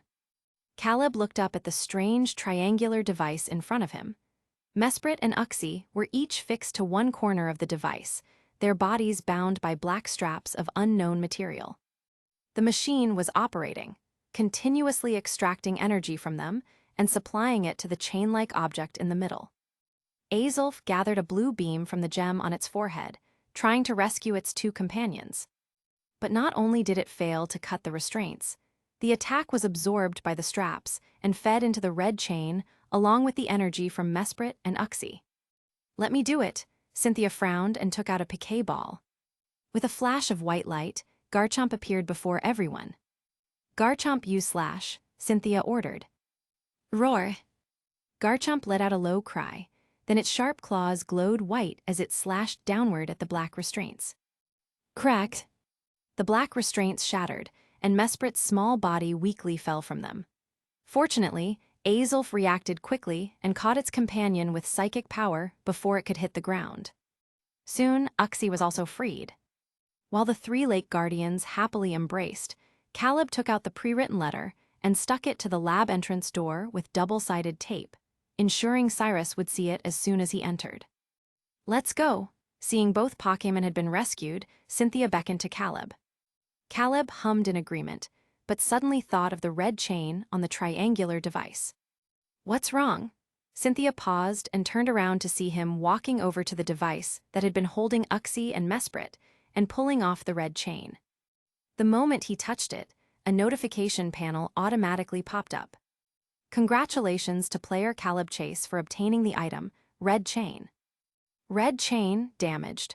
A mythical item that is said to be connected to the legendary Pokémon that gave birth to the Sinnoh region. Effects unknown. Can be taken out of the instance. What a great item! Caleb raised an eyebrow and directly put the red chain that Cyrus had painstakingly created into his inventory. He turned around and began feeling around the lab, checking if there were any other items that could be taken out of the instance.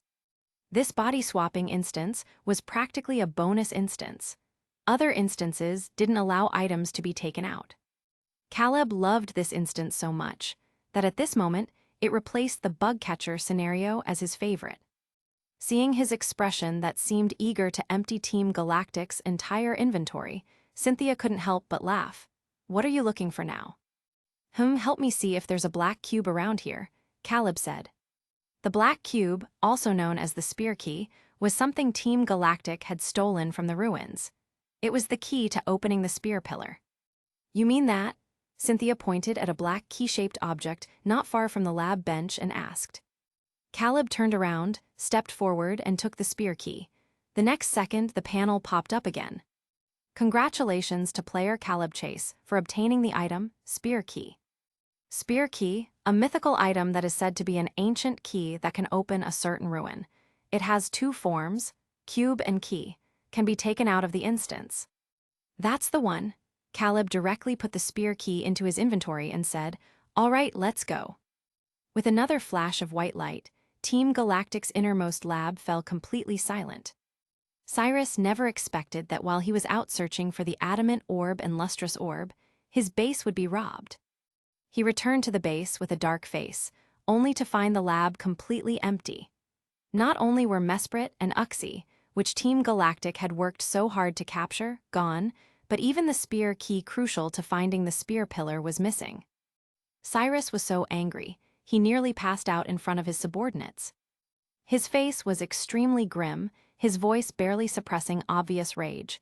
What exactly happened?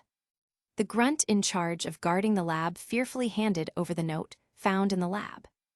After reading it, Cyrus punched the nearby wall and said through gritted teeth, "Team Rocket, damn it. Investigate this damned organization immediately. A few days later, Mars, who was in charge of investigating Team Rocket, came before Cyrus and handed over the information she had found. After reading it, Cyrus was furious. "The Kanto region? Team Rocket," he roared. "Where are our spies? Send them all. I want more information on them." Chapter 132. By the way, the 2 fixed daily updates option is winning by 5. 1. Pastoria City Hotel Tilde. The moment Caleb and Cynthia returned, the task completion notification came up. Unique hidden quest, emergency rescue completed. Quest rewards have been sent to the player's inventory. Weren't Mesprit and Uxie's gifts supposed to be emotional power and wisdom power? Puzzled, Caleb opened his inventory and scrolled to the bottom. Instead of the expected emotional power and wisdom power, there were 10 coin-shaped unfamiliar items. Special Attack Boost LV 6, one-time use item. Greatly increases a Pokémon's special attack in battle for 12 hours. Well, this item isn't bad either, he mused. He didn't have an immediate use for it, though. After all, Mimikyu, Dragonite, and Lucario were all physical attackers. The red, yellow, and blue Lake Guardians finally reunited, hugging each other joyfully. However, Mesprit and Uxie had most of their energy drained by Team Galactic and were now exhausted. They soon fell into a deep sleep on the bed. Seeing this, Caleb yawned. It was already late. He got up to take a shower, during which he heard 2 door sounds from outside but didn't pay them much attention. When he stepped out wrapped in a bathrobe, he noticed Cynthia had already returned to her own room. "Whoa!" Dragonite, sitting by the bed, called out and pointed at the table, signaling Caleb to look. He turned and saw a sky-blue gift box and a note on the table. He froze for a moment, then glanced questioningly at Dragonite. "Woo-woo Tilde, that girl brought it over Tilde." Dragonite replied. "Cynthia, why would she give me a gift?" Caleb didn't react immediately. He took a lollipop from the drawer, unwrapped it, popped it into his mouth, then walked over and picked up the note. Written in elegant, graceful handwriting were the words, "Happy New Year, little liar." Crunch. Caleb bit down on the lollipop, smiling slightly as he pulled over a chair, stepped onto it, and unwrapped the gift box. Dragonite curiously leaned in to watch. Caleb rubbed its chubby little face, then lifted the lid of the box. "Congratulations, player Caleb Chase has received Cynthia's gift, Cherish Ball." Cherish Ball, a somewhat precious piquet ball with commemorative significance, exclusive to player Caleb Chase. Seeing that can be taken out of the instance, note, Caleb breathed a sigh of relief. If it had been some Pikachu plushie or ceramic figurine, he wouldn't have been able to take it with him. On the other hand, seeing it was just a piquet ball, Dragonite lost interest and turned to go back to munching on Pokéblocks with Mimikyu and Lucario. Noticing this, Caleb quickly grabbed the chonky dragon and opened his inventory to use the gacha opportunity. The familiar spinning wheel appeared. Being held in place, Dragonite tilted its head in confusion. "Woo!" Caleb hugged Dragonite's paw. Though the chonky dragon didn't understand what its trainer was doing, it obediently extended its claw. Tap! The next second, the wheel spun wildly as if possessed. Caleb watched while holding Dragonite's paw. Soon the wheel stopped, glowing with a golden light. Ding!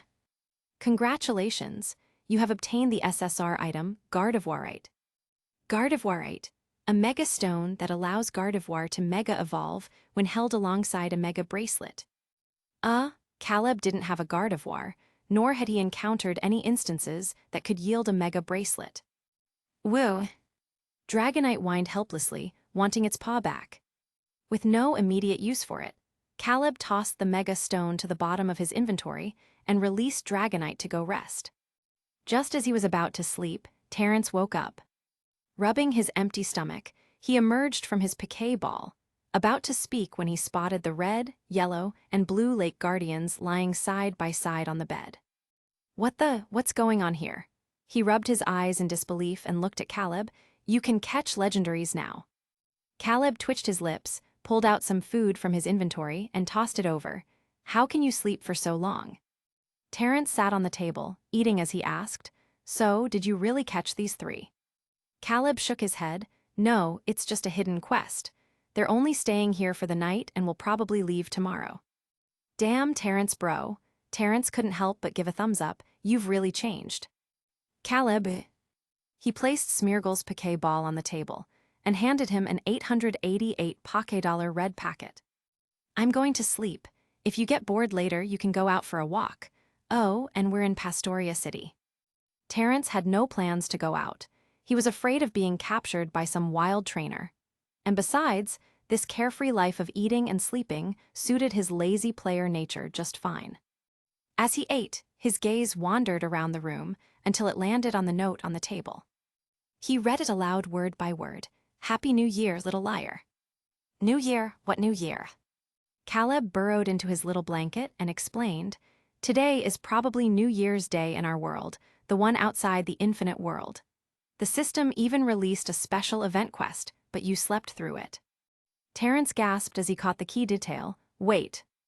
What? So this is from Cynthia. Terrence's eyes widened. He knew only Cynthia called Caleb little liar, but how did she know it was New Year? A horrifying thought suddenly struck him. He turned to Caleb in disbelief. Did you tell Cynthia about the infinite world? Caleb rolled his eyes and replied, Do you think I'd still be lying here and chatting with you if I had? Then how did she know? Caleb shrugged. She figured it out herself. Cynthia is much smarter than you think. You must have hinted at it. Terrence recalled what happened in Snowpoint City and couldn't help but say, You're playing with fire, man. Aren't you afraid the system will detect it and kick you out? Caleb, I didn't say a single word. Terrence gulped, looking at him with admiration and giving a thumbs up. Damn, bro, you're on another level.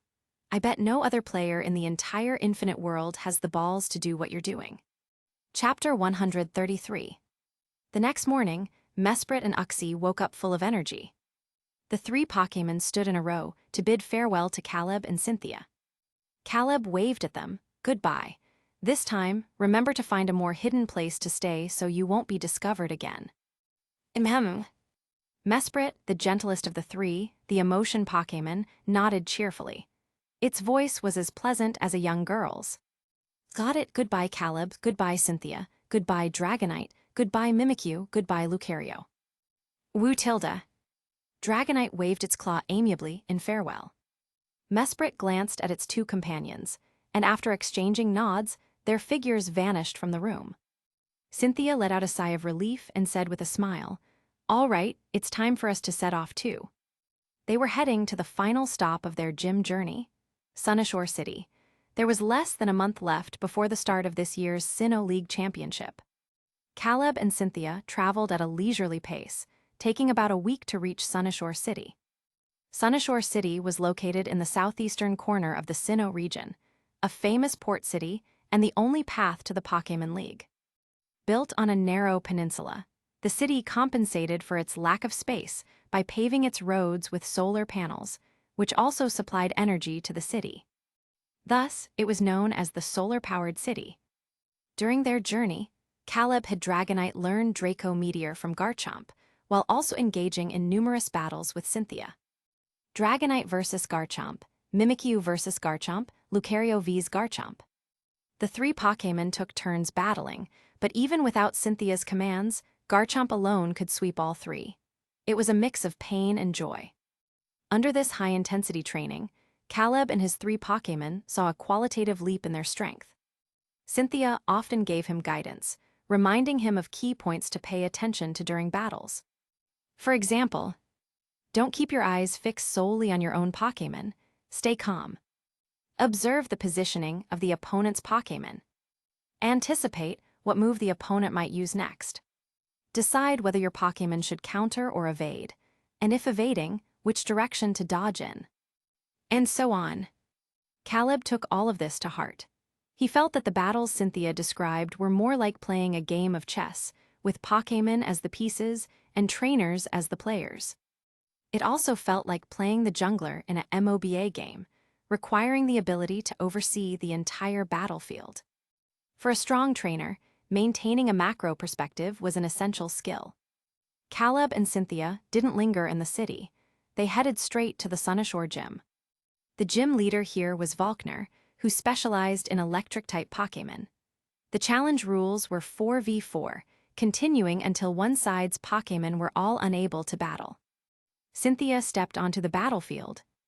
After some thought, Caleb released all three of his Pokémon.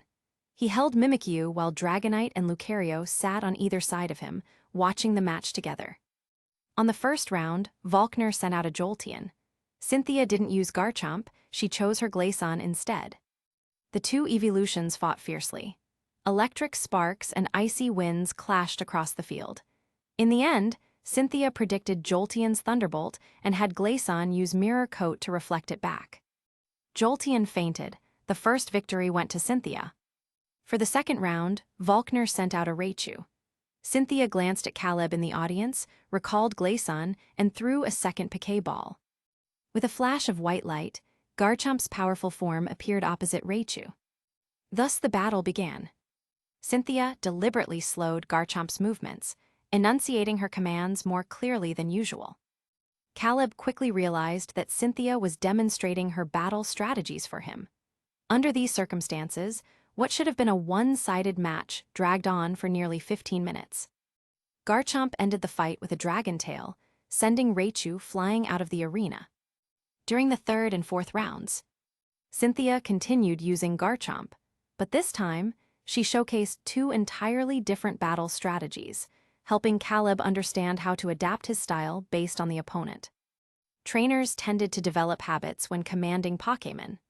Pokémon could learn many moves, but in battles, trainers often defaulted to familiar and frequently used attacks. Over time, this solidified into a fixed battle style, one that could be exploited if the opponent prepared for it. This was very common. For example, Caleb himself often had Dragonite use Dragon Rush. While Dragon Rush was powerful, its accuracy wasn't high. If the opponent anticipated it, Dragonite could easily miss, leaving an opening to be countered. As Caleb watched Cynthia's battles, he reflected on his own battling style and shortcomings since arriving in the Infinite World. While he was deep in thought, Cynthia finished her match. She accepted the beacon badge from Volkner, then walked over to Caleb and waved a hand in front of his face. "What are you thinking about so intently?" Caleb looked up, replying, "About my battling style. What's up? Is the match over?" Cynthia nodded, sitting beside him and taking a sip from her water bottle. Caleb glanced at her. "With only 3 weeks left until the league, should we head straight to Lily of the Valley Island or stay in Sunnishore for a while?" Cynthia thought for a moment before asking, "What about you? Is there anywhere you'd like to go?" "Caleb, are there any good places nearby for battle training?" "There is one," Cynthia said, pursing her lips. "Have you heard of the Victory Road?" The Victory Road? It was a location trainers passed through before the league. It gathered trainers from all over the region, all honing their skills in preparation for the upcoming tournament. Of course, the league didn't require trainers to clear the Victory Road to participate. That place existed for those who sought to temper their will and refine their abilities. "I've heard of it," Caleb nodded. Cynthia continued, "Given your current strength, I think it'd be a good choice for you." Chapter 134. The Victory Road was built on the island of Sinnoh, and its terrain was quite complex. There were maze-like caves, dark and damp underground paths, subterranean rivers leading to the sea, and massive boulders blocking the way forward. In the Pokémon games, to successfully navigate the Victory Road, trainers needed Pokémon that had mastered the following moves: Flash, Surf, Strength, Rock Smash, Waterfall, and Rock Climb. But in reality, it wasn't that complicated. After all, both Dragonite and Garchomp could fly, allowing them to carry Caleb and Cynthia over rivers and scale cliffs with ease. As for Flash, Caleb had Smeargle mimic the move using Sketch from another trainer's Pokémon. With Flash activated, Terrence looked like a giant light bulb, walking ahead with his arms crossed, his tail flicking back and forth in annoyance. A talking Smeargle, Cynthia was surprised. Caleb replied succinctly, "He's like me." "Oh," Cynthia didn't press further and instead changed the subject. "Up ahead is where trainers gathering for the Victory Road are. Ready for some battles?" Caleb gave an affirmative hum. During this time, his Dragonite, Mimikyu, and Lucario had grown rapidly under Cynthia's guidance. He was no longer the rookie who was rich in theory, but lacking in practical experience. As they spoke, the two passed through the dark underground path, climbed a ladder to the upper cave, and were greeted by a suddenly expansive view. It was a vast cavern, already crowded with trainers from all over the world. Some were engaged in Pokémon battles, others were chatting with fellow trainers, and some who had just arrived were setting up camping tents. With a long time still left before the start of the league tournament, they had all decided to stay here for pre-battle training. After a quick glance, Caleb said to Cynthia, "I'll go set up the tent first." "Need any help?" Cynthia asked. Caleb shook his head. He had obtained a camping tent from a random event before and could simply take it out from his inventory. "All right, I'll wait here for you," said Cynthia. Caleb acknowledged and headed to a corner with Terrence. Making sure no one was watching, he pulled out a blue tent from his inventory. Though the tent looked ordinary from the outside, the interior was surprisingly spacious, enough to comfortably fit 3 adults.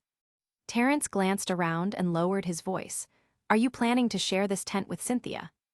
Caleb shot him a look, then unzipped the tent and kicked him inside. Upon seeing the interior, Terrence's dog eyes widened. "Damn, this place is so luxurious. There's even a mini fridge." He crawled over, opened the fridge, and pulled out a bag of cucumber-flavored chips. Peeking out, he asked, "Can I eat these?" They were just chips, nothing expensive. Caleb considered it a reward for the flashlight services. He nodded generously but warned, "Sure, but don't finish them. Those are actually for Dragonite." Dragonite loved cucumber chips, Mimikyu had a sweet tooth, and Lucario wasn't picky. It would eat anything Caleb gave it without complaint, no matter how bad it tasted. The thought gave Caleb a slight headache. Lucario wasn't as clingy as Dragonite or as affectionate as Mimikyu. It was quiet and reserved. Having slept all day yesterday, Terrence wasn't tired today. Munching on chips, he followed Caleb, the crunching sounds loud in his mouth. When Caleb returned to Cynthia's side, he found her talking to a red-haired, spiky-haired young man with a rebellious style. Noticing his approach, Cynthia introduced, "This is Maki. Like me, he's a trainer here for the league tournament." Maki already knew Cynthia. During his own badge-collecting journey, he had always seen her as his rival. He had assumed she wouldn't come to Victory Road for training, but not only had she shown up, she had a kid with her. Hadn't she always traveled alone? He mused. Maki remembered the last time he'd met her in Floroma Town. He had asked to travel together, but she had refused. Wouldn't traveling with me be better than dragging along this kid? A sense of unfairness suddenly rose in his heart. He scrutinized Caleb with displeasure. Well, the kid was cute, but that was about it. He probably still wet the bed and needed Cynthia to change his pants. Caleb keenly noticed the hostility in Maki's gaze and met his eyes. Still munching on chips, Terrence widened his eyes, glancing back and forth between Caleb and the punk. "Oh ho, is this where the fun begins?" Caleb thought the guy was an idiot and ignored him, turning to Cynthia instead. "I'm going to find some battles over there." Before Cynthia could respond, Maki burst out laughing. "Kid, are you joking? Come on, tell me, how old are you?" He then pulled out a piece of candy from his pocket. "Here, it's sweet." Caleb's lips twitched. He didn't take the candy and instead raised an eyebrow, feigning innocence. "Are you a trainer too?" "Of course," Maki thumped his chest. "I've already collected all 8 gym badges." Caleb grinned, looking utterly harmless. Then, "Wanna give it a try?" Maki blinked. "Try what?" Caleb pulled out a shrunken piquet ball from his pocket. As it expanded in his palm, he said slowly, "Try battling me." "You're serious? The league rules say you have to be 10 to catch Pokémon." Maki was baffled. Cynthia interjected seriously. "He's not joking, Maki. His situation is special. You'll understand once you battle him." Maki scoffed at that. But if Cynthia insisted, he didn't mind humoring the kid.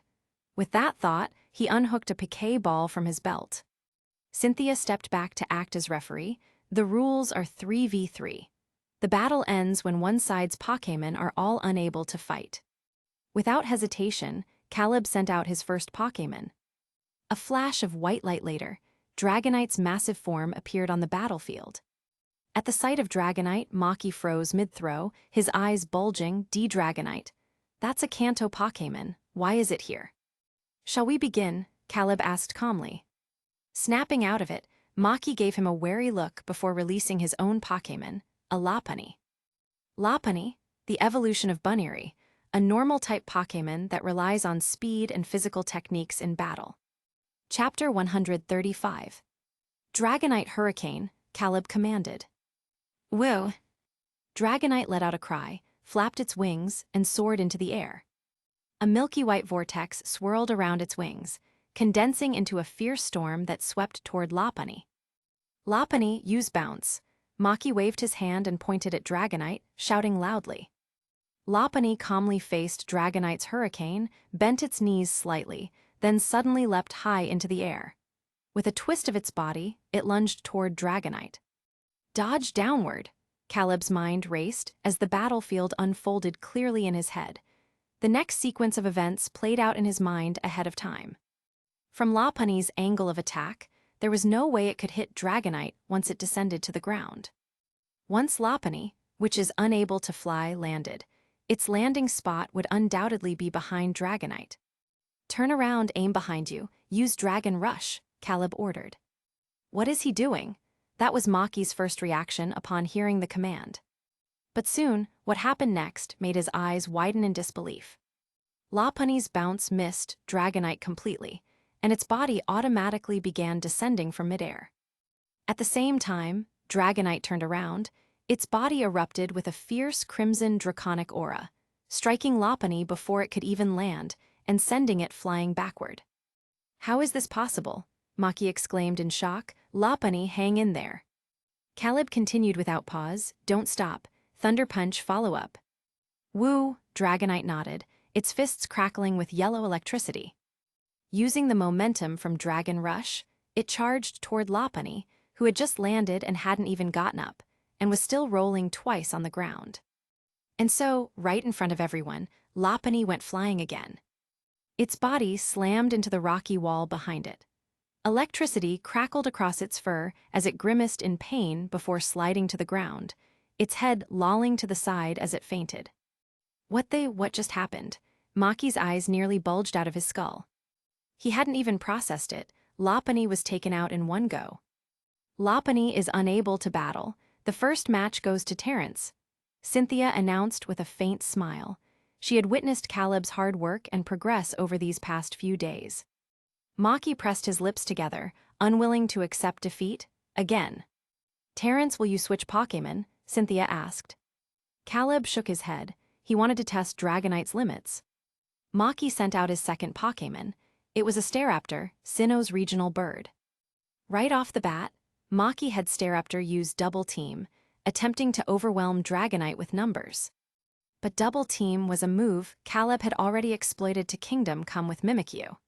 Without hesitation, he ordered Dragonite to unleash a wide-range AoE move, Thunderbolt, instantly revealing Staraptor's real body.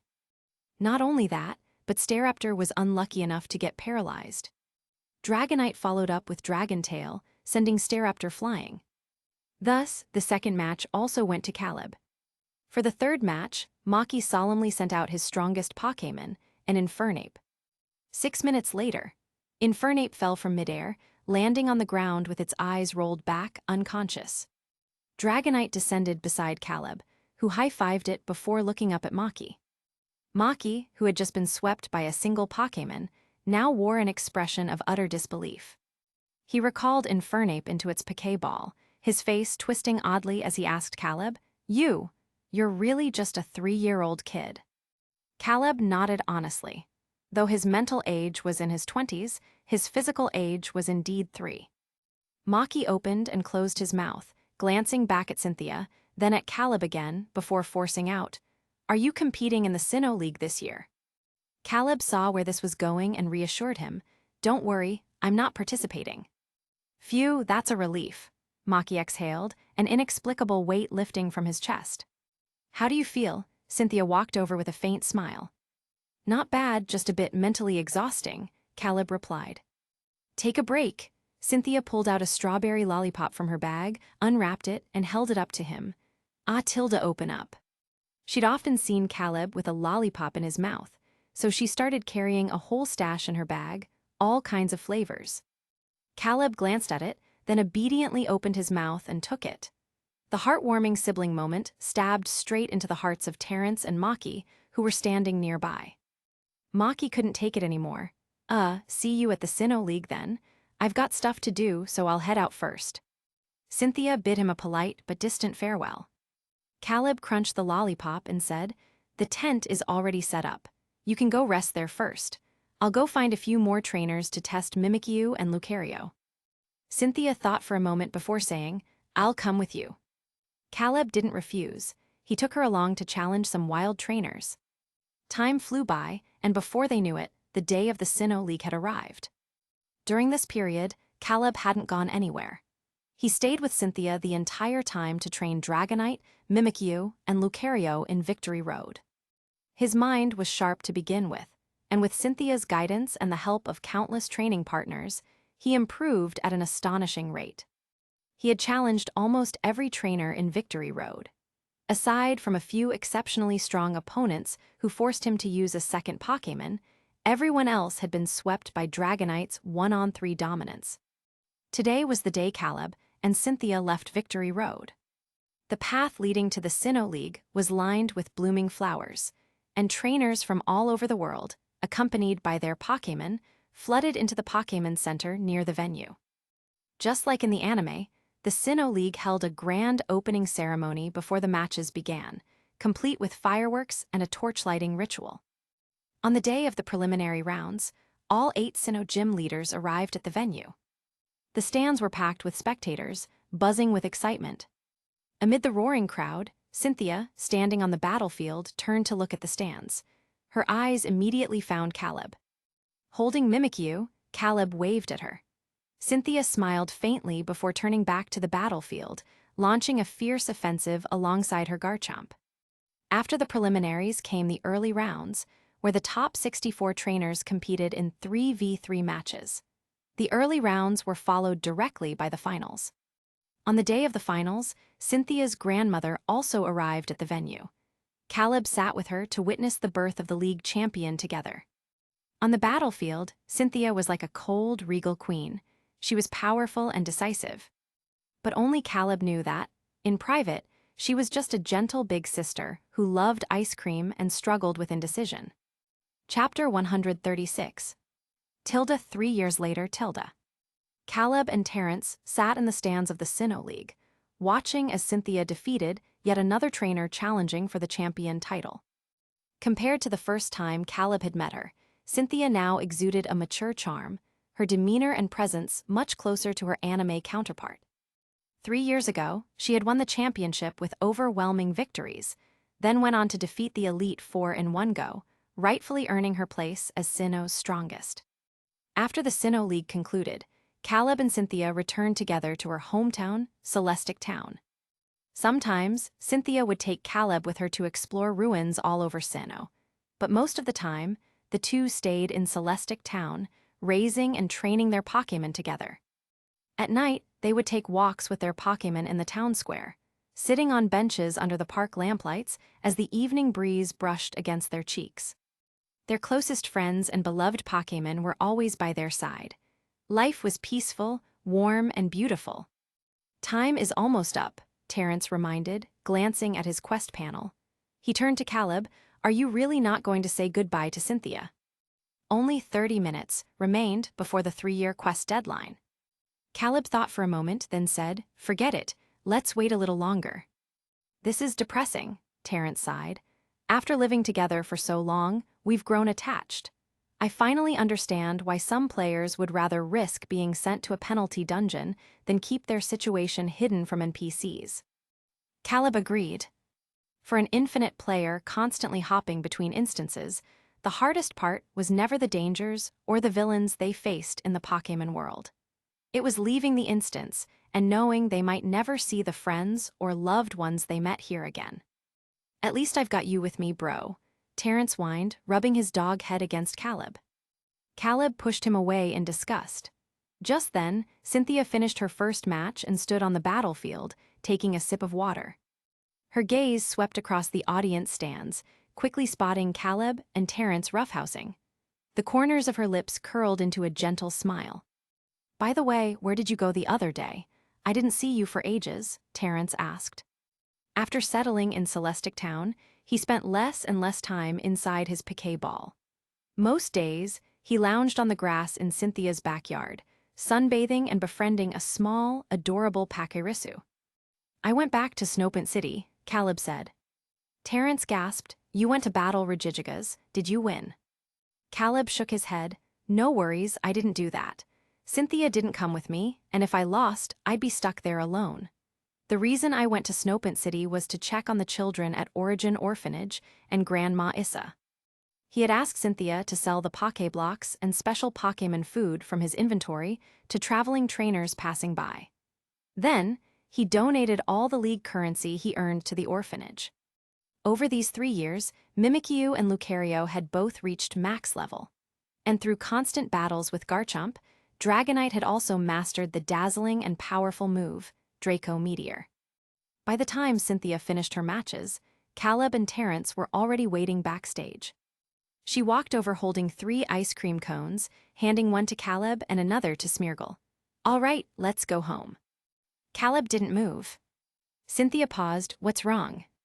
"We have to leave," Caleb said simply. "Leave?" Cynthia's heart skipped a beat. Her brows furrowed slightly, but then she quickly remembered his origins. "Will I ever see you again?"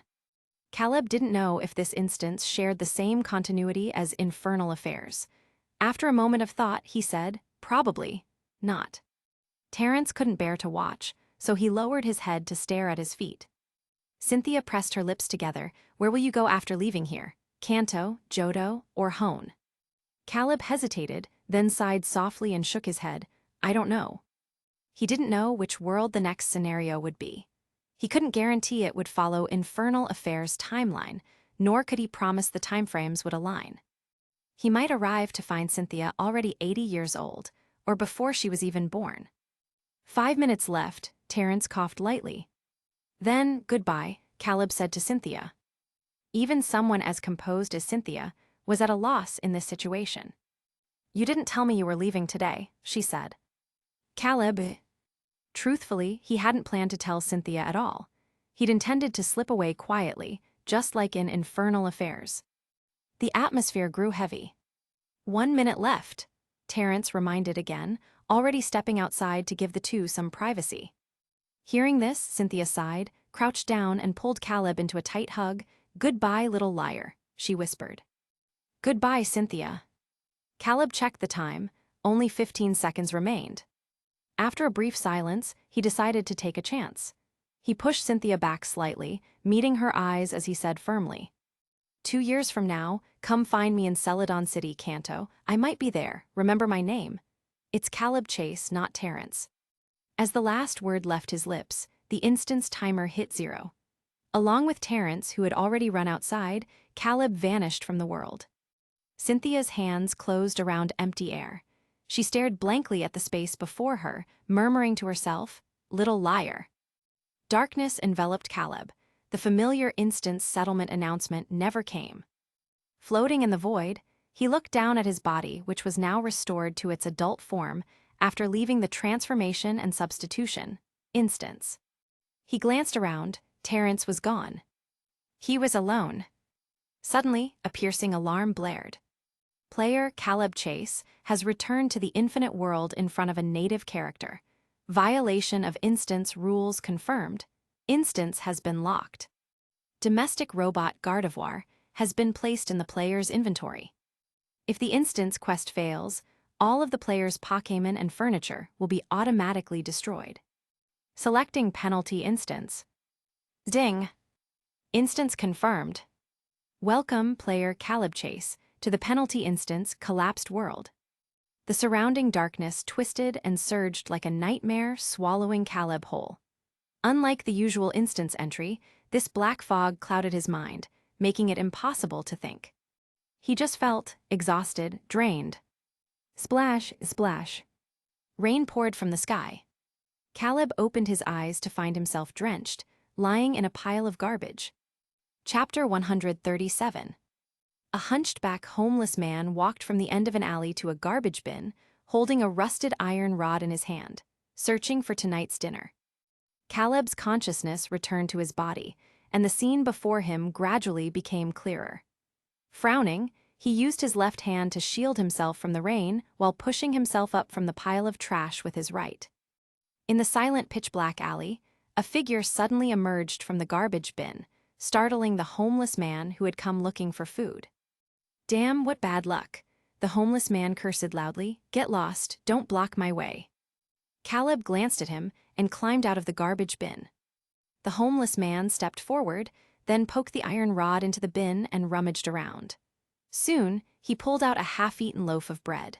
The bread was dripping with grayish-black muddy water, emitting a nauseating stench of rotten garbage. Dropping the iron rod, the man held the bread as if it were a treasure, then took big and voracious bites. Caleb asked, "You're eating that?" The sudden voice from behind startled the homeless man again. Clutching his chest, he turned around angrily. "Good grief, can you stop scaring people like a damn ghost?" Caleb took out a ham sandwich from his inventory, immediately catching the homeless man's attention. "Caleb, tell me where this place is, and this is yours." The homeless man froze, his expression turning strange. "This is Rocket City, you're not a local." "Rocket City? There's no such place in the Pokémon world." Caleb frowned slightly and rephrased his question. "What region is this, and what year is it now?" "You're a weird one," the homeless man muttered, his eyes fixated on the fresh sandwich in Caleb's hand.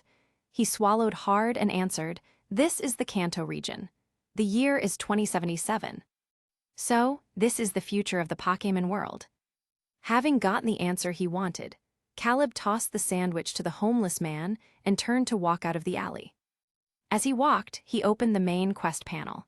Unlike the other instances, this one was only 3 bleak, lifeless words. Main quest, save the world. No hints, no task duration, no completion rewards.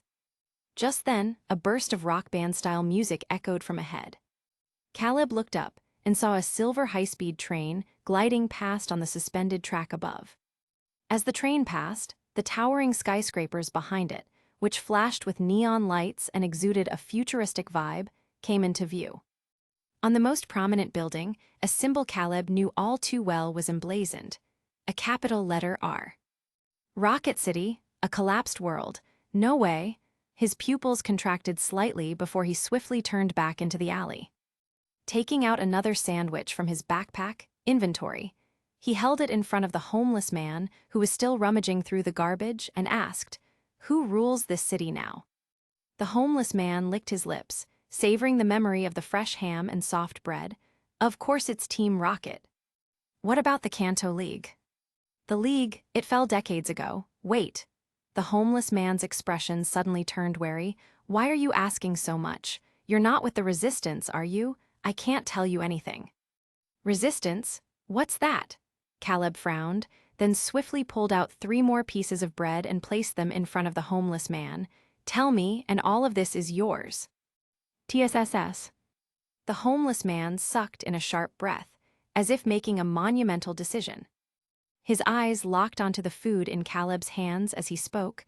"The Resistance is just the Resistance. They're probably the only group left in this world that dares to oppose Team Rocket. I don't know anything else. I only heard about them from others. I wasn't even born when all this went down." A bad feeling crept into Caleb's heart. He pressed his lips together and asked, "What about Lance?" Lance, the name didn't immediately register with the homeless man. After thinking for a while, he finally answered, "Oh, you mean the dragon-type champion from back then? He's been dead for decades." "How did he die?" "I heard he was blown to bits by Mutwo. Not even a corpse was left. Brutal," the homeless man said. "Mutwo." Caleb could hardly believe it. "Mutwo?" "Yeah," the man nodded. "Team Rocket's ultimate weapon. The strongest Pokémon in Kanto. If you go out now and turn right, stand on the street across from Rocket Tower and look up, you might even see it." "Good, you can go now." Caleb handed him the bread, then turned to leave the alley. The homeless man stared at his retreating figure, greed flashing in his eyes. Grabbing his iron rod, he followed Caleb through the pouring rain. Walking ahead, Caleb narrowed his eyes slightly. His right hand subtly reached into the air and pulled out a Pokéball. A flash of white light later, a Lucario appeared in the alley. With a single punch, it sent the homeless man flying. "You're trying to rob me?" Caleb stepped forward, standing beside Lucario as he asked softly. His black hair was drenched by the rain, his face pale, his pupils dark. He was like a vengeful spirit that crawled out of hell. The homeless man's face twisted in horror as he stared at Caleb and Lucario, his voice trembling. A Pokéball? Lucario, what are you?" "Knock him out and throw him in the garbage bin," Caleb ordered. "No, you can't do this," the homeless man shrieked in terror. Caleb turned and walked out of the alley. The homeless man's screams were abruptly cut off, as silence quickly returned behind him. Lucario rejoined Caleb's side, and together they left the alley. It was nighttime in this world. Neon lights flickered across the city, but perhaps because this area was too remote, the streets were nearly empty. "Hungry?" Caleb asked. Lucario shook its head. "All right, let's find a place to stay first, then eat." He patted Lucario's fluffy head. Man and Pokémon walked along the road, taking in the cyberpunk-esque cityscape. The shops on either side of the street were tightly shut, their doors closed. Waterlogged newspapers clung to the ground. A billboard on the sidewalk emitted a ghastly white glow in the darkness. Written in colorful slogans was, "Delicious Pavilion's newest dish, deep-fried slowpoke tail, only 98, buy now and get the second one at half price." And so on. Caleb glanced at it, only to feel an overwhelming sense of wrongness crash over him. In such a massive city, he hadn't seen a single living Pokémon. Combined with that billboard, a chill ran down his spine. Pressing his lips together, he recalled Lucario into its Pokéball for safety's sake. Now alone, he wandered aimlessly through the rain-soaked streets. Passing through the quiet and nearly deserted district, he arrived at a commercial area adorned with colorful lights. After a brief hesitation, he stepped inside. Chapter 138. The air was thick with the smell of roasted meat and strong liquor, while the sharp, piercing sound of heavy metal music blasted from the row of bars lining the street. Numerous food stalls were set up on both sides of the road, their signs boldly displaying a row of horrifying words. Charcoal-grilled Farfetch'd, braised Magikarp, a spicy Pidgey, simmered Metapod. Live Pokémon slaughtered on site, guaranteed fresh ingredients, affordable prices. And it wasn't just this one stall. Looking around, the entire street was selling food made from Pokémon meat. Caleb frowned as he moved through the crowd, watching the people feasting on grilled meat of unknown origin. A deep discomfort settled in his chest. That discomfort reached its peak when he saw a burly, bearded man raise a cleaver and swiftly decapitate a wildly struggling Farfetch'd. Laughter and chatter rose from the stalls as customers licked their greasy lips, sharing crude jokes they'd picked up from who knows where. Caleb couldn't take it anymore. He turned and left the street, finding a small inn nearby to stay for the night. The innkeeper was a short elderly woman with white hair and a face full of wrinkles. She appeared to have lost all her teeth. When she noticed a customer had arrived, she lifted her eyelids and stared at Caleb with dull, cloudy eyes, speaking in a monotone voice. 150 Poké-dollars per night. Poké-dollars? Caleb was slightly surprised. Even after all these years, since the Kanto League's collapse, the world's currency system hadn't changed. Was Team Rocket just that lazy? Fortunately, he had received several New Year's red envelopes from defeating bosses in the last instance. He checked his inventory. He had 4 envelopes, each containing 888 Poké-dollars, totaling 3552, enough to last him a while here. After paying, Caleb took the electronic keycard and followed the old woman to his room. The hallway was dim and eerily silent, like something out of a horror movie, especially with the hunched-over old woman leading the way. He half expected her to suddenly turn around, transform into a vengeful spirit, and devour him. This world is seriously messed up, he mused.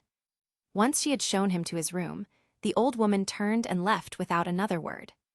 Caleb glanced at the door number, 404, then swiped the keycard and stepped inside. The inn wasn't exactly high-end. The room reeked of cheap perfume, the scent so strong it was almost suffocating. As soon as he entered, Caleb stripped off his clothes and tossed them onto the shelf in the bathroom. He had spent who knows how long lying in a garbage bin, then been drenched by rain the entire way here. At this point, he smelled worse than the trash. He took a shower, scrubbing away the stench with soap, before wrapping himself in a towel and tossing his dirty clothes into the inn's built-in washing machine. Once that was done, he released his 3 Pokémon from their piquet balls. As he prepared their food, he mulled over his current situation. Honestly, he wasn't panicking about being thrown into this punishment instance. Back when he had subtly hinted at his outsider identity to Cynthia, he had already anticipated this outcome. Rather than being detected by the infinite world, it was more accurate to say he had done it on purpose. Sitting at the table, Caleb organized the clues he had gathered so far. The League had fallen. Team Rocket had seized control of Mutwo and now ruled Kanto. Mutwo had killed Lance, which raised the question, what exactly happened in Kanto 70 years ago, and why was Mutwo obeying Giovanni's orders? If Kanto had already deteriorated to this state, what about the other regions? Just then, a knock came at the door. Caleb turned sharply, only to see a small card being slipped through the gap beneath the door. He fell silent for a moment before walking over and picking it up. Written on it were the words, "Feeling lonely? Need some special service. Whether you prefer innocent lowlies, mature married women, or even a muscular Incineroar, a sexy Gardevoir. If you can imagine it, we can provide it. Tempted, our club offers door-to-door service. Full package special, just $998. What are you waiting for? Call now." Caleb, after witnessing the live slaughter of Pokémon and hearing about the League's destruction, he had already steeled himself enough to calmly face this level of moral decay. Having finished their dinner, Mimikyu and the others waddled over curiously. Instinctively, Caleb tossed the card, featuring a buff Incineroar, into the trash. Woo! Dragonite, Mimikyu, and Lucario stood in a neat row, staring at their trainer with innocent expressions. His face remained impassive. If you're done eating, return to your piquet balls and rest. It's late. Lucario, ever obedient, returned without protest. Mimikyu hopped into Caleb's arms, nuzzling his cheek affectionately before following suit. That left Dragonite, who cast an eager glance toward the window. Woo Tilda. Caleb shook his head. No, it's too dangerous outside. You can't go out alone right now. Woo. Dragonite pouted, looking utterly wronged. But faced with Caleb's stern expression, it ultimately relented and returned to its piquet ball like the others. With the Pokémon gone, the room felt empty once more. Caleb opened his inventory, his gaze settling on the Gardevoir icon at the very bottom. 2 seconds later, Gardevoir's figure materialized in the air, her body solidifying from streams of data. Her expression was impassive, her eyes cold as she stared at Caleb, as if asking, "What do you want?" Caleb. Silence. Man and robotic Pokémon simply looked at each other, the quiet stretching between them. All right, so this is the cold and domineering version of Gardevoir. After a long pause, Caleb finally spoke. Do you know what's going on? Why did you get pulled into this too? Rules. Unlike the gentle domestic persona skilled in 18 culinary arts, this Gardevoir's voice was just as frosty as her expression. Like she couldn't even be bothered to talk to him. Caleb rubbed his temples. Can you elaborate? Gardevoir fell silent for a moment before speaking slowly. Because in the previous transformation and substitution instance, you violated the rules by using external means to hint at the existence of the infinite world and player identities to the instance character, Cynthia. During instance settlement, the infinite world scans the memories of all instance characters who have interacted with the player. Caleb understood now, and then. Gardevoir gave him a look before continuing. We, the domestic service robots, are classified as the player's personal property. In a sense, I am also one of your Pokémon. Punishment instances are different from regular ones. They have no limit on the number of Pokémon you can bring. Once a player enters a punishment instance, all previously captured Pokémon will follow.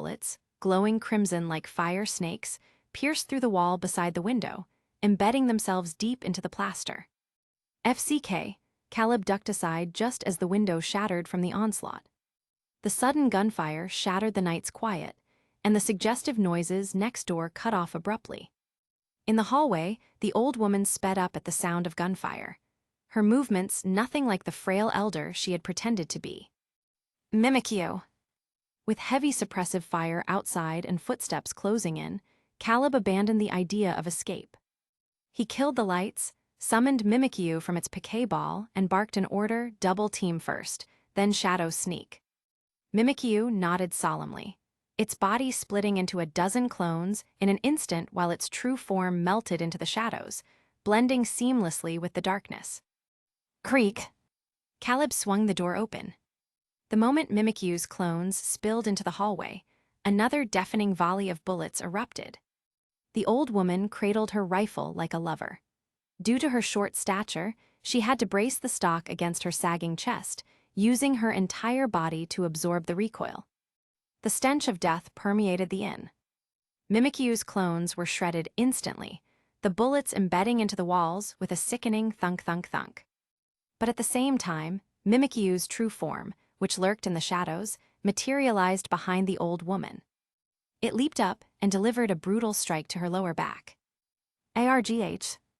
The old woman howled in pain, her rifle clattering to the floor and skidding a full meter away. Gardevoir now, Caleb released Gardevoir again. Though it was just a service robot, it could still use basic psychic-type moves like teleport and confusion. Gardevoir gave a cool nod, its figure vanishing from the room and reappearing in the hallway. Its eyes glowed blue as psychic energy, yanked the ornately patterned rifle straight into Caleb's hands. Seizing the weapon, Caleb stepped into the hallway, recalled Mimikyu, and kicked the old woman who was trying to crawl away back against the wall. With the rifle slung over his shoulder and Gardevoir at his side, he bolted for the rooftop. A gust of wind roared down from above. Caleb looked up to see a high-tech airship, the kind only seen in sci-fi movies, descending from the sky. A piercing siren blared, followed by a cold, mechanical female voice. "Drop your weapons immediately and kneel with your hands behind your head." At the same time, the old woman's accomplices finally reached the rooftop. Their eyes widened in terror. "Shit, who called the cops? How'd they get here so fast?" "Final warning, drop your weapons and kneel." The thugs immediately tossed their guns aside and dropped to their knees, clasping their hands behind their heads. Caleb didn't move. The rifle was still on his back. His right hand reached into the air and pulled out Dragonite's Pokeball. The airship touched down, and 4 heavily armored figures emerged, surrounding him with their barrels trained on his head. "Drop the contraband and step away from that Gardevoir," the leader barked. "Pokeballs are contraband. Interesting," Caleb murmured. His eyes narrowed slightly as he slowly crouched and placed the Pokeball on the ground. The armed men relaxed slightly. But in the next instant, both Caleb and Gardevoir vanished into thin air, as if they had never been there at all. One of the men's wrists projected a holographic screen. He scanned it, frowning, no psychic energy traces. It wasn't teleport. The leader glanced at the 3 cowering thugs in the corner and said flatly, "Pull all surveillance footage from this inn and the surrounding streets, then issue a citywide bolo. Leave no stone unturned." "Understood," the subordinate nodded, then glanced at the men in the corner. "What about them?" The leader's reply was chillingly casual. "Execute them. Pests like these don't deserve to live." Bangs, bang, bang. The screams and pleas on the rooftop ended abruptly. The echoes drifted away on the cold night wind, fading into nothingness. Chapter 140. This was an endless, boundless grassland. Above, the night sky was adorned with countless stars, while the fields around them bloomed with a variety of pale wildflowers. Caleb remained in his crouched position, the kinetic assault rifle he had taken from the old woman still strapped to his back, and Dragonite's Pokeball clutched in his left hand. He stood up and surveyed his surroundings. No neon-lit skyscrapers, no futuristic airships, no blaring sirens or the relentless chatter of gunfire. Clearly, he was no longer within Rocket City's borders. Without a map, he had no way of knowing his exact location, or where the escape rope had transported him. Gardevoir stood silently beside him. "Master, what should we do now?" Caleb fell into thought. The main quest of this instance was overwhelmingly difficult. With just his own strength, there was no way he could overthrow Team Rocket, which now ruled the entire Kanto region. And this was an era where even elderly women could wield firearms with deadly efficiency. Can Pokémon withstand attacks from high-tech weaponry? He didn't know. But based on the clues he had gathered so far, the relationship between humans and Pokémon in this world had drastically changed compared to 70 years ago. From the moment he entered this instance until now, aside from the Farfetch'd that had been thrown onto a grill, he hadn't seen a single wild Pokémon. Was this normal in the Pokémon world? Of course not. Where had all the wild Pokémon gone? How far had Team Rocket progressed? What level had this world's technology reached? Who was the true mastermind behind this version of Team Rocket? To find the answers to these questions, Caleb had to return to Rocket City, but before that, he needed to get some sleep. So he pulled out a travel tent from his inventory, set it up on the ground, and crawled inside. The night passed without incident. The next morning, Caleb was awoken by gunfire. He opened his eyes, momentarily disoriented, as if he'd somehow been transported to a war zone in Syria. As a domestic service robot, Gardevoir didn't need sleep, so Caleb had entrusted her with night watch duty. In a flash of white light, Gardevoir materialized inside the tent. She still had the same cold and domineering persona. Said persona was also efficient and ruthless. "Someone's coming," she said. Caleb's senses sharpened, and he quickly snapped into full alertness. He got up, packed away the tent, swapped Gardevoir for Dragonite, and took to the skies to survey the situation below. The gunfire grew louder. Soon, he saw heavily armed humans advancing like a net closing in, sweeping across the land. Ammunition belts hung from their waists, their hands gripping futuristic firearms of varying designs.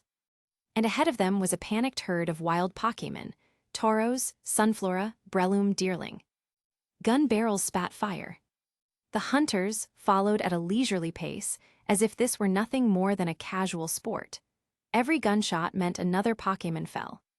This wasn't a hunt, it was a massacre. The desperate cries of Deerling echoed across the plains. Seeing their companions gunned down, the groups of Breloom stopped in helpless grief, trying to drag the wounded to safety, only for searing steel bullets to pierce their skulls the next second. The hunters laughed wildly, their eyes alight with bloodthirsty excitement, utterly reveling in the carnage. Some were amateurs, their movements clumsy. Others were seasoned killers, their actions smooth and practiced. But one thing was clear, this wasn't their first time playing this game. Rage burned in Caleb and Dragonite's eyes. Use Draco Meteor at full power. Caleb's brows furrowed sharply as he activated a special attack boosting token. Special Attack Boost LV. 6, a one-time use item that greatly increases a Pokémon's special attack in battle. Duration, 12 hours. The sky turned molten red in an instant. A scene straight out of the apocalypse unfolded over the endless plains. Thick and oppressive draconic energy condensed into meteors above. The hunters on the ground stared up in shock, their faces frozen in dawning horror. They would never have imagined that this would be the last sky they ever saw. And then, the meteors fell. The world shattered. The apocalypse descended.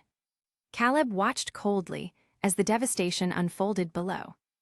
A few lucky survivors saw their comrades being reduced to pulp and lost all courage. They dropped their guns, scrambling away in sheer terror. Kill them, don't let a single one escape. Caleb released Mimikyu and Lucario, then mounted Dragonite, charging toward one of the fleeing men. One man collapsed in fear as Dragonite landed before him. What are you? He stammered. Answer my questions or die, Caleb said, his tone ice cold. I'll tell you everything I know. The man's eyes darted to the gathering flames in Dragonite's maw. Caleb's gaze was devoid of pity. Where is this place? Who are you people? This is paradise. We're just ordinary citizens of Rocket City. Caleb glanced at the man's high-end gear, each piece worth a small fortune. Click. In silence, he shouldered the rifle, loaded a round, and pressed the barrel to the man's forehead. Do you really think I'm that stupid? He asked. He had seen the so-called ordinary citizens of Rocket City yesterday. The man's eyes darted nervously. He had already sent a distress signal through his smart bracelet when he started running. All he had to do was stall until backup arrived. I'm not lying. He raised his hands in surrender. I came here with a rich friend. I've never been to a place like this before. An ordinary person might have pressed further, but Caleb wasn't ordinary. He had no patience for liars. His finger squeezed the trigger. He never planned to let this man leave alive anyway. Bang! Silence reclaimed the land. Mimikyu and Lucario had dealt with the remaining enemies, returning to their trainer's side. Caleb turned his gaze to the wild Pokémon that had managed to escape into the distance. Then his eyes fell upon those two injured to flee. If I could save even one. With that thought, he led Dragonite, Mimikyu, and Lucario to a badly wounded Deerling, its breathing shallow. Sensing movement, the Deerling struggled to lift its eyelids, its eyes filled with despair and terror. Ignoring its bleeding abdomen, it tried to crawl away, but after barely 2 meters, it collapsed from blood loss, slipping into unconsciousness. Chapter 141. The Deerling seemed to be terrified of humans. Considering what had just happened, it wasn't hard to guess why. Caleb sighed softly as he picked up the Deerling, intending to heal it with his Viridian Power. The vibrant green energy of life continuously flowed into the Deerling's body. 1 minute passed, 2 minutes, 3 minutes, yet its injuries showed no signs of improvement. Woo! Dragonite, Mimikyu, and Lucario, standing nearby, all wore sorrowful expressions. The Viridian Power could heal, but it couldn't resurrect the dead. Caleb fell silent, his gaze sweeping over this adorable pink fawn with 2 tender yellow flowers blooming on its head. Its eyes were tightly shut, its face still frozen in an expression of despair and pain. The bullet had entered through its left abdomen and exited from the right side, warm blood continuously flowing from the wounds. Caleb felt a pang of sadness. He stood up and gently placed the deerling's body on a patch of soft grass bathed in sunlight, then walked toward the next injured Pokémon. He passed through the corpses of several Breloom and Meganium.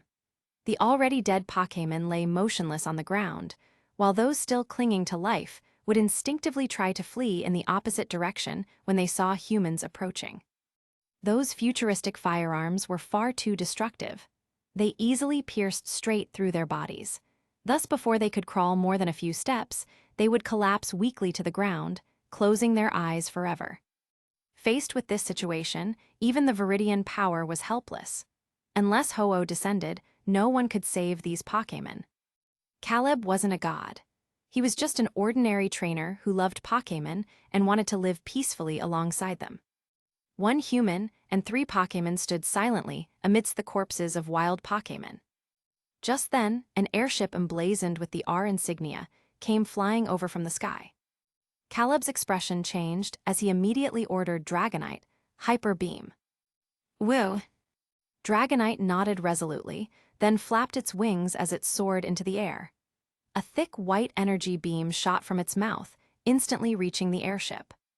The next moment, a tremendous explosion erupted in the sky.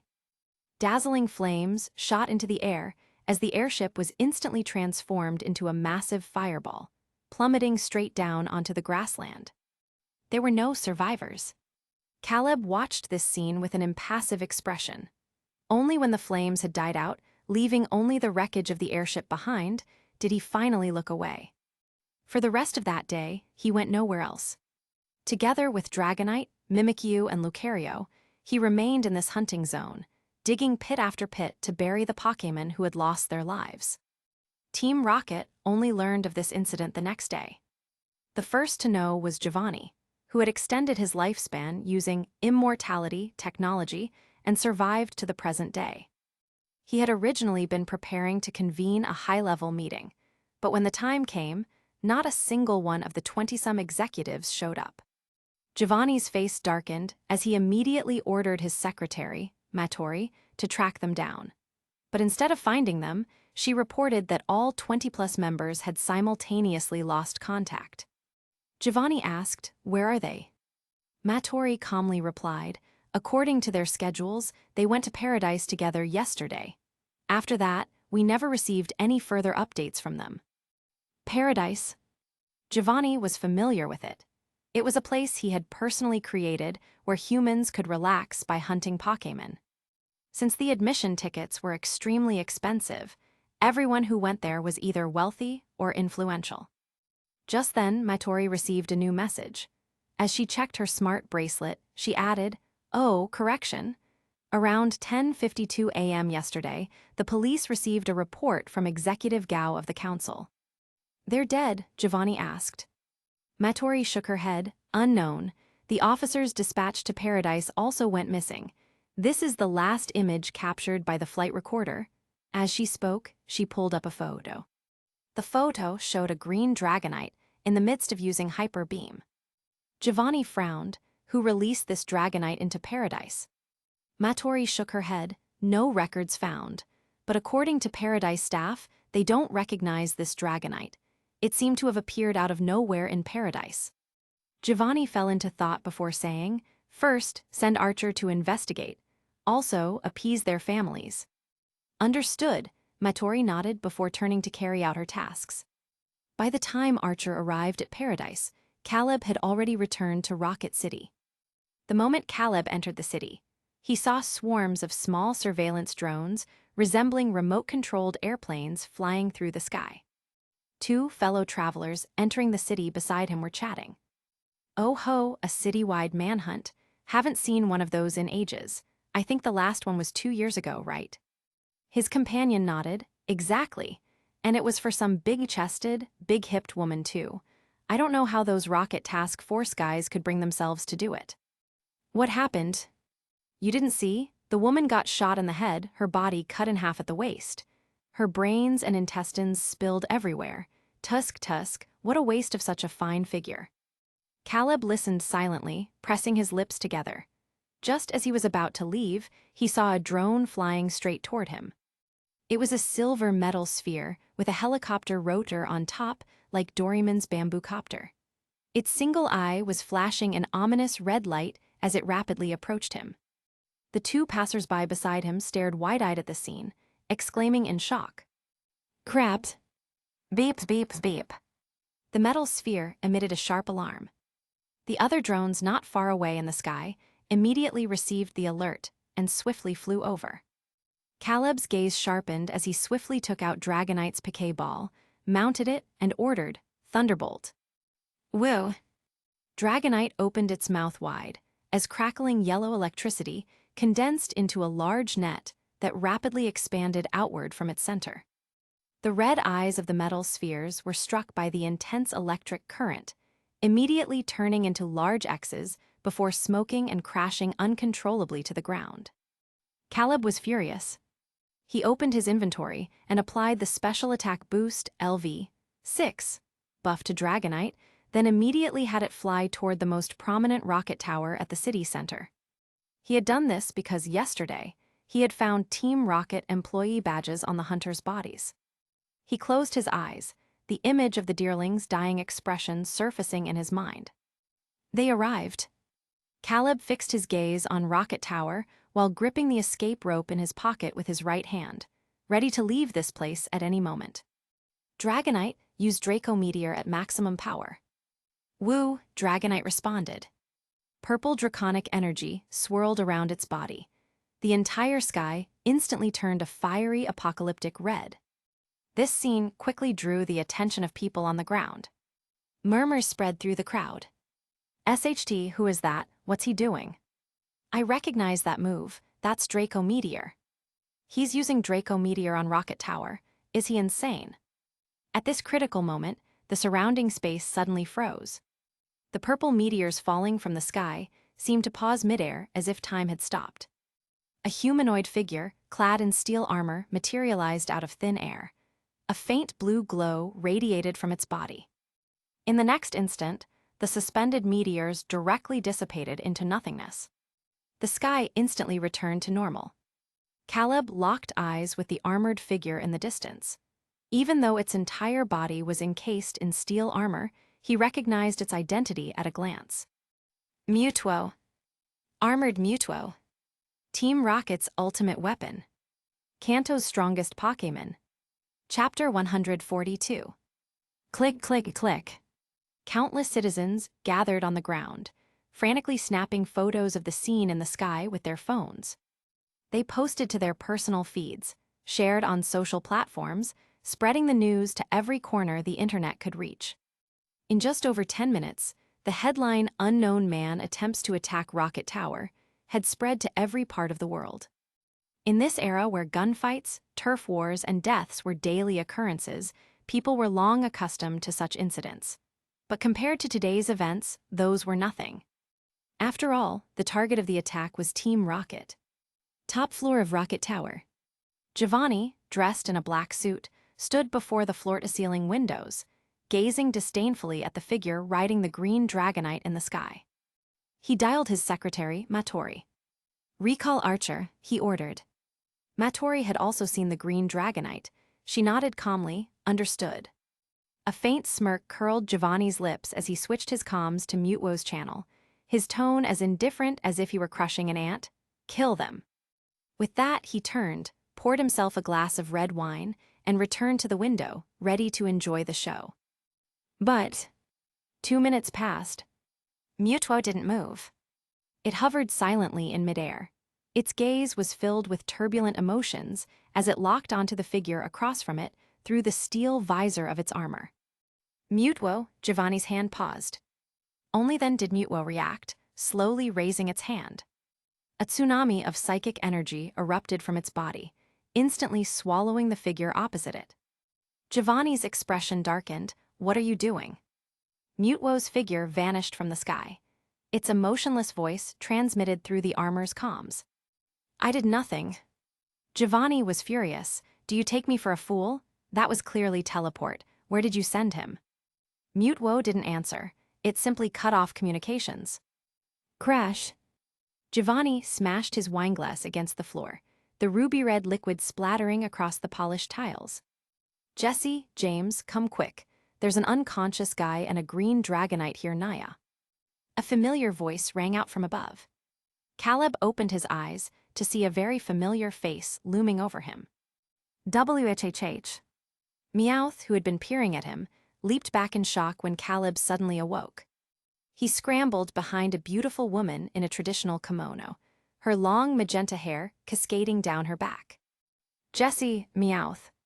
Caleb's expression was complicated as he locked eyes with the two members of Team Rocket.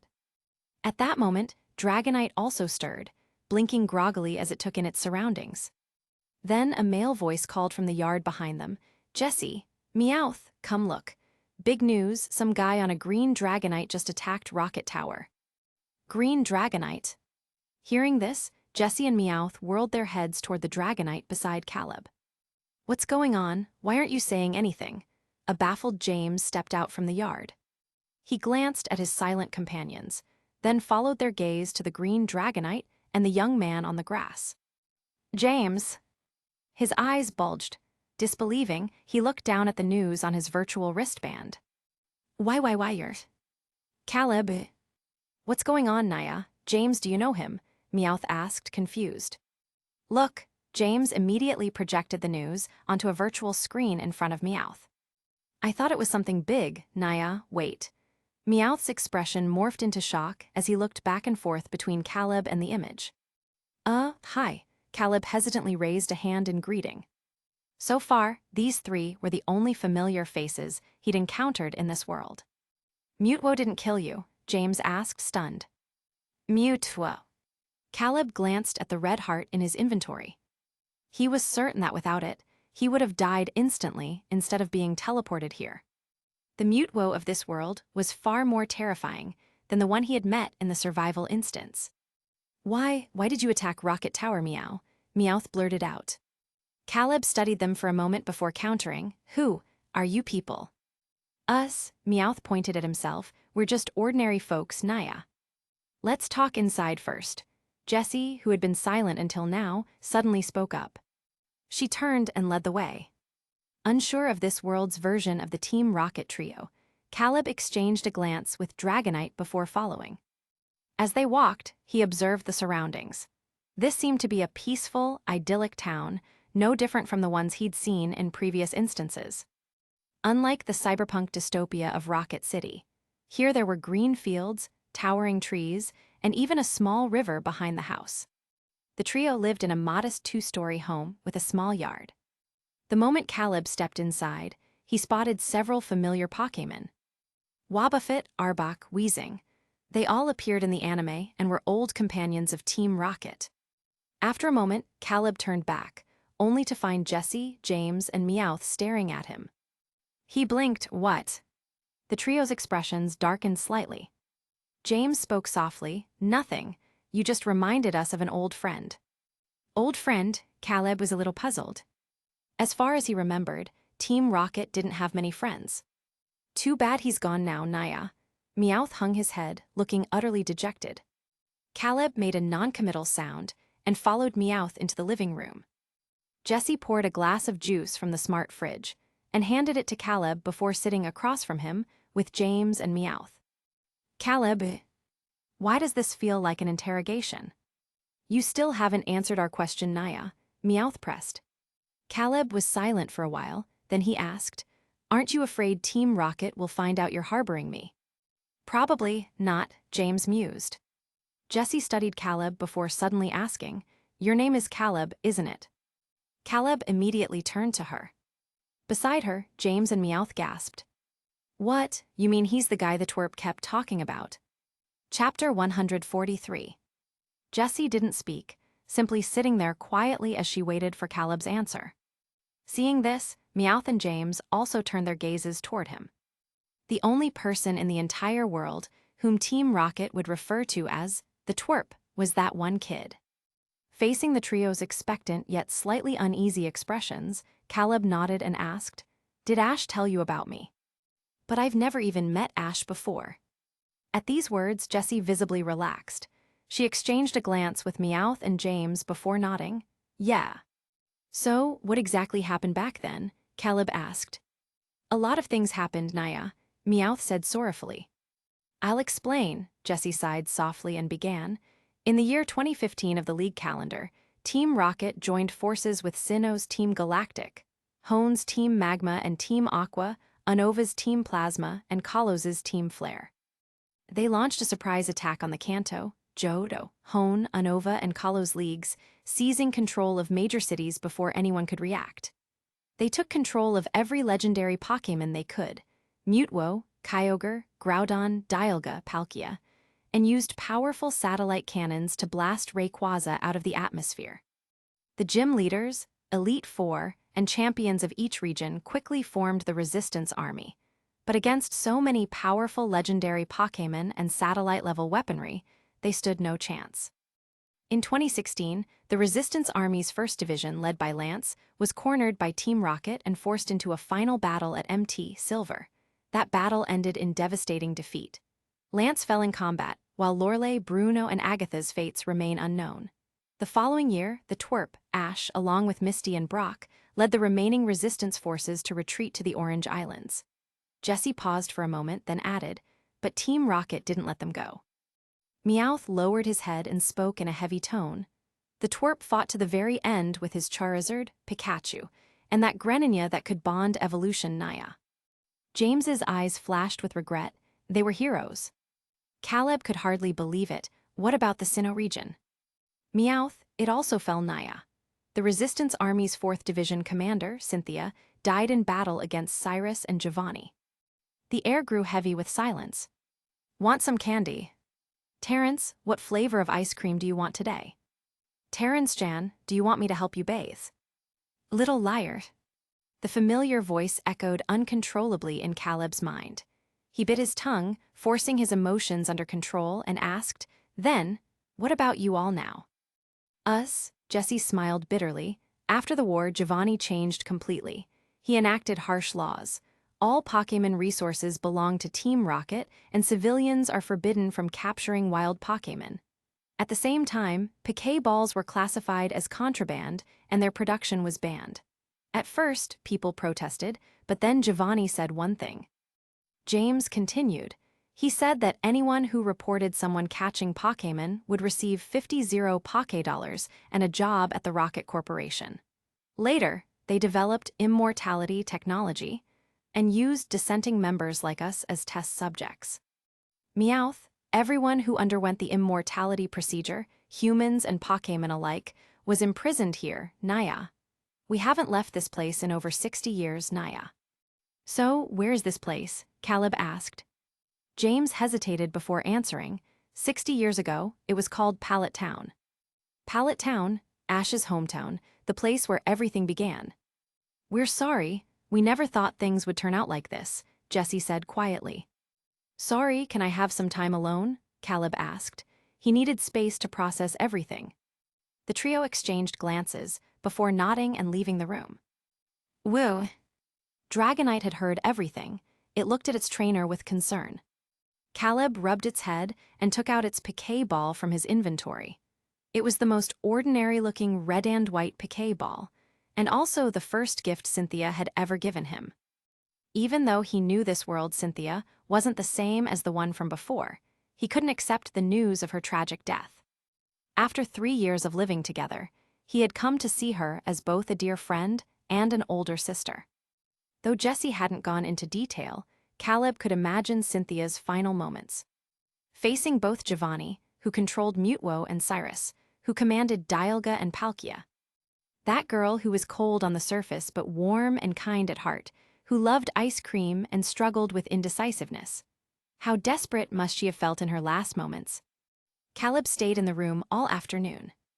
When he finally stepped out, Jessie and James were preparing dinner for their Wheezing and Arbok. "Meowth, are you okay, Naya?" Caleb shook his head and asked, "Can you tell me more about what Ash said about me?"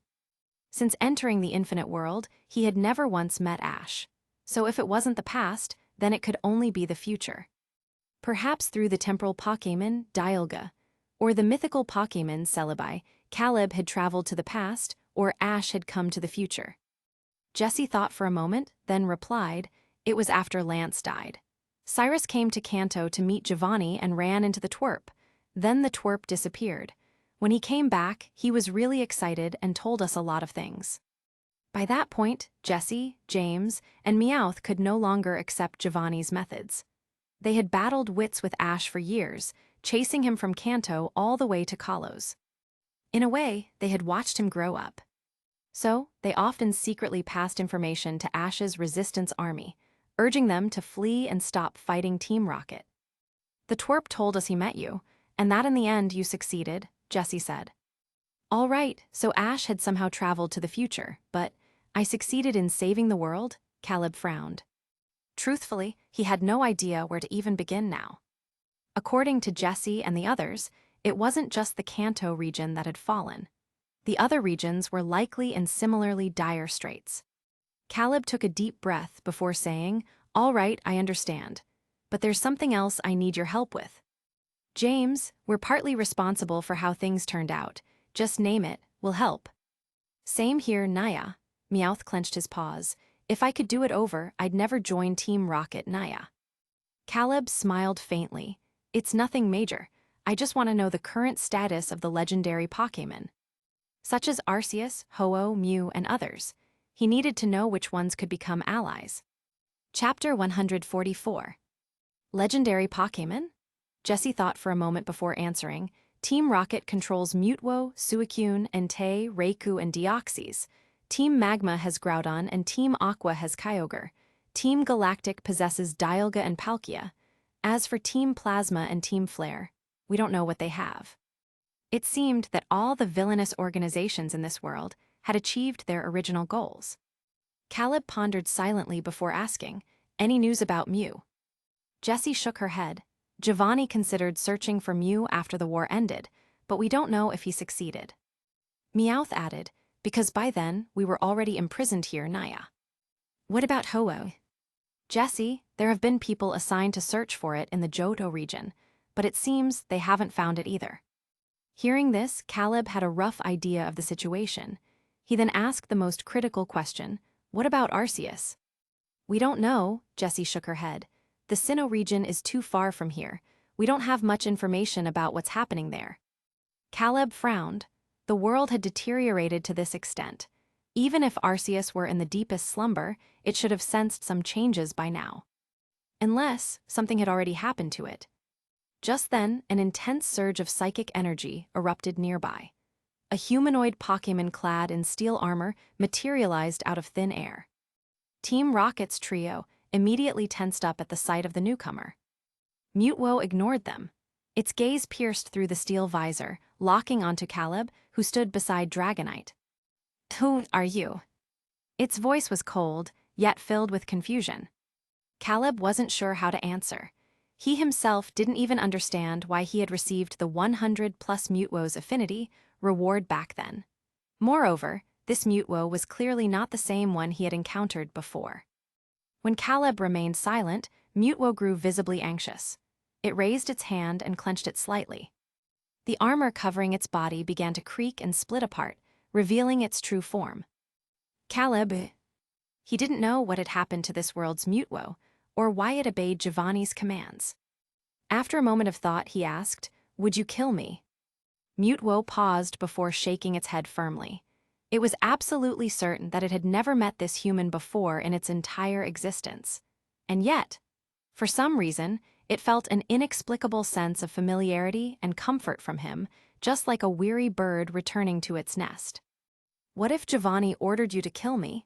Caleb maintained eye contact, his expression unchanging. No. Mutwo's voice echoed directly in his mind through telepathy. Can you tell me why you obey Giovanni? Caleb asked. This was the one thing he wanted to understand the most. Logically, a Pokémon like Mutwo, which had independent thought, human-like reasoning and emotions, would never blindly follow orders. Even in the anime, the newly born Mutwo had left Giovanni's side shortly after being taken to the Viridian gym. At this question, Mutwo's expression, which had softened slightly, turned cold again. It didn't speak. Instead, its eyes glowed blue as it reached out and touched Caleb's forehead, sharing its memories with him. The scenes depicted humans oppressing Pokémon, enslaving them. The backdrop was a place Caleb knew well. It was Celadon City, where he had once lived. Celadon City, 70 years ago. He quickly pieced together what had happened. He looked at Mutwo with a complicated expression and asked, "Did Giovanni show you these?" Mutwo nodded solemnly. "He promised me that after everything was over, he would create a world where humans and Pokémon could coexist peacefully." Caleb spoke with difficulty, "And you believe he succeeded?" Mutwo stayed silent, but James slowly interjected, "If you're referring to abolishing the trainer profession and forbidding civilians from interacting with Pokémon, then yes, Giovanni has indeed achieved that." Using this pretext, Team Rocket monopolized the rare Pokémon resources of Kanto and Johto. Under the oppressive policies that banned the trainer profession and severed human Pokémon bonds, public perception of Pokémon gradually shifted over time, until it became what it was today. Wild Pokémon like Farfetch'd and Magikarp ended up as food on dining tables. Caterpie, Butterfree, Beedrill, and others were reduced to mere wild insects. Caleb took a deep breath and asked, "Have you ever considered that what you saw might have been deliberately shown to you by Giovanni?" Mutwo furrowed its brow, visibly confused. "You were tricked, Naya," Meowth sighed, summarizing the situation. He glanced at the other Pokémon in the room and said, "Jessie may have a terrible temper, and James isn't exactly a good person, but they've always treated Pokémon well, Naya. Living with them, we've all been happy." Arbok, wheezing, and the other Pokémon nodded in agreement. Meowth, Jessie and James looked at Meowth with touched expressions. Caleb eyed the futuristic smart bracelet on Jessie's wrist and asked, "Can you pull up any information about the Safari Zone? Videos, news articles. Anything will do." "Safari Zone? Oh, you mean Paradise, of course." Jessie tapped on her bracelet, summoning a holographic display. The screen showed Kanto's largest video platform, where content ranged from literature to adult entertainment. Soon, Jessie found a video related to the Paradise. In the footage, a man cradled a machine gun, grinning with delight. The camera panned to show wild Pokémon fleeing in terror. Every gunshot was followed by a Pokémon collapsing. Cracked. Mutwo's eyes blazed with fury. Its psychic energy erupted violently, crushing the steel armor fragments on the ground into dust. In the next instant, it vanished, leaving behind only shattered remnants of metal. "Did it just go to confront Giovanni, Naya?" Meowth gasped, covering his mouth. "Most likely," Caleb said after a brief silence. "Pokémon are truly too naive."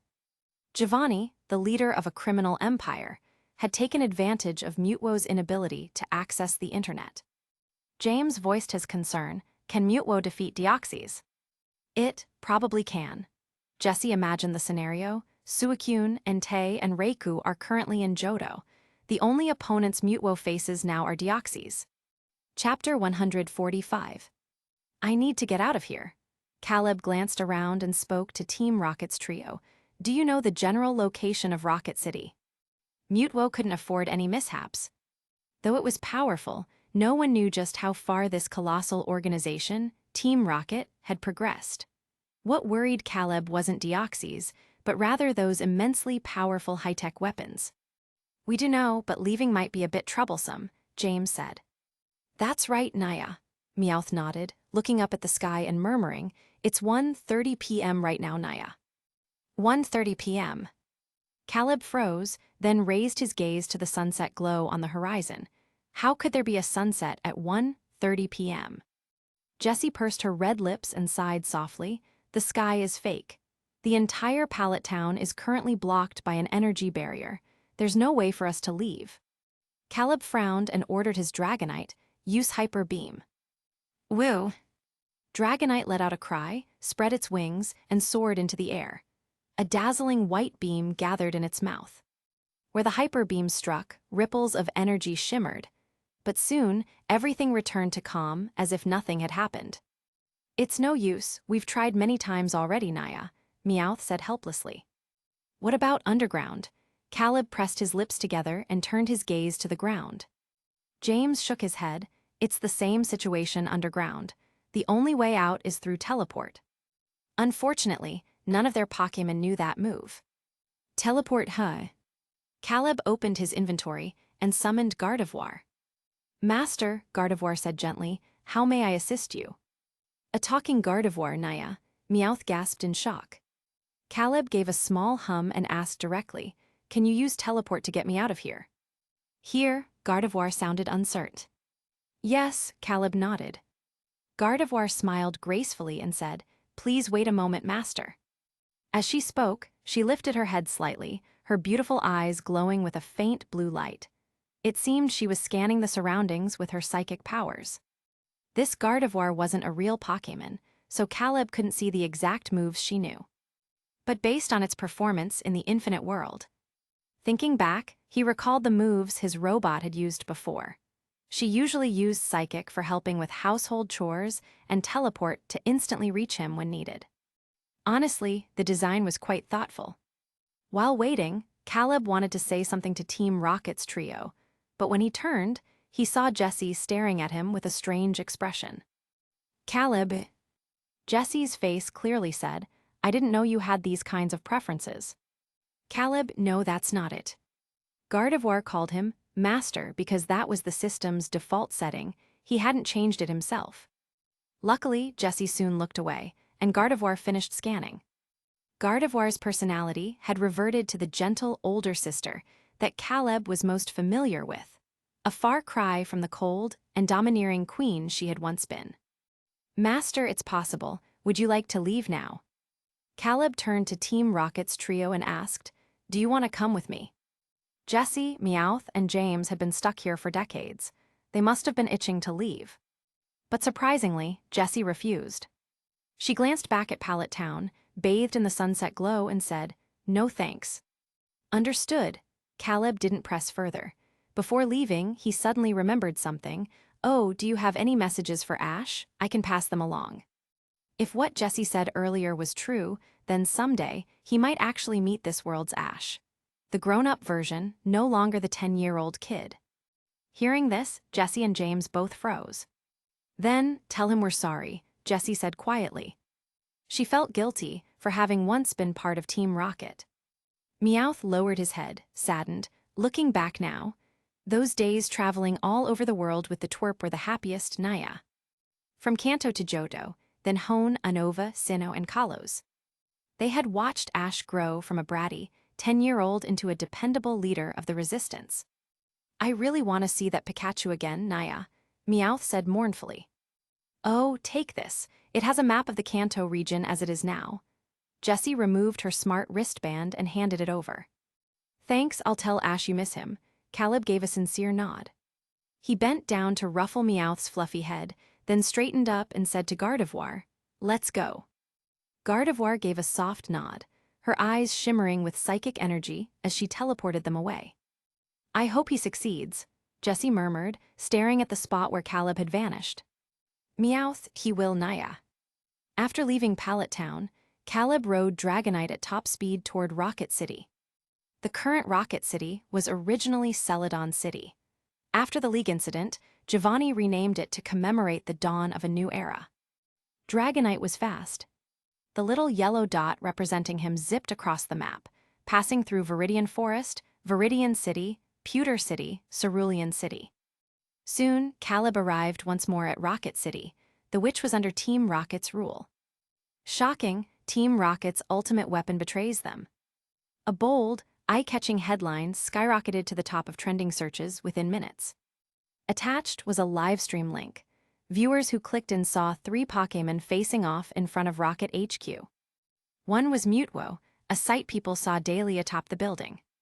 The other 2 were Deoxys, the DNA Pokémon from space, which were rarely seen in public. Tilde top floor, Rocket HQ Tilde. Giovanni's expression was dark as he stared at Mutwo outside, coldly ordering Deoxys, speed form.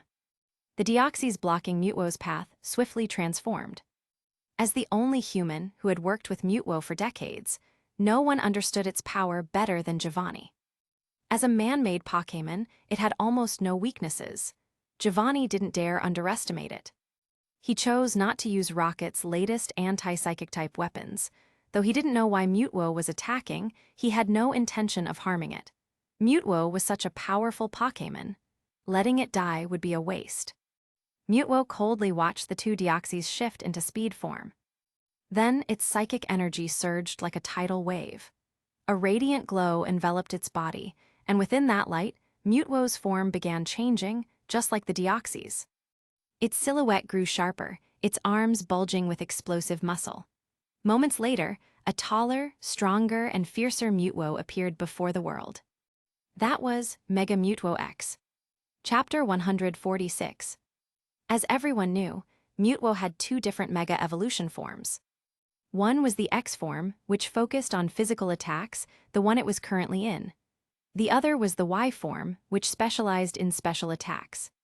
Caleb walked through the bustling streets, wearing a baseball cap and sunglasses. The area was packed with people, some taking photos, some whistling, all of them excited, as if caught up in some wild party. High in the sky, Mega Mutwo X instantly teleported behind one of the Deoxys. A surge of psychic energy materialized into a tangible force, crashing toward the Deoxys. It happened so fast, the cameras couldn't even capture it. Before anyone could react, the Deoxys, which had just transformed, was sent plummeting to the ground like a broken kite, smashing a massive crater into the concrete. Instant KO, the crowd erupted into chaos. The Deoxys struggled to climb out of the crater. It was battered and bruised. But Mutwo had already locked onto the second Deoxys. The same scene repeated itself. However, this time, having witnessed its companion's defeat, the Deoxys was prepared.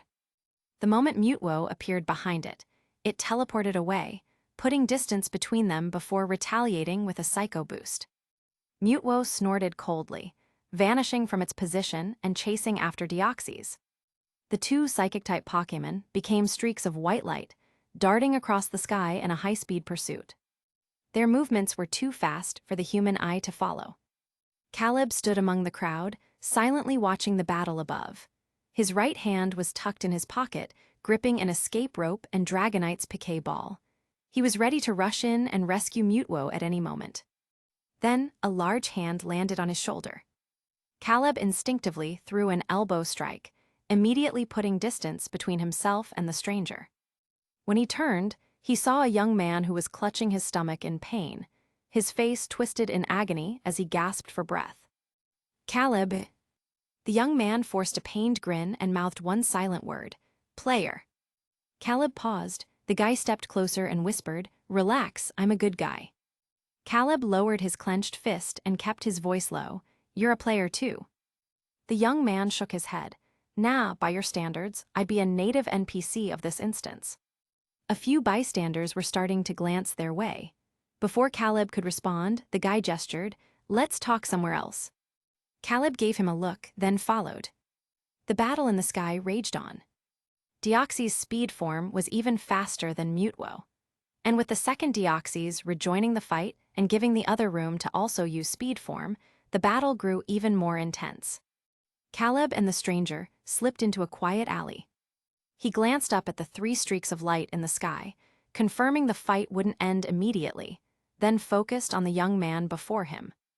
The guy noticed Caleb's wary expression and explained, "Don't worry. In this penalty instance, players and NPCs can reveal their identities without punishment." Caleb pondered, "Why does this guy know more than I do?" He then narrowed his eyes and asked, "Who are you?" The young man scratched his head and grinned, "Ah, right, let me introduce myself. I'm Kai, a member of the Resistance Army's 1st Division. We're on the same side." How did the Resistance know about players? Caleb mused. Maybe his confusion was too obvious, because Kai continued, "You're not the first player to come to this world. Before you, there were 6 others." "Caleb, are they still alive?" Kai shook his head, "No. Some died in gang fights, some tried to assassinate Giovanni with psychic types, and got killed at Rocket HQ." Kai added, "The stuff about players, that was from the last one before you, Tsukino Rei. She died 2 years ago during a citywide manhunt." "Tsukino Rei, That was the player who triggered the punishment instance in the bug catcher scenario, Caleb thought. Kai went on. After that, 2 years passed, until 3 days ago when we found you. 3 days ago, Caleb blinked. That was right after he arrived. Kai nodded. All you players spawn in the same alley, inside a dumpster. Our surveillance camera caught you, but by the time we got there, you were already gone. Then came yesterday's headline that shocked all of Kanto. Shocking. Mysterious man with Dragonite attempts to bomb Rocket HQ with Draco Meteor. Kai pulled up the news on his smart wristband and showed it to Caleb. When Caleb looked up, Kai was staring at him with burning intensity. Caleb stared at him in confusion. Kai explained, Mutwo didn't attack you. He had never seen Mutwo spare a human before. Anyone who challenged Team Rocket was instantly crushed by psychic force, not peacefully teleported away like yesterday. Kai's gaze grew even more fervent. Caleb felt a little exasperated. He knew exactly what the guy was thinking. With Mutwo and Deoxys under their control, Team Rocket was too overpowered. If the Resistance could somehow recruit Mutwo, the balance of power in Kanto would shift dramatically. The enemy of my enemy is my friend. Caleb considered it, then said, Fine, I'll cooperate. Kai's jaw dropped. Bro, I didn't even ask yet. Caleb cut him off and asked directly, Isn't that why you approached me? Well, yes, Kai brightened. He'd been worried Caleb might refuse. After all, some of the players they encountered in the past were too arrogant to work with NPCs. Caleb glanced upward again. The battle was nearing its end. One Deoxys had already been knocked out, and the other was clearly running out of stamina. Mutwo gripped Deoxys by the throat, its eyes blazing with blue light. Psychic energy surged. Then, Caleb's worst fear came true. Dozens of black robots shot out from Rocket HQ, moving so fast they blurred.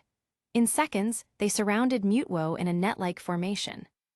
Those are Team Rocket's mechanical Pokémon, Kai muttered. Mutwo released Deoxys. Then, its psychic attacks lashed out at the surrounding robots, but the energy vanished upon contact, as if swallowed by a void. From atop Rocket HQ, Giovanni smirked. These machines were specifically designed to counter Mutwo. They were infused with dark-type energy. Their purpose wasn't just nullifying psychic attacks. Begin, Giovanni commanded, his tone cold. The next moment, the mechanical Pokémon that were packed with dark energy let out a mechanical hum before self-destructing, one after another, crashing into Mutwo like suicide bombers. Dark explosions erupted across the sky. Mutwo was engulfed before it could even teleport away. The explosions lasted about 5 minutes. When the last machine detonated, Mutwo was forcibly knocked out of its mega evolution, plummeting toward the ground. Caleb pulled out Dragonite's Piquet ball and turned to Kai. Tell me where the Resistance base is, he asked urgently. Kai froze, unconsciously asking, What are you planning? Caleb released Dragonite, already mounting it, then said, We'll regroup there. Kai snapped to attention and quickly replied, Vermilion City. Got it, wait for me in Vermilion. With that, Caleb and Dragonite shot into the sky, diving straight toward Mutwo's falling form. The sudden movement drew immediate attention. Team Rocket had guards stationed to keep civilians out, including the fully armed men Caleb had encountered at the hotel. Stop him, one of the men barked the order, and armed hovercrafts emerged from all sides. BRRT. Gunfire erupted, bullets streaking toward Dragonite. Caleb frowned and urged, full speed ahead, Draco Meteor. This time, with Mutwo down and both Deoxys incapacitated, nothing could stop the attack. The sky darkened as fiery meteors of draconic energy rained down. The rocket officer's face paled as he barked, Evade. Panic spread through the crowd. Giovanni, who was watching from above, snarled, No retreat, stop HIM. The grunts froze, fear flashing across their faces, but they obeyed, raising their weapons again. Whoosh! Rockets shot toward Dragonite. Caleb didn't hesitate. He pulled out Gardevoir from the inventory without hesitation. Teleport. Understood, Master. Gardevoir's eyes glowed blue. In an instant, Caleb and Dragonite appeared right beneath Mutwo's falling body. Got you, Caleb snatched a standard piquet ball from his inventory and captured Mutwo midair. Before the ball could even shake, he activated the escape rope. Kai, who was still in the crowd, exhaled in relief as Caleb vanished. A small smile tugged at his lips before he casually slipped away from the scene. "Damn it!" Giovanni's face twisted with rage as he roared. He slammed his fist through the floor-to-ceiling window, shattering it. "Sir," his secretary Matori stepped in cautiously, saying, "Maxi from Hone is calling."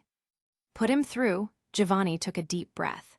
He stared at his bloodied and glass-embedded right hand before accepting the call with his left. A holographic projection flickered to life, revealing Maxi. The red-haired man smirked. "Need my help?" he asked, eyeing Giovanni's injury. Giovanni glared and coldly said, "Not necessary." Maxi raised a brow, "You sure?" After a pause, Giovanni growled, "I'll handle this matter myself." "Suit yourself." Maxi shrugged, changing the subject. "How's the research on the dimensional time machine coming along?" Ever since the villainous teams took over this world, Giovanni had been researching quantum mechanics. He was trying to open portals to parallel worlds for conquest. They were already unstoppable in this world. And thanks to immortality technology, their existence became endless and boring. Thus, their sights turned to other dimensions. "Almost done," Giovanni answered vaguely, his mind still on Caleb's identity.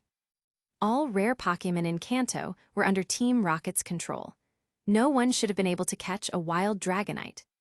Maxi didn't press. He simply said, "Let me know if you need anything." Then the call ended. The escape rope dumped Caleb into the wilderness again. The moment he landed, Mutwo burst out of its piquet ball, scanning the surroundings warily. "It's safe here for now," Caleb said. He eyed Mutwo's injuries and activated the Viridian Power to heal it. Seeing Caleb, Mutwo's face showed obvious relief. "You saved me," Mutwo said quietly. Caleb nodded, then said, "You were reckless. You should have just teleported into Giovanni's office and crushed him with psychic power." "Mutwo." Caleb stared at Mutwo in disbelief as he realized something. "Don't tell me you tried attacking from outside, like I did." "Mutwo." "Yep, that explains it." After hours of tension, Caleb finally sat on the grass now that they were currently out of harm's way. He then released Mimikyu and Lucario to feed them. Mutwo watched silently. Mimikyu saw Mutwo, then assumed this was a new teammate, so it happily trotted over and offered Mutwo a Pokéblock from its snack box. Caleb was drinking water on the side and choked mid-sip when he saw this scene. Every Pokémon present, except Mutwo, knew what Mimikyu's gesture meant. Dragonite eyed Mutwo nervously. It could sense that this Pokémon was way stronger than itself, so if Mutwo joined the team, would Dragonite still be the top dog? Worse, what if Caleb preferred teleportation over flying? Would he stop riding Dragonite? The thought made Dragonite's expression crumple in distress. Lucario, on the other hand, stayed indifferent. It glanced at Mutwo once before focusing back on Caleb. New teammates didn't matter, only protecting its trainer did. The atmosphere grew awkward. Mimikyu noticed it, and it looked at its companions with some confusion, then noticed Dragonite glaring daggers at it. Startled, Mimikyu scrambled into Caleb's arms. "Caleb." Chapter 147. Cough cough. Caleb cleared his throat, patted Mimikyu's head, then stuffed it into Dragonite's arms, signaling with his eyes for them to get along. Dragonite reluctantly held Mimikyu with its claws, looking at Caleb with pitiful eyes. After a moment's thought, Caleb took out the big pearl he had obtained from the last instance and placed it in Dragonite's paw, letting it and Mimikyu go play to the side. Then he turned to Mutwo and asked, "What are your plans now?" Mutwo didn't know. Its mind was in chaos. It wasn't just angry at being deceived, but was also confused and hurt. "What have I been doing all these years?" Mutwo thought. Unlike ordinary Pokémon, Mutwo was a special being created from Mew's DNA and human genetics. It didn't just possess a Pokémon's abilities, it also had human emotions. It could feel guilt, sorrow, and even happiness. Seeing its state, Caleb didn't press further. He gave Mutwo some quiet time to think. Meanwhile, he opened the smart wristband Jessie had given him and checked the map of the area. The Kanto region had many cities. After the League's fall, aside from renaming Celadon City to Rocket City, Team Rocket hadn't changed the names of other places. For example, Pewter City was still Pewter City, Vermilion City was still Vermilion City, and so on. Currently, Caleb's group was located between Pewter City and Cerulean City, on MT, Moon. In the anime, MT, Moon was famous for its wild Clefairy and frequent meteor showers. According to rumors, the meteors that fell here would eventually turn into moon stones, which could evolve certain Pokémon. Because of this, many trainers came here searching for them. Caleb swiped through the map and quickly found Vermilion City. If they left now, they should arrive before nightfall. With that in mind, he stood up, walked over to Dragonite, and looked at Mutwo. He then offered, "Want to work with us to kill Giovanni and save this broken world?" Mutwo took a deep breath, then nodded solemnly. It bore some responsibility for the world's current state. Killing Giovanni and destroying Team Rocket, that was the only thing it could do to atone for the lives lost. "Let's go," Caleb said softly. Ever since Team Rocket built numerous factories and ports here, Vermilion City's sky had been shrouded in smog. The people living here hadn't seen a clear sky in years. The city was named Vermilion because at dusk, the sky would turn a golden-orange hue, resembling autumn leaves. Now, the streets were filled with masked pedestrians, moving hurriedly under the oppressive and polluted air. The entire city felt heavy with despair. Caleb stood at a wide intersection, waiting quietly. Soon, a girl wrapped in thick clothing approached him and whispered, "Player." Caleb looked up, meeting her eyes through the gaps in her disguise, then nodded. The girl sighed in relief and said, "Follow me." They walked for about 15 minutes before entering a cyberpunk-style shop.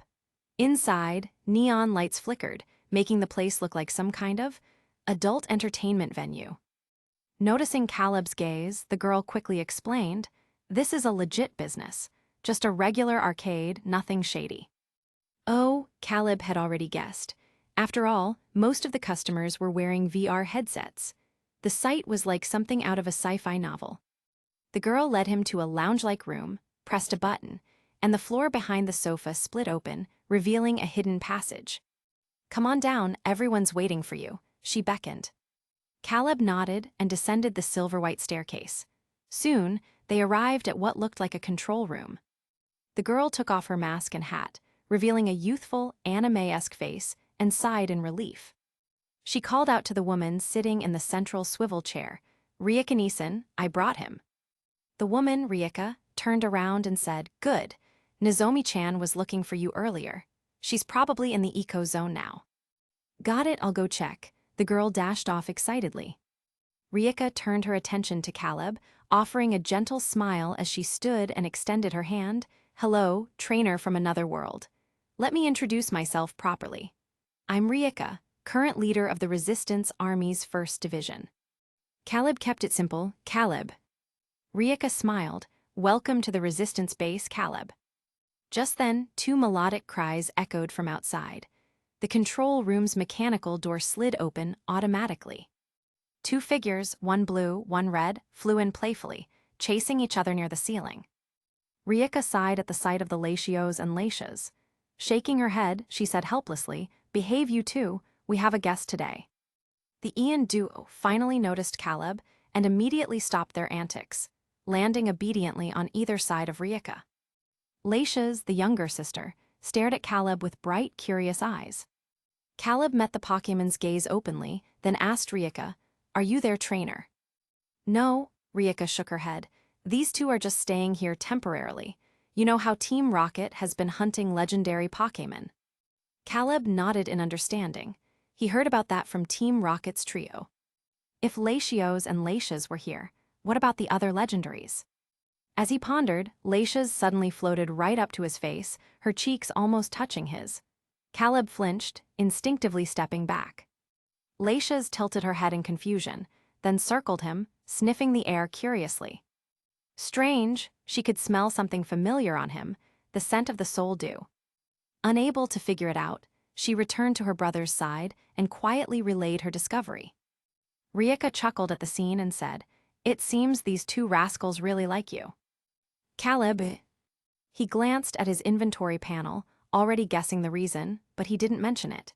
Instead, he changed the subject. Aside from Latios and Latias, do you have other legendary Pokémon here? Of course, Rieka smiled.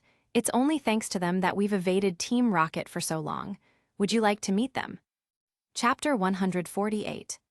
Under Rieka's guidance, Caleb arrived in a flower-filled area where he encountered the mythical Darkrai, the pitch-black Pokémon. Darkrai hovered silently in the air, calmly observing the peaceful coexistence of humans and Pokémon below.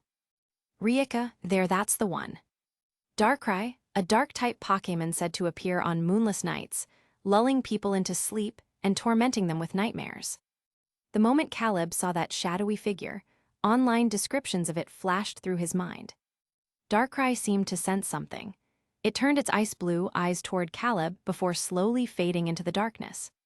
Seeing this, Rieka apologized. Darkrai doesn't like interacting with humans much. It's fine, Caleb didn't mind. He turned his gaze to the vibrant flower field before him.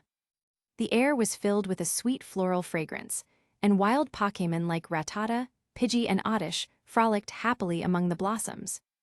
Nearby, a few anime-style girls were preparing dinner for them. Rieka explained, "These are all wild Pokémon we rescued from the surface. In this era, this is the only thing we can do for them." By evening, Caleb had followed Rieka on a tour of the base, gaining a rough understanding of the Resistance's current strength. What surprised him, however, was that the Resistance didn't have a single battle-ready Pokémon. Rieka's explanation was this. "We did 60 years ago. But after Team Rocket abolished the trainer profession and banned civilians from catching Pokémon, it became impossible. Moreover, nutritional items like Pokéblocks and berries were no longer sold on the market. Raising a Pokémon had become extremely difficult." Caleb hesitated before asking, "Then, how do you fight Team Rocket?" Before Rieka could answer, a gray-haired woman in the corner hefted a black rocket launcher and declared, "With this." Caleb. Sure enough, this world is truly broken. In his mind, he pictured a group of people charging at Rocket HQ with rocket launchers and explosives. Caleb let out an exhausted sigh. They'd probably get caught by Team Rocket's mechanical Pokémon the moment they stepped into the city. The day passed uneventfully. After dinner, Caleb received a detailed archive of the Resistance's history from Rieka. He poured himself a glass of water, returned to the room prepared for him, and had just finished showering and changing into pajamas when... Knock, knock, knock. He slipped his shoes back on and opened the door. Standing outside was a pink-haired lowly in oversized pajamas. She had milky white skin and was smiling sweetly up at him. Caleb froze, a giant question mark popping up in his head. He politely asked, "Excuse me, who are you?" He didn't recall seeing this little girl during the day. The pink-haired lowly didn't answer. Instead, she suddenly leaped up and wrapped herself around Caleb like an octopus, clinging to his neck. Caleb. The Resistance-issued pajamas were slippery, and the lowly's body began sliding downward. Instinctively, he reached out to get a hold of her, but his hands landed on two soft and squishy mounds. Their pose was extremely awkward. The lowly's arms were still looped around Caleb's neck, her little butt resting in his palms. She even tilted her head up and gave him a bright, innocent smile. Caleb immediately let go and tried to push her away. But at this moment, Kai happened to walk down the hallway, fresh from his return to Rocket City. "Kai." His eyes bulged in shock and he exclaimed, "Nozomi-chan, what are you doing?" Finally managing to shove the little girl off, Caleb thought, "Damn it, since when do kids have this much strength?" Nozomi plopped onto the floor but didn't seem upset. She simply stood up and blinked innocently at Kai. Only then did Caleb realize something was off. Kai seemed to notice too. He frowned at the pink-haired lowly, Latias. "Woo Tilda." A white glow enveloped the little girl as she transformed back into her true form, Latias. Given how smoothly Latias did it, this clearly wasn't her first time pulling this stunt. "Caleb." Kai clutched his chest. "You scare me to death." At that moment, Latios arrived, searching for his sister. Taking one look at everyone's expressions, he immediately understood what had happened and scolded Laisha's with a stern cry. With her brother here, Laisha's could no longer play around. She pouted, but obediently followed Laishio's away. Caleb and Kai exchanged a long, exasperated look. Kai had already heard about Caleb's arrival, but Rieka hadn't mentioned Mutwo. He blinked and asked, "Where's Mutwo?" "With me," it agreed to cooperate, Caleb replied with a slight frown. For some reason, he felt Mutwo wasn't acting quite right. "Yes, that's amazing," Kai howled excitedly, pumping his fists. "Caleb." After bouncing around for a bit, Kai turned back and said, "You've had a long day, get some rest. We've got a tough battle ahead. I'll leave you to it. Good night." "Good night," Caleb twitched his lips, closing the door behind him. After a moment's thought, he released all his Pokémon, then turned to Mutwo with concern. "Are you okay?" he asked. Mutwo's mood was somber. It didn't speak, only shaking its head to indicate there was no need to worry. Mimikyu, who was clutching a bag of nuts, hopped over to Caleb, who helped open the packaging before approaching Mutwo. He gently placed a hand on its arm. Aside from healing, the Viridian Power also allowed him to sense Pokémon's emotions. With other Pokémon, Caleb could easily grasp their thoughts, but now, all he felt was an empty void. This only happened under two circumstances. The Pokémon was dead. The Pokémon had closed off its heart, refusing to communicate. Feeling Caleb's touch, Mutwo finally snapped out of its thoughts, looking up in confusion. Caleb pointed to the bed and casually offered, "Want to sleep there?" The bed was large enough for him, Mimikyu, Lucario, and Mutwo, though Dragonite would have to sleep elsewhere. But Mutwo refused. It had no requirements for resting environments. Even a cold, hard cave was sufficient for it to sit in from dusk till dawn. Caleb pulled out some food from his inventory. "All right. Are you hungry? Want to eat something?" Mutwo. Chapter 149. Mutwo refused to communicate, leaving Caleb at a temporary loss. He could only return to bed, flipping through the Resistance's archives under the dim glow of the bedside lamp. Resistance Army, 1st Division. Established, 2015 League Calendar. Current leader, former Dragon-type Elite Four member Lance. 2016 Battle of MT, Silver. Lance fell in battle. The fate of the other Elite Four members remained unknown. The Resistance suffered devastating losses. Ash, Gary, Brock, and Misty led the remaining forces to retreat to the Orange Islands for regrouping. 2017 Fall of the Orange Islands. Ash, Gary, and others perished in battle. With that, the Kanto League was officially destroyed. The surviving Resistance members scattered into hiding, barely surviving to this day. This part of the history aligned with what Caleb had heard from James. The rest of the records detailed minor events, years when bases were discovered, forced relocations, casualties, and so on. After skimming for a while, he set the documents aside, tucked Mimikyu under its little blanket, turned off the light, and closed his eyes. Next morning, Tilda. After breakfast with his Pokémon, Caleb sought out Rieka. She was in the control room, monitoring Team Rocket's movements. Spotting Caleb, she looked surprised. "You didn't sleep in." Caleb shook his head and asked the question that had been bothering him the most. "What's the situation in Sinnoh right now?" "Sinnoh," Rieka seemed puzzled but answered seriously. "That's where the Resistance's 4th Division is stationed. Things there are even worse than here. Team Galactic's goal is to create a new world. Cyrus controls Dialga and Palkia. He's destroyed cities and rebuilt them into his so-called ideal world." Hearing this, Caleb suspected Cyrus was playing Minecraft in real life. None of this surprised him. But what he really wanted to ask about wasn't Team Galactic, it was the being that stood above the creation trio itself. "Caleb, what about Arceus?" Rieka's expression darkened. She shook her head solemnly. "No one knows. It hasn't been seen in years."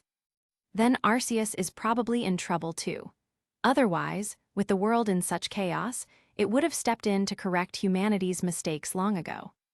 After a moment of thought, Caleb refocused on the present. He asked, "Do you have any solid plans for dealing with Team Rocket?" Rieka looked embarrassed. She replied no.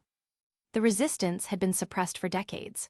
Whether in manpower or Pokémon resources, they were no match for Team Rocket. In this era, maintaining their ideals and preserving a sanctuary for humans and Pokémon was already a monumental struggle. Caleb. Rieka met his gaze sheepishly and said, "We might not be much help, but this place will always be your strongest support." Caleb. Fine, at least the food and lodging here are good. An awkward silence settled over them. Caleb considered returning to his room to discuss strategy with Mutwo. Last night, Mutwo had left while he slept and only returned at dawn.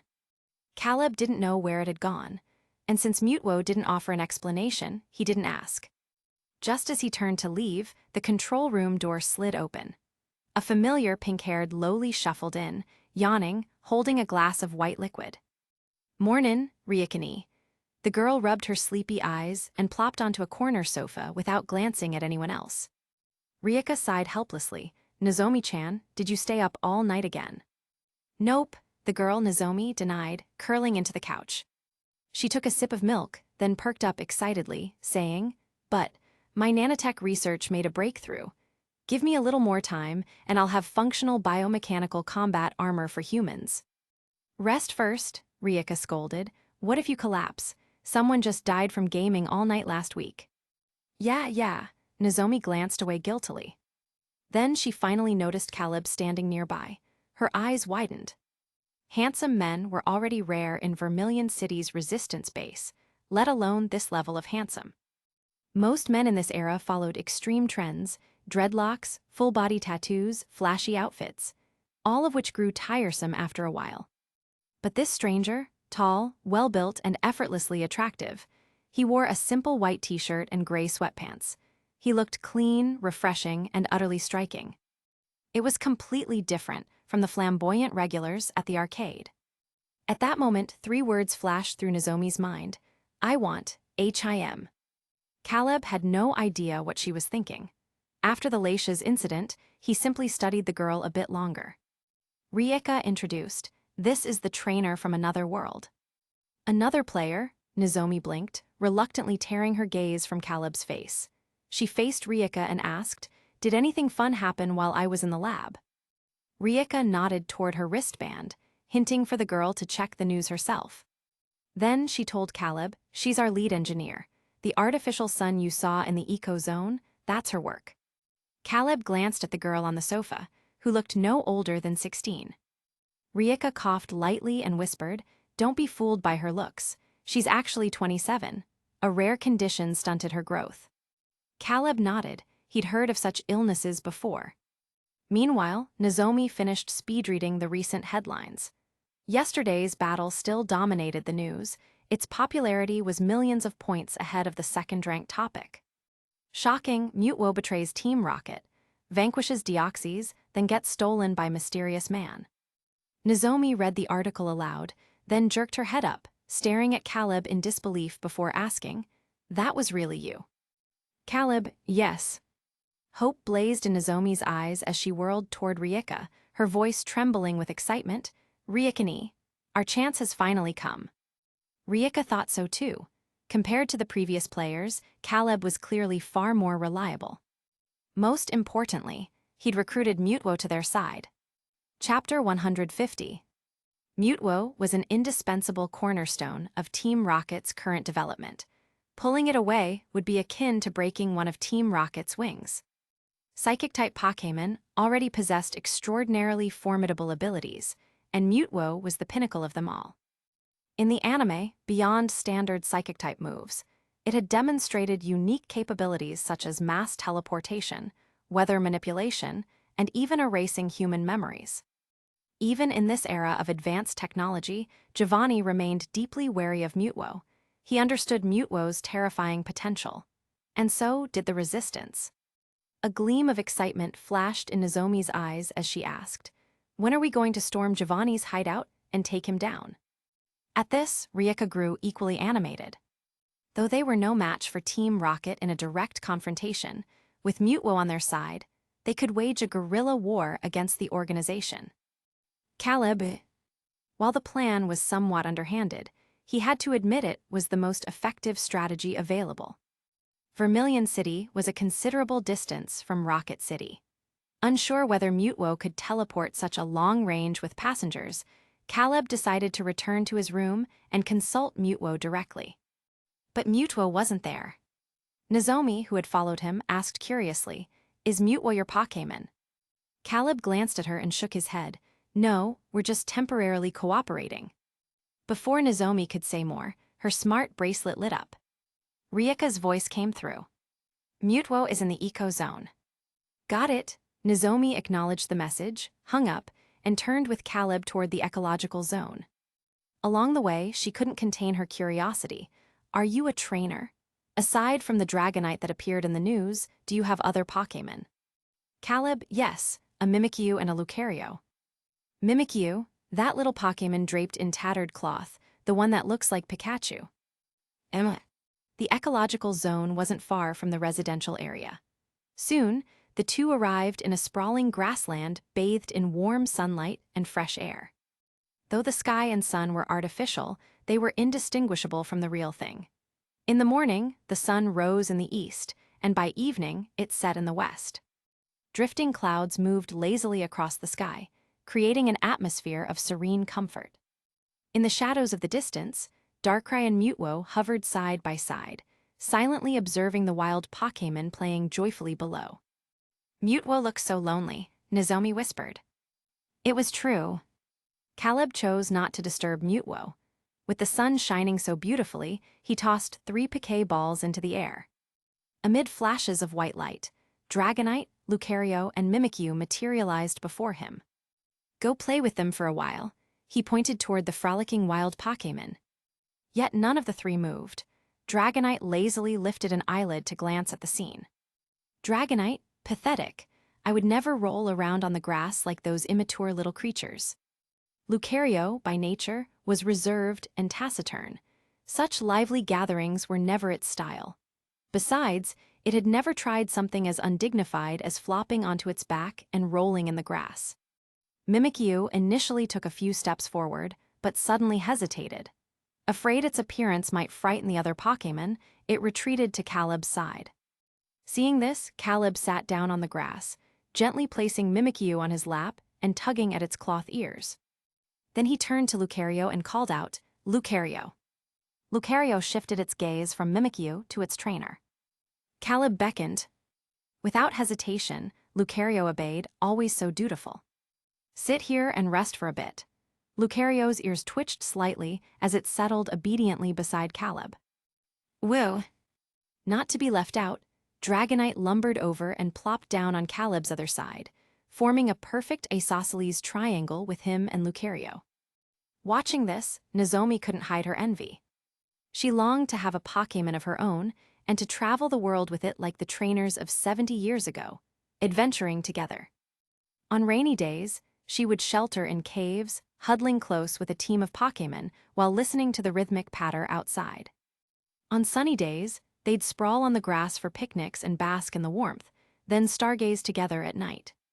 Unaware of her thoughts, Caleb focused on helping Lucario practice its aura abilities. According to the anime, aura was a form of spiritual energy and was described as the essence of every living being. Its applications were vast, with known uses including telepathy, sensing others' aura, surveying environments, and perceiving through objects.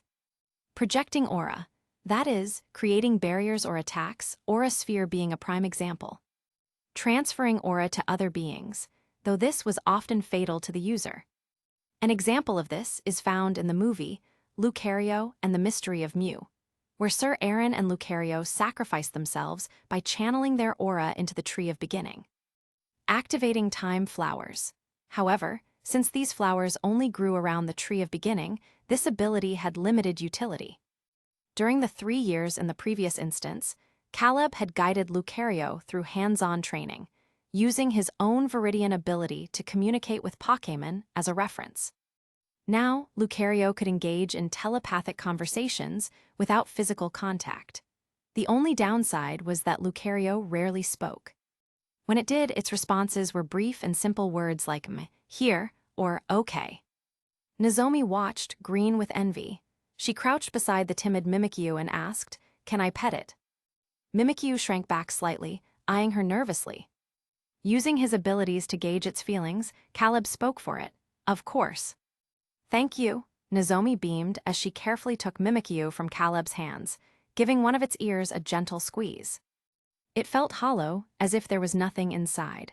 She studied Mimikyu thoughtfully. Is this really a cloth covering its body? Caleb nodded, yes.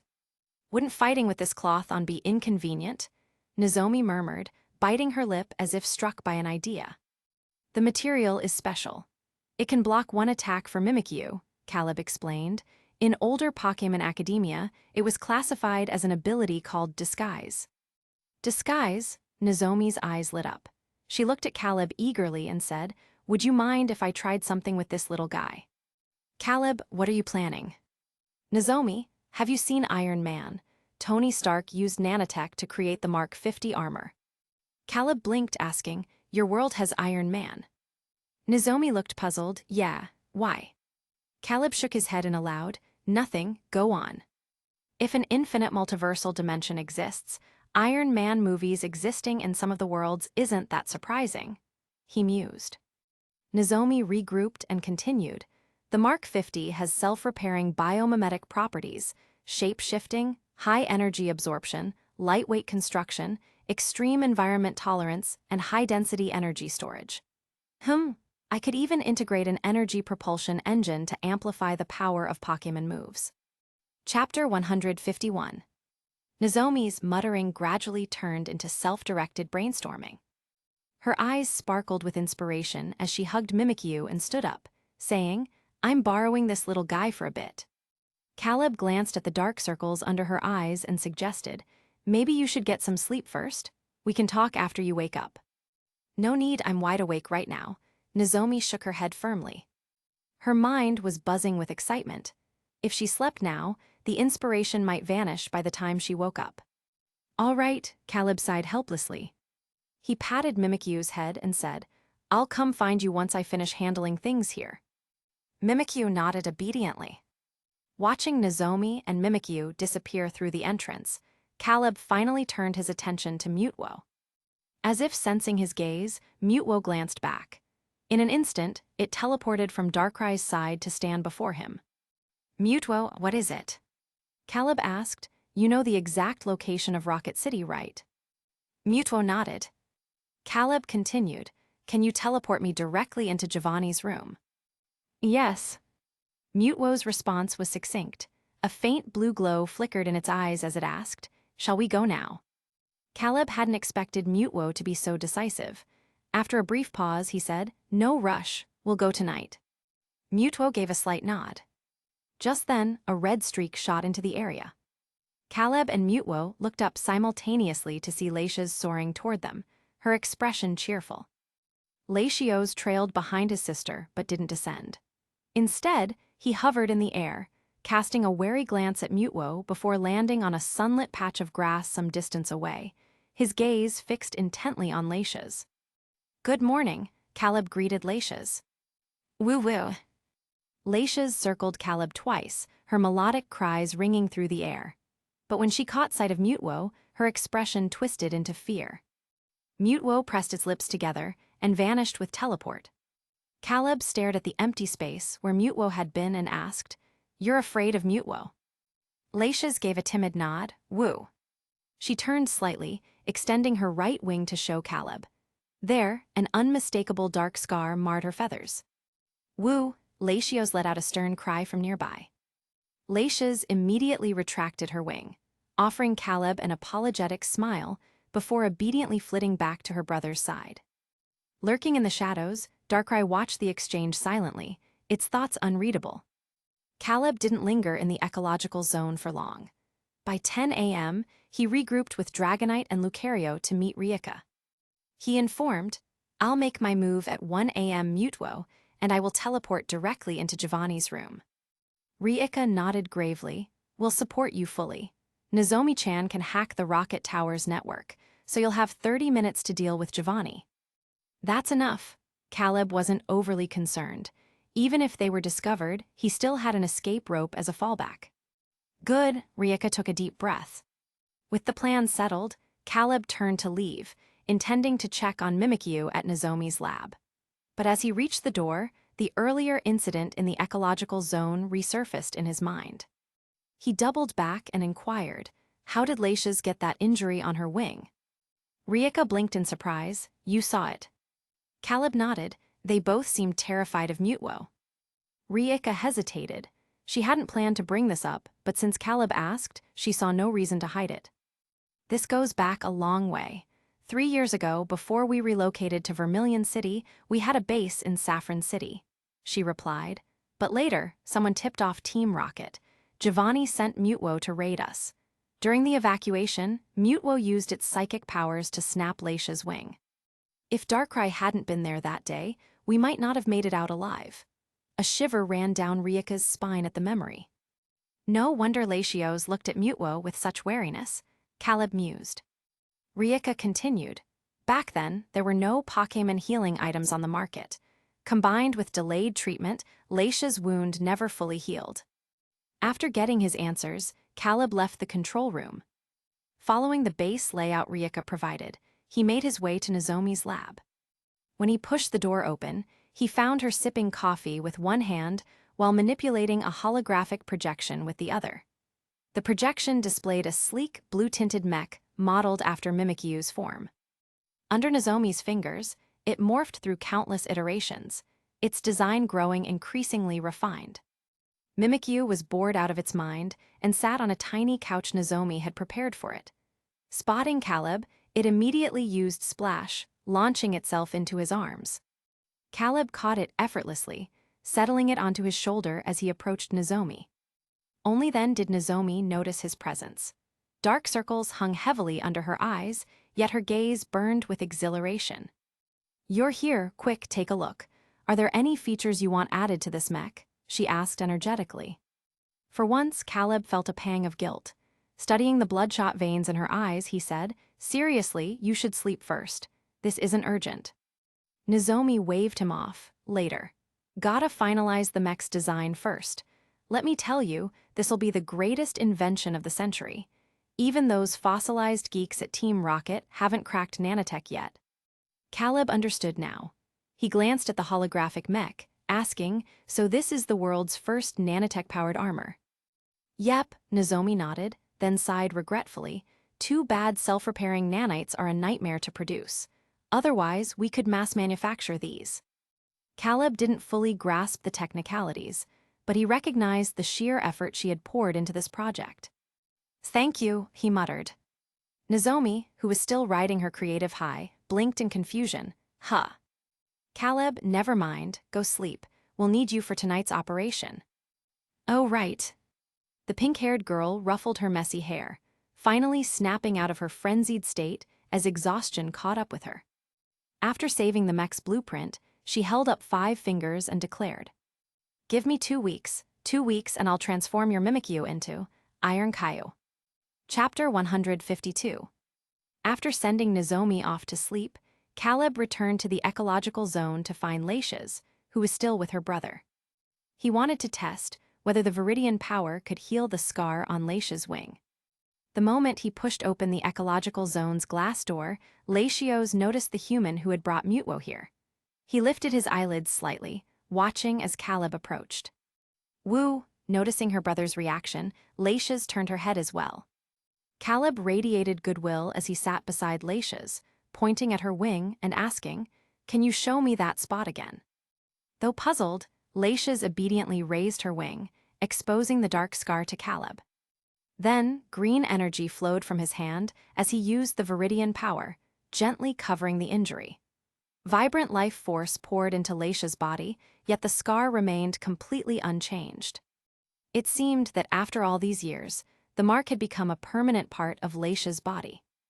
"Woo Tilda." Seeing Caleb's furrowed brow, Laisha's comforted him softly, assuring him she was fine. Laishio's expression also softened slightly after witnessing Caleb's actions. Caleb glanced at the scar and asked, "Does it still hurt?" "Woo," Laisha shook her head. It had been excruciating when the wing was broken, but now she felt no pain at all. "All right then, Enjoy your sunbathing. Caleb stood, preparing to head to the control room to gather more intel on Johto, Hone, Kalos, and Unova. Time passed swiftly, and before long night fell. In the control room, a now-rested Nozomi sat at her computer. "Okay, everything's ready on my end," she said. Caleb nodded, then said, "Then we're heading out." Rieka nodded, "Be careful." The moment she spoke, a blue glow flickered in Mutwo's eyes. In the next instant, Caleb found himself inside an extravagantly furnished bedroom. This was Giovanni's room. On the large bed at the center lay a figure shrouded in darkness. Mutwo raised a hand, and with a surge of psychic power, crushed the person's body. Blood seeped through the sheets, dripping onto the polished floor below. The room was unlit, the only illumination coming from the cold and pale moonlight that streamed through the floor-to-ceiling windows. Drip, drip. The rhythmic sound of blood dripping lent the space an eerie and unsettling atmosphere. Steeling himself, Caleb stepped forward, using his bracelet's light to examine the exposed head. Short-cropped hair, a pale complexion, square-jawed. It bore a striking resemblance to Giovanni as he remembered him. After so many years, Caleb couldn't be sure what this world's Giovanni looked like now. He motioned for Mutwo to verify the identity.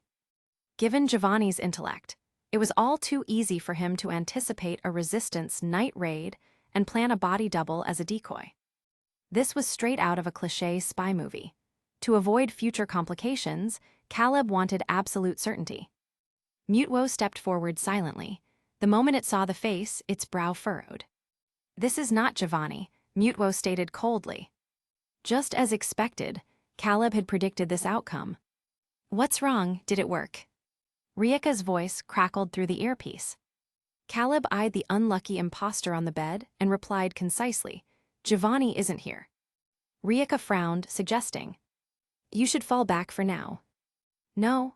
Caleb rejected the suggestion, scanning the room as he asked, "Nozomi, can you locate where Giovanni stores his mechanical Pokémon and ships?"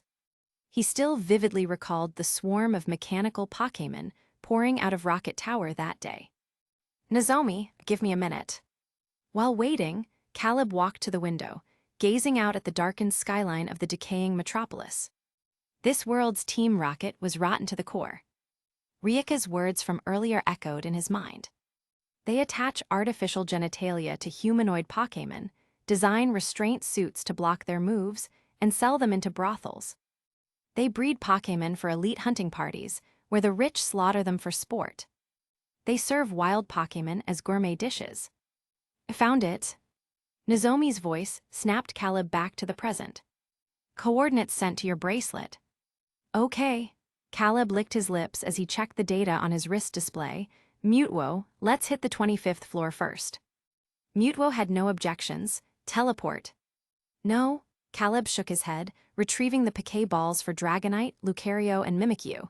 "We kill our way down." As he spoke, he pulled out a gleaming minigun from his inventory. This was a modified version Nozomi had tailored for beginners. It was lightweight, low recoil, rapid fire, and devastatingly lethal. Even a firearms novice like Caleb could wield it effortlessly. With Mutwo leading the charge, he and his 3 Pokémon marched boldly from the top floor downward.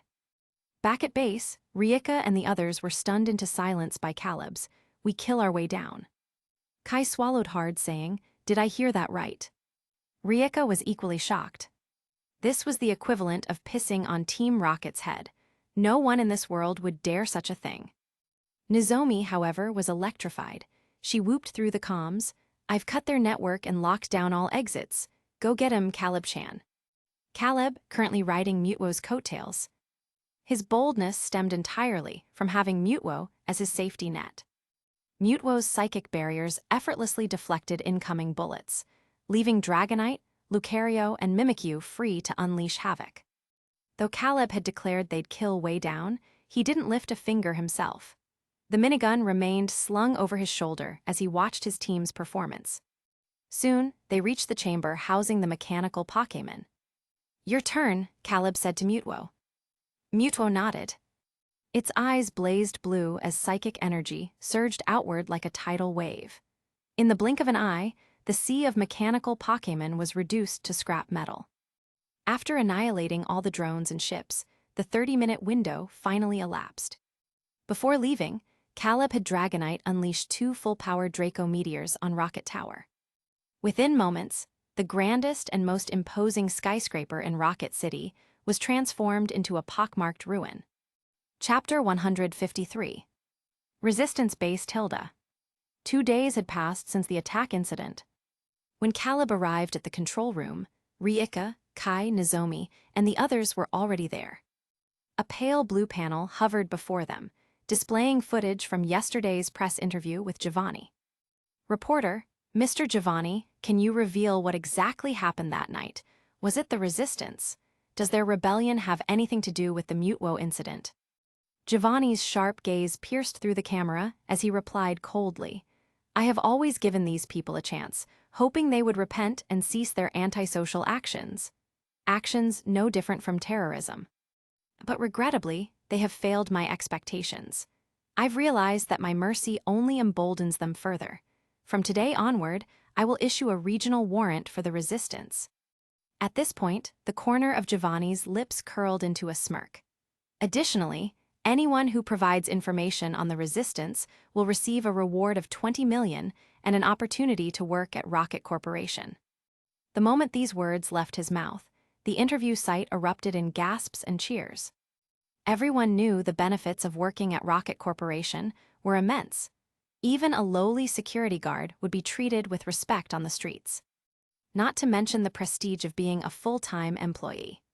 Joining Rocket Corporation meant securing an iron rice bowl, no worries about food or shelter, and the envy of relatives during family gatherings. Who wouldn't want to climb the social ladder? The crowd was euphoric.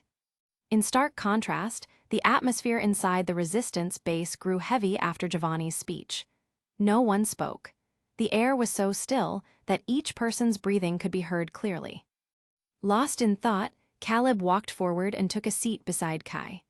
A meticulously built card castle sat on the table, a product of Kai's boredom. Over the past 2 days, Caleb had pondered deeply. The more he learned about this world's background, the heavier his heart became. This world was rotten to its core. Is there even any hope left? He mused. Even if they killed Giovanni and overthrew Team Rocket, could the people of this broken era, who are assimilated to its corruption, ever return to the peaceful coexistence between humans and Pokémon from 70 years ago? The answer was obvious. The rules and order had already been established. To forcibly change them would require decades, if not centuries. Caleb didn't have that kind of time. Moreover, the Resistance's current strength and resources paled in comparison to Team Rocket's. Even if they succeeded in overthrowing Team Rocket and rebuilding a league system, controlling the grassroots populace would be an immense challenge. What if some gang leader who is dissatisfied with the new league decided to stage a Pallet Town uprising, overthrow the government, and crown himself king? As the saying goes, the spectator sees most clearly while the player is lost in the game. Born in this chaotic era, Riika and the others had inevitably been influenced by its mindset. Caleb saw things clearly. Their goal had always been to kill Giovanni and overthrow Team Rocket, but they never considered the other demons lurking beyond. In that case, wouldn't it be better to tear everything down and start anew? After all, destruction precedes reconstruction. After a brief deliberation, Caleb voiced his thoughts to the group. Riika's expression turned grave as she listened. She truly hadn't considered these complexities, so she questioned, then what should we do? Simple. Caleb flicked the card castle Kai had spent half a day building, sending it crashing down, tear it all down and start over. Nozomi blinked, just us. After years of relentless suppression by Team Rocket, the resistance was already on its last legs. Bluntly put, they were barely clinging to survival. In such a state, forget saving the world. Even daily life had become a struggle. Caleb shook his head and replied, no, we need to find more allies. At this, Kai looked up from his cards and said, but other regional resistance groups aren't faring well either. They can't possibly come to our aid. I'm not talking about the resistance, Caleb clarified. I mean the legendary Pokémon controlled by various villainous organizations. like Dialga and Palkia in Team Galactic's hands. As soon as he finished speaking, his quest panel popped up. Side quest triggered. Quest objective: rescue the legendary Pokémon enslaved by the villainous organizations. Completion progress 1. Ding! Congratulations, you have successfully liberated Mutwo. Completion progress +1. Reward. Note: collect 3 SSS grade item fragments to synthesize 1 SSS grade item. SSS grade items are not limited to Pokémonverse objects. Mutwo has temporarily joined your faction as an ally.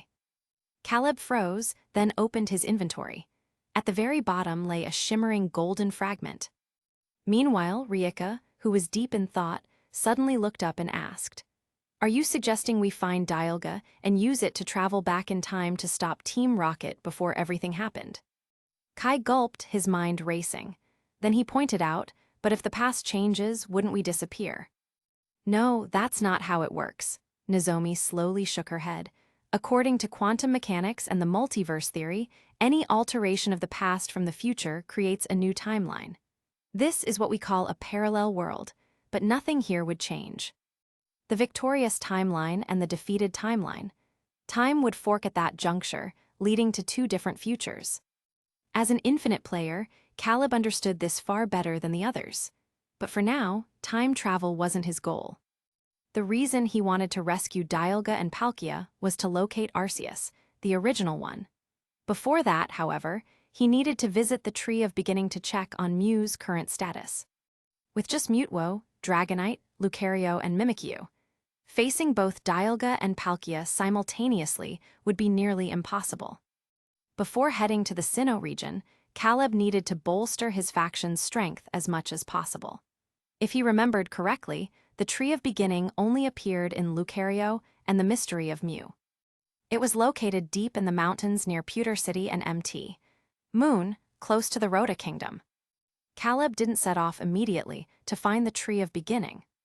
The path ahead was shrouded in darkness, filled with unknowns and dangers. So, he decided to stay put and wait for Mimikyu's Iron Caillou armor to complete development before departing. During this time, Team Rocket's regional warrant was in full effect. Tempted by the exorbitant reward, people outside were scouring every corner for traces of the resistance. The virtual game shop serving as their cover had been searched multiple times. Tension permeated the base, suffocating everyone with unease. Chapter 154. Half a month passed in the blink of an eye. After learning of Caleb's plan, Nozomi practically took root in the laboratory. Aside from bathroom breaks, she never stepped foot outside. "Done, Hugh!" She excitedly embedded a pale blue circular core into Mimikyu's cloth, not even turning her head as she asked, "What color scheme do you want?" Caleb, who had been reviewing data, stood up and walked over. Mimikyu stood blankly amidst a pile of scattered metal scraps. Milky white nanofibers, which were like spider silk, extended from the core on its chest, enveloping its small body and forming a standard Iron Man-style Pikachu suit in red and gold. Under the bright lights, the armor's surface gleamed faintly with a metallic sheen, which appeared far more luxurious than Mimikyu's previous cloth. Caleb thought it looked great. Showing it off in front of other players would definitely make an impression. He nodded, saying, "This is perfect. It looks good like this." "Good, because you can change the colors yourself anyway," Nozomi said, stretching tiredly after finally completing her task. Yawning, she admired her handiwork and continued, "Let me explain the functions of this nanosuit." Caleb gestured for her to continue. Nozomi pointed at the delicate circular core on Mimikyu's chest and slowly explained, "This is the storage device for the nanofibers. Normally, they're kept here. When transforming, the fibers extend outward to cover Mimikyu's entire body, forming the armor. The suit's functions are linked to Mimikyu's neural network. You can issue corresponding commands, just like directing a Pokémon to use a move, which will let Mimikyu activate or deactivate the armor at will. I've installed a lightweight energy propulsion engine in this suit. It significantly boosts Mimikyu's move power, physical durability, and strength. More importantly, the armor grants it flight capabilities, allowing it to adapt to extreme environments and resist harsh weather like cold, heat, or sandstorms. Beyond that, the suit also has a transformation function. It can extract Mimikyu's self-awareness to morph into any form it's seen before. But unlike Ditto's transformation, it can't use the moves of the Pokémon it mimics. As she spoke, Mimikyu's body glowed white. Its small form rapidly changed within the light. Moments later, a Chibi Mimikyu version of a little boy appeared before them. The boy had black hair and dark eyes, with a round and chubby face, which looked adorably cute. "Caleb, isn't this me from the last instance?" Nozomi glanced between Mimikyu and Caleb. Curious, she asked, "Is this you?" Caleb nodded. For some reason, he felt weird about this. Mimikyu, now in mini Caleb form, tilted its head thoughtfully before glowing white again. When the light faded, a little girl with long golden hair stood in front of Caleb. "Caleb," Nozomi murmured, "this face seems familiar. I feel like I've seen it somewhere." Caleb shot Mimikyu a look, and it immediately reverted to its original form, standing obediently. Before Nozomi could recall where she'd the face, Caleb changed the subject. "What about energy? How do we recharge the suit if it runs out?" "Simple, just use electricity. Do you have an electric-type Pokémon?" Nozomi asked. Caleb didn't, but Dragonite knew Thunderbolt. After a moment's thought, he asked, "Would Thunderbolt work?" "Yeah," Nozomi nodded, slumping into her chair like a limp fish. Weakly, she added, "All right, my job's done. The rest is up to you." Caleb nodded, then picked Mimikyu up. The moment he touched it, a notification popped up. "Congratulations, you have obtained. Due to equipment changes, Mimikyu's stats have been updated. Please check the Pokémon panel for details." Holding Mimikyu, Caleb opened its info screen. Mimikyu armor form activated. Level 100. Gender, female. Type, Ghost Fairy. Ability, Disguise Max. Egg move, Destiny Bond. Known moves, Scratch, Astonish, Copycat, Double Team, Woodhammer. Mimic, Feint Attack, Shadow Sneak, Slash, Shadow Claw, Play Rough, Hone Claws, Pain Split, Swords Dance Thief. Note, this is a special form. This Pokémon cannot hold any items. Aside from the new suffix in its name, Caleb immediately noticed the change in its ability. Disguise Max. Normal form, the disguise shields it from one attack. Armor form, a special state when equipped with nano armor, immune to all weather effects, can completely block 3 attacks. Additionally, if the opponent fails to hit Mimikyu within 5 minutes during battle, the block count resets +1. In this form, Mimikyu's physical and special attack power increases by 20%, and it gains the ability to fly. Caleb's first thought, after reading this, was that Mimikyu is about to become unstoppable. Enemies would need 3 hits just to break its disguise. During that time, Mimikyu could freely use Swords Dance to max out its attack. Add flight capabilities and the power boost from the Gigantamax Killer title. 2 titles flashed through Caleb's mind. The Ultimate Weapon and the Dragon Slayer. Is this the power of technology? So the poor evolve while the rich mechanize. The borderline broken description left Caleb exhilarated. He turned to Nozomi, intending to thank her sincerely, only to find her fast asleep in the chair, her eyes shut tight. Her pink hair was a mess, there were dark circles under her eyes, and she had exhaustion written all over her face. To complete this armor for Mimikyu, she hadn't slept for days. She even forgot to eat. Caleb softened his movements, letting Mimikyu perch on his shoulder as he gently carried Nozomi back to her room. He laid her on the bed and tucked her in. Before leaving, he tore a page from a notebook and scribbled a few words on it. With that done, he headed to the ecological zone. Recently, another batch of injured wild Pokémon had arrived at the base. They were rescued by Kai from a gang at the docks. Rieka was tending to them. She glanced at Mimikyu on Caleb's shoulder and understood. Standing, she asked, "You're leaving now?" Caleb nodded, then looked at Mutwo, who was floating midair. Mutwo instantly teleported to his side. Everything that needed to be said had been discussed over the past half-month. The Resistance had long since accepted Caleb as family, especially the Pokémon. In an era where potions were banned, His Viridian ability was nothing short of a miracle. Latios, and the other Pokémon in the ecological zone all gathered around him. Even Darkrai turned its head, staring intently. Caleb patted Latios and said to them, "I'm leaving. Protecting this place is up to you now." Woo-woo, Latios whined reluctantly, but nodded firmly. Latios was visibly moved. After a long silence, he gently nuzzled Caleb's palm. Caleb thought for a moment, then took the soul dew from his inventory and placed it in Latios's claws. Latios stared blankly at the teardrop-shaped gem.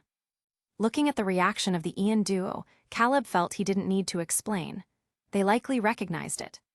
The soul dew from the movie Pokémon Heroes, Latios possess the power to protect cities. But if used by someone with evil intentions, it could summon a tidal wave to destroy everything. In the games, it boosted Latios's move power, but in the anime, its effects seemed far greater. Though unclear on the specifics, Caleb knew giving it to Latios was the right choice. With Team Rocket cracking down on the resistance, they'd need every advantage if trouble arose in his absence. "Let's go," Caleb said, then gave Rieka one last look. "Be careful out there," Rieka urged worriedly. Caleb nodded. With a glance at Mutwo, the trio vanished in a flash of teleportation. Chapter 155. At the summit of Mt. Moon, Caleb and Mutwo stood side by side on a relatively flat rock, gazing at the white clouds swirling around them. Mimikyu, who was now endowed with the ability to fly, darted joyfully through the clouds. Its form shifted continuously. One moment, it took Caleb's appearance, the next it transformed into Dragonite, then Lucario, and finally into a miniature Mutwo that was less than 0.5 meters tall. When Mutwo saw the tiny version of itself created by Mimikyu, it froze momentarily, pursing its lips as unknown thoughts swirled in its mind. "Woo!" Standing beside Caleb, Dragonite became intrigued. Flapping its wings, it began chasing and playing with Mimikyu through the clouds. Lucario watched this scene, its fluffy ears twitching slightly before it averted its gaze. The fine fur on its body rippled gently in the airflow. Caleb kept his eyes fixed on the map projected from his smart wristband. It displayed the area surrounding Mt. Moon. He was searching for the location of Cameron Palace. Cameron Palace was situated in the mountain range between Mt. Moon and Pewter City. Strangely, however, the map didn't mark its location. After some thought, Caleb called Dragonite down from its play. "Woo!" Though thoroughly enjoying its flight, Dragonite obediently returned upon hearing its trainer's voice. Caleb took out a coin from his inventory. This was a league coin from the Pokémon world that was made of special metal. The front of the coin bore a standard Arabic numeral 1, while the back featured a Chibi Charmander head. To the west of Mt. Moon lay the path to Cerulean City, to the east the road to Pewter City. Only the south and north directions stretched into endless, overlapping mountains and forests. Caleb took Dragonite's claw and placed the coin in it, saying, "Flip it. Heads for south, tails for north." Woo tilde. Thinking this was a game Caleb was playing with it, Dragonite happily tossed the coin into the air. Then Caleb watched as the league coin plummeted off the cliff, disappearing into the white mist below. Caleb, feeling somewhat speechless, he took out another coin while telling Dragonite, gently, "Woo." Dragonite cheerfully complied. It took the coin, gave it a flick with its claw, and a silver streak shot straight upward. Dragonite craned its neck, its large teal eyes following the trajectory, and then, plop! The vertically descending coin landed squarely on Dragonite's forehead, right in front of Caleb. "Caleb." Dragonite blinked innocently. Caleb took a look, heads. He calmly removed the coin from Dragonite's forehead and used the Viridian Power to erase the red mark, then declared, "Time to go." Mimikyu, now in its tiny Dragonite form, immediately flew back. With no precise location for Cameron Palace, Caleb temporarily abandoned the idea of having Mutwo teleport them there. Instead, he mounted Dragonite and flew southward with it. Mimikyu and Mutwo flanked them, while Lucario rode on Dragonite's back with Caleb. It was late autumn, and the weather grew increasingly cold. The leaves in the mountain forests below had already turned yellow, dangling precariously from branches. Before long, this place would become completely barren. Caleb kept watch on the distant scenery, while also paying attention to the mountains and forests below. Throughout their flight, aside from a few Digletts cautiously poking their heads from the soil, he hadn't seen a single wild Pokémon. Not even a Pidgey, the most common bird in Kanto. Caleb felt an inexplicable sense of desolation. He withdrew his gaze and turned his attention to Mutwo, asking, "Do you know Mew?" Mutwo hesitated, then nodded. It had been created by humans using Mew's genes. Caleb rephrased his question, "Have you seen Mew in all these years? Or any other powerful Pokémon, like a large bird with rainbow feathers?" A large bird with rainbow feathers. Mutwo thought for a moment, then pointed behind Caleb, asking, "That one?" Caleb turned to see a Fearow flying past, its expression blank. Its wings reflected colorful light under the sun, looking quite beautiful. Caleb, all right, so Mutwo has never seen Ho-Oh. "What about Mew?" he asked. Mutwo shook its head, answering truthfully, "I have never seen Mew. Although according to you humans, it's my mother or father, in my memory, its figure has never appeared. It had been created in a laboratory by a human called Blaine." Caleb wanted to say more, but just then, Mimikyu, who was flying ahead, suddenly darted to his side and made an alerting sound. Mutwo noticed first, its eyes glowing blue as it said, "There are people below." Caleb immediately spotted several crude huts amidst the endless mountain forests. Smoke curled from the chimneys. The people below seemed to be preparing dinner. Caleb exchanged a glance with Mutwo and suggested, "Shall we go down and take a look?" Rather than wandering aimlessly through these remote mountains, it would be better to go down and gather some information. Dragonite had been flying for quite some time. If their direction wasn't wrong, they should be close to Cameron Palace. Mutwo had no objections, so the group landed in a nearby clearing. To avoid drawing attention, Caleb recalled all his Pokémon into their Pokéballs. Although Mutwo wasn't technically his Pokémon, as a comrade fighting alongside him, Caleb had prepared a Pokéball for it to rest in. Recently, he noticed Mutwo increasingly disliked staying outside. Apart from meals, it spent most of its time inside the Pokéball. Considering Mutwo's low mood and unusual state these days, it wasn't hard to guess why it preferred staying in the Pokéball. It couldn't accept the things it had done over the years. Thus, it was in despair and was on the verge of collapse. In this boundless, cold world, only the Pokéball could provide it with a sliver of security. The Pokéball's cramped, yet warm interior gave Mutwo the illusion of being in its mother's womb. Although it hadn't been born through delivery or hatched from an egg, the human genes within it whispered that this was the safest and warmest place in the world. Caleb sighed softly and shifted his thoughts from Mutwo back to reality. He put all the Pokéballs into his inventory and walked toward the direction of the rising smoke. Chapter 156. This was an old wooden house that looked like it had seen better days. The house was surrounded by a small fence enclosing a tidy little yard. On either side, 2 plots of land had been cultivated, one growing ripe vegetables, the other bearing a few common fruit trees. Rustle, rustle. A strange sound suddenly came from the yellowing leaves of the fruit trees. Caleb turned his head sharply and caught sight of a fluffy tail disappearing into the foliage. "Who's there?" A man wearing a patched, light green uniform quickly stepped out of the house, his expression alert as he looked at Caleb. "Kaya Kaya." Before Caleb could speak, several figures rushed out of the house, positioning themselves protectively in front of the man. A Mankey, a Rattata, a Butterfree, and a Hariyama. The strange Kaya Kaya noise had come from the Mankey leading the group. The Pokémon stared warily at Caleb. "Caleb." This was the first time since arriving in this world that he had seen Pokémon protecting a human like this. Someone who could earn such loyalty from Pokémon probably wasn't a bad person. After a moment's thought, he took out a Pokéball from his inventory. In a flash of white light, Dragonite emerged. The man's eyes flickered when he saw the standard red and white Pokéball in Caleb's hand. His expression softened slightly, as if realizing something. You are, he questioned. A traveler, Caleb replied simply, his gaze sweeping over the Pokémon before adding, I'm lost. I just wanted to ask for directions. Hearing this, the man let out a quiet sigh of relief and subtly tucked away the gun at his waist. Come inside first, he said. Caleb shook his head. He had already noticed the weapon. I won't intrude. I just wanted to ask if you know how to get to Cameron Palace.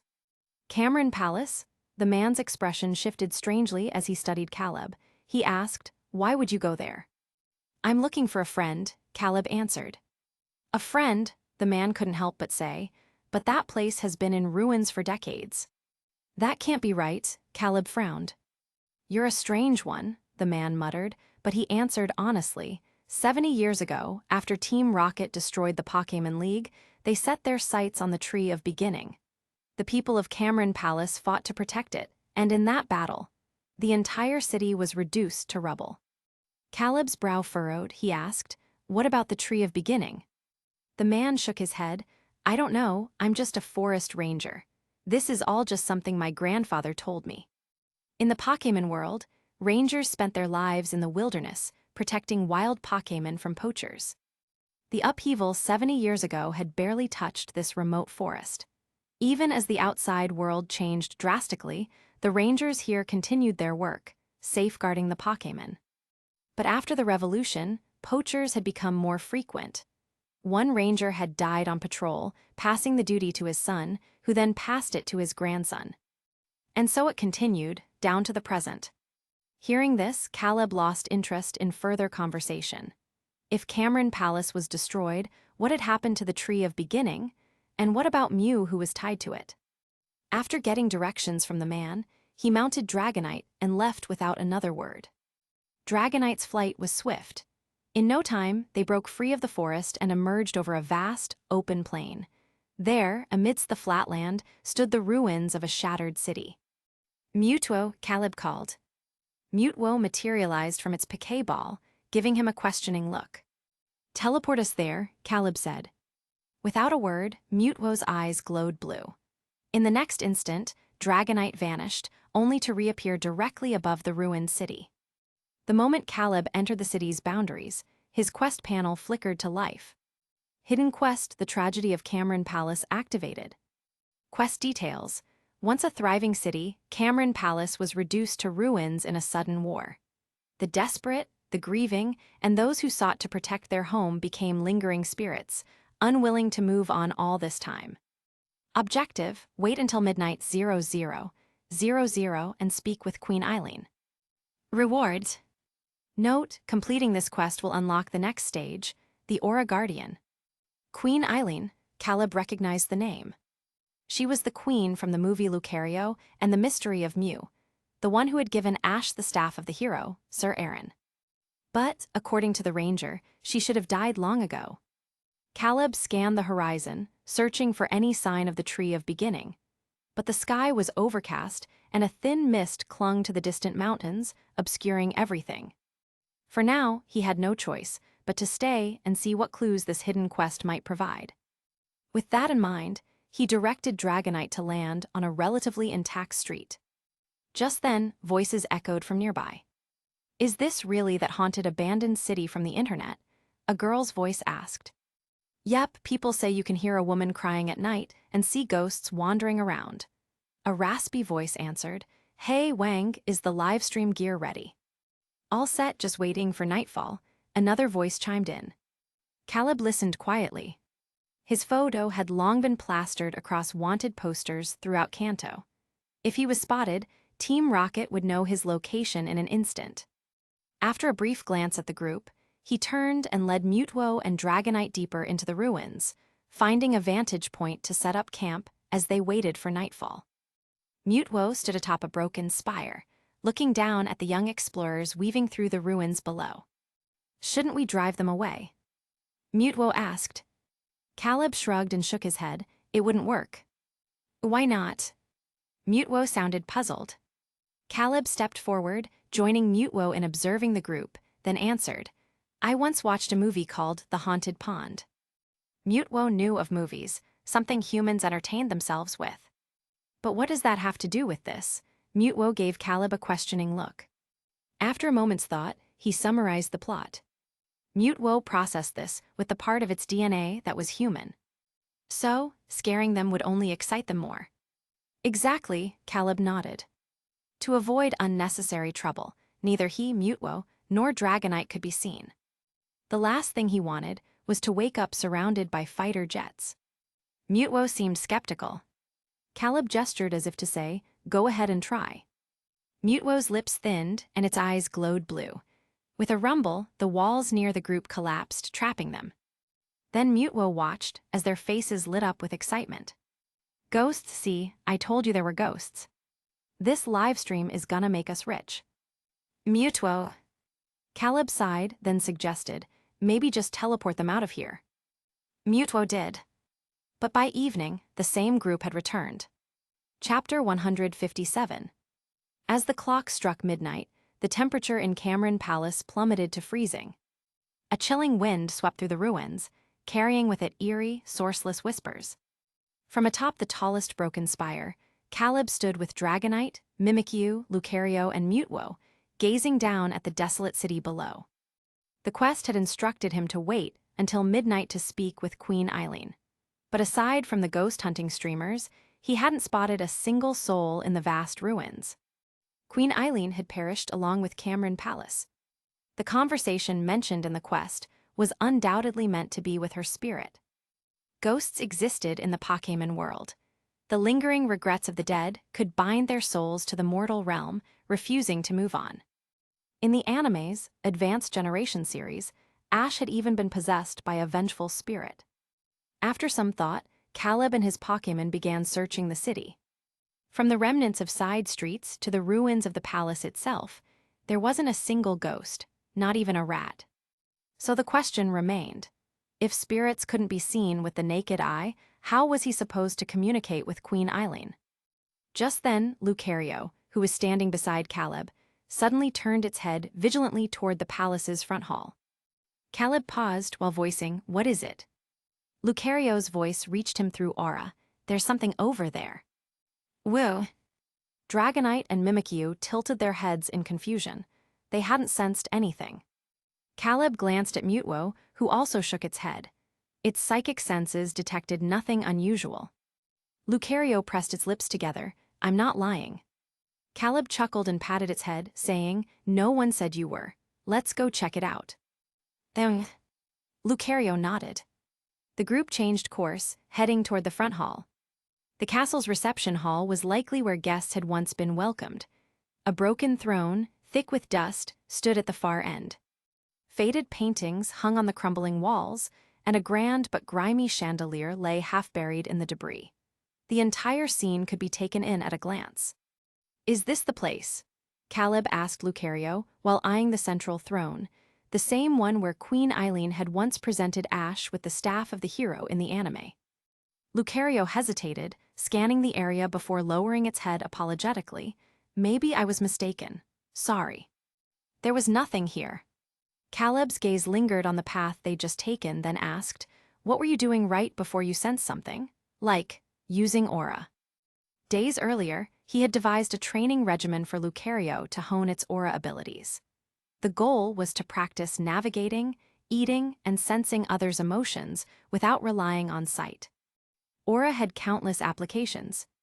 Since Caleb lacked aura abilities himself, he could only guide Lucario based on what he knew, letting it experiment and train accordingly. Lucario had been diligent. Earlier, it had closed its eyes, attempting to survey the surroundings through aura, and that was when it had sensed movement behind them. When Lucario nodded, Caleb understood. "Close your eyes again, use your aura to feel the surroundings," he instructed. Lucario gave him a look but complied, shutting its eyes slowly. Darkness enveloped it, but soon, as aura seeped from its body, the world reshaped itself. First, it sensed the familiar aura of its trainer. Then, Lucario's eyes snapped open, a flicker of horror flashing across them as it yanked Caleb behind itself. Though bewildered, Caleb allowed himself to be shielded. "What's wrong? Did you see something?" he questioned.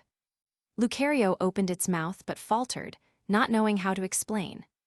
It had just seen a grotesque figure remove its own head, and place it on Caleb's shoulder. One look at Lucario's expression told Caleb it had witnessed something terrifying. "Don't be afraid, we're all here with you," he reassured, gripping its paw. Lucario turned to see Mimikyu and Dragonite watching it with concern. Then it quietly exhaled a sigh of relief. "Try one more time," Caleb encouraged, not letting go of its paw. As he spoke, he channeled the Viridian Power, silently soothing Lucario's nerves. Lucario pressed its lips together, then closed its eyes again, reactivating its aura senses. Caleb studied its expression. Then suddenly, through their Viridian link, an image flashed into his mind. Lucario was sharing its aura vision with him. The next instant, Caleb's sight warped. His vision was tinted blue, as if looking through frosted glass, with faint green energy swirling at the edges. The Viridian Power and aura resonated, intertwining their minds, linking him and Lucario as one. The sensation was surreal. In this state, Caleb could feel Lucario's thoughts and emotions as clearly as his own. It was almost as if he were Lucario. Then, "Hero, you finally arrived." A voice brimming with excitement rang out. Caleb opened his eyes to see an elderly man in courtly attire staring at him, overjoyed. He blinked, then looked around, only to find the hall filled with people. On the throne, Queen Eileen rose, a golden crown upon her head and a scepter in hand. Her eyes carried deep sorrow as she stepped forward, her lips parting in an ancient melody. "Aura Guardian, the world is dying, please, save us. Save the humans and Pokémon of this world." The moment she finished speaking, Caleb's quest panel updated. Hidden quest, the tragedy of Cameron Palace completed. Reward has been placed in your inventory. Next stage, the Aura Guardian unlocked. Quest details. After learning the truth from Queen Eileen, Caleb Chase and his team must now journey to the Tree of Beginning. Objective, investigate the Tree of Beginning. Reward, SSS grade item fragment X1. Queen Eileen and her courtiers watched him expectantly. Caleb, he seriously doubted their eyesight. Could someone who couldn't even use aura truly be called an Aura Guardian? At this point, he figured Viridian Healer would have been more accurate. Chapter 158. Caleb had originally planned to go to the Tree of Beginning anyway, so he accepted the quest without hesitation. Facing the earnest gazes of Queen Eileen and her ministers, he cleared his throat and asked, "Where is the Tree of Beginning located?" Queen Eileen raised her scepter, which was adorned with a large gemstone, and slightly turned her body, pointing through the ruined walls toward the direction of the rising sun. Caleb understood. Now that he had the general direction of the Tree of Beginning, there was no need to linger here any longer. He withdrew from the special world revealed by the aura detection. When he opened his eyes, everything before him had vanished. The bustling crowd was replaced by utter silence, and the spot where Queen Eileen had stood was now occupied by a collapsed stone pillar. The wind howled like the cries of lonely souls in the darkness. Caleb wasn't particularly bothered. He wasn't afraid of ghosts or spirits. That's because he firmly believed that every ghost one feared was someone dearly missed by another. Compared to Queen Eileen's spirit, the state of merging with Lucario's aura was far more intriguing. He released Lucario's thick, warm paw and looked at his own hand, pondering the cause of what had just happened. The Pokémon world had a diverse power system. Beyond the 18 different elemental attributes of Pokémon, some humans possessed supernatural abilities that transcended the ordinary. Among them, Viridian Power and Aura abilities were two of the most notable. As a wielder of the Viridian ability, Caleb was far more familiar with its functions and limitations than he was with Aura. When it came to the Viridian Power, the first thing that came to mind was healing. It consumed the user's energy to restore a Pokémon's physical and mental condition. In gaming terms, energy was like a mana bar. Once depleted, the ability could no longer be used. Unless, of course, one overdrew from their own vitality, but that would severely impact the user's health. Under normal circumstances, no one would willingly do so. Compared to the Viridian ability, Aura abilities had a much broader range of applications: combat, telepathy, environmental detection, projection creation, and more. Caleb recalled the sensation of entering that vision earlier. In that state, he had been able to clearly perceive Lucario's thoughts and emotions. Could it be that the Viridian Power and aura had some kind of chemical reaction? He mused silently before looking up to see Lucario, Dragonite, and Mimikyu staring at him.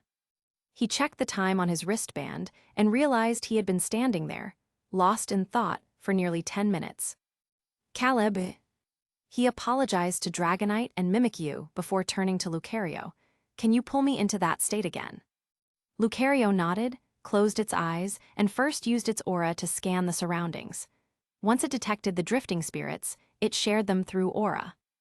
This time, Caleb did not use his Viridian ability, nor did he hold Lucario's paw. As a result, he did not enter that state again. For the second attempt, he held Lucario's paw, but still refrained from using the Viridian Power. Again, nothing happened. On the third attempt, Caleb activated the Viridian Power. This time, instead of physically touching Lucario, he maintained some distance and carefully controlled the green energy within him, directing it toward Lucario. Then he saw his entire body emit a strange, glowing green light. Caleb. But before he could complain, his surroundings abruptly transformed once more. The moment the energy of the Viridian Power and aura's telepathic abilities made contact, a peculiar spark ignited. Lucario had already intended to share its spirit detection vision with its trainer through aura. And Caleb, through the Viridian Power, had coincidentally sensed Lucario's thoughts. Wow, he raised an eyebrow slightly. He could clearly feel that, in this state, he didn't need to issue verbal commands. He could direct Lucario through their merged consciousness. In battle, there was always a delay between a command being spoken, the Pokémon hearing it, processing it, and finally executing the move. But in this special state, no such delay existed. When Caleb closed his eyes, he saw the world as Lucario shared it with him. When he opened them, he saw his own perspective. This was an unexpected boon for him. He knew exactly how valuable this ability could be in battle. Of course, it would have been even more perfect if he wasn't glowing green. Caleb didn't want to settle down in the Pokémon world one day, compete in the league, and hear spectators ask, "Why is that guy glowing green?" After a brief test, he deactivated his ability. He mounted Dragonite and flew in the direction Queen Eileen had indicated. He didn't want to waste time. The sooner he found Mew, the sooner he could bolster his faction's strength. Just then, his player panel belatedly popped up. Congratulations, player. You have created an original trainer skill. Rewards will be distributed after the instance concludes. Caleb, who had been absent-mindedly doodling on Dragonite's back with his finger, paused in surprise before opening the panel as prompted. On Lucario's status screen, the words unnamed now appeared in bold letters. Unnamed, an original trainer skill created by player Caleb Chase, exclusive to Lucario. Stage 1 unlocked. Initial fusion of Viridian energy and aura grants a new ability. Trainer and Pokémon can fight as one with a synchronization rate of 10%. Stage 2 locked. Unlock condition. Achieve 50% aura synchronization. Stage 3 locked. Unlock condition. Achieve 100% aura synchronization. Stage max locked. Unlock condition unknown. Note, the above assessments are based on the Infinite World's overall evaluation and ability prediction, for reference only. Caleb. He really hadn't expected the Infinite World to have this kind of function. But what exactly did aura synchronization rate mean? Before he could ponder further, Dragonite, with Mutwo's assistance, soared over the towering mountain ranges and broke through the dense clouds obscuring their view. Before them stood an enormous, towering tree-like structure that pierced the heavens. Caleb's attention was instantly captured by the majestic sight. However, the lush, vibrant scene he had imagined did not materialize. The tree of beginning before him was entirely cloaked in a monotonous and lifeless gray, exuding an aura of desolation. Caleb and Dragonite hovered directly above the tree. He opened his mouth slightly, staring in disbelief at the sight before him. The tree of beginning, the cradle of countless lives, had turned to stone. Chapter 159. Following the petrified Tree of Beginning, Caleb entered its interior directly from the crown. The air was filled with a desolate, decaying aura.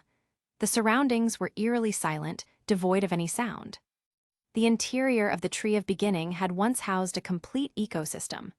Lush green grass covered the ground, crystal-clear flowing streams, and beautiful valleys that bloomed with flowers.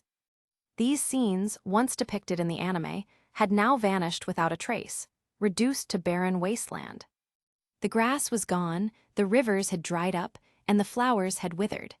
It was impossible to imagine what had happened here before. If the Tree of Beginning turned out like this, what about Mew? A bad premonition suddenly rose in Caleb's heart. Following the passage leading upward from the crown, he and Dragonite made their way to the core area of the Tree of Beginning, the very place where Lucario had sacrificed itself in the movie. It was at this moment that Caleb received a quest update notification. Phase 2 quest, the Aura Guardian completed. SSS grade item fragment has been placed in your inventory. Next stage, the Savior unlocked. Objective, wear the hero's glove and transfer your aura to the Tree of Beginning, optional, no penalty for failure. Rewards. Staring at the quest, Caleb fell silent for a few seconds before opening his inventory and looking at the forgotten item in the corner. Hero's Glove, a glove once worn by the Aura Guardian, allows the wearer to transfer their aura to another target. Transfer aura. Caleb thought of Sir Aaron and his Lucario. Wouldn't I just die after transferring it? Moreover, even if the Tree of Beginning were revived, would it truly save this world? Clearly not. Though he didn't know what Team Rocket had done to the tree to reduce it to this state, Caleb was certain that if the tree were revived, Team Rocket would just destroy it again. After some thought, he abandoned the quest outright and instead turned his attention to the time flower growing beside the crystal bedrock. Time flowers only grew near the Tree of Beginning. They could briefly record surrounding events, but required aura to activate. Caleb couldn't use aura, but Lucario could. Just as he was about to ask Lucario to activate the time flower, the smart band on his wrist suddenly beeped. Lucario paused, and Caleb gestured for it to wait before checking the band. It was Nozomi. She was calling from the Resistance base. 2 days had passed since he left the base. Caleb had been so busy that he'd forgotten to check in with them. Adjusting his expression, he answered the call. A faint blue holographic projection emitted from the band. The image was dim, and chaotic noises mixed with the girl's panicked breathing came through. In the background, the distinct sound of gunfire could be heard. Caleb immediately tensed, frowning as he asked, "What's going on?"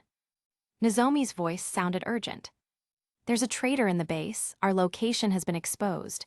They're looking for you. Don't come back. Go to Hone." As soon as she finished speaking, a sharp gunshot rang out from behind her. A bullet tore through her back. Scorching blood splattered across the projection like a blooming crimson flower. Thud. Nozomi let out a muffled groan, collapsing to her knees. Gritting her teeth, she tore the smart band off with her left hand, shouting, "Don't come back." Then she smashed it onto the ground. Bizizizate. The screen went black. Faced with this situation, Caleb couldn't just stand by. He turned to Mutwo. Without a word, Mutwo nodded, its eyes glowing blue as it teleported him out of the Tree of Beginning. 20 minutes later, above Vermilion City Tilda. The sky was densely packed with cold, mechanical armors. The moment Caleb appeared, they turned in unison, their cannons locking onto him. He narrowed his eyes, his expression unchanging as he scanned them before finally settling on the ruined building below.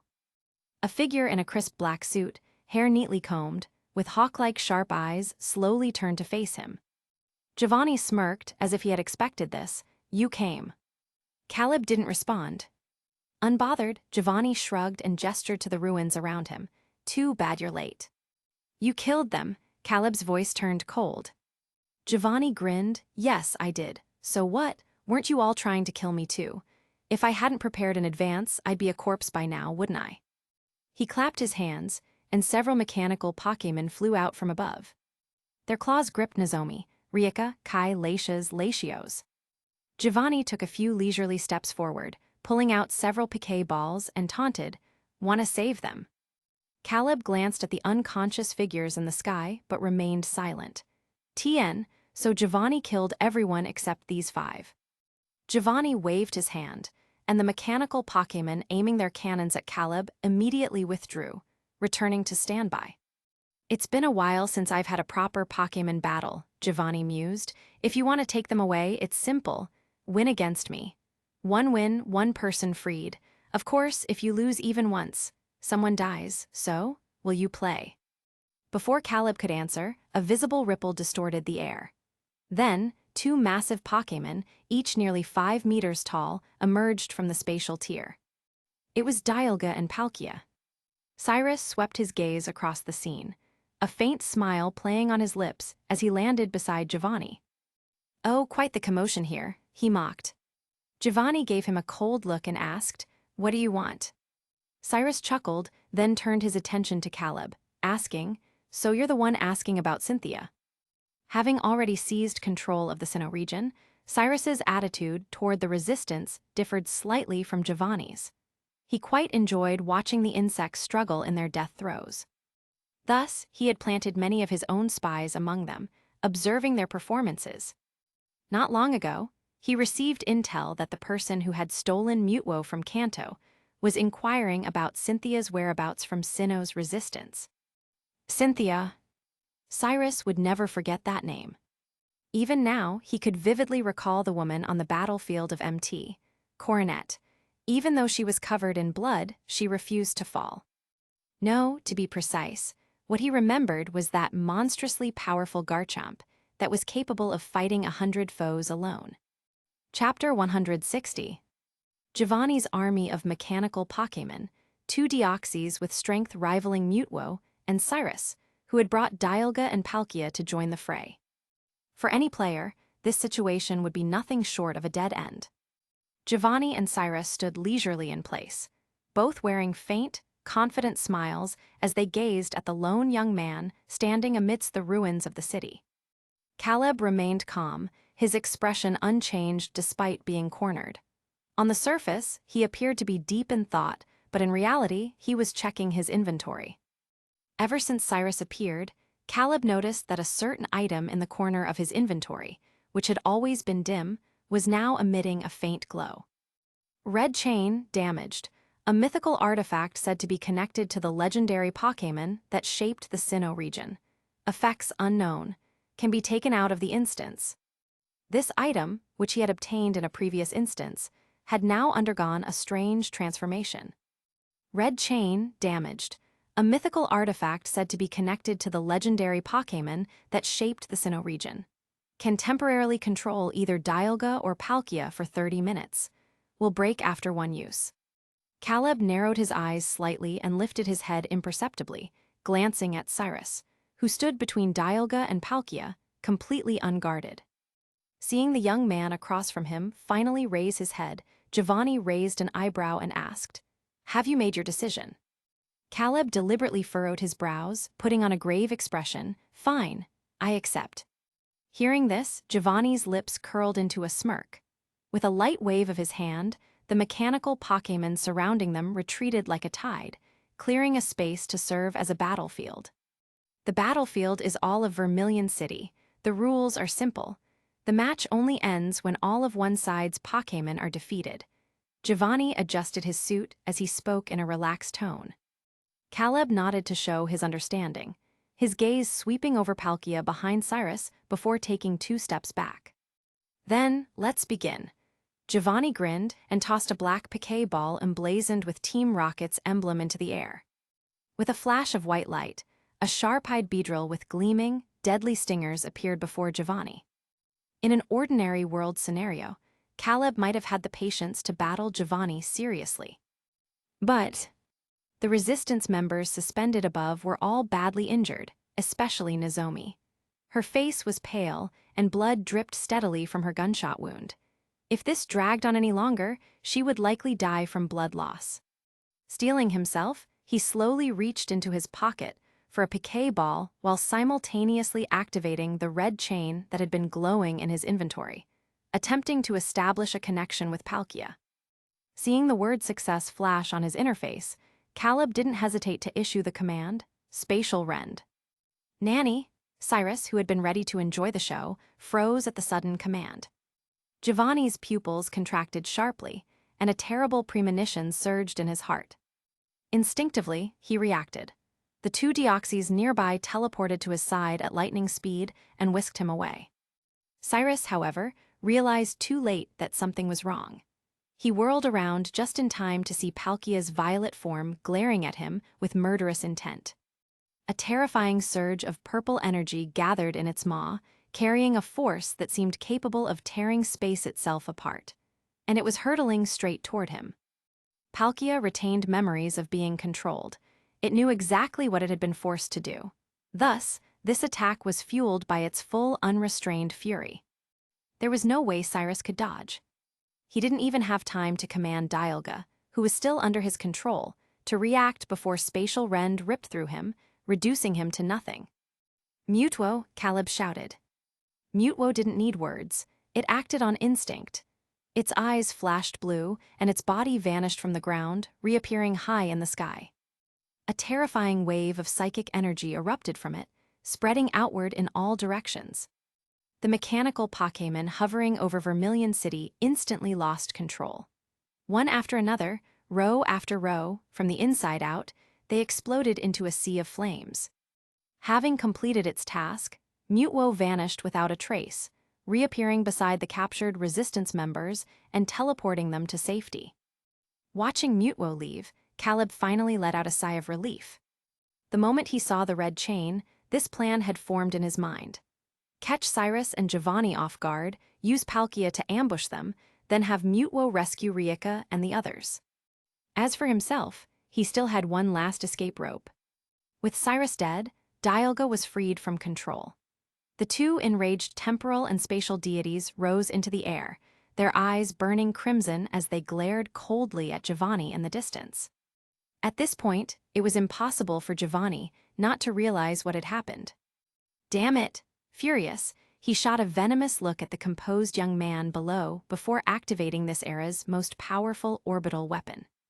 RK-50, the Starfall Cannon. None of you are leaving here alive today, Giovanni snarled. His words were met with Roar of Time and Spatial Rend from Dialga and Palkia. But with Deoxys at his side, Giovanni was instantly pulled back nearly 100 meters. He took one last look at Vermilion City before vanishing without hesitation.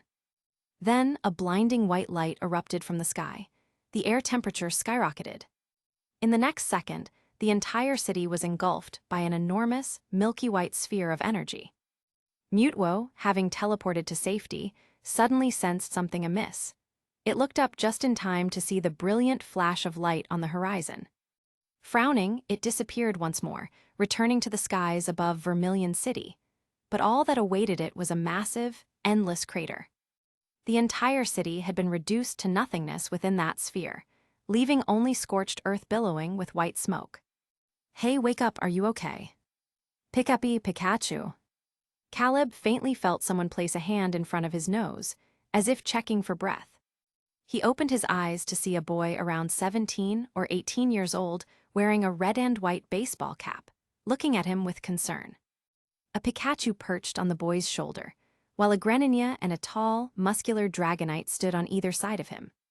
Caleb snapped awake instantly, pushing himself up, only to realize he was floating and weightless in a void. Perhaps his stunned expression was too obvious, because the boy in front of him spoke up. This is Dialga's temporal dimension. Chapter 161. In the year 2077 of the Pokémon League calendar, Vermilion City was wiped off the map overnight, leaving behind only a massive crater as if struck by a meteor. The crater connected to the sea, and surging seawater poured into it, forming a vast natural lake. No one knew what had truly happened in Vermilion City that day. 3 days after the city's disappearance. After delivering Rieka and the others to the resistance base in the Johto region, Mutwo left alone. The next day, news broke that Team Rocket's headquarters had been razed in a bloodbath. Dealt another heavy blow, Giovanni flew into a rage and engaged Mutwo in a final decisive battle in Rocket City. Mutwo abandoned its previous combat style, ignoring the Deoxys and going straight for Giovanni, who was commanding from the rear. A tsunami of psychic energy erupted, instantly crushing Giovanni's mortal body into dust. In his final moments, Giovanni activated the orbital weapon once more. The next second, the entire Rocket City was engulfed by a milky white hemisphere of light. The once prosperous metropolis, along with tens of thousands of its inhabitants, was buried under that terrifying radiance. Bathed in the almost holy white light, Mutwo did not evade. It raised its head, its eyes reflecting something akin to liberation. The sins and punishments it had borne over the years were finally released in this moment. In Dialga's temporal dimension, the concept of time did not exist. Through the time rifts scattered around, one could travel to any point in time. But with Dialga and Palkia critically injured, those rifts suddenly morphed into pitch-black vortices, swirling violently. To be precise, this is the temporal prison Cyrus used to exile criminals, Ash said with a helpless shrug. He couldn't remember how long he'd been trapped here. Maybe it had been days, or maybe centuries. Well, it seems that at the critical moment, Dialga had sent me here. Caleb thought for a moment, then looked up at the grown version of Ash before him. Through their earlier conversation, he'd learned why Ash was here, and had also revealed his identity as someone from the future. Ash wasn't surprised by this. He only asked, "Did we win?" Caleb opened his mouth, recalling what the Team Rocket trio had told him, and shook his head. No. Compared to the Ash from the anime, this Ash was far more mature and composed. He didn't show any visible emotional reaction to this answer, only a hint of unwillingness as he pressed on. Then, "Can you tell me what the world is like in your time?" Caleb thought for a moment and answered truthfully, "A living hell, but we're still fighting." "Ash." He pressed his lips together, fists clenching involuntarily. Ash fell silent, while Caleb stood up to search for a way out. Though this was Dialga's temporal dimension, Dialga itself wasn't here. Caleb wandered around cautiously, afraid of accidentally stepping into an unknown point in time. As he moved, he also noticed several newly refreshed notifications. "Congratulations, you have successfully liberated Dialga. Quest progress +1. Reward, SSS grade item fragment X1. Congratulations, you have successfully liberated Palkia. Congratulations, you have successfully liberated Uxie. Congratulations, you have successfully liberated Mesprit. Congratulations, you have successfully liberated Azulf." Caleb froze for a second before quickly realizing. With Cyrus dead, the red chain on him was naturally destroyed, freeing the temporal and spatial duo, as well as the Lake Guardians, from its control. Liberating 5 legendary Pokémon at once netted him 5 SSS-grade item fragments. Combined with the ones from Mutwo and the Aura Guardian quest, Caleb now had a total of 7 SSS-grade fragments. You have collected 6 SSS-grade item fragments. You may now synthesize an SSS-grade item. Proceed. Synthesize. Ding. Synthesis complete. Congratulations on obtaining the SSS grade items Book of Answers and the Book of Answers, SSS grade. The player may silently ask a question in their heart and after 1 second, open the book to see the answer to the question. Permanent item. Limited to 3 uses per instance. Warp Beacon, SSS grade. The player may freely teleport to unlocked map locations. Current world, L000, cannot travel across instances. Unlocked maps. World B612. Kanto region click for details, Hone region click for details, Sinnoh region click for details, Alola region click for details. World C384. Kanto region, Deserted Island, Vermilion City.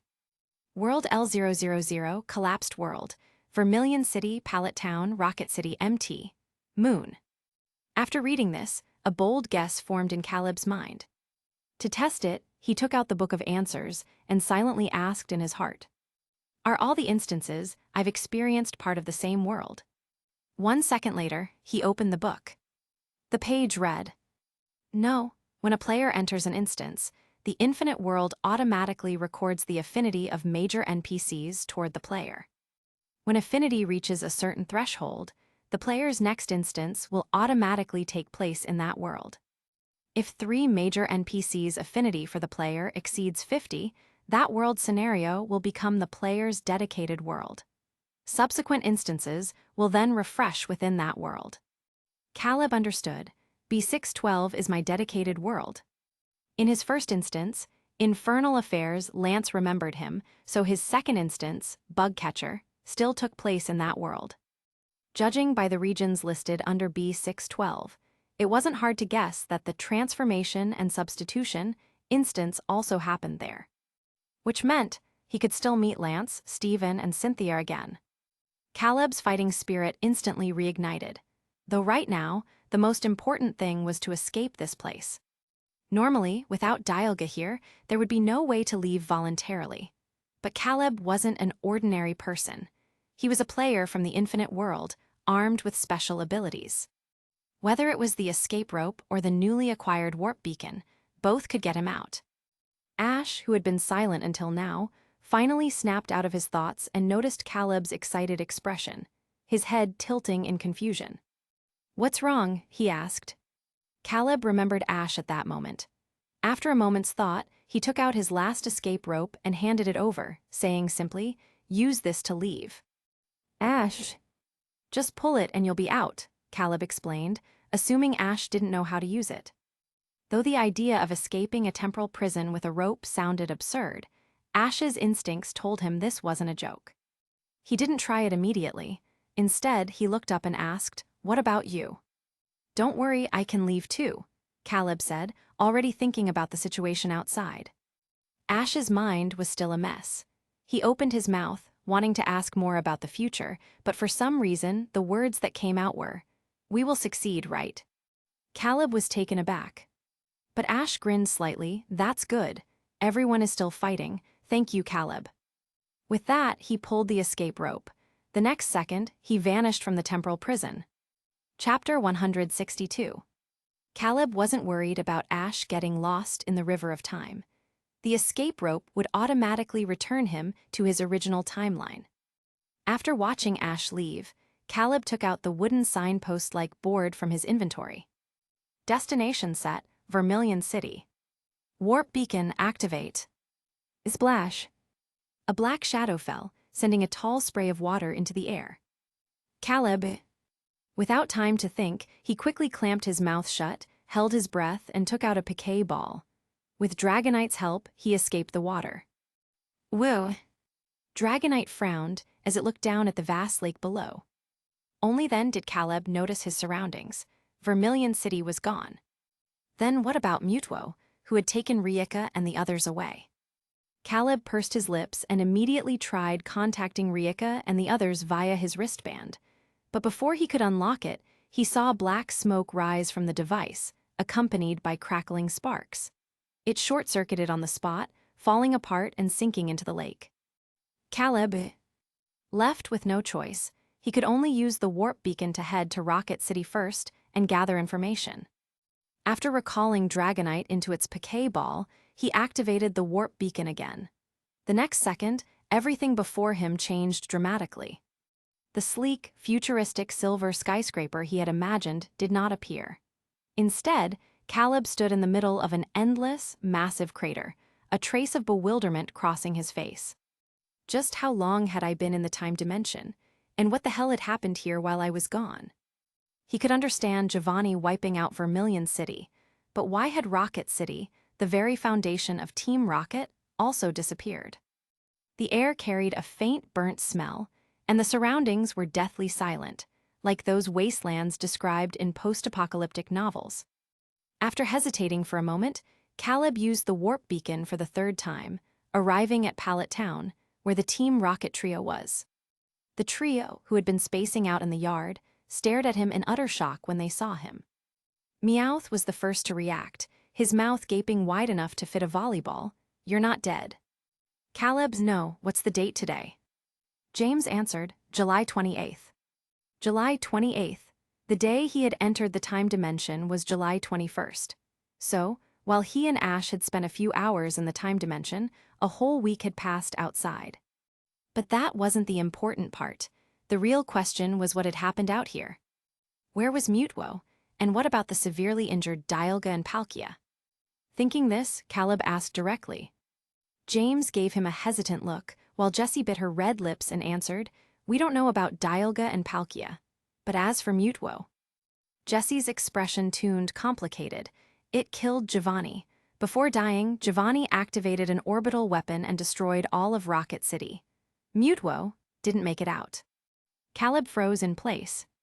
A few seconds later, he took out the book of answers from his inventory and silently asked in his heart, "Is Mutwo still alive?" Then he flipped the book open. On the title page, clear as day, was written, "No. Mutwo is truly dead." Caleb suddenly felt as if a tightly drawn string in his heart had snapped. Back when he was living at the Resistance base, he had always kept an eye on Mutwo's mental state. After learning the truth, Mutwo had initially been furious, despairing, helpless, and grief-stricken, even losing the will to live at one point. Caleb had been so worried it might sneak out at night to end its own life that he had Mimikyu keep watch over Mutwo every day. But despite all his precautions, things had still come to this. Mutwo was dead, Giovanni was dead, Caleb didn't even know who to take revenge on anymore. If that was the case, then what was the point of this world? He took a deep breath, forcing himself to calm down. He borrowed James' wristband to try contacting Rieka and the others. His memory had always been excellent, so he still remembered Rieka's number. James and Jessie exchanged a glance, then silently gave him some space. Soon the call connected. Rieka's exhausted face appeared on the screen. Her reaction upon seeing Caleb mirrored the Team Rocket trio's earlier shock. "You're alive." Caleb nodded. "Yeah, is everyone okay?" At this, Rieka's expression shifted. "Nozomi, she didn't make it." In truth, the only survivors from the Vermilion City resistance were Rieka, Kai, and the Latios and Lacia's siblings. Caleb's movement stilled. He remained silent for a long time. The air grew heavy with quiet. After studying his expression, Rieka finally spoke again. "Where are you now? About Mutwo? You already know, right?" Caleb nodded. Rieka opened her mouth, but suddenly found herself at a loss for words. She sighed before saying, "You should rest for a while." With Cyrus and Giovanni's deaths, the situations in Kanto and Sinnoh had instantly descended into chaos. Without government control, gangs and factions of all sizes quickly seized control of major cities. After Team Rocket's relentless purges, the resistance had long been weakened and was in no state to deal with the mess left behind. On top of that, Rieka had recently heard rumors that Team Magma from Hone was planning to take over Kanto. At this point, the resistance could barely protect itself. After hanging up, Caleb sank into the sofa, deep in thought. His earlier speculation had finally been confirmed. Even with Giovanni dead, this world could not truly be saved. Now that things had reached this point, there seemed to be only one possible way left to change everything. Forcing himself to stay calm, Caleb laid the book of answers before him and asked, "Where is Arceus?" A second later, large words slowly appeared on the page. "Sinnoh region, MT Coronet, ruins of the divine." Once he had the exact location, Caleb immediately stood up, only to nearly collide with Jessie as she walked in. Seeing his urgent demeanor, Jessie instantly understood what he was planning. She asked, "You aren't going to rest first?" Caleb shook his head, replying, "No, there's something I need to take care of. By the way, can I borrow this wristband?" He didn't know Sinnoh's location in this world and desperately needed the map function. Jessie glanced at it, saying, "Of course. Are you going on a trip?" "Caleb, I'm heading to Sinnoh." At that moment, Meowth and James walked in. "We can help, Naya," Meowth declared. With Team Rocket gone, the energy barrier that had once trapped them had long since vanished. Caleb followed Meowth into what looked like a workshop. Meowth and James each pulled aside a curtain, revealing a brand new Meowth airship. "We know Sinnoh well, let us guide you, Naya," Meowth said. Truthfully, the moment Caleb arrived, the trio had already decided to leave with him. James nodded in agreement. "Yeah, back when we were traveling with that twerp. We've been there before, will definitely be useful." Seeing the eager gleam in Meowth's eyes, Caleb took a deep breath before speaking solemnly. "Thank you." Chapter 163. 2 days later. That's MT, Coronet over there, Naya. Meowth's claws gripped the edge of the airship as he poked his head out to observe the surroundings. Caleb, who had been sitting inside the airship and checking on the situation in other regions, stood up upon hearing this and walked over to Meowth's side, gazing into the distance with him. Before them stretched a vast, towering mountain range, its peaks shrouded in mist. Compared to Giovanni in Kanto, Cyrus could be said to have had far more reverence for nature. Even after taking control of the Sinnoh region, he had never recklessly developed MT, Coronet, or destroyed its natural environment. Thus, this world's MT, Coronet, was not much different from the one in Caleb's memories. Found it, James' voice came from inside the airship. Caleb and Meowth turned around to see a pale blue holographic screen projected from James' wristband, displaying a map of MT, Coronet in Sinnoh. James had just hacked into Team Galactic's database and extracted the location of the ruins of the Divine. Longitude 135.5, latitude 34.41. Got it, Jesse, who was piloting the airship, immediately input the coordinates into the control panel. Hugh, sometimes James is actually reliable, Naya tilde, Meowth said to Caleb. Caleb smiled faintly. Yeah, you three will always be the best team. No way, Meowth's whiskers twitched. They're both big idiots, Naya. Hey, we're right here, you know, James said, exasperated. Meowth, Jessie also turned her head, her eyes flashing dangerously. Although her temper had mellowed over the years, Meowth still flinched at the familiar glare and quickly changed the subject. The sky here is so blue. Caleb glanced outside and nodded. Yeah, it really is. Giovanni had pursued technological advancement relentlessly. He built factories everywhere, which had shrouded Kanto's skies in thick smog from morning till night. Compared to that, the weather in Sinnoh was much clearer. James glanced at the two, before lowering his head to continue infiltrating Team Galactic's database. After Cyrus' death, Team Galactic had fallen into chaos. With the disappearance of the Guardian legendaries, Dialga and Palkia, the long-oppressed villainous organizations had risen up in rebellion, seizing control of major cities and declaring themselves rulers. With them having manpower and firearms, the remaining Team Galactic executives were no match for them. In their current state of barely holding on, they certainly didn't have the energy to focus on their database security. Thinking this, James effortlessly bypassed dozens of firewalls and smoothly accessed Team Galactic's core data storage. He downloaded all the research materials, scientific achievements, base locations, company intelligence, and personnel records onto his storage drive. Just as he was about to exit, he suddenly noticed a video recording at the very bottom. James paused, curiosity getting the better of him, and clicked on the video. A pale blue light condensed in front of him, projecting a floating image. Roars, explosions, and screams abruptly erupted from it. The noise instantly drew the attention of Caleb, Meowth, and Jessie. The first thing that appeared on the screen was the image of a Pokémon falling from midair. That's a Garchomp, Jessie muttered, stunned. Caleb suddenly had a bad feeling. The video's background was a blood-red sunset. The heavily injured Garchomp crashed into a pile of rubble. The camera slowly panned, revealing a golden-haired woman in a black coat limping toward Garchomp. Her face was smeared with blood from who knows where, her golden hair disheveled by the wind. Her beautiful features looked tragic and desolate under the sunset's glow. Cyrus stepped into the frame, slowly approaching the woman's and coldly sneered, "Keep fighting." The woman said nothing. Her right arm hung limply, blood soaking through her clothes and dripping from her fingers onto the rocks. Cyrus narrowed his eyes. "4th Division Commander of the Resistance, is this all you've got? Weren't you supposed to be strong? Why are you lying there like a dog now?" Blood-stained strands of hair fluttered by her ear. With a cold gaze, she used her uninjured left arm to pull out a dagger from her waist and stabbed forward with all her might. Thunk! The blade sank into Cyrus' abdomen. His eyes flashed with rage as he kicked the woman away. The video abruptly ended. Gulp!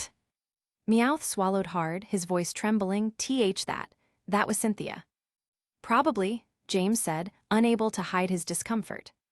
Jesse's brows furrowed tightly. How could he do that? Caleb looked at James and questioned, "Where did you find this?"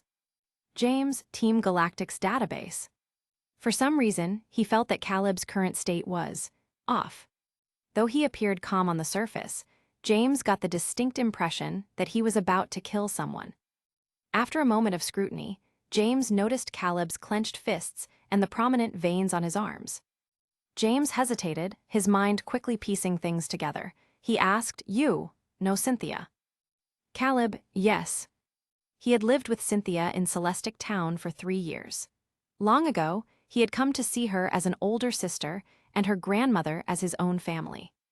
As he spoke, a memory surfaced in his mind, something Cynthia had once told him. "I've always wanted a little brother." Cynthia had said it softly, her eyes bright as she looked at Caleb. "When I was little, I used to think that if I had a brother, I'd save all the sweet cookies and milk Grandma made for him. I'd buy him the nicest clothes, the coolest shoes." She had smiled. "Thank you, little liar." That night, the weather had been beautiful. Cynthia had taken him to lie on the roof and watch the stars, the air filled with the scent of her grandmother's freshly baked cookies. And so, even though he knew this world Cynthia wasn't the one he knew, Caleb couldn't stand seeing her treated like this. That bastard Cyrus, he deserved to die. Seeing the storm of emotions flickering across Caleb's face, James wisely chose not to press further. Caleb gritted his teeth, seething with fury. He wanted nothing more than to find Dialga, go back in time, and cut Cyrus down himself. But Dialga was nowhere to be found, and he had already used up his 3 questions for the Book of Answers. Just then, the airship suddenly came to a halt and began its descent. "We're here," Jessie announced as she stood up. Caleb took a deep breath, forcing himself to push the video out of his mind. He looked down at the ruins of the divine below. An ancient, mysterious aura emanated from the ruins, which were embedded deep within Mt. Coronet's massive structure. The entrance was overgrown with yellowed weeds, and the interior was pitch black. It seemed like no one had set foot here in years. MMMPH. James bit down on a flashlight, using his free hand to operate his wristband. "I found an internal map of the ruins in Team Galactic's database." Caleb took a flashlight from Jessie, and the group followed the map's directions into the ruins of the divine. The interior was far more spacious than Caleb had expected, but it was also in complete disarray, as if it had endured an apocalyptic battle. Shattered pillars, collapsed sections, lifeless zones. There were even skeletal remains half buried in the dust. Meowth shivered in fright. "Do you think those bones are from Pokémon?" James glanced at them, his expression grim. "Probably," he replied. Meowth's fur stood on end, his mind conjuring up horrifying images. Caleb gave him a look and released Lucario while reassuring him. "Relax, Meowth. There are many of us here." "I know, Naya," Meowth muttered. "I'm just sad. Everyone used to be so happy, Naya. Why did things turn out like this? The twerp's gone, Pikachu's gone, everyone's gone. So many Pokémon went extinct." Hearing this, Jessie and James also fell silent. The atmosphere grew heavy. Caleb sighed softly and turned to Lucario, saying, "Use aura to scan the surroundings." Lucario nodded, closing its eyes as it released its aura, sensing everything around them. No one spoke. The Team Rocket trio held their breaths as they waited quietly. Soon, Lucario opened its eyes, but its expression was puzzled as it turned toward a particular direction. "Let's check it out," Caleb said. With Lucario leading the way, the group soon arrived at a crumbling stone chamber. The walls were covered in faded murals, their details long lost to time. On one wall, there was a square indentation. James examined it, mumbling in intrigue, "A mechanism." Caleb felt the indentation looked familiar. After a moment's thought, he took out the spear key he had stolen in the previous instance and slotted it into the groove. It was a perfect fit. With a soft click, the stone door slid open. Caleb retrieved the spear key, placed back in his inventory, and stepped inside. The others followed closely behind him. What awaited them was an enormous, cavernous space, one that appeared to have been artificially excavated. It bore a striking resemblance to the ancient Roman Colosseums Caleb had seen in history books. "It's so dark in here, Naya. Meowth swept his flashlight around. James took out a piquet ball from his backpack and commanded, "Dustox, use flash." A brilliant white light burst from Dustox's body, illuminating the entire area in an instant. When the group saw what lay before them, their pupils contracted in shock. Jessie's voice was barely a whisper. "That's..." James finished her sentence, his tone hollow. "Dialga and Palkia." Meowth's flashlight clattered to the ground. "They've turned to stone." Caleb frowned at the two lifeless statues before him. Back in Dialga's time dimension, he had received news that the temporal and spatial duo were severely injured and near death. But he hadn't expected to find them here like this. If Dialga and Palkia are here, then where is Arceus? A terrible premonition gripped his heart. Just then, James called out from nearby, "Look at the ground here." Perhaps due to the passage of time, the floor was covered in dust. But even so, under Flash's illumination, it reflected a faint silvery sheen. James brushed away some of the dust, then muttered with uncertainty, "Is this solidified mercury?" Jessie's face paled. "Arceus isn't buried under this, is it?" Chapter 164. "What do we do now?" James asked. Caleb pressed his lips together, stepping forward to place his hand gently on the fallen Dialga's forehead. A surge of vibrant green energy burst forth, but it could not flow into Dialga's body. There was only one explanation for this. The target was already dead. The Viridian Power could mend wounds, but it could not bring back the dead. Caleb withdrew his hand and moved to Palkia, attempting the same. The Team Rocket trio stood silently nearby, watching without a word. After a moment, Caleb pulled back and shook his head. Jessie stared at the ground, asking, "Then, what about Arceus?" Caleb recalled the plot of Arceus and the Jewel of Life. He did not possess the Jewel of Life's blessing, so he couldn't tell whether the Arceus beneath them was dead or merely in eternal slumber. The temporal and spatial duo had turned to stone, and Arceus' fate was unknown, so the last path forward had suddenly become a dead end. Do I really have to build my own faction from scratch and purge every villainous gang city by city? But right now, aside from that path, every other route seemed impossible. The resistance was barely hanging on. The tree of beginning had petrified. Mew and Ho-Oh were nowhere to be found. Dialga and Palkia were dead, and Arceus' condition was unknown. Aside from Dialga, the only Pokémon in this world capable of time travel was Celebi. But Celebi was a rare Pokémon that only appeared in peaceful times. In this nuclear wasteland era, the chances of finding Celebi were slimmer than the sun rising in the west. Caleb stared at his inventory interface. With this world's Mutwo gone, the heart-shaped item had also dimmed. The escape rope and special attack enhancer had been used up, and the soul dew had been given to Latios and Latias. Now, all that remained were useless items. Rotom Bike, Travel Tent, Clefairy Doll, Super Rod, Forest Medallion, Warp Beacon, Book of Answers, and one last SSS rank item fragment. The infinite world wouldn't give players an unbeatable scenario. There has to be something I'm missing. Taking a deep breath, Caleb said, "Let's get out of here first." The Team Rocket trio nodded, and the group retraced their steps to the surface. Just as they were boarding the airship, the ground suddenly trembled violently.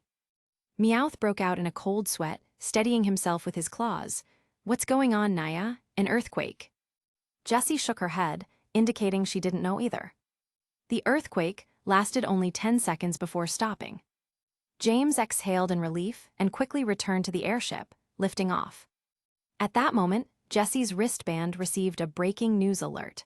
Her expression turned grim as she read it. "I don't think that was just an earthquake." Meowth and James looked at her. Jessie pulled up the news report, which read, "Breaking news. Maxie and Team Magma enter Sinnoh, while Archie and Team Aqua occupy Kanto. What are their plans?" At the mention of Team Magma, everyone immediately thought of one thing. "Groudon," Meowth exclaimed. Jessie nodded. "Team Magma is currently in Orberg City at the mountain's base." "What a coincidence," Caleb murmured. He still needed 2 more SSS rank fragments, one from Groudon and one from Kyogre. James and the others looked at him questioningly. Caleb explained, Let's head to Orberg. This is the perfect chance to free Groudon. Jesse hesitated, but can we even fight Groudon? Caleb shrugged, no idea. Jesse. James studied Caleb's expression and guessed, you already have a plan, don't you? Caleb nodded, saying, we don't need a direct fight. We just have to kill Maxie and take the red orb used to control Groudon. How do we do that, Naya? Meowth asked. After a brief pause, Caleb outlined his plan. I'll need your help. Of course, James agreed. We'll give it everything we've got. Meowth unsheathed his claws and offered, I can help with Fury Swipes, Naya. Caleb shook his head. We don't need that many people. You just have to distract Maxie for me. After explaining the details to Jesse and James, the group set off toward Orberg City. Caleb released Dragonite and Mimikyu, then gently stroked their heads, saying, your priority is to stay safe. If you're spotted, retreat immediately, got it? Woo. Dragonite and Mimikyu floated on either side of Caleb, nodding firmly. Tilda Orberg City Tilda. Maxie stood in the central plaza, surveying the terrified citizens before him with a smirk as he addressed them. Team Galactic is finished. From today onward, Sinnoh belongs to Team Magma. He gestured to the 4-meter-tall Groudon beside him, then added, as for what happens to those who resist, well, I don't need to explain, do I?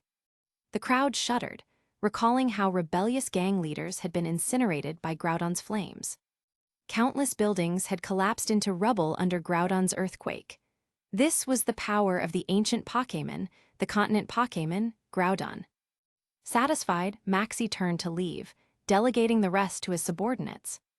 But as he turned, boom! A blinding red light erupted in the sky.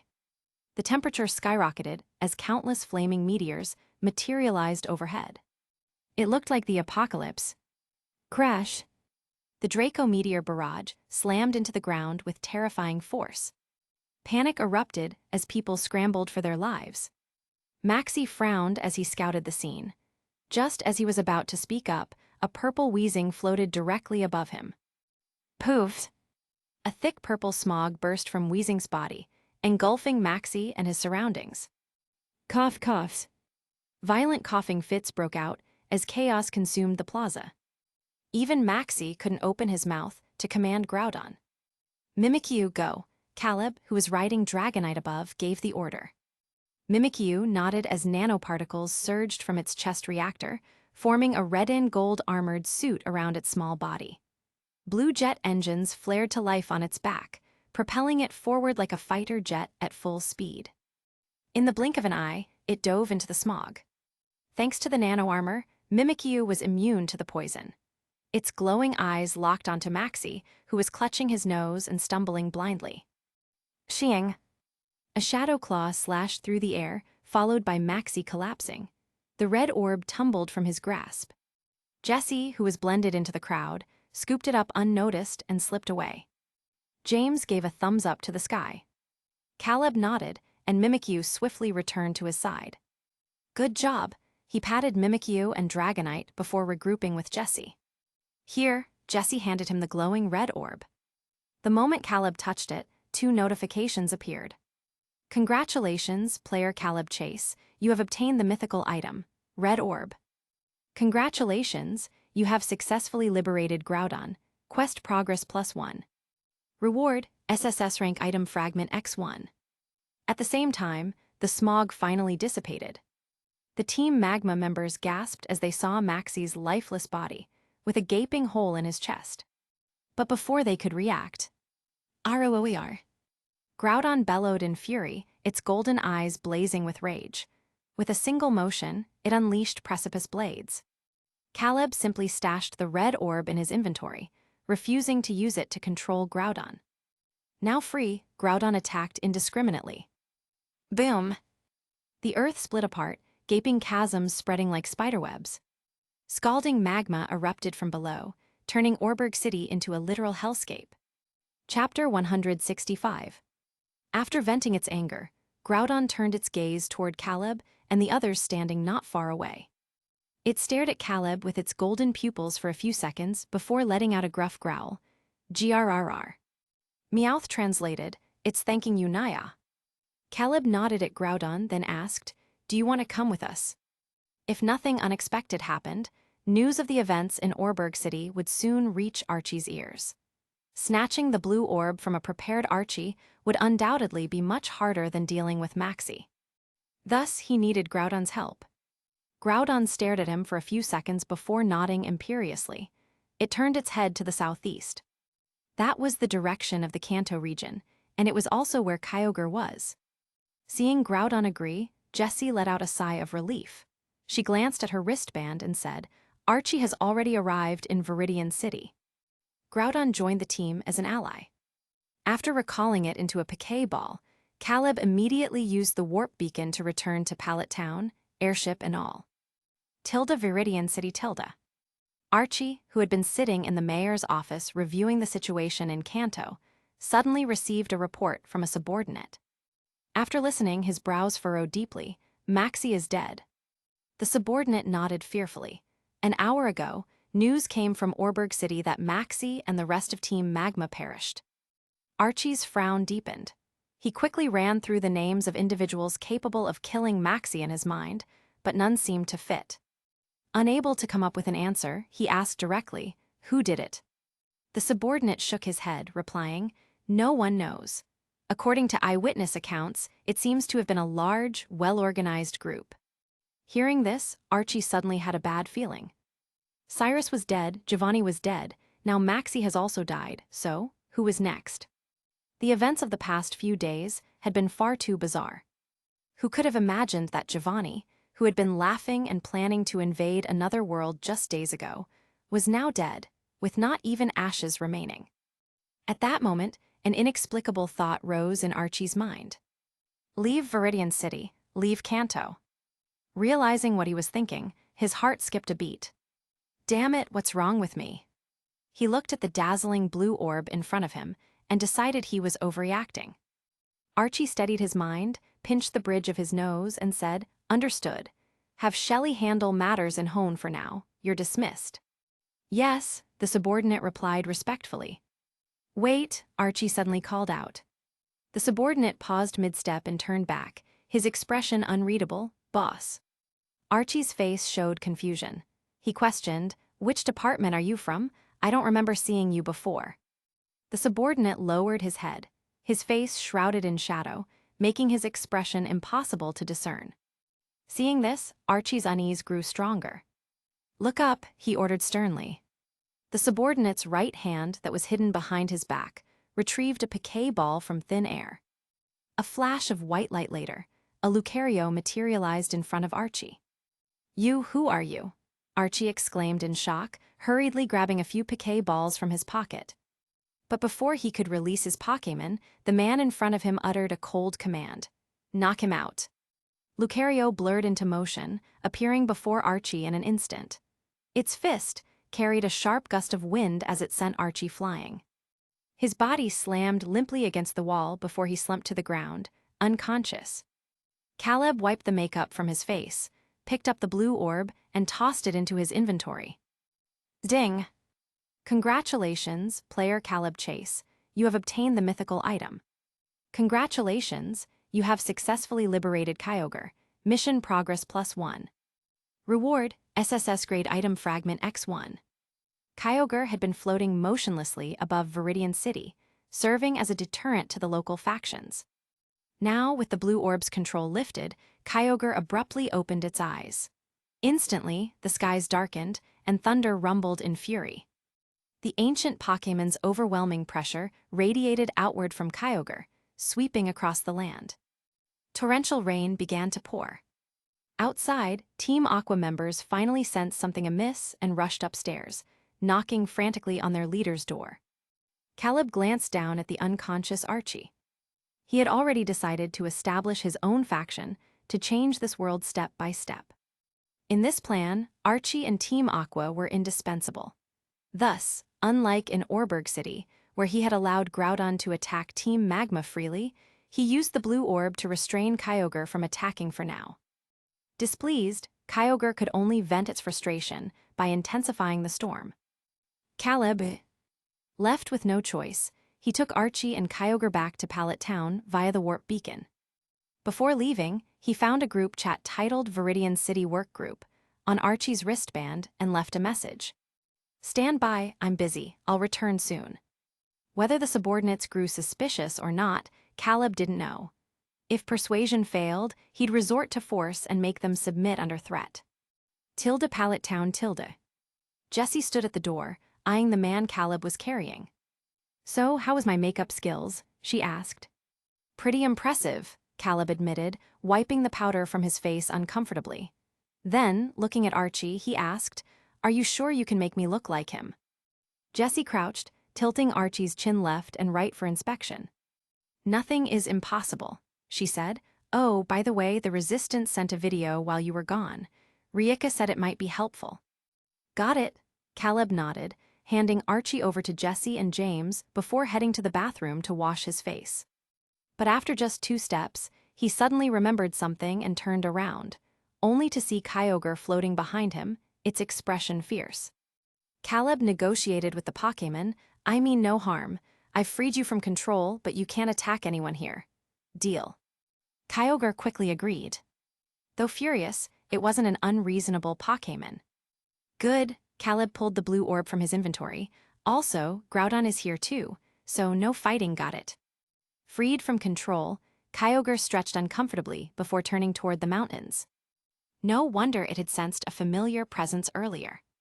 "Fine, as long as that guy doesn't provoke me, I won't start anything," Kyogre declared. Caleb nodded and pointed to a clear stream nearby. "I've got things to do. There's water over there. You can hang out for a while."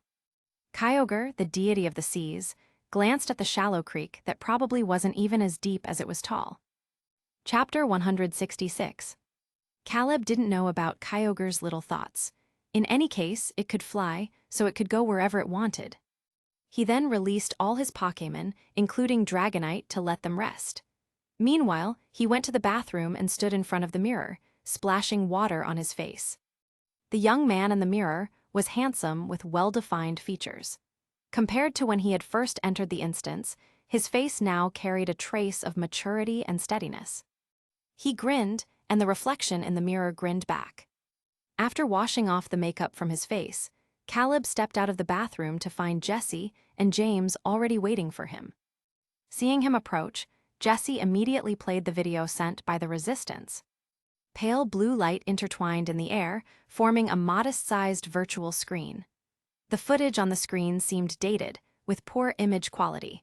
It was almost like a journalist's covert recording in an adult entertainment venue. After a few flickering clips with shadowy figures, voices finally emerged. "Why did you make Mutwo do such a thing?" a voice demanded. At this point, the camera provided a somewhat unclear shot. Even so, Caleb recognized the man on the screen. The man wore a black suit, had a crew-cut hair, and a lazy Persian rested by his leg. It was Giovanni, or more accurately, Giovanni from 70 years ago. Giovanni looked at the person before him with a faint smile, but did not answer. The atmosphere suddenly grew quiet. After a roughly 2-minute pause, Giovanni sighed softly and said, "I originally thought you'd be a good partner. You kidnapped my son, leaving him trapped in a room to starve to death. You interfered with Mutwo's research, cozying up to Blaine. Sawa, you've disappointed me greatly. From the very beginning, your goal in approaching Team Rocket was Mutwo, wasn't it? No, not just Mutwo. Articuno, Zapdos, Moltres, Lugia, so many legendary Pokémon. Your appetite is truly enormous."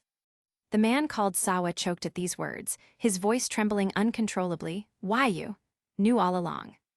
The temperature in Giovanni's voice dropped to freezing. "So, how would you like to die?" "And no, you can't kill me." Sawa took 2 steps back, seemingly making a major decision. He took a deep breath and said, "I'm not from this world. I'm a player from the infinite world."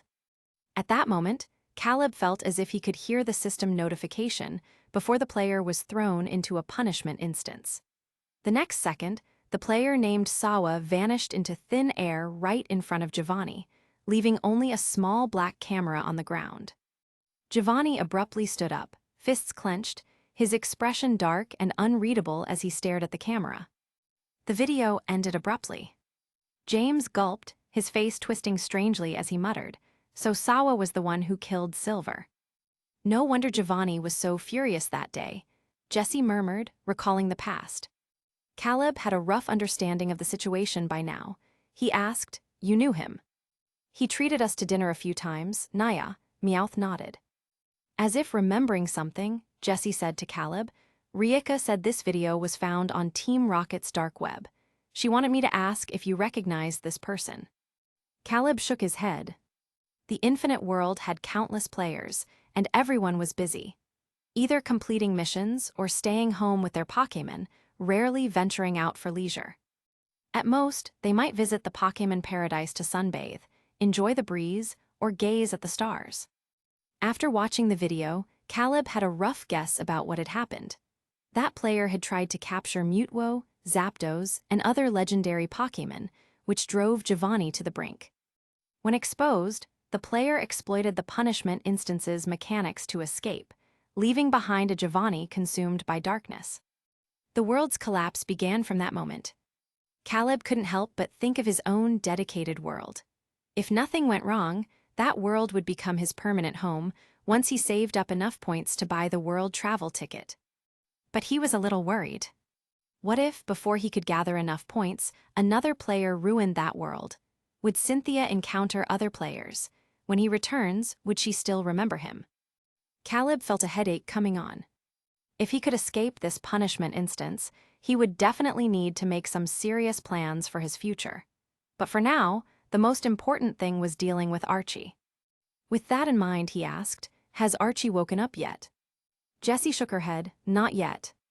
Meowth covered his mouth in worry, as if struck by a thought, and remarked, "You don't think he got brain damage and turned into an idiot, do you?" Caleb replied, "It's fine. Even if he did, he's not much use anymore." Time quickly passed, and evening arrived. Archie still hadn't woken up. Jessie and James were preparing dinner in the kitchen, while Caleb stood up, intending to check on Kyogre outside. The natural scenery around Pallet Town was already beautiful, especially at dusk, when the mountains and rivers were bathed in a soft orange glow, exuding a sense of comfort and relaxation. As soon as Caleb stepped out, he spotted Kyogre in the nearby river. Kyogre was massive, standing at about 4.5 meters tall. Its enormous body looked particularly cramped in the shallow 2-meter-deep river, with half of it exposed above the water. When it noticed Caleb approaching, its golden eyes fixed on him. Caleb took out a few Pokéblocks from his inventory, sat by the riverbank, and said to Kyogre, "Open wide, Tilda." Only then did Kyogre's eyes flicker. It glanced at the glistening Pokéblocks, and its mouth involuntarily cracked open slightly. Seizing the moment, Caleb deftly tossed the Pokéblocks inside. Watching the satisfied look in Kyogre's eyes, he suddenly remembered the 2 SSS tier item fragments he had obtained after freeing Groudon and Kyogre. Combined with the one he already had, they were just enough to synthesize a complete item.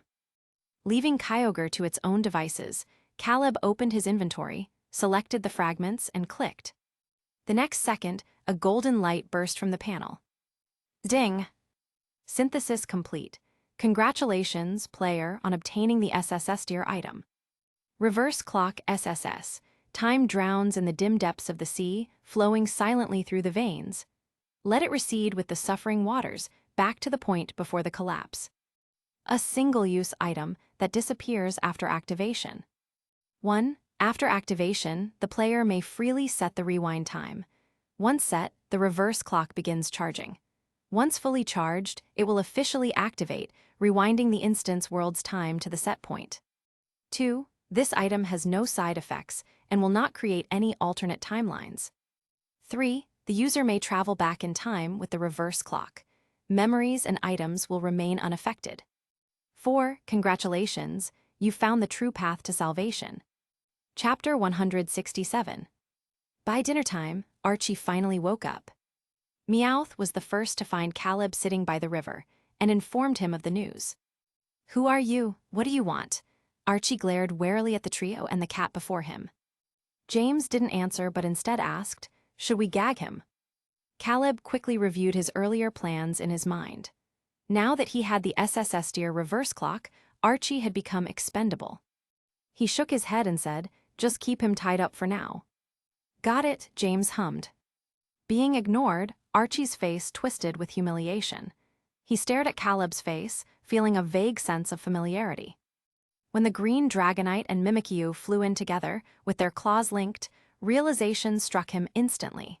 His pupils shrank involuntarily as he exclaimed, "It's you." Though Caleb hadn't been in this world for long, every move he made had been earth-shattering enough to shock entire regions.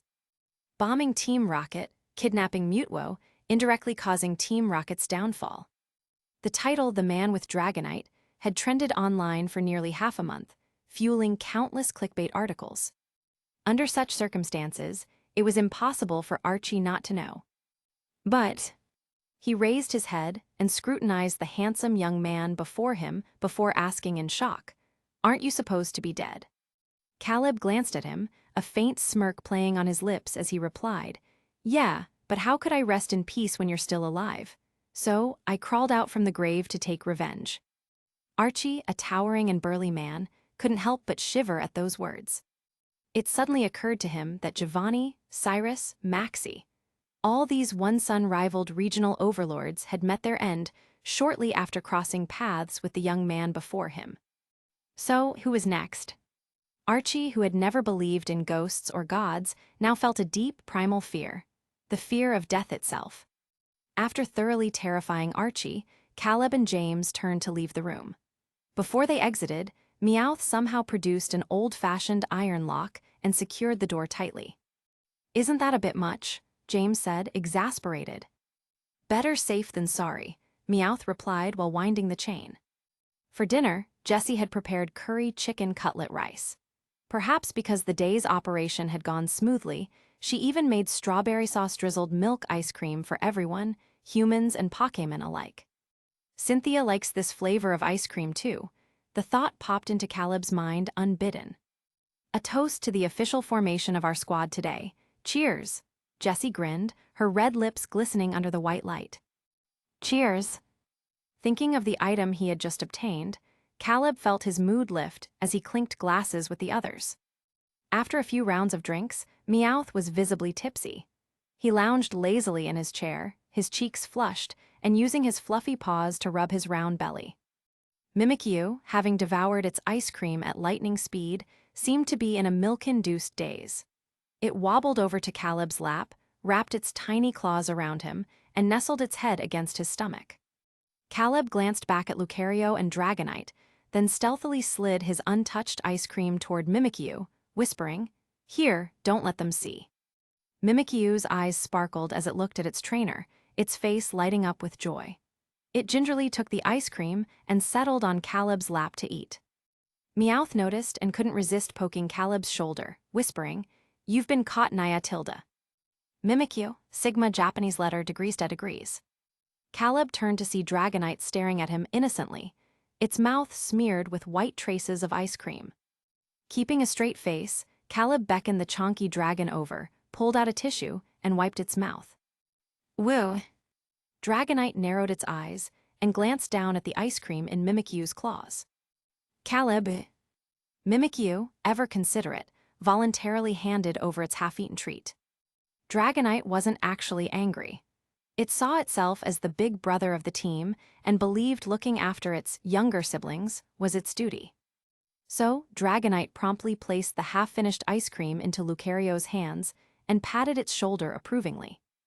Lucario stared at the ice cream. Caleb looked at Jessie, who immediately understood and went to the kitchen to bring out extra servings of ice cream. "Only 2 servings each, got it?" Caleb reminded them. "Woo Tilda." Dragonite nodded cheerfully, grabbed its ice cream and headed outside, having noticed that the moon was out tonight. Before leaving, the chonky dragon scooped up Mimikyu from Caleb's lap and dragged Lucario along. With dinner over, it was finally time to discuss serious matters. Caleb glanced at the empty plates on the table and asked, "If you had one chance to start your lives over, what would you do?" Hearing this, the trio didn't answer immediately, each lost in thought. Assuming that this was just post-meal chatter, Meowth thought of his past, back when he learnt human speech to woo Meowsy. A nostalgic expression crossed his face as he said, "If I could start over, I'd never join Team Rocket, Naya." Jessie and James exchanged glances before sighing softly. Jessie, If I could start over, I'd probably still go to Pokémon medical school. James, I'd become a Pokémon researcher. But none of that is possible now, Naya, Meowth said gloomily. Caleb listened silently before pulling out a golden card from his inventory before saying, "Actually, it is possible." The trio instantly looked up. Meeting their gazes, he explained, "This card item is called Reverse Clock. It can reset everything back to the beginning." Though he hadn't explicitly stated his identity, the trio weren't fools. They had pieced together clues from his strange items. Yet even the usually composed James couldn't help widening his eyes in disbelief, asking, "You can really go back to the past?" Caleb nodded slightly, then suddenly remembered something. He said, "We can go back, but I don't know if you'll retain your memories after the reset." Jessie asked with a frown, then, "Will you exist in that reset world?" Caleb nodded, yes. This world's ruin had begun with a player, and now he was ending it. In a way, it was a fitting conclusion. Hearing this confirmation, Jessie's expression grew conflicted. After exchanging glances with James and Meowth, she made a request. "Could you do us a favor?" Chapter 168. At some unknown point in time, a massive, golden clock face appeared on the horizon of this world. It was so enormous that it inspired fear, yet no one could touch it. Many people ran toward the strange clock, but no matter how far they ran, it remained fixed on the horizon. No one could decipher what its markings represented. The clock's surface was covered in intricate patterns, its edges lined with bizarre symbols. It had only a single hand that moved steadily. Tick-tock. It made no sound, and yet many could hear it. Tick-tock. In the early stages of the reverse clock's manifestation, it caused widespread panic. No one knew why this terrifying object had suddenly appeared on the Earth's surface. No one understood what its moving hands signified. For a time, the chaos in Kanto, Hone, and Sinnoh, which had been sparked by the deaths of Giovanni and others, subsided considerably. The moment the Resistance saw the clock, they immediately contacted Caleb. Upon learning that everything could be changed, Rieka and the rest of the Resistance wept with joy. The reverse clock required 1 month to fully charge before activation. During that month, people forgot about war, forgot about conflict. They looked at the weapons in their hands, their eyes revealing an uncharacteristic confusion. The reverse clock had given them time to think. The final day before the world reset, Jessie prepared an exceptionally lavish dinner. The meal passed in silence, with no one speaking a word. After dinner, Meowth mysteriously pulled the three of them to the hills behind Pallet Town. Jessie glanced at the black object Meowth was carrying and asked curiously, "What's that?" "You'll find out soon, Naya." The weather was perfect tonight. It was a rare, clear sky. The stars seemed ready to fall from the sky, and a full moon hung in the night, its gentle radiance spilling over the land like a final gift to the people of this era. Caleb looked at the tree stump nearby and roughly guessed what Meowth was planning. After a moment's thought, he released all his Pokémon and climbed a nearby tree to enjoy the night breeze and gaze at the stars. One last night, Jessie glanced at the massive clock on the horizon and felt an inexplicable sense of impending liberation. Steadying her emotions, she relaxed on the grass. Leaning against her arbok, she gazed tenderly at the moon. "I hope I can meet you all again," James said to Meowth and Jessie. Meowth didn't reply. He sat on a rock, pulled out a violin from the black bag, placed it on his lap, and began to play. Soft, poetic notes instantly filled the air. The reverse clock, indifferent to the joys and sorrows of the world, continued its steady ticking on the horizon, like an eternal night standing guard. As the melancholic music played, the reverse clock emitted one final tick. In that instant, the entire world fell into silence. Even the wind and birdsong ceased. The towering waves froze midair. And then, the clock's hands began to spin wildly backward. Tilde year 2016, League Calendar, MT, Silver Tilde. Mutwo slowly opened its eyes at the sound of a crisp tick. It looked down at its hands in confusion. "What's going on? Didn't I die?" Even though the surroundings were different, Mutwo's mind still faintly recalled the sharp sensation of tearing and burning. The last thing it had felt before its consciousness vanished. Mutwo, a familiar voice suddenly came from behind. Mutwo turned and saw the figure it had personally crushed frowning at it in displeasure. Memories of the past flooded its mind. This was MT, Silver, the place where Giovanni had annihilated the Kanto League. The thought alone made Mutwo's emotions turn violent. Though it didn't understand why it had returned to this moment, its body reacted instantly. With a burst of psychic energy, Mutwo sent Giovanni flying backward, crashing to the ground and coughing up blood. On the other side of the battlefield, the Elite Four, led by Lance, stared dumbfounded at the scene. "What's happening?" the muscular Bruno asked, his thick brows furrowed. Lance maintained a grave expression, though internally he was utterly bewildered. Shaking his head at his companion's questioning looks, he said, "Let's observe for now." The two Deoxys in the sky saw their master being attacked and immediately descended to his side, warily eyeing the suddenly rebellious Mutwo. The atmosphere grew tense. Just then, a conspicuous Dragonite flew in from the sky. After the reverse clock reset the world, Caleb appeared in Pallet Town 70 years in the past. After confirming the current date with a passerby, he summoned Dragonite and rushed straight to MT, Silver. Seeing Lance and the others unharmed below, Caleb let out a quiet sigh of relief. "Good, I made it in time." If Lance was safe, then the priority now was to use the Mutwo's affinity item in his inventory to win over Mutwo, then leverage its power to eliminate Giovanni, and then head to Sinnoh to save Cynthia. But before Caleb could even land, he noticed something odd about the atmosphere. Everyone present, whether the Kanto League led by Lance or Team Rocket under Giovanni, was staring up at the sudden arrival of this young man. They had even forgotten to keep fighting. "Caleb." Giovanni studied him for a few seconds before shifting his gaze back to Mutwo. He suddenly realized that ever since this person appeared, Mutwo's demeanor had grown strange. Caleb also noticed Mutwo staring at him. And before he could even use the heart-shaped item in his inventory, he saw a flash of psychic light, and Mutwo appeared right beside him, scrutinizing him with a frown. Caleb was startled. Mutwo's expression was puzzled as it studied Caleb before asking, "You're not dead. Is this a dream?" Hearing this, Caleb froze.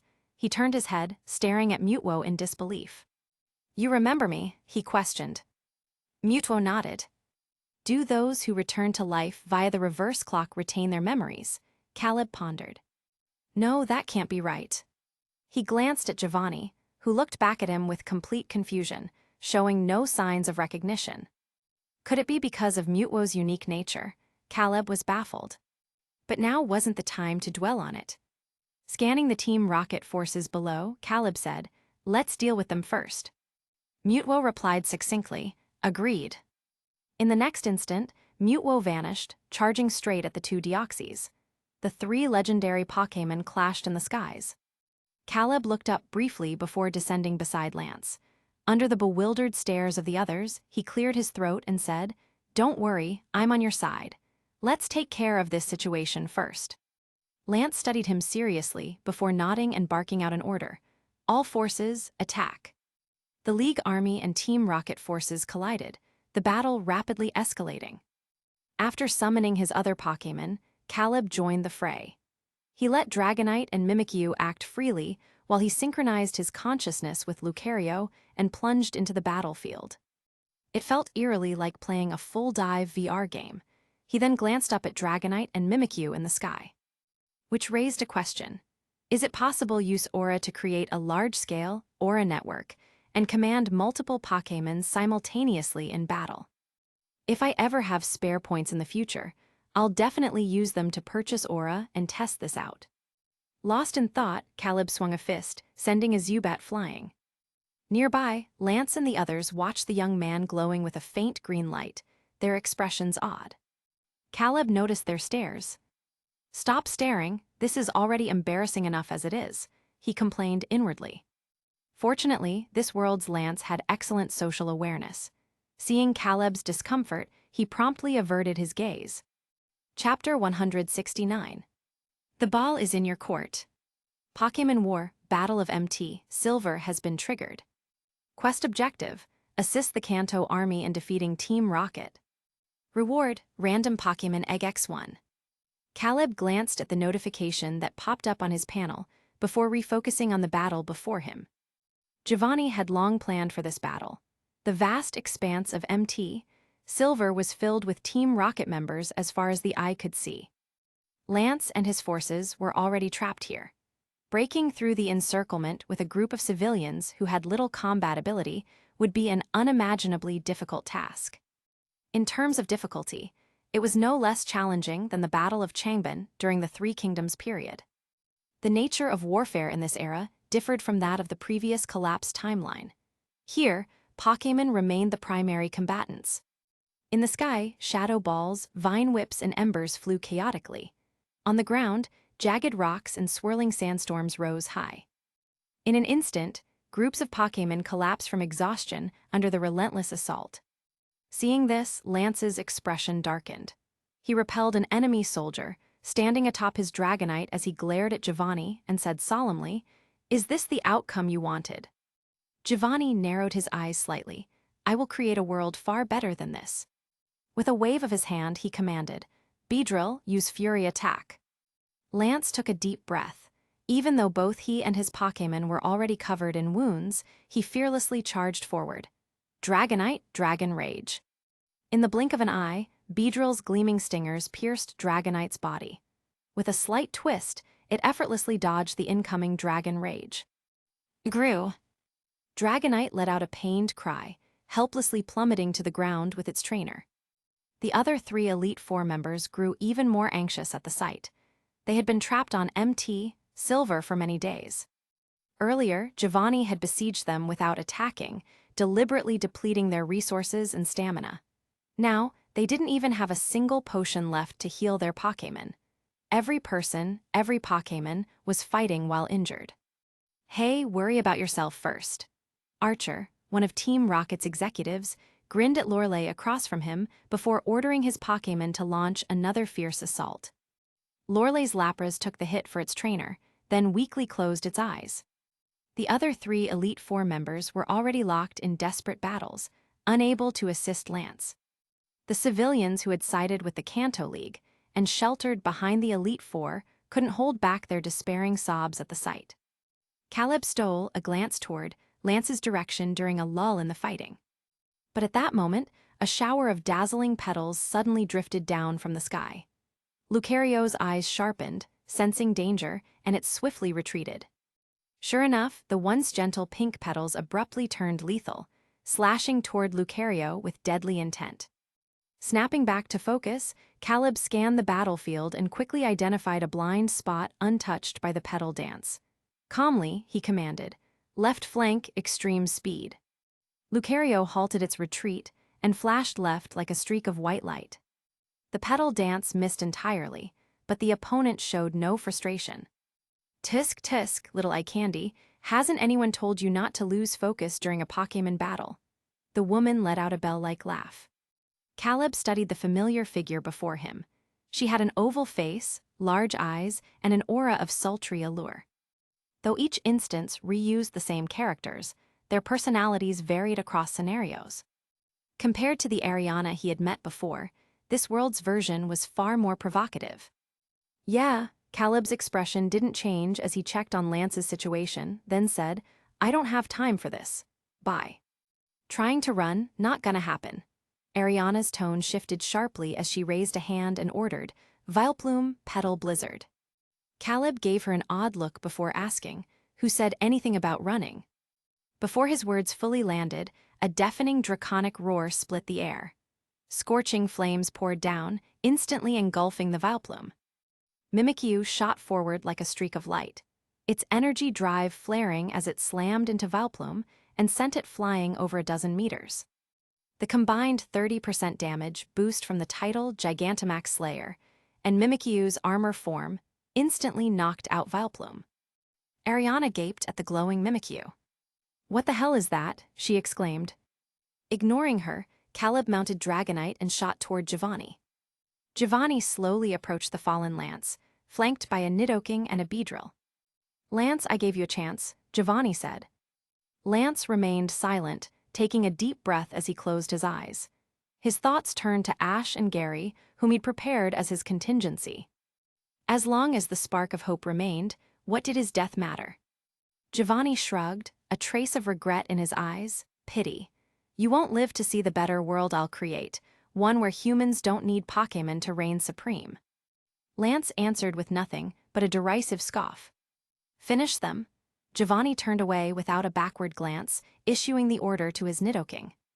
But he hadn't taken more than a few steps when a series of impact sounds erupted behind him. Nidoking and Beedrill crashed to the ground in front of him. Lance, who had resigned himself to death, snapped his eyes open at the noise, only to see a handsome young man extending a hand toward him. "Hey, don't die on me," the stranger said. Lance froze. The famously unflappable Dragon-type Elite Four member found his mind blanking for several seconds. When Lance didn't respond, Caleb turned and placed a hand on Lance's Dragonite, channeling his Viridian Power to restore its strength. Soon, the fallen Dragonite reopened its eyes. Caleb's own Dragonite peeked over his shoulder, curiously eyeing its battered counterpart. Finally snapping out of his daze, Lance scrambled to his feet. Caleb withdrew his hand, pulled a baguette and milk from his inventory, and tossed them to Lance, saying, "Leave the rest to me." With that, he turned to face Giovanni. Lance stared dumbly at the food in his hands, his first meal in over a day. Suddenly, the young man glanced back and asked, "Oh, by the way, do you want Giovanni alive or dead?" Caleb held no goodwill toward Giovanni whatsoever. Regardless of the instance, the leader of a cross-regional Pokémon trafficking syndicate was hardly a saint in any world. The question gave Lance pause before he numbly replied, "Alive, I guess." Giovanni, overhearing the exchange, sneered, "What arrogance! Beedrill fell stinger." Chapter 170. Caleb calmly commanded, "Mimikyu, Shadow Claw." Long before officially joining the battle, Mimikyu had already used Sword's Dance to max out its physical attack stat. Combined with the boost from its armored form, its combat ability was now on par with a pseudo-legendary Pokémon. Caleb felt that Mimikyu could now go toe-to-toe with Cynthia's Garchomp. The armor form didn't just provide a 20% increase in move power. When Nozomi designed this armor, she specifically equipped it with 2 state-of-the-art nano-propulsion engines to compensate for Mimikyu's speed disadvantage. Additionally, the nano-armor enhanced Mimikyu's ability, allowing its disguise to completely withstand 3 enemy attacks on top of its original effect. If Mimikyu's true body wasn't damaged within 5 minutes, the nano-armor's auto-repair function would fully restore the damaged disguise, replenishing its disguise count by 1. To defeat it, it would take someone who could one-shot Mimikyu with overwhelming damage. But with Disguise Max, it was clear that no one could defeat Mimikyu in a single move. Blue flames erupted from the jet propulsion engines on Mimikyu's back, launching it into the sky. The opposing Beedrill moved so fast that it left afterimages in its wake. A flash of cold light, followed by a needle strike as fierce as a dragon. In just 1 second, the 2 Pokémon clashed midair. A brief exchange, and they separated. Beedrill's proud fell stinger only managed to break 1 layer of Mimikyu's disguise. In contrast, Mimikyu's shadowy claws shredded Beedrill's thin, transparent wings to pieces. Beedrill's flying ability was completely crippled. Giovanni frowned, his gaze dark and unreadable as he stared at the Mimikyu in the sky. Lance, who stood further back, was stunned. He glanced incredulously between Caleb and the strangely armored Mimikyu, opening his mouth but failing to find words. Unnoticed by anyone, the surrounding battles between the League forces and Team Rocket had gradually ceased, with fighters from both sides watching the confrontation from a distance. No one could believe that the overwhelmingly powerful Beedrill, the one that had been dominating the League, had been neutralized in a single move. Under the stunned gazes of the crowd, Caleb calmly checked the clock function on his panel and said, "I'm in a bit of a hurry. So, are you going to surrender, or do you want to keep fighting?" The word surrender didn't exist in Giovanni's dictionary. But faced with this situation, even he couldn't suppress a flicker of desire to retreat in his heart. Just then, the battle of the legendaries in the sky also came to an end. The 2 Deoxys plummeted like broken kites, crashing right in front of Giovanni. Mega Mutwo Y descended slowly, hovering in the air as it coldly stared down at Giovanni. The tide of battle, which had once favored Team Rocket, was now completely reversed. Giovanni's lips twitched as he suppressed his shock and turned to flee. But Caleb wouldn't give him the chance. The moment Giovanni turned, Dragonite blocked his path. Team Rocket's executives finally snapped out of their daze and shouted, "Cover the boss's retreat." Mega Mutwo Y snorted, unleashing an overwhelming surge of psychic energy that precisely targeted every Team Rocket member present, lifting them into the air. Caleb said, "Mindwipe Team Rocket's Pokémon. Make them forget everything that happened here." Mutwo nodded and immediately got to work.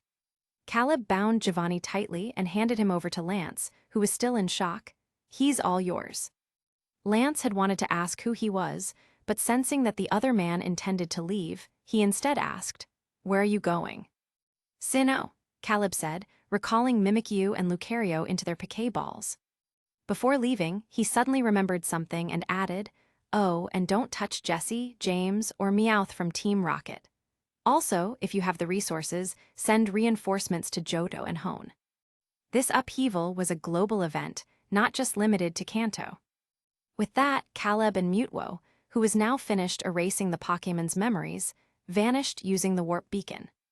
Lance stood frozen, staring at the empty space where they had been. Since Caleb had previously visited MT Coronet in this instance, the warp beacon already had the location unlocked. He warped directly to the battlefield there. The rewards for the war quest at MT Silver had already been deposited into his inventory. It was a Pokémon egg with black patterns.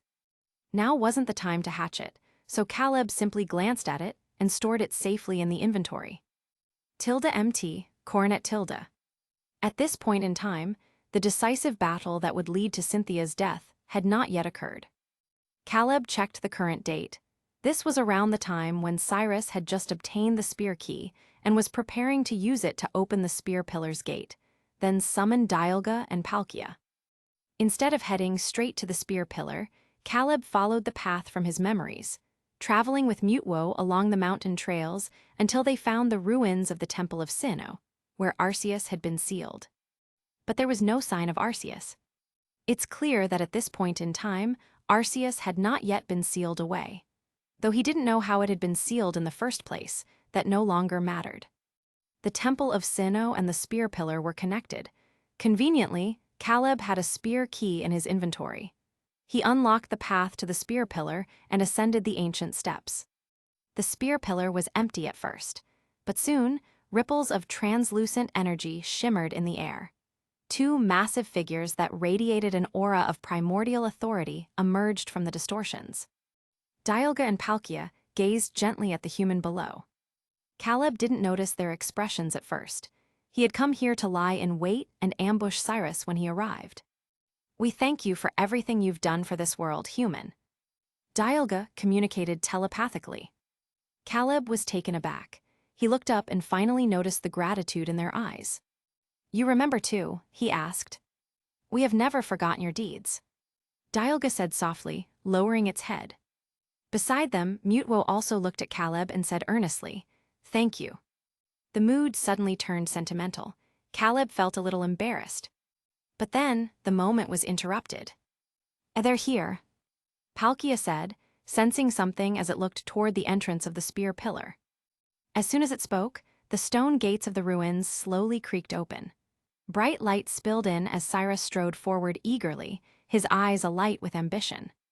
Touching the red chain on his forehead, he thought, "Soon, my grand vision will finally be realized." But then, Cyrus realized something was amiss. Someone, a young man, stood between Dialga and Palkia, a roguish smirk on his face as he raised a hand in greeting. "Hey, long time no see, Cyrus." Cyrus. Chapter 171. The outcome of the MT Silver battle had not yet reached the distant Sinnoh region, so Cyrus had no idea what had happened to Team Rocket half an hour ago, let alone Caleb's identity. At this moment, Cyrus's mood turned bitter. His first thought wasn't to ask the young man in front of him who he was, but rather, how this person had bypassed the gate and appeared inside the spear pillar, the the ruins he had spent years meticulously planning to find.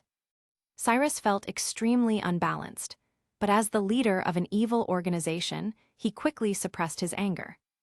At the same time, he eyed the humanoid Pokémon beside the young man with suspicion. Cyrus had seen Mutwo before. When Team Galactic and Team Rocket were discussing cooperation, Giovanni had once demonstrated Mutwo's power to him. A young man with Mutwo, flanked by Dialga and Palkia. Cyrus's expression instantly became guarded and grave. He stared at Caleb, an inexplicable alarm blaring in his mind, and shouted, "Who are you?" Caleb yawned, not interested in answering. Instead, he turned to Mutwo and said, "Handle him, we still have to head to Hone soon."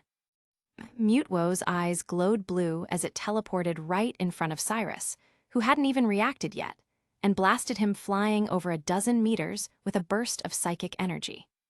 Team Galactic's executives, who had been guarding the gate, rushed in upon hearing the commotion, only to see their boss in a pathetic state. "Boss," Mars cried out in shock. "Who the hell are you?" Jupiter frowned at Caleb. "Just a passing traveler," Caleb replied indifferently. "Galactic team executives." Just then, screams suddenly erupted from outside. A moment later, a figure in a black trench coat burst into the spear pillar at high speed, accompanied by a Garchomp. And then she saw Cyrus lying on the ground like a dead fish, his eyes unfocused, drool dripping from his mouth. Cynthia, who had been frantic thinking Cyrus had already taken control of Dialga and Palkia. Caleb also noticed Cynthia's sudden arrival. Everything matched the previous timeline. In the last timeline, Cynthia had charged in just like this, only to run into Cyrus, who had successfully seized control of Dialga and Palkia, leading to her brutal death. Seeing that this world Cynthia was unharmed, Caleb inwardly sighed in relief. Meanwhile, Mars finally registered Cyrus's condition.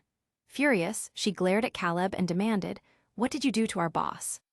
Caleb glanced at Cyrus, then turned to Mutwo, who had just retrieved the red chain, and asked, "Did you wipe his mind?" Mutwo nodded. It had accidentally erased all of his memories. Caleb grinned and patted Mutwo's shoulder. "Nice work, buddy." Mars, still being ignored, stomped her foot in frustration. Caleb continued to pay her no mind and instead looked at Cynthia. "I'll leave the rest to you. That shouldn't be a problem, right?" Cynthia swept a cold gaze over the remaining Team Galactic members. The Sinnoh forces were already on their way. Without the threat of Dialga and Palkia, the rest were nothing more than small fry to her. Seeing her reaction, Caleb nodded and prepared to leave without another word. "Wait," Cynthia called out. Caleb turned, giving her a questioning look. This world's Cynthia wasn't the one he knew. Her demeanor, her aura, everything about her felt unfamiliar to him. So, he had no intention of getting involved with her any further, especially since Stephen was still waiting for rescue in Hone. Cynthia studied his handsome face and asked, "What's your name?" Caleb pointed at himself, "Me." Cynthia nodded. Caleb thought for a moment, then said, "I'm just a passerby in this world. If you don't mind, you can call me Red." It shouldn't be a problem to impersonate Red in a world without the real Red, right? "I see, thank you, Red," Cynthia said solemnly. Caleb chuckled softly, then turned and left with Mutwo without another word. Dialga and Palkia watched his retreating figure until he disappeared from sight, only then returning to their respective dimensions. Since Hone hadn't been unlocked, Caleb couldn't warp there directly using the warp beacon. So he had to return to Vermilion City in Kanto first, where he bought a ferry ticket to Hone. Watching the trainers with their Pokémon around him, Caleb felt that everything he'd done in this world was worth it. This is what the real Pokémon world should be like. Caleb lounged in a corner, happily holding Mimikyu in his arms. Just then a voice came from beside him. "Excuse me, is that a Piplup?" Caleb looked up to see a pretty girl with chestnut-brown short hair and a beret standing in front of him. She looked about 17 or 18, exuding a gentle aura. He raised an eyebrow and lifted Mimikyu, who was currently disguised as a Piplup, in his arms. "Want to let this lady hold you?" Mimikyu nodded lightly. "Thank you," the girl accepted Mimikyu with a soft smile. Caleb leaned back against the wooden bench, casually glancing around as he asked, "Traveling alone?" The girl nodded. "You're not from Kanto, are you? Here for work or travel?" The girl chuckled. "I'm from Kalos. I came to meet a friend." Caleb nodded thoughtfully, then pulled out a League credit red envelope he'd obtained from the previous instance and bought 2 juices. He handed one to the girl. "Hone isn't very safe right now. I think it'd be better for you to stay in Kanto for now." With Team Rocket's plans in Kanto foiled, the League forces would undoubtedly restore order swiftly. Compared to Hone, which was currently overrun by Team Aqua and Team Magma, Kanto was much safer. The girl blinked, looking at the juice in her hands. "Thank you," she said. Just then, nearby passengers began chatting. "Hey, did you hear? During the MT Silver battle, there was this mysterious trainer who punched Giovanni and kicked Mutwo's ass. He single-handedly saved the Elite Four from certain defeat." "Of course I heard. We owe him so much for saving Kanto. Too bad he disappeared after the battle. No one knows where he went. If only I could meet him someday." Caleb sipped his juice through a straw, reclining lazily in his seat as he closed his eyes. A few hours later, with a long, melodious horn blast, the ferry finally arrived in Hone. Caleb blended into the crowd and disembarked with the other passengers. Chapter 172. The decisive battle that would change Hone's fate took place in Slateport City, which was known as the land where Earth ends and sea begins. Team Magma and Team Aqua had joined forces, bringing Groudon and Kyogre to push the Hone forces, which were led by Steven and Wallace, into this final stand. The sky poured with torrential rain. Magma erupted from the earth. Steven's handsome face was illuminated by flashes of lightning as he stared at the distant figures of Groudon and Kyogre, a deep sense of despair rising in his heart. Just minutes ago, his Mega Metagross had been knocked out under the relentless assault of Groudon and Kyogre. Wallace had suffered the same fate. Maxie and Archie wore triumphant smiles as they gazed at the 2 figures that seemed so insignificant amidst the storm. Maxie sneered, "Is this the justice you cling to? Is it worth sacrificing your life and your Pokémon's lives for it?" Steven snorted coldly but didn't respond. He clenched his fists in frustration. Is this really how it ends? Archie rolled his eyes impatiently and waved his hand dismissively, saying, "Enough talk. Let's finish this quickly. We still have other cities to deal with. Kyogre, Origin Pulse." Maxie followed, Groudon Precipice Blades. Roar! The 2 ancient Pokémon let out stiff, unnatural roars, their eyes glowing an eerie crimson. Groudon stomped the ground violently, causing the earth to tremble as a surge of raw, violent energy erupted from below, coalescing into a massive blade of pure tectonic force.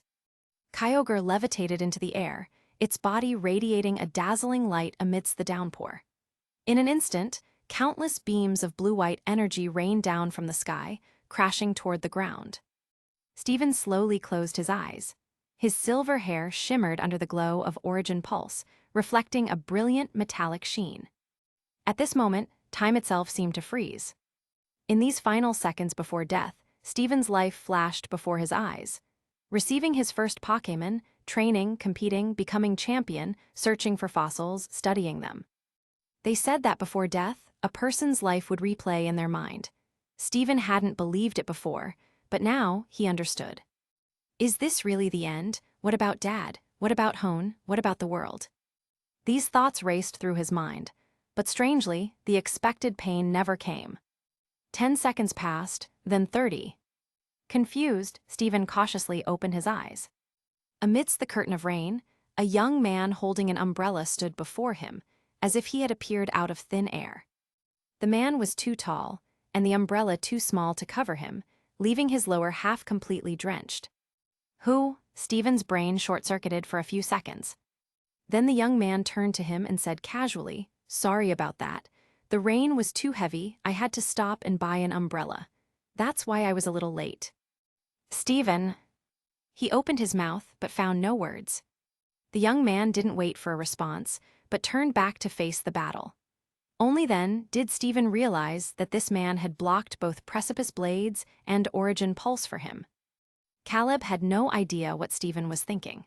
When he arrived, he had seen Groudon and Kyogre charging their attacks, so he'd simply had Mimikyu intercept Precipice Blades, while Mutwo reflected Origin Pulse with Mirror Coat. Caleb inspected Mimikyu's slightly damaged armor, relieved to see it had only lost one layer of its disguise without any real injury. "Good work," he praised. Mimikyu patted its chest with its claws, signaling it was ready for more. Caleb chuckled, saying, "No need, leave the rest to me." With that, he pulled out the red orb and blue orb he had plundered from the previous timeline. "Who the hell are you?" Archie barked, his alarm skyrocketing as he watched this stranger effortlessly block their ultimate attacks. Maxie didn't waste time with questions. He roared, "Groudon, again Precipice Blades." But the command fell on deaf ears. Groudon didn't move. Maxie's heart dropped. "Groudon." Slowly, Groudon turned, its movements no longer stiff, and fixed Maxie with a piercing golden glare. And then, Groudon used Precipice Blades, swiftly ending Maxie. Watching his ally die instantly, Archie's face twisted in horror. "What did you do?" he roared. Caleb raised his hands innocently and replied, "I didn't do anything, Tilda." All he'd done was use the orbs to free Groudon and Kyogre from their control. The orbs, Archie suddenly remembered, then frantically reached into his coat only to find nothing. "No, where are they? Where are my orbs?" At that moment, Mutwo stepped forward, holding two glowing orbs in its hands.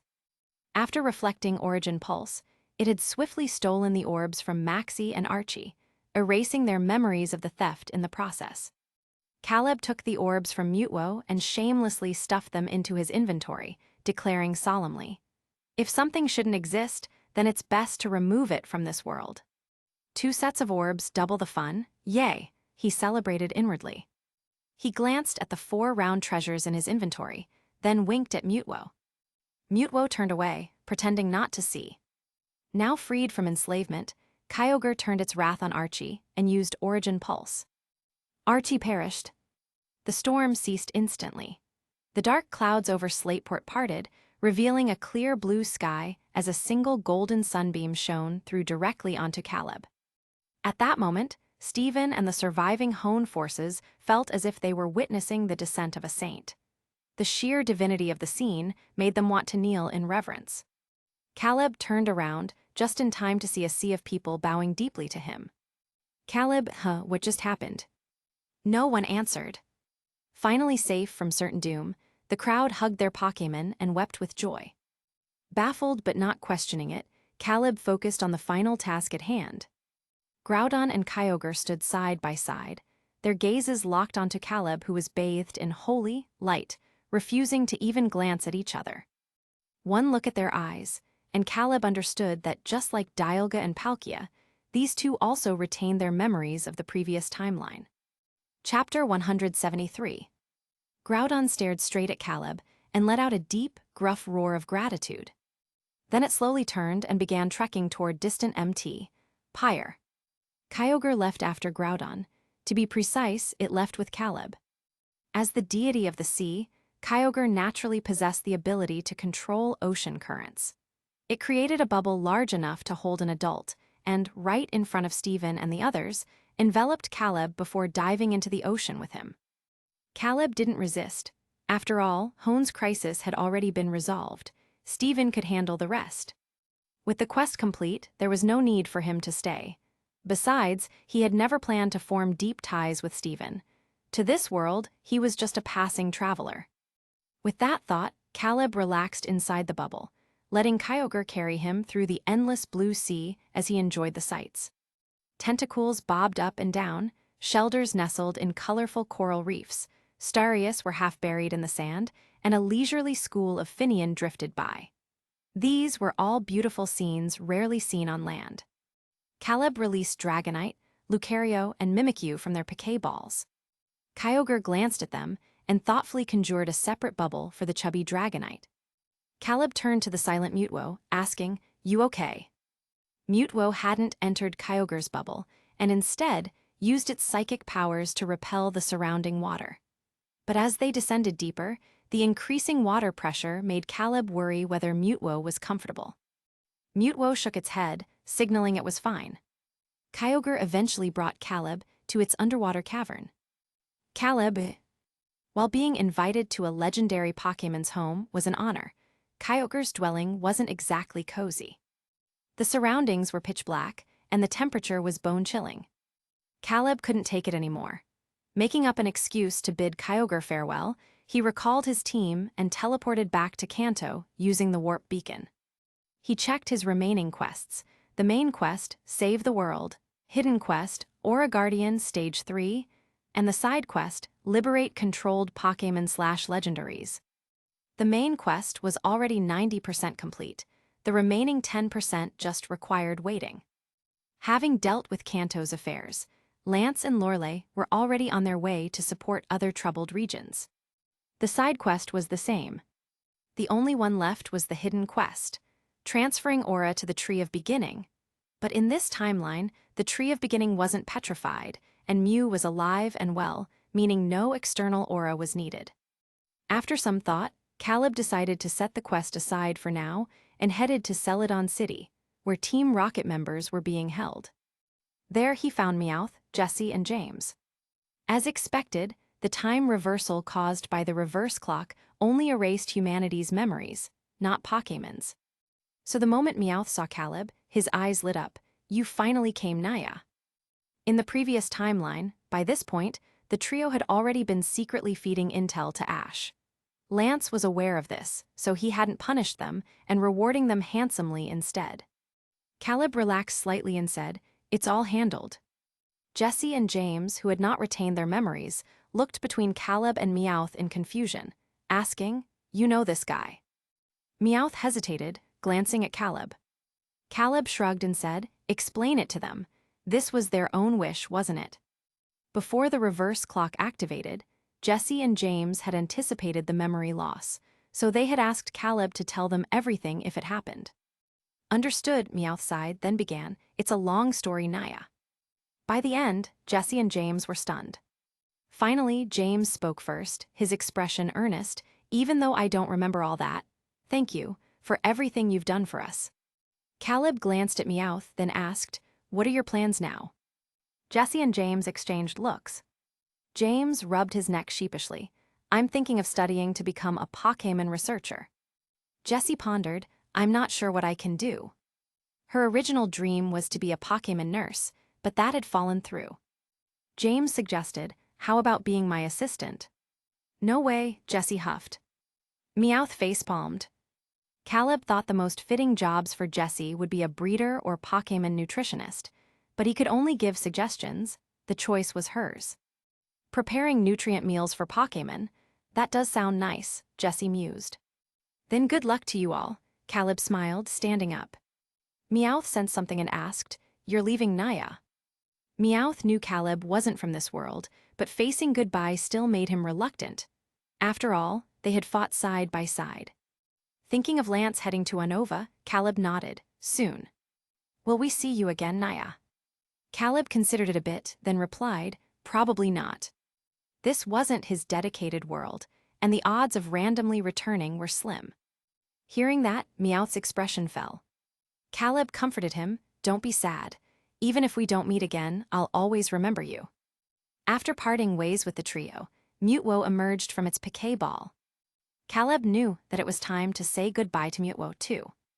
"I'll never forget you, Caleb," Mutwo said solemnly. "You're really not coming with me?" Caleb asked. Mutwo gazed at the world, silent for a moment. "This is what I owe them." In the last timeline, countless lives had been lost by its hands, human and Pokémon alike. The guilt had driven Mutwo to the brink of suicide. So upon rebirth, it had sworn an oath to protect this world until Lance's generation passed and a new era began. "All right then, goodbye, my friend," Caleb understood. He stepped forward and hugged Mutwo. Mutwo's lips pressed together. "Goodbye." Caleb thought for a moment, then took out a piquet ball from his inventory and handed it to Mutwo. "Take this. At least you'll have a comfortable place to sleep in the wild. Just be careful not to lose it." Mutwo nodded obediently. Caleb chuckled, suddenly at a loss for words. His bond with this Mutwo wasn't like a trainer and Pokémon, it was more like brothers in arms who had fought side by side. Some things didn't need to be said aloud. He had known from the start that this Mutwo wouldn't leave with him. The weight it carried was too heavy. With a quiet smile, he bid Mutwo one last farewell and turned onto the road ahead, leading to unknown places. Mutwo stood motionless, clutching the red and white Pokéball, watching Caleb's retreating figure. In its heart, Mutwo resolved, "Once I've seen Lance and the others to their rest, I'll come find you." After enduring so many years alone, what were a few more decades? Chapter 174. After stabilizing the situation in the Kanto region, Lance immediately led the remaining Elite Four members to intervene in the Unova and Kalos regions. Soon, the global upheaval orchestrated by Giovanni and other villainous organizations was completely quelled. Having resolved all incidents, Lance returned to the Kanto region, with his first order of business being to search for the young man who had turned the tide at MT. Silver. But strangely, that person seemed to have vanished into thin air. No matter how hard Lance tried, he couldn't find even a trace of him. If not for the fact that so many witnesses had been present at the time, Lance might have suspected something was wrong with his own mind. And he wasn't the only one searching.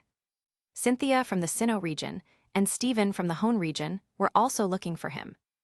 It was only after everything had settled that Lance learned this person hadn't just saved Kanto.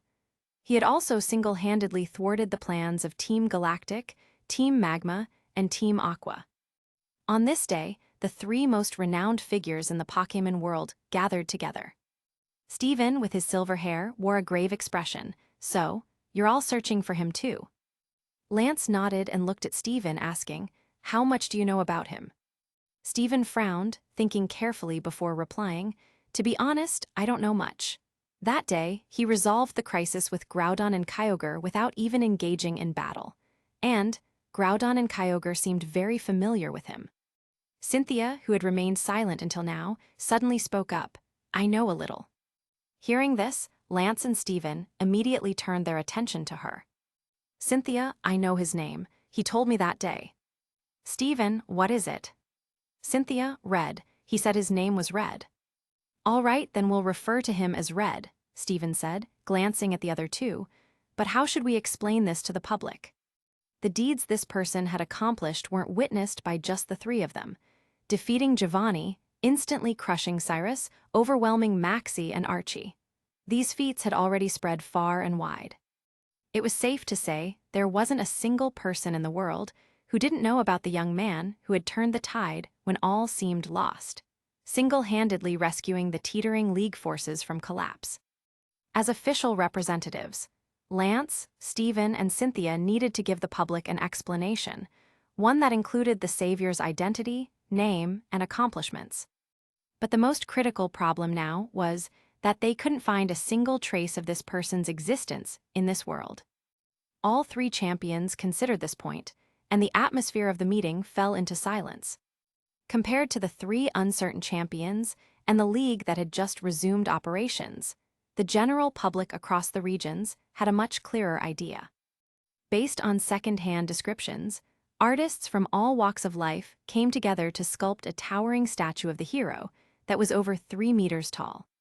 People came in an endless stream to pay their respects, and within just half a day, the statue was surrounded by countless flowers and gifts. Lance didn't know what to say when he saw the scene. After some thought, he finally made the Savior's name public. Later, people revered him as the Red God. The wheel of history continued rolling forward with time. On a certain day in a certain year, those who had died in the previous timeline were reborn. They forgot the pain and sorrow of the past, beginning brand new lives in this world. Nozomi became a famous online novelist. Rieka started her own business, establishing a large trading company and becoming a female CEO managing thousands of employees. Tilda New League Calendar, year 2077 Tilda. Mutwo floated in midair, gazing calmly at the scene of humans and Pokémon coexisting peacefully below. This was a world without oppression, without violence. Humans and Pokémon lived together in this beautiful world. The vibrant, verdant modern cities were filled with wild Pokémon everywhere. They no longer feared humans and even built their nests right beside human residences. It's time, Mutwo thought. Its eyes glowed blue as its figure vanished from the sky, reappearing in an ancient ruin steeped in antiquity. Shortly after Mutwo's arrival, the air rippled like water, forming faint concentric circles. The spatial Pokémon, Palkia, emerged from the ripples, letting out a sharp cry at Mutwo. Are you really going to look for him? Though I can help open a passage to other parallel universes, everything there will be foreign to us. In that world, you might encounter another version of yourself. Moreover, you may never be able to return to this world again. Palkia said calmly. Mutwo nodded without the slightest hesitation. It was created from Muse genes, so its lifespan wasn't as limited as ordinary Pokémon. Its long life had been enough to bid farewell to everything familiar. Now, this world held no more attachments or regrets for it. Palkia gazed at Mutwo for several seconds, then said, "Since that's the case, then go, perhaps. He's also waiting for you to find him." Having said this, Palkia opened a passage to parallel worlds. Mutwo clutched the piquet ball used for positioning in its hand, then floated up from the ground and entered the spatial passage before Palkia. Instance transformation and substitution, settlement in progress. Main quest completion confirmed. After inspection, player Caleb Chase's instance exploration rate is 82%. Evaluation, SSS rank. Since certain item rewards were already distributed in instance, no additional item rewards will be issued in this settlement. Ding! Point settlement in progress. Congratulations to player Caleb Chase for obtaining 50 points. Punishment instance collapsed world settlement in progress. Main quest completion confirmed, completion rate 100%. Instance exploration rate 75%. Player personal evaluation, SSS. Player Caleb Chase has exceeded quest requirements. Special reward, title savior granted. Ding! Side quest settlement in progress. Hidden quest settlement in progress. Reward items have been distributed to player's inventory. Point settlement in progress. Congratulations to player Caleb Chase for obtaining 50 points. The moment Caleb appeared in Pikachu Plaza, the clear sky was instantly covered with dark, oppressive clouds. All players instinctively looked up, only to be startled out of their wits by such a grand spectacle. A long-dormant string in their minds was plucked once again. Warning bells began ringing loudly in some people's hearts. Dense thunder began brewing. After the thunder, that announcement voice began blasting mercilessly. Congratulations to player Caleb Chase for unlocking the following achievements. Sibling rivalry. Dog owner. Someone covered their ears halfway through and shouted. Stop announcing, I don't want to hear it. Seriously, after not appearing for so long I thought he died in an instant. Turns out he was saving up for a big move all this time. I'm deaf. The voice continued as if hearing nothing. Ender of chaotic times. Holy saint. Savior. This achievement notification rang out continuously across the sky for nearly 3 minutes, directly setting a new historical record since the Infinite World's establishment. On this day, all players in the Infinite World experienced the terror of being dominated by achievement announcements. Chapter 175. Re-evaluating players' comprehensive strength rating. Congratulations! Your ranking on the global player leaderboard has risen by 5382 places. Current ranking, 29,916. Congratulations! Your title savior has topped the title rankings. Please continue your efforts. Ignoring the commotion caused by the achievement announcements, Caleb teleported back to his home the moment he returned to the Infinite World. He opened his inventory to examine the rewards from this instance run. Savior, Ultra SSS Grade Rare Title. When equipped, all Pokémon's favorability increases by 20. Wild Pokémon will not attack players wearing this title, and the success rate of capturing Pokémon is greatly increased. Ticket of Time, an admission ticket that can be used to open the large-scale special instance, Appointed Time. The instance will begin after 7 days. Missing the deadline will permanently void this ticket. Mutwo's Heart, a mythical item condensed from Mutwo's emotions. Allows Mutwo to freely switch between X form and Y form, increasing the duration of both forms by 100%. Exclusive to player Caleb Chase. Special Attack Enhancer. A nutritional drink for Pokémon that increases a Pokémon's base special attack stat. Caleb was the special attack enhancer here just to look cute. He silently placed the orange potion in a corner of his inventory, then took out a green ticket emitting a faint grassy scent and a crystal-clear pink heart that resembled a gemstone. The rewards from this punishment instance were overwhelmingly generous. So much so that calling them exaggerated would be an understatement.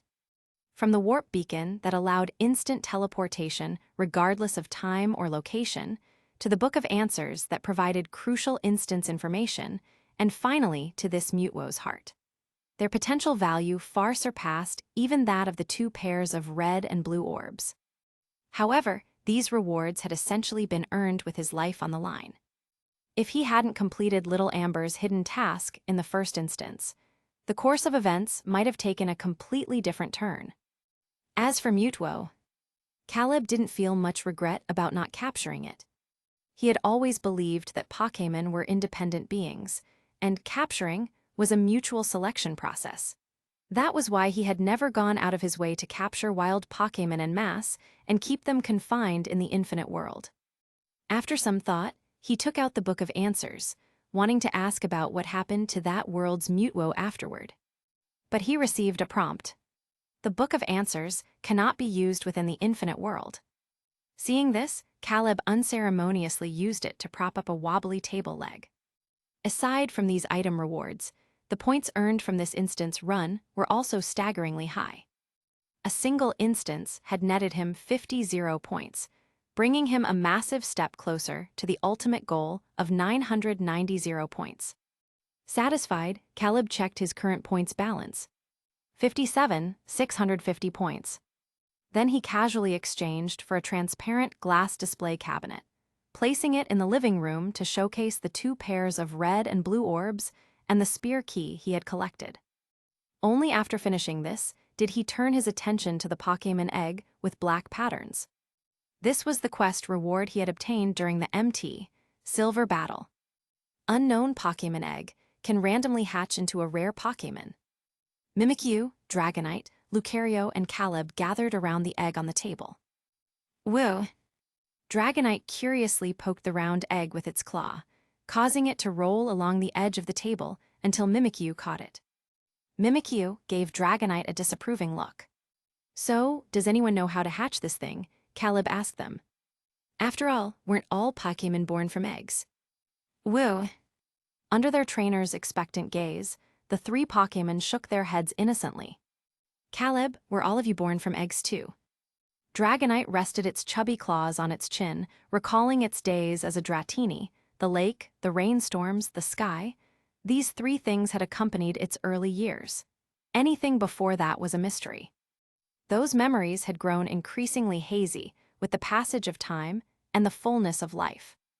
Mimikyu also didn't know when it had been born. Ghost-type Pokémon tended to have long lifespans, and it had once lived in desolate wilderness far from humans. Days passed one after another, the moon rose and set, and Mimikyu could no longer remember its earliest memories. Sometimes, it even wondered if it hadn't been born from an egg at all, but rather evolved from will-o-wisps emerging from graves. Caleb, who was connected to Mimikyu via the Viridian Power. Watch fewer human TV dramas from now on, he told Mimikyu. Mimikyu nodded obediently. Caleb then turned his attention to Lucario, the only one among his Pokémon still in its juvenile phase. When he had first met Lucario, it had been a tiny Riolu. Under its trainer's hopeful gaze, Lucario fell silent for a few seconds before also sinking into its own memories. Wild Lucario spent their entire lives training in wilderness far from humans. For as long as it could remember, it had always lived on that island. It did recall its own hatching, but it had been the one inside the egg. Caleb. All right, that was my oversight. For the next half hour, Caleb, Dragonite, Mimikyu, and Lucario brainstormed various methods for hatching the egg. Dragonite suggested incubating it like a mother hen from TV, but Mimikyu quickly vetoed the idea. Neither Dragonite nor Mimikyu had feathers, and Lucario's fur was too short to cover the entire egg. None of them noticed that while they were fervently discussing incubation methods, the egg Caleb had placed on a soft blanket behind them wobbled slightly. Crack! A faint sound came from within.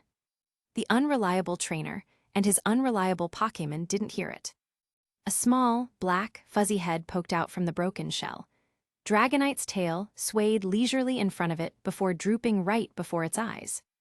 The newly hatched hatchling instinctively opened its mouth and chomped down. OWOO.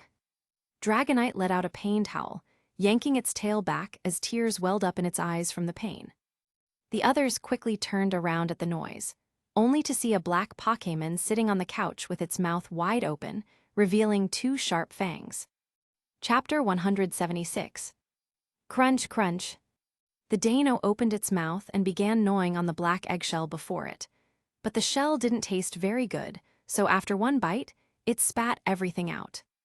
Then it wobbled out, shook itself, and immediately started rampaging around. Caleb finally snapped out of his daze and quickly grabbed the not-so-large dragon by the scruff of its neck, placing it back on the couch. It squirmed uncomfortably, then turned its head and chomped toward Caleb's hand. This proved that Dano was indeed an extremely dangerous Pokémon. Whoa!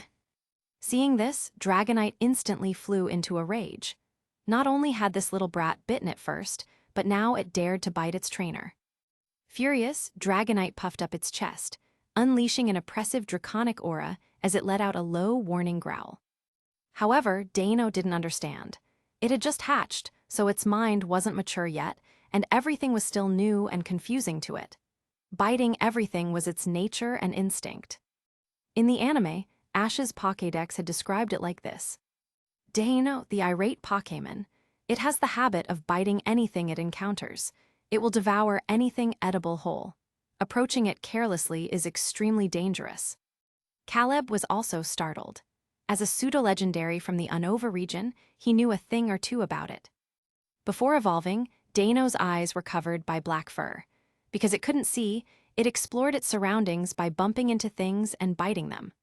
Wild Dano were constantly covered in fresh wounds because of this. Dano moved fast. Before Caleb could pull his hand away, it had already opened its mouth and clamped down. A Pokémon's bite force was incredibly strong. Caleb had braced himself for his hand to be severed the next second. But Dano didn't bite down. The moment its fangs touched Caleb's skin, it seemed to realize something and stopped in time, instead gently licking the wrist in its mouth. Caleb froze in surprise. The little Dano released its grip, tilting its head as if trying to see the human before it. But unfortunately, it couldn't see anything. Caleb crouched down and said to the confused little dragon, "No biting people, okay." Dano let out a sound resembling a baby's cry. Caleb exhaled softly, saying, "From now on, I'm your trainer." As he spoke, he used the Viridian Power to soothe Dano's emotions. "Gardevoir," he called.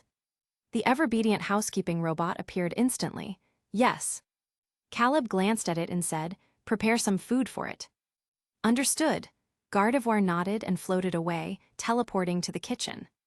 Caleb took out a giant bone from his inventory and placed it in front of Dano as a chew toy. Dano lowered its head, sniffed the bone, then happily opened its mouth and began gnawing on it with its fangs. Once Dano was settled, Caleb turned to Dragonite's tail and asked, "You okay?" Dragonite didn't answer.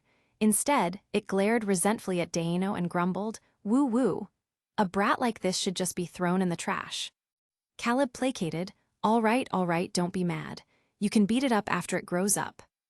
Dragonite huffed, neither agreeing nor disagreeing. If not for the fact that the little punk had stopped itself from biting earlier, it would have already charged over and torn it to shreds with dragon rage. Soon, Gardevoir returned with the prepared nutrient-rich meal. Caleb placed the little Dano on his lap, intending to feed it by hand. At this moment, Dano behaved very well, no longer biting things randomly. It quietly ate the food Caleb offered. Watching from the side, Dragonite was so angry, its entire body trembled. It hadn't even been hand-fed by its trainer when it was little. After the meal, Dano fell into a deep sleep. Caleb placed the bone, now covered in tooth marks, in front of its head so it could bite down the moment it woke up. With his fourth Pokémon taken care of, he finally had the energy to check his messages. First was a friend request from Terrence. Caleb thought of the lazy Smeargle and clicked accept. Terrence's message arrived the next second. He didn't mention Caleb using a fake name but asked, "Terrence, damn bro, you okay? You scared me to death. I had just gotten out of the instance, then I saw you got sent to a punishment instance." Terrence had lived with Caleb in Celestic Town for 3 years. Though a bit silly, he wasn't a bad person and was kind to both Pokémon and friends. "Caleb, I'm fine." "Terrence, that's good, you got time. Wanna grab a meal together if you're free." "Caleb, I'm not in the mood to go out. I just want to get some shut-eye." Terrence, all right then, good night. Next was Hatsumi. "Hatsumi, I haven't heard from you in 3 instances. Where are you?" "Hatsumi, you in trouble. Say something when you get back." These 2 messages seemed to have been sent a long time ago. The most recent one was from not long ago. "Hatsumi, phew, you're finally back. I really thought you died in an instance." "Caleb, I was in a punishment instance, that's why I missed your messages. What's up?" The next second, Hatsumi's messages bombarded in. "Hatsumi, punishment instance, seriously?" Caleb replied helplessly. "Caleb, check the title rankings." Soon, Hatsumi returned, this time sounding even more shocked. "Hatsumi, savior." "Caleb, let's talk after I wake up, bye." After replying, he grabbed a towel and headed to the bathroom. Unbeknownst to him, the player forums were already exploding. "Savior, everyone, check the title rankings ASAP." 1L, saw it. This is the first time in my life I've seen an Ultra SSS grade title. 2L, so jealous, I want one. Reply to 2L, jealous of what? You're alive without one, aren't you? 3L, Caleb, it's Caleb Chase again, I'm numb. Does anyone know who this guy really is? 4L, wow, I wonder if we'll see this famous achievement king in the upcoming Mythical Pokémon contest. Reply to 4L, Mythical Pokémon contest, damn you got a ticket. 5L, newbie here who just unlocked the forums. What's the Mythical Pokémon contest? Reply to 5L, it's a place where veterans and dark horses coexist. As the name suggests, the Mythical Pokémon contest is an instance where a wild mythical Pokémon appears for capture. Reply to 5L, heard that the first-ranked player, Yifan, and third-ranked, Beekjeol, will both be there. So jealous, too bad I don't have a ticket. 6L, don't even think about it. Do you know how hard the Mythical Pokémon contest is? Has anyone ever successfully brought a mythical Pokémon out from there? Nope. 7L, if I remember correctly, Yifan once went to a Mythical Pokémon contest instance, but Jirachi rejected him at the last step. 8L, can't you just force capture it? Reply to 8L, don't treat this like a game, okay? Pokémon have their own lives and thoughts. If you don't earn their recognition, even if you stuff them into a Pokéball, they won't acknowledge you as their trainer, they'll just resent you. Chapter 177. When the little Dana woke from its nap, Caleb had already gone out to shop at the commercial district. Stumbling out of its fluffy little nest, it ignored the bone chew toy in front of it. Its movements seemed anxious as it began clumsily exploring its surroundings. Crash! The potted plant next to the sofa was knocked to the ground, the ceramic planter shattering into pieces. Next, the coffee table, sofa, floor lamp, and television fell victim one after another, leaving the entire living room in complete disarray. Dragonite, who had been napping alone in Caleb's room, jerked awake at the noise like a startled lion. After holding its breath for a few seconds, the commotion outside not only failed to stop, it grew even louder. Dragonite couldn't sit still any longer. It stood up, placed its paw on the doorknob, and with a click, the door to the living room swung open. When it saw what was happening, its lake green dragon eyes widened unnaturally before it let out an angry roar. Having just hatched, the little Dano's limbs weren't fully developed yet and were still very fragile. After all that rampaging, it was already covered in scrapes and bruises. Hearing Dragonite's voice, Dano turned its head pitifully, like an abandoned puppy. It couldn't see Dragonite's location, so it could only rely on sound to determine direction. Dragonite had been about to scold it when it noticed Dano's sorry state. It swallowed its reprimands. Just then, Caleb returned from his shopping trip with Mimikyu and Lucario, carrying a large bag of snacks.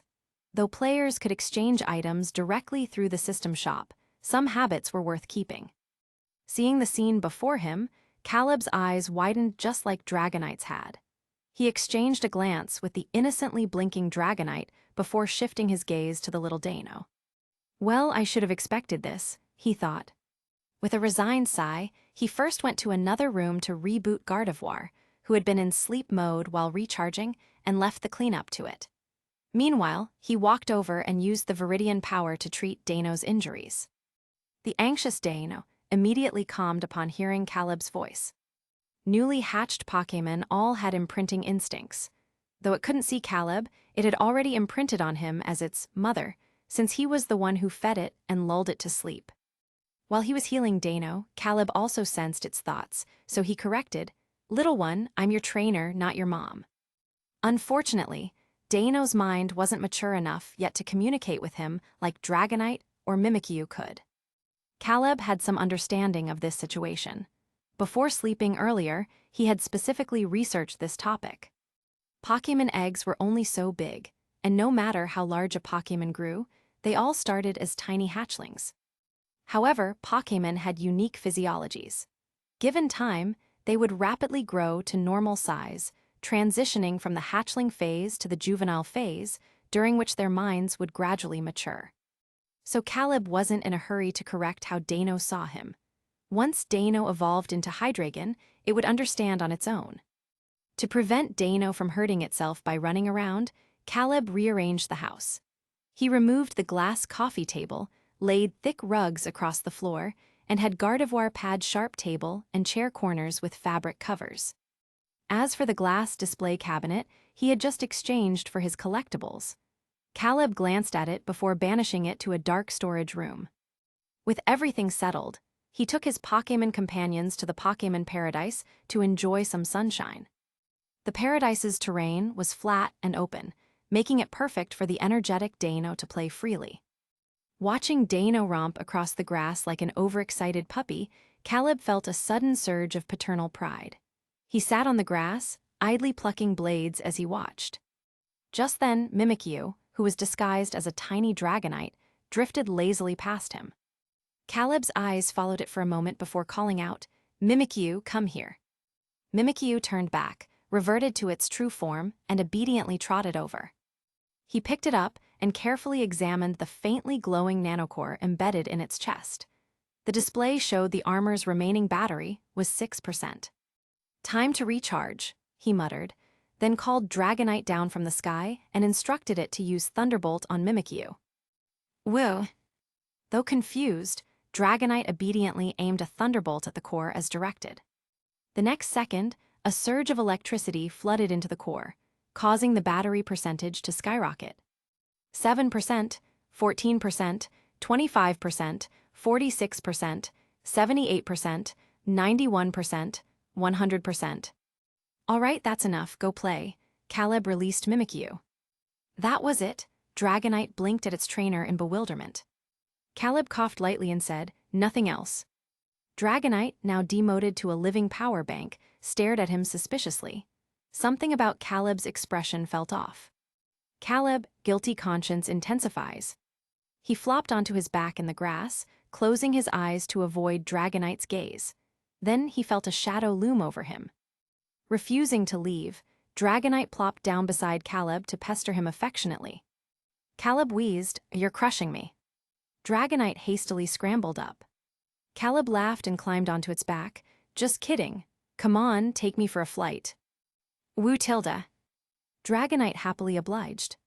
Caleb bundled Dano, Mimikyu, and Lucario onto Dragonite's back, and the group of 5 soared into the sky, piercing through clouds until they emerged above the sea of white.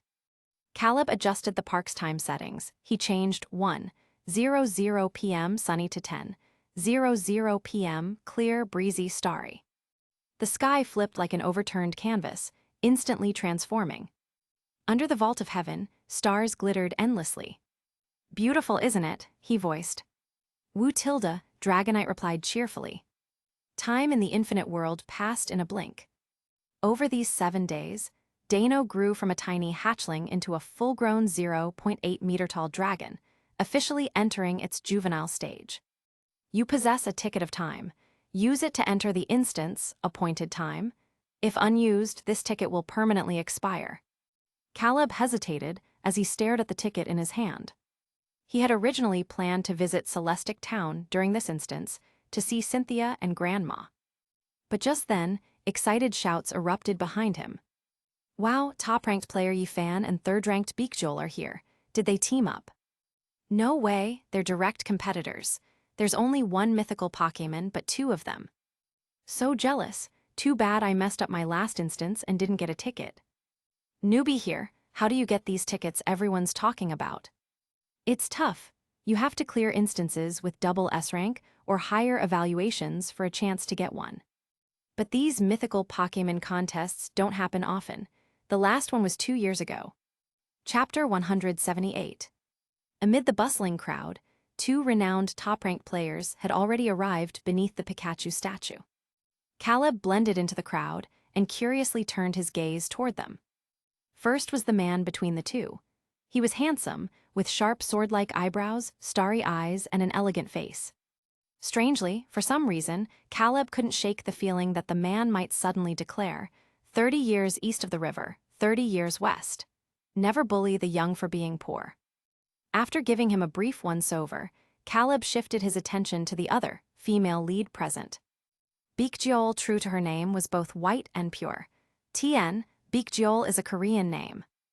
Beek referred to her fair, dewy skin, which appeared so tender. It seemed like a gentle pinch could squeeze out a handful of water. Jol described her innocent appearance. Though that innocence wasn't entirely unblemished, it carried hints of desire and allure beneath the surface. Under the crowd's admiring and excited stares, the 2 stepped forward beneath the Pikachu statue. A faint green glowing ticket materialized in their hands. The next second, the ticket dissolved into scattered specks of light, and their figures vanished from beneath the statue. Over the next few minutes, several other players holding the same tickets disappeared before the crowd's eyes. Caleb glanced at the ticket in his inventory, then stepped forward. It is detected that you possess a ticket of time. Do you wish to use this ticket to enter the instance, appointed time? There would be plenty of chances to see Cynthia in the future, but if he missed today, this ticket would go to waste. Yes. Caleb confirmed his choice. In an instant, the world before him shattered into fragments as light, and shadow rapidly reassembled. Welcome, player, to the large-scale special instance, appointed time. A breeze swept through the wind chimes hanging from the high tower, carrying a crisp, melodious tune as amber maple leaves drifted down from above. The air was filled with the faint but distinct scent of harvest season. The sounds of wind, chimes, and rustling leaves intertwined as they reached his ears. Caleb's eyes snapped open, as if waking from a dream. He found himself standing on a quiet path lined with wind chimes and golden maple leaves. The surroundings were crowded. It was clear that every player participating in this instance had arrived here. The reason he knew this was because he spotted Yifan, Beekjol, and several other players who had entered after them among the throng. That tower looks like the bell tower from the Johto region, one player remarked, gazing up at the towering structure amidst the maple forest. The Johto region? Then the mythical Pokémon from this instance must be Celebi, another player mused thoughtfully. While the others familiarized themselves with the environment, Caleb glanced at his main quest. Main Quest 1, when everything, even the bonds between us, shatters into fragments, how can we piece them back together? Play the role of a trainer drawn to Ekrutik City's ancient history and culture. Unearth the hidden secrets buried within the Johto region. Objective, follow the tour guide and visit the bell tower. Upon completion, the next phase of the quest will unlock. Note, this is a special instance. Failure carries no penalties and will not deduct player points. So, the infinite world has assigned us the role of tourists this time, Caleb thought to himself. Just then, a young man around 1.75 meters tall, wearing a red baseball cap and a small badge on his chest, approached and announced, "Let's keep moving. Once we pass through this chime path, we'll reach the bell tower." Yi Fan was the first to step forward, falling in behind the NPC tour guide while engaging in casual conversation. Others might not know, but as someone who had experienced this type of instance before, Yi Fan was well aware. Mythical Pokémon contest instances operated very differently from regular ones. These instances always began with a guide NPC, and players could only obtain quest-related information and clues from them to progress to the next stage. Caleb paid little attention, absent-mindedly trailing the group. The tour guide swept his gaze over the players to take a head count, ensuring no one had gone missing. But when his eyes landed on Caleb, the previously neutral expression on his face flickered with a subtle change. Yi Fan, standing nearby, immediately caught it. Following the NPC's line of sight, he turned and saw the player at the back of the group. His head was lowered, gaze unfocused. He was clearly lost in thought. He didn't recognize him. As Yi Fan studied Caleb with a probing look, the tour guide NPC suddenly moved. Step by step, he approached Caleb. Upon getting a clear look at his face, his expression twisted into disbelief. "Bro, is that you?" he asked, voice trembling. The other players. No one had anticipated such a dramatic turn of events. Every player present whipped their heads around, eyeing Caleb with suspicion. Among the 16 participants in this instance, 13 were top-tier players ranked within the leaderboard's top 100. Their long-standing positions meant they were all familiar with one another. Yet, none of them had ever seen this player before. Their scrutinizing gazes locked onto the handsome young man. The commotion finally snapped Caleb out of his thoughts. He had been preoccupied with memories of Cynthia and his grandmother when he noticed someone stepping in front of him, staring at him with intense emotion. Caleb. Only then did he get a proper look at the man's face, and a long-forgotten name surfaced from the depths of his mind. Felix, the youngster from the bug catcher instance. Does that mean this is the world I'm familiar with? His heart leapt as he quickly opened his inventory to check the warp beacon he'd obtained from the last instance. Warp beacon, SSS tier item. Players can freely teleport to unlocked maps. Current world, B612. Cross-instance travel is not permitted. Unlocked maps. World B612. Kanto region tap for details, Hone region tap for details, Sinnoh region tap for details, Alola region tap for details. Now a new location had been added, Ekrutik City, Johto region. Seeing Caleb's dazed expression, Felix shook his head with a self-deprecating chuckle. "Sorry, I mistook you for someone else." After all, that person had died long ago, and he had personally witnessed the burial. Without giving Caleb a chance to respond, Felix turned away, his face reverting to its usual calm as he addressed the group. "All right, let's keep moving." Caleb. Well, instead of becoming a bug catcher, he's now a tour guide in Johto. Reuniting with Felix wasn't the priority. What mattered now was confirming the current timeline. Caleb reached into his pocket and pulled out an old-fashioned flip phone, standard equipment for this tourist identity. October 13, 2008 League Calendar. It had been 1 year since he left the Infernal Affairs and Bug Catcher instances, and it's been 6 years since the events of the Transformation and Substitution instance. Chapter 179. Under Felix's guidance, the group of players toured the bell tower that had once been home to Ho-Oh. Though Felix hadn't been a particularly competent bug catcher, he proved to be an exceptionally reliable tour guide. As he led the way, he recounted the history and legends surrounding the towering structure to the group. The dozen or so players listened half-heartedly. When it came to knowledge of the Pokémon world's myths, if they claimed second place, no one would dare claim first, not even the native inhabitants of the Pokémon world. But none of them dared leave early, as following the tour guide NPC to explore the bell tower was a mandatory part of their main quest. While Caleb was touring the bell tower, Cynthia, who had traveled from a distant region, set foot in the land of Johto. A year ago, she had followed the clues Caleb left behind and gone to Celadon City in search of him. But upon arriving, she was met with news that Kanto League investigator Caleb had gone missing.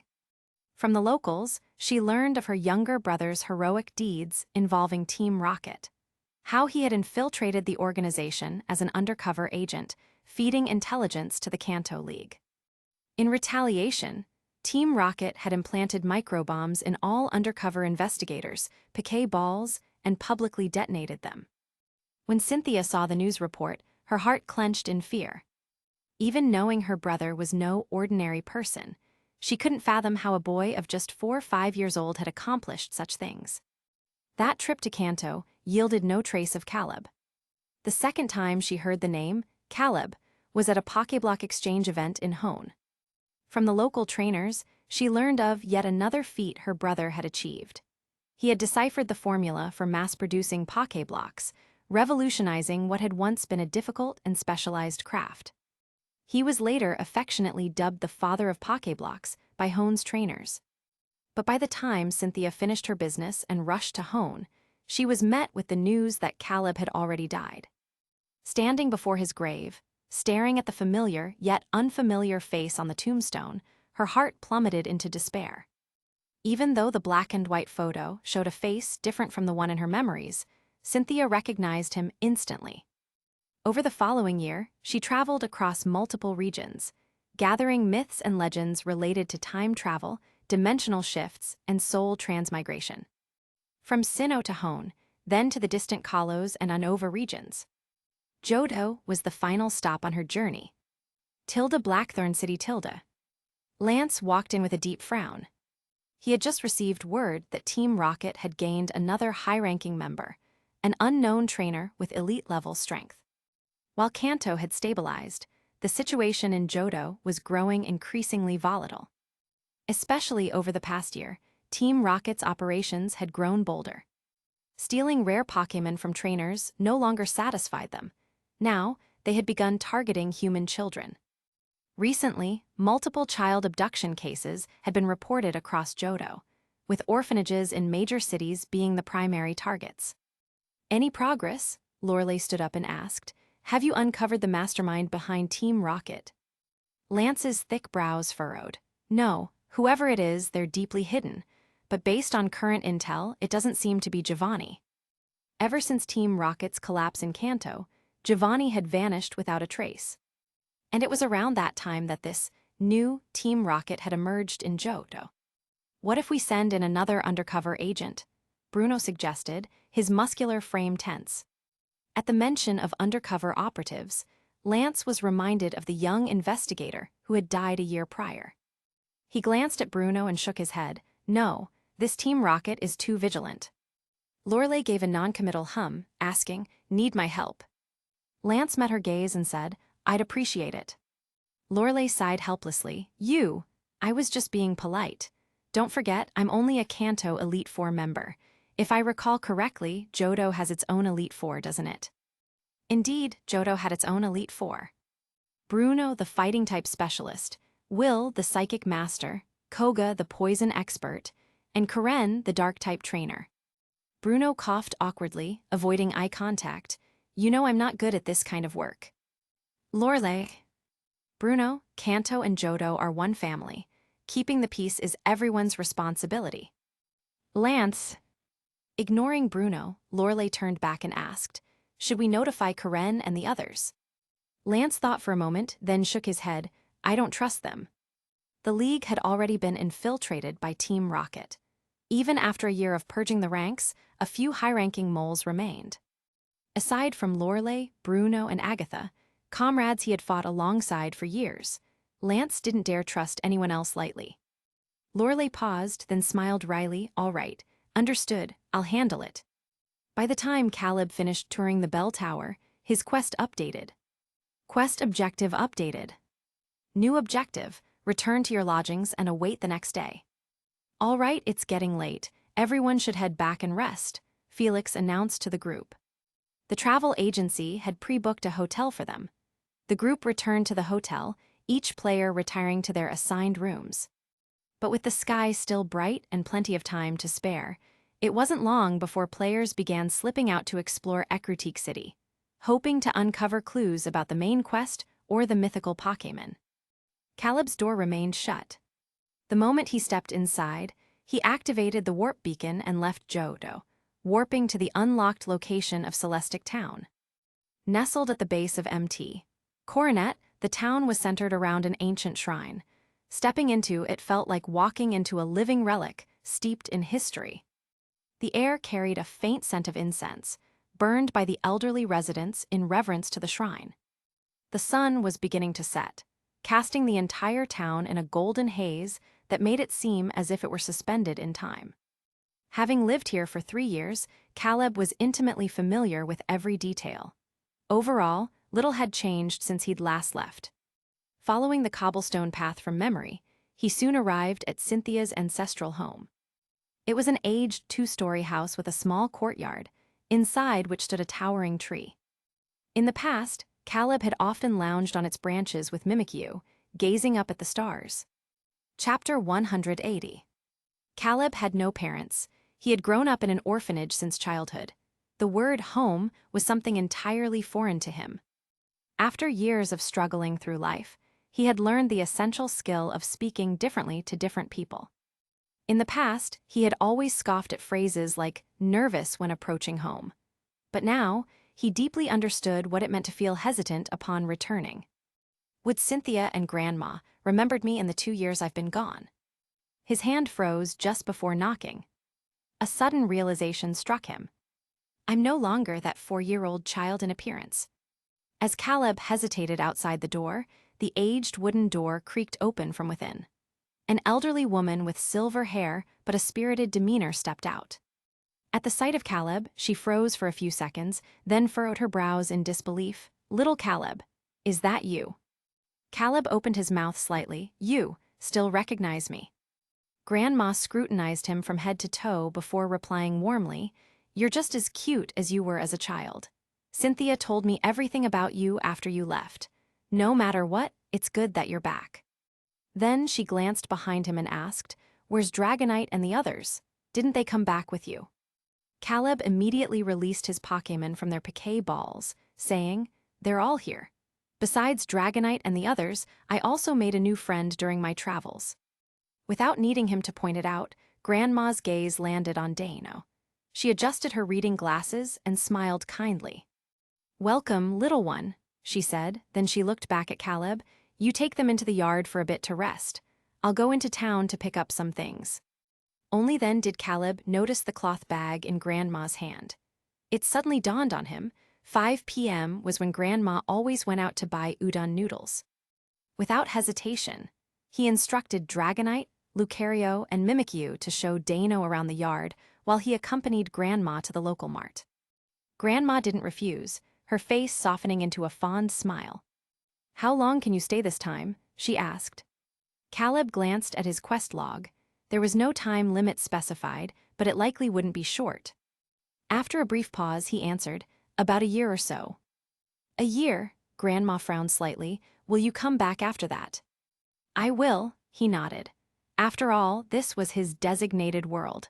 Barring unforeseen circumstances, most of his future instances would take place here. That's good, Grandma murmured softly. After buying ingredients for dinner, the two returned home.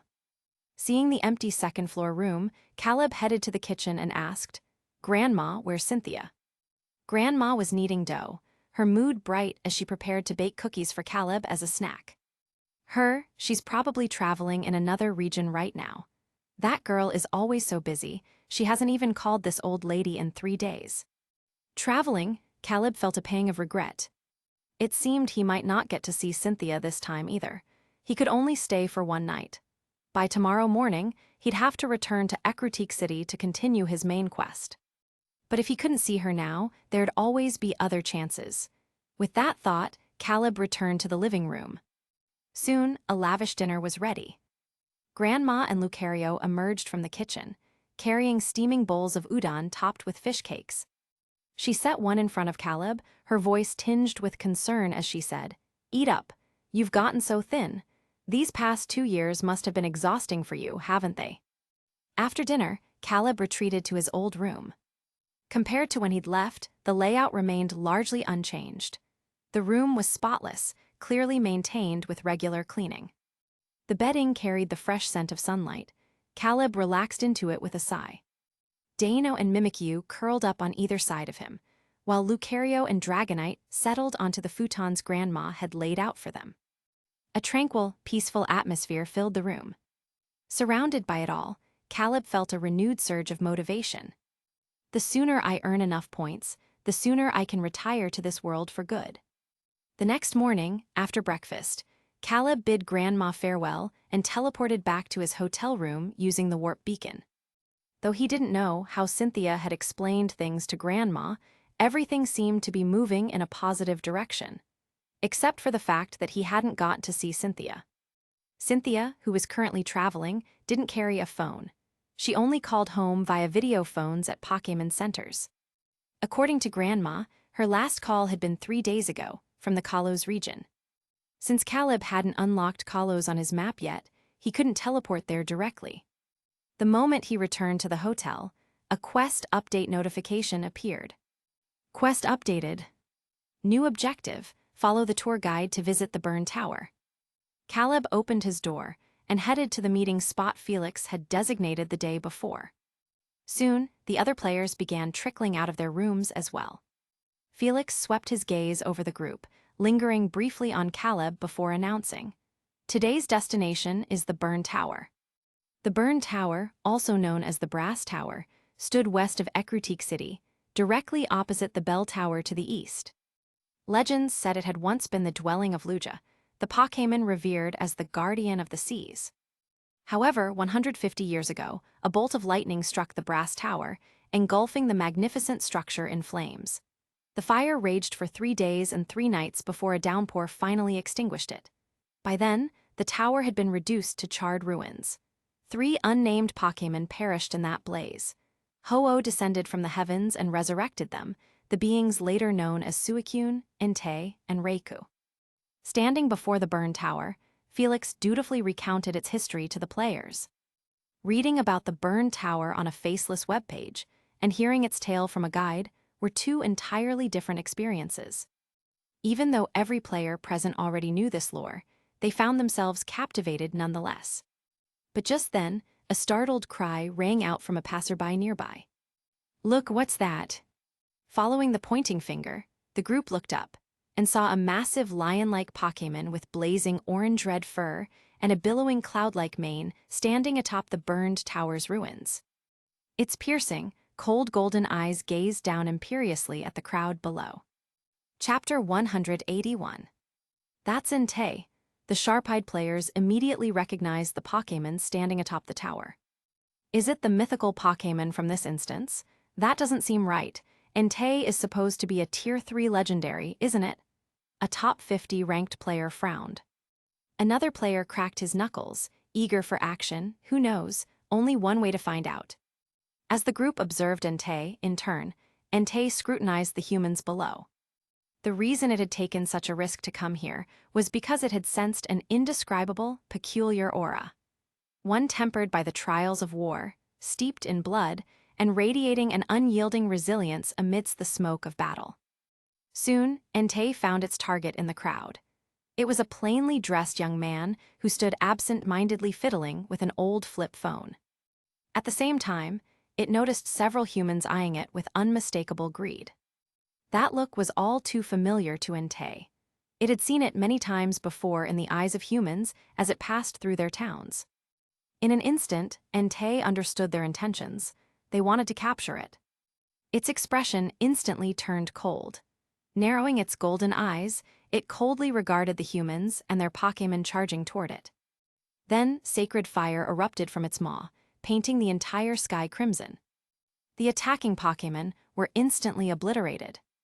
The players were stunned. What the hell? How is this Entei so strong? Yi Fan, who had held back to observe the situation, glanced at the shocked player and said succinctly, "Rules." With the infinite world's rules in play, it was clear that this Entei could not be captured by players. Joel smiled coquettishly and said softly, "Calm down, we're in a cutscene right now." "Huh? Oh." The player was momentarily dazzled by her smile and could only nod dumbly. Joel said nothing more. She glanced at Yifan's profile before turning her attention back to Entei. Sure enough, without player interference, the plot progressed smoothly. With a graceful leap, Entei descended from the 20-meter tower, its mane billowing in the wind as it landed unharmed on the ground.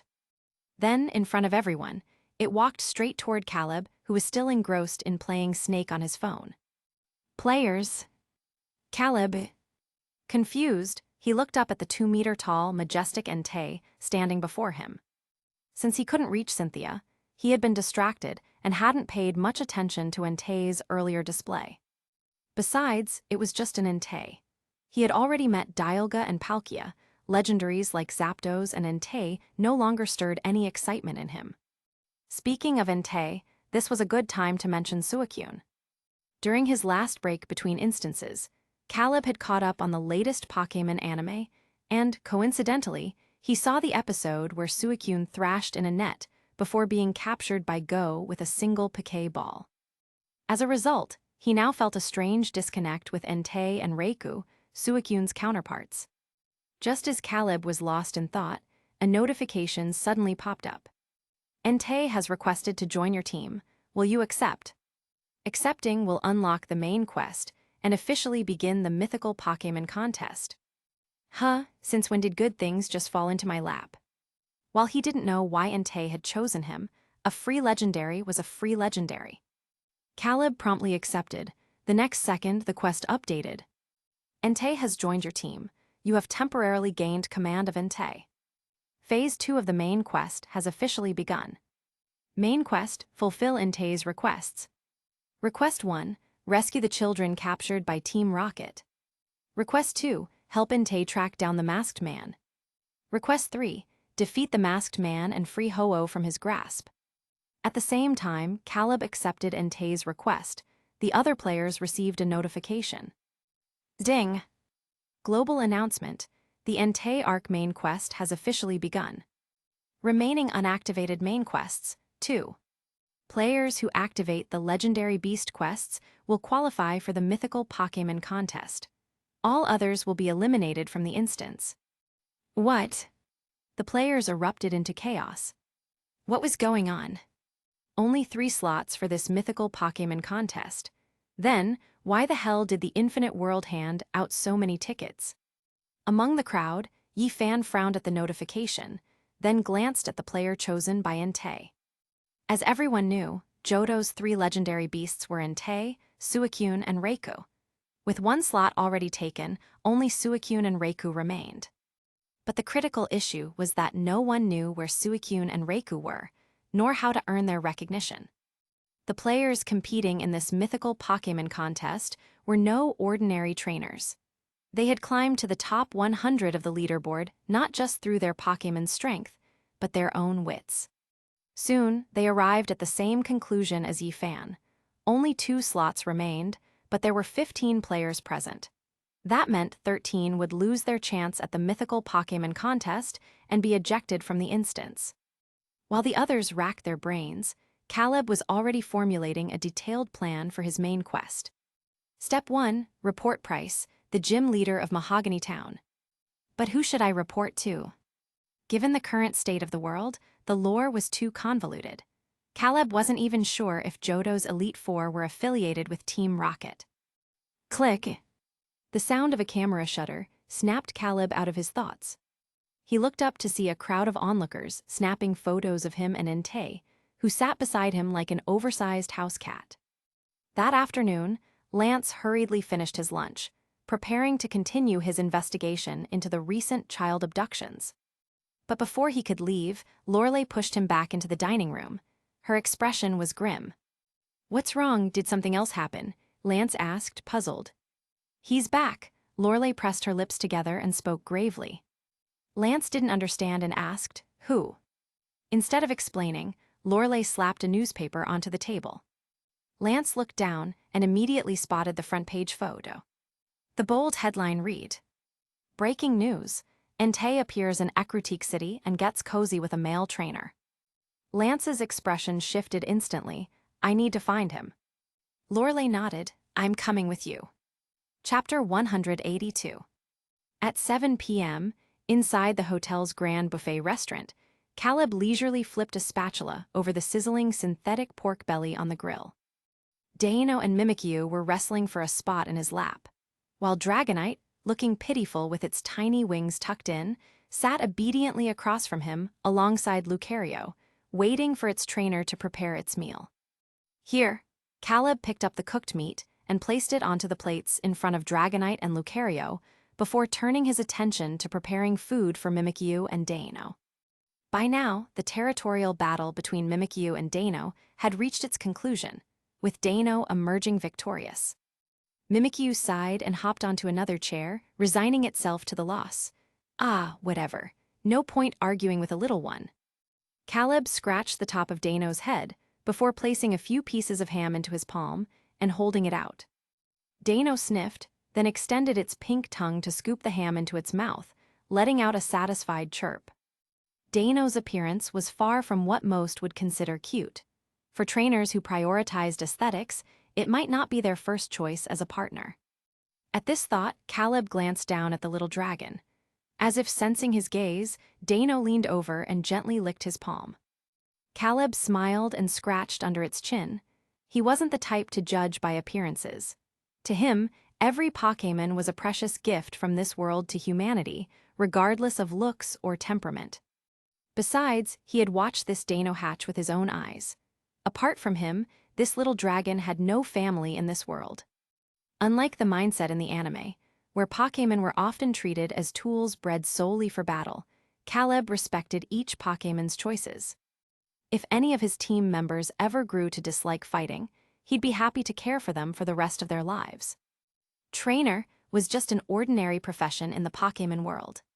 What Caleb truly loved about this world was the chance to meet, bond with, and live alongside these miraculous little creatures. The chance to grow and journey together. Countless words existed to describe the relationship between trainers and Pokémon, partners, friends, companions, family. They were like two faintly glowing stars in the vast night sky. Upon meeting, their light would illuminate one another, shining brighter and more brilliantly together across the sea of stars. Sitting quietly beside the table instead of joining them, Entei silently observed the harmonious scene. In the distance, Felix, now a tour guide instead of a bug catcher, also watched Caleb intently. The same face, the same demeanor, the same Dragonite and Mimikyu. Logic told him it had to be a coincidence. After all, he had personally witnessed that person's burial. Yet for some reason, a voice in his heart roared uncontrollably. That's him, the strongest bug catcher who took you on battles all summer long. Driven by impulse, Felix found himself walking toward Caleb before he even realized it. By the time he snapped back to his senses, he was already standing right in front of him. Caleb looked up, puzzled, then asked, "Can I help you?" Felix opened his mouth but found himself at a loss for words.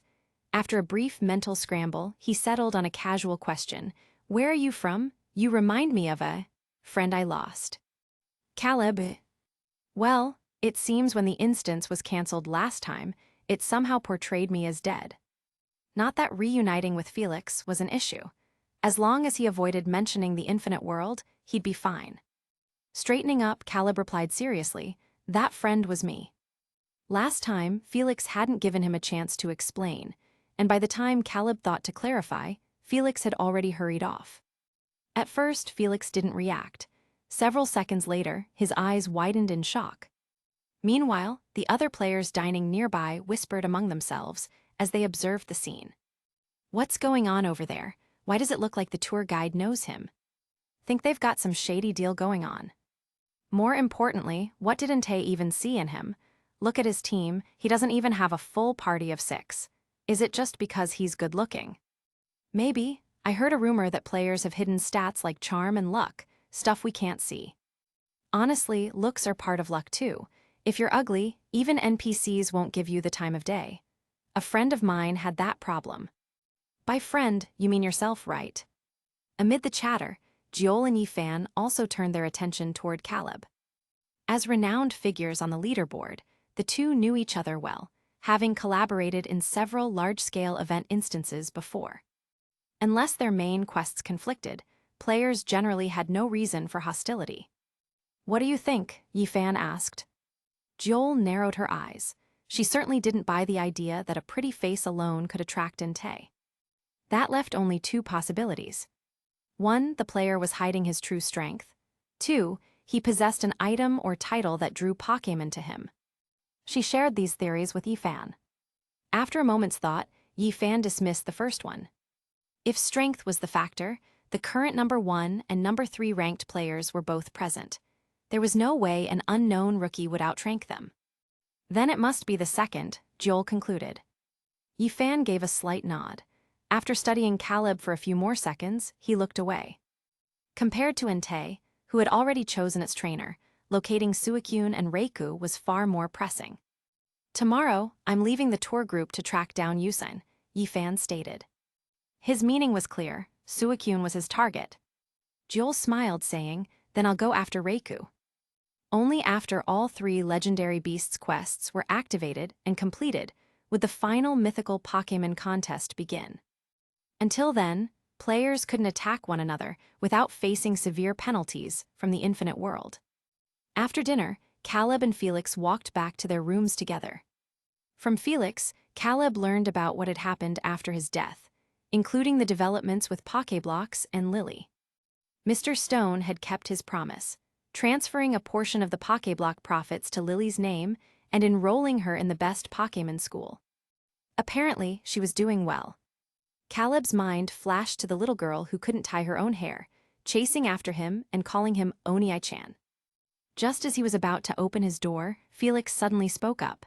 "Hey, brother Caleb." Caleb turned, puzzled. Felix scratched his head with a goofy grin, then said, "Welcome back. I mean, everyone missed you." Chapter 183. Early the next morning, Felix, ever the dutiful tour guide, led the group to visit Ecruteak City's historic landmarks. Today was the city's festival day. Residents would gather beneath the bell tower to watch the celebratory dances performed by geishas. Caleb wasn't in a hurry to complete his quest. Casually, he strolled through the bustling crowd with Mimikyu, who had transformed into a Pikachu. After taking a head count, Felix approached with a troubled expression, saying, "6 people are missing." Hearing this, Caleb glanced at the remaining players and immediately understood. He asked offhandedly, "Did they already pay?" Felix nodded. The tour fees had been collected before departure. Caleb shrugged. "Then it's fine. They're all adults, it's not like they'll get kidnapped. Maybe they went to visit relatives living here." That said, he knew the real reason. With only 2 slots left in the mythical Pokémon contest and too many players vying for them, some had grown impatient. As for the players who stayed, some simply weren't sharp enough to think of seeking out Suicune and Reiku on their own, while others had already given up. After all, even if they did earn Suicune or Reiku's recognition, they probably wouldn't stand a chance against the top-ranked players in the final contest anyway. Rather than waste time and energy on a futile effort, they might as well stay and enjoy Ecruteak's festivities. After all, failing this instance wouldn't deduct any points. Just then, the festival officially began. A group of women in traditional kimonos, with their hair elegantly styled, glided onto the stage from the left, their flowing sleeves rippling gracefully. A gentle breeze swept through, causing the wind chimes adorning the bell tower to tinkle melodiously. As Caleb watched the performance, he didn't notice Mimikyu quietly shifting forms from Pikachu into a tiny Mutwo before climbing onto his head and settling comfortably to enjoy the show. Mimikyu was light, weighing less than 2 pounds, so Caleb didn't pay it much mind. Unbeknownst to him, this spectacle had already caught the attention of the other players. "What the heck, a freshly hatched Mutwo? What's going on? Am I seeing things? Since when was Mutwo this small? Did he customize it with infinite world points? Did it just hatch?" Carrying a baby Mutwo, having Entei seek him out willingly. The players exchanged bewildered glances. Just who the hell is he? No one had an answer. Aside from the players, the sudden appearance of an unknown Pokémon also drew the notice of the locals. Most notably, a boy in a red and white cap and blue jacket, clutching a Pikachu in his arms. The boy's eyes sparkled, a Pokémon I've never seen before. He pulled out a red Pokédex and pointed it at Mimikyu. "Dex, not in the Pokédex. there are still Pokémon unknown to mankind. Naturally, this commotion caught Caleb's attention. He turned and saw 3 familiar faces. "Ash, you're bothering them during the show," Misty scolded. "Sorry, I just got too excited." This Ash was still in his 2nd year of traveling, having just suffered defeat in the Indigo League before continuing his journey in neighboring Johto. Brock, the calmest of the trio, asked, "What kind of Pokémon is that?" Only then did Caleb notice the situation atop his head. He reached up and plucked Mimikyu down. Mimikyu just tilted its head innocently. Due to limited nanite particles, Mimikyu couldn't assume larger forms when transforming. The Mute-Wo it mimicked bore a striking resemblance to Mew, complete with large, light blue eyes. Caleb, keeping a straight face, he explained, "Ditto. We once encountered a never-before-seen Pokémon during our travels. This is what it looked like." Ash's expression cleared with understanding, but that didn't dampen his excitement. "I see. Can we have a battle then?" "Ash," Misty immediately shot him a disapproving look. "We're here for the festival, and they're trying to watch the performance too." Caleb offered an awkward but polite smile. This Ash seemed far too young. Battling him reminded Caleb of the achievement title he'd earned in the Infernal Affairs instance, Child Slayer. "Fine." Ash's face fell slightly at the rejection before he obediently followed Misty away, Pikachu in tow. Caleb didn't dwell on the encounter. He took a seat on a nearby bench and opened his inventory to consult the Book of Answers. Being an SSS tier item, it guaranteed responses to any question, offering 3 free clues per instance about the current quest. Originally, Caleb would have needed to gather intel, investigate Team Rocket's hideout, and then rescue the children. But with the Book of Answers, he could skip straight to the final step, which is locating the captive children and saving them. That way, Request 1 would be completed immediately. As for Request 2, which is tracking down the masked man, that was simpler. Even without the book, Caleb knew where to find him. After all, the masked man was none other than Price, the gym leader of Mahogany Town. A visit there would suffice. However, Request 3, defeating the masked man and rescuing Ho-Oh, was far more challenging. Though Caleb had never met Price, as the final boss of this instance, his strength was undoubtedly formidable. That last objective would have to wait. With his plan set, Caleb took out the Book of Answers and silently posed Request 1's question in his mind. The next second, 2 large words appeared on the blank page. Ilex Forest. Now that he had the location, there was no need to linger in Ecruteak. Caleb found Felix and informed him that he needed to leave for a while to handle some business. Felix frowned and asked, "Where to? Will you come back?" "Of course." Caleb paused, then added, "Once everything is settled, I'll come see you all." Felix sighed softly, saying, "All right, be careful." He didn't ask how Caleb had come back to life or why he was here now. None of that mattered, as long as he was alive. While the Grand Festival was in full swing, Caleb quietly left Ecruteak City and boarded a train bound for Goldenrod City. Ilex Forest lay in southern Johto, nestled between Goldenrod and Azalea Town, bordering the latter. People described it as a forest so dense and towering that even daytime feels like night, teeming with bug-type Pokémon. 1 hour after Caleb's departure, Lance and Lorelei, having traveled all the way from Blackthorn City, finally arrived in Ecruteak. Chapter 184. Caleb remained unaware of Lorelei and Lance's arrival in Ecruteak City. After purchasing a cap identical to Red's in Goldenrod City, he left the urban sprawl behind, crossing Route 34 to enter the mist-shrouded, shadowy depths of Ilex Forest. The massive orange feline lifted its thick forepaw, its controlled steps leaving no sound as its padded feet met the earth. Ears hidden beneath its mane twitched attentively, monitoring the surroundings.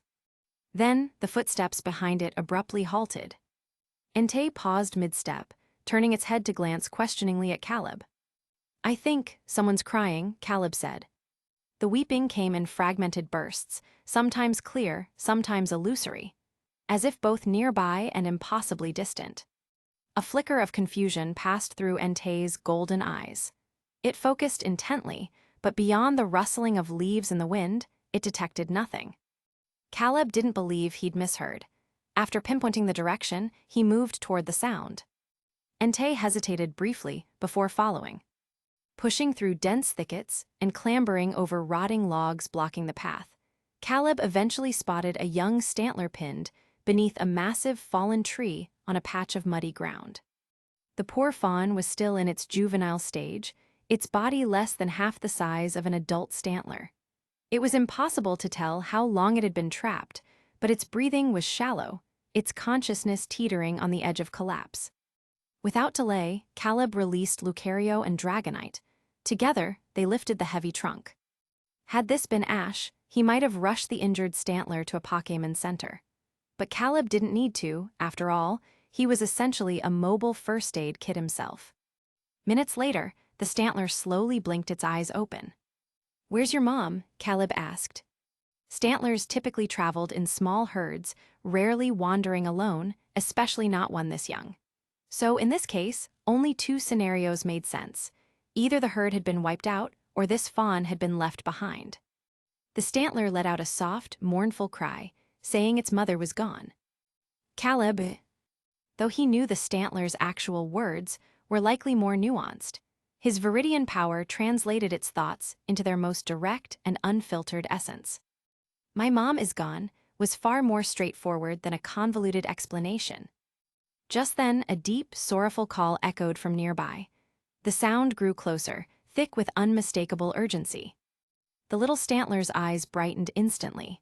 It raised its head and responded with a clear, joyful cry. Soon, a towering Kangaskhan came charging through the undergrowth. The little stantler bounded over, nuzzling affectionately against the Kangaskhan's side. Only after confirming the fawn's safety did the Kangaskhan's tense expression soften. Its own child had left the pouch years ago, grown and independent. While returning to its den one day, the elderly Kangaskhan had heard faint whimpering from the bushes. Upon investigating, it discovered the trembling fawn. From that day on, the two Pokémon of different by species had lived together as family. Dragonite and Lucario stood on either side of Caleb, watching the scene with quiet warmth. "Time to go," Caleb said softly, patting their shoulders. Nodding, Dragonite and Lucario turned and followed as he walked away. Entei, lingering nearby, glanced between the unlikely mother and child pair and Caleb before trailing after them. But before Caleb could get far, the Kangaskhan, having finally processed what had happened, hurried after him with the stantler in tow. From its pouch, it withdrew a handful of berries and offered them to Caleb. These were the dinner it had gathered while the stantler napped. Caleb declined. For one, he wasn't short on supplies. More importantly, he hadn't helped with any expectation of reward. Undeterred, the Kangaskhan rummaged in its pouch again and produced a smooth green stone veined with leaf-like patterns, pressing it into Caleb's palm before darting off without giving him a chance to refuse. "Caleb." He glanced down as the stone's details materialized before him. Leaf stone, a mystical stone that triggers evolution in certain Pokémon. It bears a leaf-like pattern. "Well, might as well keep it alongside the red orb," Caleb mused, tucking it into his inventory. Only then did he ponder how he'd heard the stantler's cries from such a distance. At that range, even if the stantler had been wailing, he shouldn't have detected it, let alone when the fawn had been too weak to make a sound. The voice had seemed less like a cry and more like guidance, a plea for help leading him straight to the trapped stantler. Mentally reviewing his abilities, Caleb quickly zeroed in on the most plausible explanation: the Viridian Power, a gift bestowed upon humans by the forest itself. Thinking of this, he raised his head as if sensing something. Sunlight filtered through the canopy, painting dappled patterns across the forest floor. A breeze stirred the leaves, sending emerald waves rippling through the treetops. The rustling crescendoed, an invisible energy pulsating outward with each swaying branch. In that moment, Caleb's mind cleared entirely. Viridian energy surged within him, vibrant and alive. He felt like he could hear the forest speaking. Nearby, Entei seemed to sense the shift. It lifted its gaze toward the wind and leaves, then padded over to Caleb. Lowering itself, it glanced at him expectantly. It was an unspoken invitation to climb aboard. Caleb blinked, momentarily stunned. "Woo." Dragonite shot Entei a warning glare before crouching as well, eyes bright and hopeful. Caleb pondered, a choice between the two, who to pick. The answer was obvious. He'd been eyeing Entei's luxuriously thick fur and cloud-like mane for ages, imagining how soft it must be to touch. Dragonite, reading his expression, visibly deflated. Caleb, since when was being ridden something to compete over? Still, he couldn't leave Dragonite disheartened. Maintaining a neutral expression, he reassured it. The forest canopy's too low for flying. If we travel through the air, we'd miss everything on the ground. Be patient. Once this is over, I'll take you stargazing, okay? Grudgingly accepting this compromise, Dragonite sighed and returned to its piquet ball alongside the ever-silent Lucario. Chapter 185. Deep within the tranquil shadowy forest, a blazing crimson figure streaked through the trees like a meteor. The wild Pokémon inhabiting the area barely caught a glimpse of the figure before feeling a wave of scorching heat rush past them, disappearing as swiftly as it had come. The Book of Answers had not only provided the exact location, but had also thoughtfully included a real-time map. The map clearly marked the target point's position and the distance between it and Caleb. Caleb glanced at the rapidly decreasing distance and spoke to the Entei beneath him. We're almost there. Roar. Entei acknowledged, its body turning as it gradually slowed its pace. Team Rocket's base, where they imprisoned the kidnapped children, was located deep underground, its entrance hidden within the trunk of an exceptionally thick tree. Caleb and Entei crouched in the grass, only their eyes visible as they observed their surroundings. After confirming there were no Team Rocket guards outside, Caleb took out a piquet ball. Lucario, he called softly. Given the tacit understanding between them, no further explanation was needed. That is, Lucario could understand his thoughts without words. Lucario closed its eyes, used its aura to probe deep underground, then shared the images it perceived. Through this shared vision, Caleb saw the situation inside Team Rocket's base. Children held captive and subjected to brainwashing training, Team Rocket members in uniform standing guard in the corridors, and an old acquaintance Caleb had met before, Ariana. After confirming that Ariana was the only high-ranking officer present, Caleb had Lucario withdraw the shared vision. He then released Dragonite and Mimikyu from their piquet balls and said to Entei, "Let's go all out." As the saying goes, everything changes over time. He was no longer the cautious undercover agent infiltrating Team Rocket from before. Now, he was like a wolf hunting its prey. Against Ariana alone, Caleb felt that just Mimikyu was enough to wipe out her entire team. And that wasn't even accounting for the fact that he now had an Entei in his party. Dragonite blasted the massive tree apart with Dragon Rage, exposing the elevator shaft leading deep underground. Entei took the lead, leaping down first, with Caleb and Lucario riding Dragonite close behind. Mimikyu transformed into armor form, activating the turbine engines on its back as it followed Dragonite. Faced with such a sudden assault, the ordinary Team Rocket members stood no chance. Before Caleb even needed to act, Entei, leading the charge, instantly knocked them unconscious. By the time Ariana received the alert, Caleb had already blown open the door to her room. When she saw who it was, her pupils instinctively contracted as she exclaimed in shock, "It's you." "Hey, long time no see," Caleb said while commanding Mimikyu to snatch the communication device from her hand and smash the nearby computer in the process. Ariana's heart raced. She couldn't understand how, after just 1 year, the aura around him had changed so drastically. It was like he was a completely different person. With her communication tools destroyed, she could no longer contact the outside world or inform Team Rocket's current shadow leader, the masked man, about what was happening here. Ariana forced herself to stay calm and looked at Caleb, asking, "What do you want?" Lucario had already taken Entei to rescue the children imprisoned here. Glancing in that direction, Caleb said, "Simple, just answer my questions." "Go ahead," Ariana replied steadily. Caleb looked at her and asked, "Where is Giovanni now?" "I don't know." Ariana paused, seeing the clear disbelief in his eyes, then continued, "I really don't know. Back then, Giovanni left in a helicopter and never returned." After the Kanto League launched a full-scale manhunt for Team Rocket remnants, and with no sign of Giovanni, she had no choice but to relocate to the Johto region with the other executives and pledge allegiance to the masked man. She doesn't seem to be lying, Caleb thought. At that moment, Lucario and Entei returned, leading a group of children under 10 years old to the doorway. Caleb received a notification. Request 1 completed. Entei's favorability increased. Hearing this, he turned to look at Entei, only to find Entei already gazing back at him. Arbok, use Smog, Ariana suddenly commanded, taking advantage of Caleb's distraction to stealthily release her Pokémon. A flash of white light, and Arbok opened its maw wide, spewing a thick, dark smog. The entire room was instantly engulfed in the black haze, obscuring everyone's vision. Ariana seized the chance to escape, moving toward the door as she recalled its position. But just as she was about to slip out, she felt a powerful hand clamp firmly onto her arm. Being a seasoned operative, she reacted instantly, barking, "Arbok, use Crunch." A purple streak shot through the smog toward them. Caleb swiftly withdrew his hand and remarked, "I really don't want to kill anyone again." During his months in the collapsed world instance, he had been forced to shoot and kill several people who had tried to harm him. But this instance was different. This was his designated world.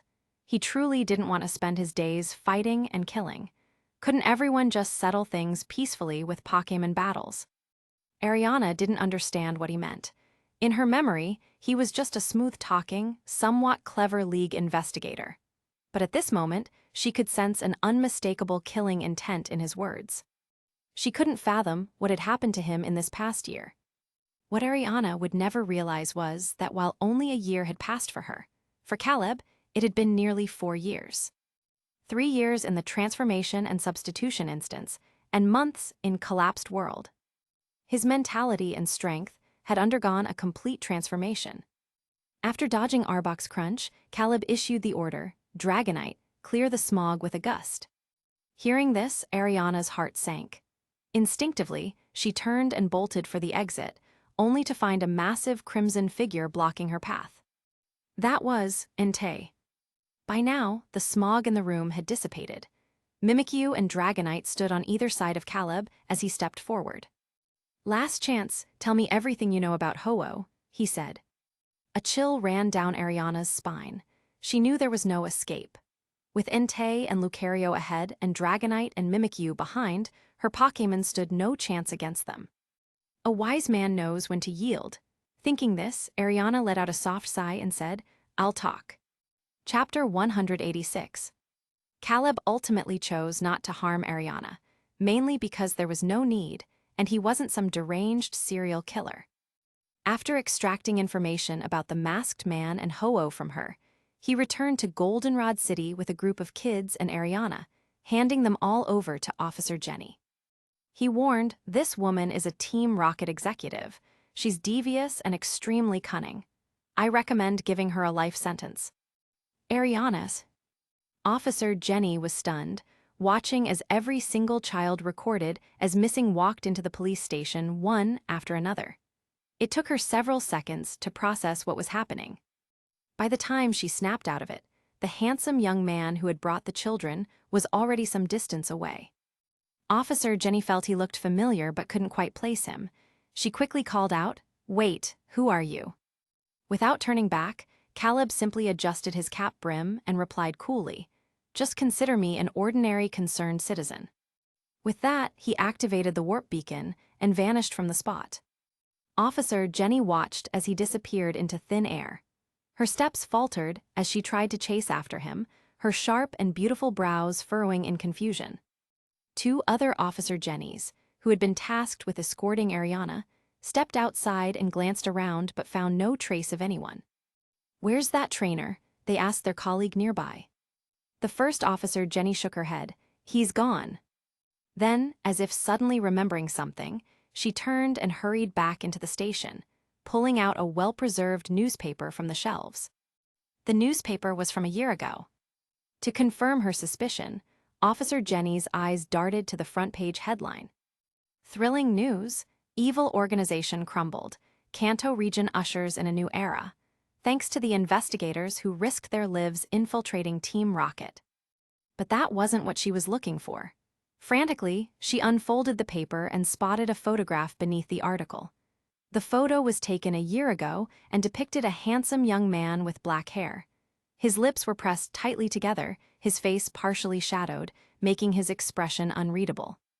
Even though the image was somewhat blurry, Officer Jenny recognized him instantly. It was Caleb Chase, the most outstanding investigator from the neighboring Kanto League. The reason Caleb had left Goldenrod Police Station in such a hurry was because of a notification he had received earlier. Ding, attention all players. Due to unforeseen circumstances, the masked man's evil plan has officially begun. Countdown 7 days. If players fail to rescue Ho-Oh from the masked man within this time, all missions will be deemed failed, and the instance will automatically close.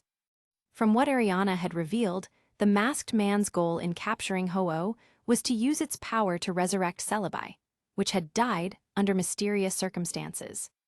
He was also in the process of creating a special Piquet ball that was capable of capturing time itself, the GS ball. The sudden change in quest timing likely meant the GS ball was nearing completion. Time had suddenly become a pressing issue. Caleb had no choice but to temporarily abandon his original plans and head straight for Mahogany Town to confront the final boss of this instance, Price. Goldenrod City was quite far from Mahogany Town. Even by train, it would take at least half a day to get there. After spending 89 Poké dollars on a train ticket, Caleb officially embarked on his journey to Mahogany Town. Meanwhile, in a mountainous forest outside Violet City, Beak Geol stared at the wary Reiku before her and declared, "Choose me. I can help you defeat the masked man and save Ho-Oh." She possessed a special item that could pinpoint the location of a legendary Pokémon in the instance, though it could only be used once per run.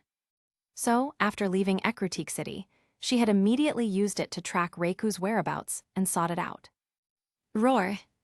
Upon hearing her words, Reiku let out a thunderous roar, its body crackling with intense electricity as it regarded the human before it with a dignified gaze.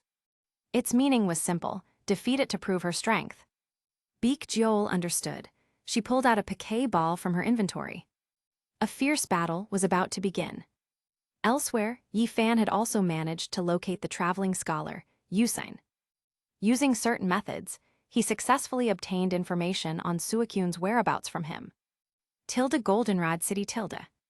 Cynthia, who had just arrived in this highly developed metropolis after disembarking from the train, sat resting in a cafe. She had spent the past 2 days exploring the ruins of Alf and had only returned to the city today. It's been a while since I last called Grandma, Cynthia thought. She decided to finish her coffee and then call to let her grandmother know she was safe. But just then, she overheard a conversation from the next table. "Did you hear? All those missing kids from the other day were returned this morning." "Of course I heard. One of them is my neighbor's kid. Ever since he got back, he keeps talking about how a really, really cool trainer Oniai-san saved him." "Was it Lance?" "Probably not. The kid said the trainer who saved him had a green Dragonite, a Lucario, a Mimikyu, and an Entei. I don't think Lance has any of those." Hearing this, Cynthia paused mid-sip, her gaze growing distant as she stared at the table. Was it him? Meanwhile, Lance and Lorelei, having returned empty-handed from Ecruteak City, arrived back at Blackthorn City. Dizzy from the long ride, Lance leaned back on the sofa with his eyes closed to rest. Lorelei stepped out briefly before quickly returning, exclaiming, "Lance, those kids were rescued." Lance sat up abruptly, frowning. Was it him? Lorelei nodded, and Officer Jenny from Goldenrod saw him. According to her, it was definitely him. But Lance, but what? Lorelei hesitated before answering, but after delivering the kids, he vanished into thin air. It's like he left this world again. While Lorelei and Lance were talking, Caleb had already arrived in Mahogany Town. Located in the northern part of Johto, Mahogany Town was a peaceful little place, also known as the Ninja Village. It was home to Johto's ice-type gym, so trainers traveling the world often came here to challenge the gym and earn badges. Lucario scanned the town's surroundings. Standing on the main street with Lucario, Caleb appeared to be just an ordinary trainer and his Pokémon. Lucario closed its eyes and began emitting aura outward, probing the environment. Just then, a notification popped up on the interface. Ding! Global announcement. The Reiku Arc main quest has officially begun. Remaining unopened main quests. 1. Players who unlock the legendary Beast main quests will gain entry to the mythical Pokémon competition. All others will be eliminated. Chapter 187. In the anime, Mahogany Town housed a Team Rocket base. The base was located underground, using a local shop as its entrance and cover. To the north lay the Lake of Rage, home to many Gyarados. As the aura's vision slowly extended downward, Caleb soon detected a massive 3-story underground facility beneath the town. This was the Masked Man's research and manufacturing site for the GS Ball. Lucario's aura had a detection limit of about 10 meters. It was just enough to reach the first floor of the underground base. Anything further down remained beyond its perception. But for Caleb, this was more than enough. He withdrew his focus and disguised himself as a trainer traveling the world to collect gym badges, then headed straight for the Mahogany Gym. The Masked Man, or rather Price, emerged in a wheelchair to accept the challenge. In this world, Price had thinning gray hair, a pale complexion, and an emaciated frame. If not for his prior knowledge as a player, Caleb would never have connected this frail old man to the cold, ruthless masked man hidden behind the ice mask. Price was pushed out by a gentle-looking girl with short hair. She seemed very young, appearing to be around 18 years old. Caleb only gave her a brief glance before shifting his attention to Price. Because of this, he missed the stunned expression on her face when she saw him. Shock, excitement, and joy flashed across her features. She opened her mouth as if to call out, but before she could make a sound, Price spoke from his wheelchair. His voice was slow and gentle, the very image of a polite, kindly old man. "Welcome, trainer from afar. I am Price, the gym leader of Mahogany Gym." Caleb responded, "Hello, Price. I'm Ash from Pallet Town, traveling the regions to become a Pokémon master." Price smiled faintly and continued, "The rules of Mahogany Gym are 1v1. Each trainer may only use one Pokémon. The battle ends when one side is unable to continue." Caleb nodded in understanding and released Lucario's Piquet Ball. A flash of white light later, Lucario stood on the icy battlefield.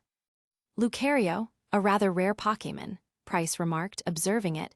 "In that case, let this one be your opponent." He unclipped a Piquet Ball from his waist and aimed it at the field, pressing the release button. A milky white beam shot out, materializing into a Mamoswine nearly 2.5 meters tall, its body radiating an intense chill. With the referee's whistle, the gym battle officially began. Price struck first, commanding, "Mamoswine Earthquake." Roar! This Mamoswine was unlike any Caleb had seen before. An invisible aura of cold surrounded it, and its massive tusks gleamed menacingly.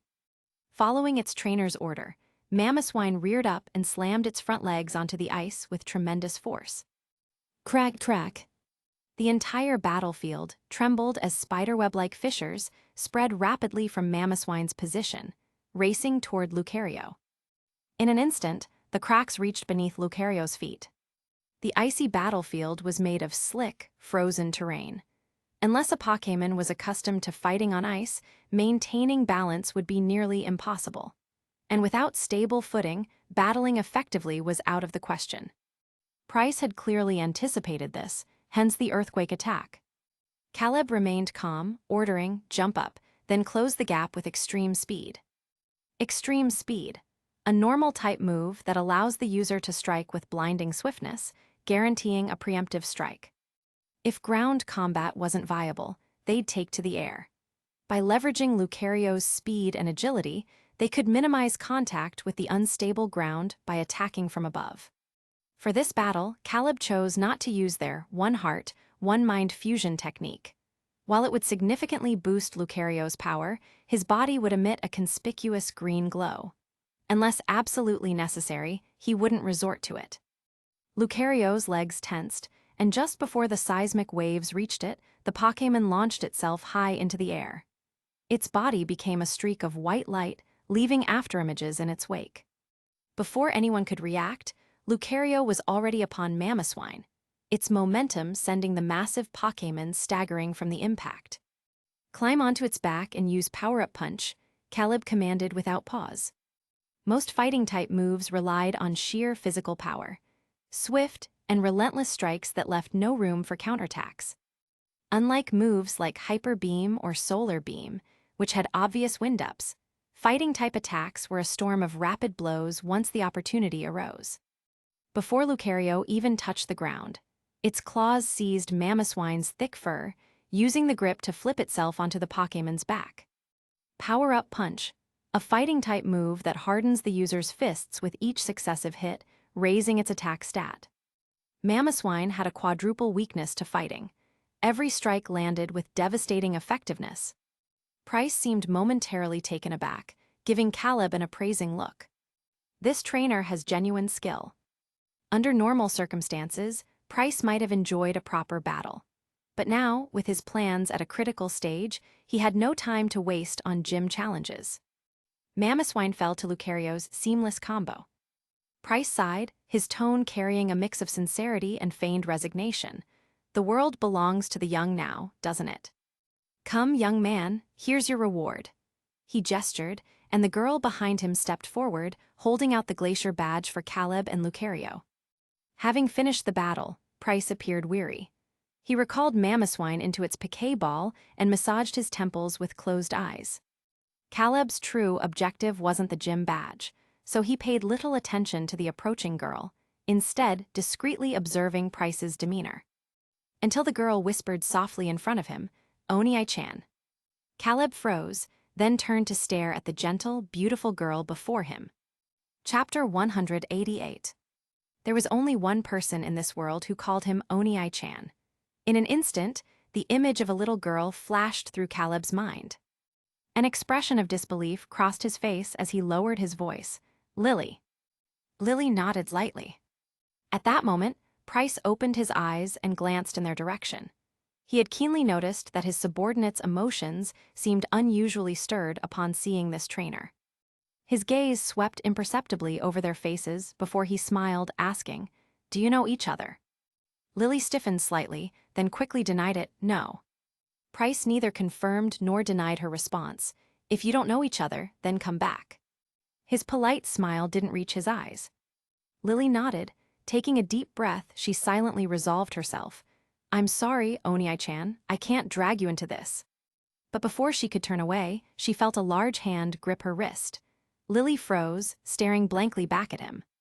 Price's eyes sharpened instantly at the sight, his gaze darkening as it settled on Caleb. Unfazed, Caleb met Price's eyes with a smile. He said, "You don't mind if I take my kid sister home, do you?" Oni-chan, tears immediately spilled from Lily's eyes.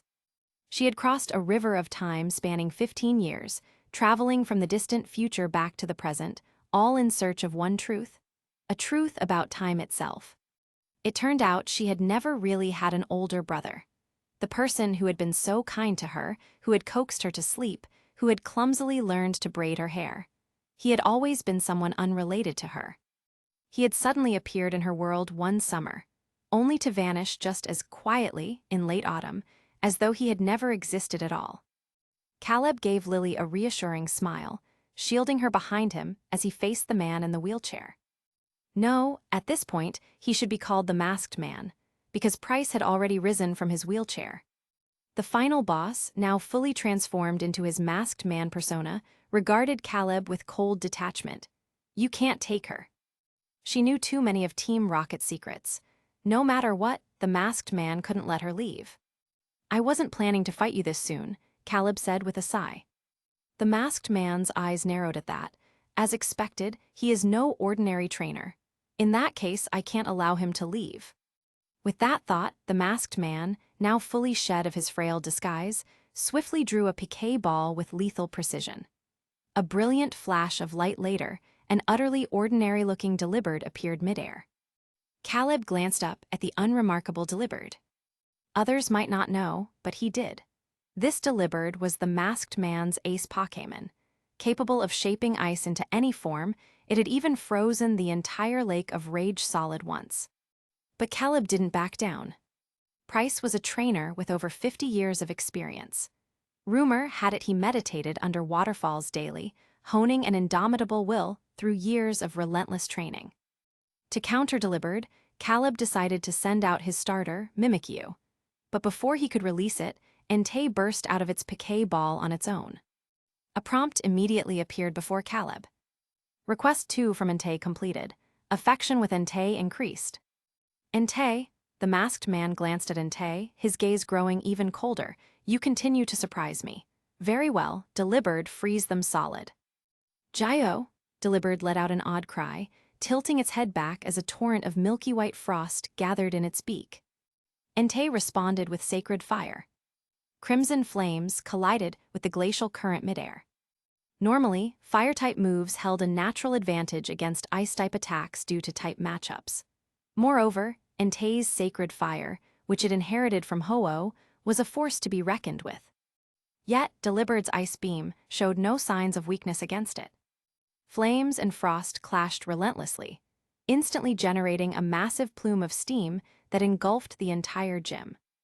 At that moment, Caleb felt something he never had before, the realization that this world wasn't a game. The infinite world had numericalized Pokémon strength for players' convenience, creating the illusion that this was all just a game. But every Pokémon possessed immense potential. Abstract concepts like base stats, levels, and IVs could never truly capture a Pokémon's real power.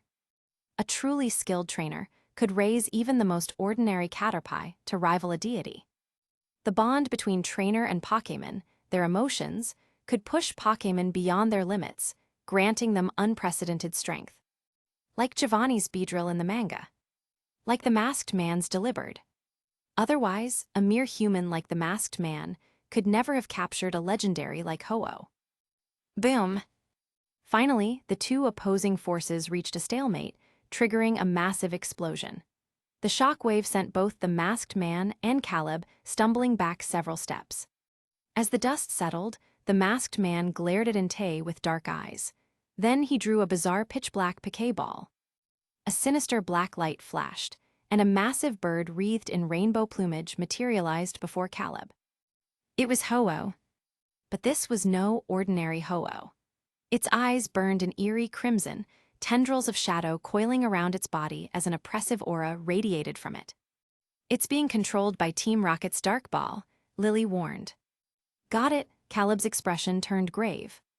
As he pulled out Dragonites, Mimikyus, and Lucarios piquet balls from his inventory, then he asked without turning, Is there anything here you need to take with you? Lily wouldn't have stayed under the Masked Man's control without reason. Something here must have been holding her back. The question caught Lily off guard, but she quickly understood, gritting her teeth, replying, They have Plusle and Minun. Caleb took a deep breath as Ho-Oh loomed closer. He asked, Can you handle it alone?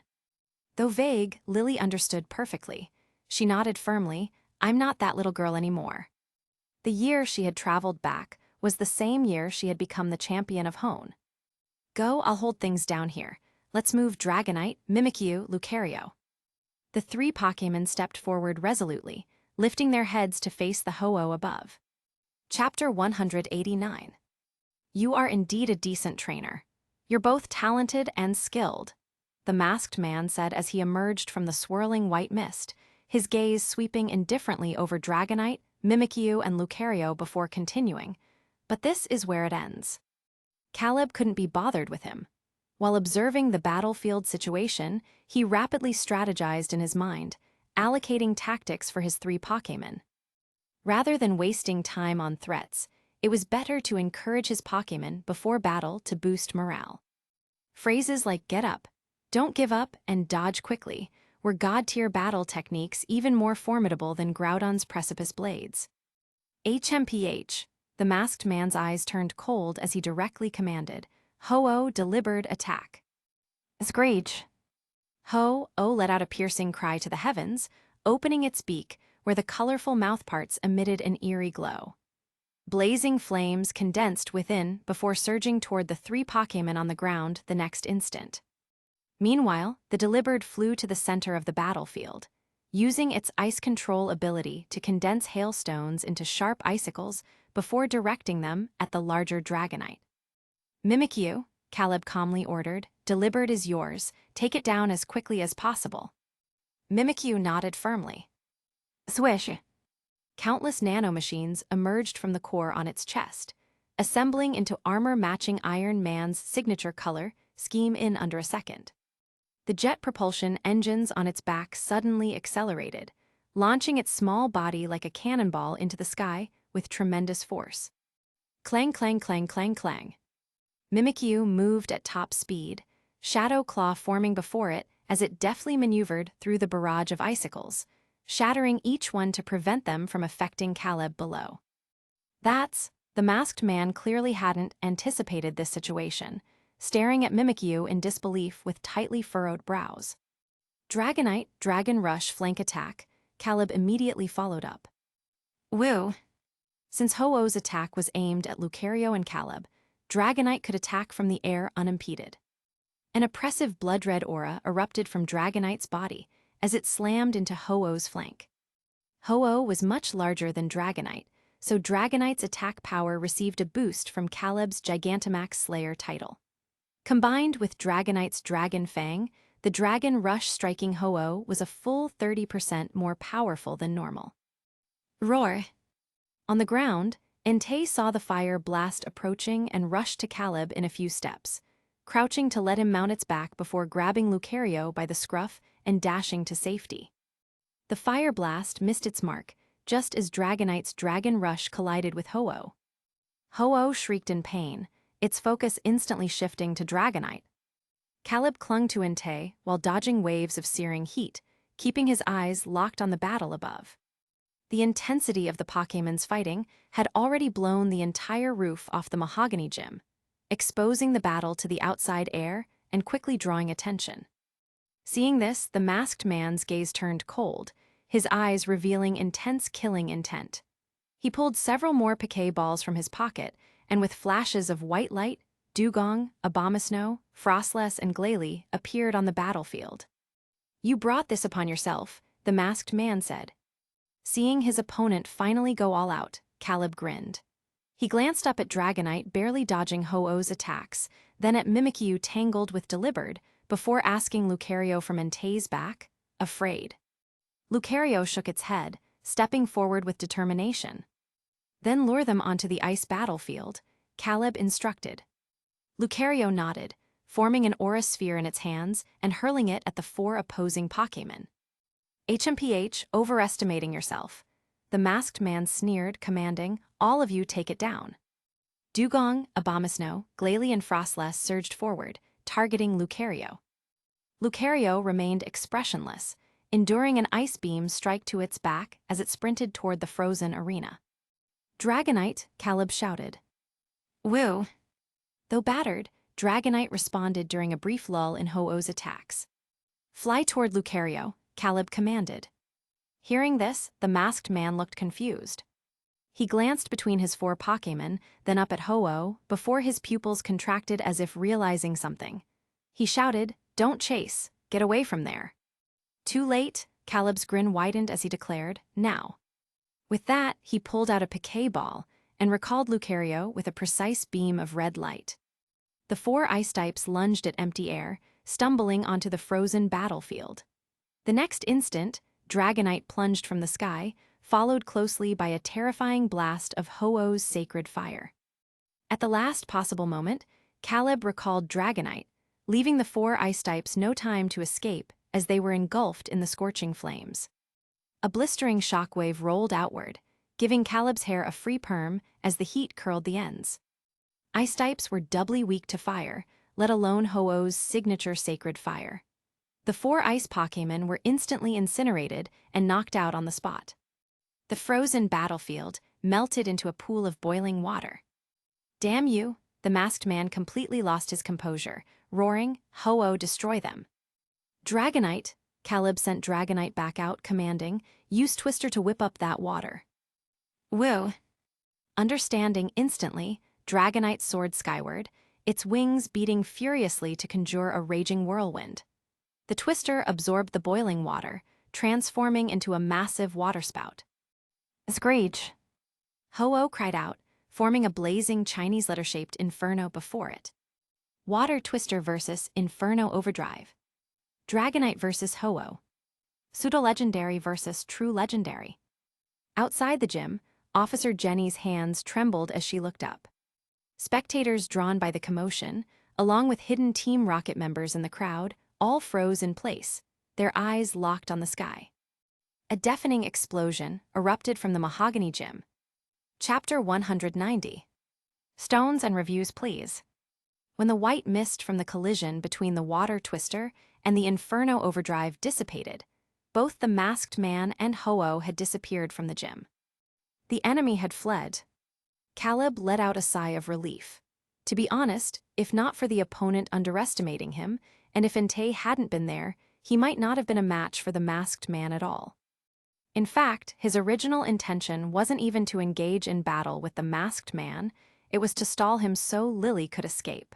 As for himself, he could leave at any time using the warp beacon. However, after this battle, he had gained a rough understanding of the masked man's strength. In this fight, Lucario and Dragonite had suffered severe injuries. Lucario had been hit by multiple ice beams and hailstones, leaving half its body frozen. Dragonite was covered in burns, its smooth skin marred with scorch marks, its round face dirty and its expression weak and exhausted. But when the chonky dragon saw Caleb looking at it, it still grinned and gave him a big smile. Caleb's heart ached as he used his sleeve to wipe the dirt off its face. Of the three, only Mimikyu had suffered fewer injuries. Its disguise had been completely broken, and it leaned weakly against Caleb's shoulder, drained of energy. Entei sat nearby, silently watching the scene with its dignified golden eyes. While treating Dragonite's wounds, Caleb glanced at the Pokéball containing Deino. It still hadn't woken up. The little dragon seemed to be going through a growth spurt lately, sleeping for 12 hours a day. I'll have to start Deino's training plan soon, Caleb thought to himself. He had too few Pokémon capable of battle. He didn't even have a full team of 6. As he tended to his Pokémon, Officer Jenny, clad in her police uniform, stepped into the ruins of the Mahogany Gym. "What happened here?" Officer Jenny asked, her pretty brows furrowing as she surveyed the wreckage. Caleb thought seriously for a moment before replying. "What if I told you the gym battle got a little too intense? Would you believe me?" Officer Jenny silently glanced around at the surroundings. Just how intense would a battle have to be to blow off the roof and collapse the walls? She looked around and asked, "Where's Price, the gym leader?" Caleb considered his words carefully before answering tactfully. He might have run away. Officer Jenny, what kind of gym battle could possibly scare the gym leader into running away? Just then, Lily rushed in anxiously from outside. Without the masked man, the ordinary Team Rocket grunts were no match for her, so she had easily rescued Plusle and Minun. When she returned, she had witnessed the final moments of the battle. Caleb gave her an innocent look, and then the two of them were invited to the police station. Officer Jenny said sternly, "Until you explain yourselves clearly, you can't leave." "Nick-san," Lily looked exasperated. Caleb wasn't too worried.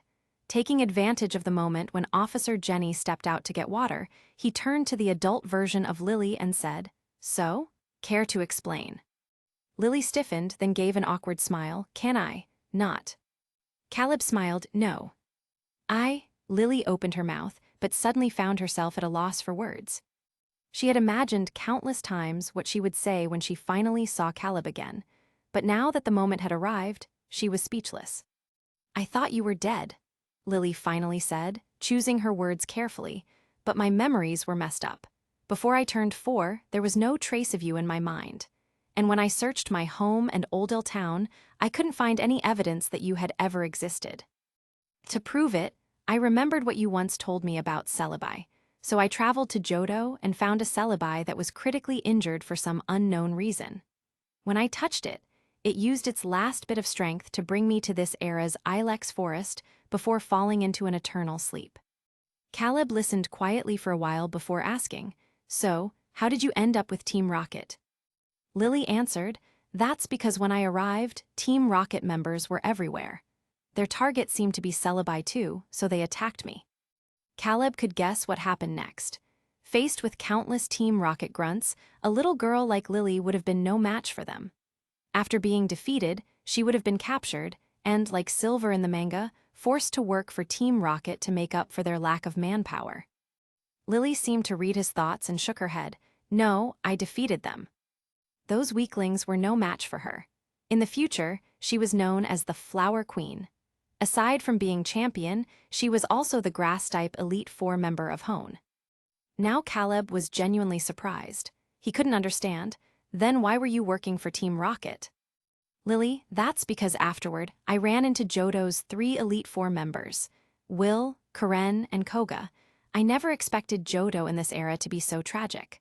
All 3 Elite Four members were part of Team Rocket. Lily couldn't help but mutter in frustration. After losing to them, I met Price. Team Rocket was short on manpower at the time, and he used Plusle and Minun to threaten me.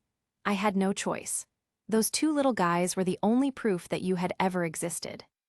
As she spoke, Lily looked helplessly at Caleb. Nigsan, I really thought you were dead. Caleb. He thought for a moment before saying, that was an accident, but I think you already know that I'm not actually your brother.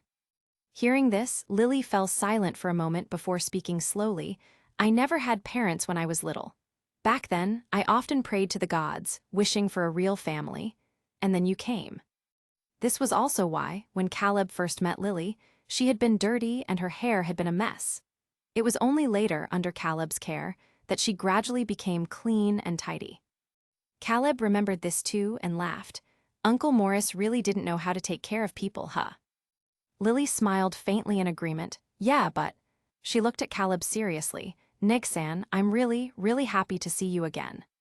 Me too, Caleb said as he stood up, but we should get going now. Lily blinked. Where to? Caleb pressed the call button on the table. To get your revenge. Officer Jenny walked in carrying a glass of water and looked at the 2 of them silently. She asked, ready to talk now. Caleb shook his head, saying, please lend me a phone. It was time to call for backup. Chapter 191. For the second question in the Book of Answers, Caleb asked for Lance's contact information. Among the current Elite Four members of Johto and Kanto, he was only somewhat familiar with Lance. In this world, Lance was an upright and highly righteous person. He was a good official of the League and a role model for the people. Although Officer Jenny was puzzled, she still brought Caleb to a video phone. As a suspicious individual with an unknown identity, his call needed to be monitored the entire time. Caleb silently glanced at Officer Jenny before starting to input the number. As he typed, he thought to himself that he should memorize both Lance and Cynthia's contact numbers before leaving this time, just in case he couldn't find them the next time he came. The call was answered within minutes. Caleb looked at the red-haired woman on the other end and greeted, Hey, remember me? Lorelei froze for a moment before widening her eyes in shock. You haven't left this world yet. Caleb. He looked at Lorelei with hesitation. How did she know? I don't think I ever mentioned it. To avoid being thrown into a punishment instance again, after leaving this time, Caleb quickly reviewed his experiences in this instance in his mind. He didn't recall ever meeting Lorelei apart from the first 2 instances. Lorelei pursed her lips, both exasperated and amused. You've nearly driven us crazy. Weren't you in Ecruteak City a few days ago? Lance and I specifically went there to look for you, but we searched all day without finding any trace of you. Caleb asked, why were you looking for me? Lorelei replied, no reason, we just wanted to see you. Caleb was speechless. Lorelei chuckled but didn't continue teasing him. Instead, she observed the environment behind Caleb. It looked familiar, but she couldn't quite place it, so she asked, where are you right now? Caleb answered honestly, the police station. I got arrested.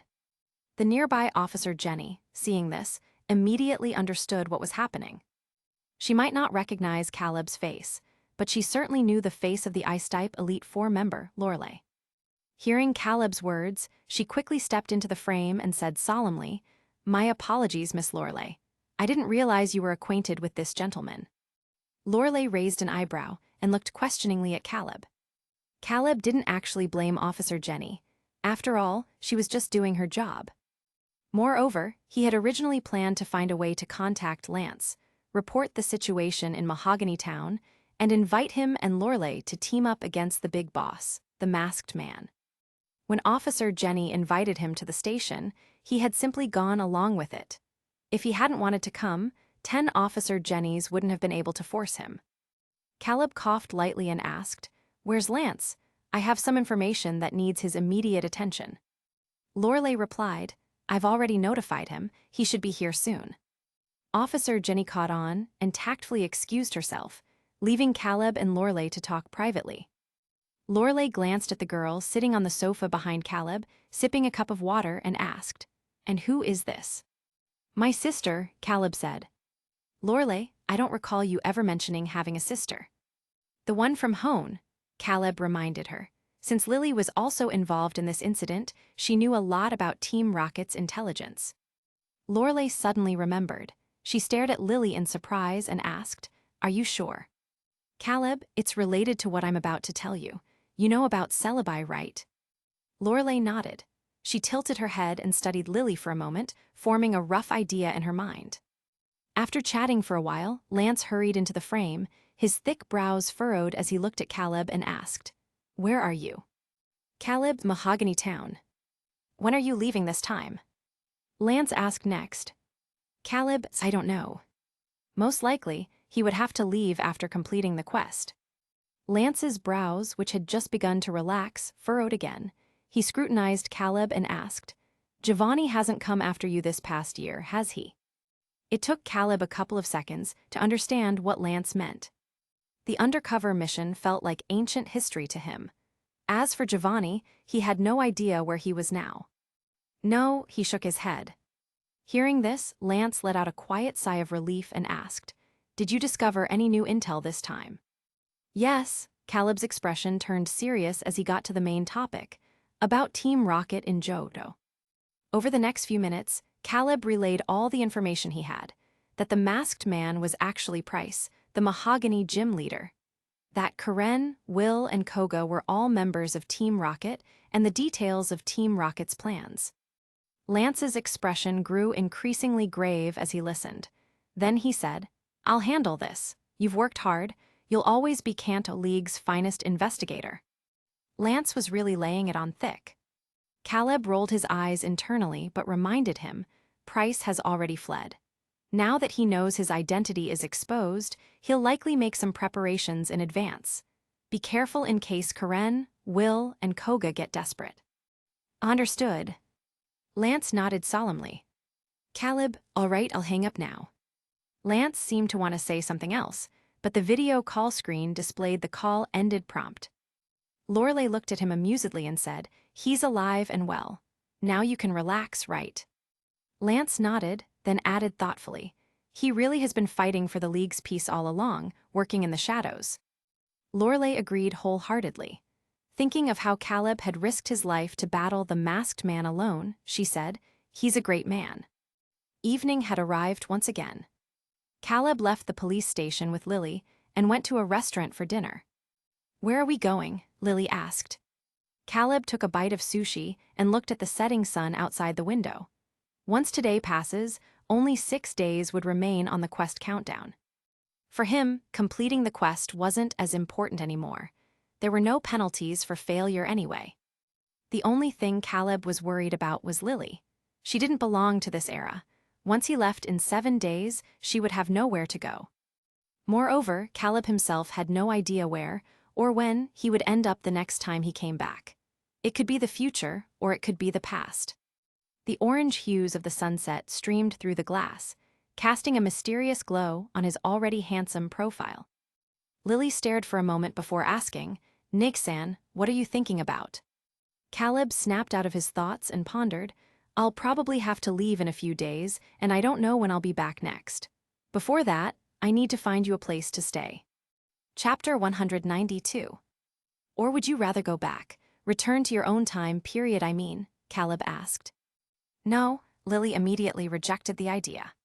She knew very clearly which era she would choose, the one with Caleb in it, not the one without him. Besides, she had traveled back precisely to see him again. As for a place to stay, Lily thought for a moment before saying, "Nig-san, come with me."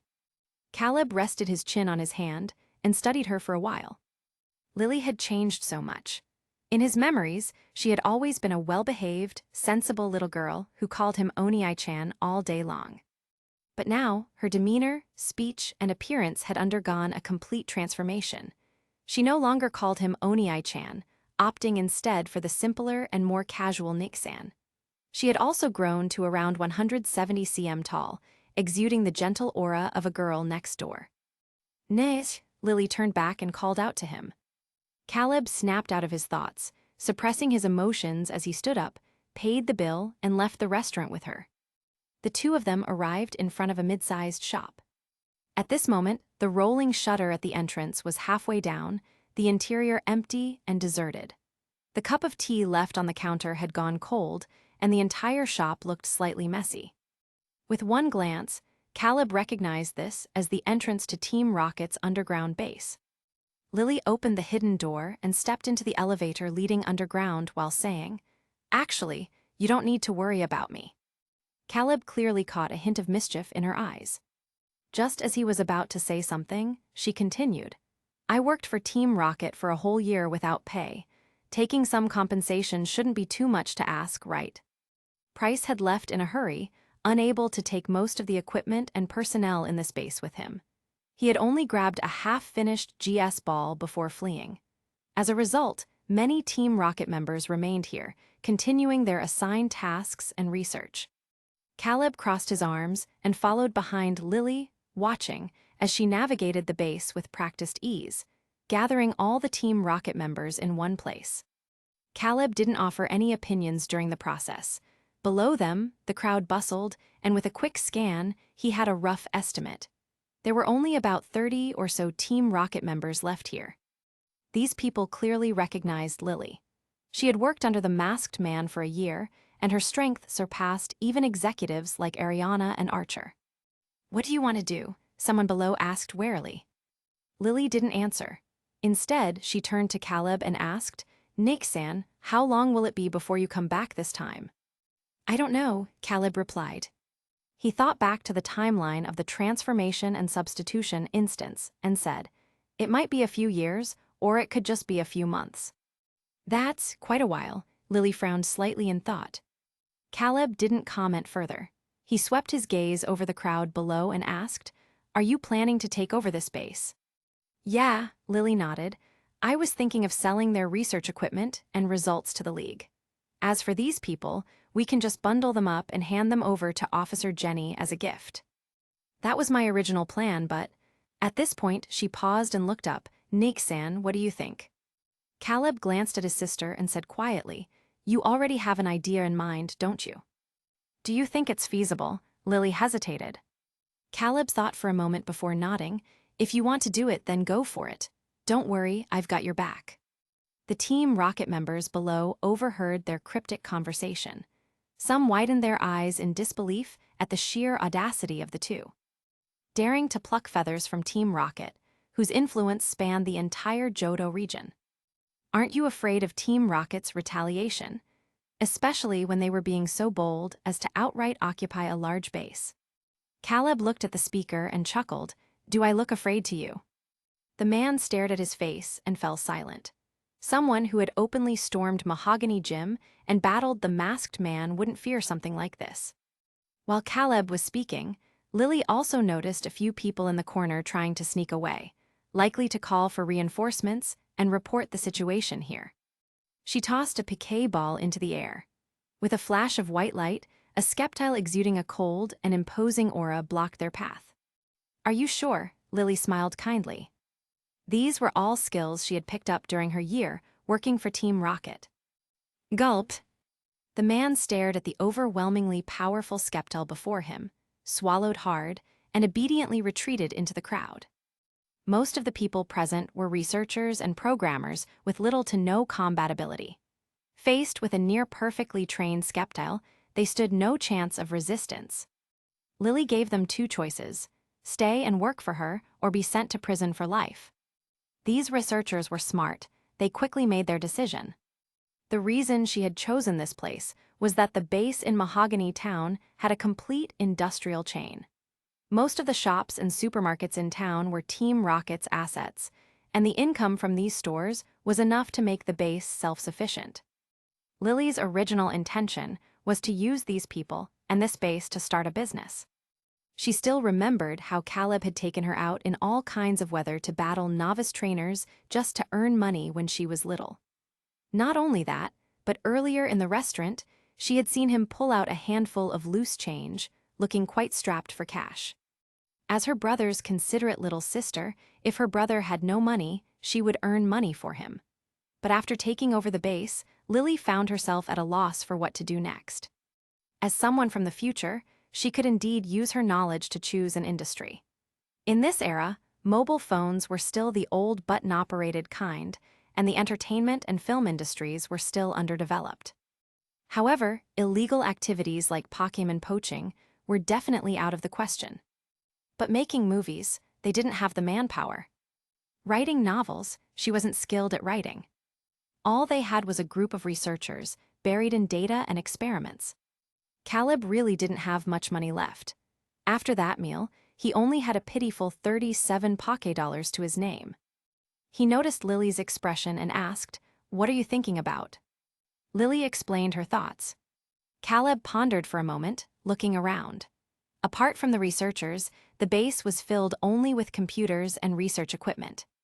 What could computers and researchers be used for? An answer quickly formed in his mind. He asked, "What do you think about games?" Games? Lily was taken aback. 15 years in the future, many excellent games would emerge, like Pokémon Ruby, Pokémon Dark, and Pokémon Sun and Moon. By then, the gaming industry would flourish, even giving rise to a console called the Nintendo Switch. But her knowledge of these games was limited to having heard of them. She didn't know much beyond that. Seeing her expression, Caleb drew from his own gaming experience and slowly explained. "The game I'm talking about isn't like the snake games on the market now.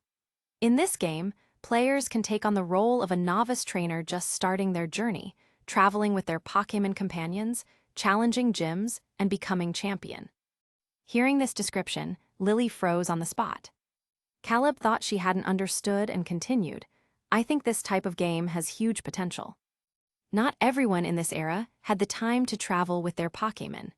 Adults had to work hard to support themselves, leaving no time to journey with their Pokémon. Caleb felt that pocket monsters would have an even bigger market in this world than in his own. Lily asked, "What are you planning to name this game?" Caleb thought for a moment before answering, "Let's call it Pocket Monsters." A tribute to the childhood Joy had given him. Chapter 193. Caleb didn't have enough time to start a business from scratch in the Pokémon world. After finalizing the general plan, he spent 2 days selling off the unused equipment and research materials from Team Rocket's base with Lily, raising a substantial amount of money. Then, he posted an advertisement on an online forum recruiting concept artists, game designers, programmers, and the like. Caleb left this matter entirely to Lily. The current Lily had the capability and competence to handle it on her own. Meanwhile, he buried himself in the base, writing down everything he knew about pocket monsters. From settings, battle mechanics, levels, world building, to character backgrounds. During this time, the former Team Rocket members who had nothing to do kept passing by Caleb. He glanced up at them, thought for a moment, and called everyone over asking, "Do any of you know how to code?" Some shook their heads, while others nodded. Caleb first looked at those who shook their heads and said, "Then you'll work in the logistics department." Then he turned to those who nodded, "I have a task for you."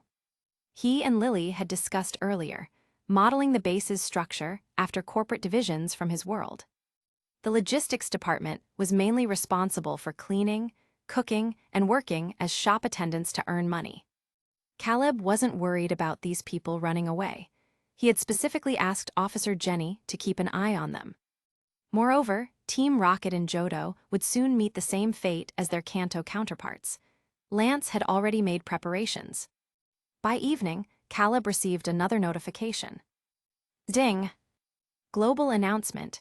the Suicune Arc main quest has officially begun. Remaining unopened main quests, 0.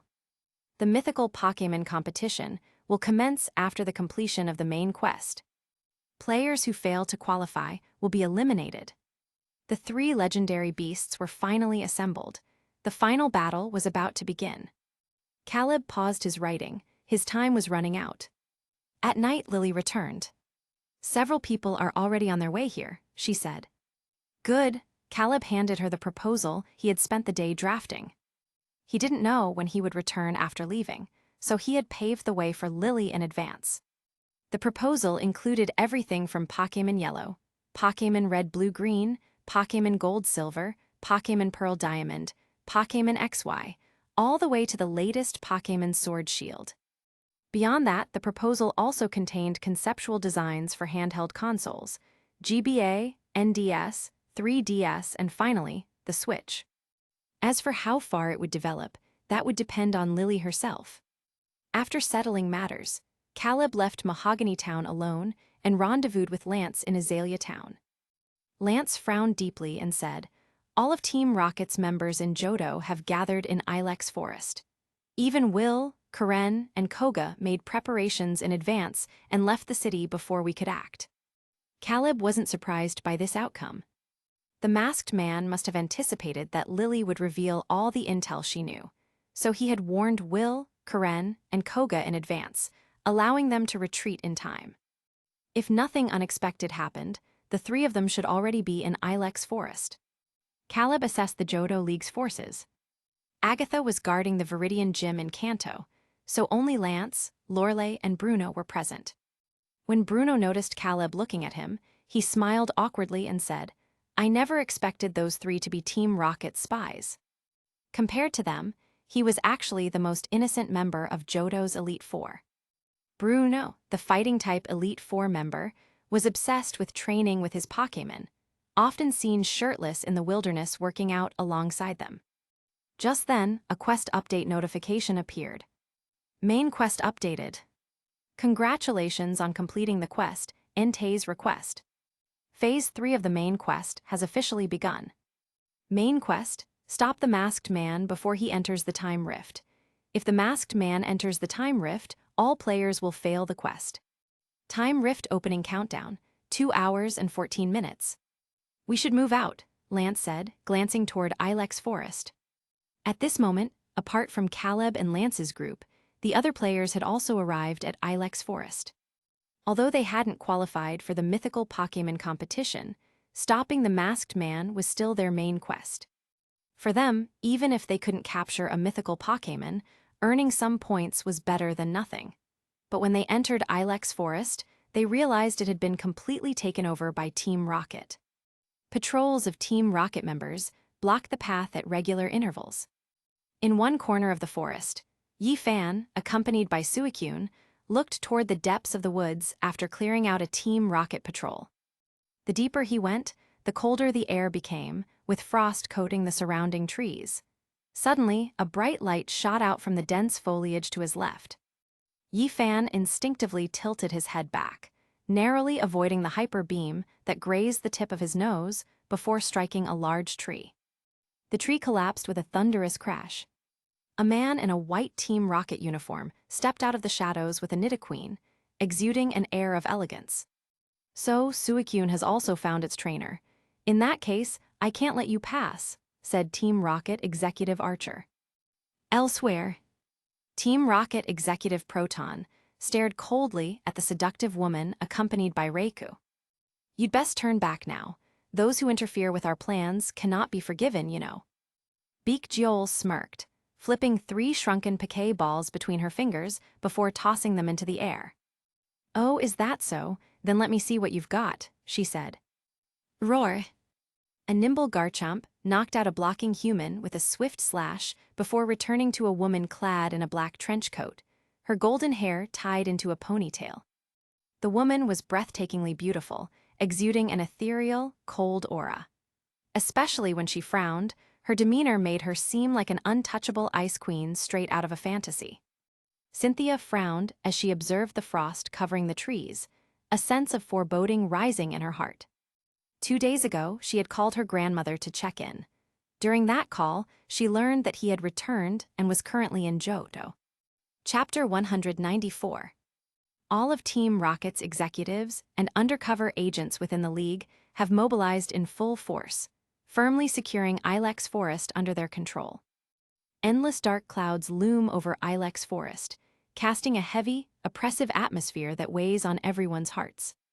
The storm brewing in the Johto region has been gathering for nearly 2 years.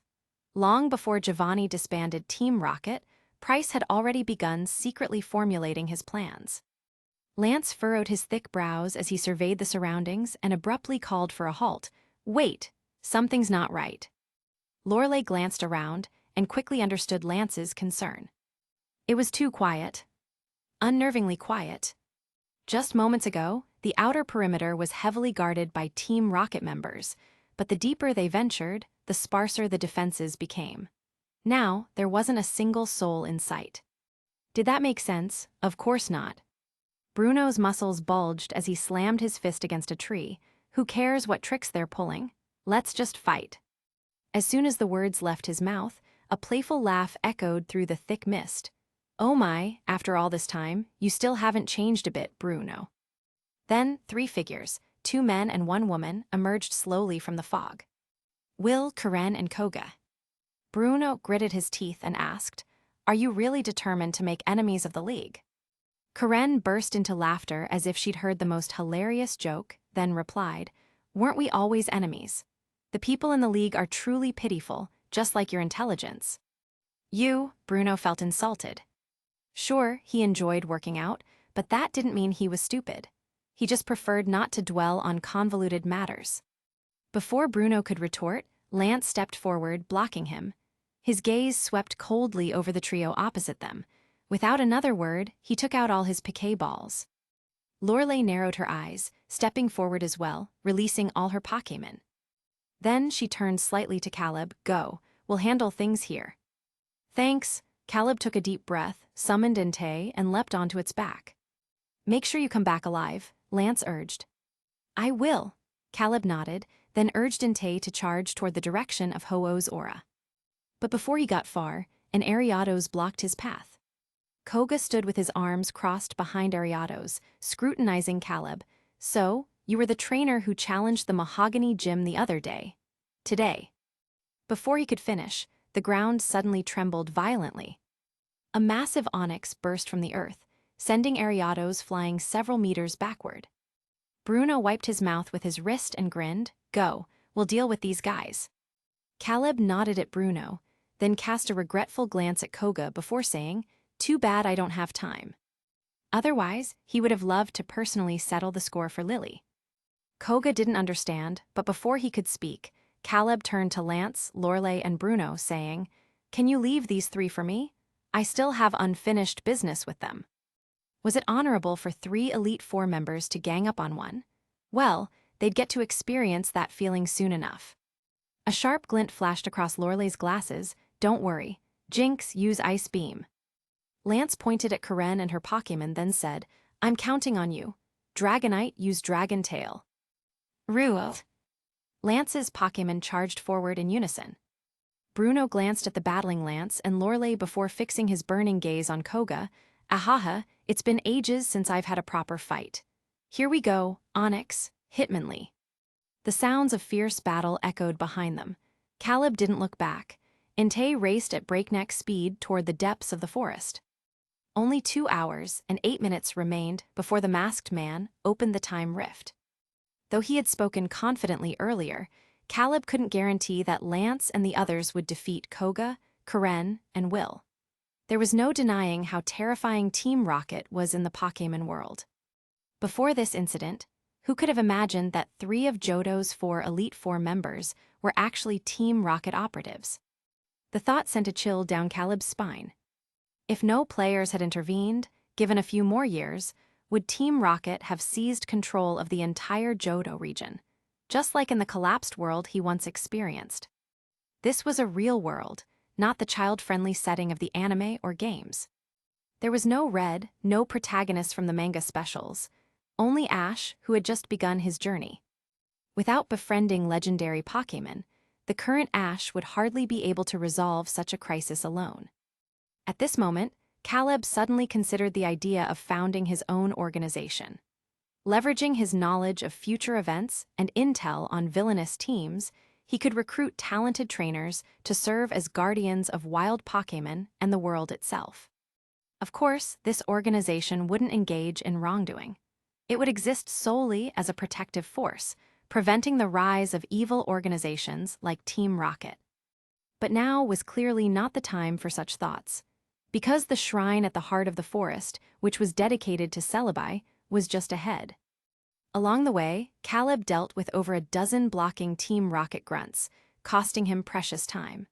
By the time he reached his destination, only 1 hour and 28 minutes remained before the time rift opened. The masked man, clad in his icy blue mask, stood before the Shrine of Time, gazing fervently at Celebi, its body enveloped in a crimson glow as it floated midair. That was the sacred energy Ho-Oh used to revive the dead. Hearing footsteps behind him, the masked man slowly turned. A cold glint flashed behind his mask. "None of you can stop me." With that, he pulled out 6 Pokéballs from his pocket.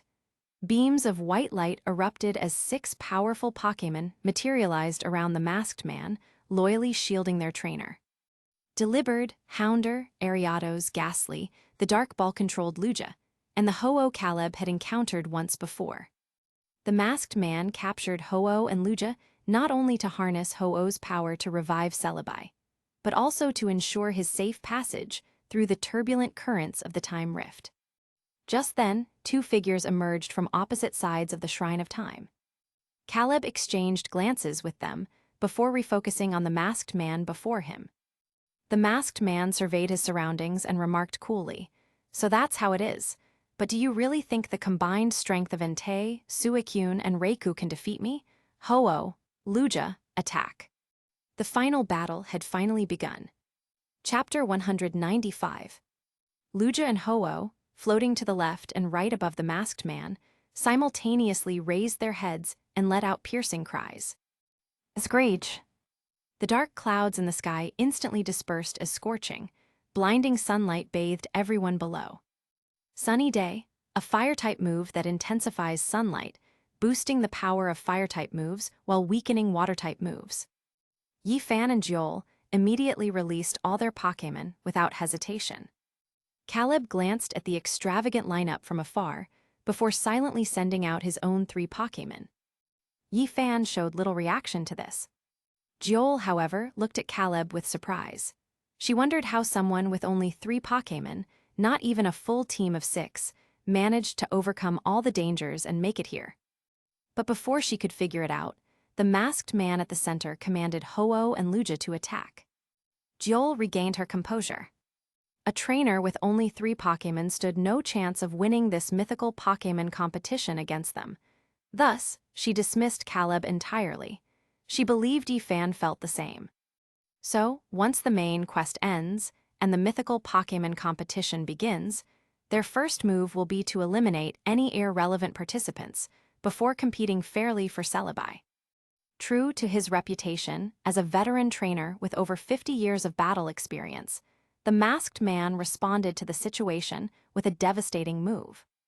He combined Ho-Oh's Sacred Fire with Lugia's Aeroblast to create an enormous, wide-ranging vortex of flames. It was so massive that dodging was impossible. Caleb's mind races before he swiftly leaps onto Dragonite's back, recalling Mimikyu and Lucario into their Pokéballs.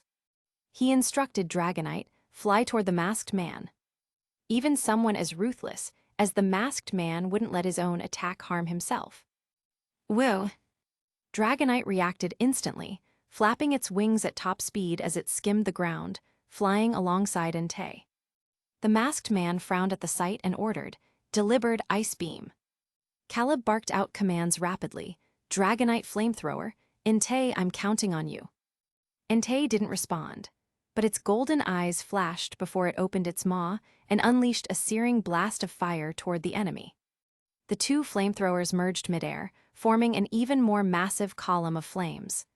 Upon colliding with Delibered's ice beam, the energy evaporated, producing thick white steam. Not only that, but the flames rapidly climbed along the ice beam. Tgthegood had no time to react before being engulfed by the colossal inferno. At the same time, the enormous fire vortex behind them finally crashed down. Ho-Oh's sacred fire ignited the surrounding grass and trees. A forest fire spread rapidly in all directions, turning the entirety of Ilex Forest into a blazing inferno. Yi-Fan and Jiol, having narrowly avoided the attack using their Pokémon's teleport and mirror coat, immediately commanded their Pokémon to strike at Ho-Oh and Lugia in the sky. Suicune gazed grimly at the surrounding flames before using Rain Dance. Soon, dark clouds gathered overhead and a downpour began, temporarily suppressing the spreading fire. Caleb didn't know how strong the first and third-ranked players on the leaderboard were, but seeing Yi-Fan and Jiol engage Ho-Oh and Lugia directly, he refrained from interfering in the aerial battle. Wild battles between trainers clearly didn't follow the league's 1v1 rules. In this kind of fight, victory hinged on who had more Pokémon and whose Pokémon had superior battle instincts. A trainer was only one person. It was impossible to split focus 6 ways and command 6 Pokémon simultaneously.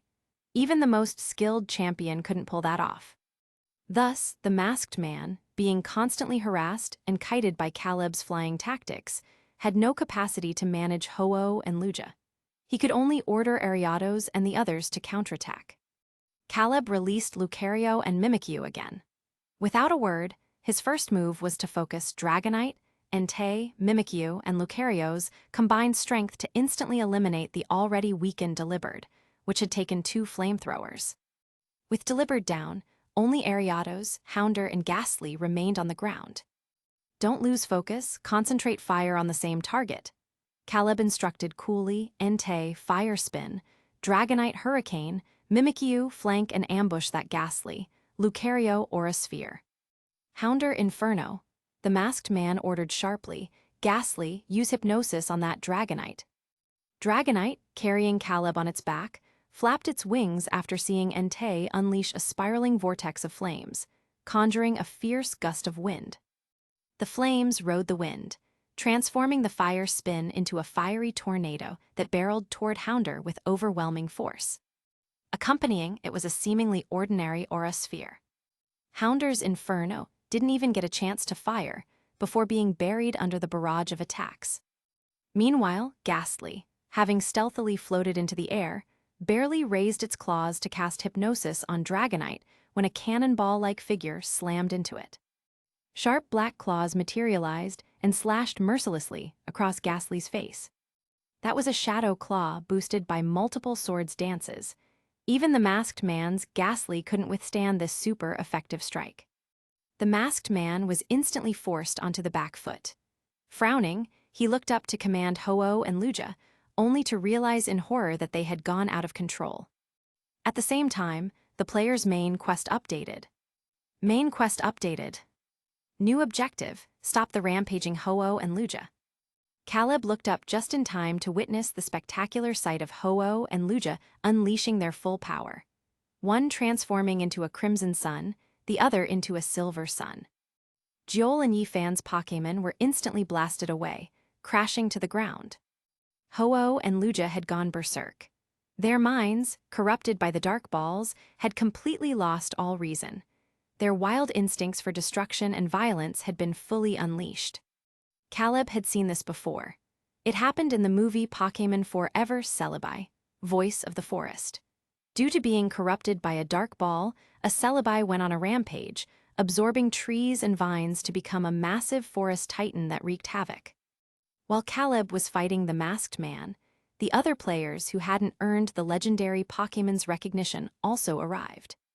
Gazing up at the 2 terrifying orbs of light radiating overwhelming power, they murmured, "There, so strong." Chapter 196. Like falling fireflies from a meteor, massive fireballs descended from the crimson sun that was Ho-Oh's transformed form, raining down upon the surrounding forest. The flames that had just been extinguished by Suicune's rain dance were reignited in an instant. The air was filled with the acrid smell of burning wood, and fiery serpents of flame spread in all directions along the tree trunks. the sounds of trees snapping, and the mournful cries of wild Pokémon mixed together as they fled in all directions across the muddy ground. Caleb once again heard that eerie, almost illusory weeping sound. He looked around and saw faces filled with fear and anxiety. Roar! Entei stood not far away, its majestic mane billowing in the heat waves.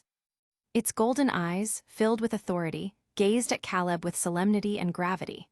Then, along with Suicune and Raikou from the other sides, it charged toward Ho-Oh and Lugia, launching an attack. Dragonite Mimikyu, Caleb called out. Dragonite and Mimikyu immediately flew back from the distance, hovering in front of him. Can you still fight? Caleb asked. Woo! Dragonite and Mimikyu nodded in unison. Then let's go help Entei and the others. He looked up just in time to see the corrupted Ho-Oh and Lugia enraged by the attacks of the legendary beasts, counterattacking with ferocity. Scorching flames and violent gusts of wind instantly engulfed the legendary beasts. Entei's body was sent flying backward, tumbling twice on the ground before it managed to steady itself with its claws. Despite its injuries, it continued to attack Lugia. Suicune and Raikou were in a similar state. However, they couldn't fly and could only use long-range attacks from the ground. Screech, roar. Ho-Oh and Lugia let out two sharp cries, their bodies glowing even brighter as destructive and oppressive flames and water pillars condensed before them. A blinding flash of light passed, and the injuries on the legendary beasts worsened. Ahi! At that moment, two figures, one large and one small, streaked across the sky. Dragonite and Mimikyu resolutely positioned themselves in front of Ho-Oh and Lugia, who were attempting to pursue the legendary beasts. Seeing this, the players finally snapped out of their daze. They quickly pulled out their Pokéballs from their inventories, releasing their Pokémon partners and commanding them to attack Ho-Oh and Lugia. Metagross, keep fighting. Yifan took a deep breath and ordered. We're joining in too. Jiol licked her sexy red lips and said, Primarina, Altaria, let's put on a dazzling show. In an instant, dozens of Pokémon charged toward Ho-Oh and Lugia in the sky. Although the two legendary Pokémon had lost their sanity, they weren't fools. Facing these attacks, they each let out a cry, flapped their wings, and dove down toward the Pokémon with ferocity. Some attacks landed successfully, while others missed their mark. For Ho-Oh and Lugia in their current state, the damage from those attacks wasn't significant. Lugia, like a silver-white fighter jet, streaked past the heads of the Pokémon on one side with a sonic boom. A blue light flashed in its eyes, and an invisible wave of energy erupted from its body, blasting the surrounding Pokémon away. Ho-Oh also abandoned using Sacred Fire and Fire blast in the air. Its body, glowing with a crimson light, radiated a sharp white light as it charged into the player's formation with unstoppable force. Lugia's Psychic and Ho-Oh's Brave Bird instantly left most of the Pokémon severely injured. As for the remaining few, they lost their ability to fight on the spot. They were too strong. Woo! Dragonite crashed to the ground in a sorry state, looking pitifully at Caleb. It had been hit by Lugia's Psychic, and when it fell, it accidentally scraped its wing. Hang in there, Caleb comforted it, then placed his hand over the wound. Viridian energy flowed out, and the vitality-filled energy rapidly healed Dragonite's injuries. Seeing this, Caleb was momentarily stunned, then stared at his hand in disbelief. Previously, when he healed Pokémon, even the lightest injuries took nearly a minute to treat. This time, however, it had only taken about 15 seconds. What's going on? Did the Viridian Power level up from me using it so frequently? If so, good. He didn't dwell on it and quickly checked Mimikyu's injuries. Compared to Dragonite, Mimikyu's injuries were much lighter, thanks to its disguise ability, which had absorbed a significant amount of damage. This time, healing Mimikyu only took about 5 seconds. While Caleb was healing his Pokémon in the corner, the battle on the front lines continued. In just half a minute, many more Pokémon had fallen under Ho-Oh and Lugia's relentless attacks. The players whose Pokémon had all lost the ability to fight looked grim. Without their Pokémon's protection, their human bodies were no match for Ho-Oh's flames or Lugia's gales. Since the main quest wasn't over, they couldn't leave the instance. This meant that if they died here, they would truly be dead. The remaining players continued to fight on. It was clear that their Pokémon's attacks were effective against Ho-Oh and Lugia. But effective or not, the moment their attacks landed, Ho-Oh and Lugia would counterattack, dealing heavy damage to their Pokémon. In just a few rounds, the players had lost more than half of their Pokémon. The players' losses were devastating. Although Ho-Oh and Lugia's condition had also deteriorated compared to the start of the battle, there were now only a handful of players left who could continue fighting. The only remaining combatants were Caleb, Yifan, Joel, and a male trainer with a Blastoise. Caleb was still holding up, thanks to his Viridian ability. He had instructed Dragonite and Mimikyu to retreat for healing the moment they couldn't hold on. However, the repeated healing sessions had nearly drained his stamina and energy. The male trainer with Blastoise was in the worst shape, as only one of his 6 Pokémon remained. Yifan frowned, his eyes subtly scanning the faces of those still standing on the battlefield. He still had some trump cards up his sleeve, but he had been saving them for the upcoming mythical Pokémon contest competition. Joel was in a similar position. She had prepared extensively for this Celebi and had spent a large amount of points to purchase an SSS-grade item from another player. The Celebi in this instance had to be hers. Should I use it now? She hesitated, glancing warily at Yifan. She knew that he must also be holding back his trump cards as well. If she used hers to deal with Ho-Oh and Lugia now, her chances of winning the mythical Pokémon contest would drop from 50% to 30%. The players who had already lost the ability to fight grew anxious at the sight. Everyone in the Infinite World knew that Yifan, the top-ranked player, was known for his Mega Metagross. Yet, from the start of this battle until now, he hadn't used it once. None of the players who had made it this far were fools. They immediately saw through his plan, which was to save Mega Metagross for the mythical Pokémon contest and use it to claim Celebi. The battle raged on. Ho-Oh unleashed another sacred fire, engulfing Dragonite's body and slamming it into the ground. Chapter 197. Caleb's Viridian energy had been completely exhausted. He walked over to Dragonite, who was covered in scorch marks, and the dragon grinned at him despite its pitiful state. "You look awful," Caleb said with feigned disgust, wiping the soot off the chonky dragon's face. He then tried to squeeze out even the slightest bit of remaining Viridian power to heal Dragonite. Dragonite pouted, thinking it wasn't ugly. Just dirty, a quick wash, and it would be a perfectly clean dragon again. When his attempt failed, Caleb looked up and saw Blastoise, the Pokémon belonging to another player, being blasted over a dozen meters back by Lugia's hydro pump. Its massive body crashed through several charred trees before finally coming to a stop. After dealing with Blastoise, Lugia turned its attention to Mimikyu. Mimikyu had already reached its limit. Facing Lugia's attack head-on, it used Destiny Bond, a move it hadn't relied on in a long time. Just a second before Lugia's attack struck, Destiny Bond took effect. Boom!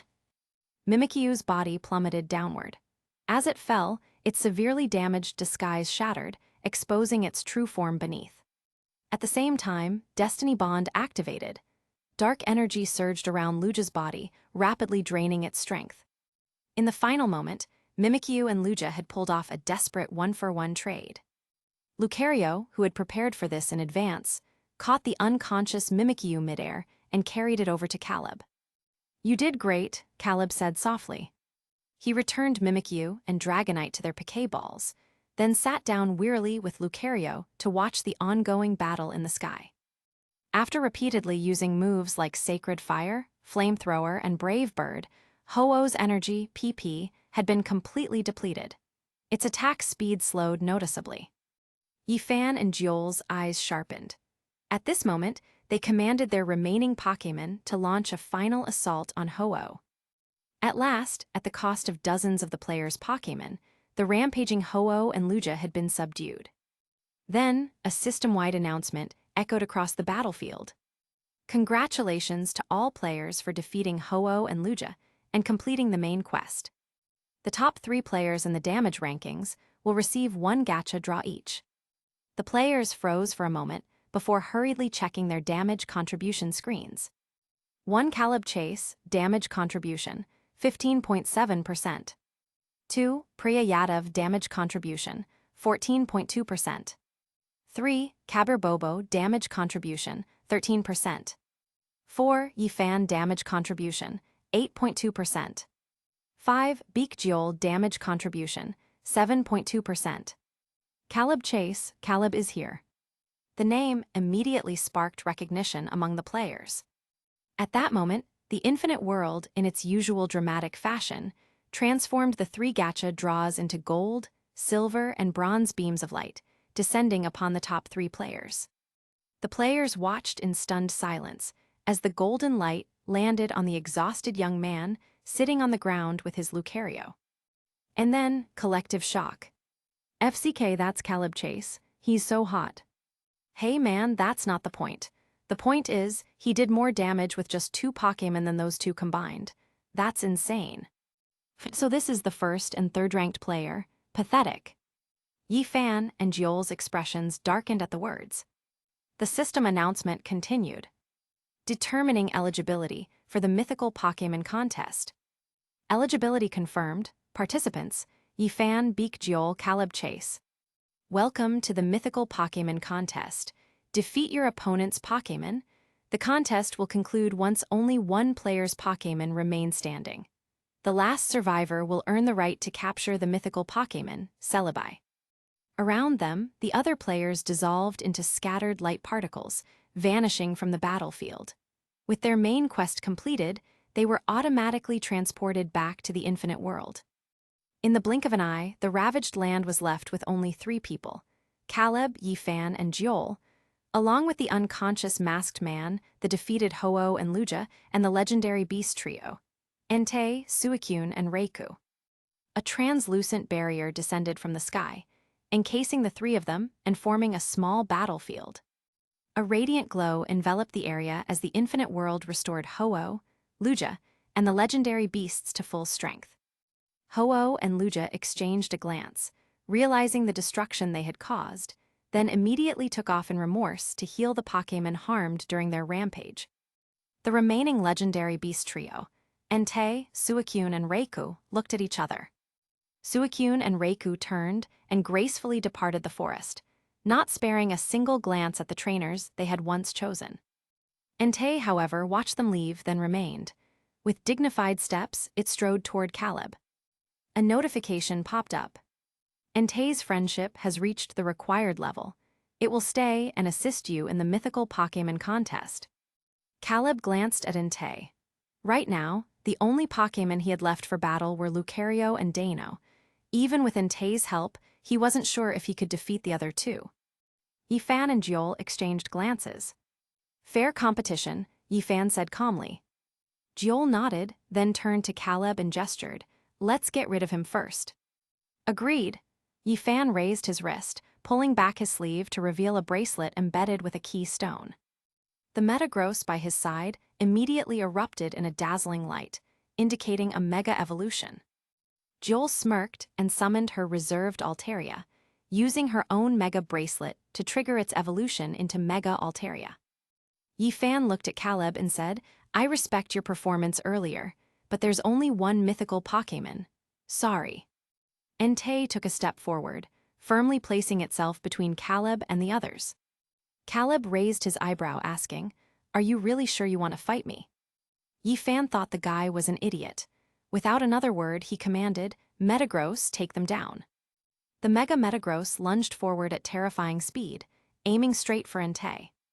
Caleb's expression didn't change at all. His gaze drifted past Yifan's shoulder, toward something behind him. He took a deep breath, then grinned, saying, "Well then, this is." Before he could finish, boom! A sonic blast ripped through the air. Mega Metagross was blown away, sent flying like a ragdoll. Who? Yifan whirled around, then his eyes widened in shock. Before he could process it, another disturbance erupted from a different direction. The ground trembled. Bruno and Lorelei rode in on an Onyx. Lance soared in on his Dragonite, his expression grim. Caleb stood up, dusting himself off. "Welcome to my world," he said, smiling. "Friends." Chapter 198. A heavy silence spread across the land. Yifan frowned as he swept his gaze over the unexpected arrivals.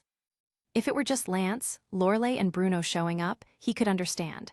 After all, they were native to this instance. But Cynthia, why is she here?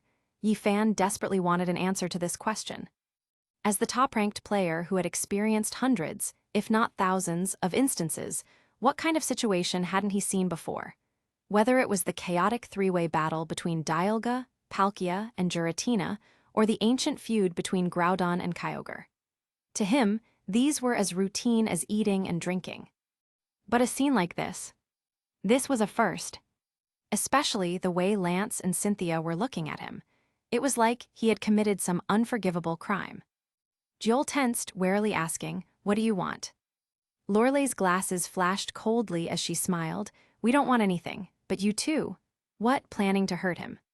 Lance didn't speak. He simply strode over to stand beside Caleb, his cold glare fixed on the two players.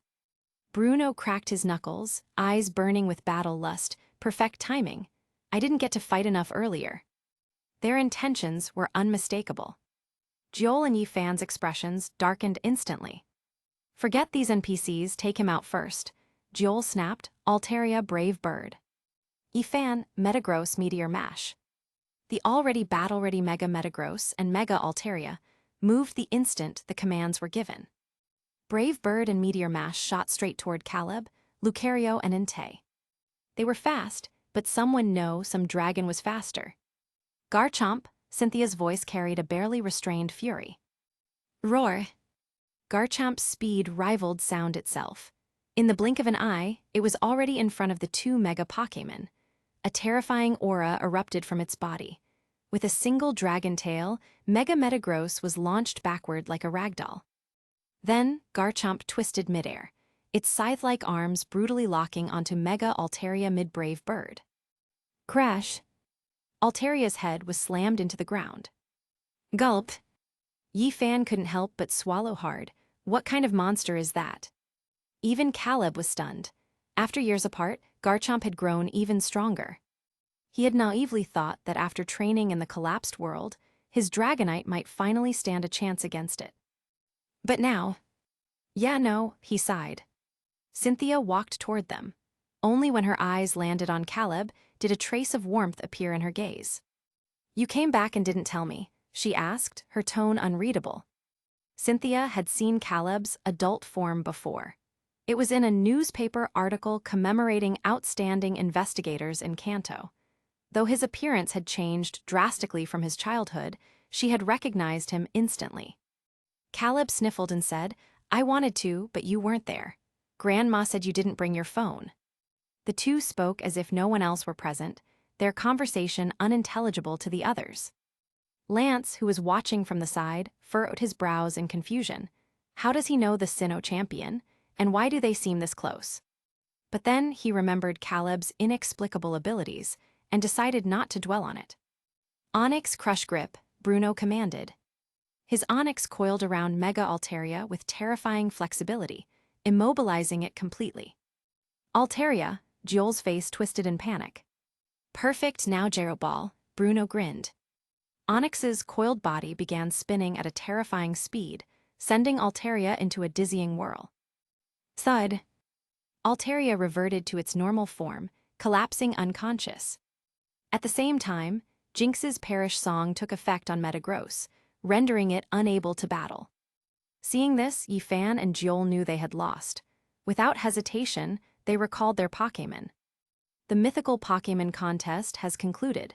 Player Caleb Chase is the final victor and has earned the right to capture Celebi.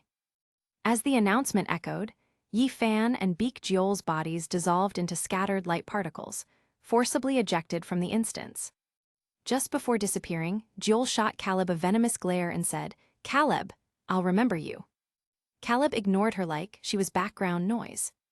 Cynthia, however, glanced in her direction and asked, "Did they leave just like you did last time?" "Yeah," Caleb nodded.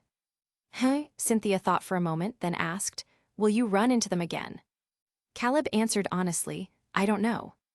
The instances were random, so there was no telling who he'd encounter next.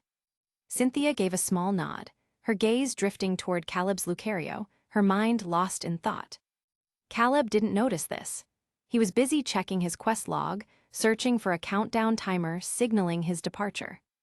There wasn't one. The main quest and the contest were both over.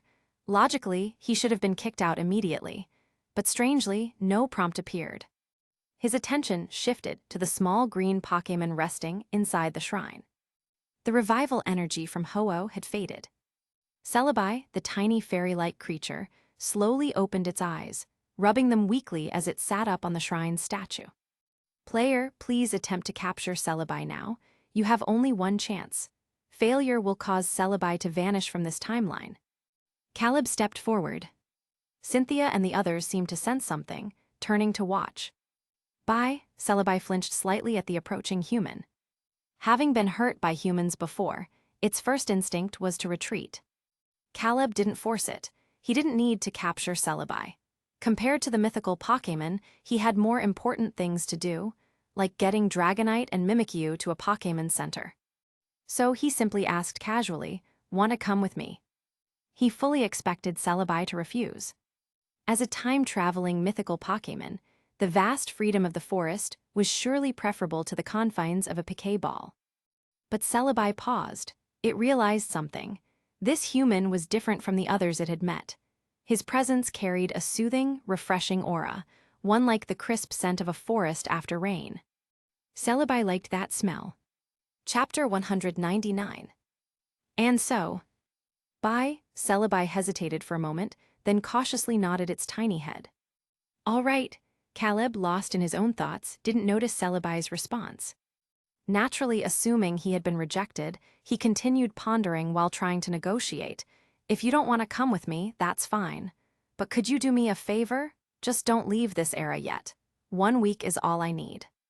He figured that as long as he didn't throw a piquet ball at Celebi, and Celebi didn't vanish from this timeline, the infinite world wouldn't trigger the quest completion prompt and force him to leave the instance. Bye, a question mark popped up above Celebi's head. Entei. Garchomp. Lucario. Huh? Only then did Caleb snap out of it. Wait, you're saying you're willing to come with me? Celebi nodded its little head. Caleb hesitated briefly, then checked his quest panel again. There was still no departure prompt. After a moment of thought, he said, Then, let's go, we should leave this place first. Celebi, accustomed to drifting through different eras without a fixed home, had no objections. With Ho-Oh's crisis resolved, it was time to part ways with Entei. Standing a short distance away, Entei watched as Caleb approached with Celebi. It gave him a slight nod, then stood and vanished into the forest without another word. Goodbye, Caleb silently bid farewell in his heart. Just then, Officer Jenny arrived on her motorcycle. The entire Jenny family had mobilized for the Ilex Forest incident, working alongside League trainers to combat Team Rocket members throughout the woods.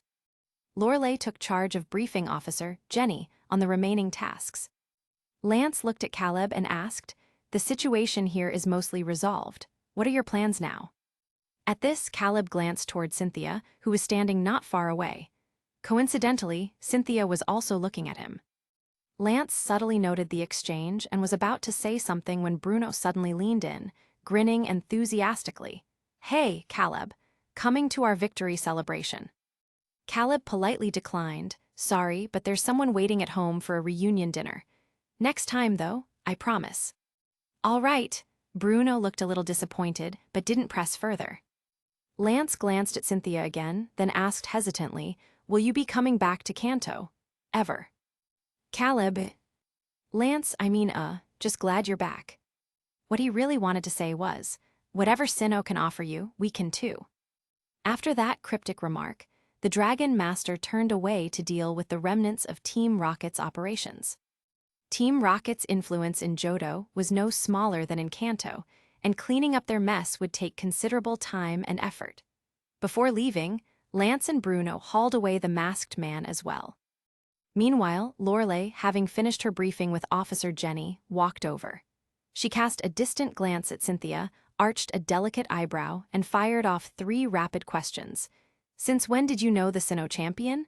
How come none of us knew? Are you leaving Kanto to work for the Sinnoh League now? Caleb. All right, I'll stop teasing you. Lorelei chuckled softly. Still, we owe you a lot this time. No matter what, Kanto will always welcome you back. Go on, she's been waiting for you long enough. Cynthia had already recalled Garchomp into its Piquet ball. Though Garchomp had successfully intercepted the 2 Mega Pokémon earlier, it had taken some damage in the process. So Cynthia let it rest in its ball while she stood there, lost in thought. Only when Caleb approached did she snap out of it, asking gently, "How long can you stay this time?" Caleb thought it over before answering, "At least a week, maybe several years." As long as the infinite world didn't detect the loophole of him not capturing Celebi in a Piquet ball, he could theoretically stay here indefinitely. I see, Cynthia nodded thoughtfully, heading back to Sinnoh now. She had overheard Caleb mentioning a reunion dinner earlier. But the young man in front of her shook his head. Though she had searched for him for so long, now that she'd actually found him, Cynthia suddenly didn't know what to say. Faced with a mature man taller than herself, she couldn't possibly treat him the same way she had that adorable 3-year-old. Just remembering her past actions made her cheeks burn. She'd bought him dresses. She'd forced him to drink milk every day with the excuse that he wouldn't grow tall otherwise. Cynthia truly didn't know how to interact with this little brother, who had lived with her for 3 years. Her thoughts churned, but her expression remained as composed as ever. Is there anywhere you'd like to go? Caleb then told her about Lily. After all, that house was Cynthia's home, not his. Bringing someone along required her permission. More importantly, Lily, a little girl who had crossed 15 years just to find him, couldn't simply be left behind at the studio while he went off to enjoy himself. This was the dilemma weighing on him. He looked at Cynthia apologetically. She listened in silence, her delicate brows knitting together in confusion. "Why would you think it's not your home?" she asked. "That house has your room, your bed, your closet, even the treehouse where Dragonite and the others stargaze. All these years you've been gone, Grandma missed you terribly. She cleaned your room every day, aired out your blankets on sunny days, just so you'd have everything ready when you returned."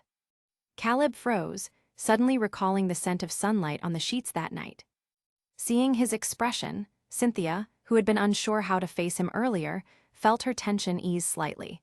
"We can't just leave that girl alone there, can we?" Caleb was deeply moved. "Thank you." A gentle smile curved Cynthia's lips. She said, "Let's go to Mahogany Town, and on the way, tell me your story with her." She knew of Lily. A year ago, while investigating Caleb's whereabouts during her travels in Hone, she had met that resilient little girl. At her words, Caleb sank into memories. Slowly, he began, "The first time I saw her was on a scorching summer day. Back then, she was just a little girl who didn't even know how to tie her own hair. I never imagined she'd believe that offhand story I told her about Celebi, and I definitely never thought I'd see her again here." Cynthia's gaze softened. She whispered, "Meeting you was probably the luckiest thing that ever happened to her." Chapter 200. Good morning, Mimikyu. Good morning, Dragonite. Good morning, Lucario. Good morning, Dano. Good morning, Celebi. Caleb greeted each of his Pokémon while pulling on his clothes. Tilda, Dragonite lazily shifted its tail, using its arm as a pillow as it continued sleeping.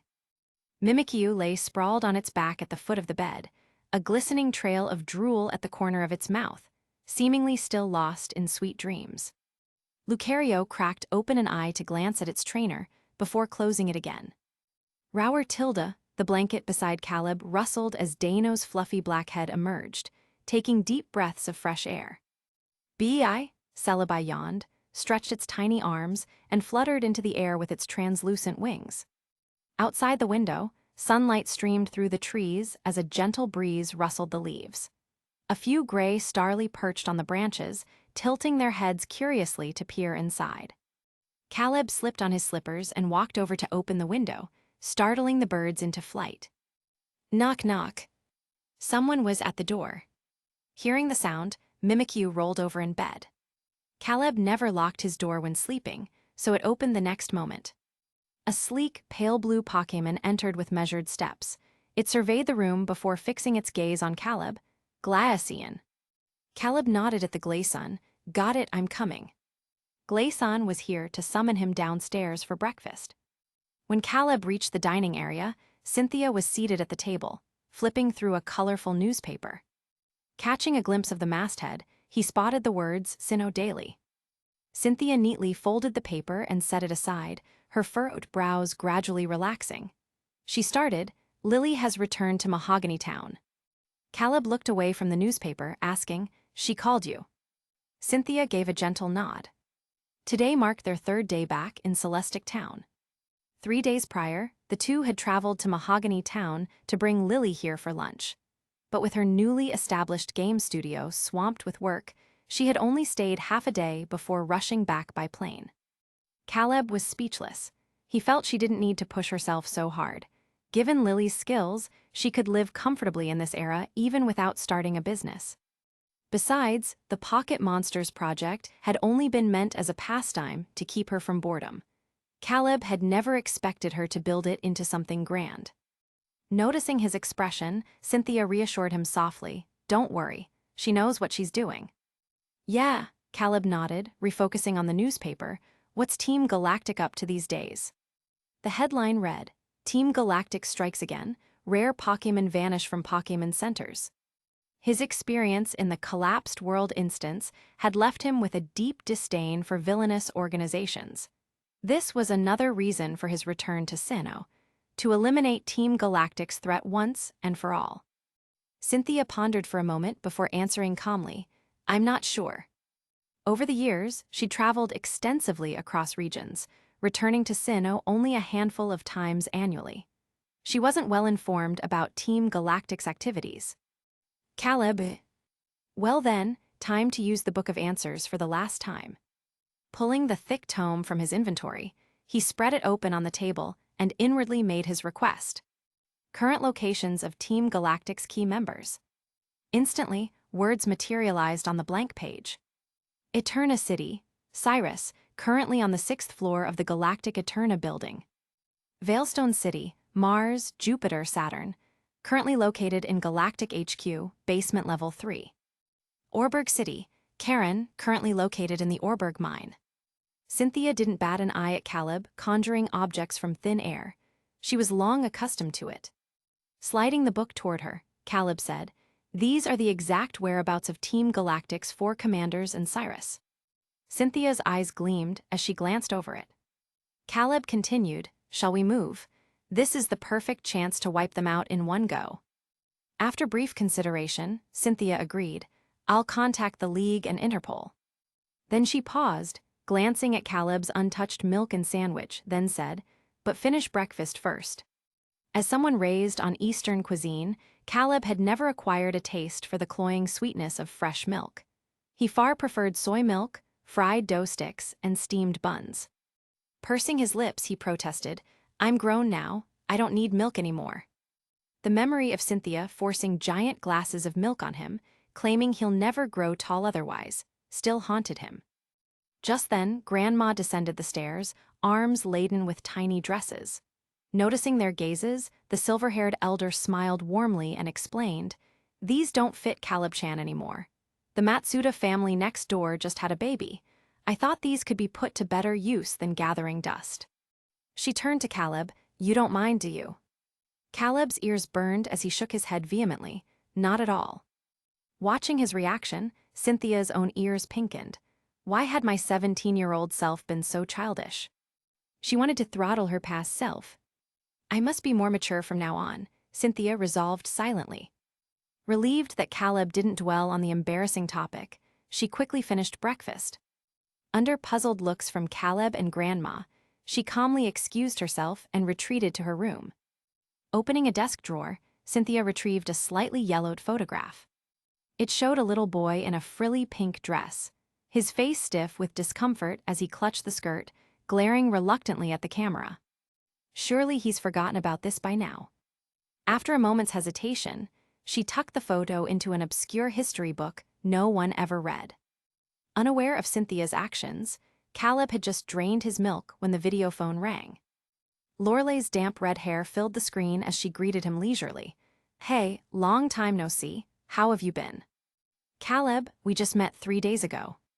Lorelei, really, feels like ages to me. Caleb, reading her expression, he cut to the chase. What do you need? Lorelei sighed. About the forest fire 3 days ago. It turned half of Ilex Forest into a wasteland, leaving countless wild Pokémon homeless. We planned to relocate them to another sanctuary, but with everyone tied up handling Team Rocket remnants, we're short-handed. We were hoping you could assist. As she spoke, a notification popped up. Hidden quest, sanctuary triggered. Objective, rescue displaced Pokémon and relocate them safely. Reward, gacha draw ×1. Except... Chapter 201. Caleb didn't accept immediately. After some thought, he asked, "Is it urgent?" Lorelei nodded. The ecology of Ilex Forest has been severely damaged. Many wild Pokémon are seriously injured, and they're extremely hostile toward unfamiliar humans approaching them. This has made our rescue efforts extremely difficult. I understand. Hearing this, Caleb's expression turned solemn. He recalled the bizarre, mother and child, duo he had encountered in Ilex Forest before. I should arrive around 3 p.m., he said. With his warp beacon, he could instantly teleport to any location he had visited before. But before that, he needed to deal with Team Galactic. If he delayed, Cyrus and the others might relocate, and that would be problematic. Then I'll leave it to you. Lorelei bowed earnestly. After hanging up, Caleb turned around to see Cynthia descending the wooden staircase. I've already notified the League and the International Police. They'll handle Team Galactic, Cynthia said, pausing before adding, "Is it urgent? If you need to return to Kanto immediately, don't worry about things here. I'll take care of it." Caleb had already unlocked all the key locations in Sinnoh 5 years ago. Whether it was Veilstone City or Eterna City, he could teleport there with just a thought. The only downside was that the warp beacon couldn't bring others along. After brief consideration, he shook his head. I have a special item that can instantly warp me to Eterna and Veilstone. He needed to witness the arrests of Team Galactic's top brass personally. Otherwise, he wouldn't feel at ease.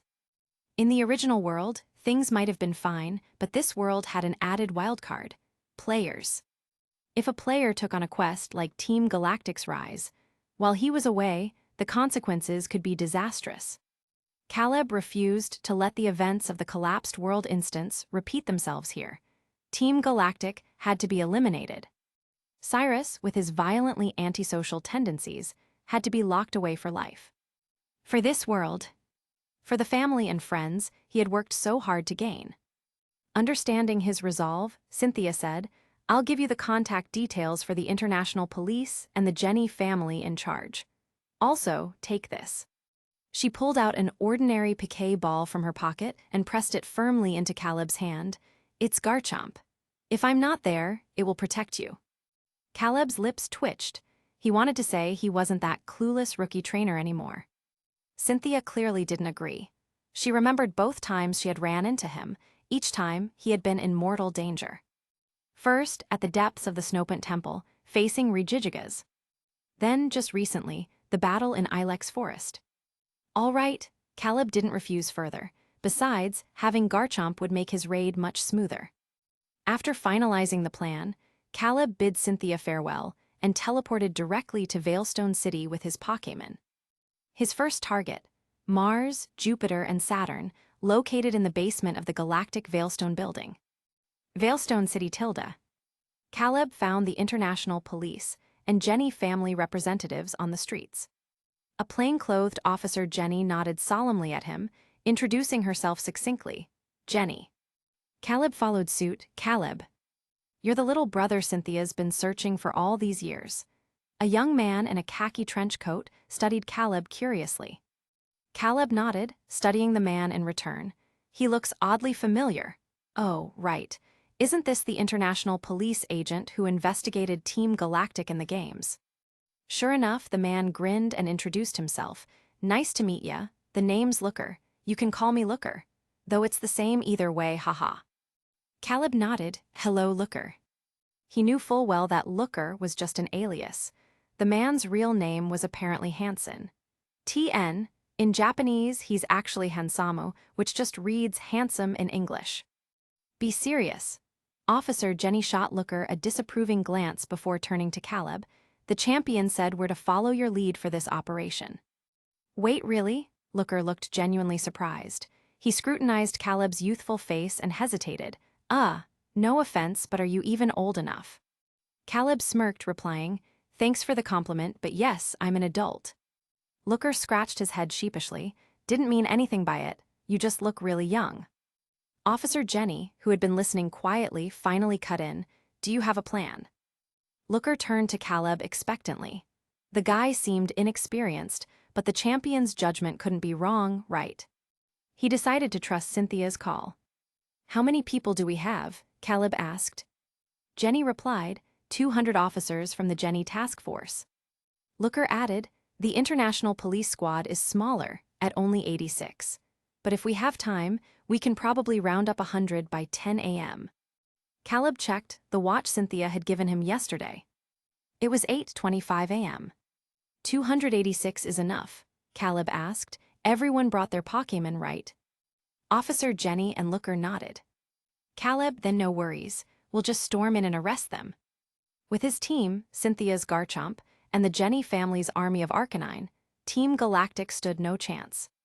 Even if Mars, Jupiter, and Saturn teamed up, it wouldn't matter. Without the Infinite World's buffs, they were just slightly stronger than average trainers at best. Galactic HQ, basement level 3 . Suhail trudged down the corridor, his expression numb with despair. Not long ago, he had been an ordinary office worker. That was until a runaway truck sent him flying 15 meters on his way home. He died on impact. When he opened his eyes again, he found himself in this fantastical world, where he was assigned a main quest. Infiltrate Team Galactic and report intel to the international police. Like any new trainer, Suhail had been thrilled to receive his first Pokémon, dreaming of becoming a champion and catching legendaries. Realities, however, hit him like a truck. Again. He wasn't some overpowered protagonist. He was just an average player with no special abilities. Today marked his 15th day in this world. 4 other players had entered this scenario with him, 3 rookies and 1 veteran. On the 5th day, the rookies tried to steal Galactic's data for quick rewards. They messed up the timing and got caught by Mars, who was pulling an all-nighter. They were dragged away, and Suhail never heard from them again. Yesterday, the veteran player finally secured his quest item after countless hardships, ready to hand it over to the Sinnoh League.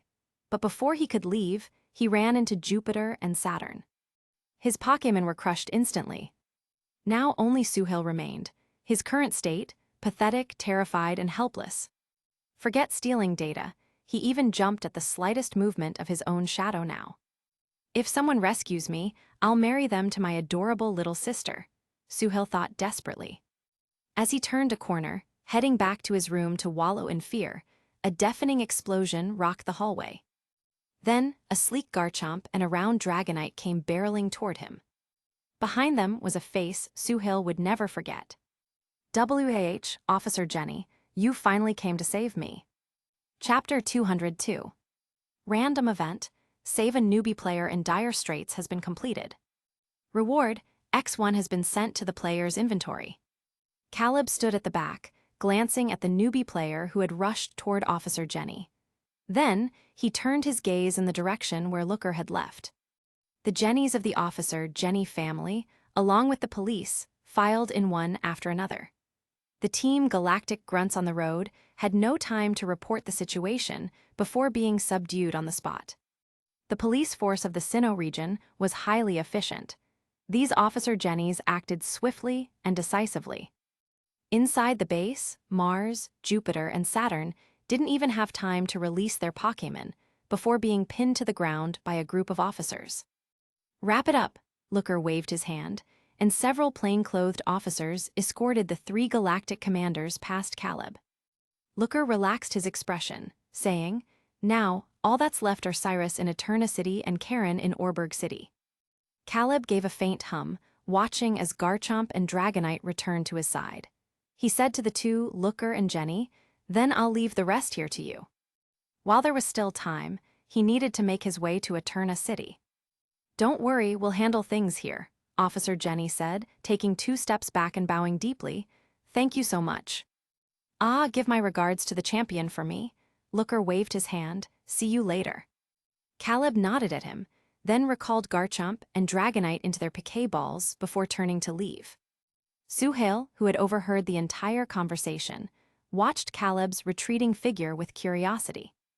"Who was that?" he asked. Looker replied, "The champion's younger brother." "The champion?" Suhail's eyes widened at that. "You mean Cynthia?" "Did Cynthia have a younger brother? I don't think so." Suhail racked his brain, trying to recall the anime and game lore he had seen. Looker took one look at him and guessed what he was thinking. He shrugged and said, "I find it strange too, but that's just how it is." Suhail thought for a moment before asking, "Can you tell me his name?" "Of course," Looker said. "His name is Caleb." "Caleb?" Suhail couldn't help but wonder. Why does Cynthia's brother have such a distinctly Chinese name? Caleb found a secluded spot and directly used the warp beacon to teleport to the galactic building in Eterna City. When he arrived, the Officer Jennies and international police assigned to capture Cyrus were already locked in a fierce battle with him. Top floor of the galactic building, Tilde. Cyrus's eyes were dark and gloomy as he glared at the Officer Jenny and international police officer before him. Officer Jenny shouted, "Cyrus, you have nowhere left to run. Drop the piquet ball in your hand and cease this pointless resistance." The corners of Cyrus's lips curled into a sinister smile as he replied, "I don't know how you found me, but it no longer matters." He closed his eyes, took a deep breath, and when he opened them again, his expression had grown even more deranged. "You'll all be coming with me." He pulled a black detonator from his pocket. The moment Officer Jenny saw the object, her face paled as if she had realized something terrible. "Not good, that's a remote bomb, stop him." She had seen a detonator, identical to the one in Cyrus's hand during a previous case. The memory of the devastation from that incident made a cold sweat drip down her temple. The galactic building was located in the heart of Eterna City's bustling downtown. If an explosion were to occur, the consequences would be unimaginable. Cyrus grinned wildly. "Too late, I've planted bombs throughout this entire building. Even the underground is packed with tons of explosives. Once they go off, what a spectacular sight it'll be." As he spoke, he raised the detonator high. "It's over," Officer Jenny thought in despair. But at that moment, a clear voice rang out from above. "Moron!" Under the golden sunlight, a tall and swift figure descended from the sky, kicking Cyrus away with a single strike.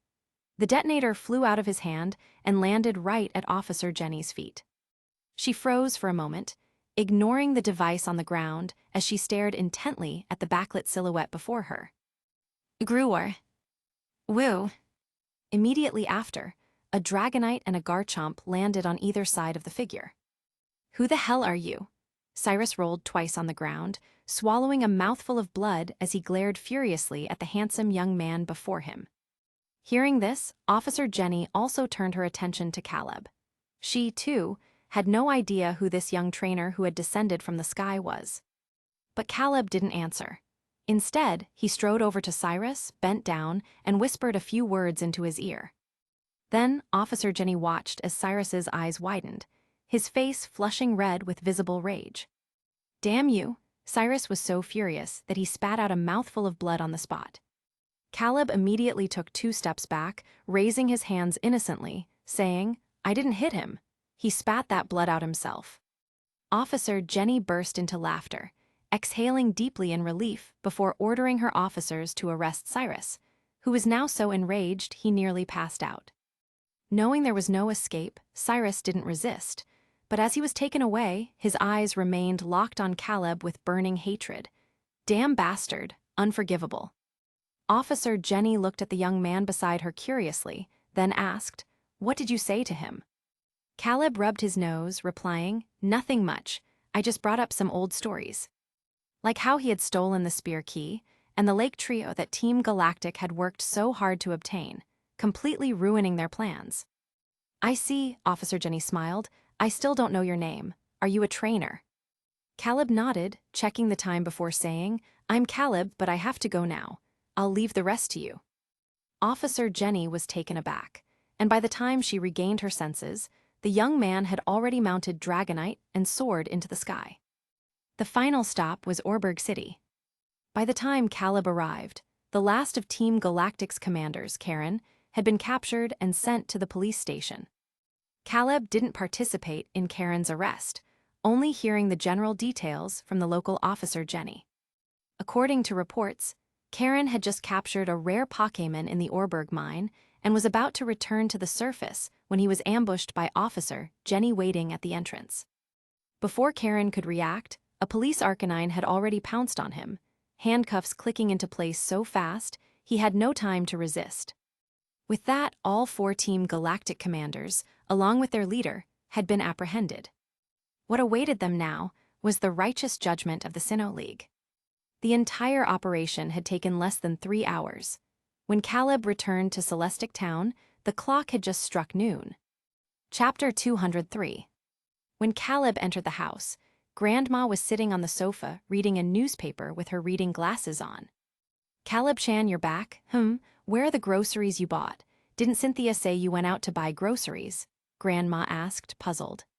Hearing this, Caleb turned to look at Cynthia, sitting on another sofa. Cynthia coughed lightly. Caleb immediately understood and said, I had Mimikyu deliver them to the kitchen first. He secretly flashed Cynthia a thumbs up. Cynthia quickly added, I'll go cook. Caleb, I'll help.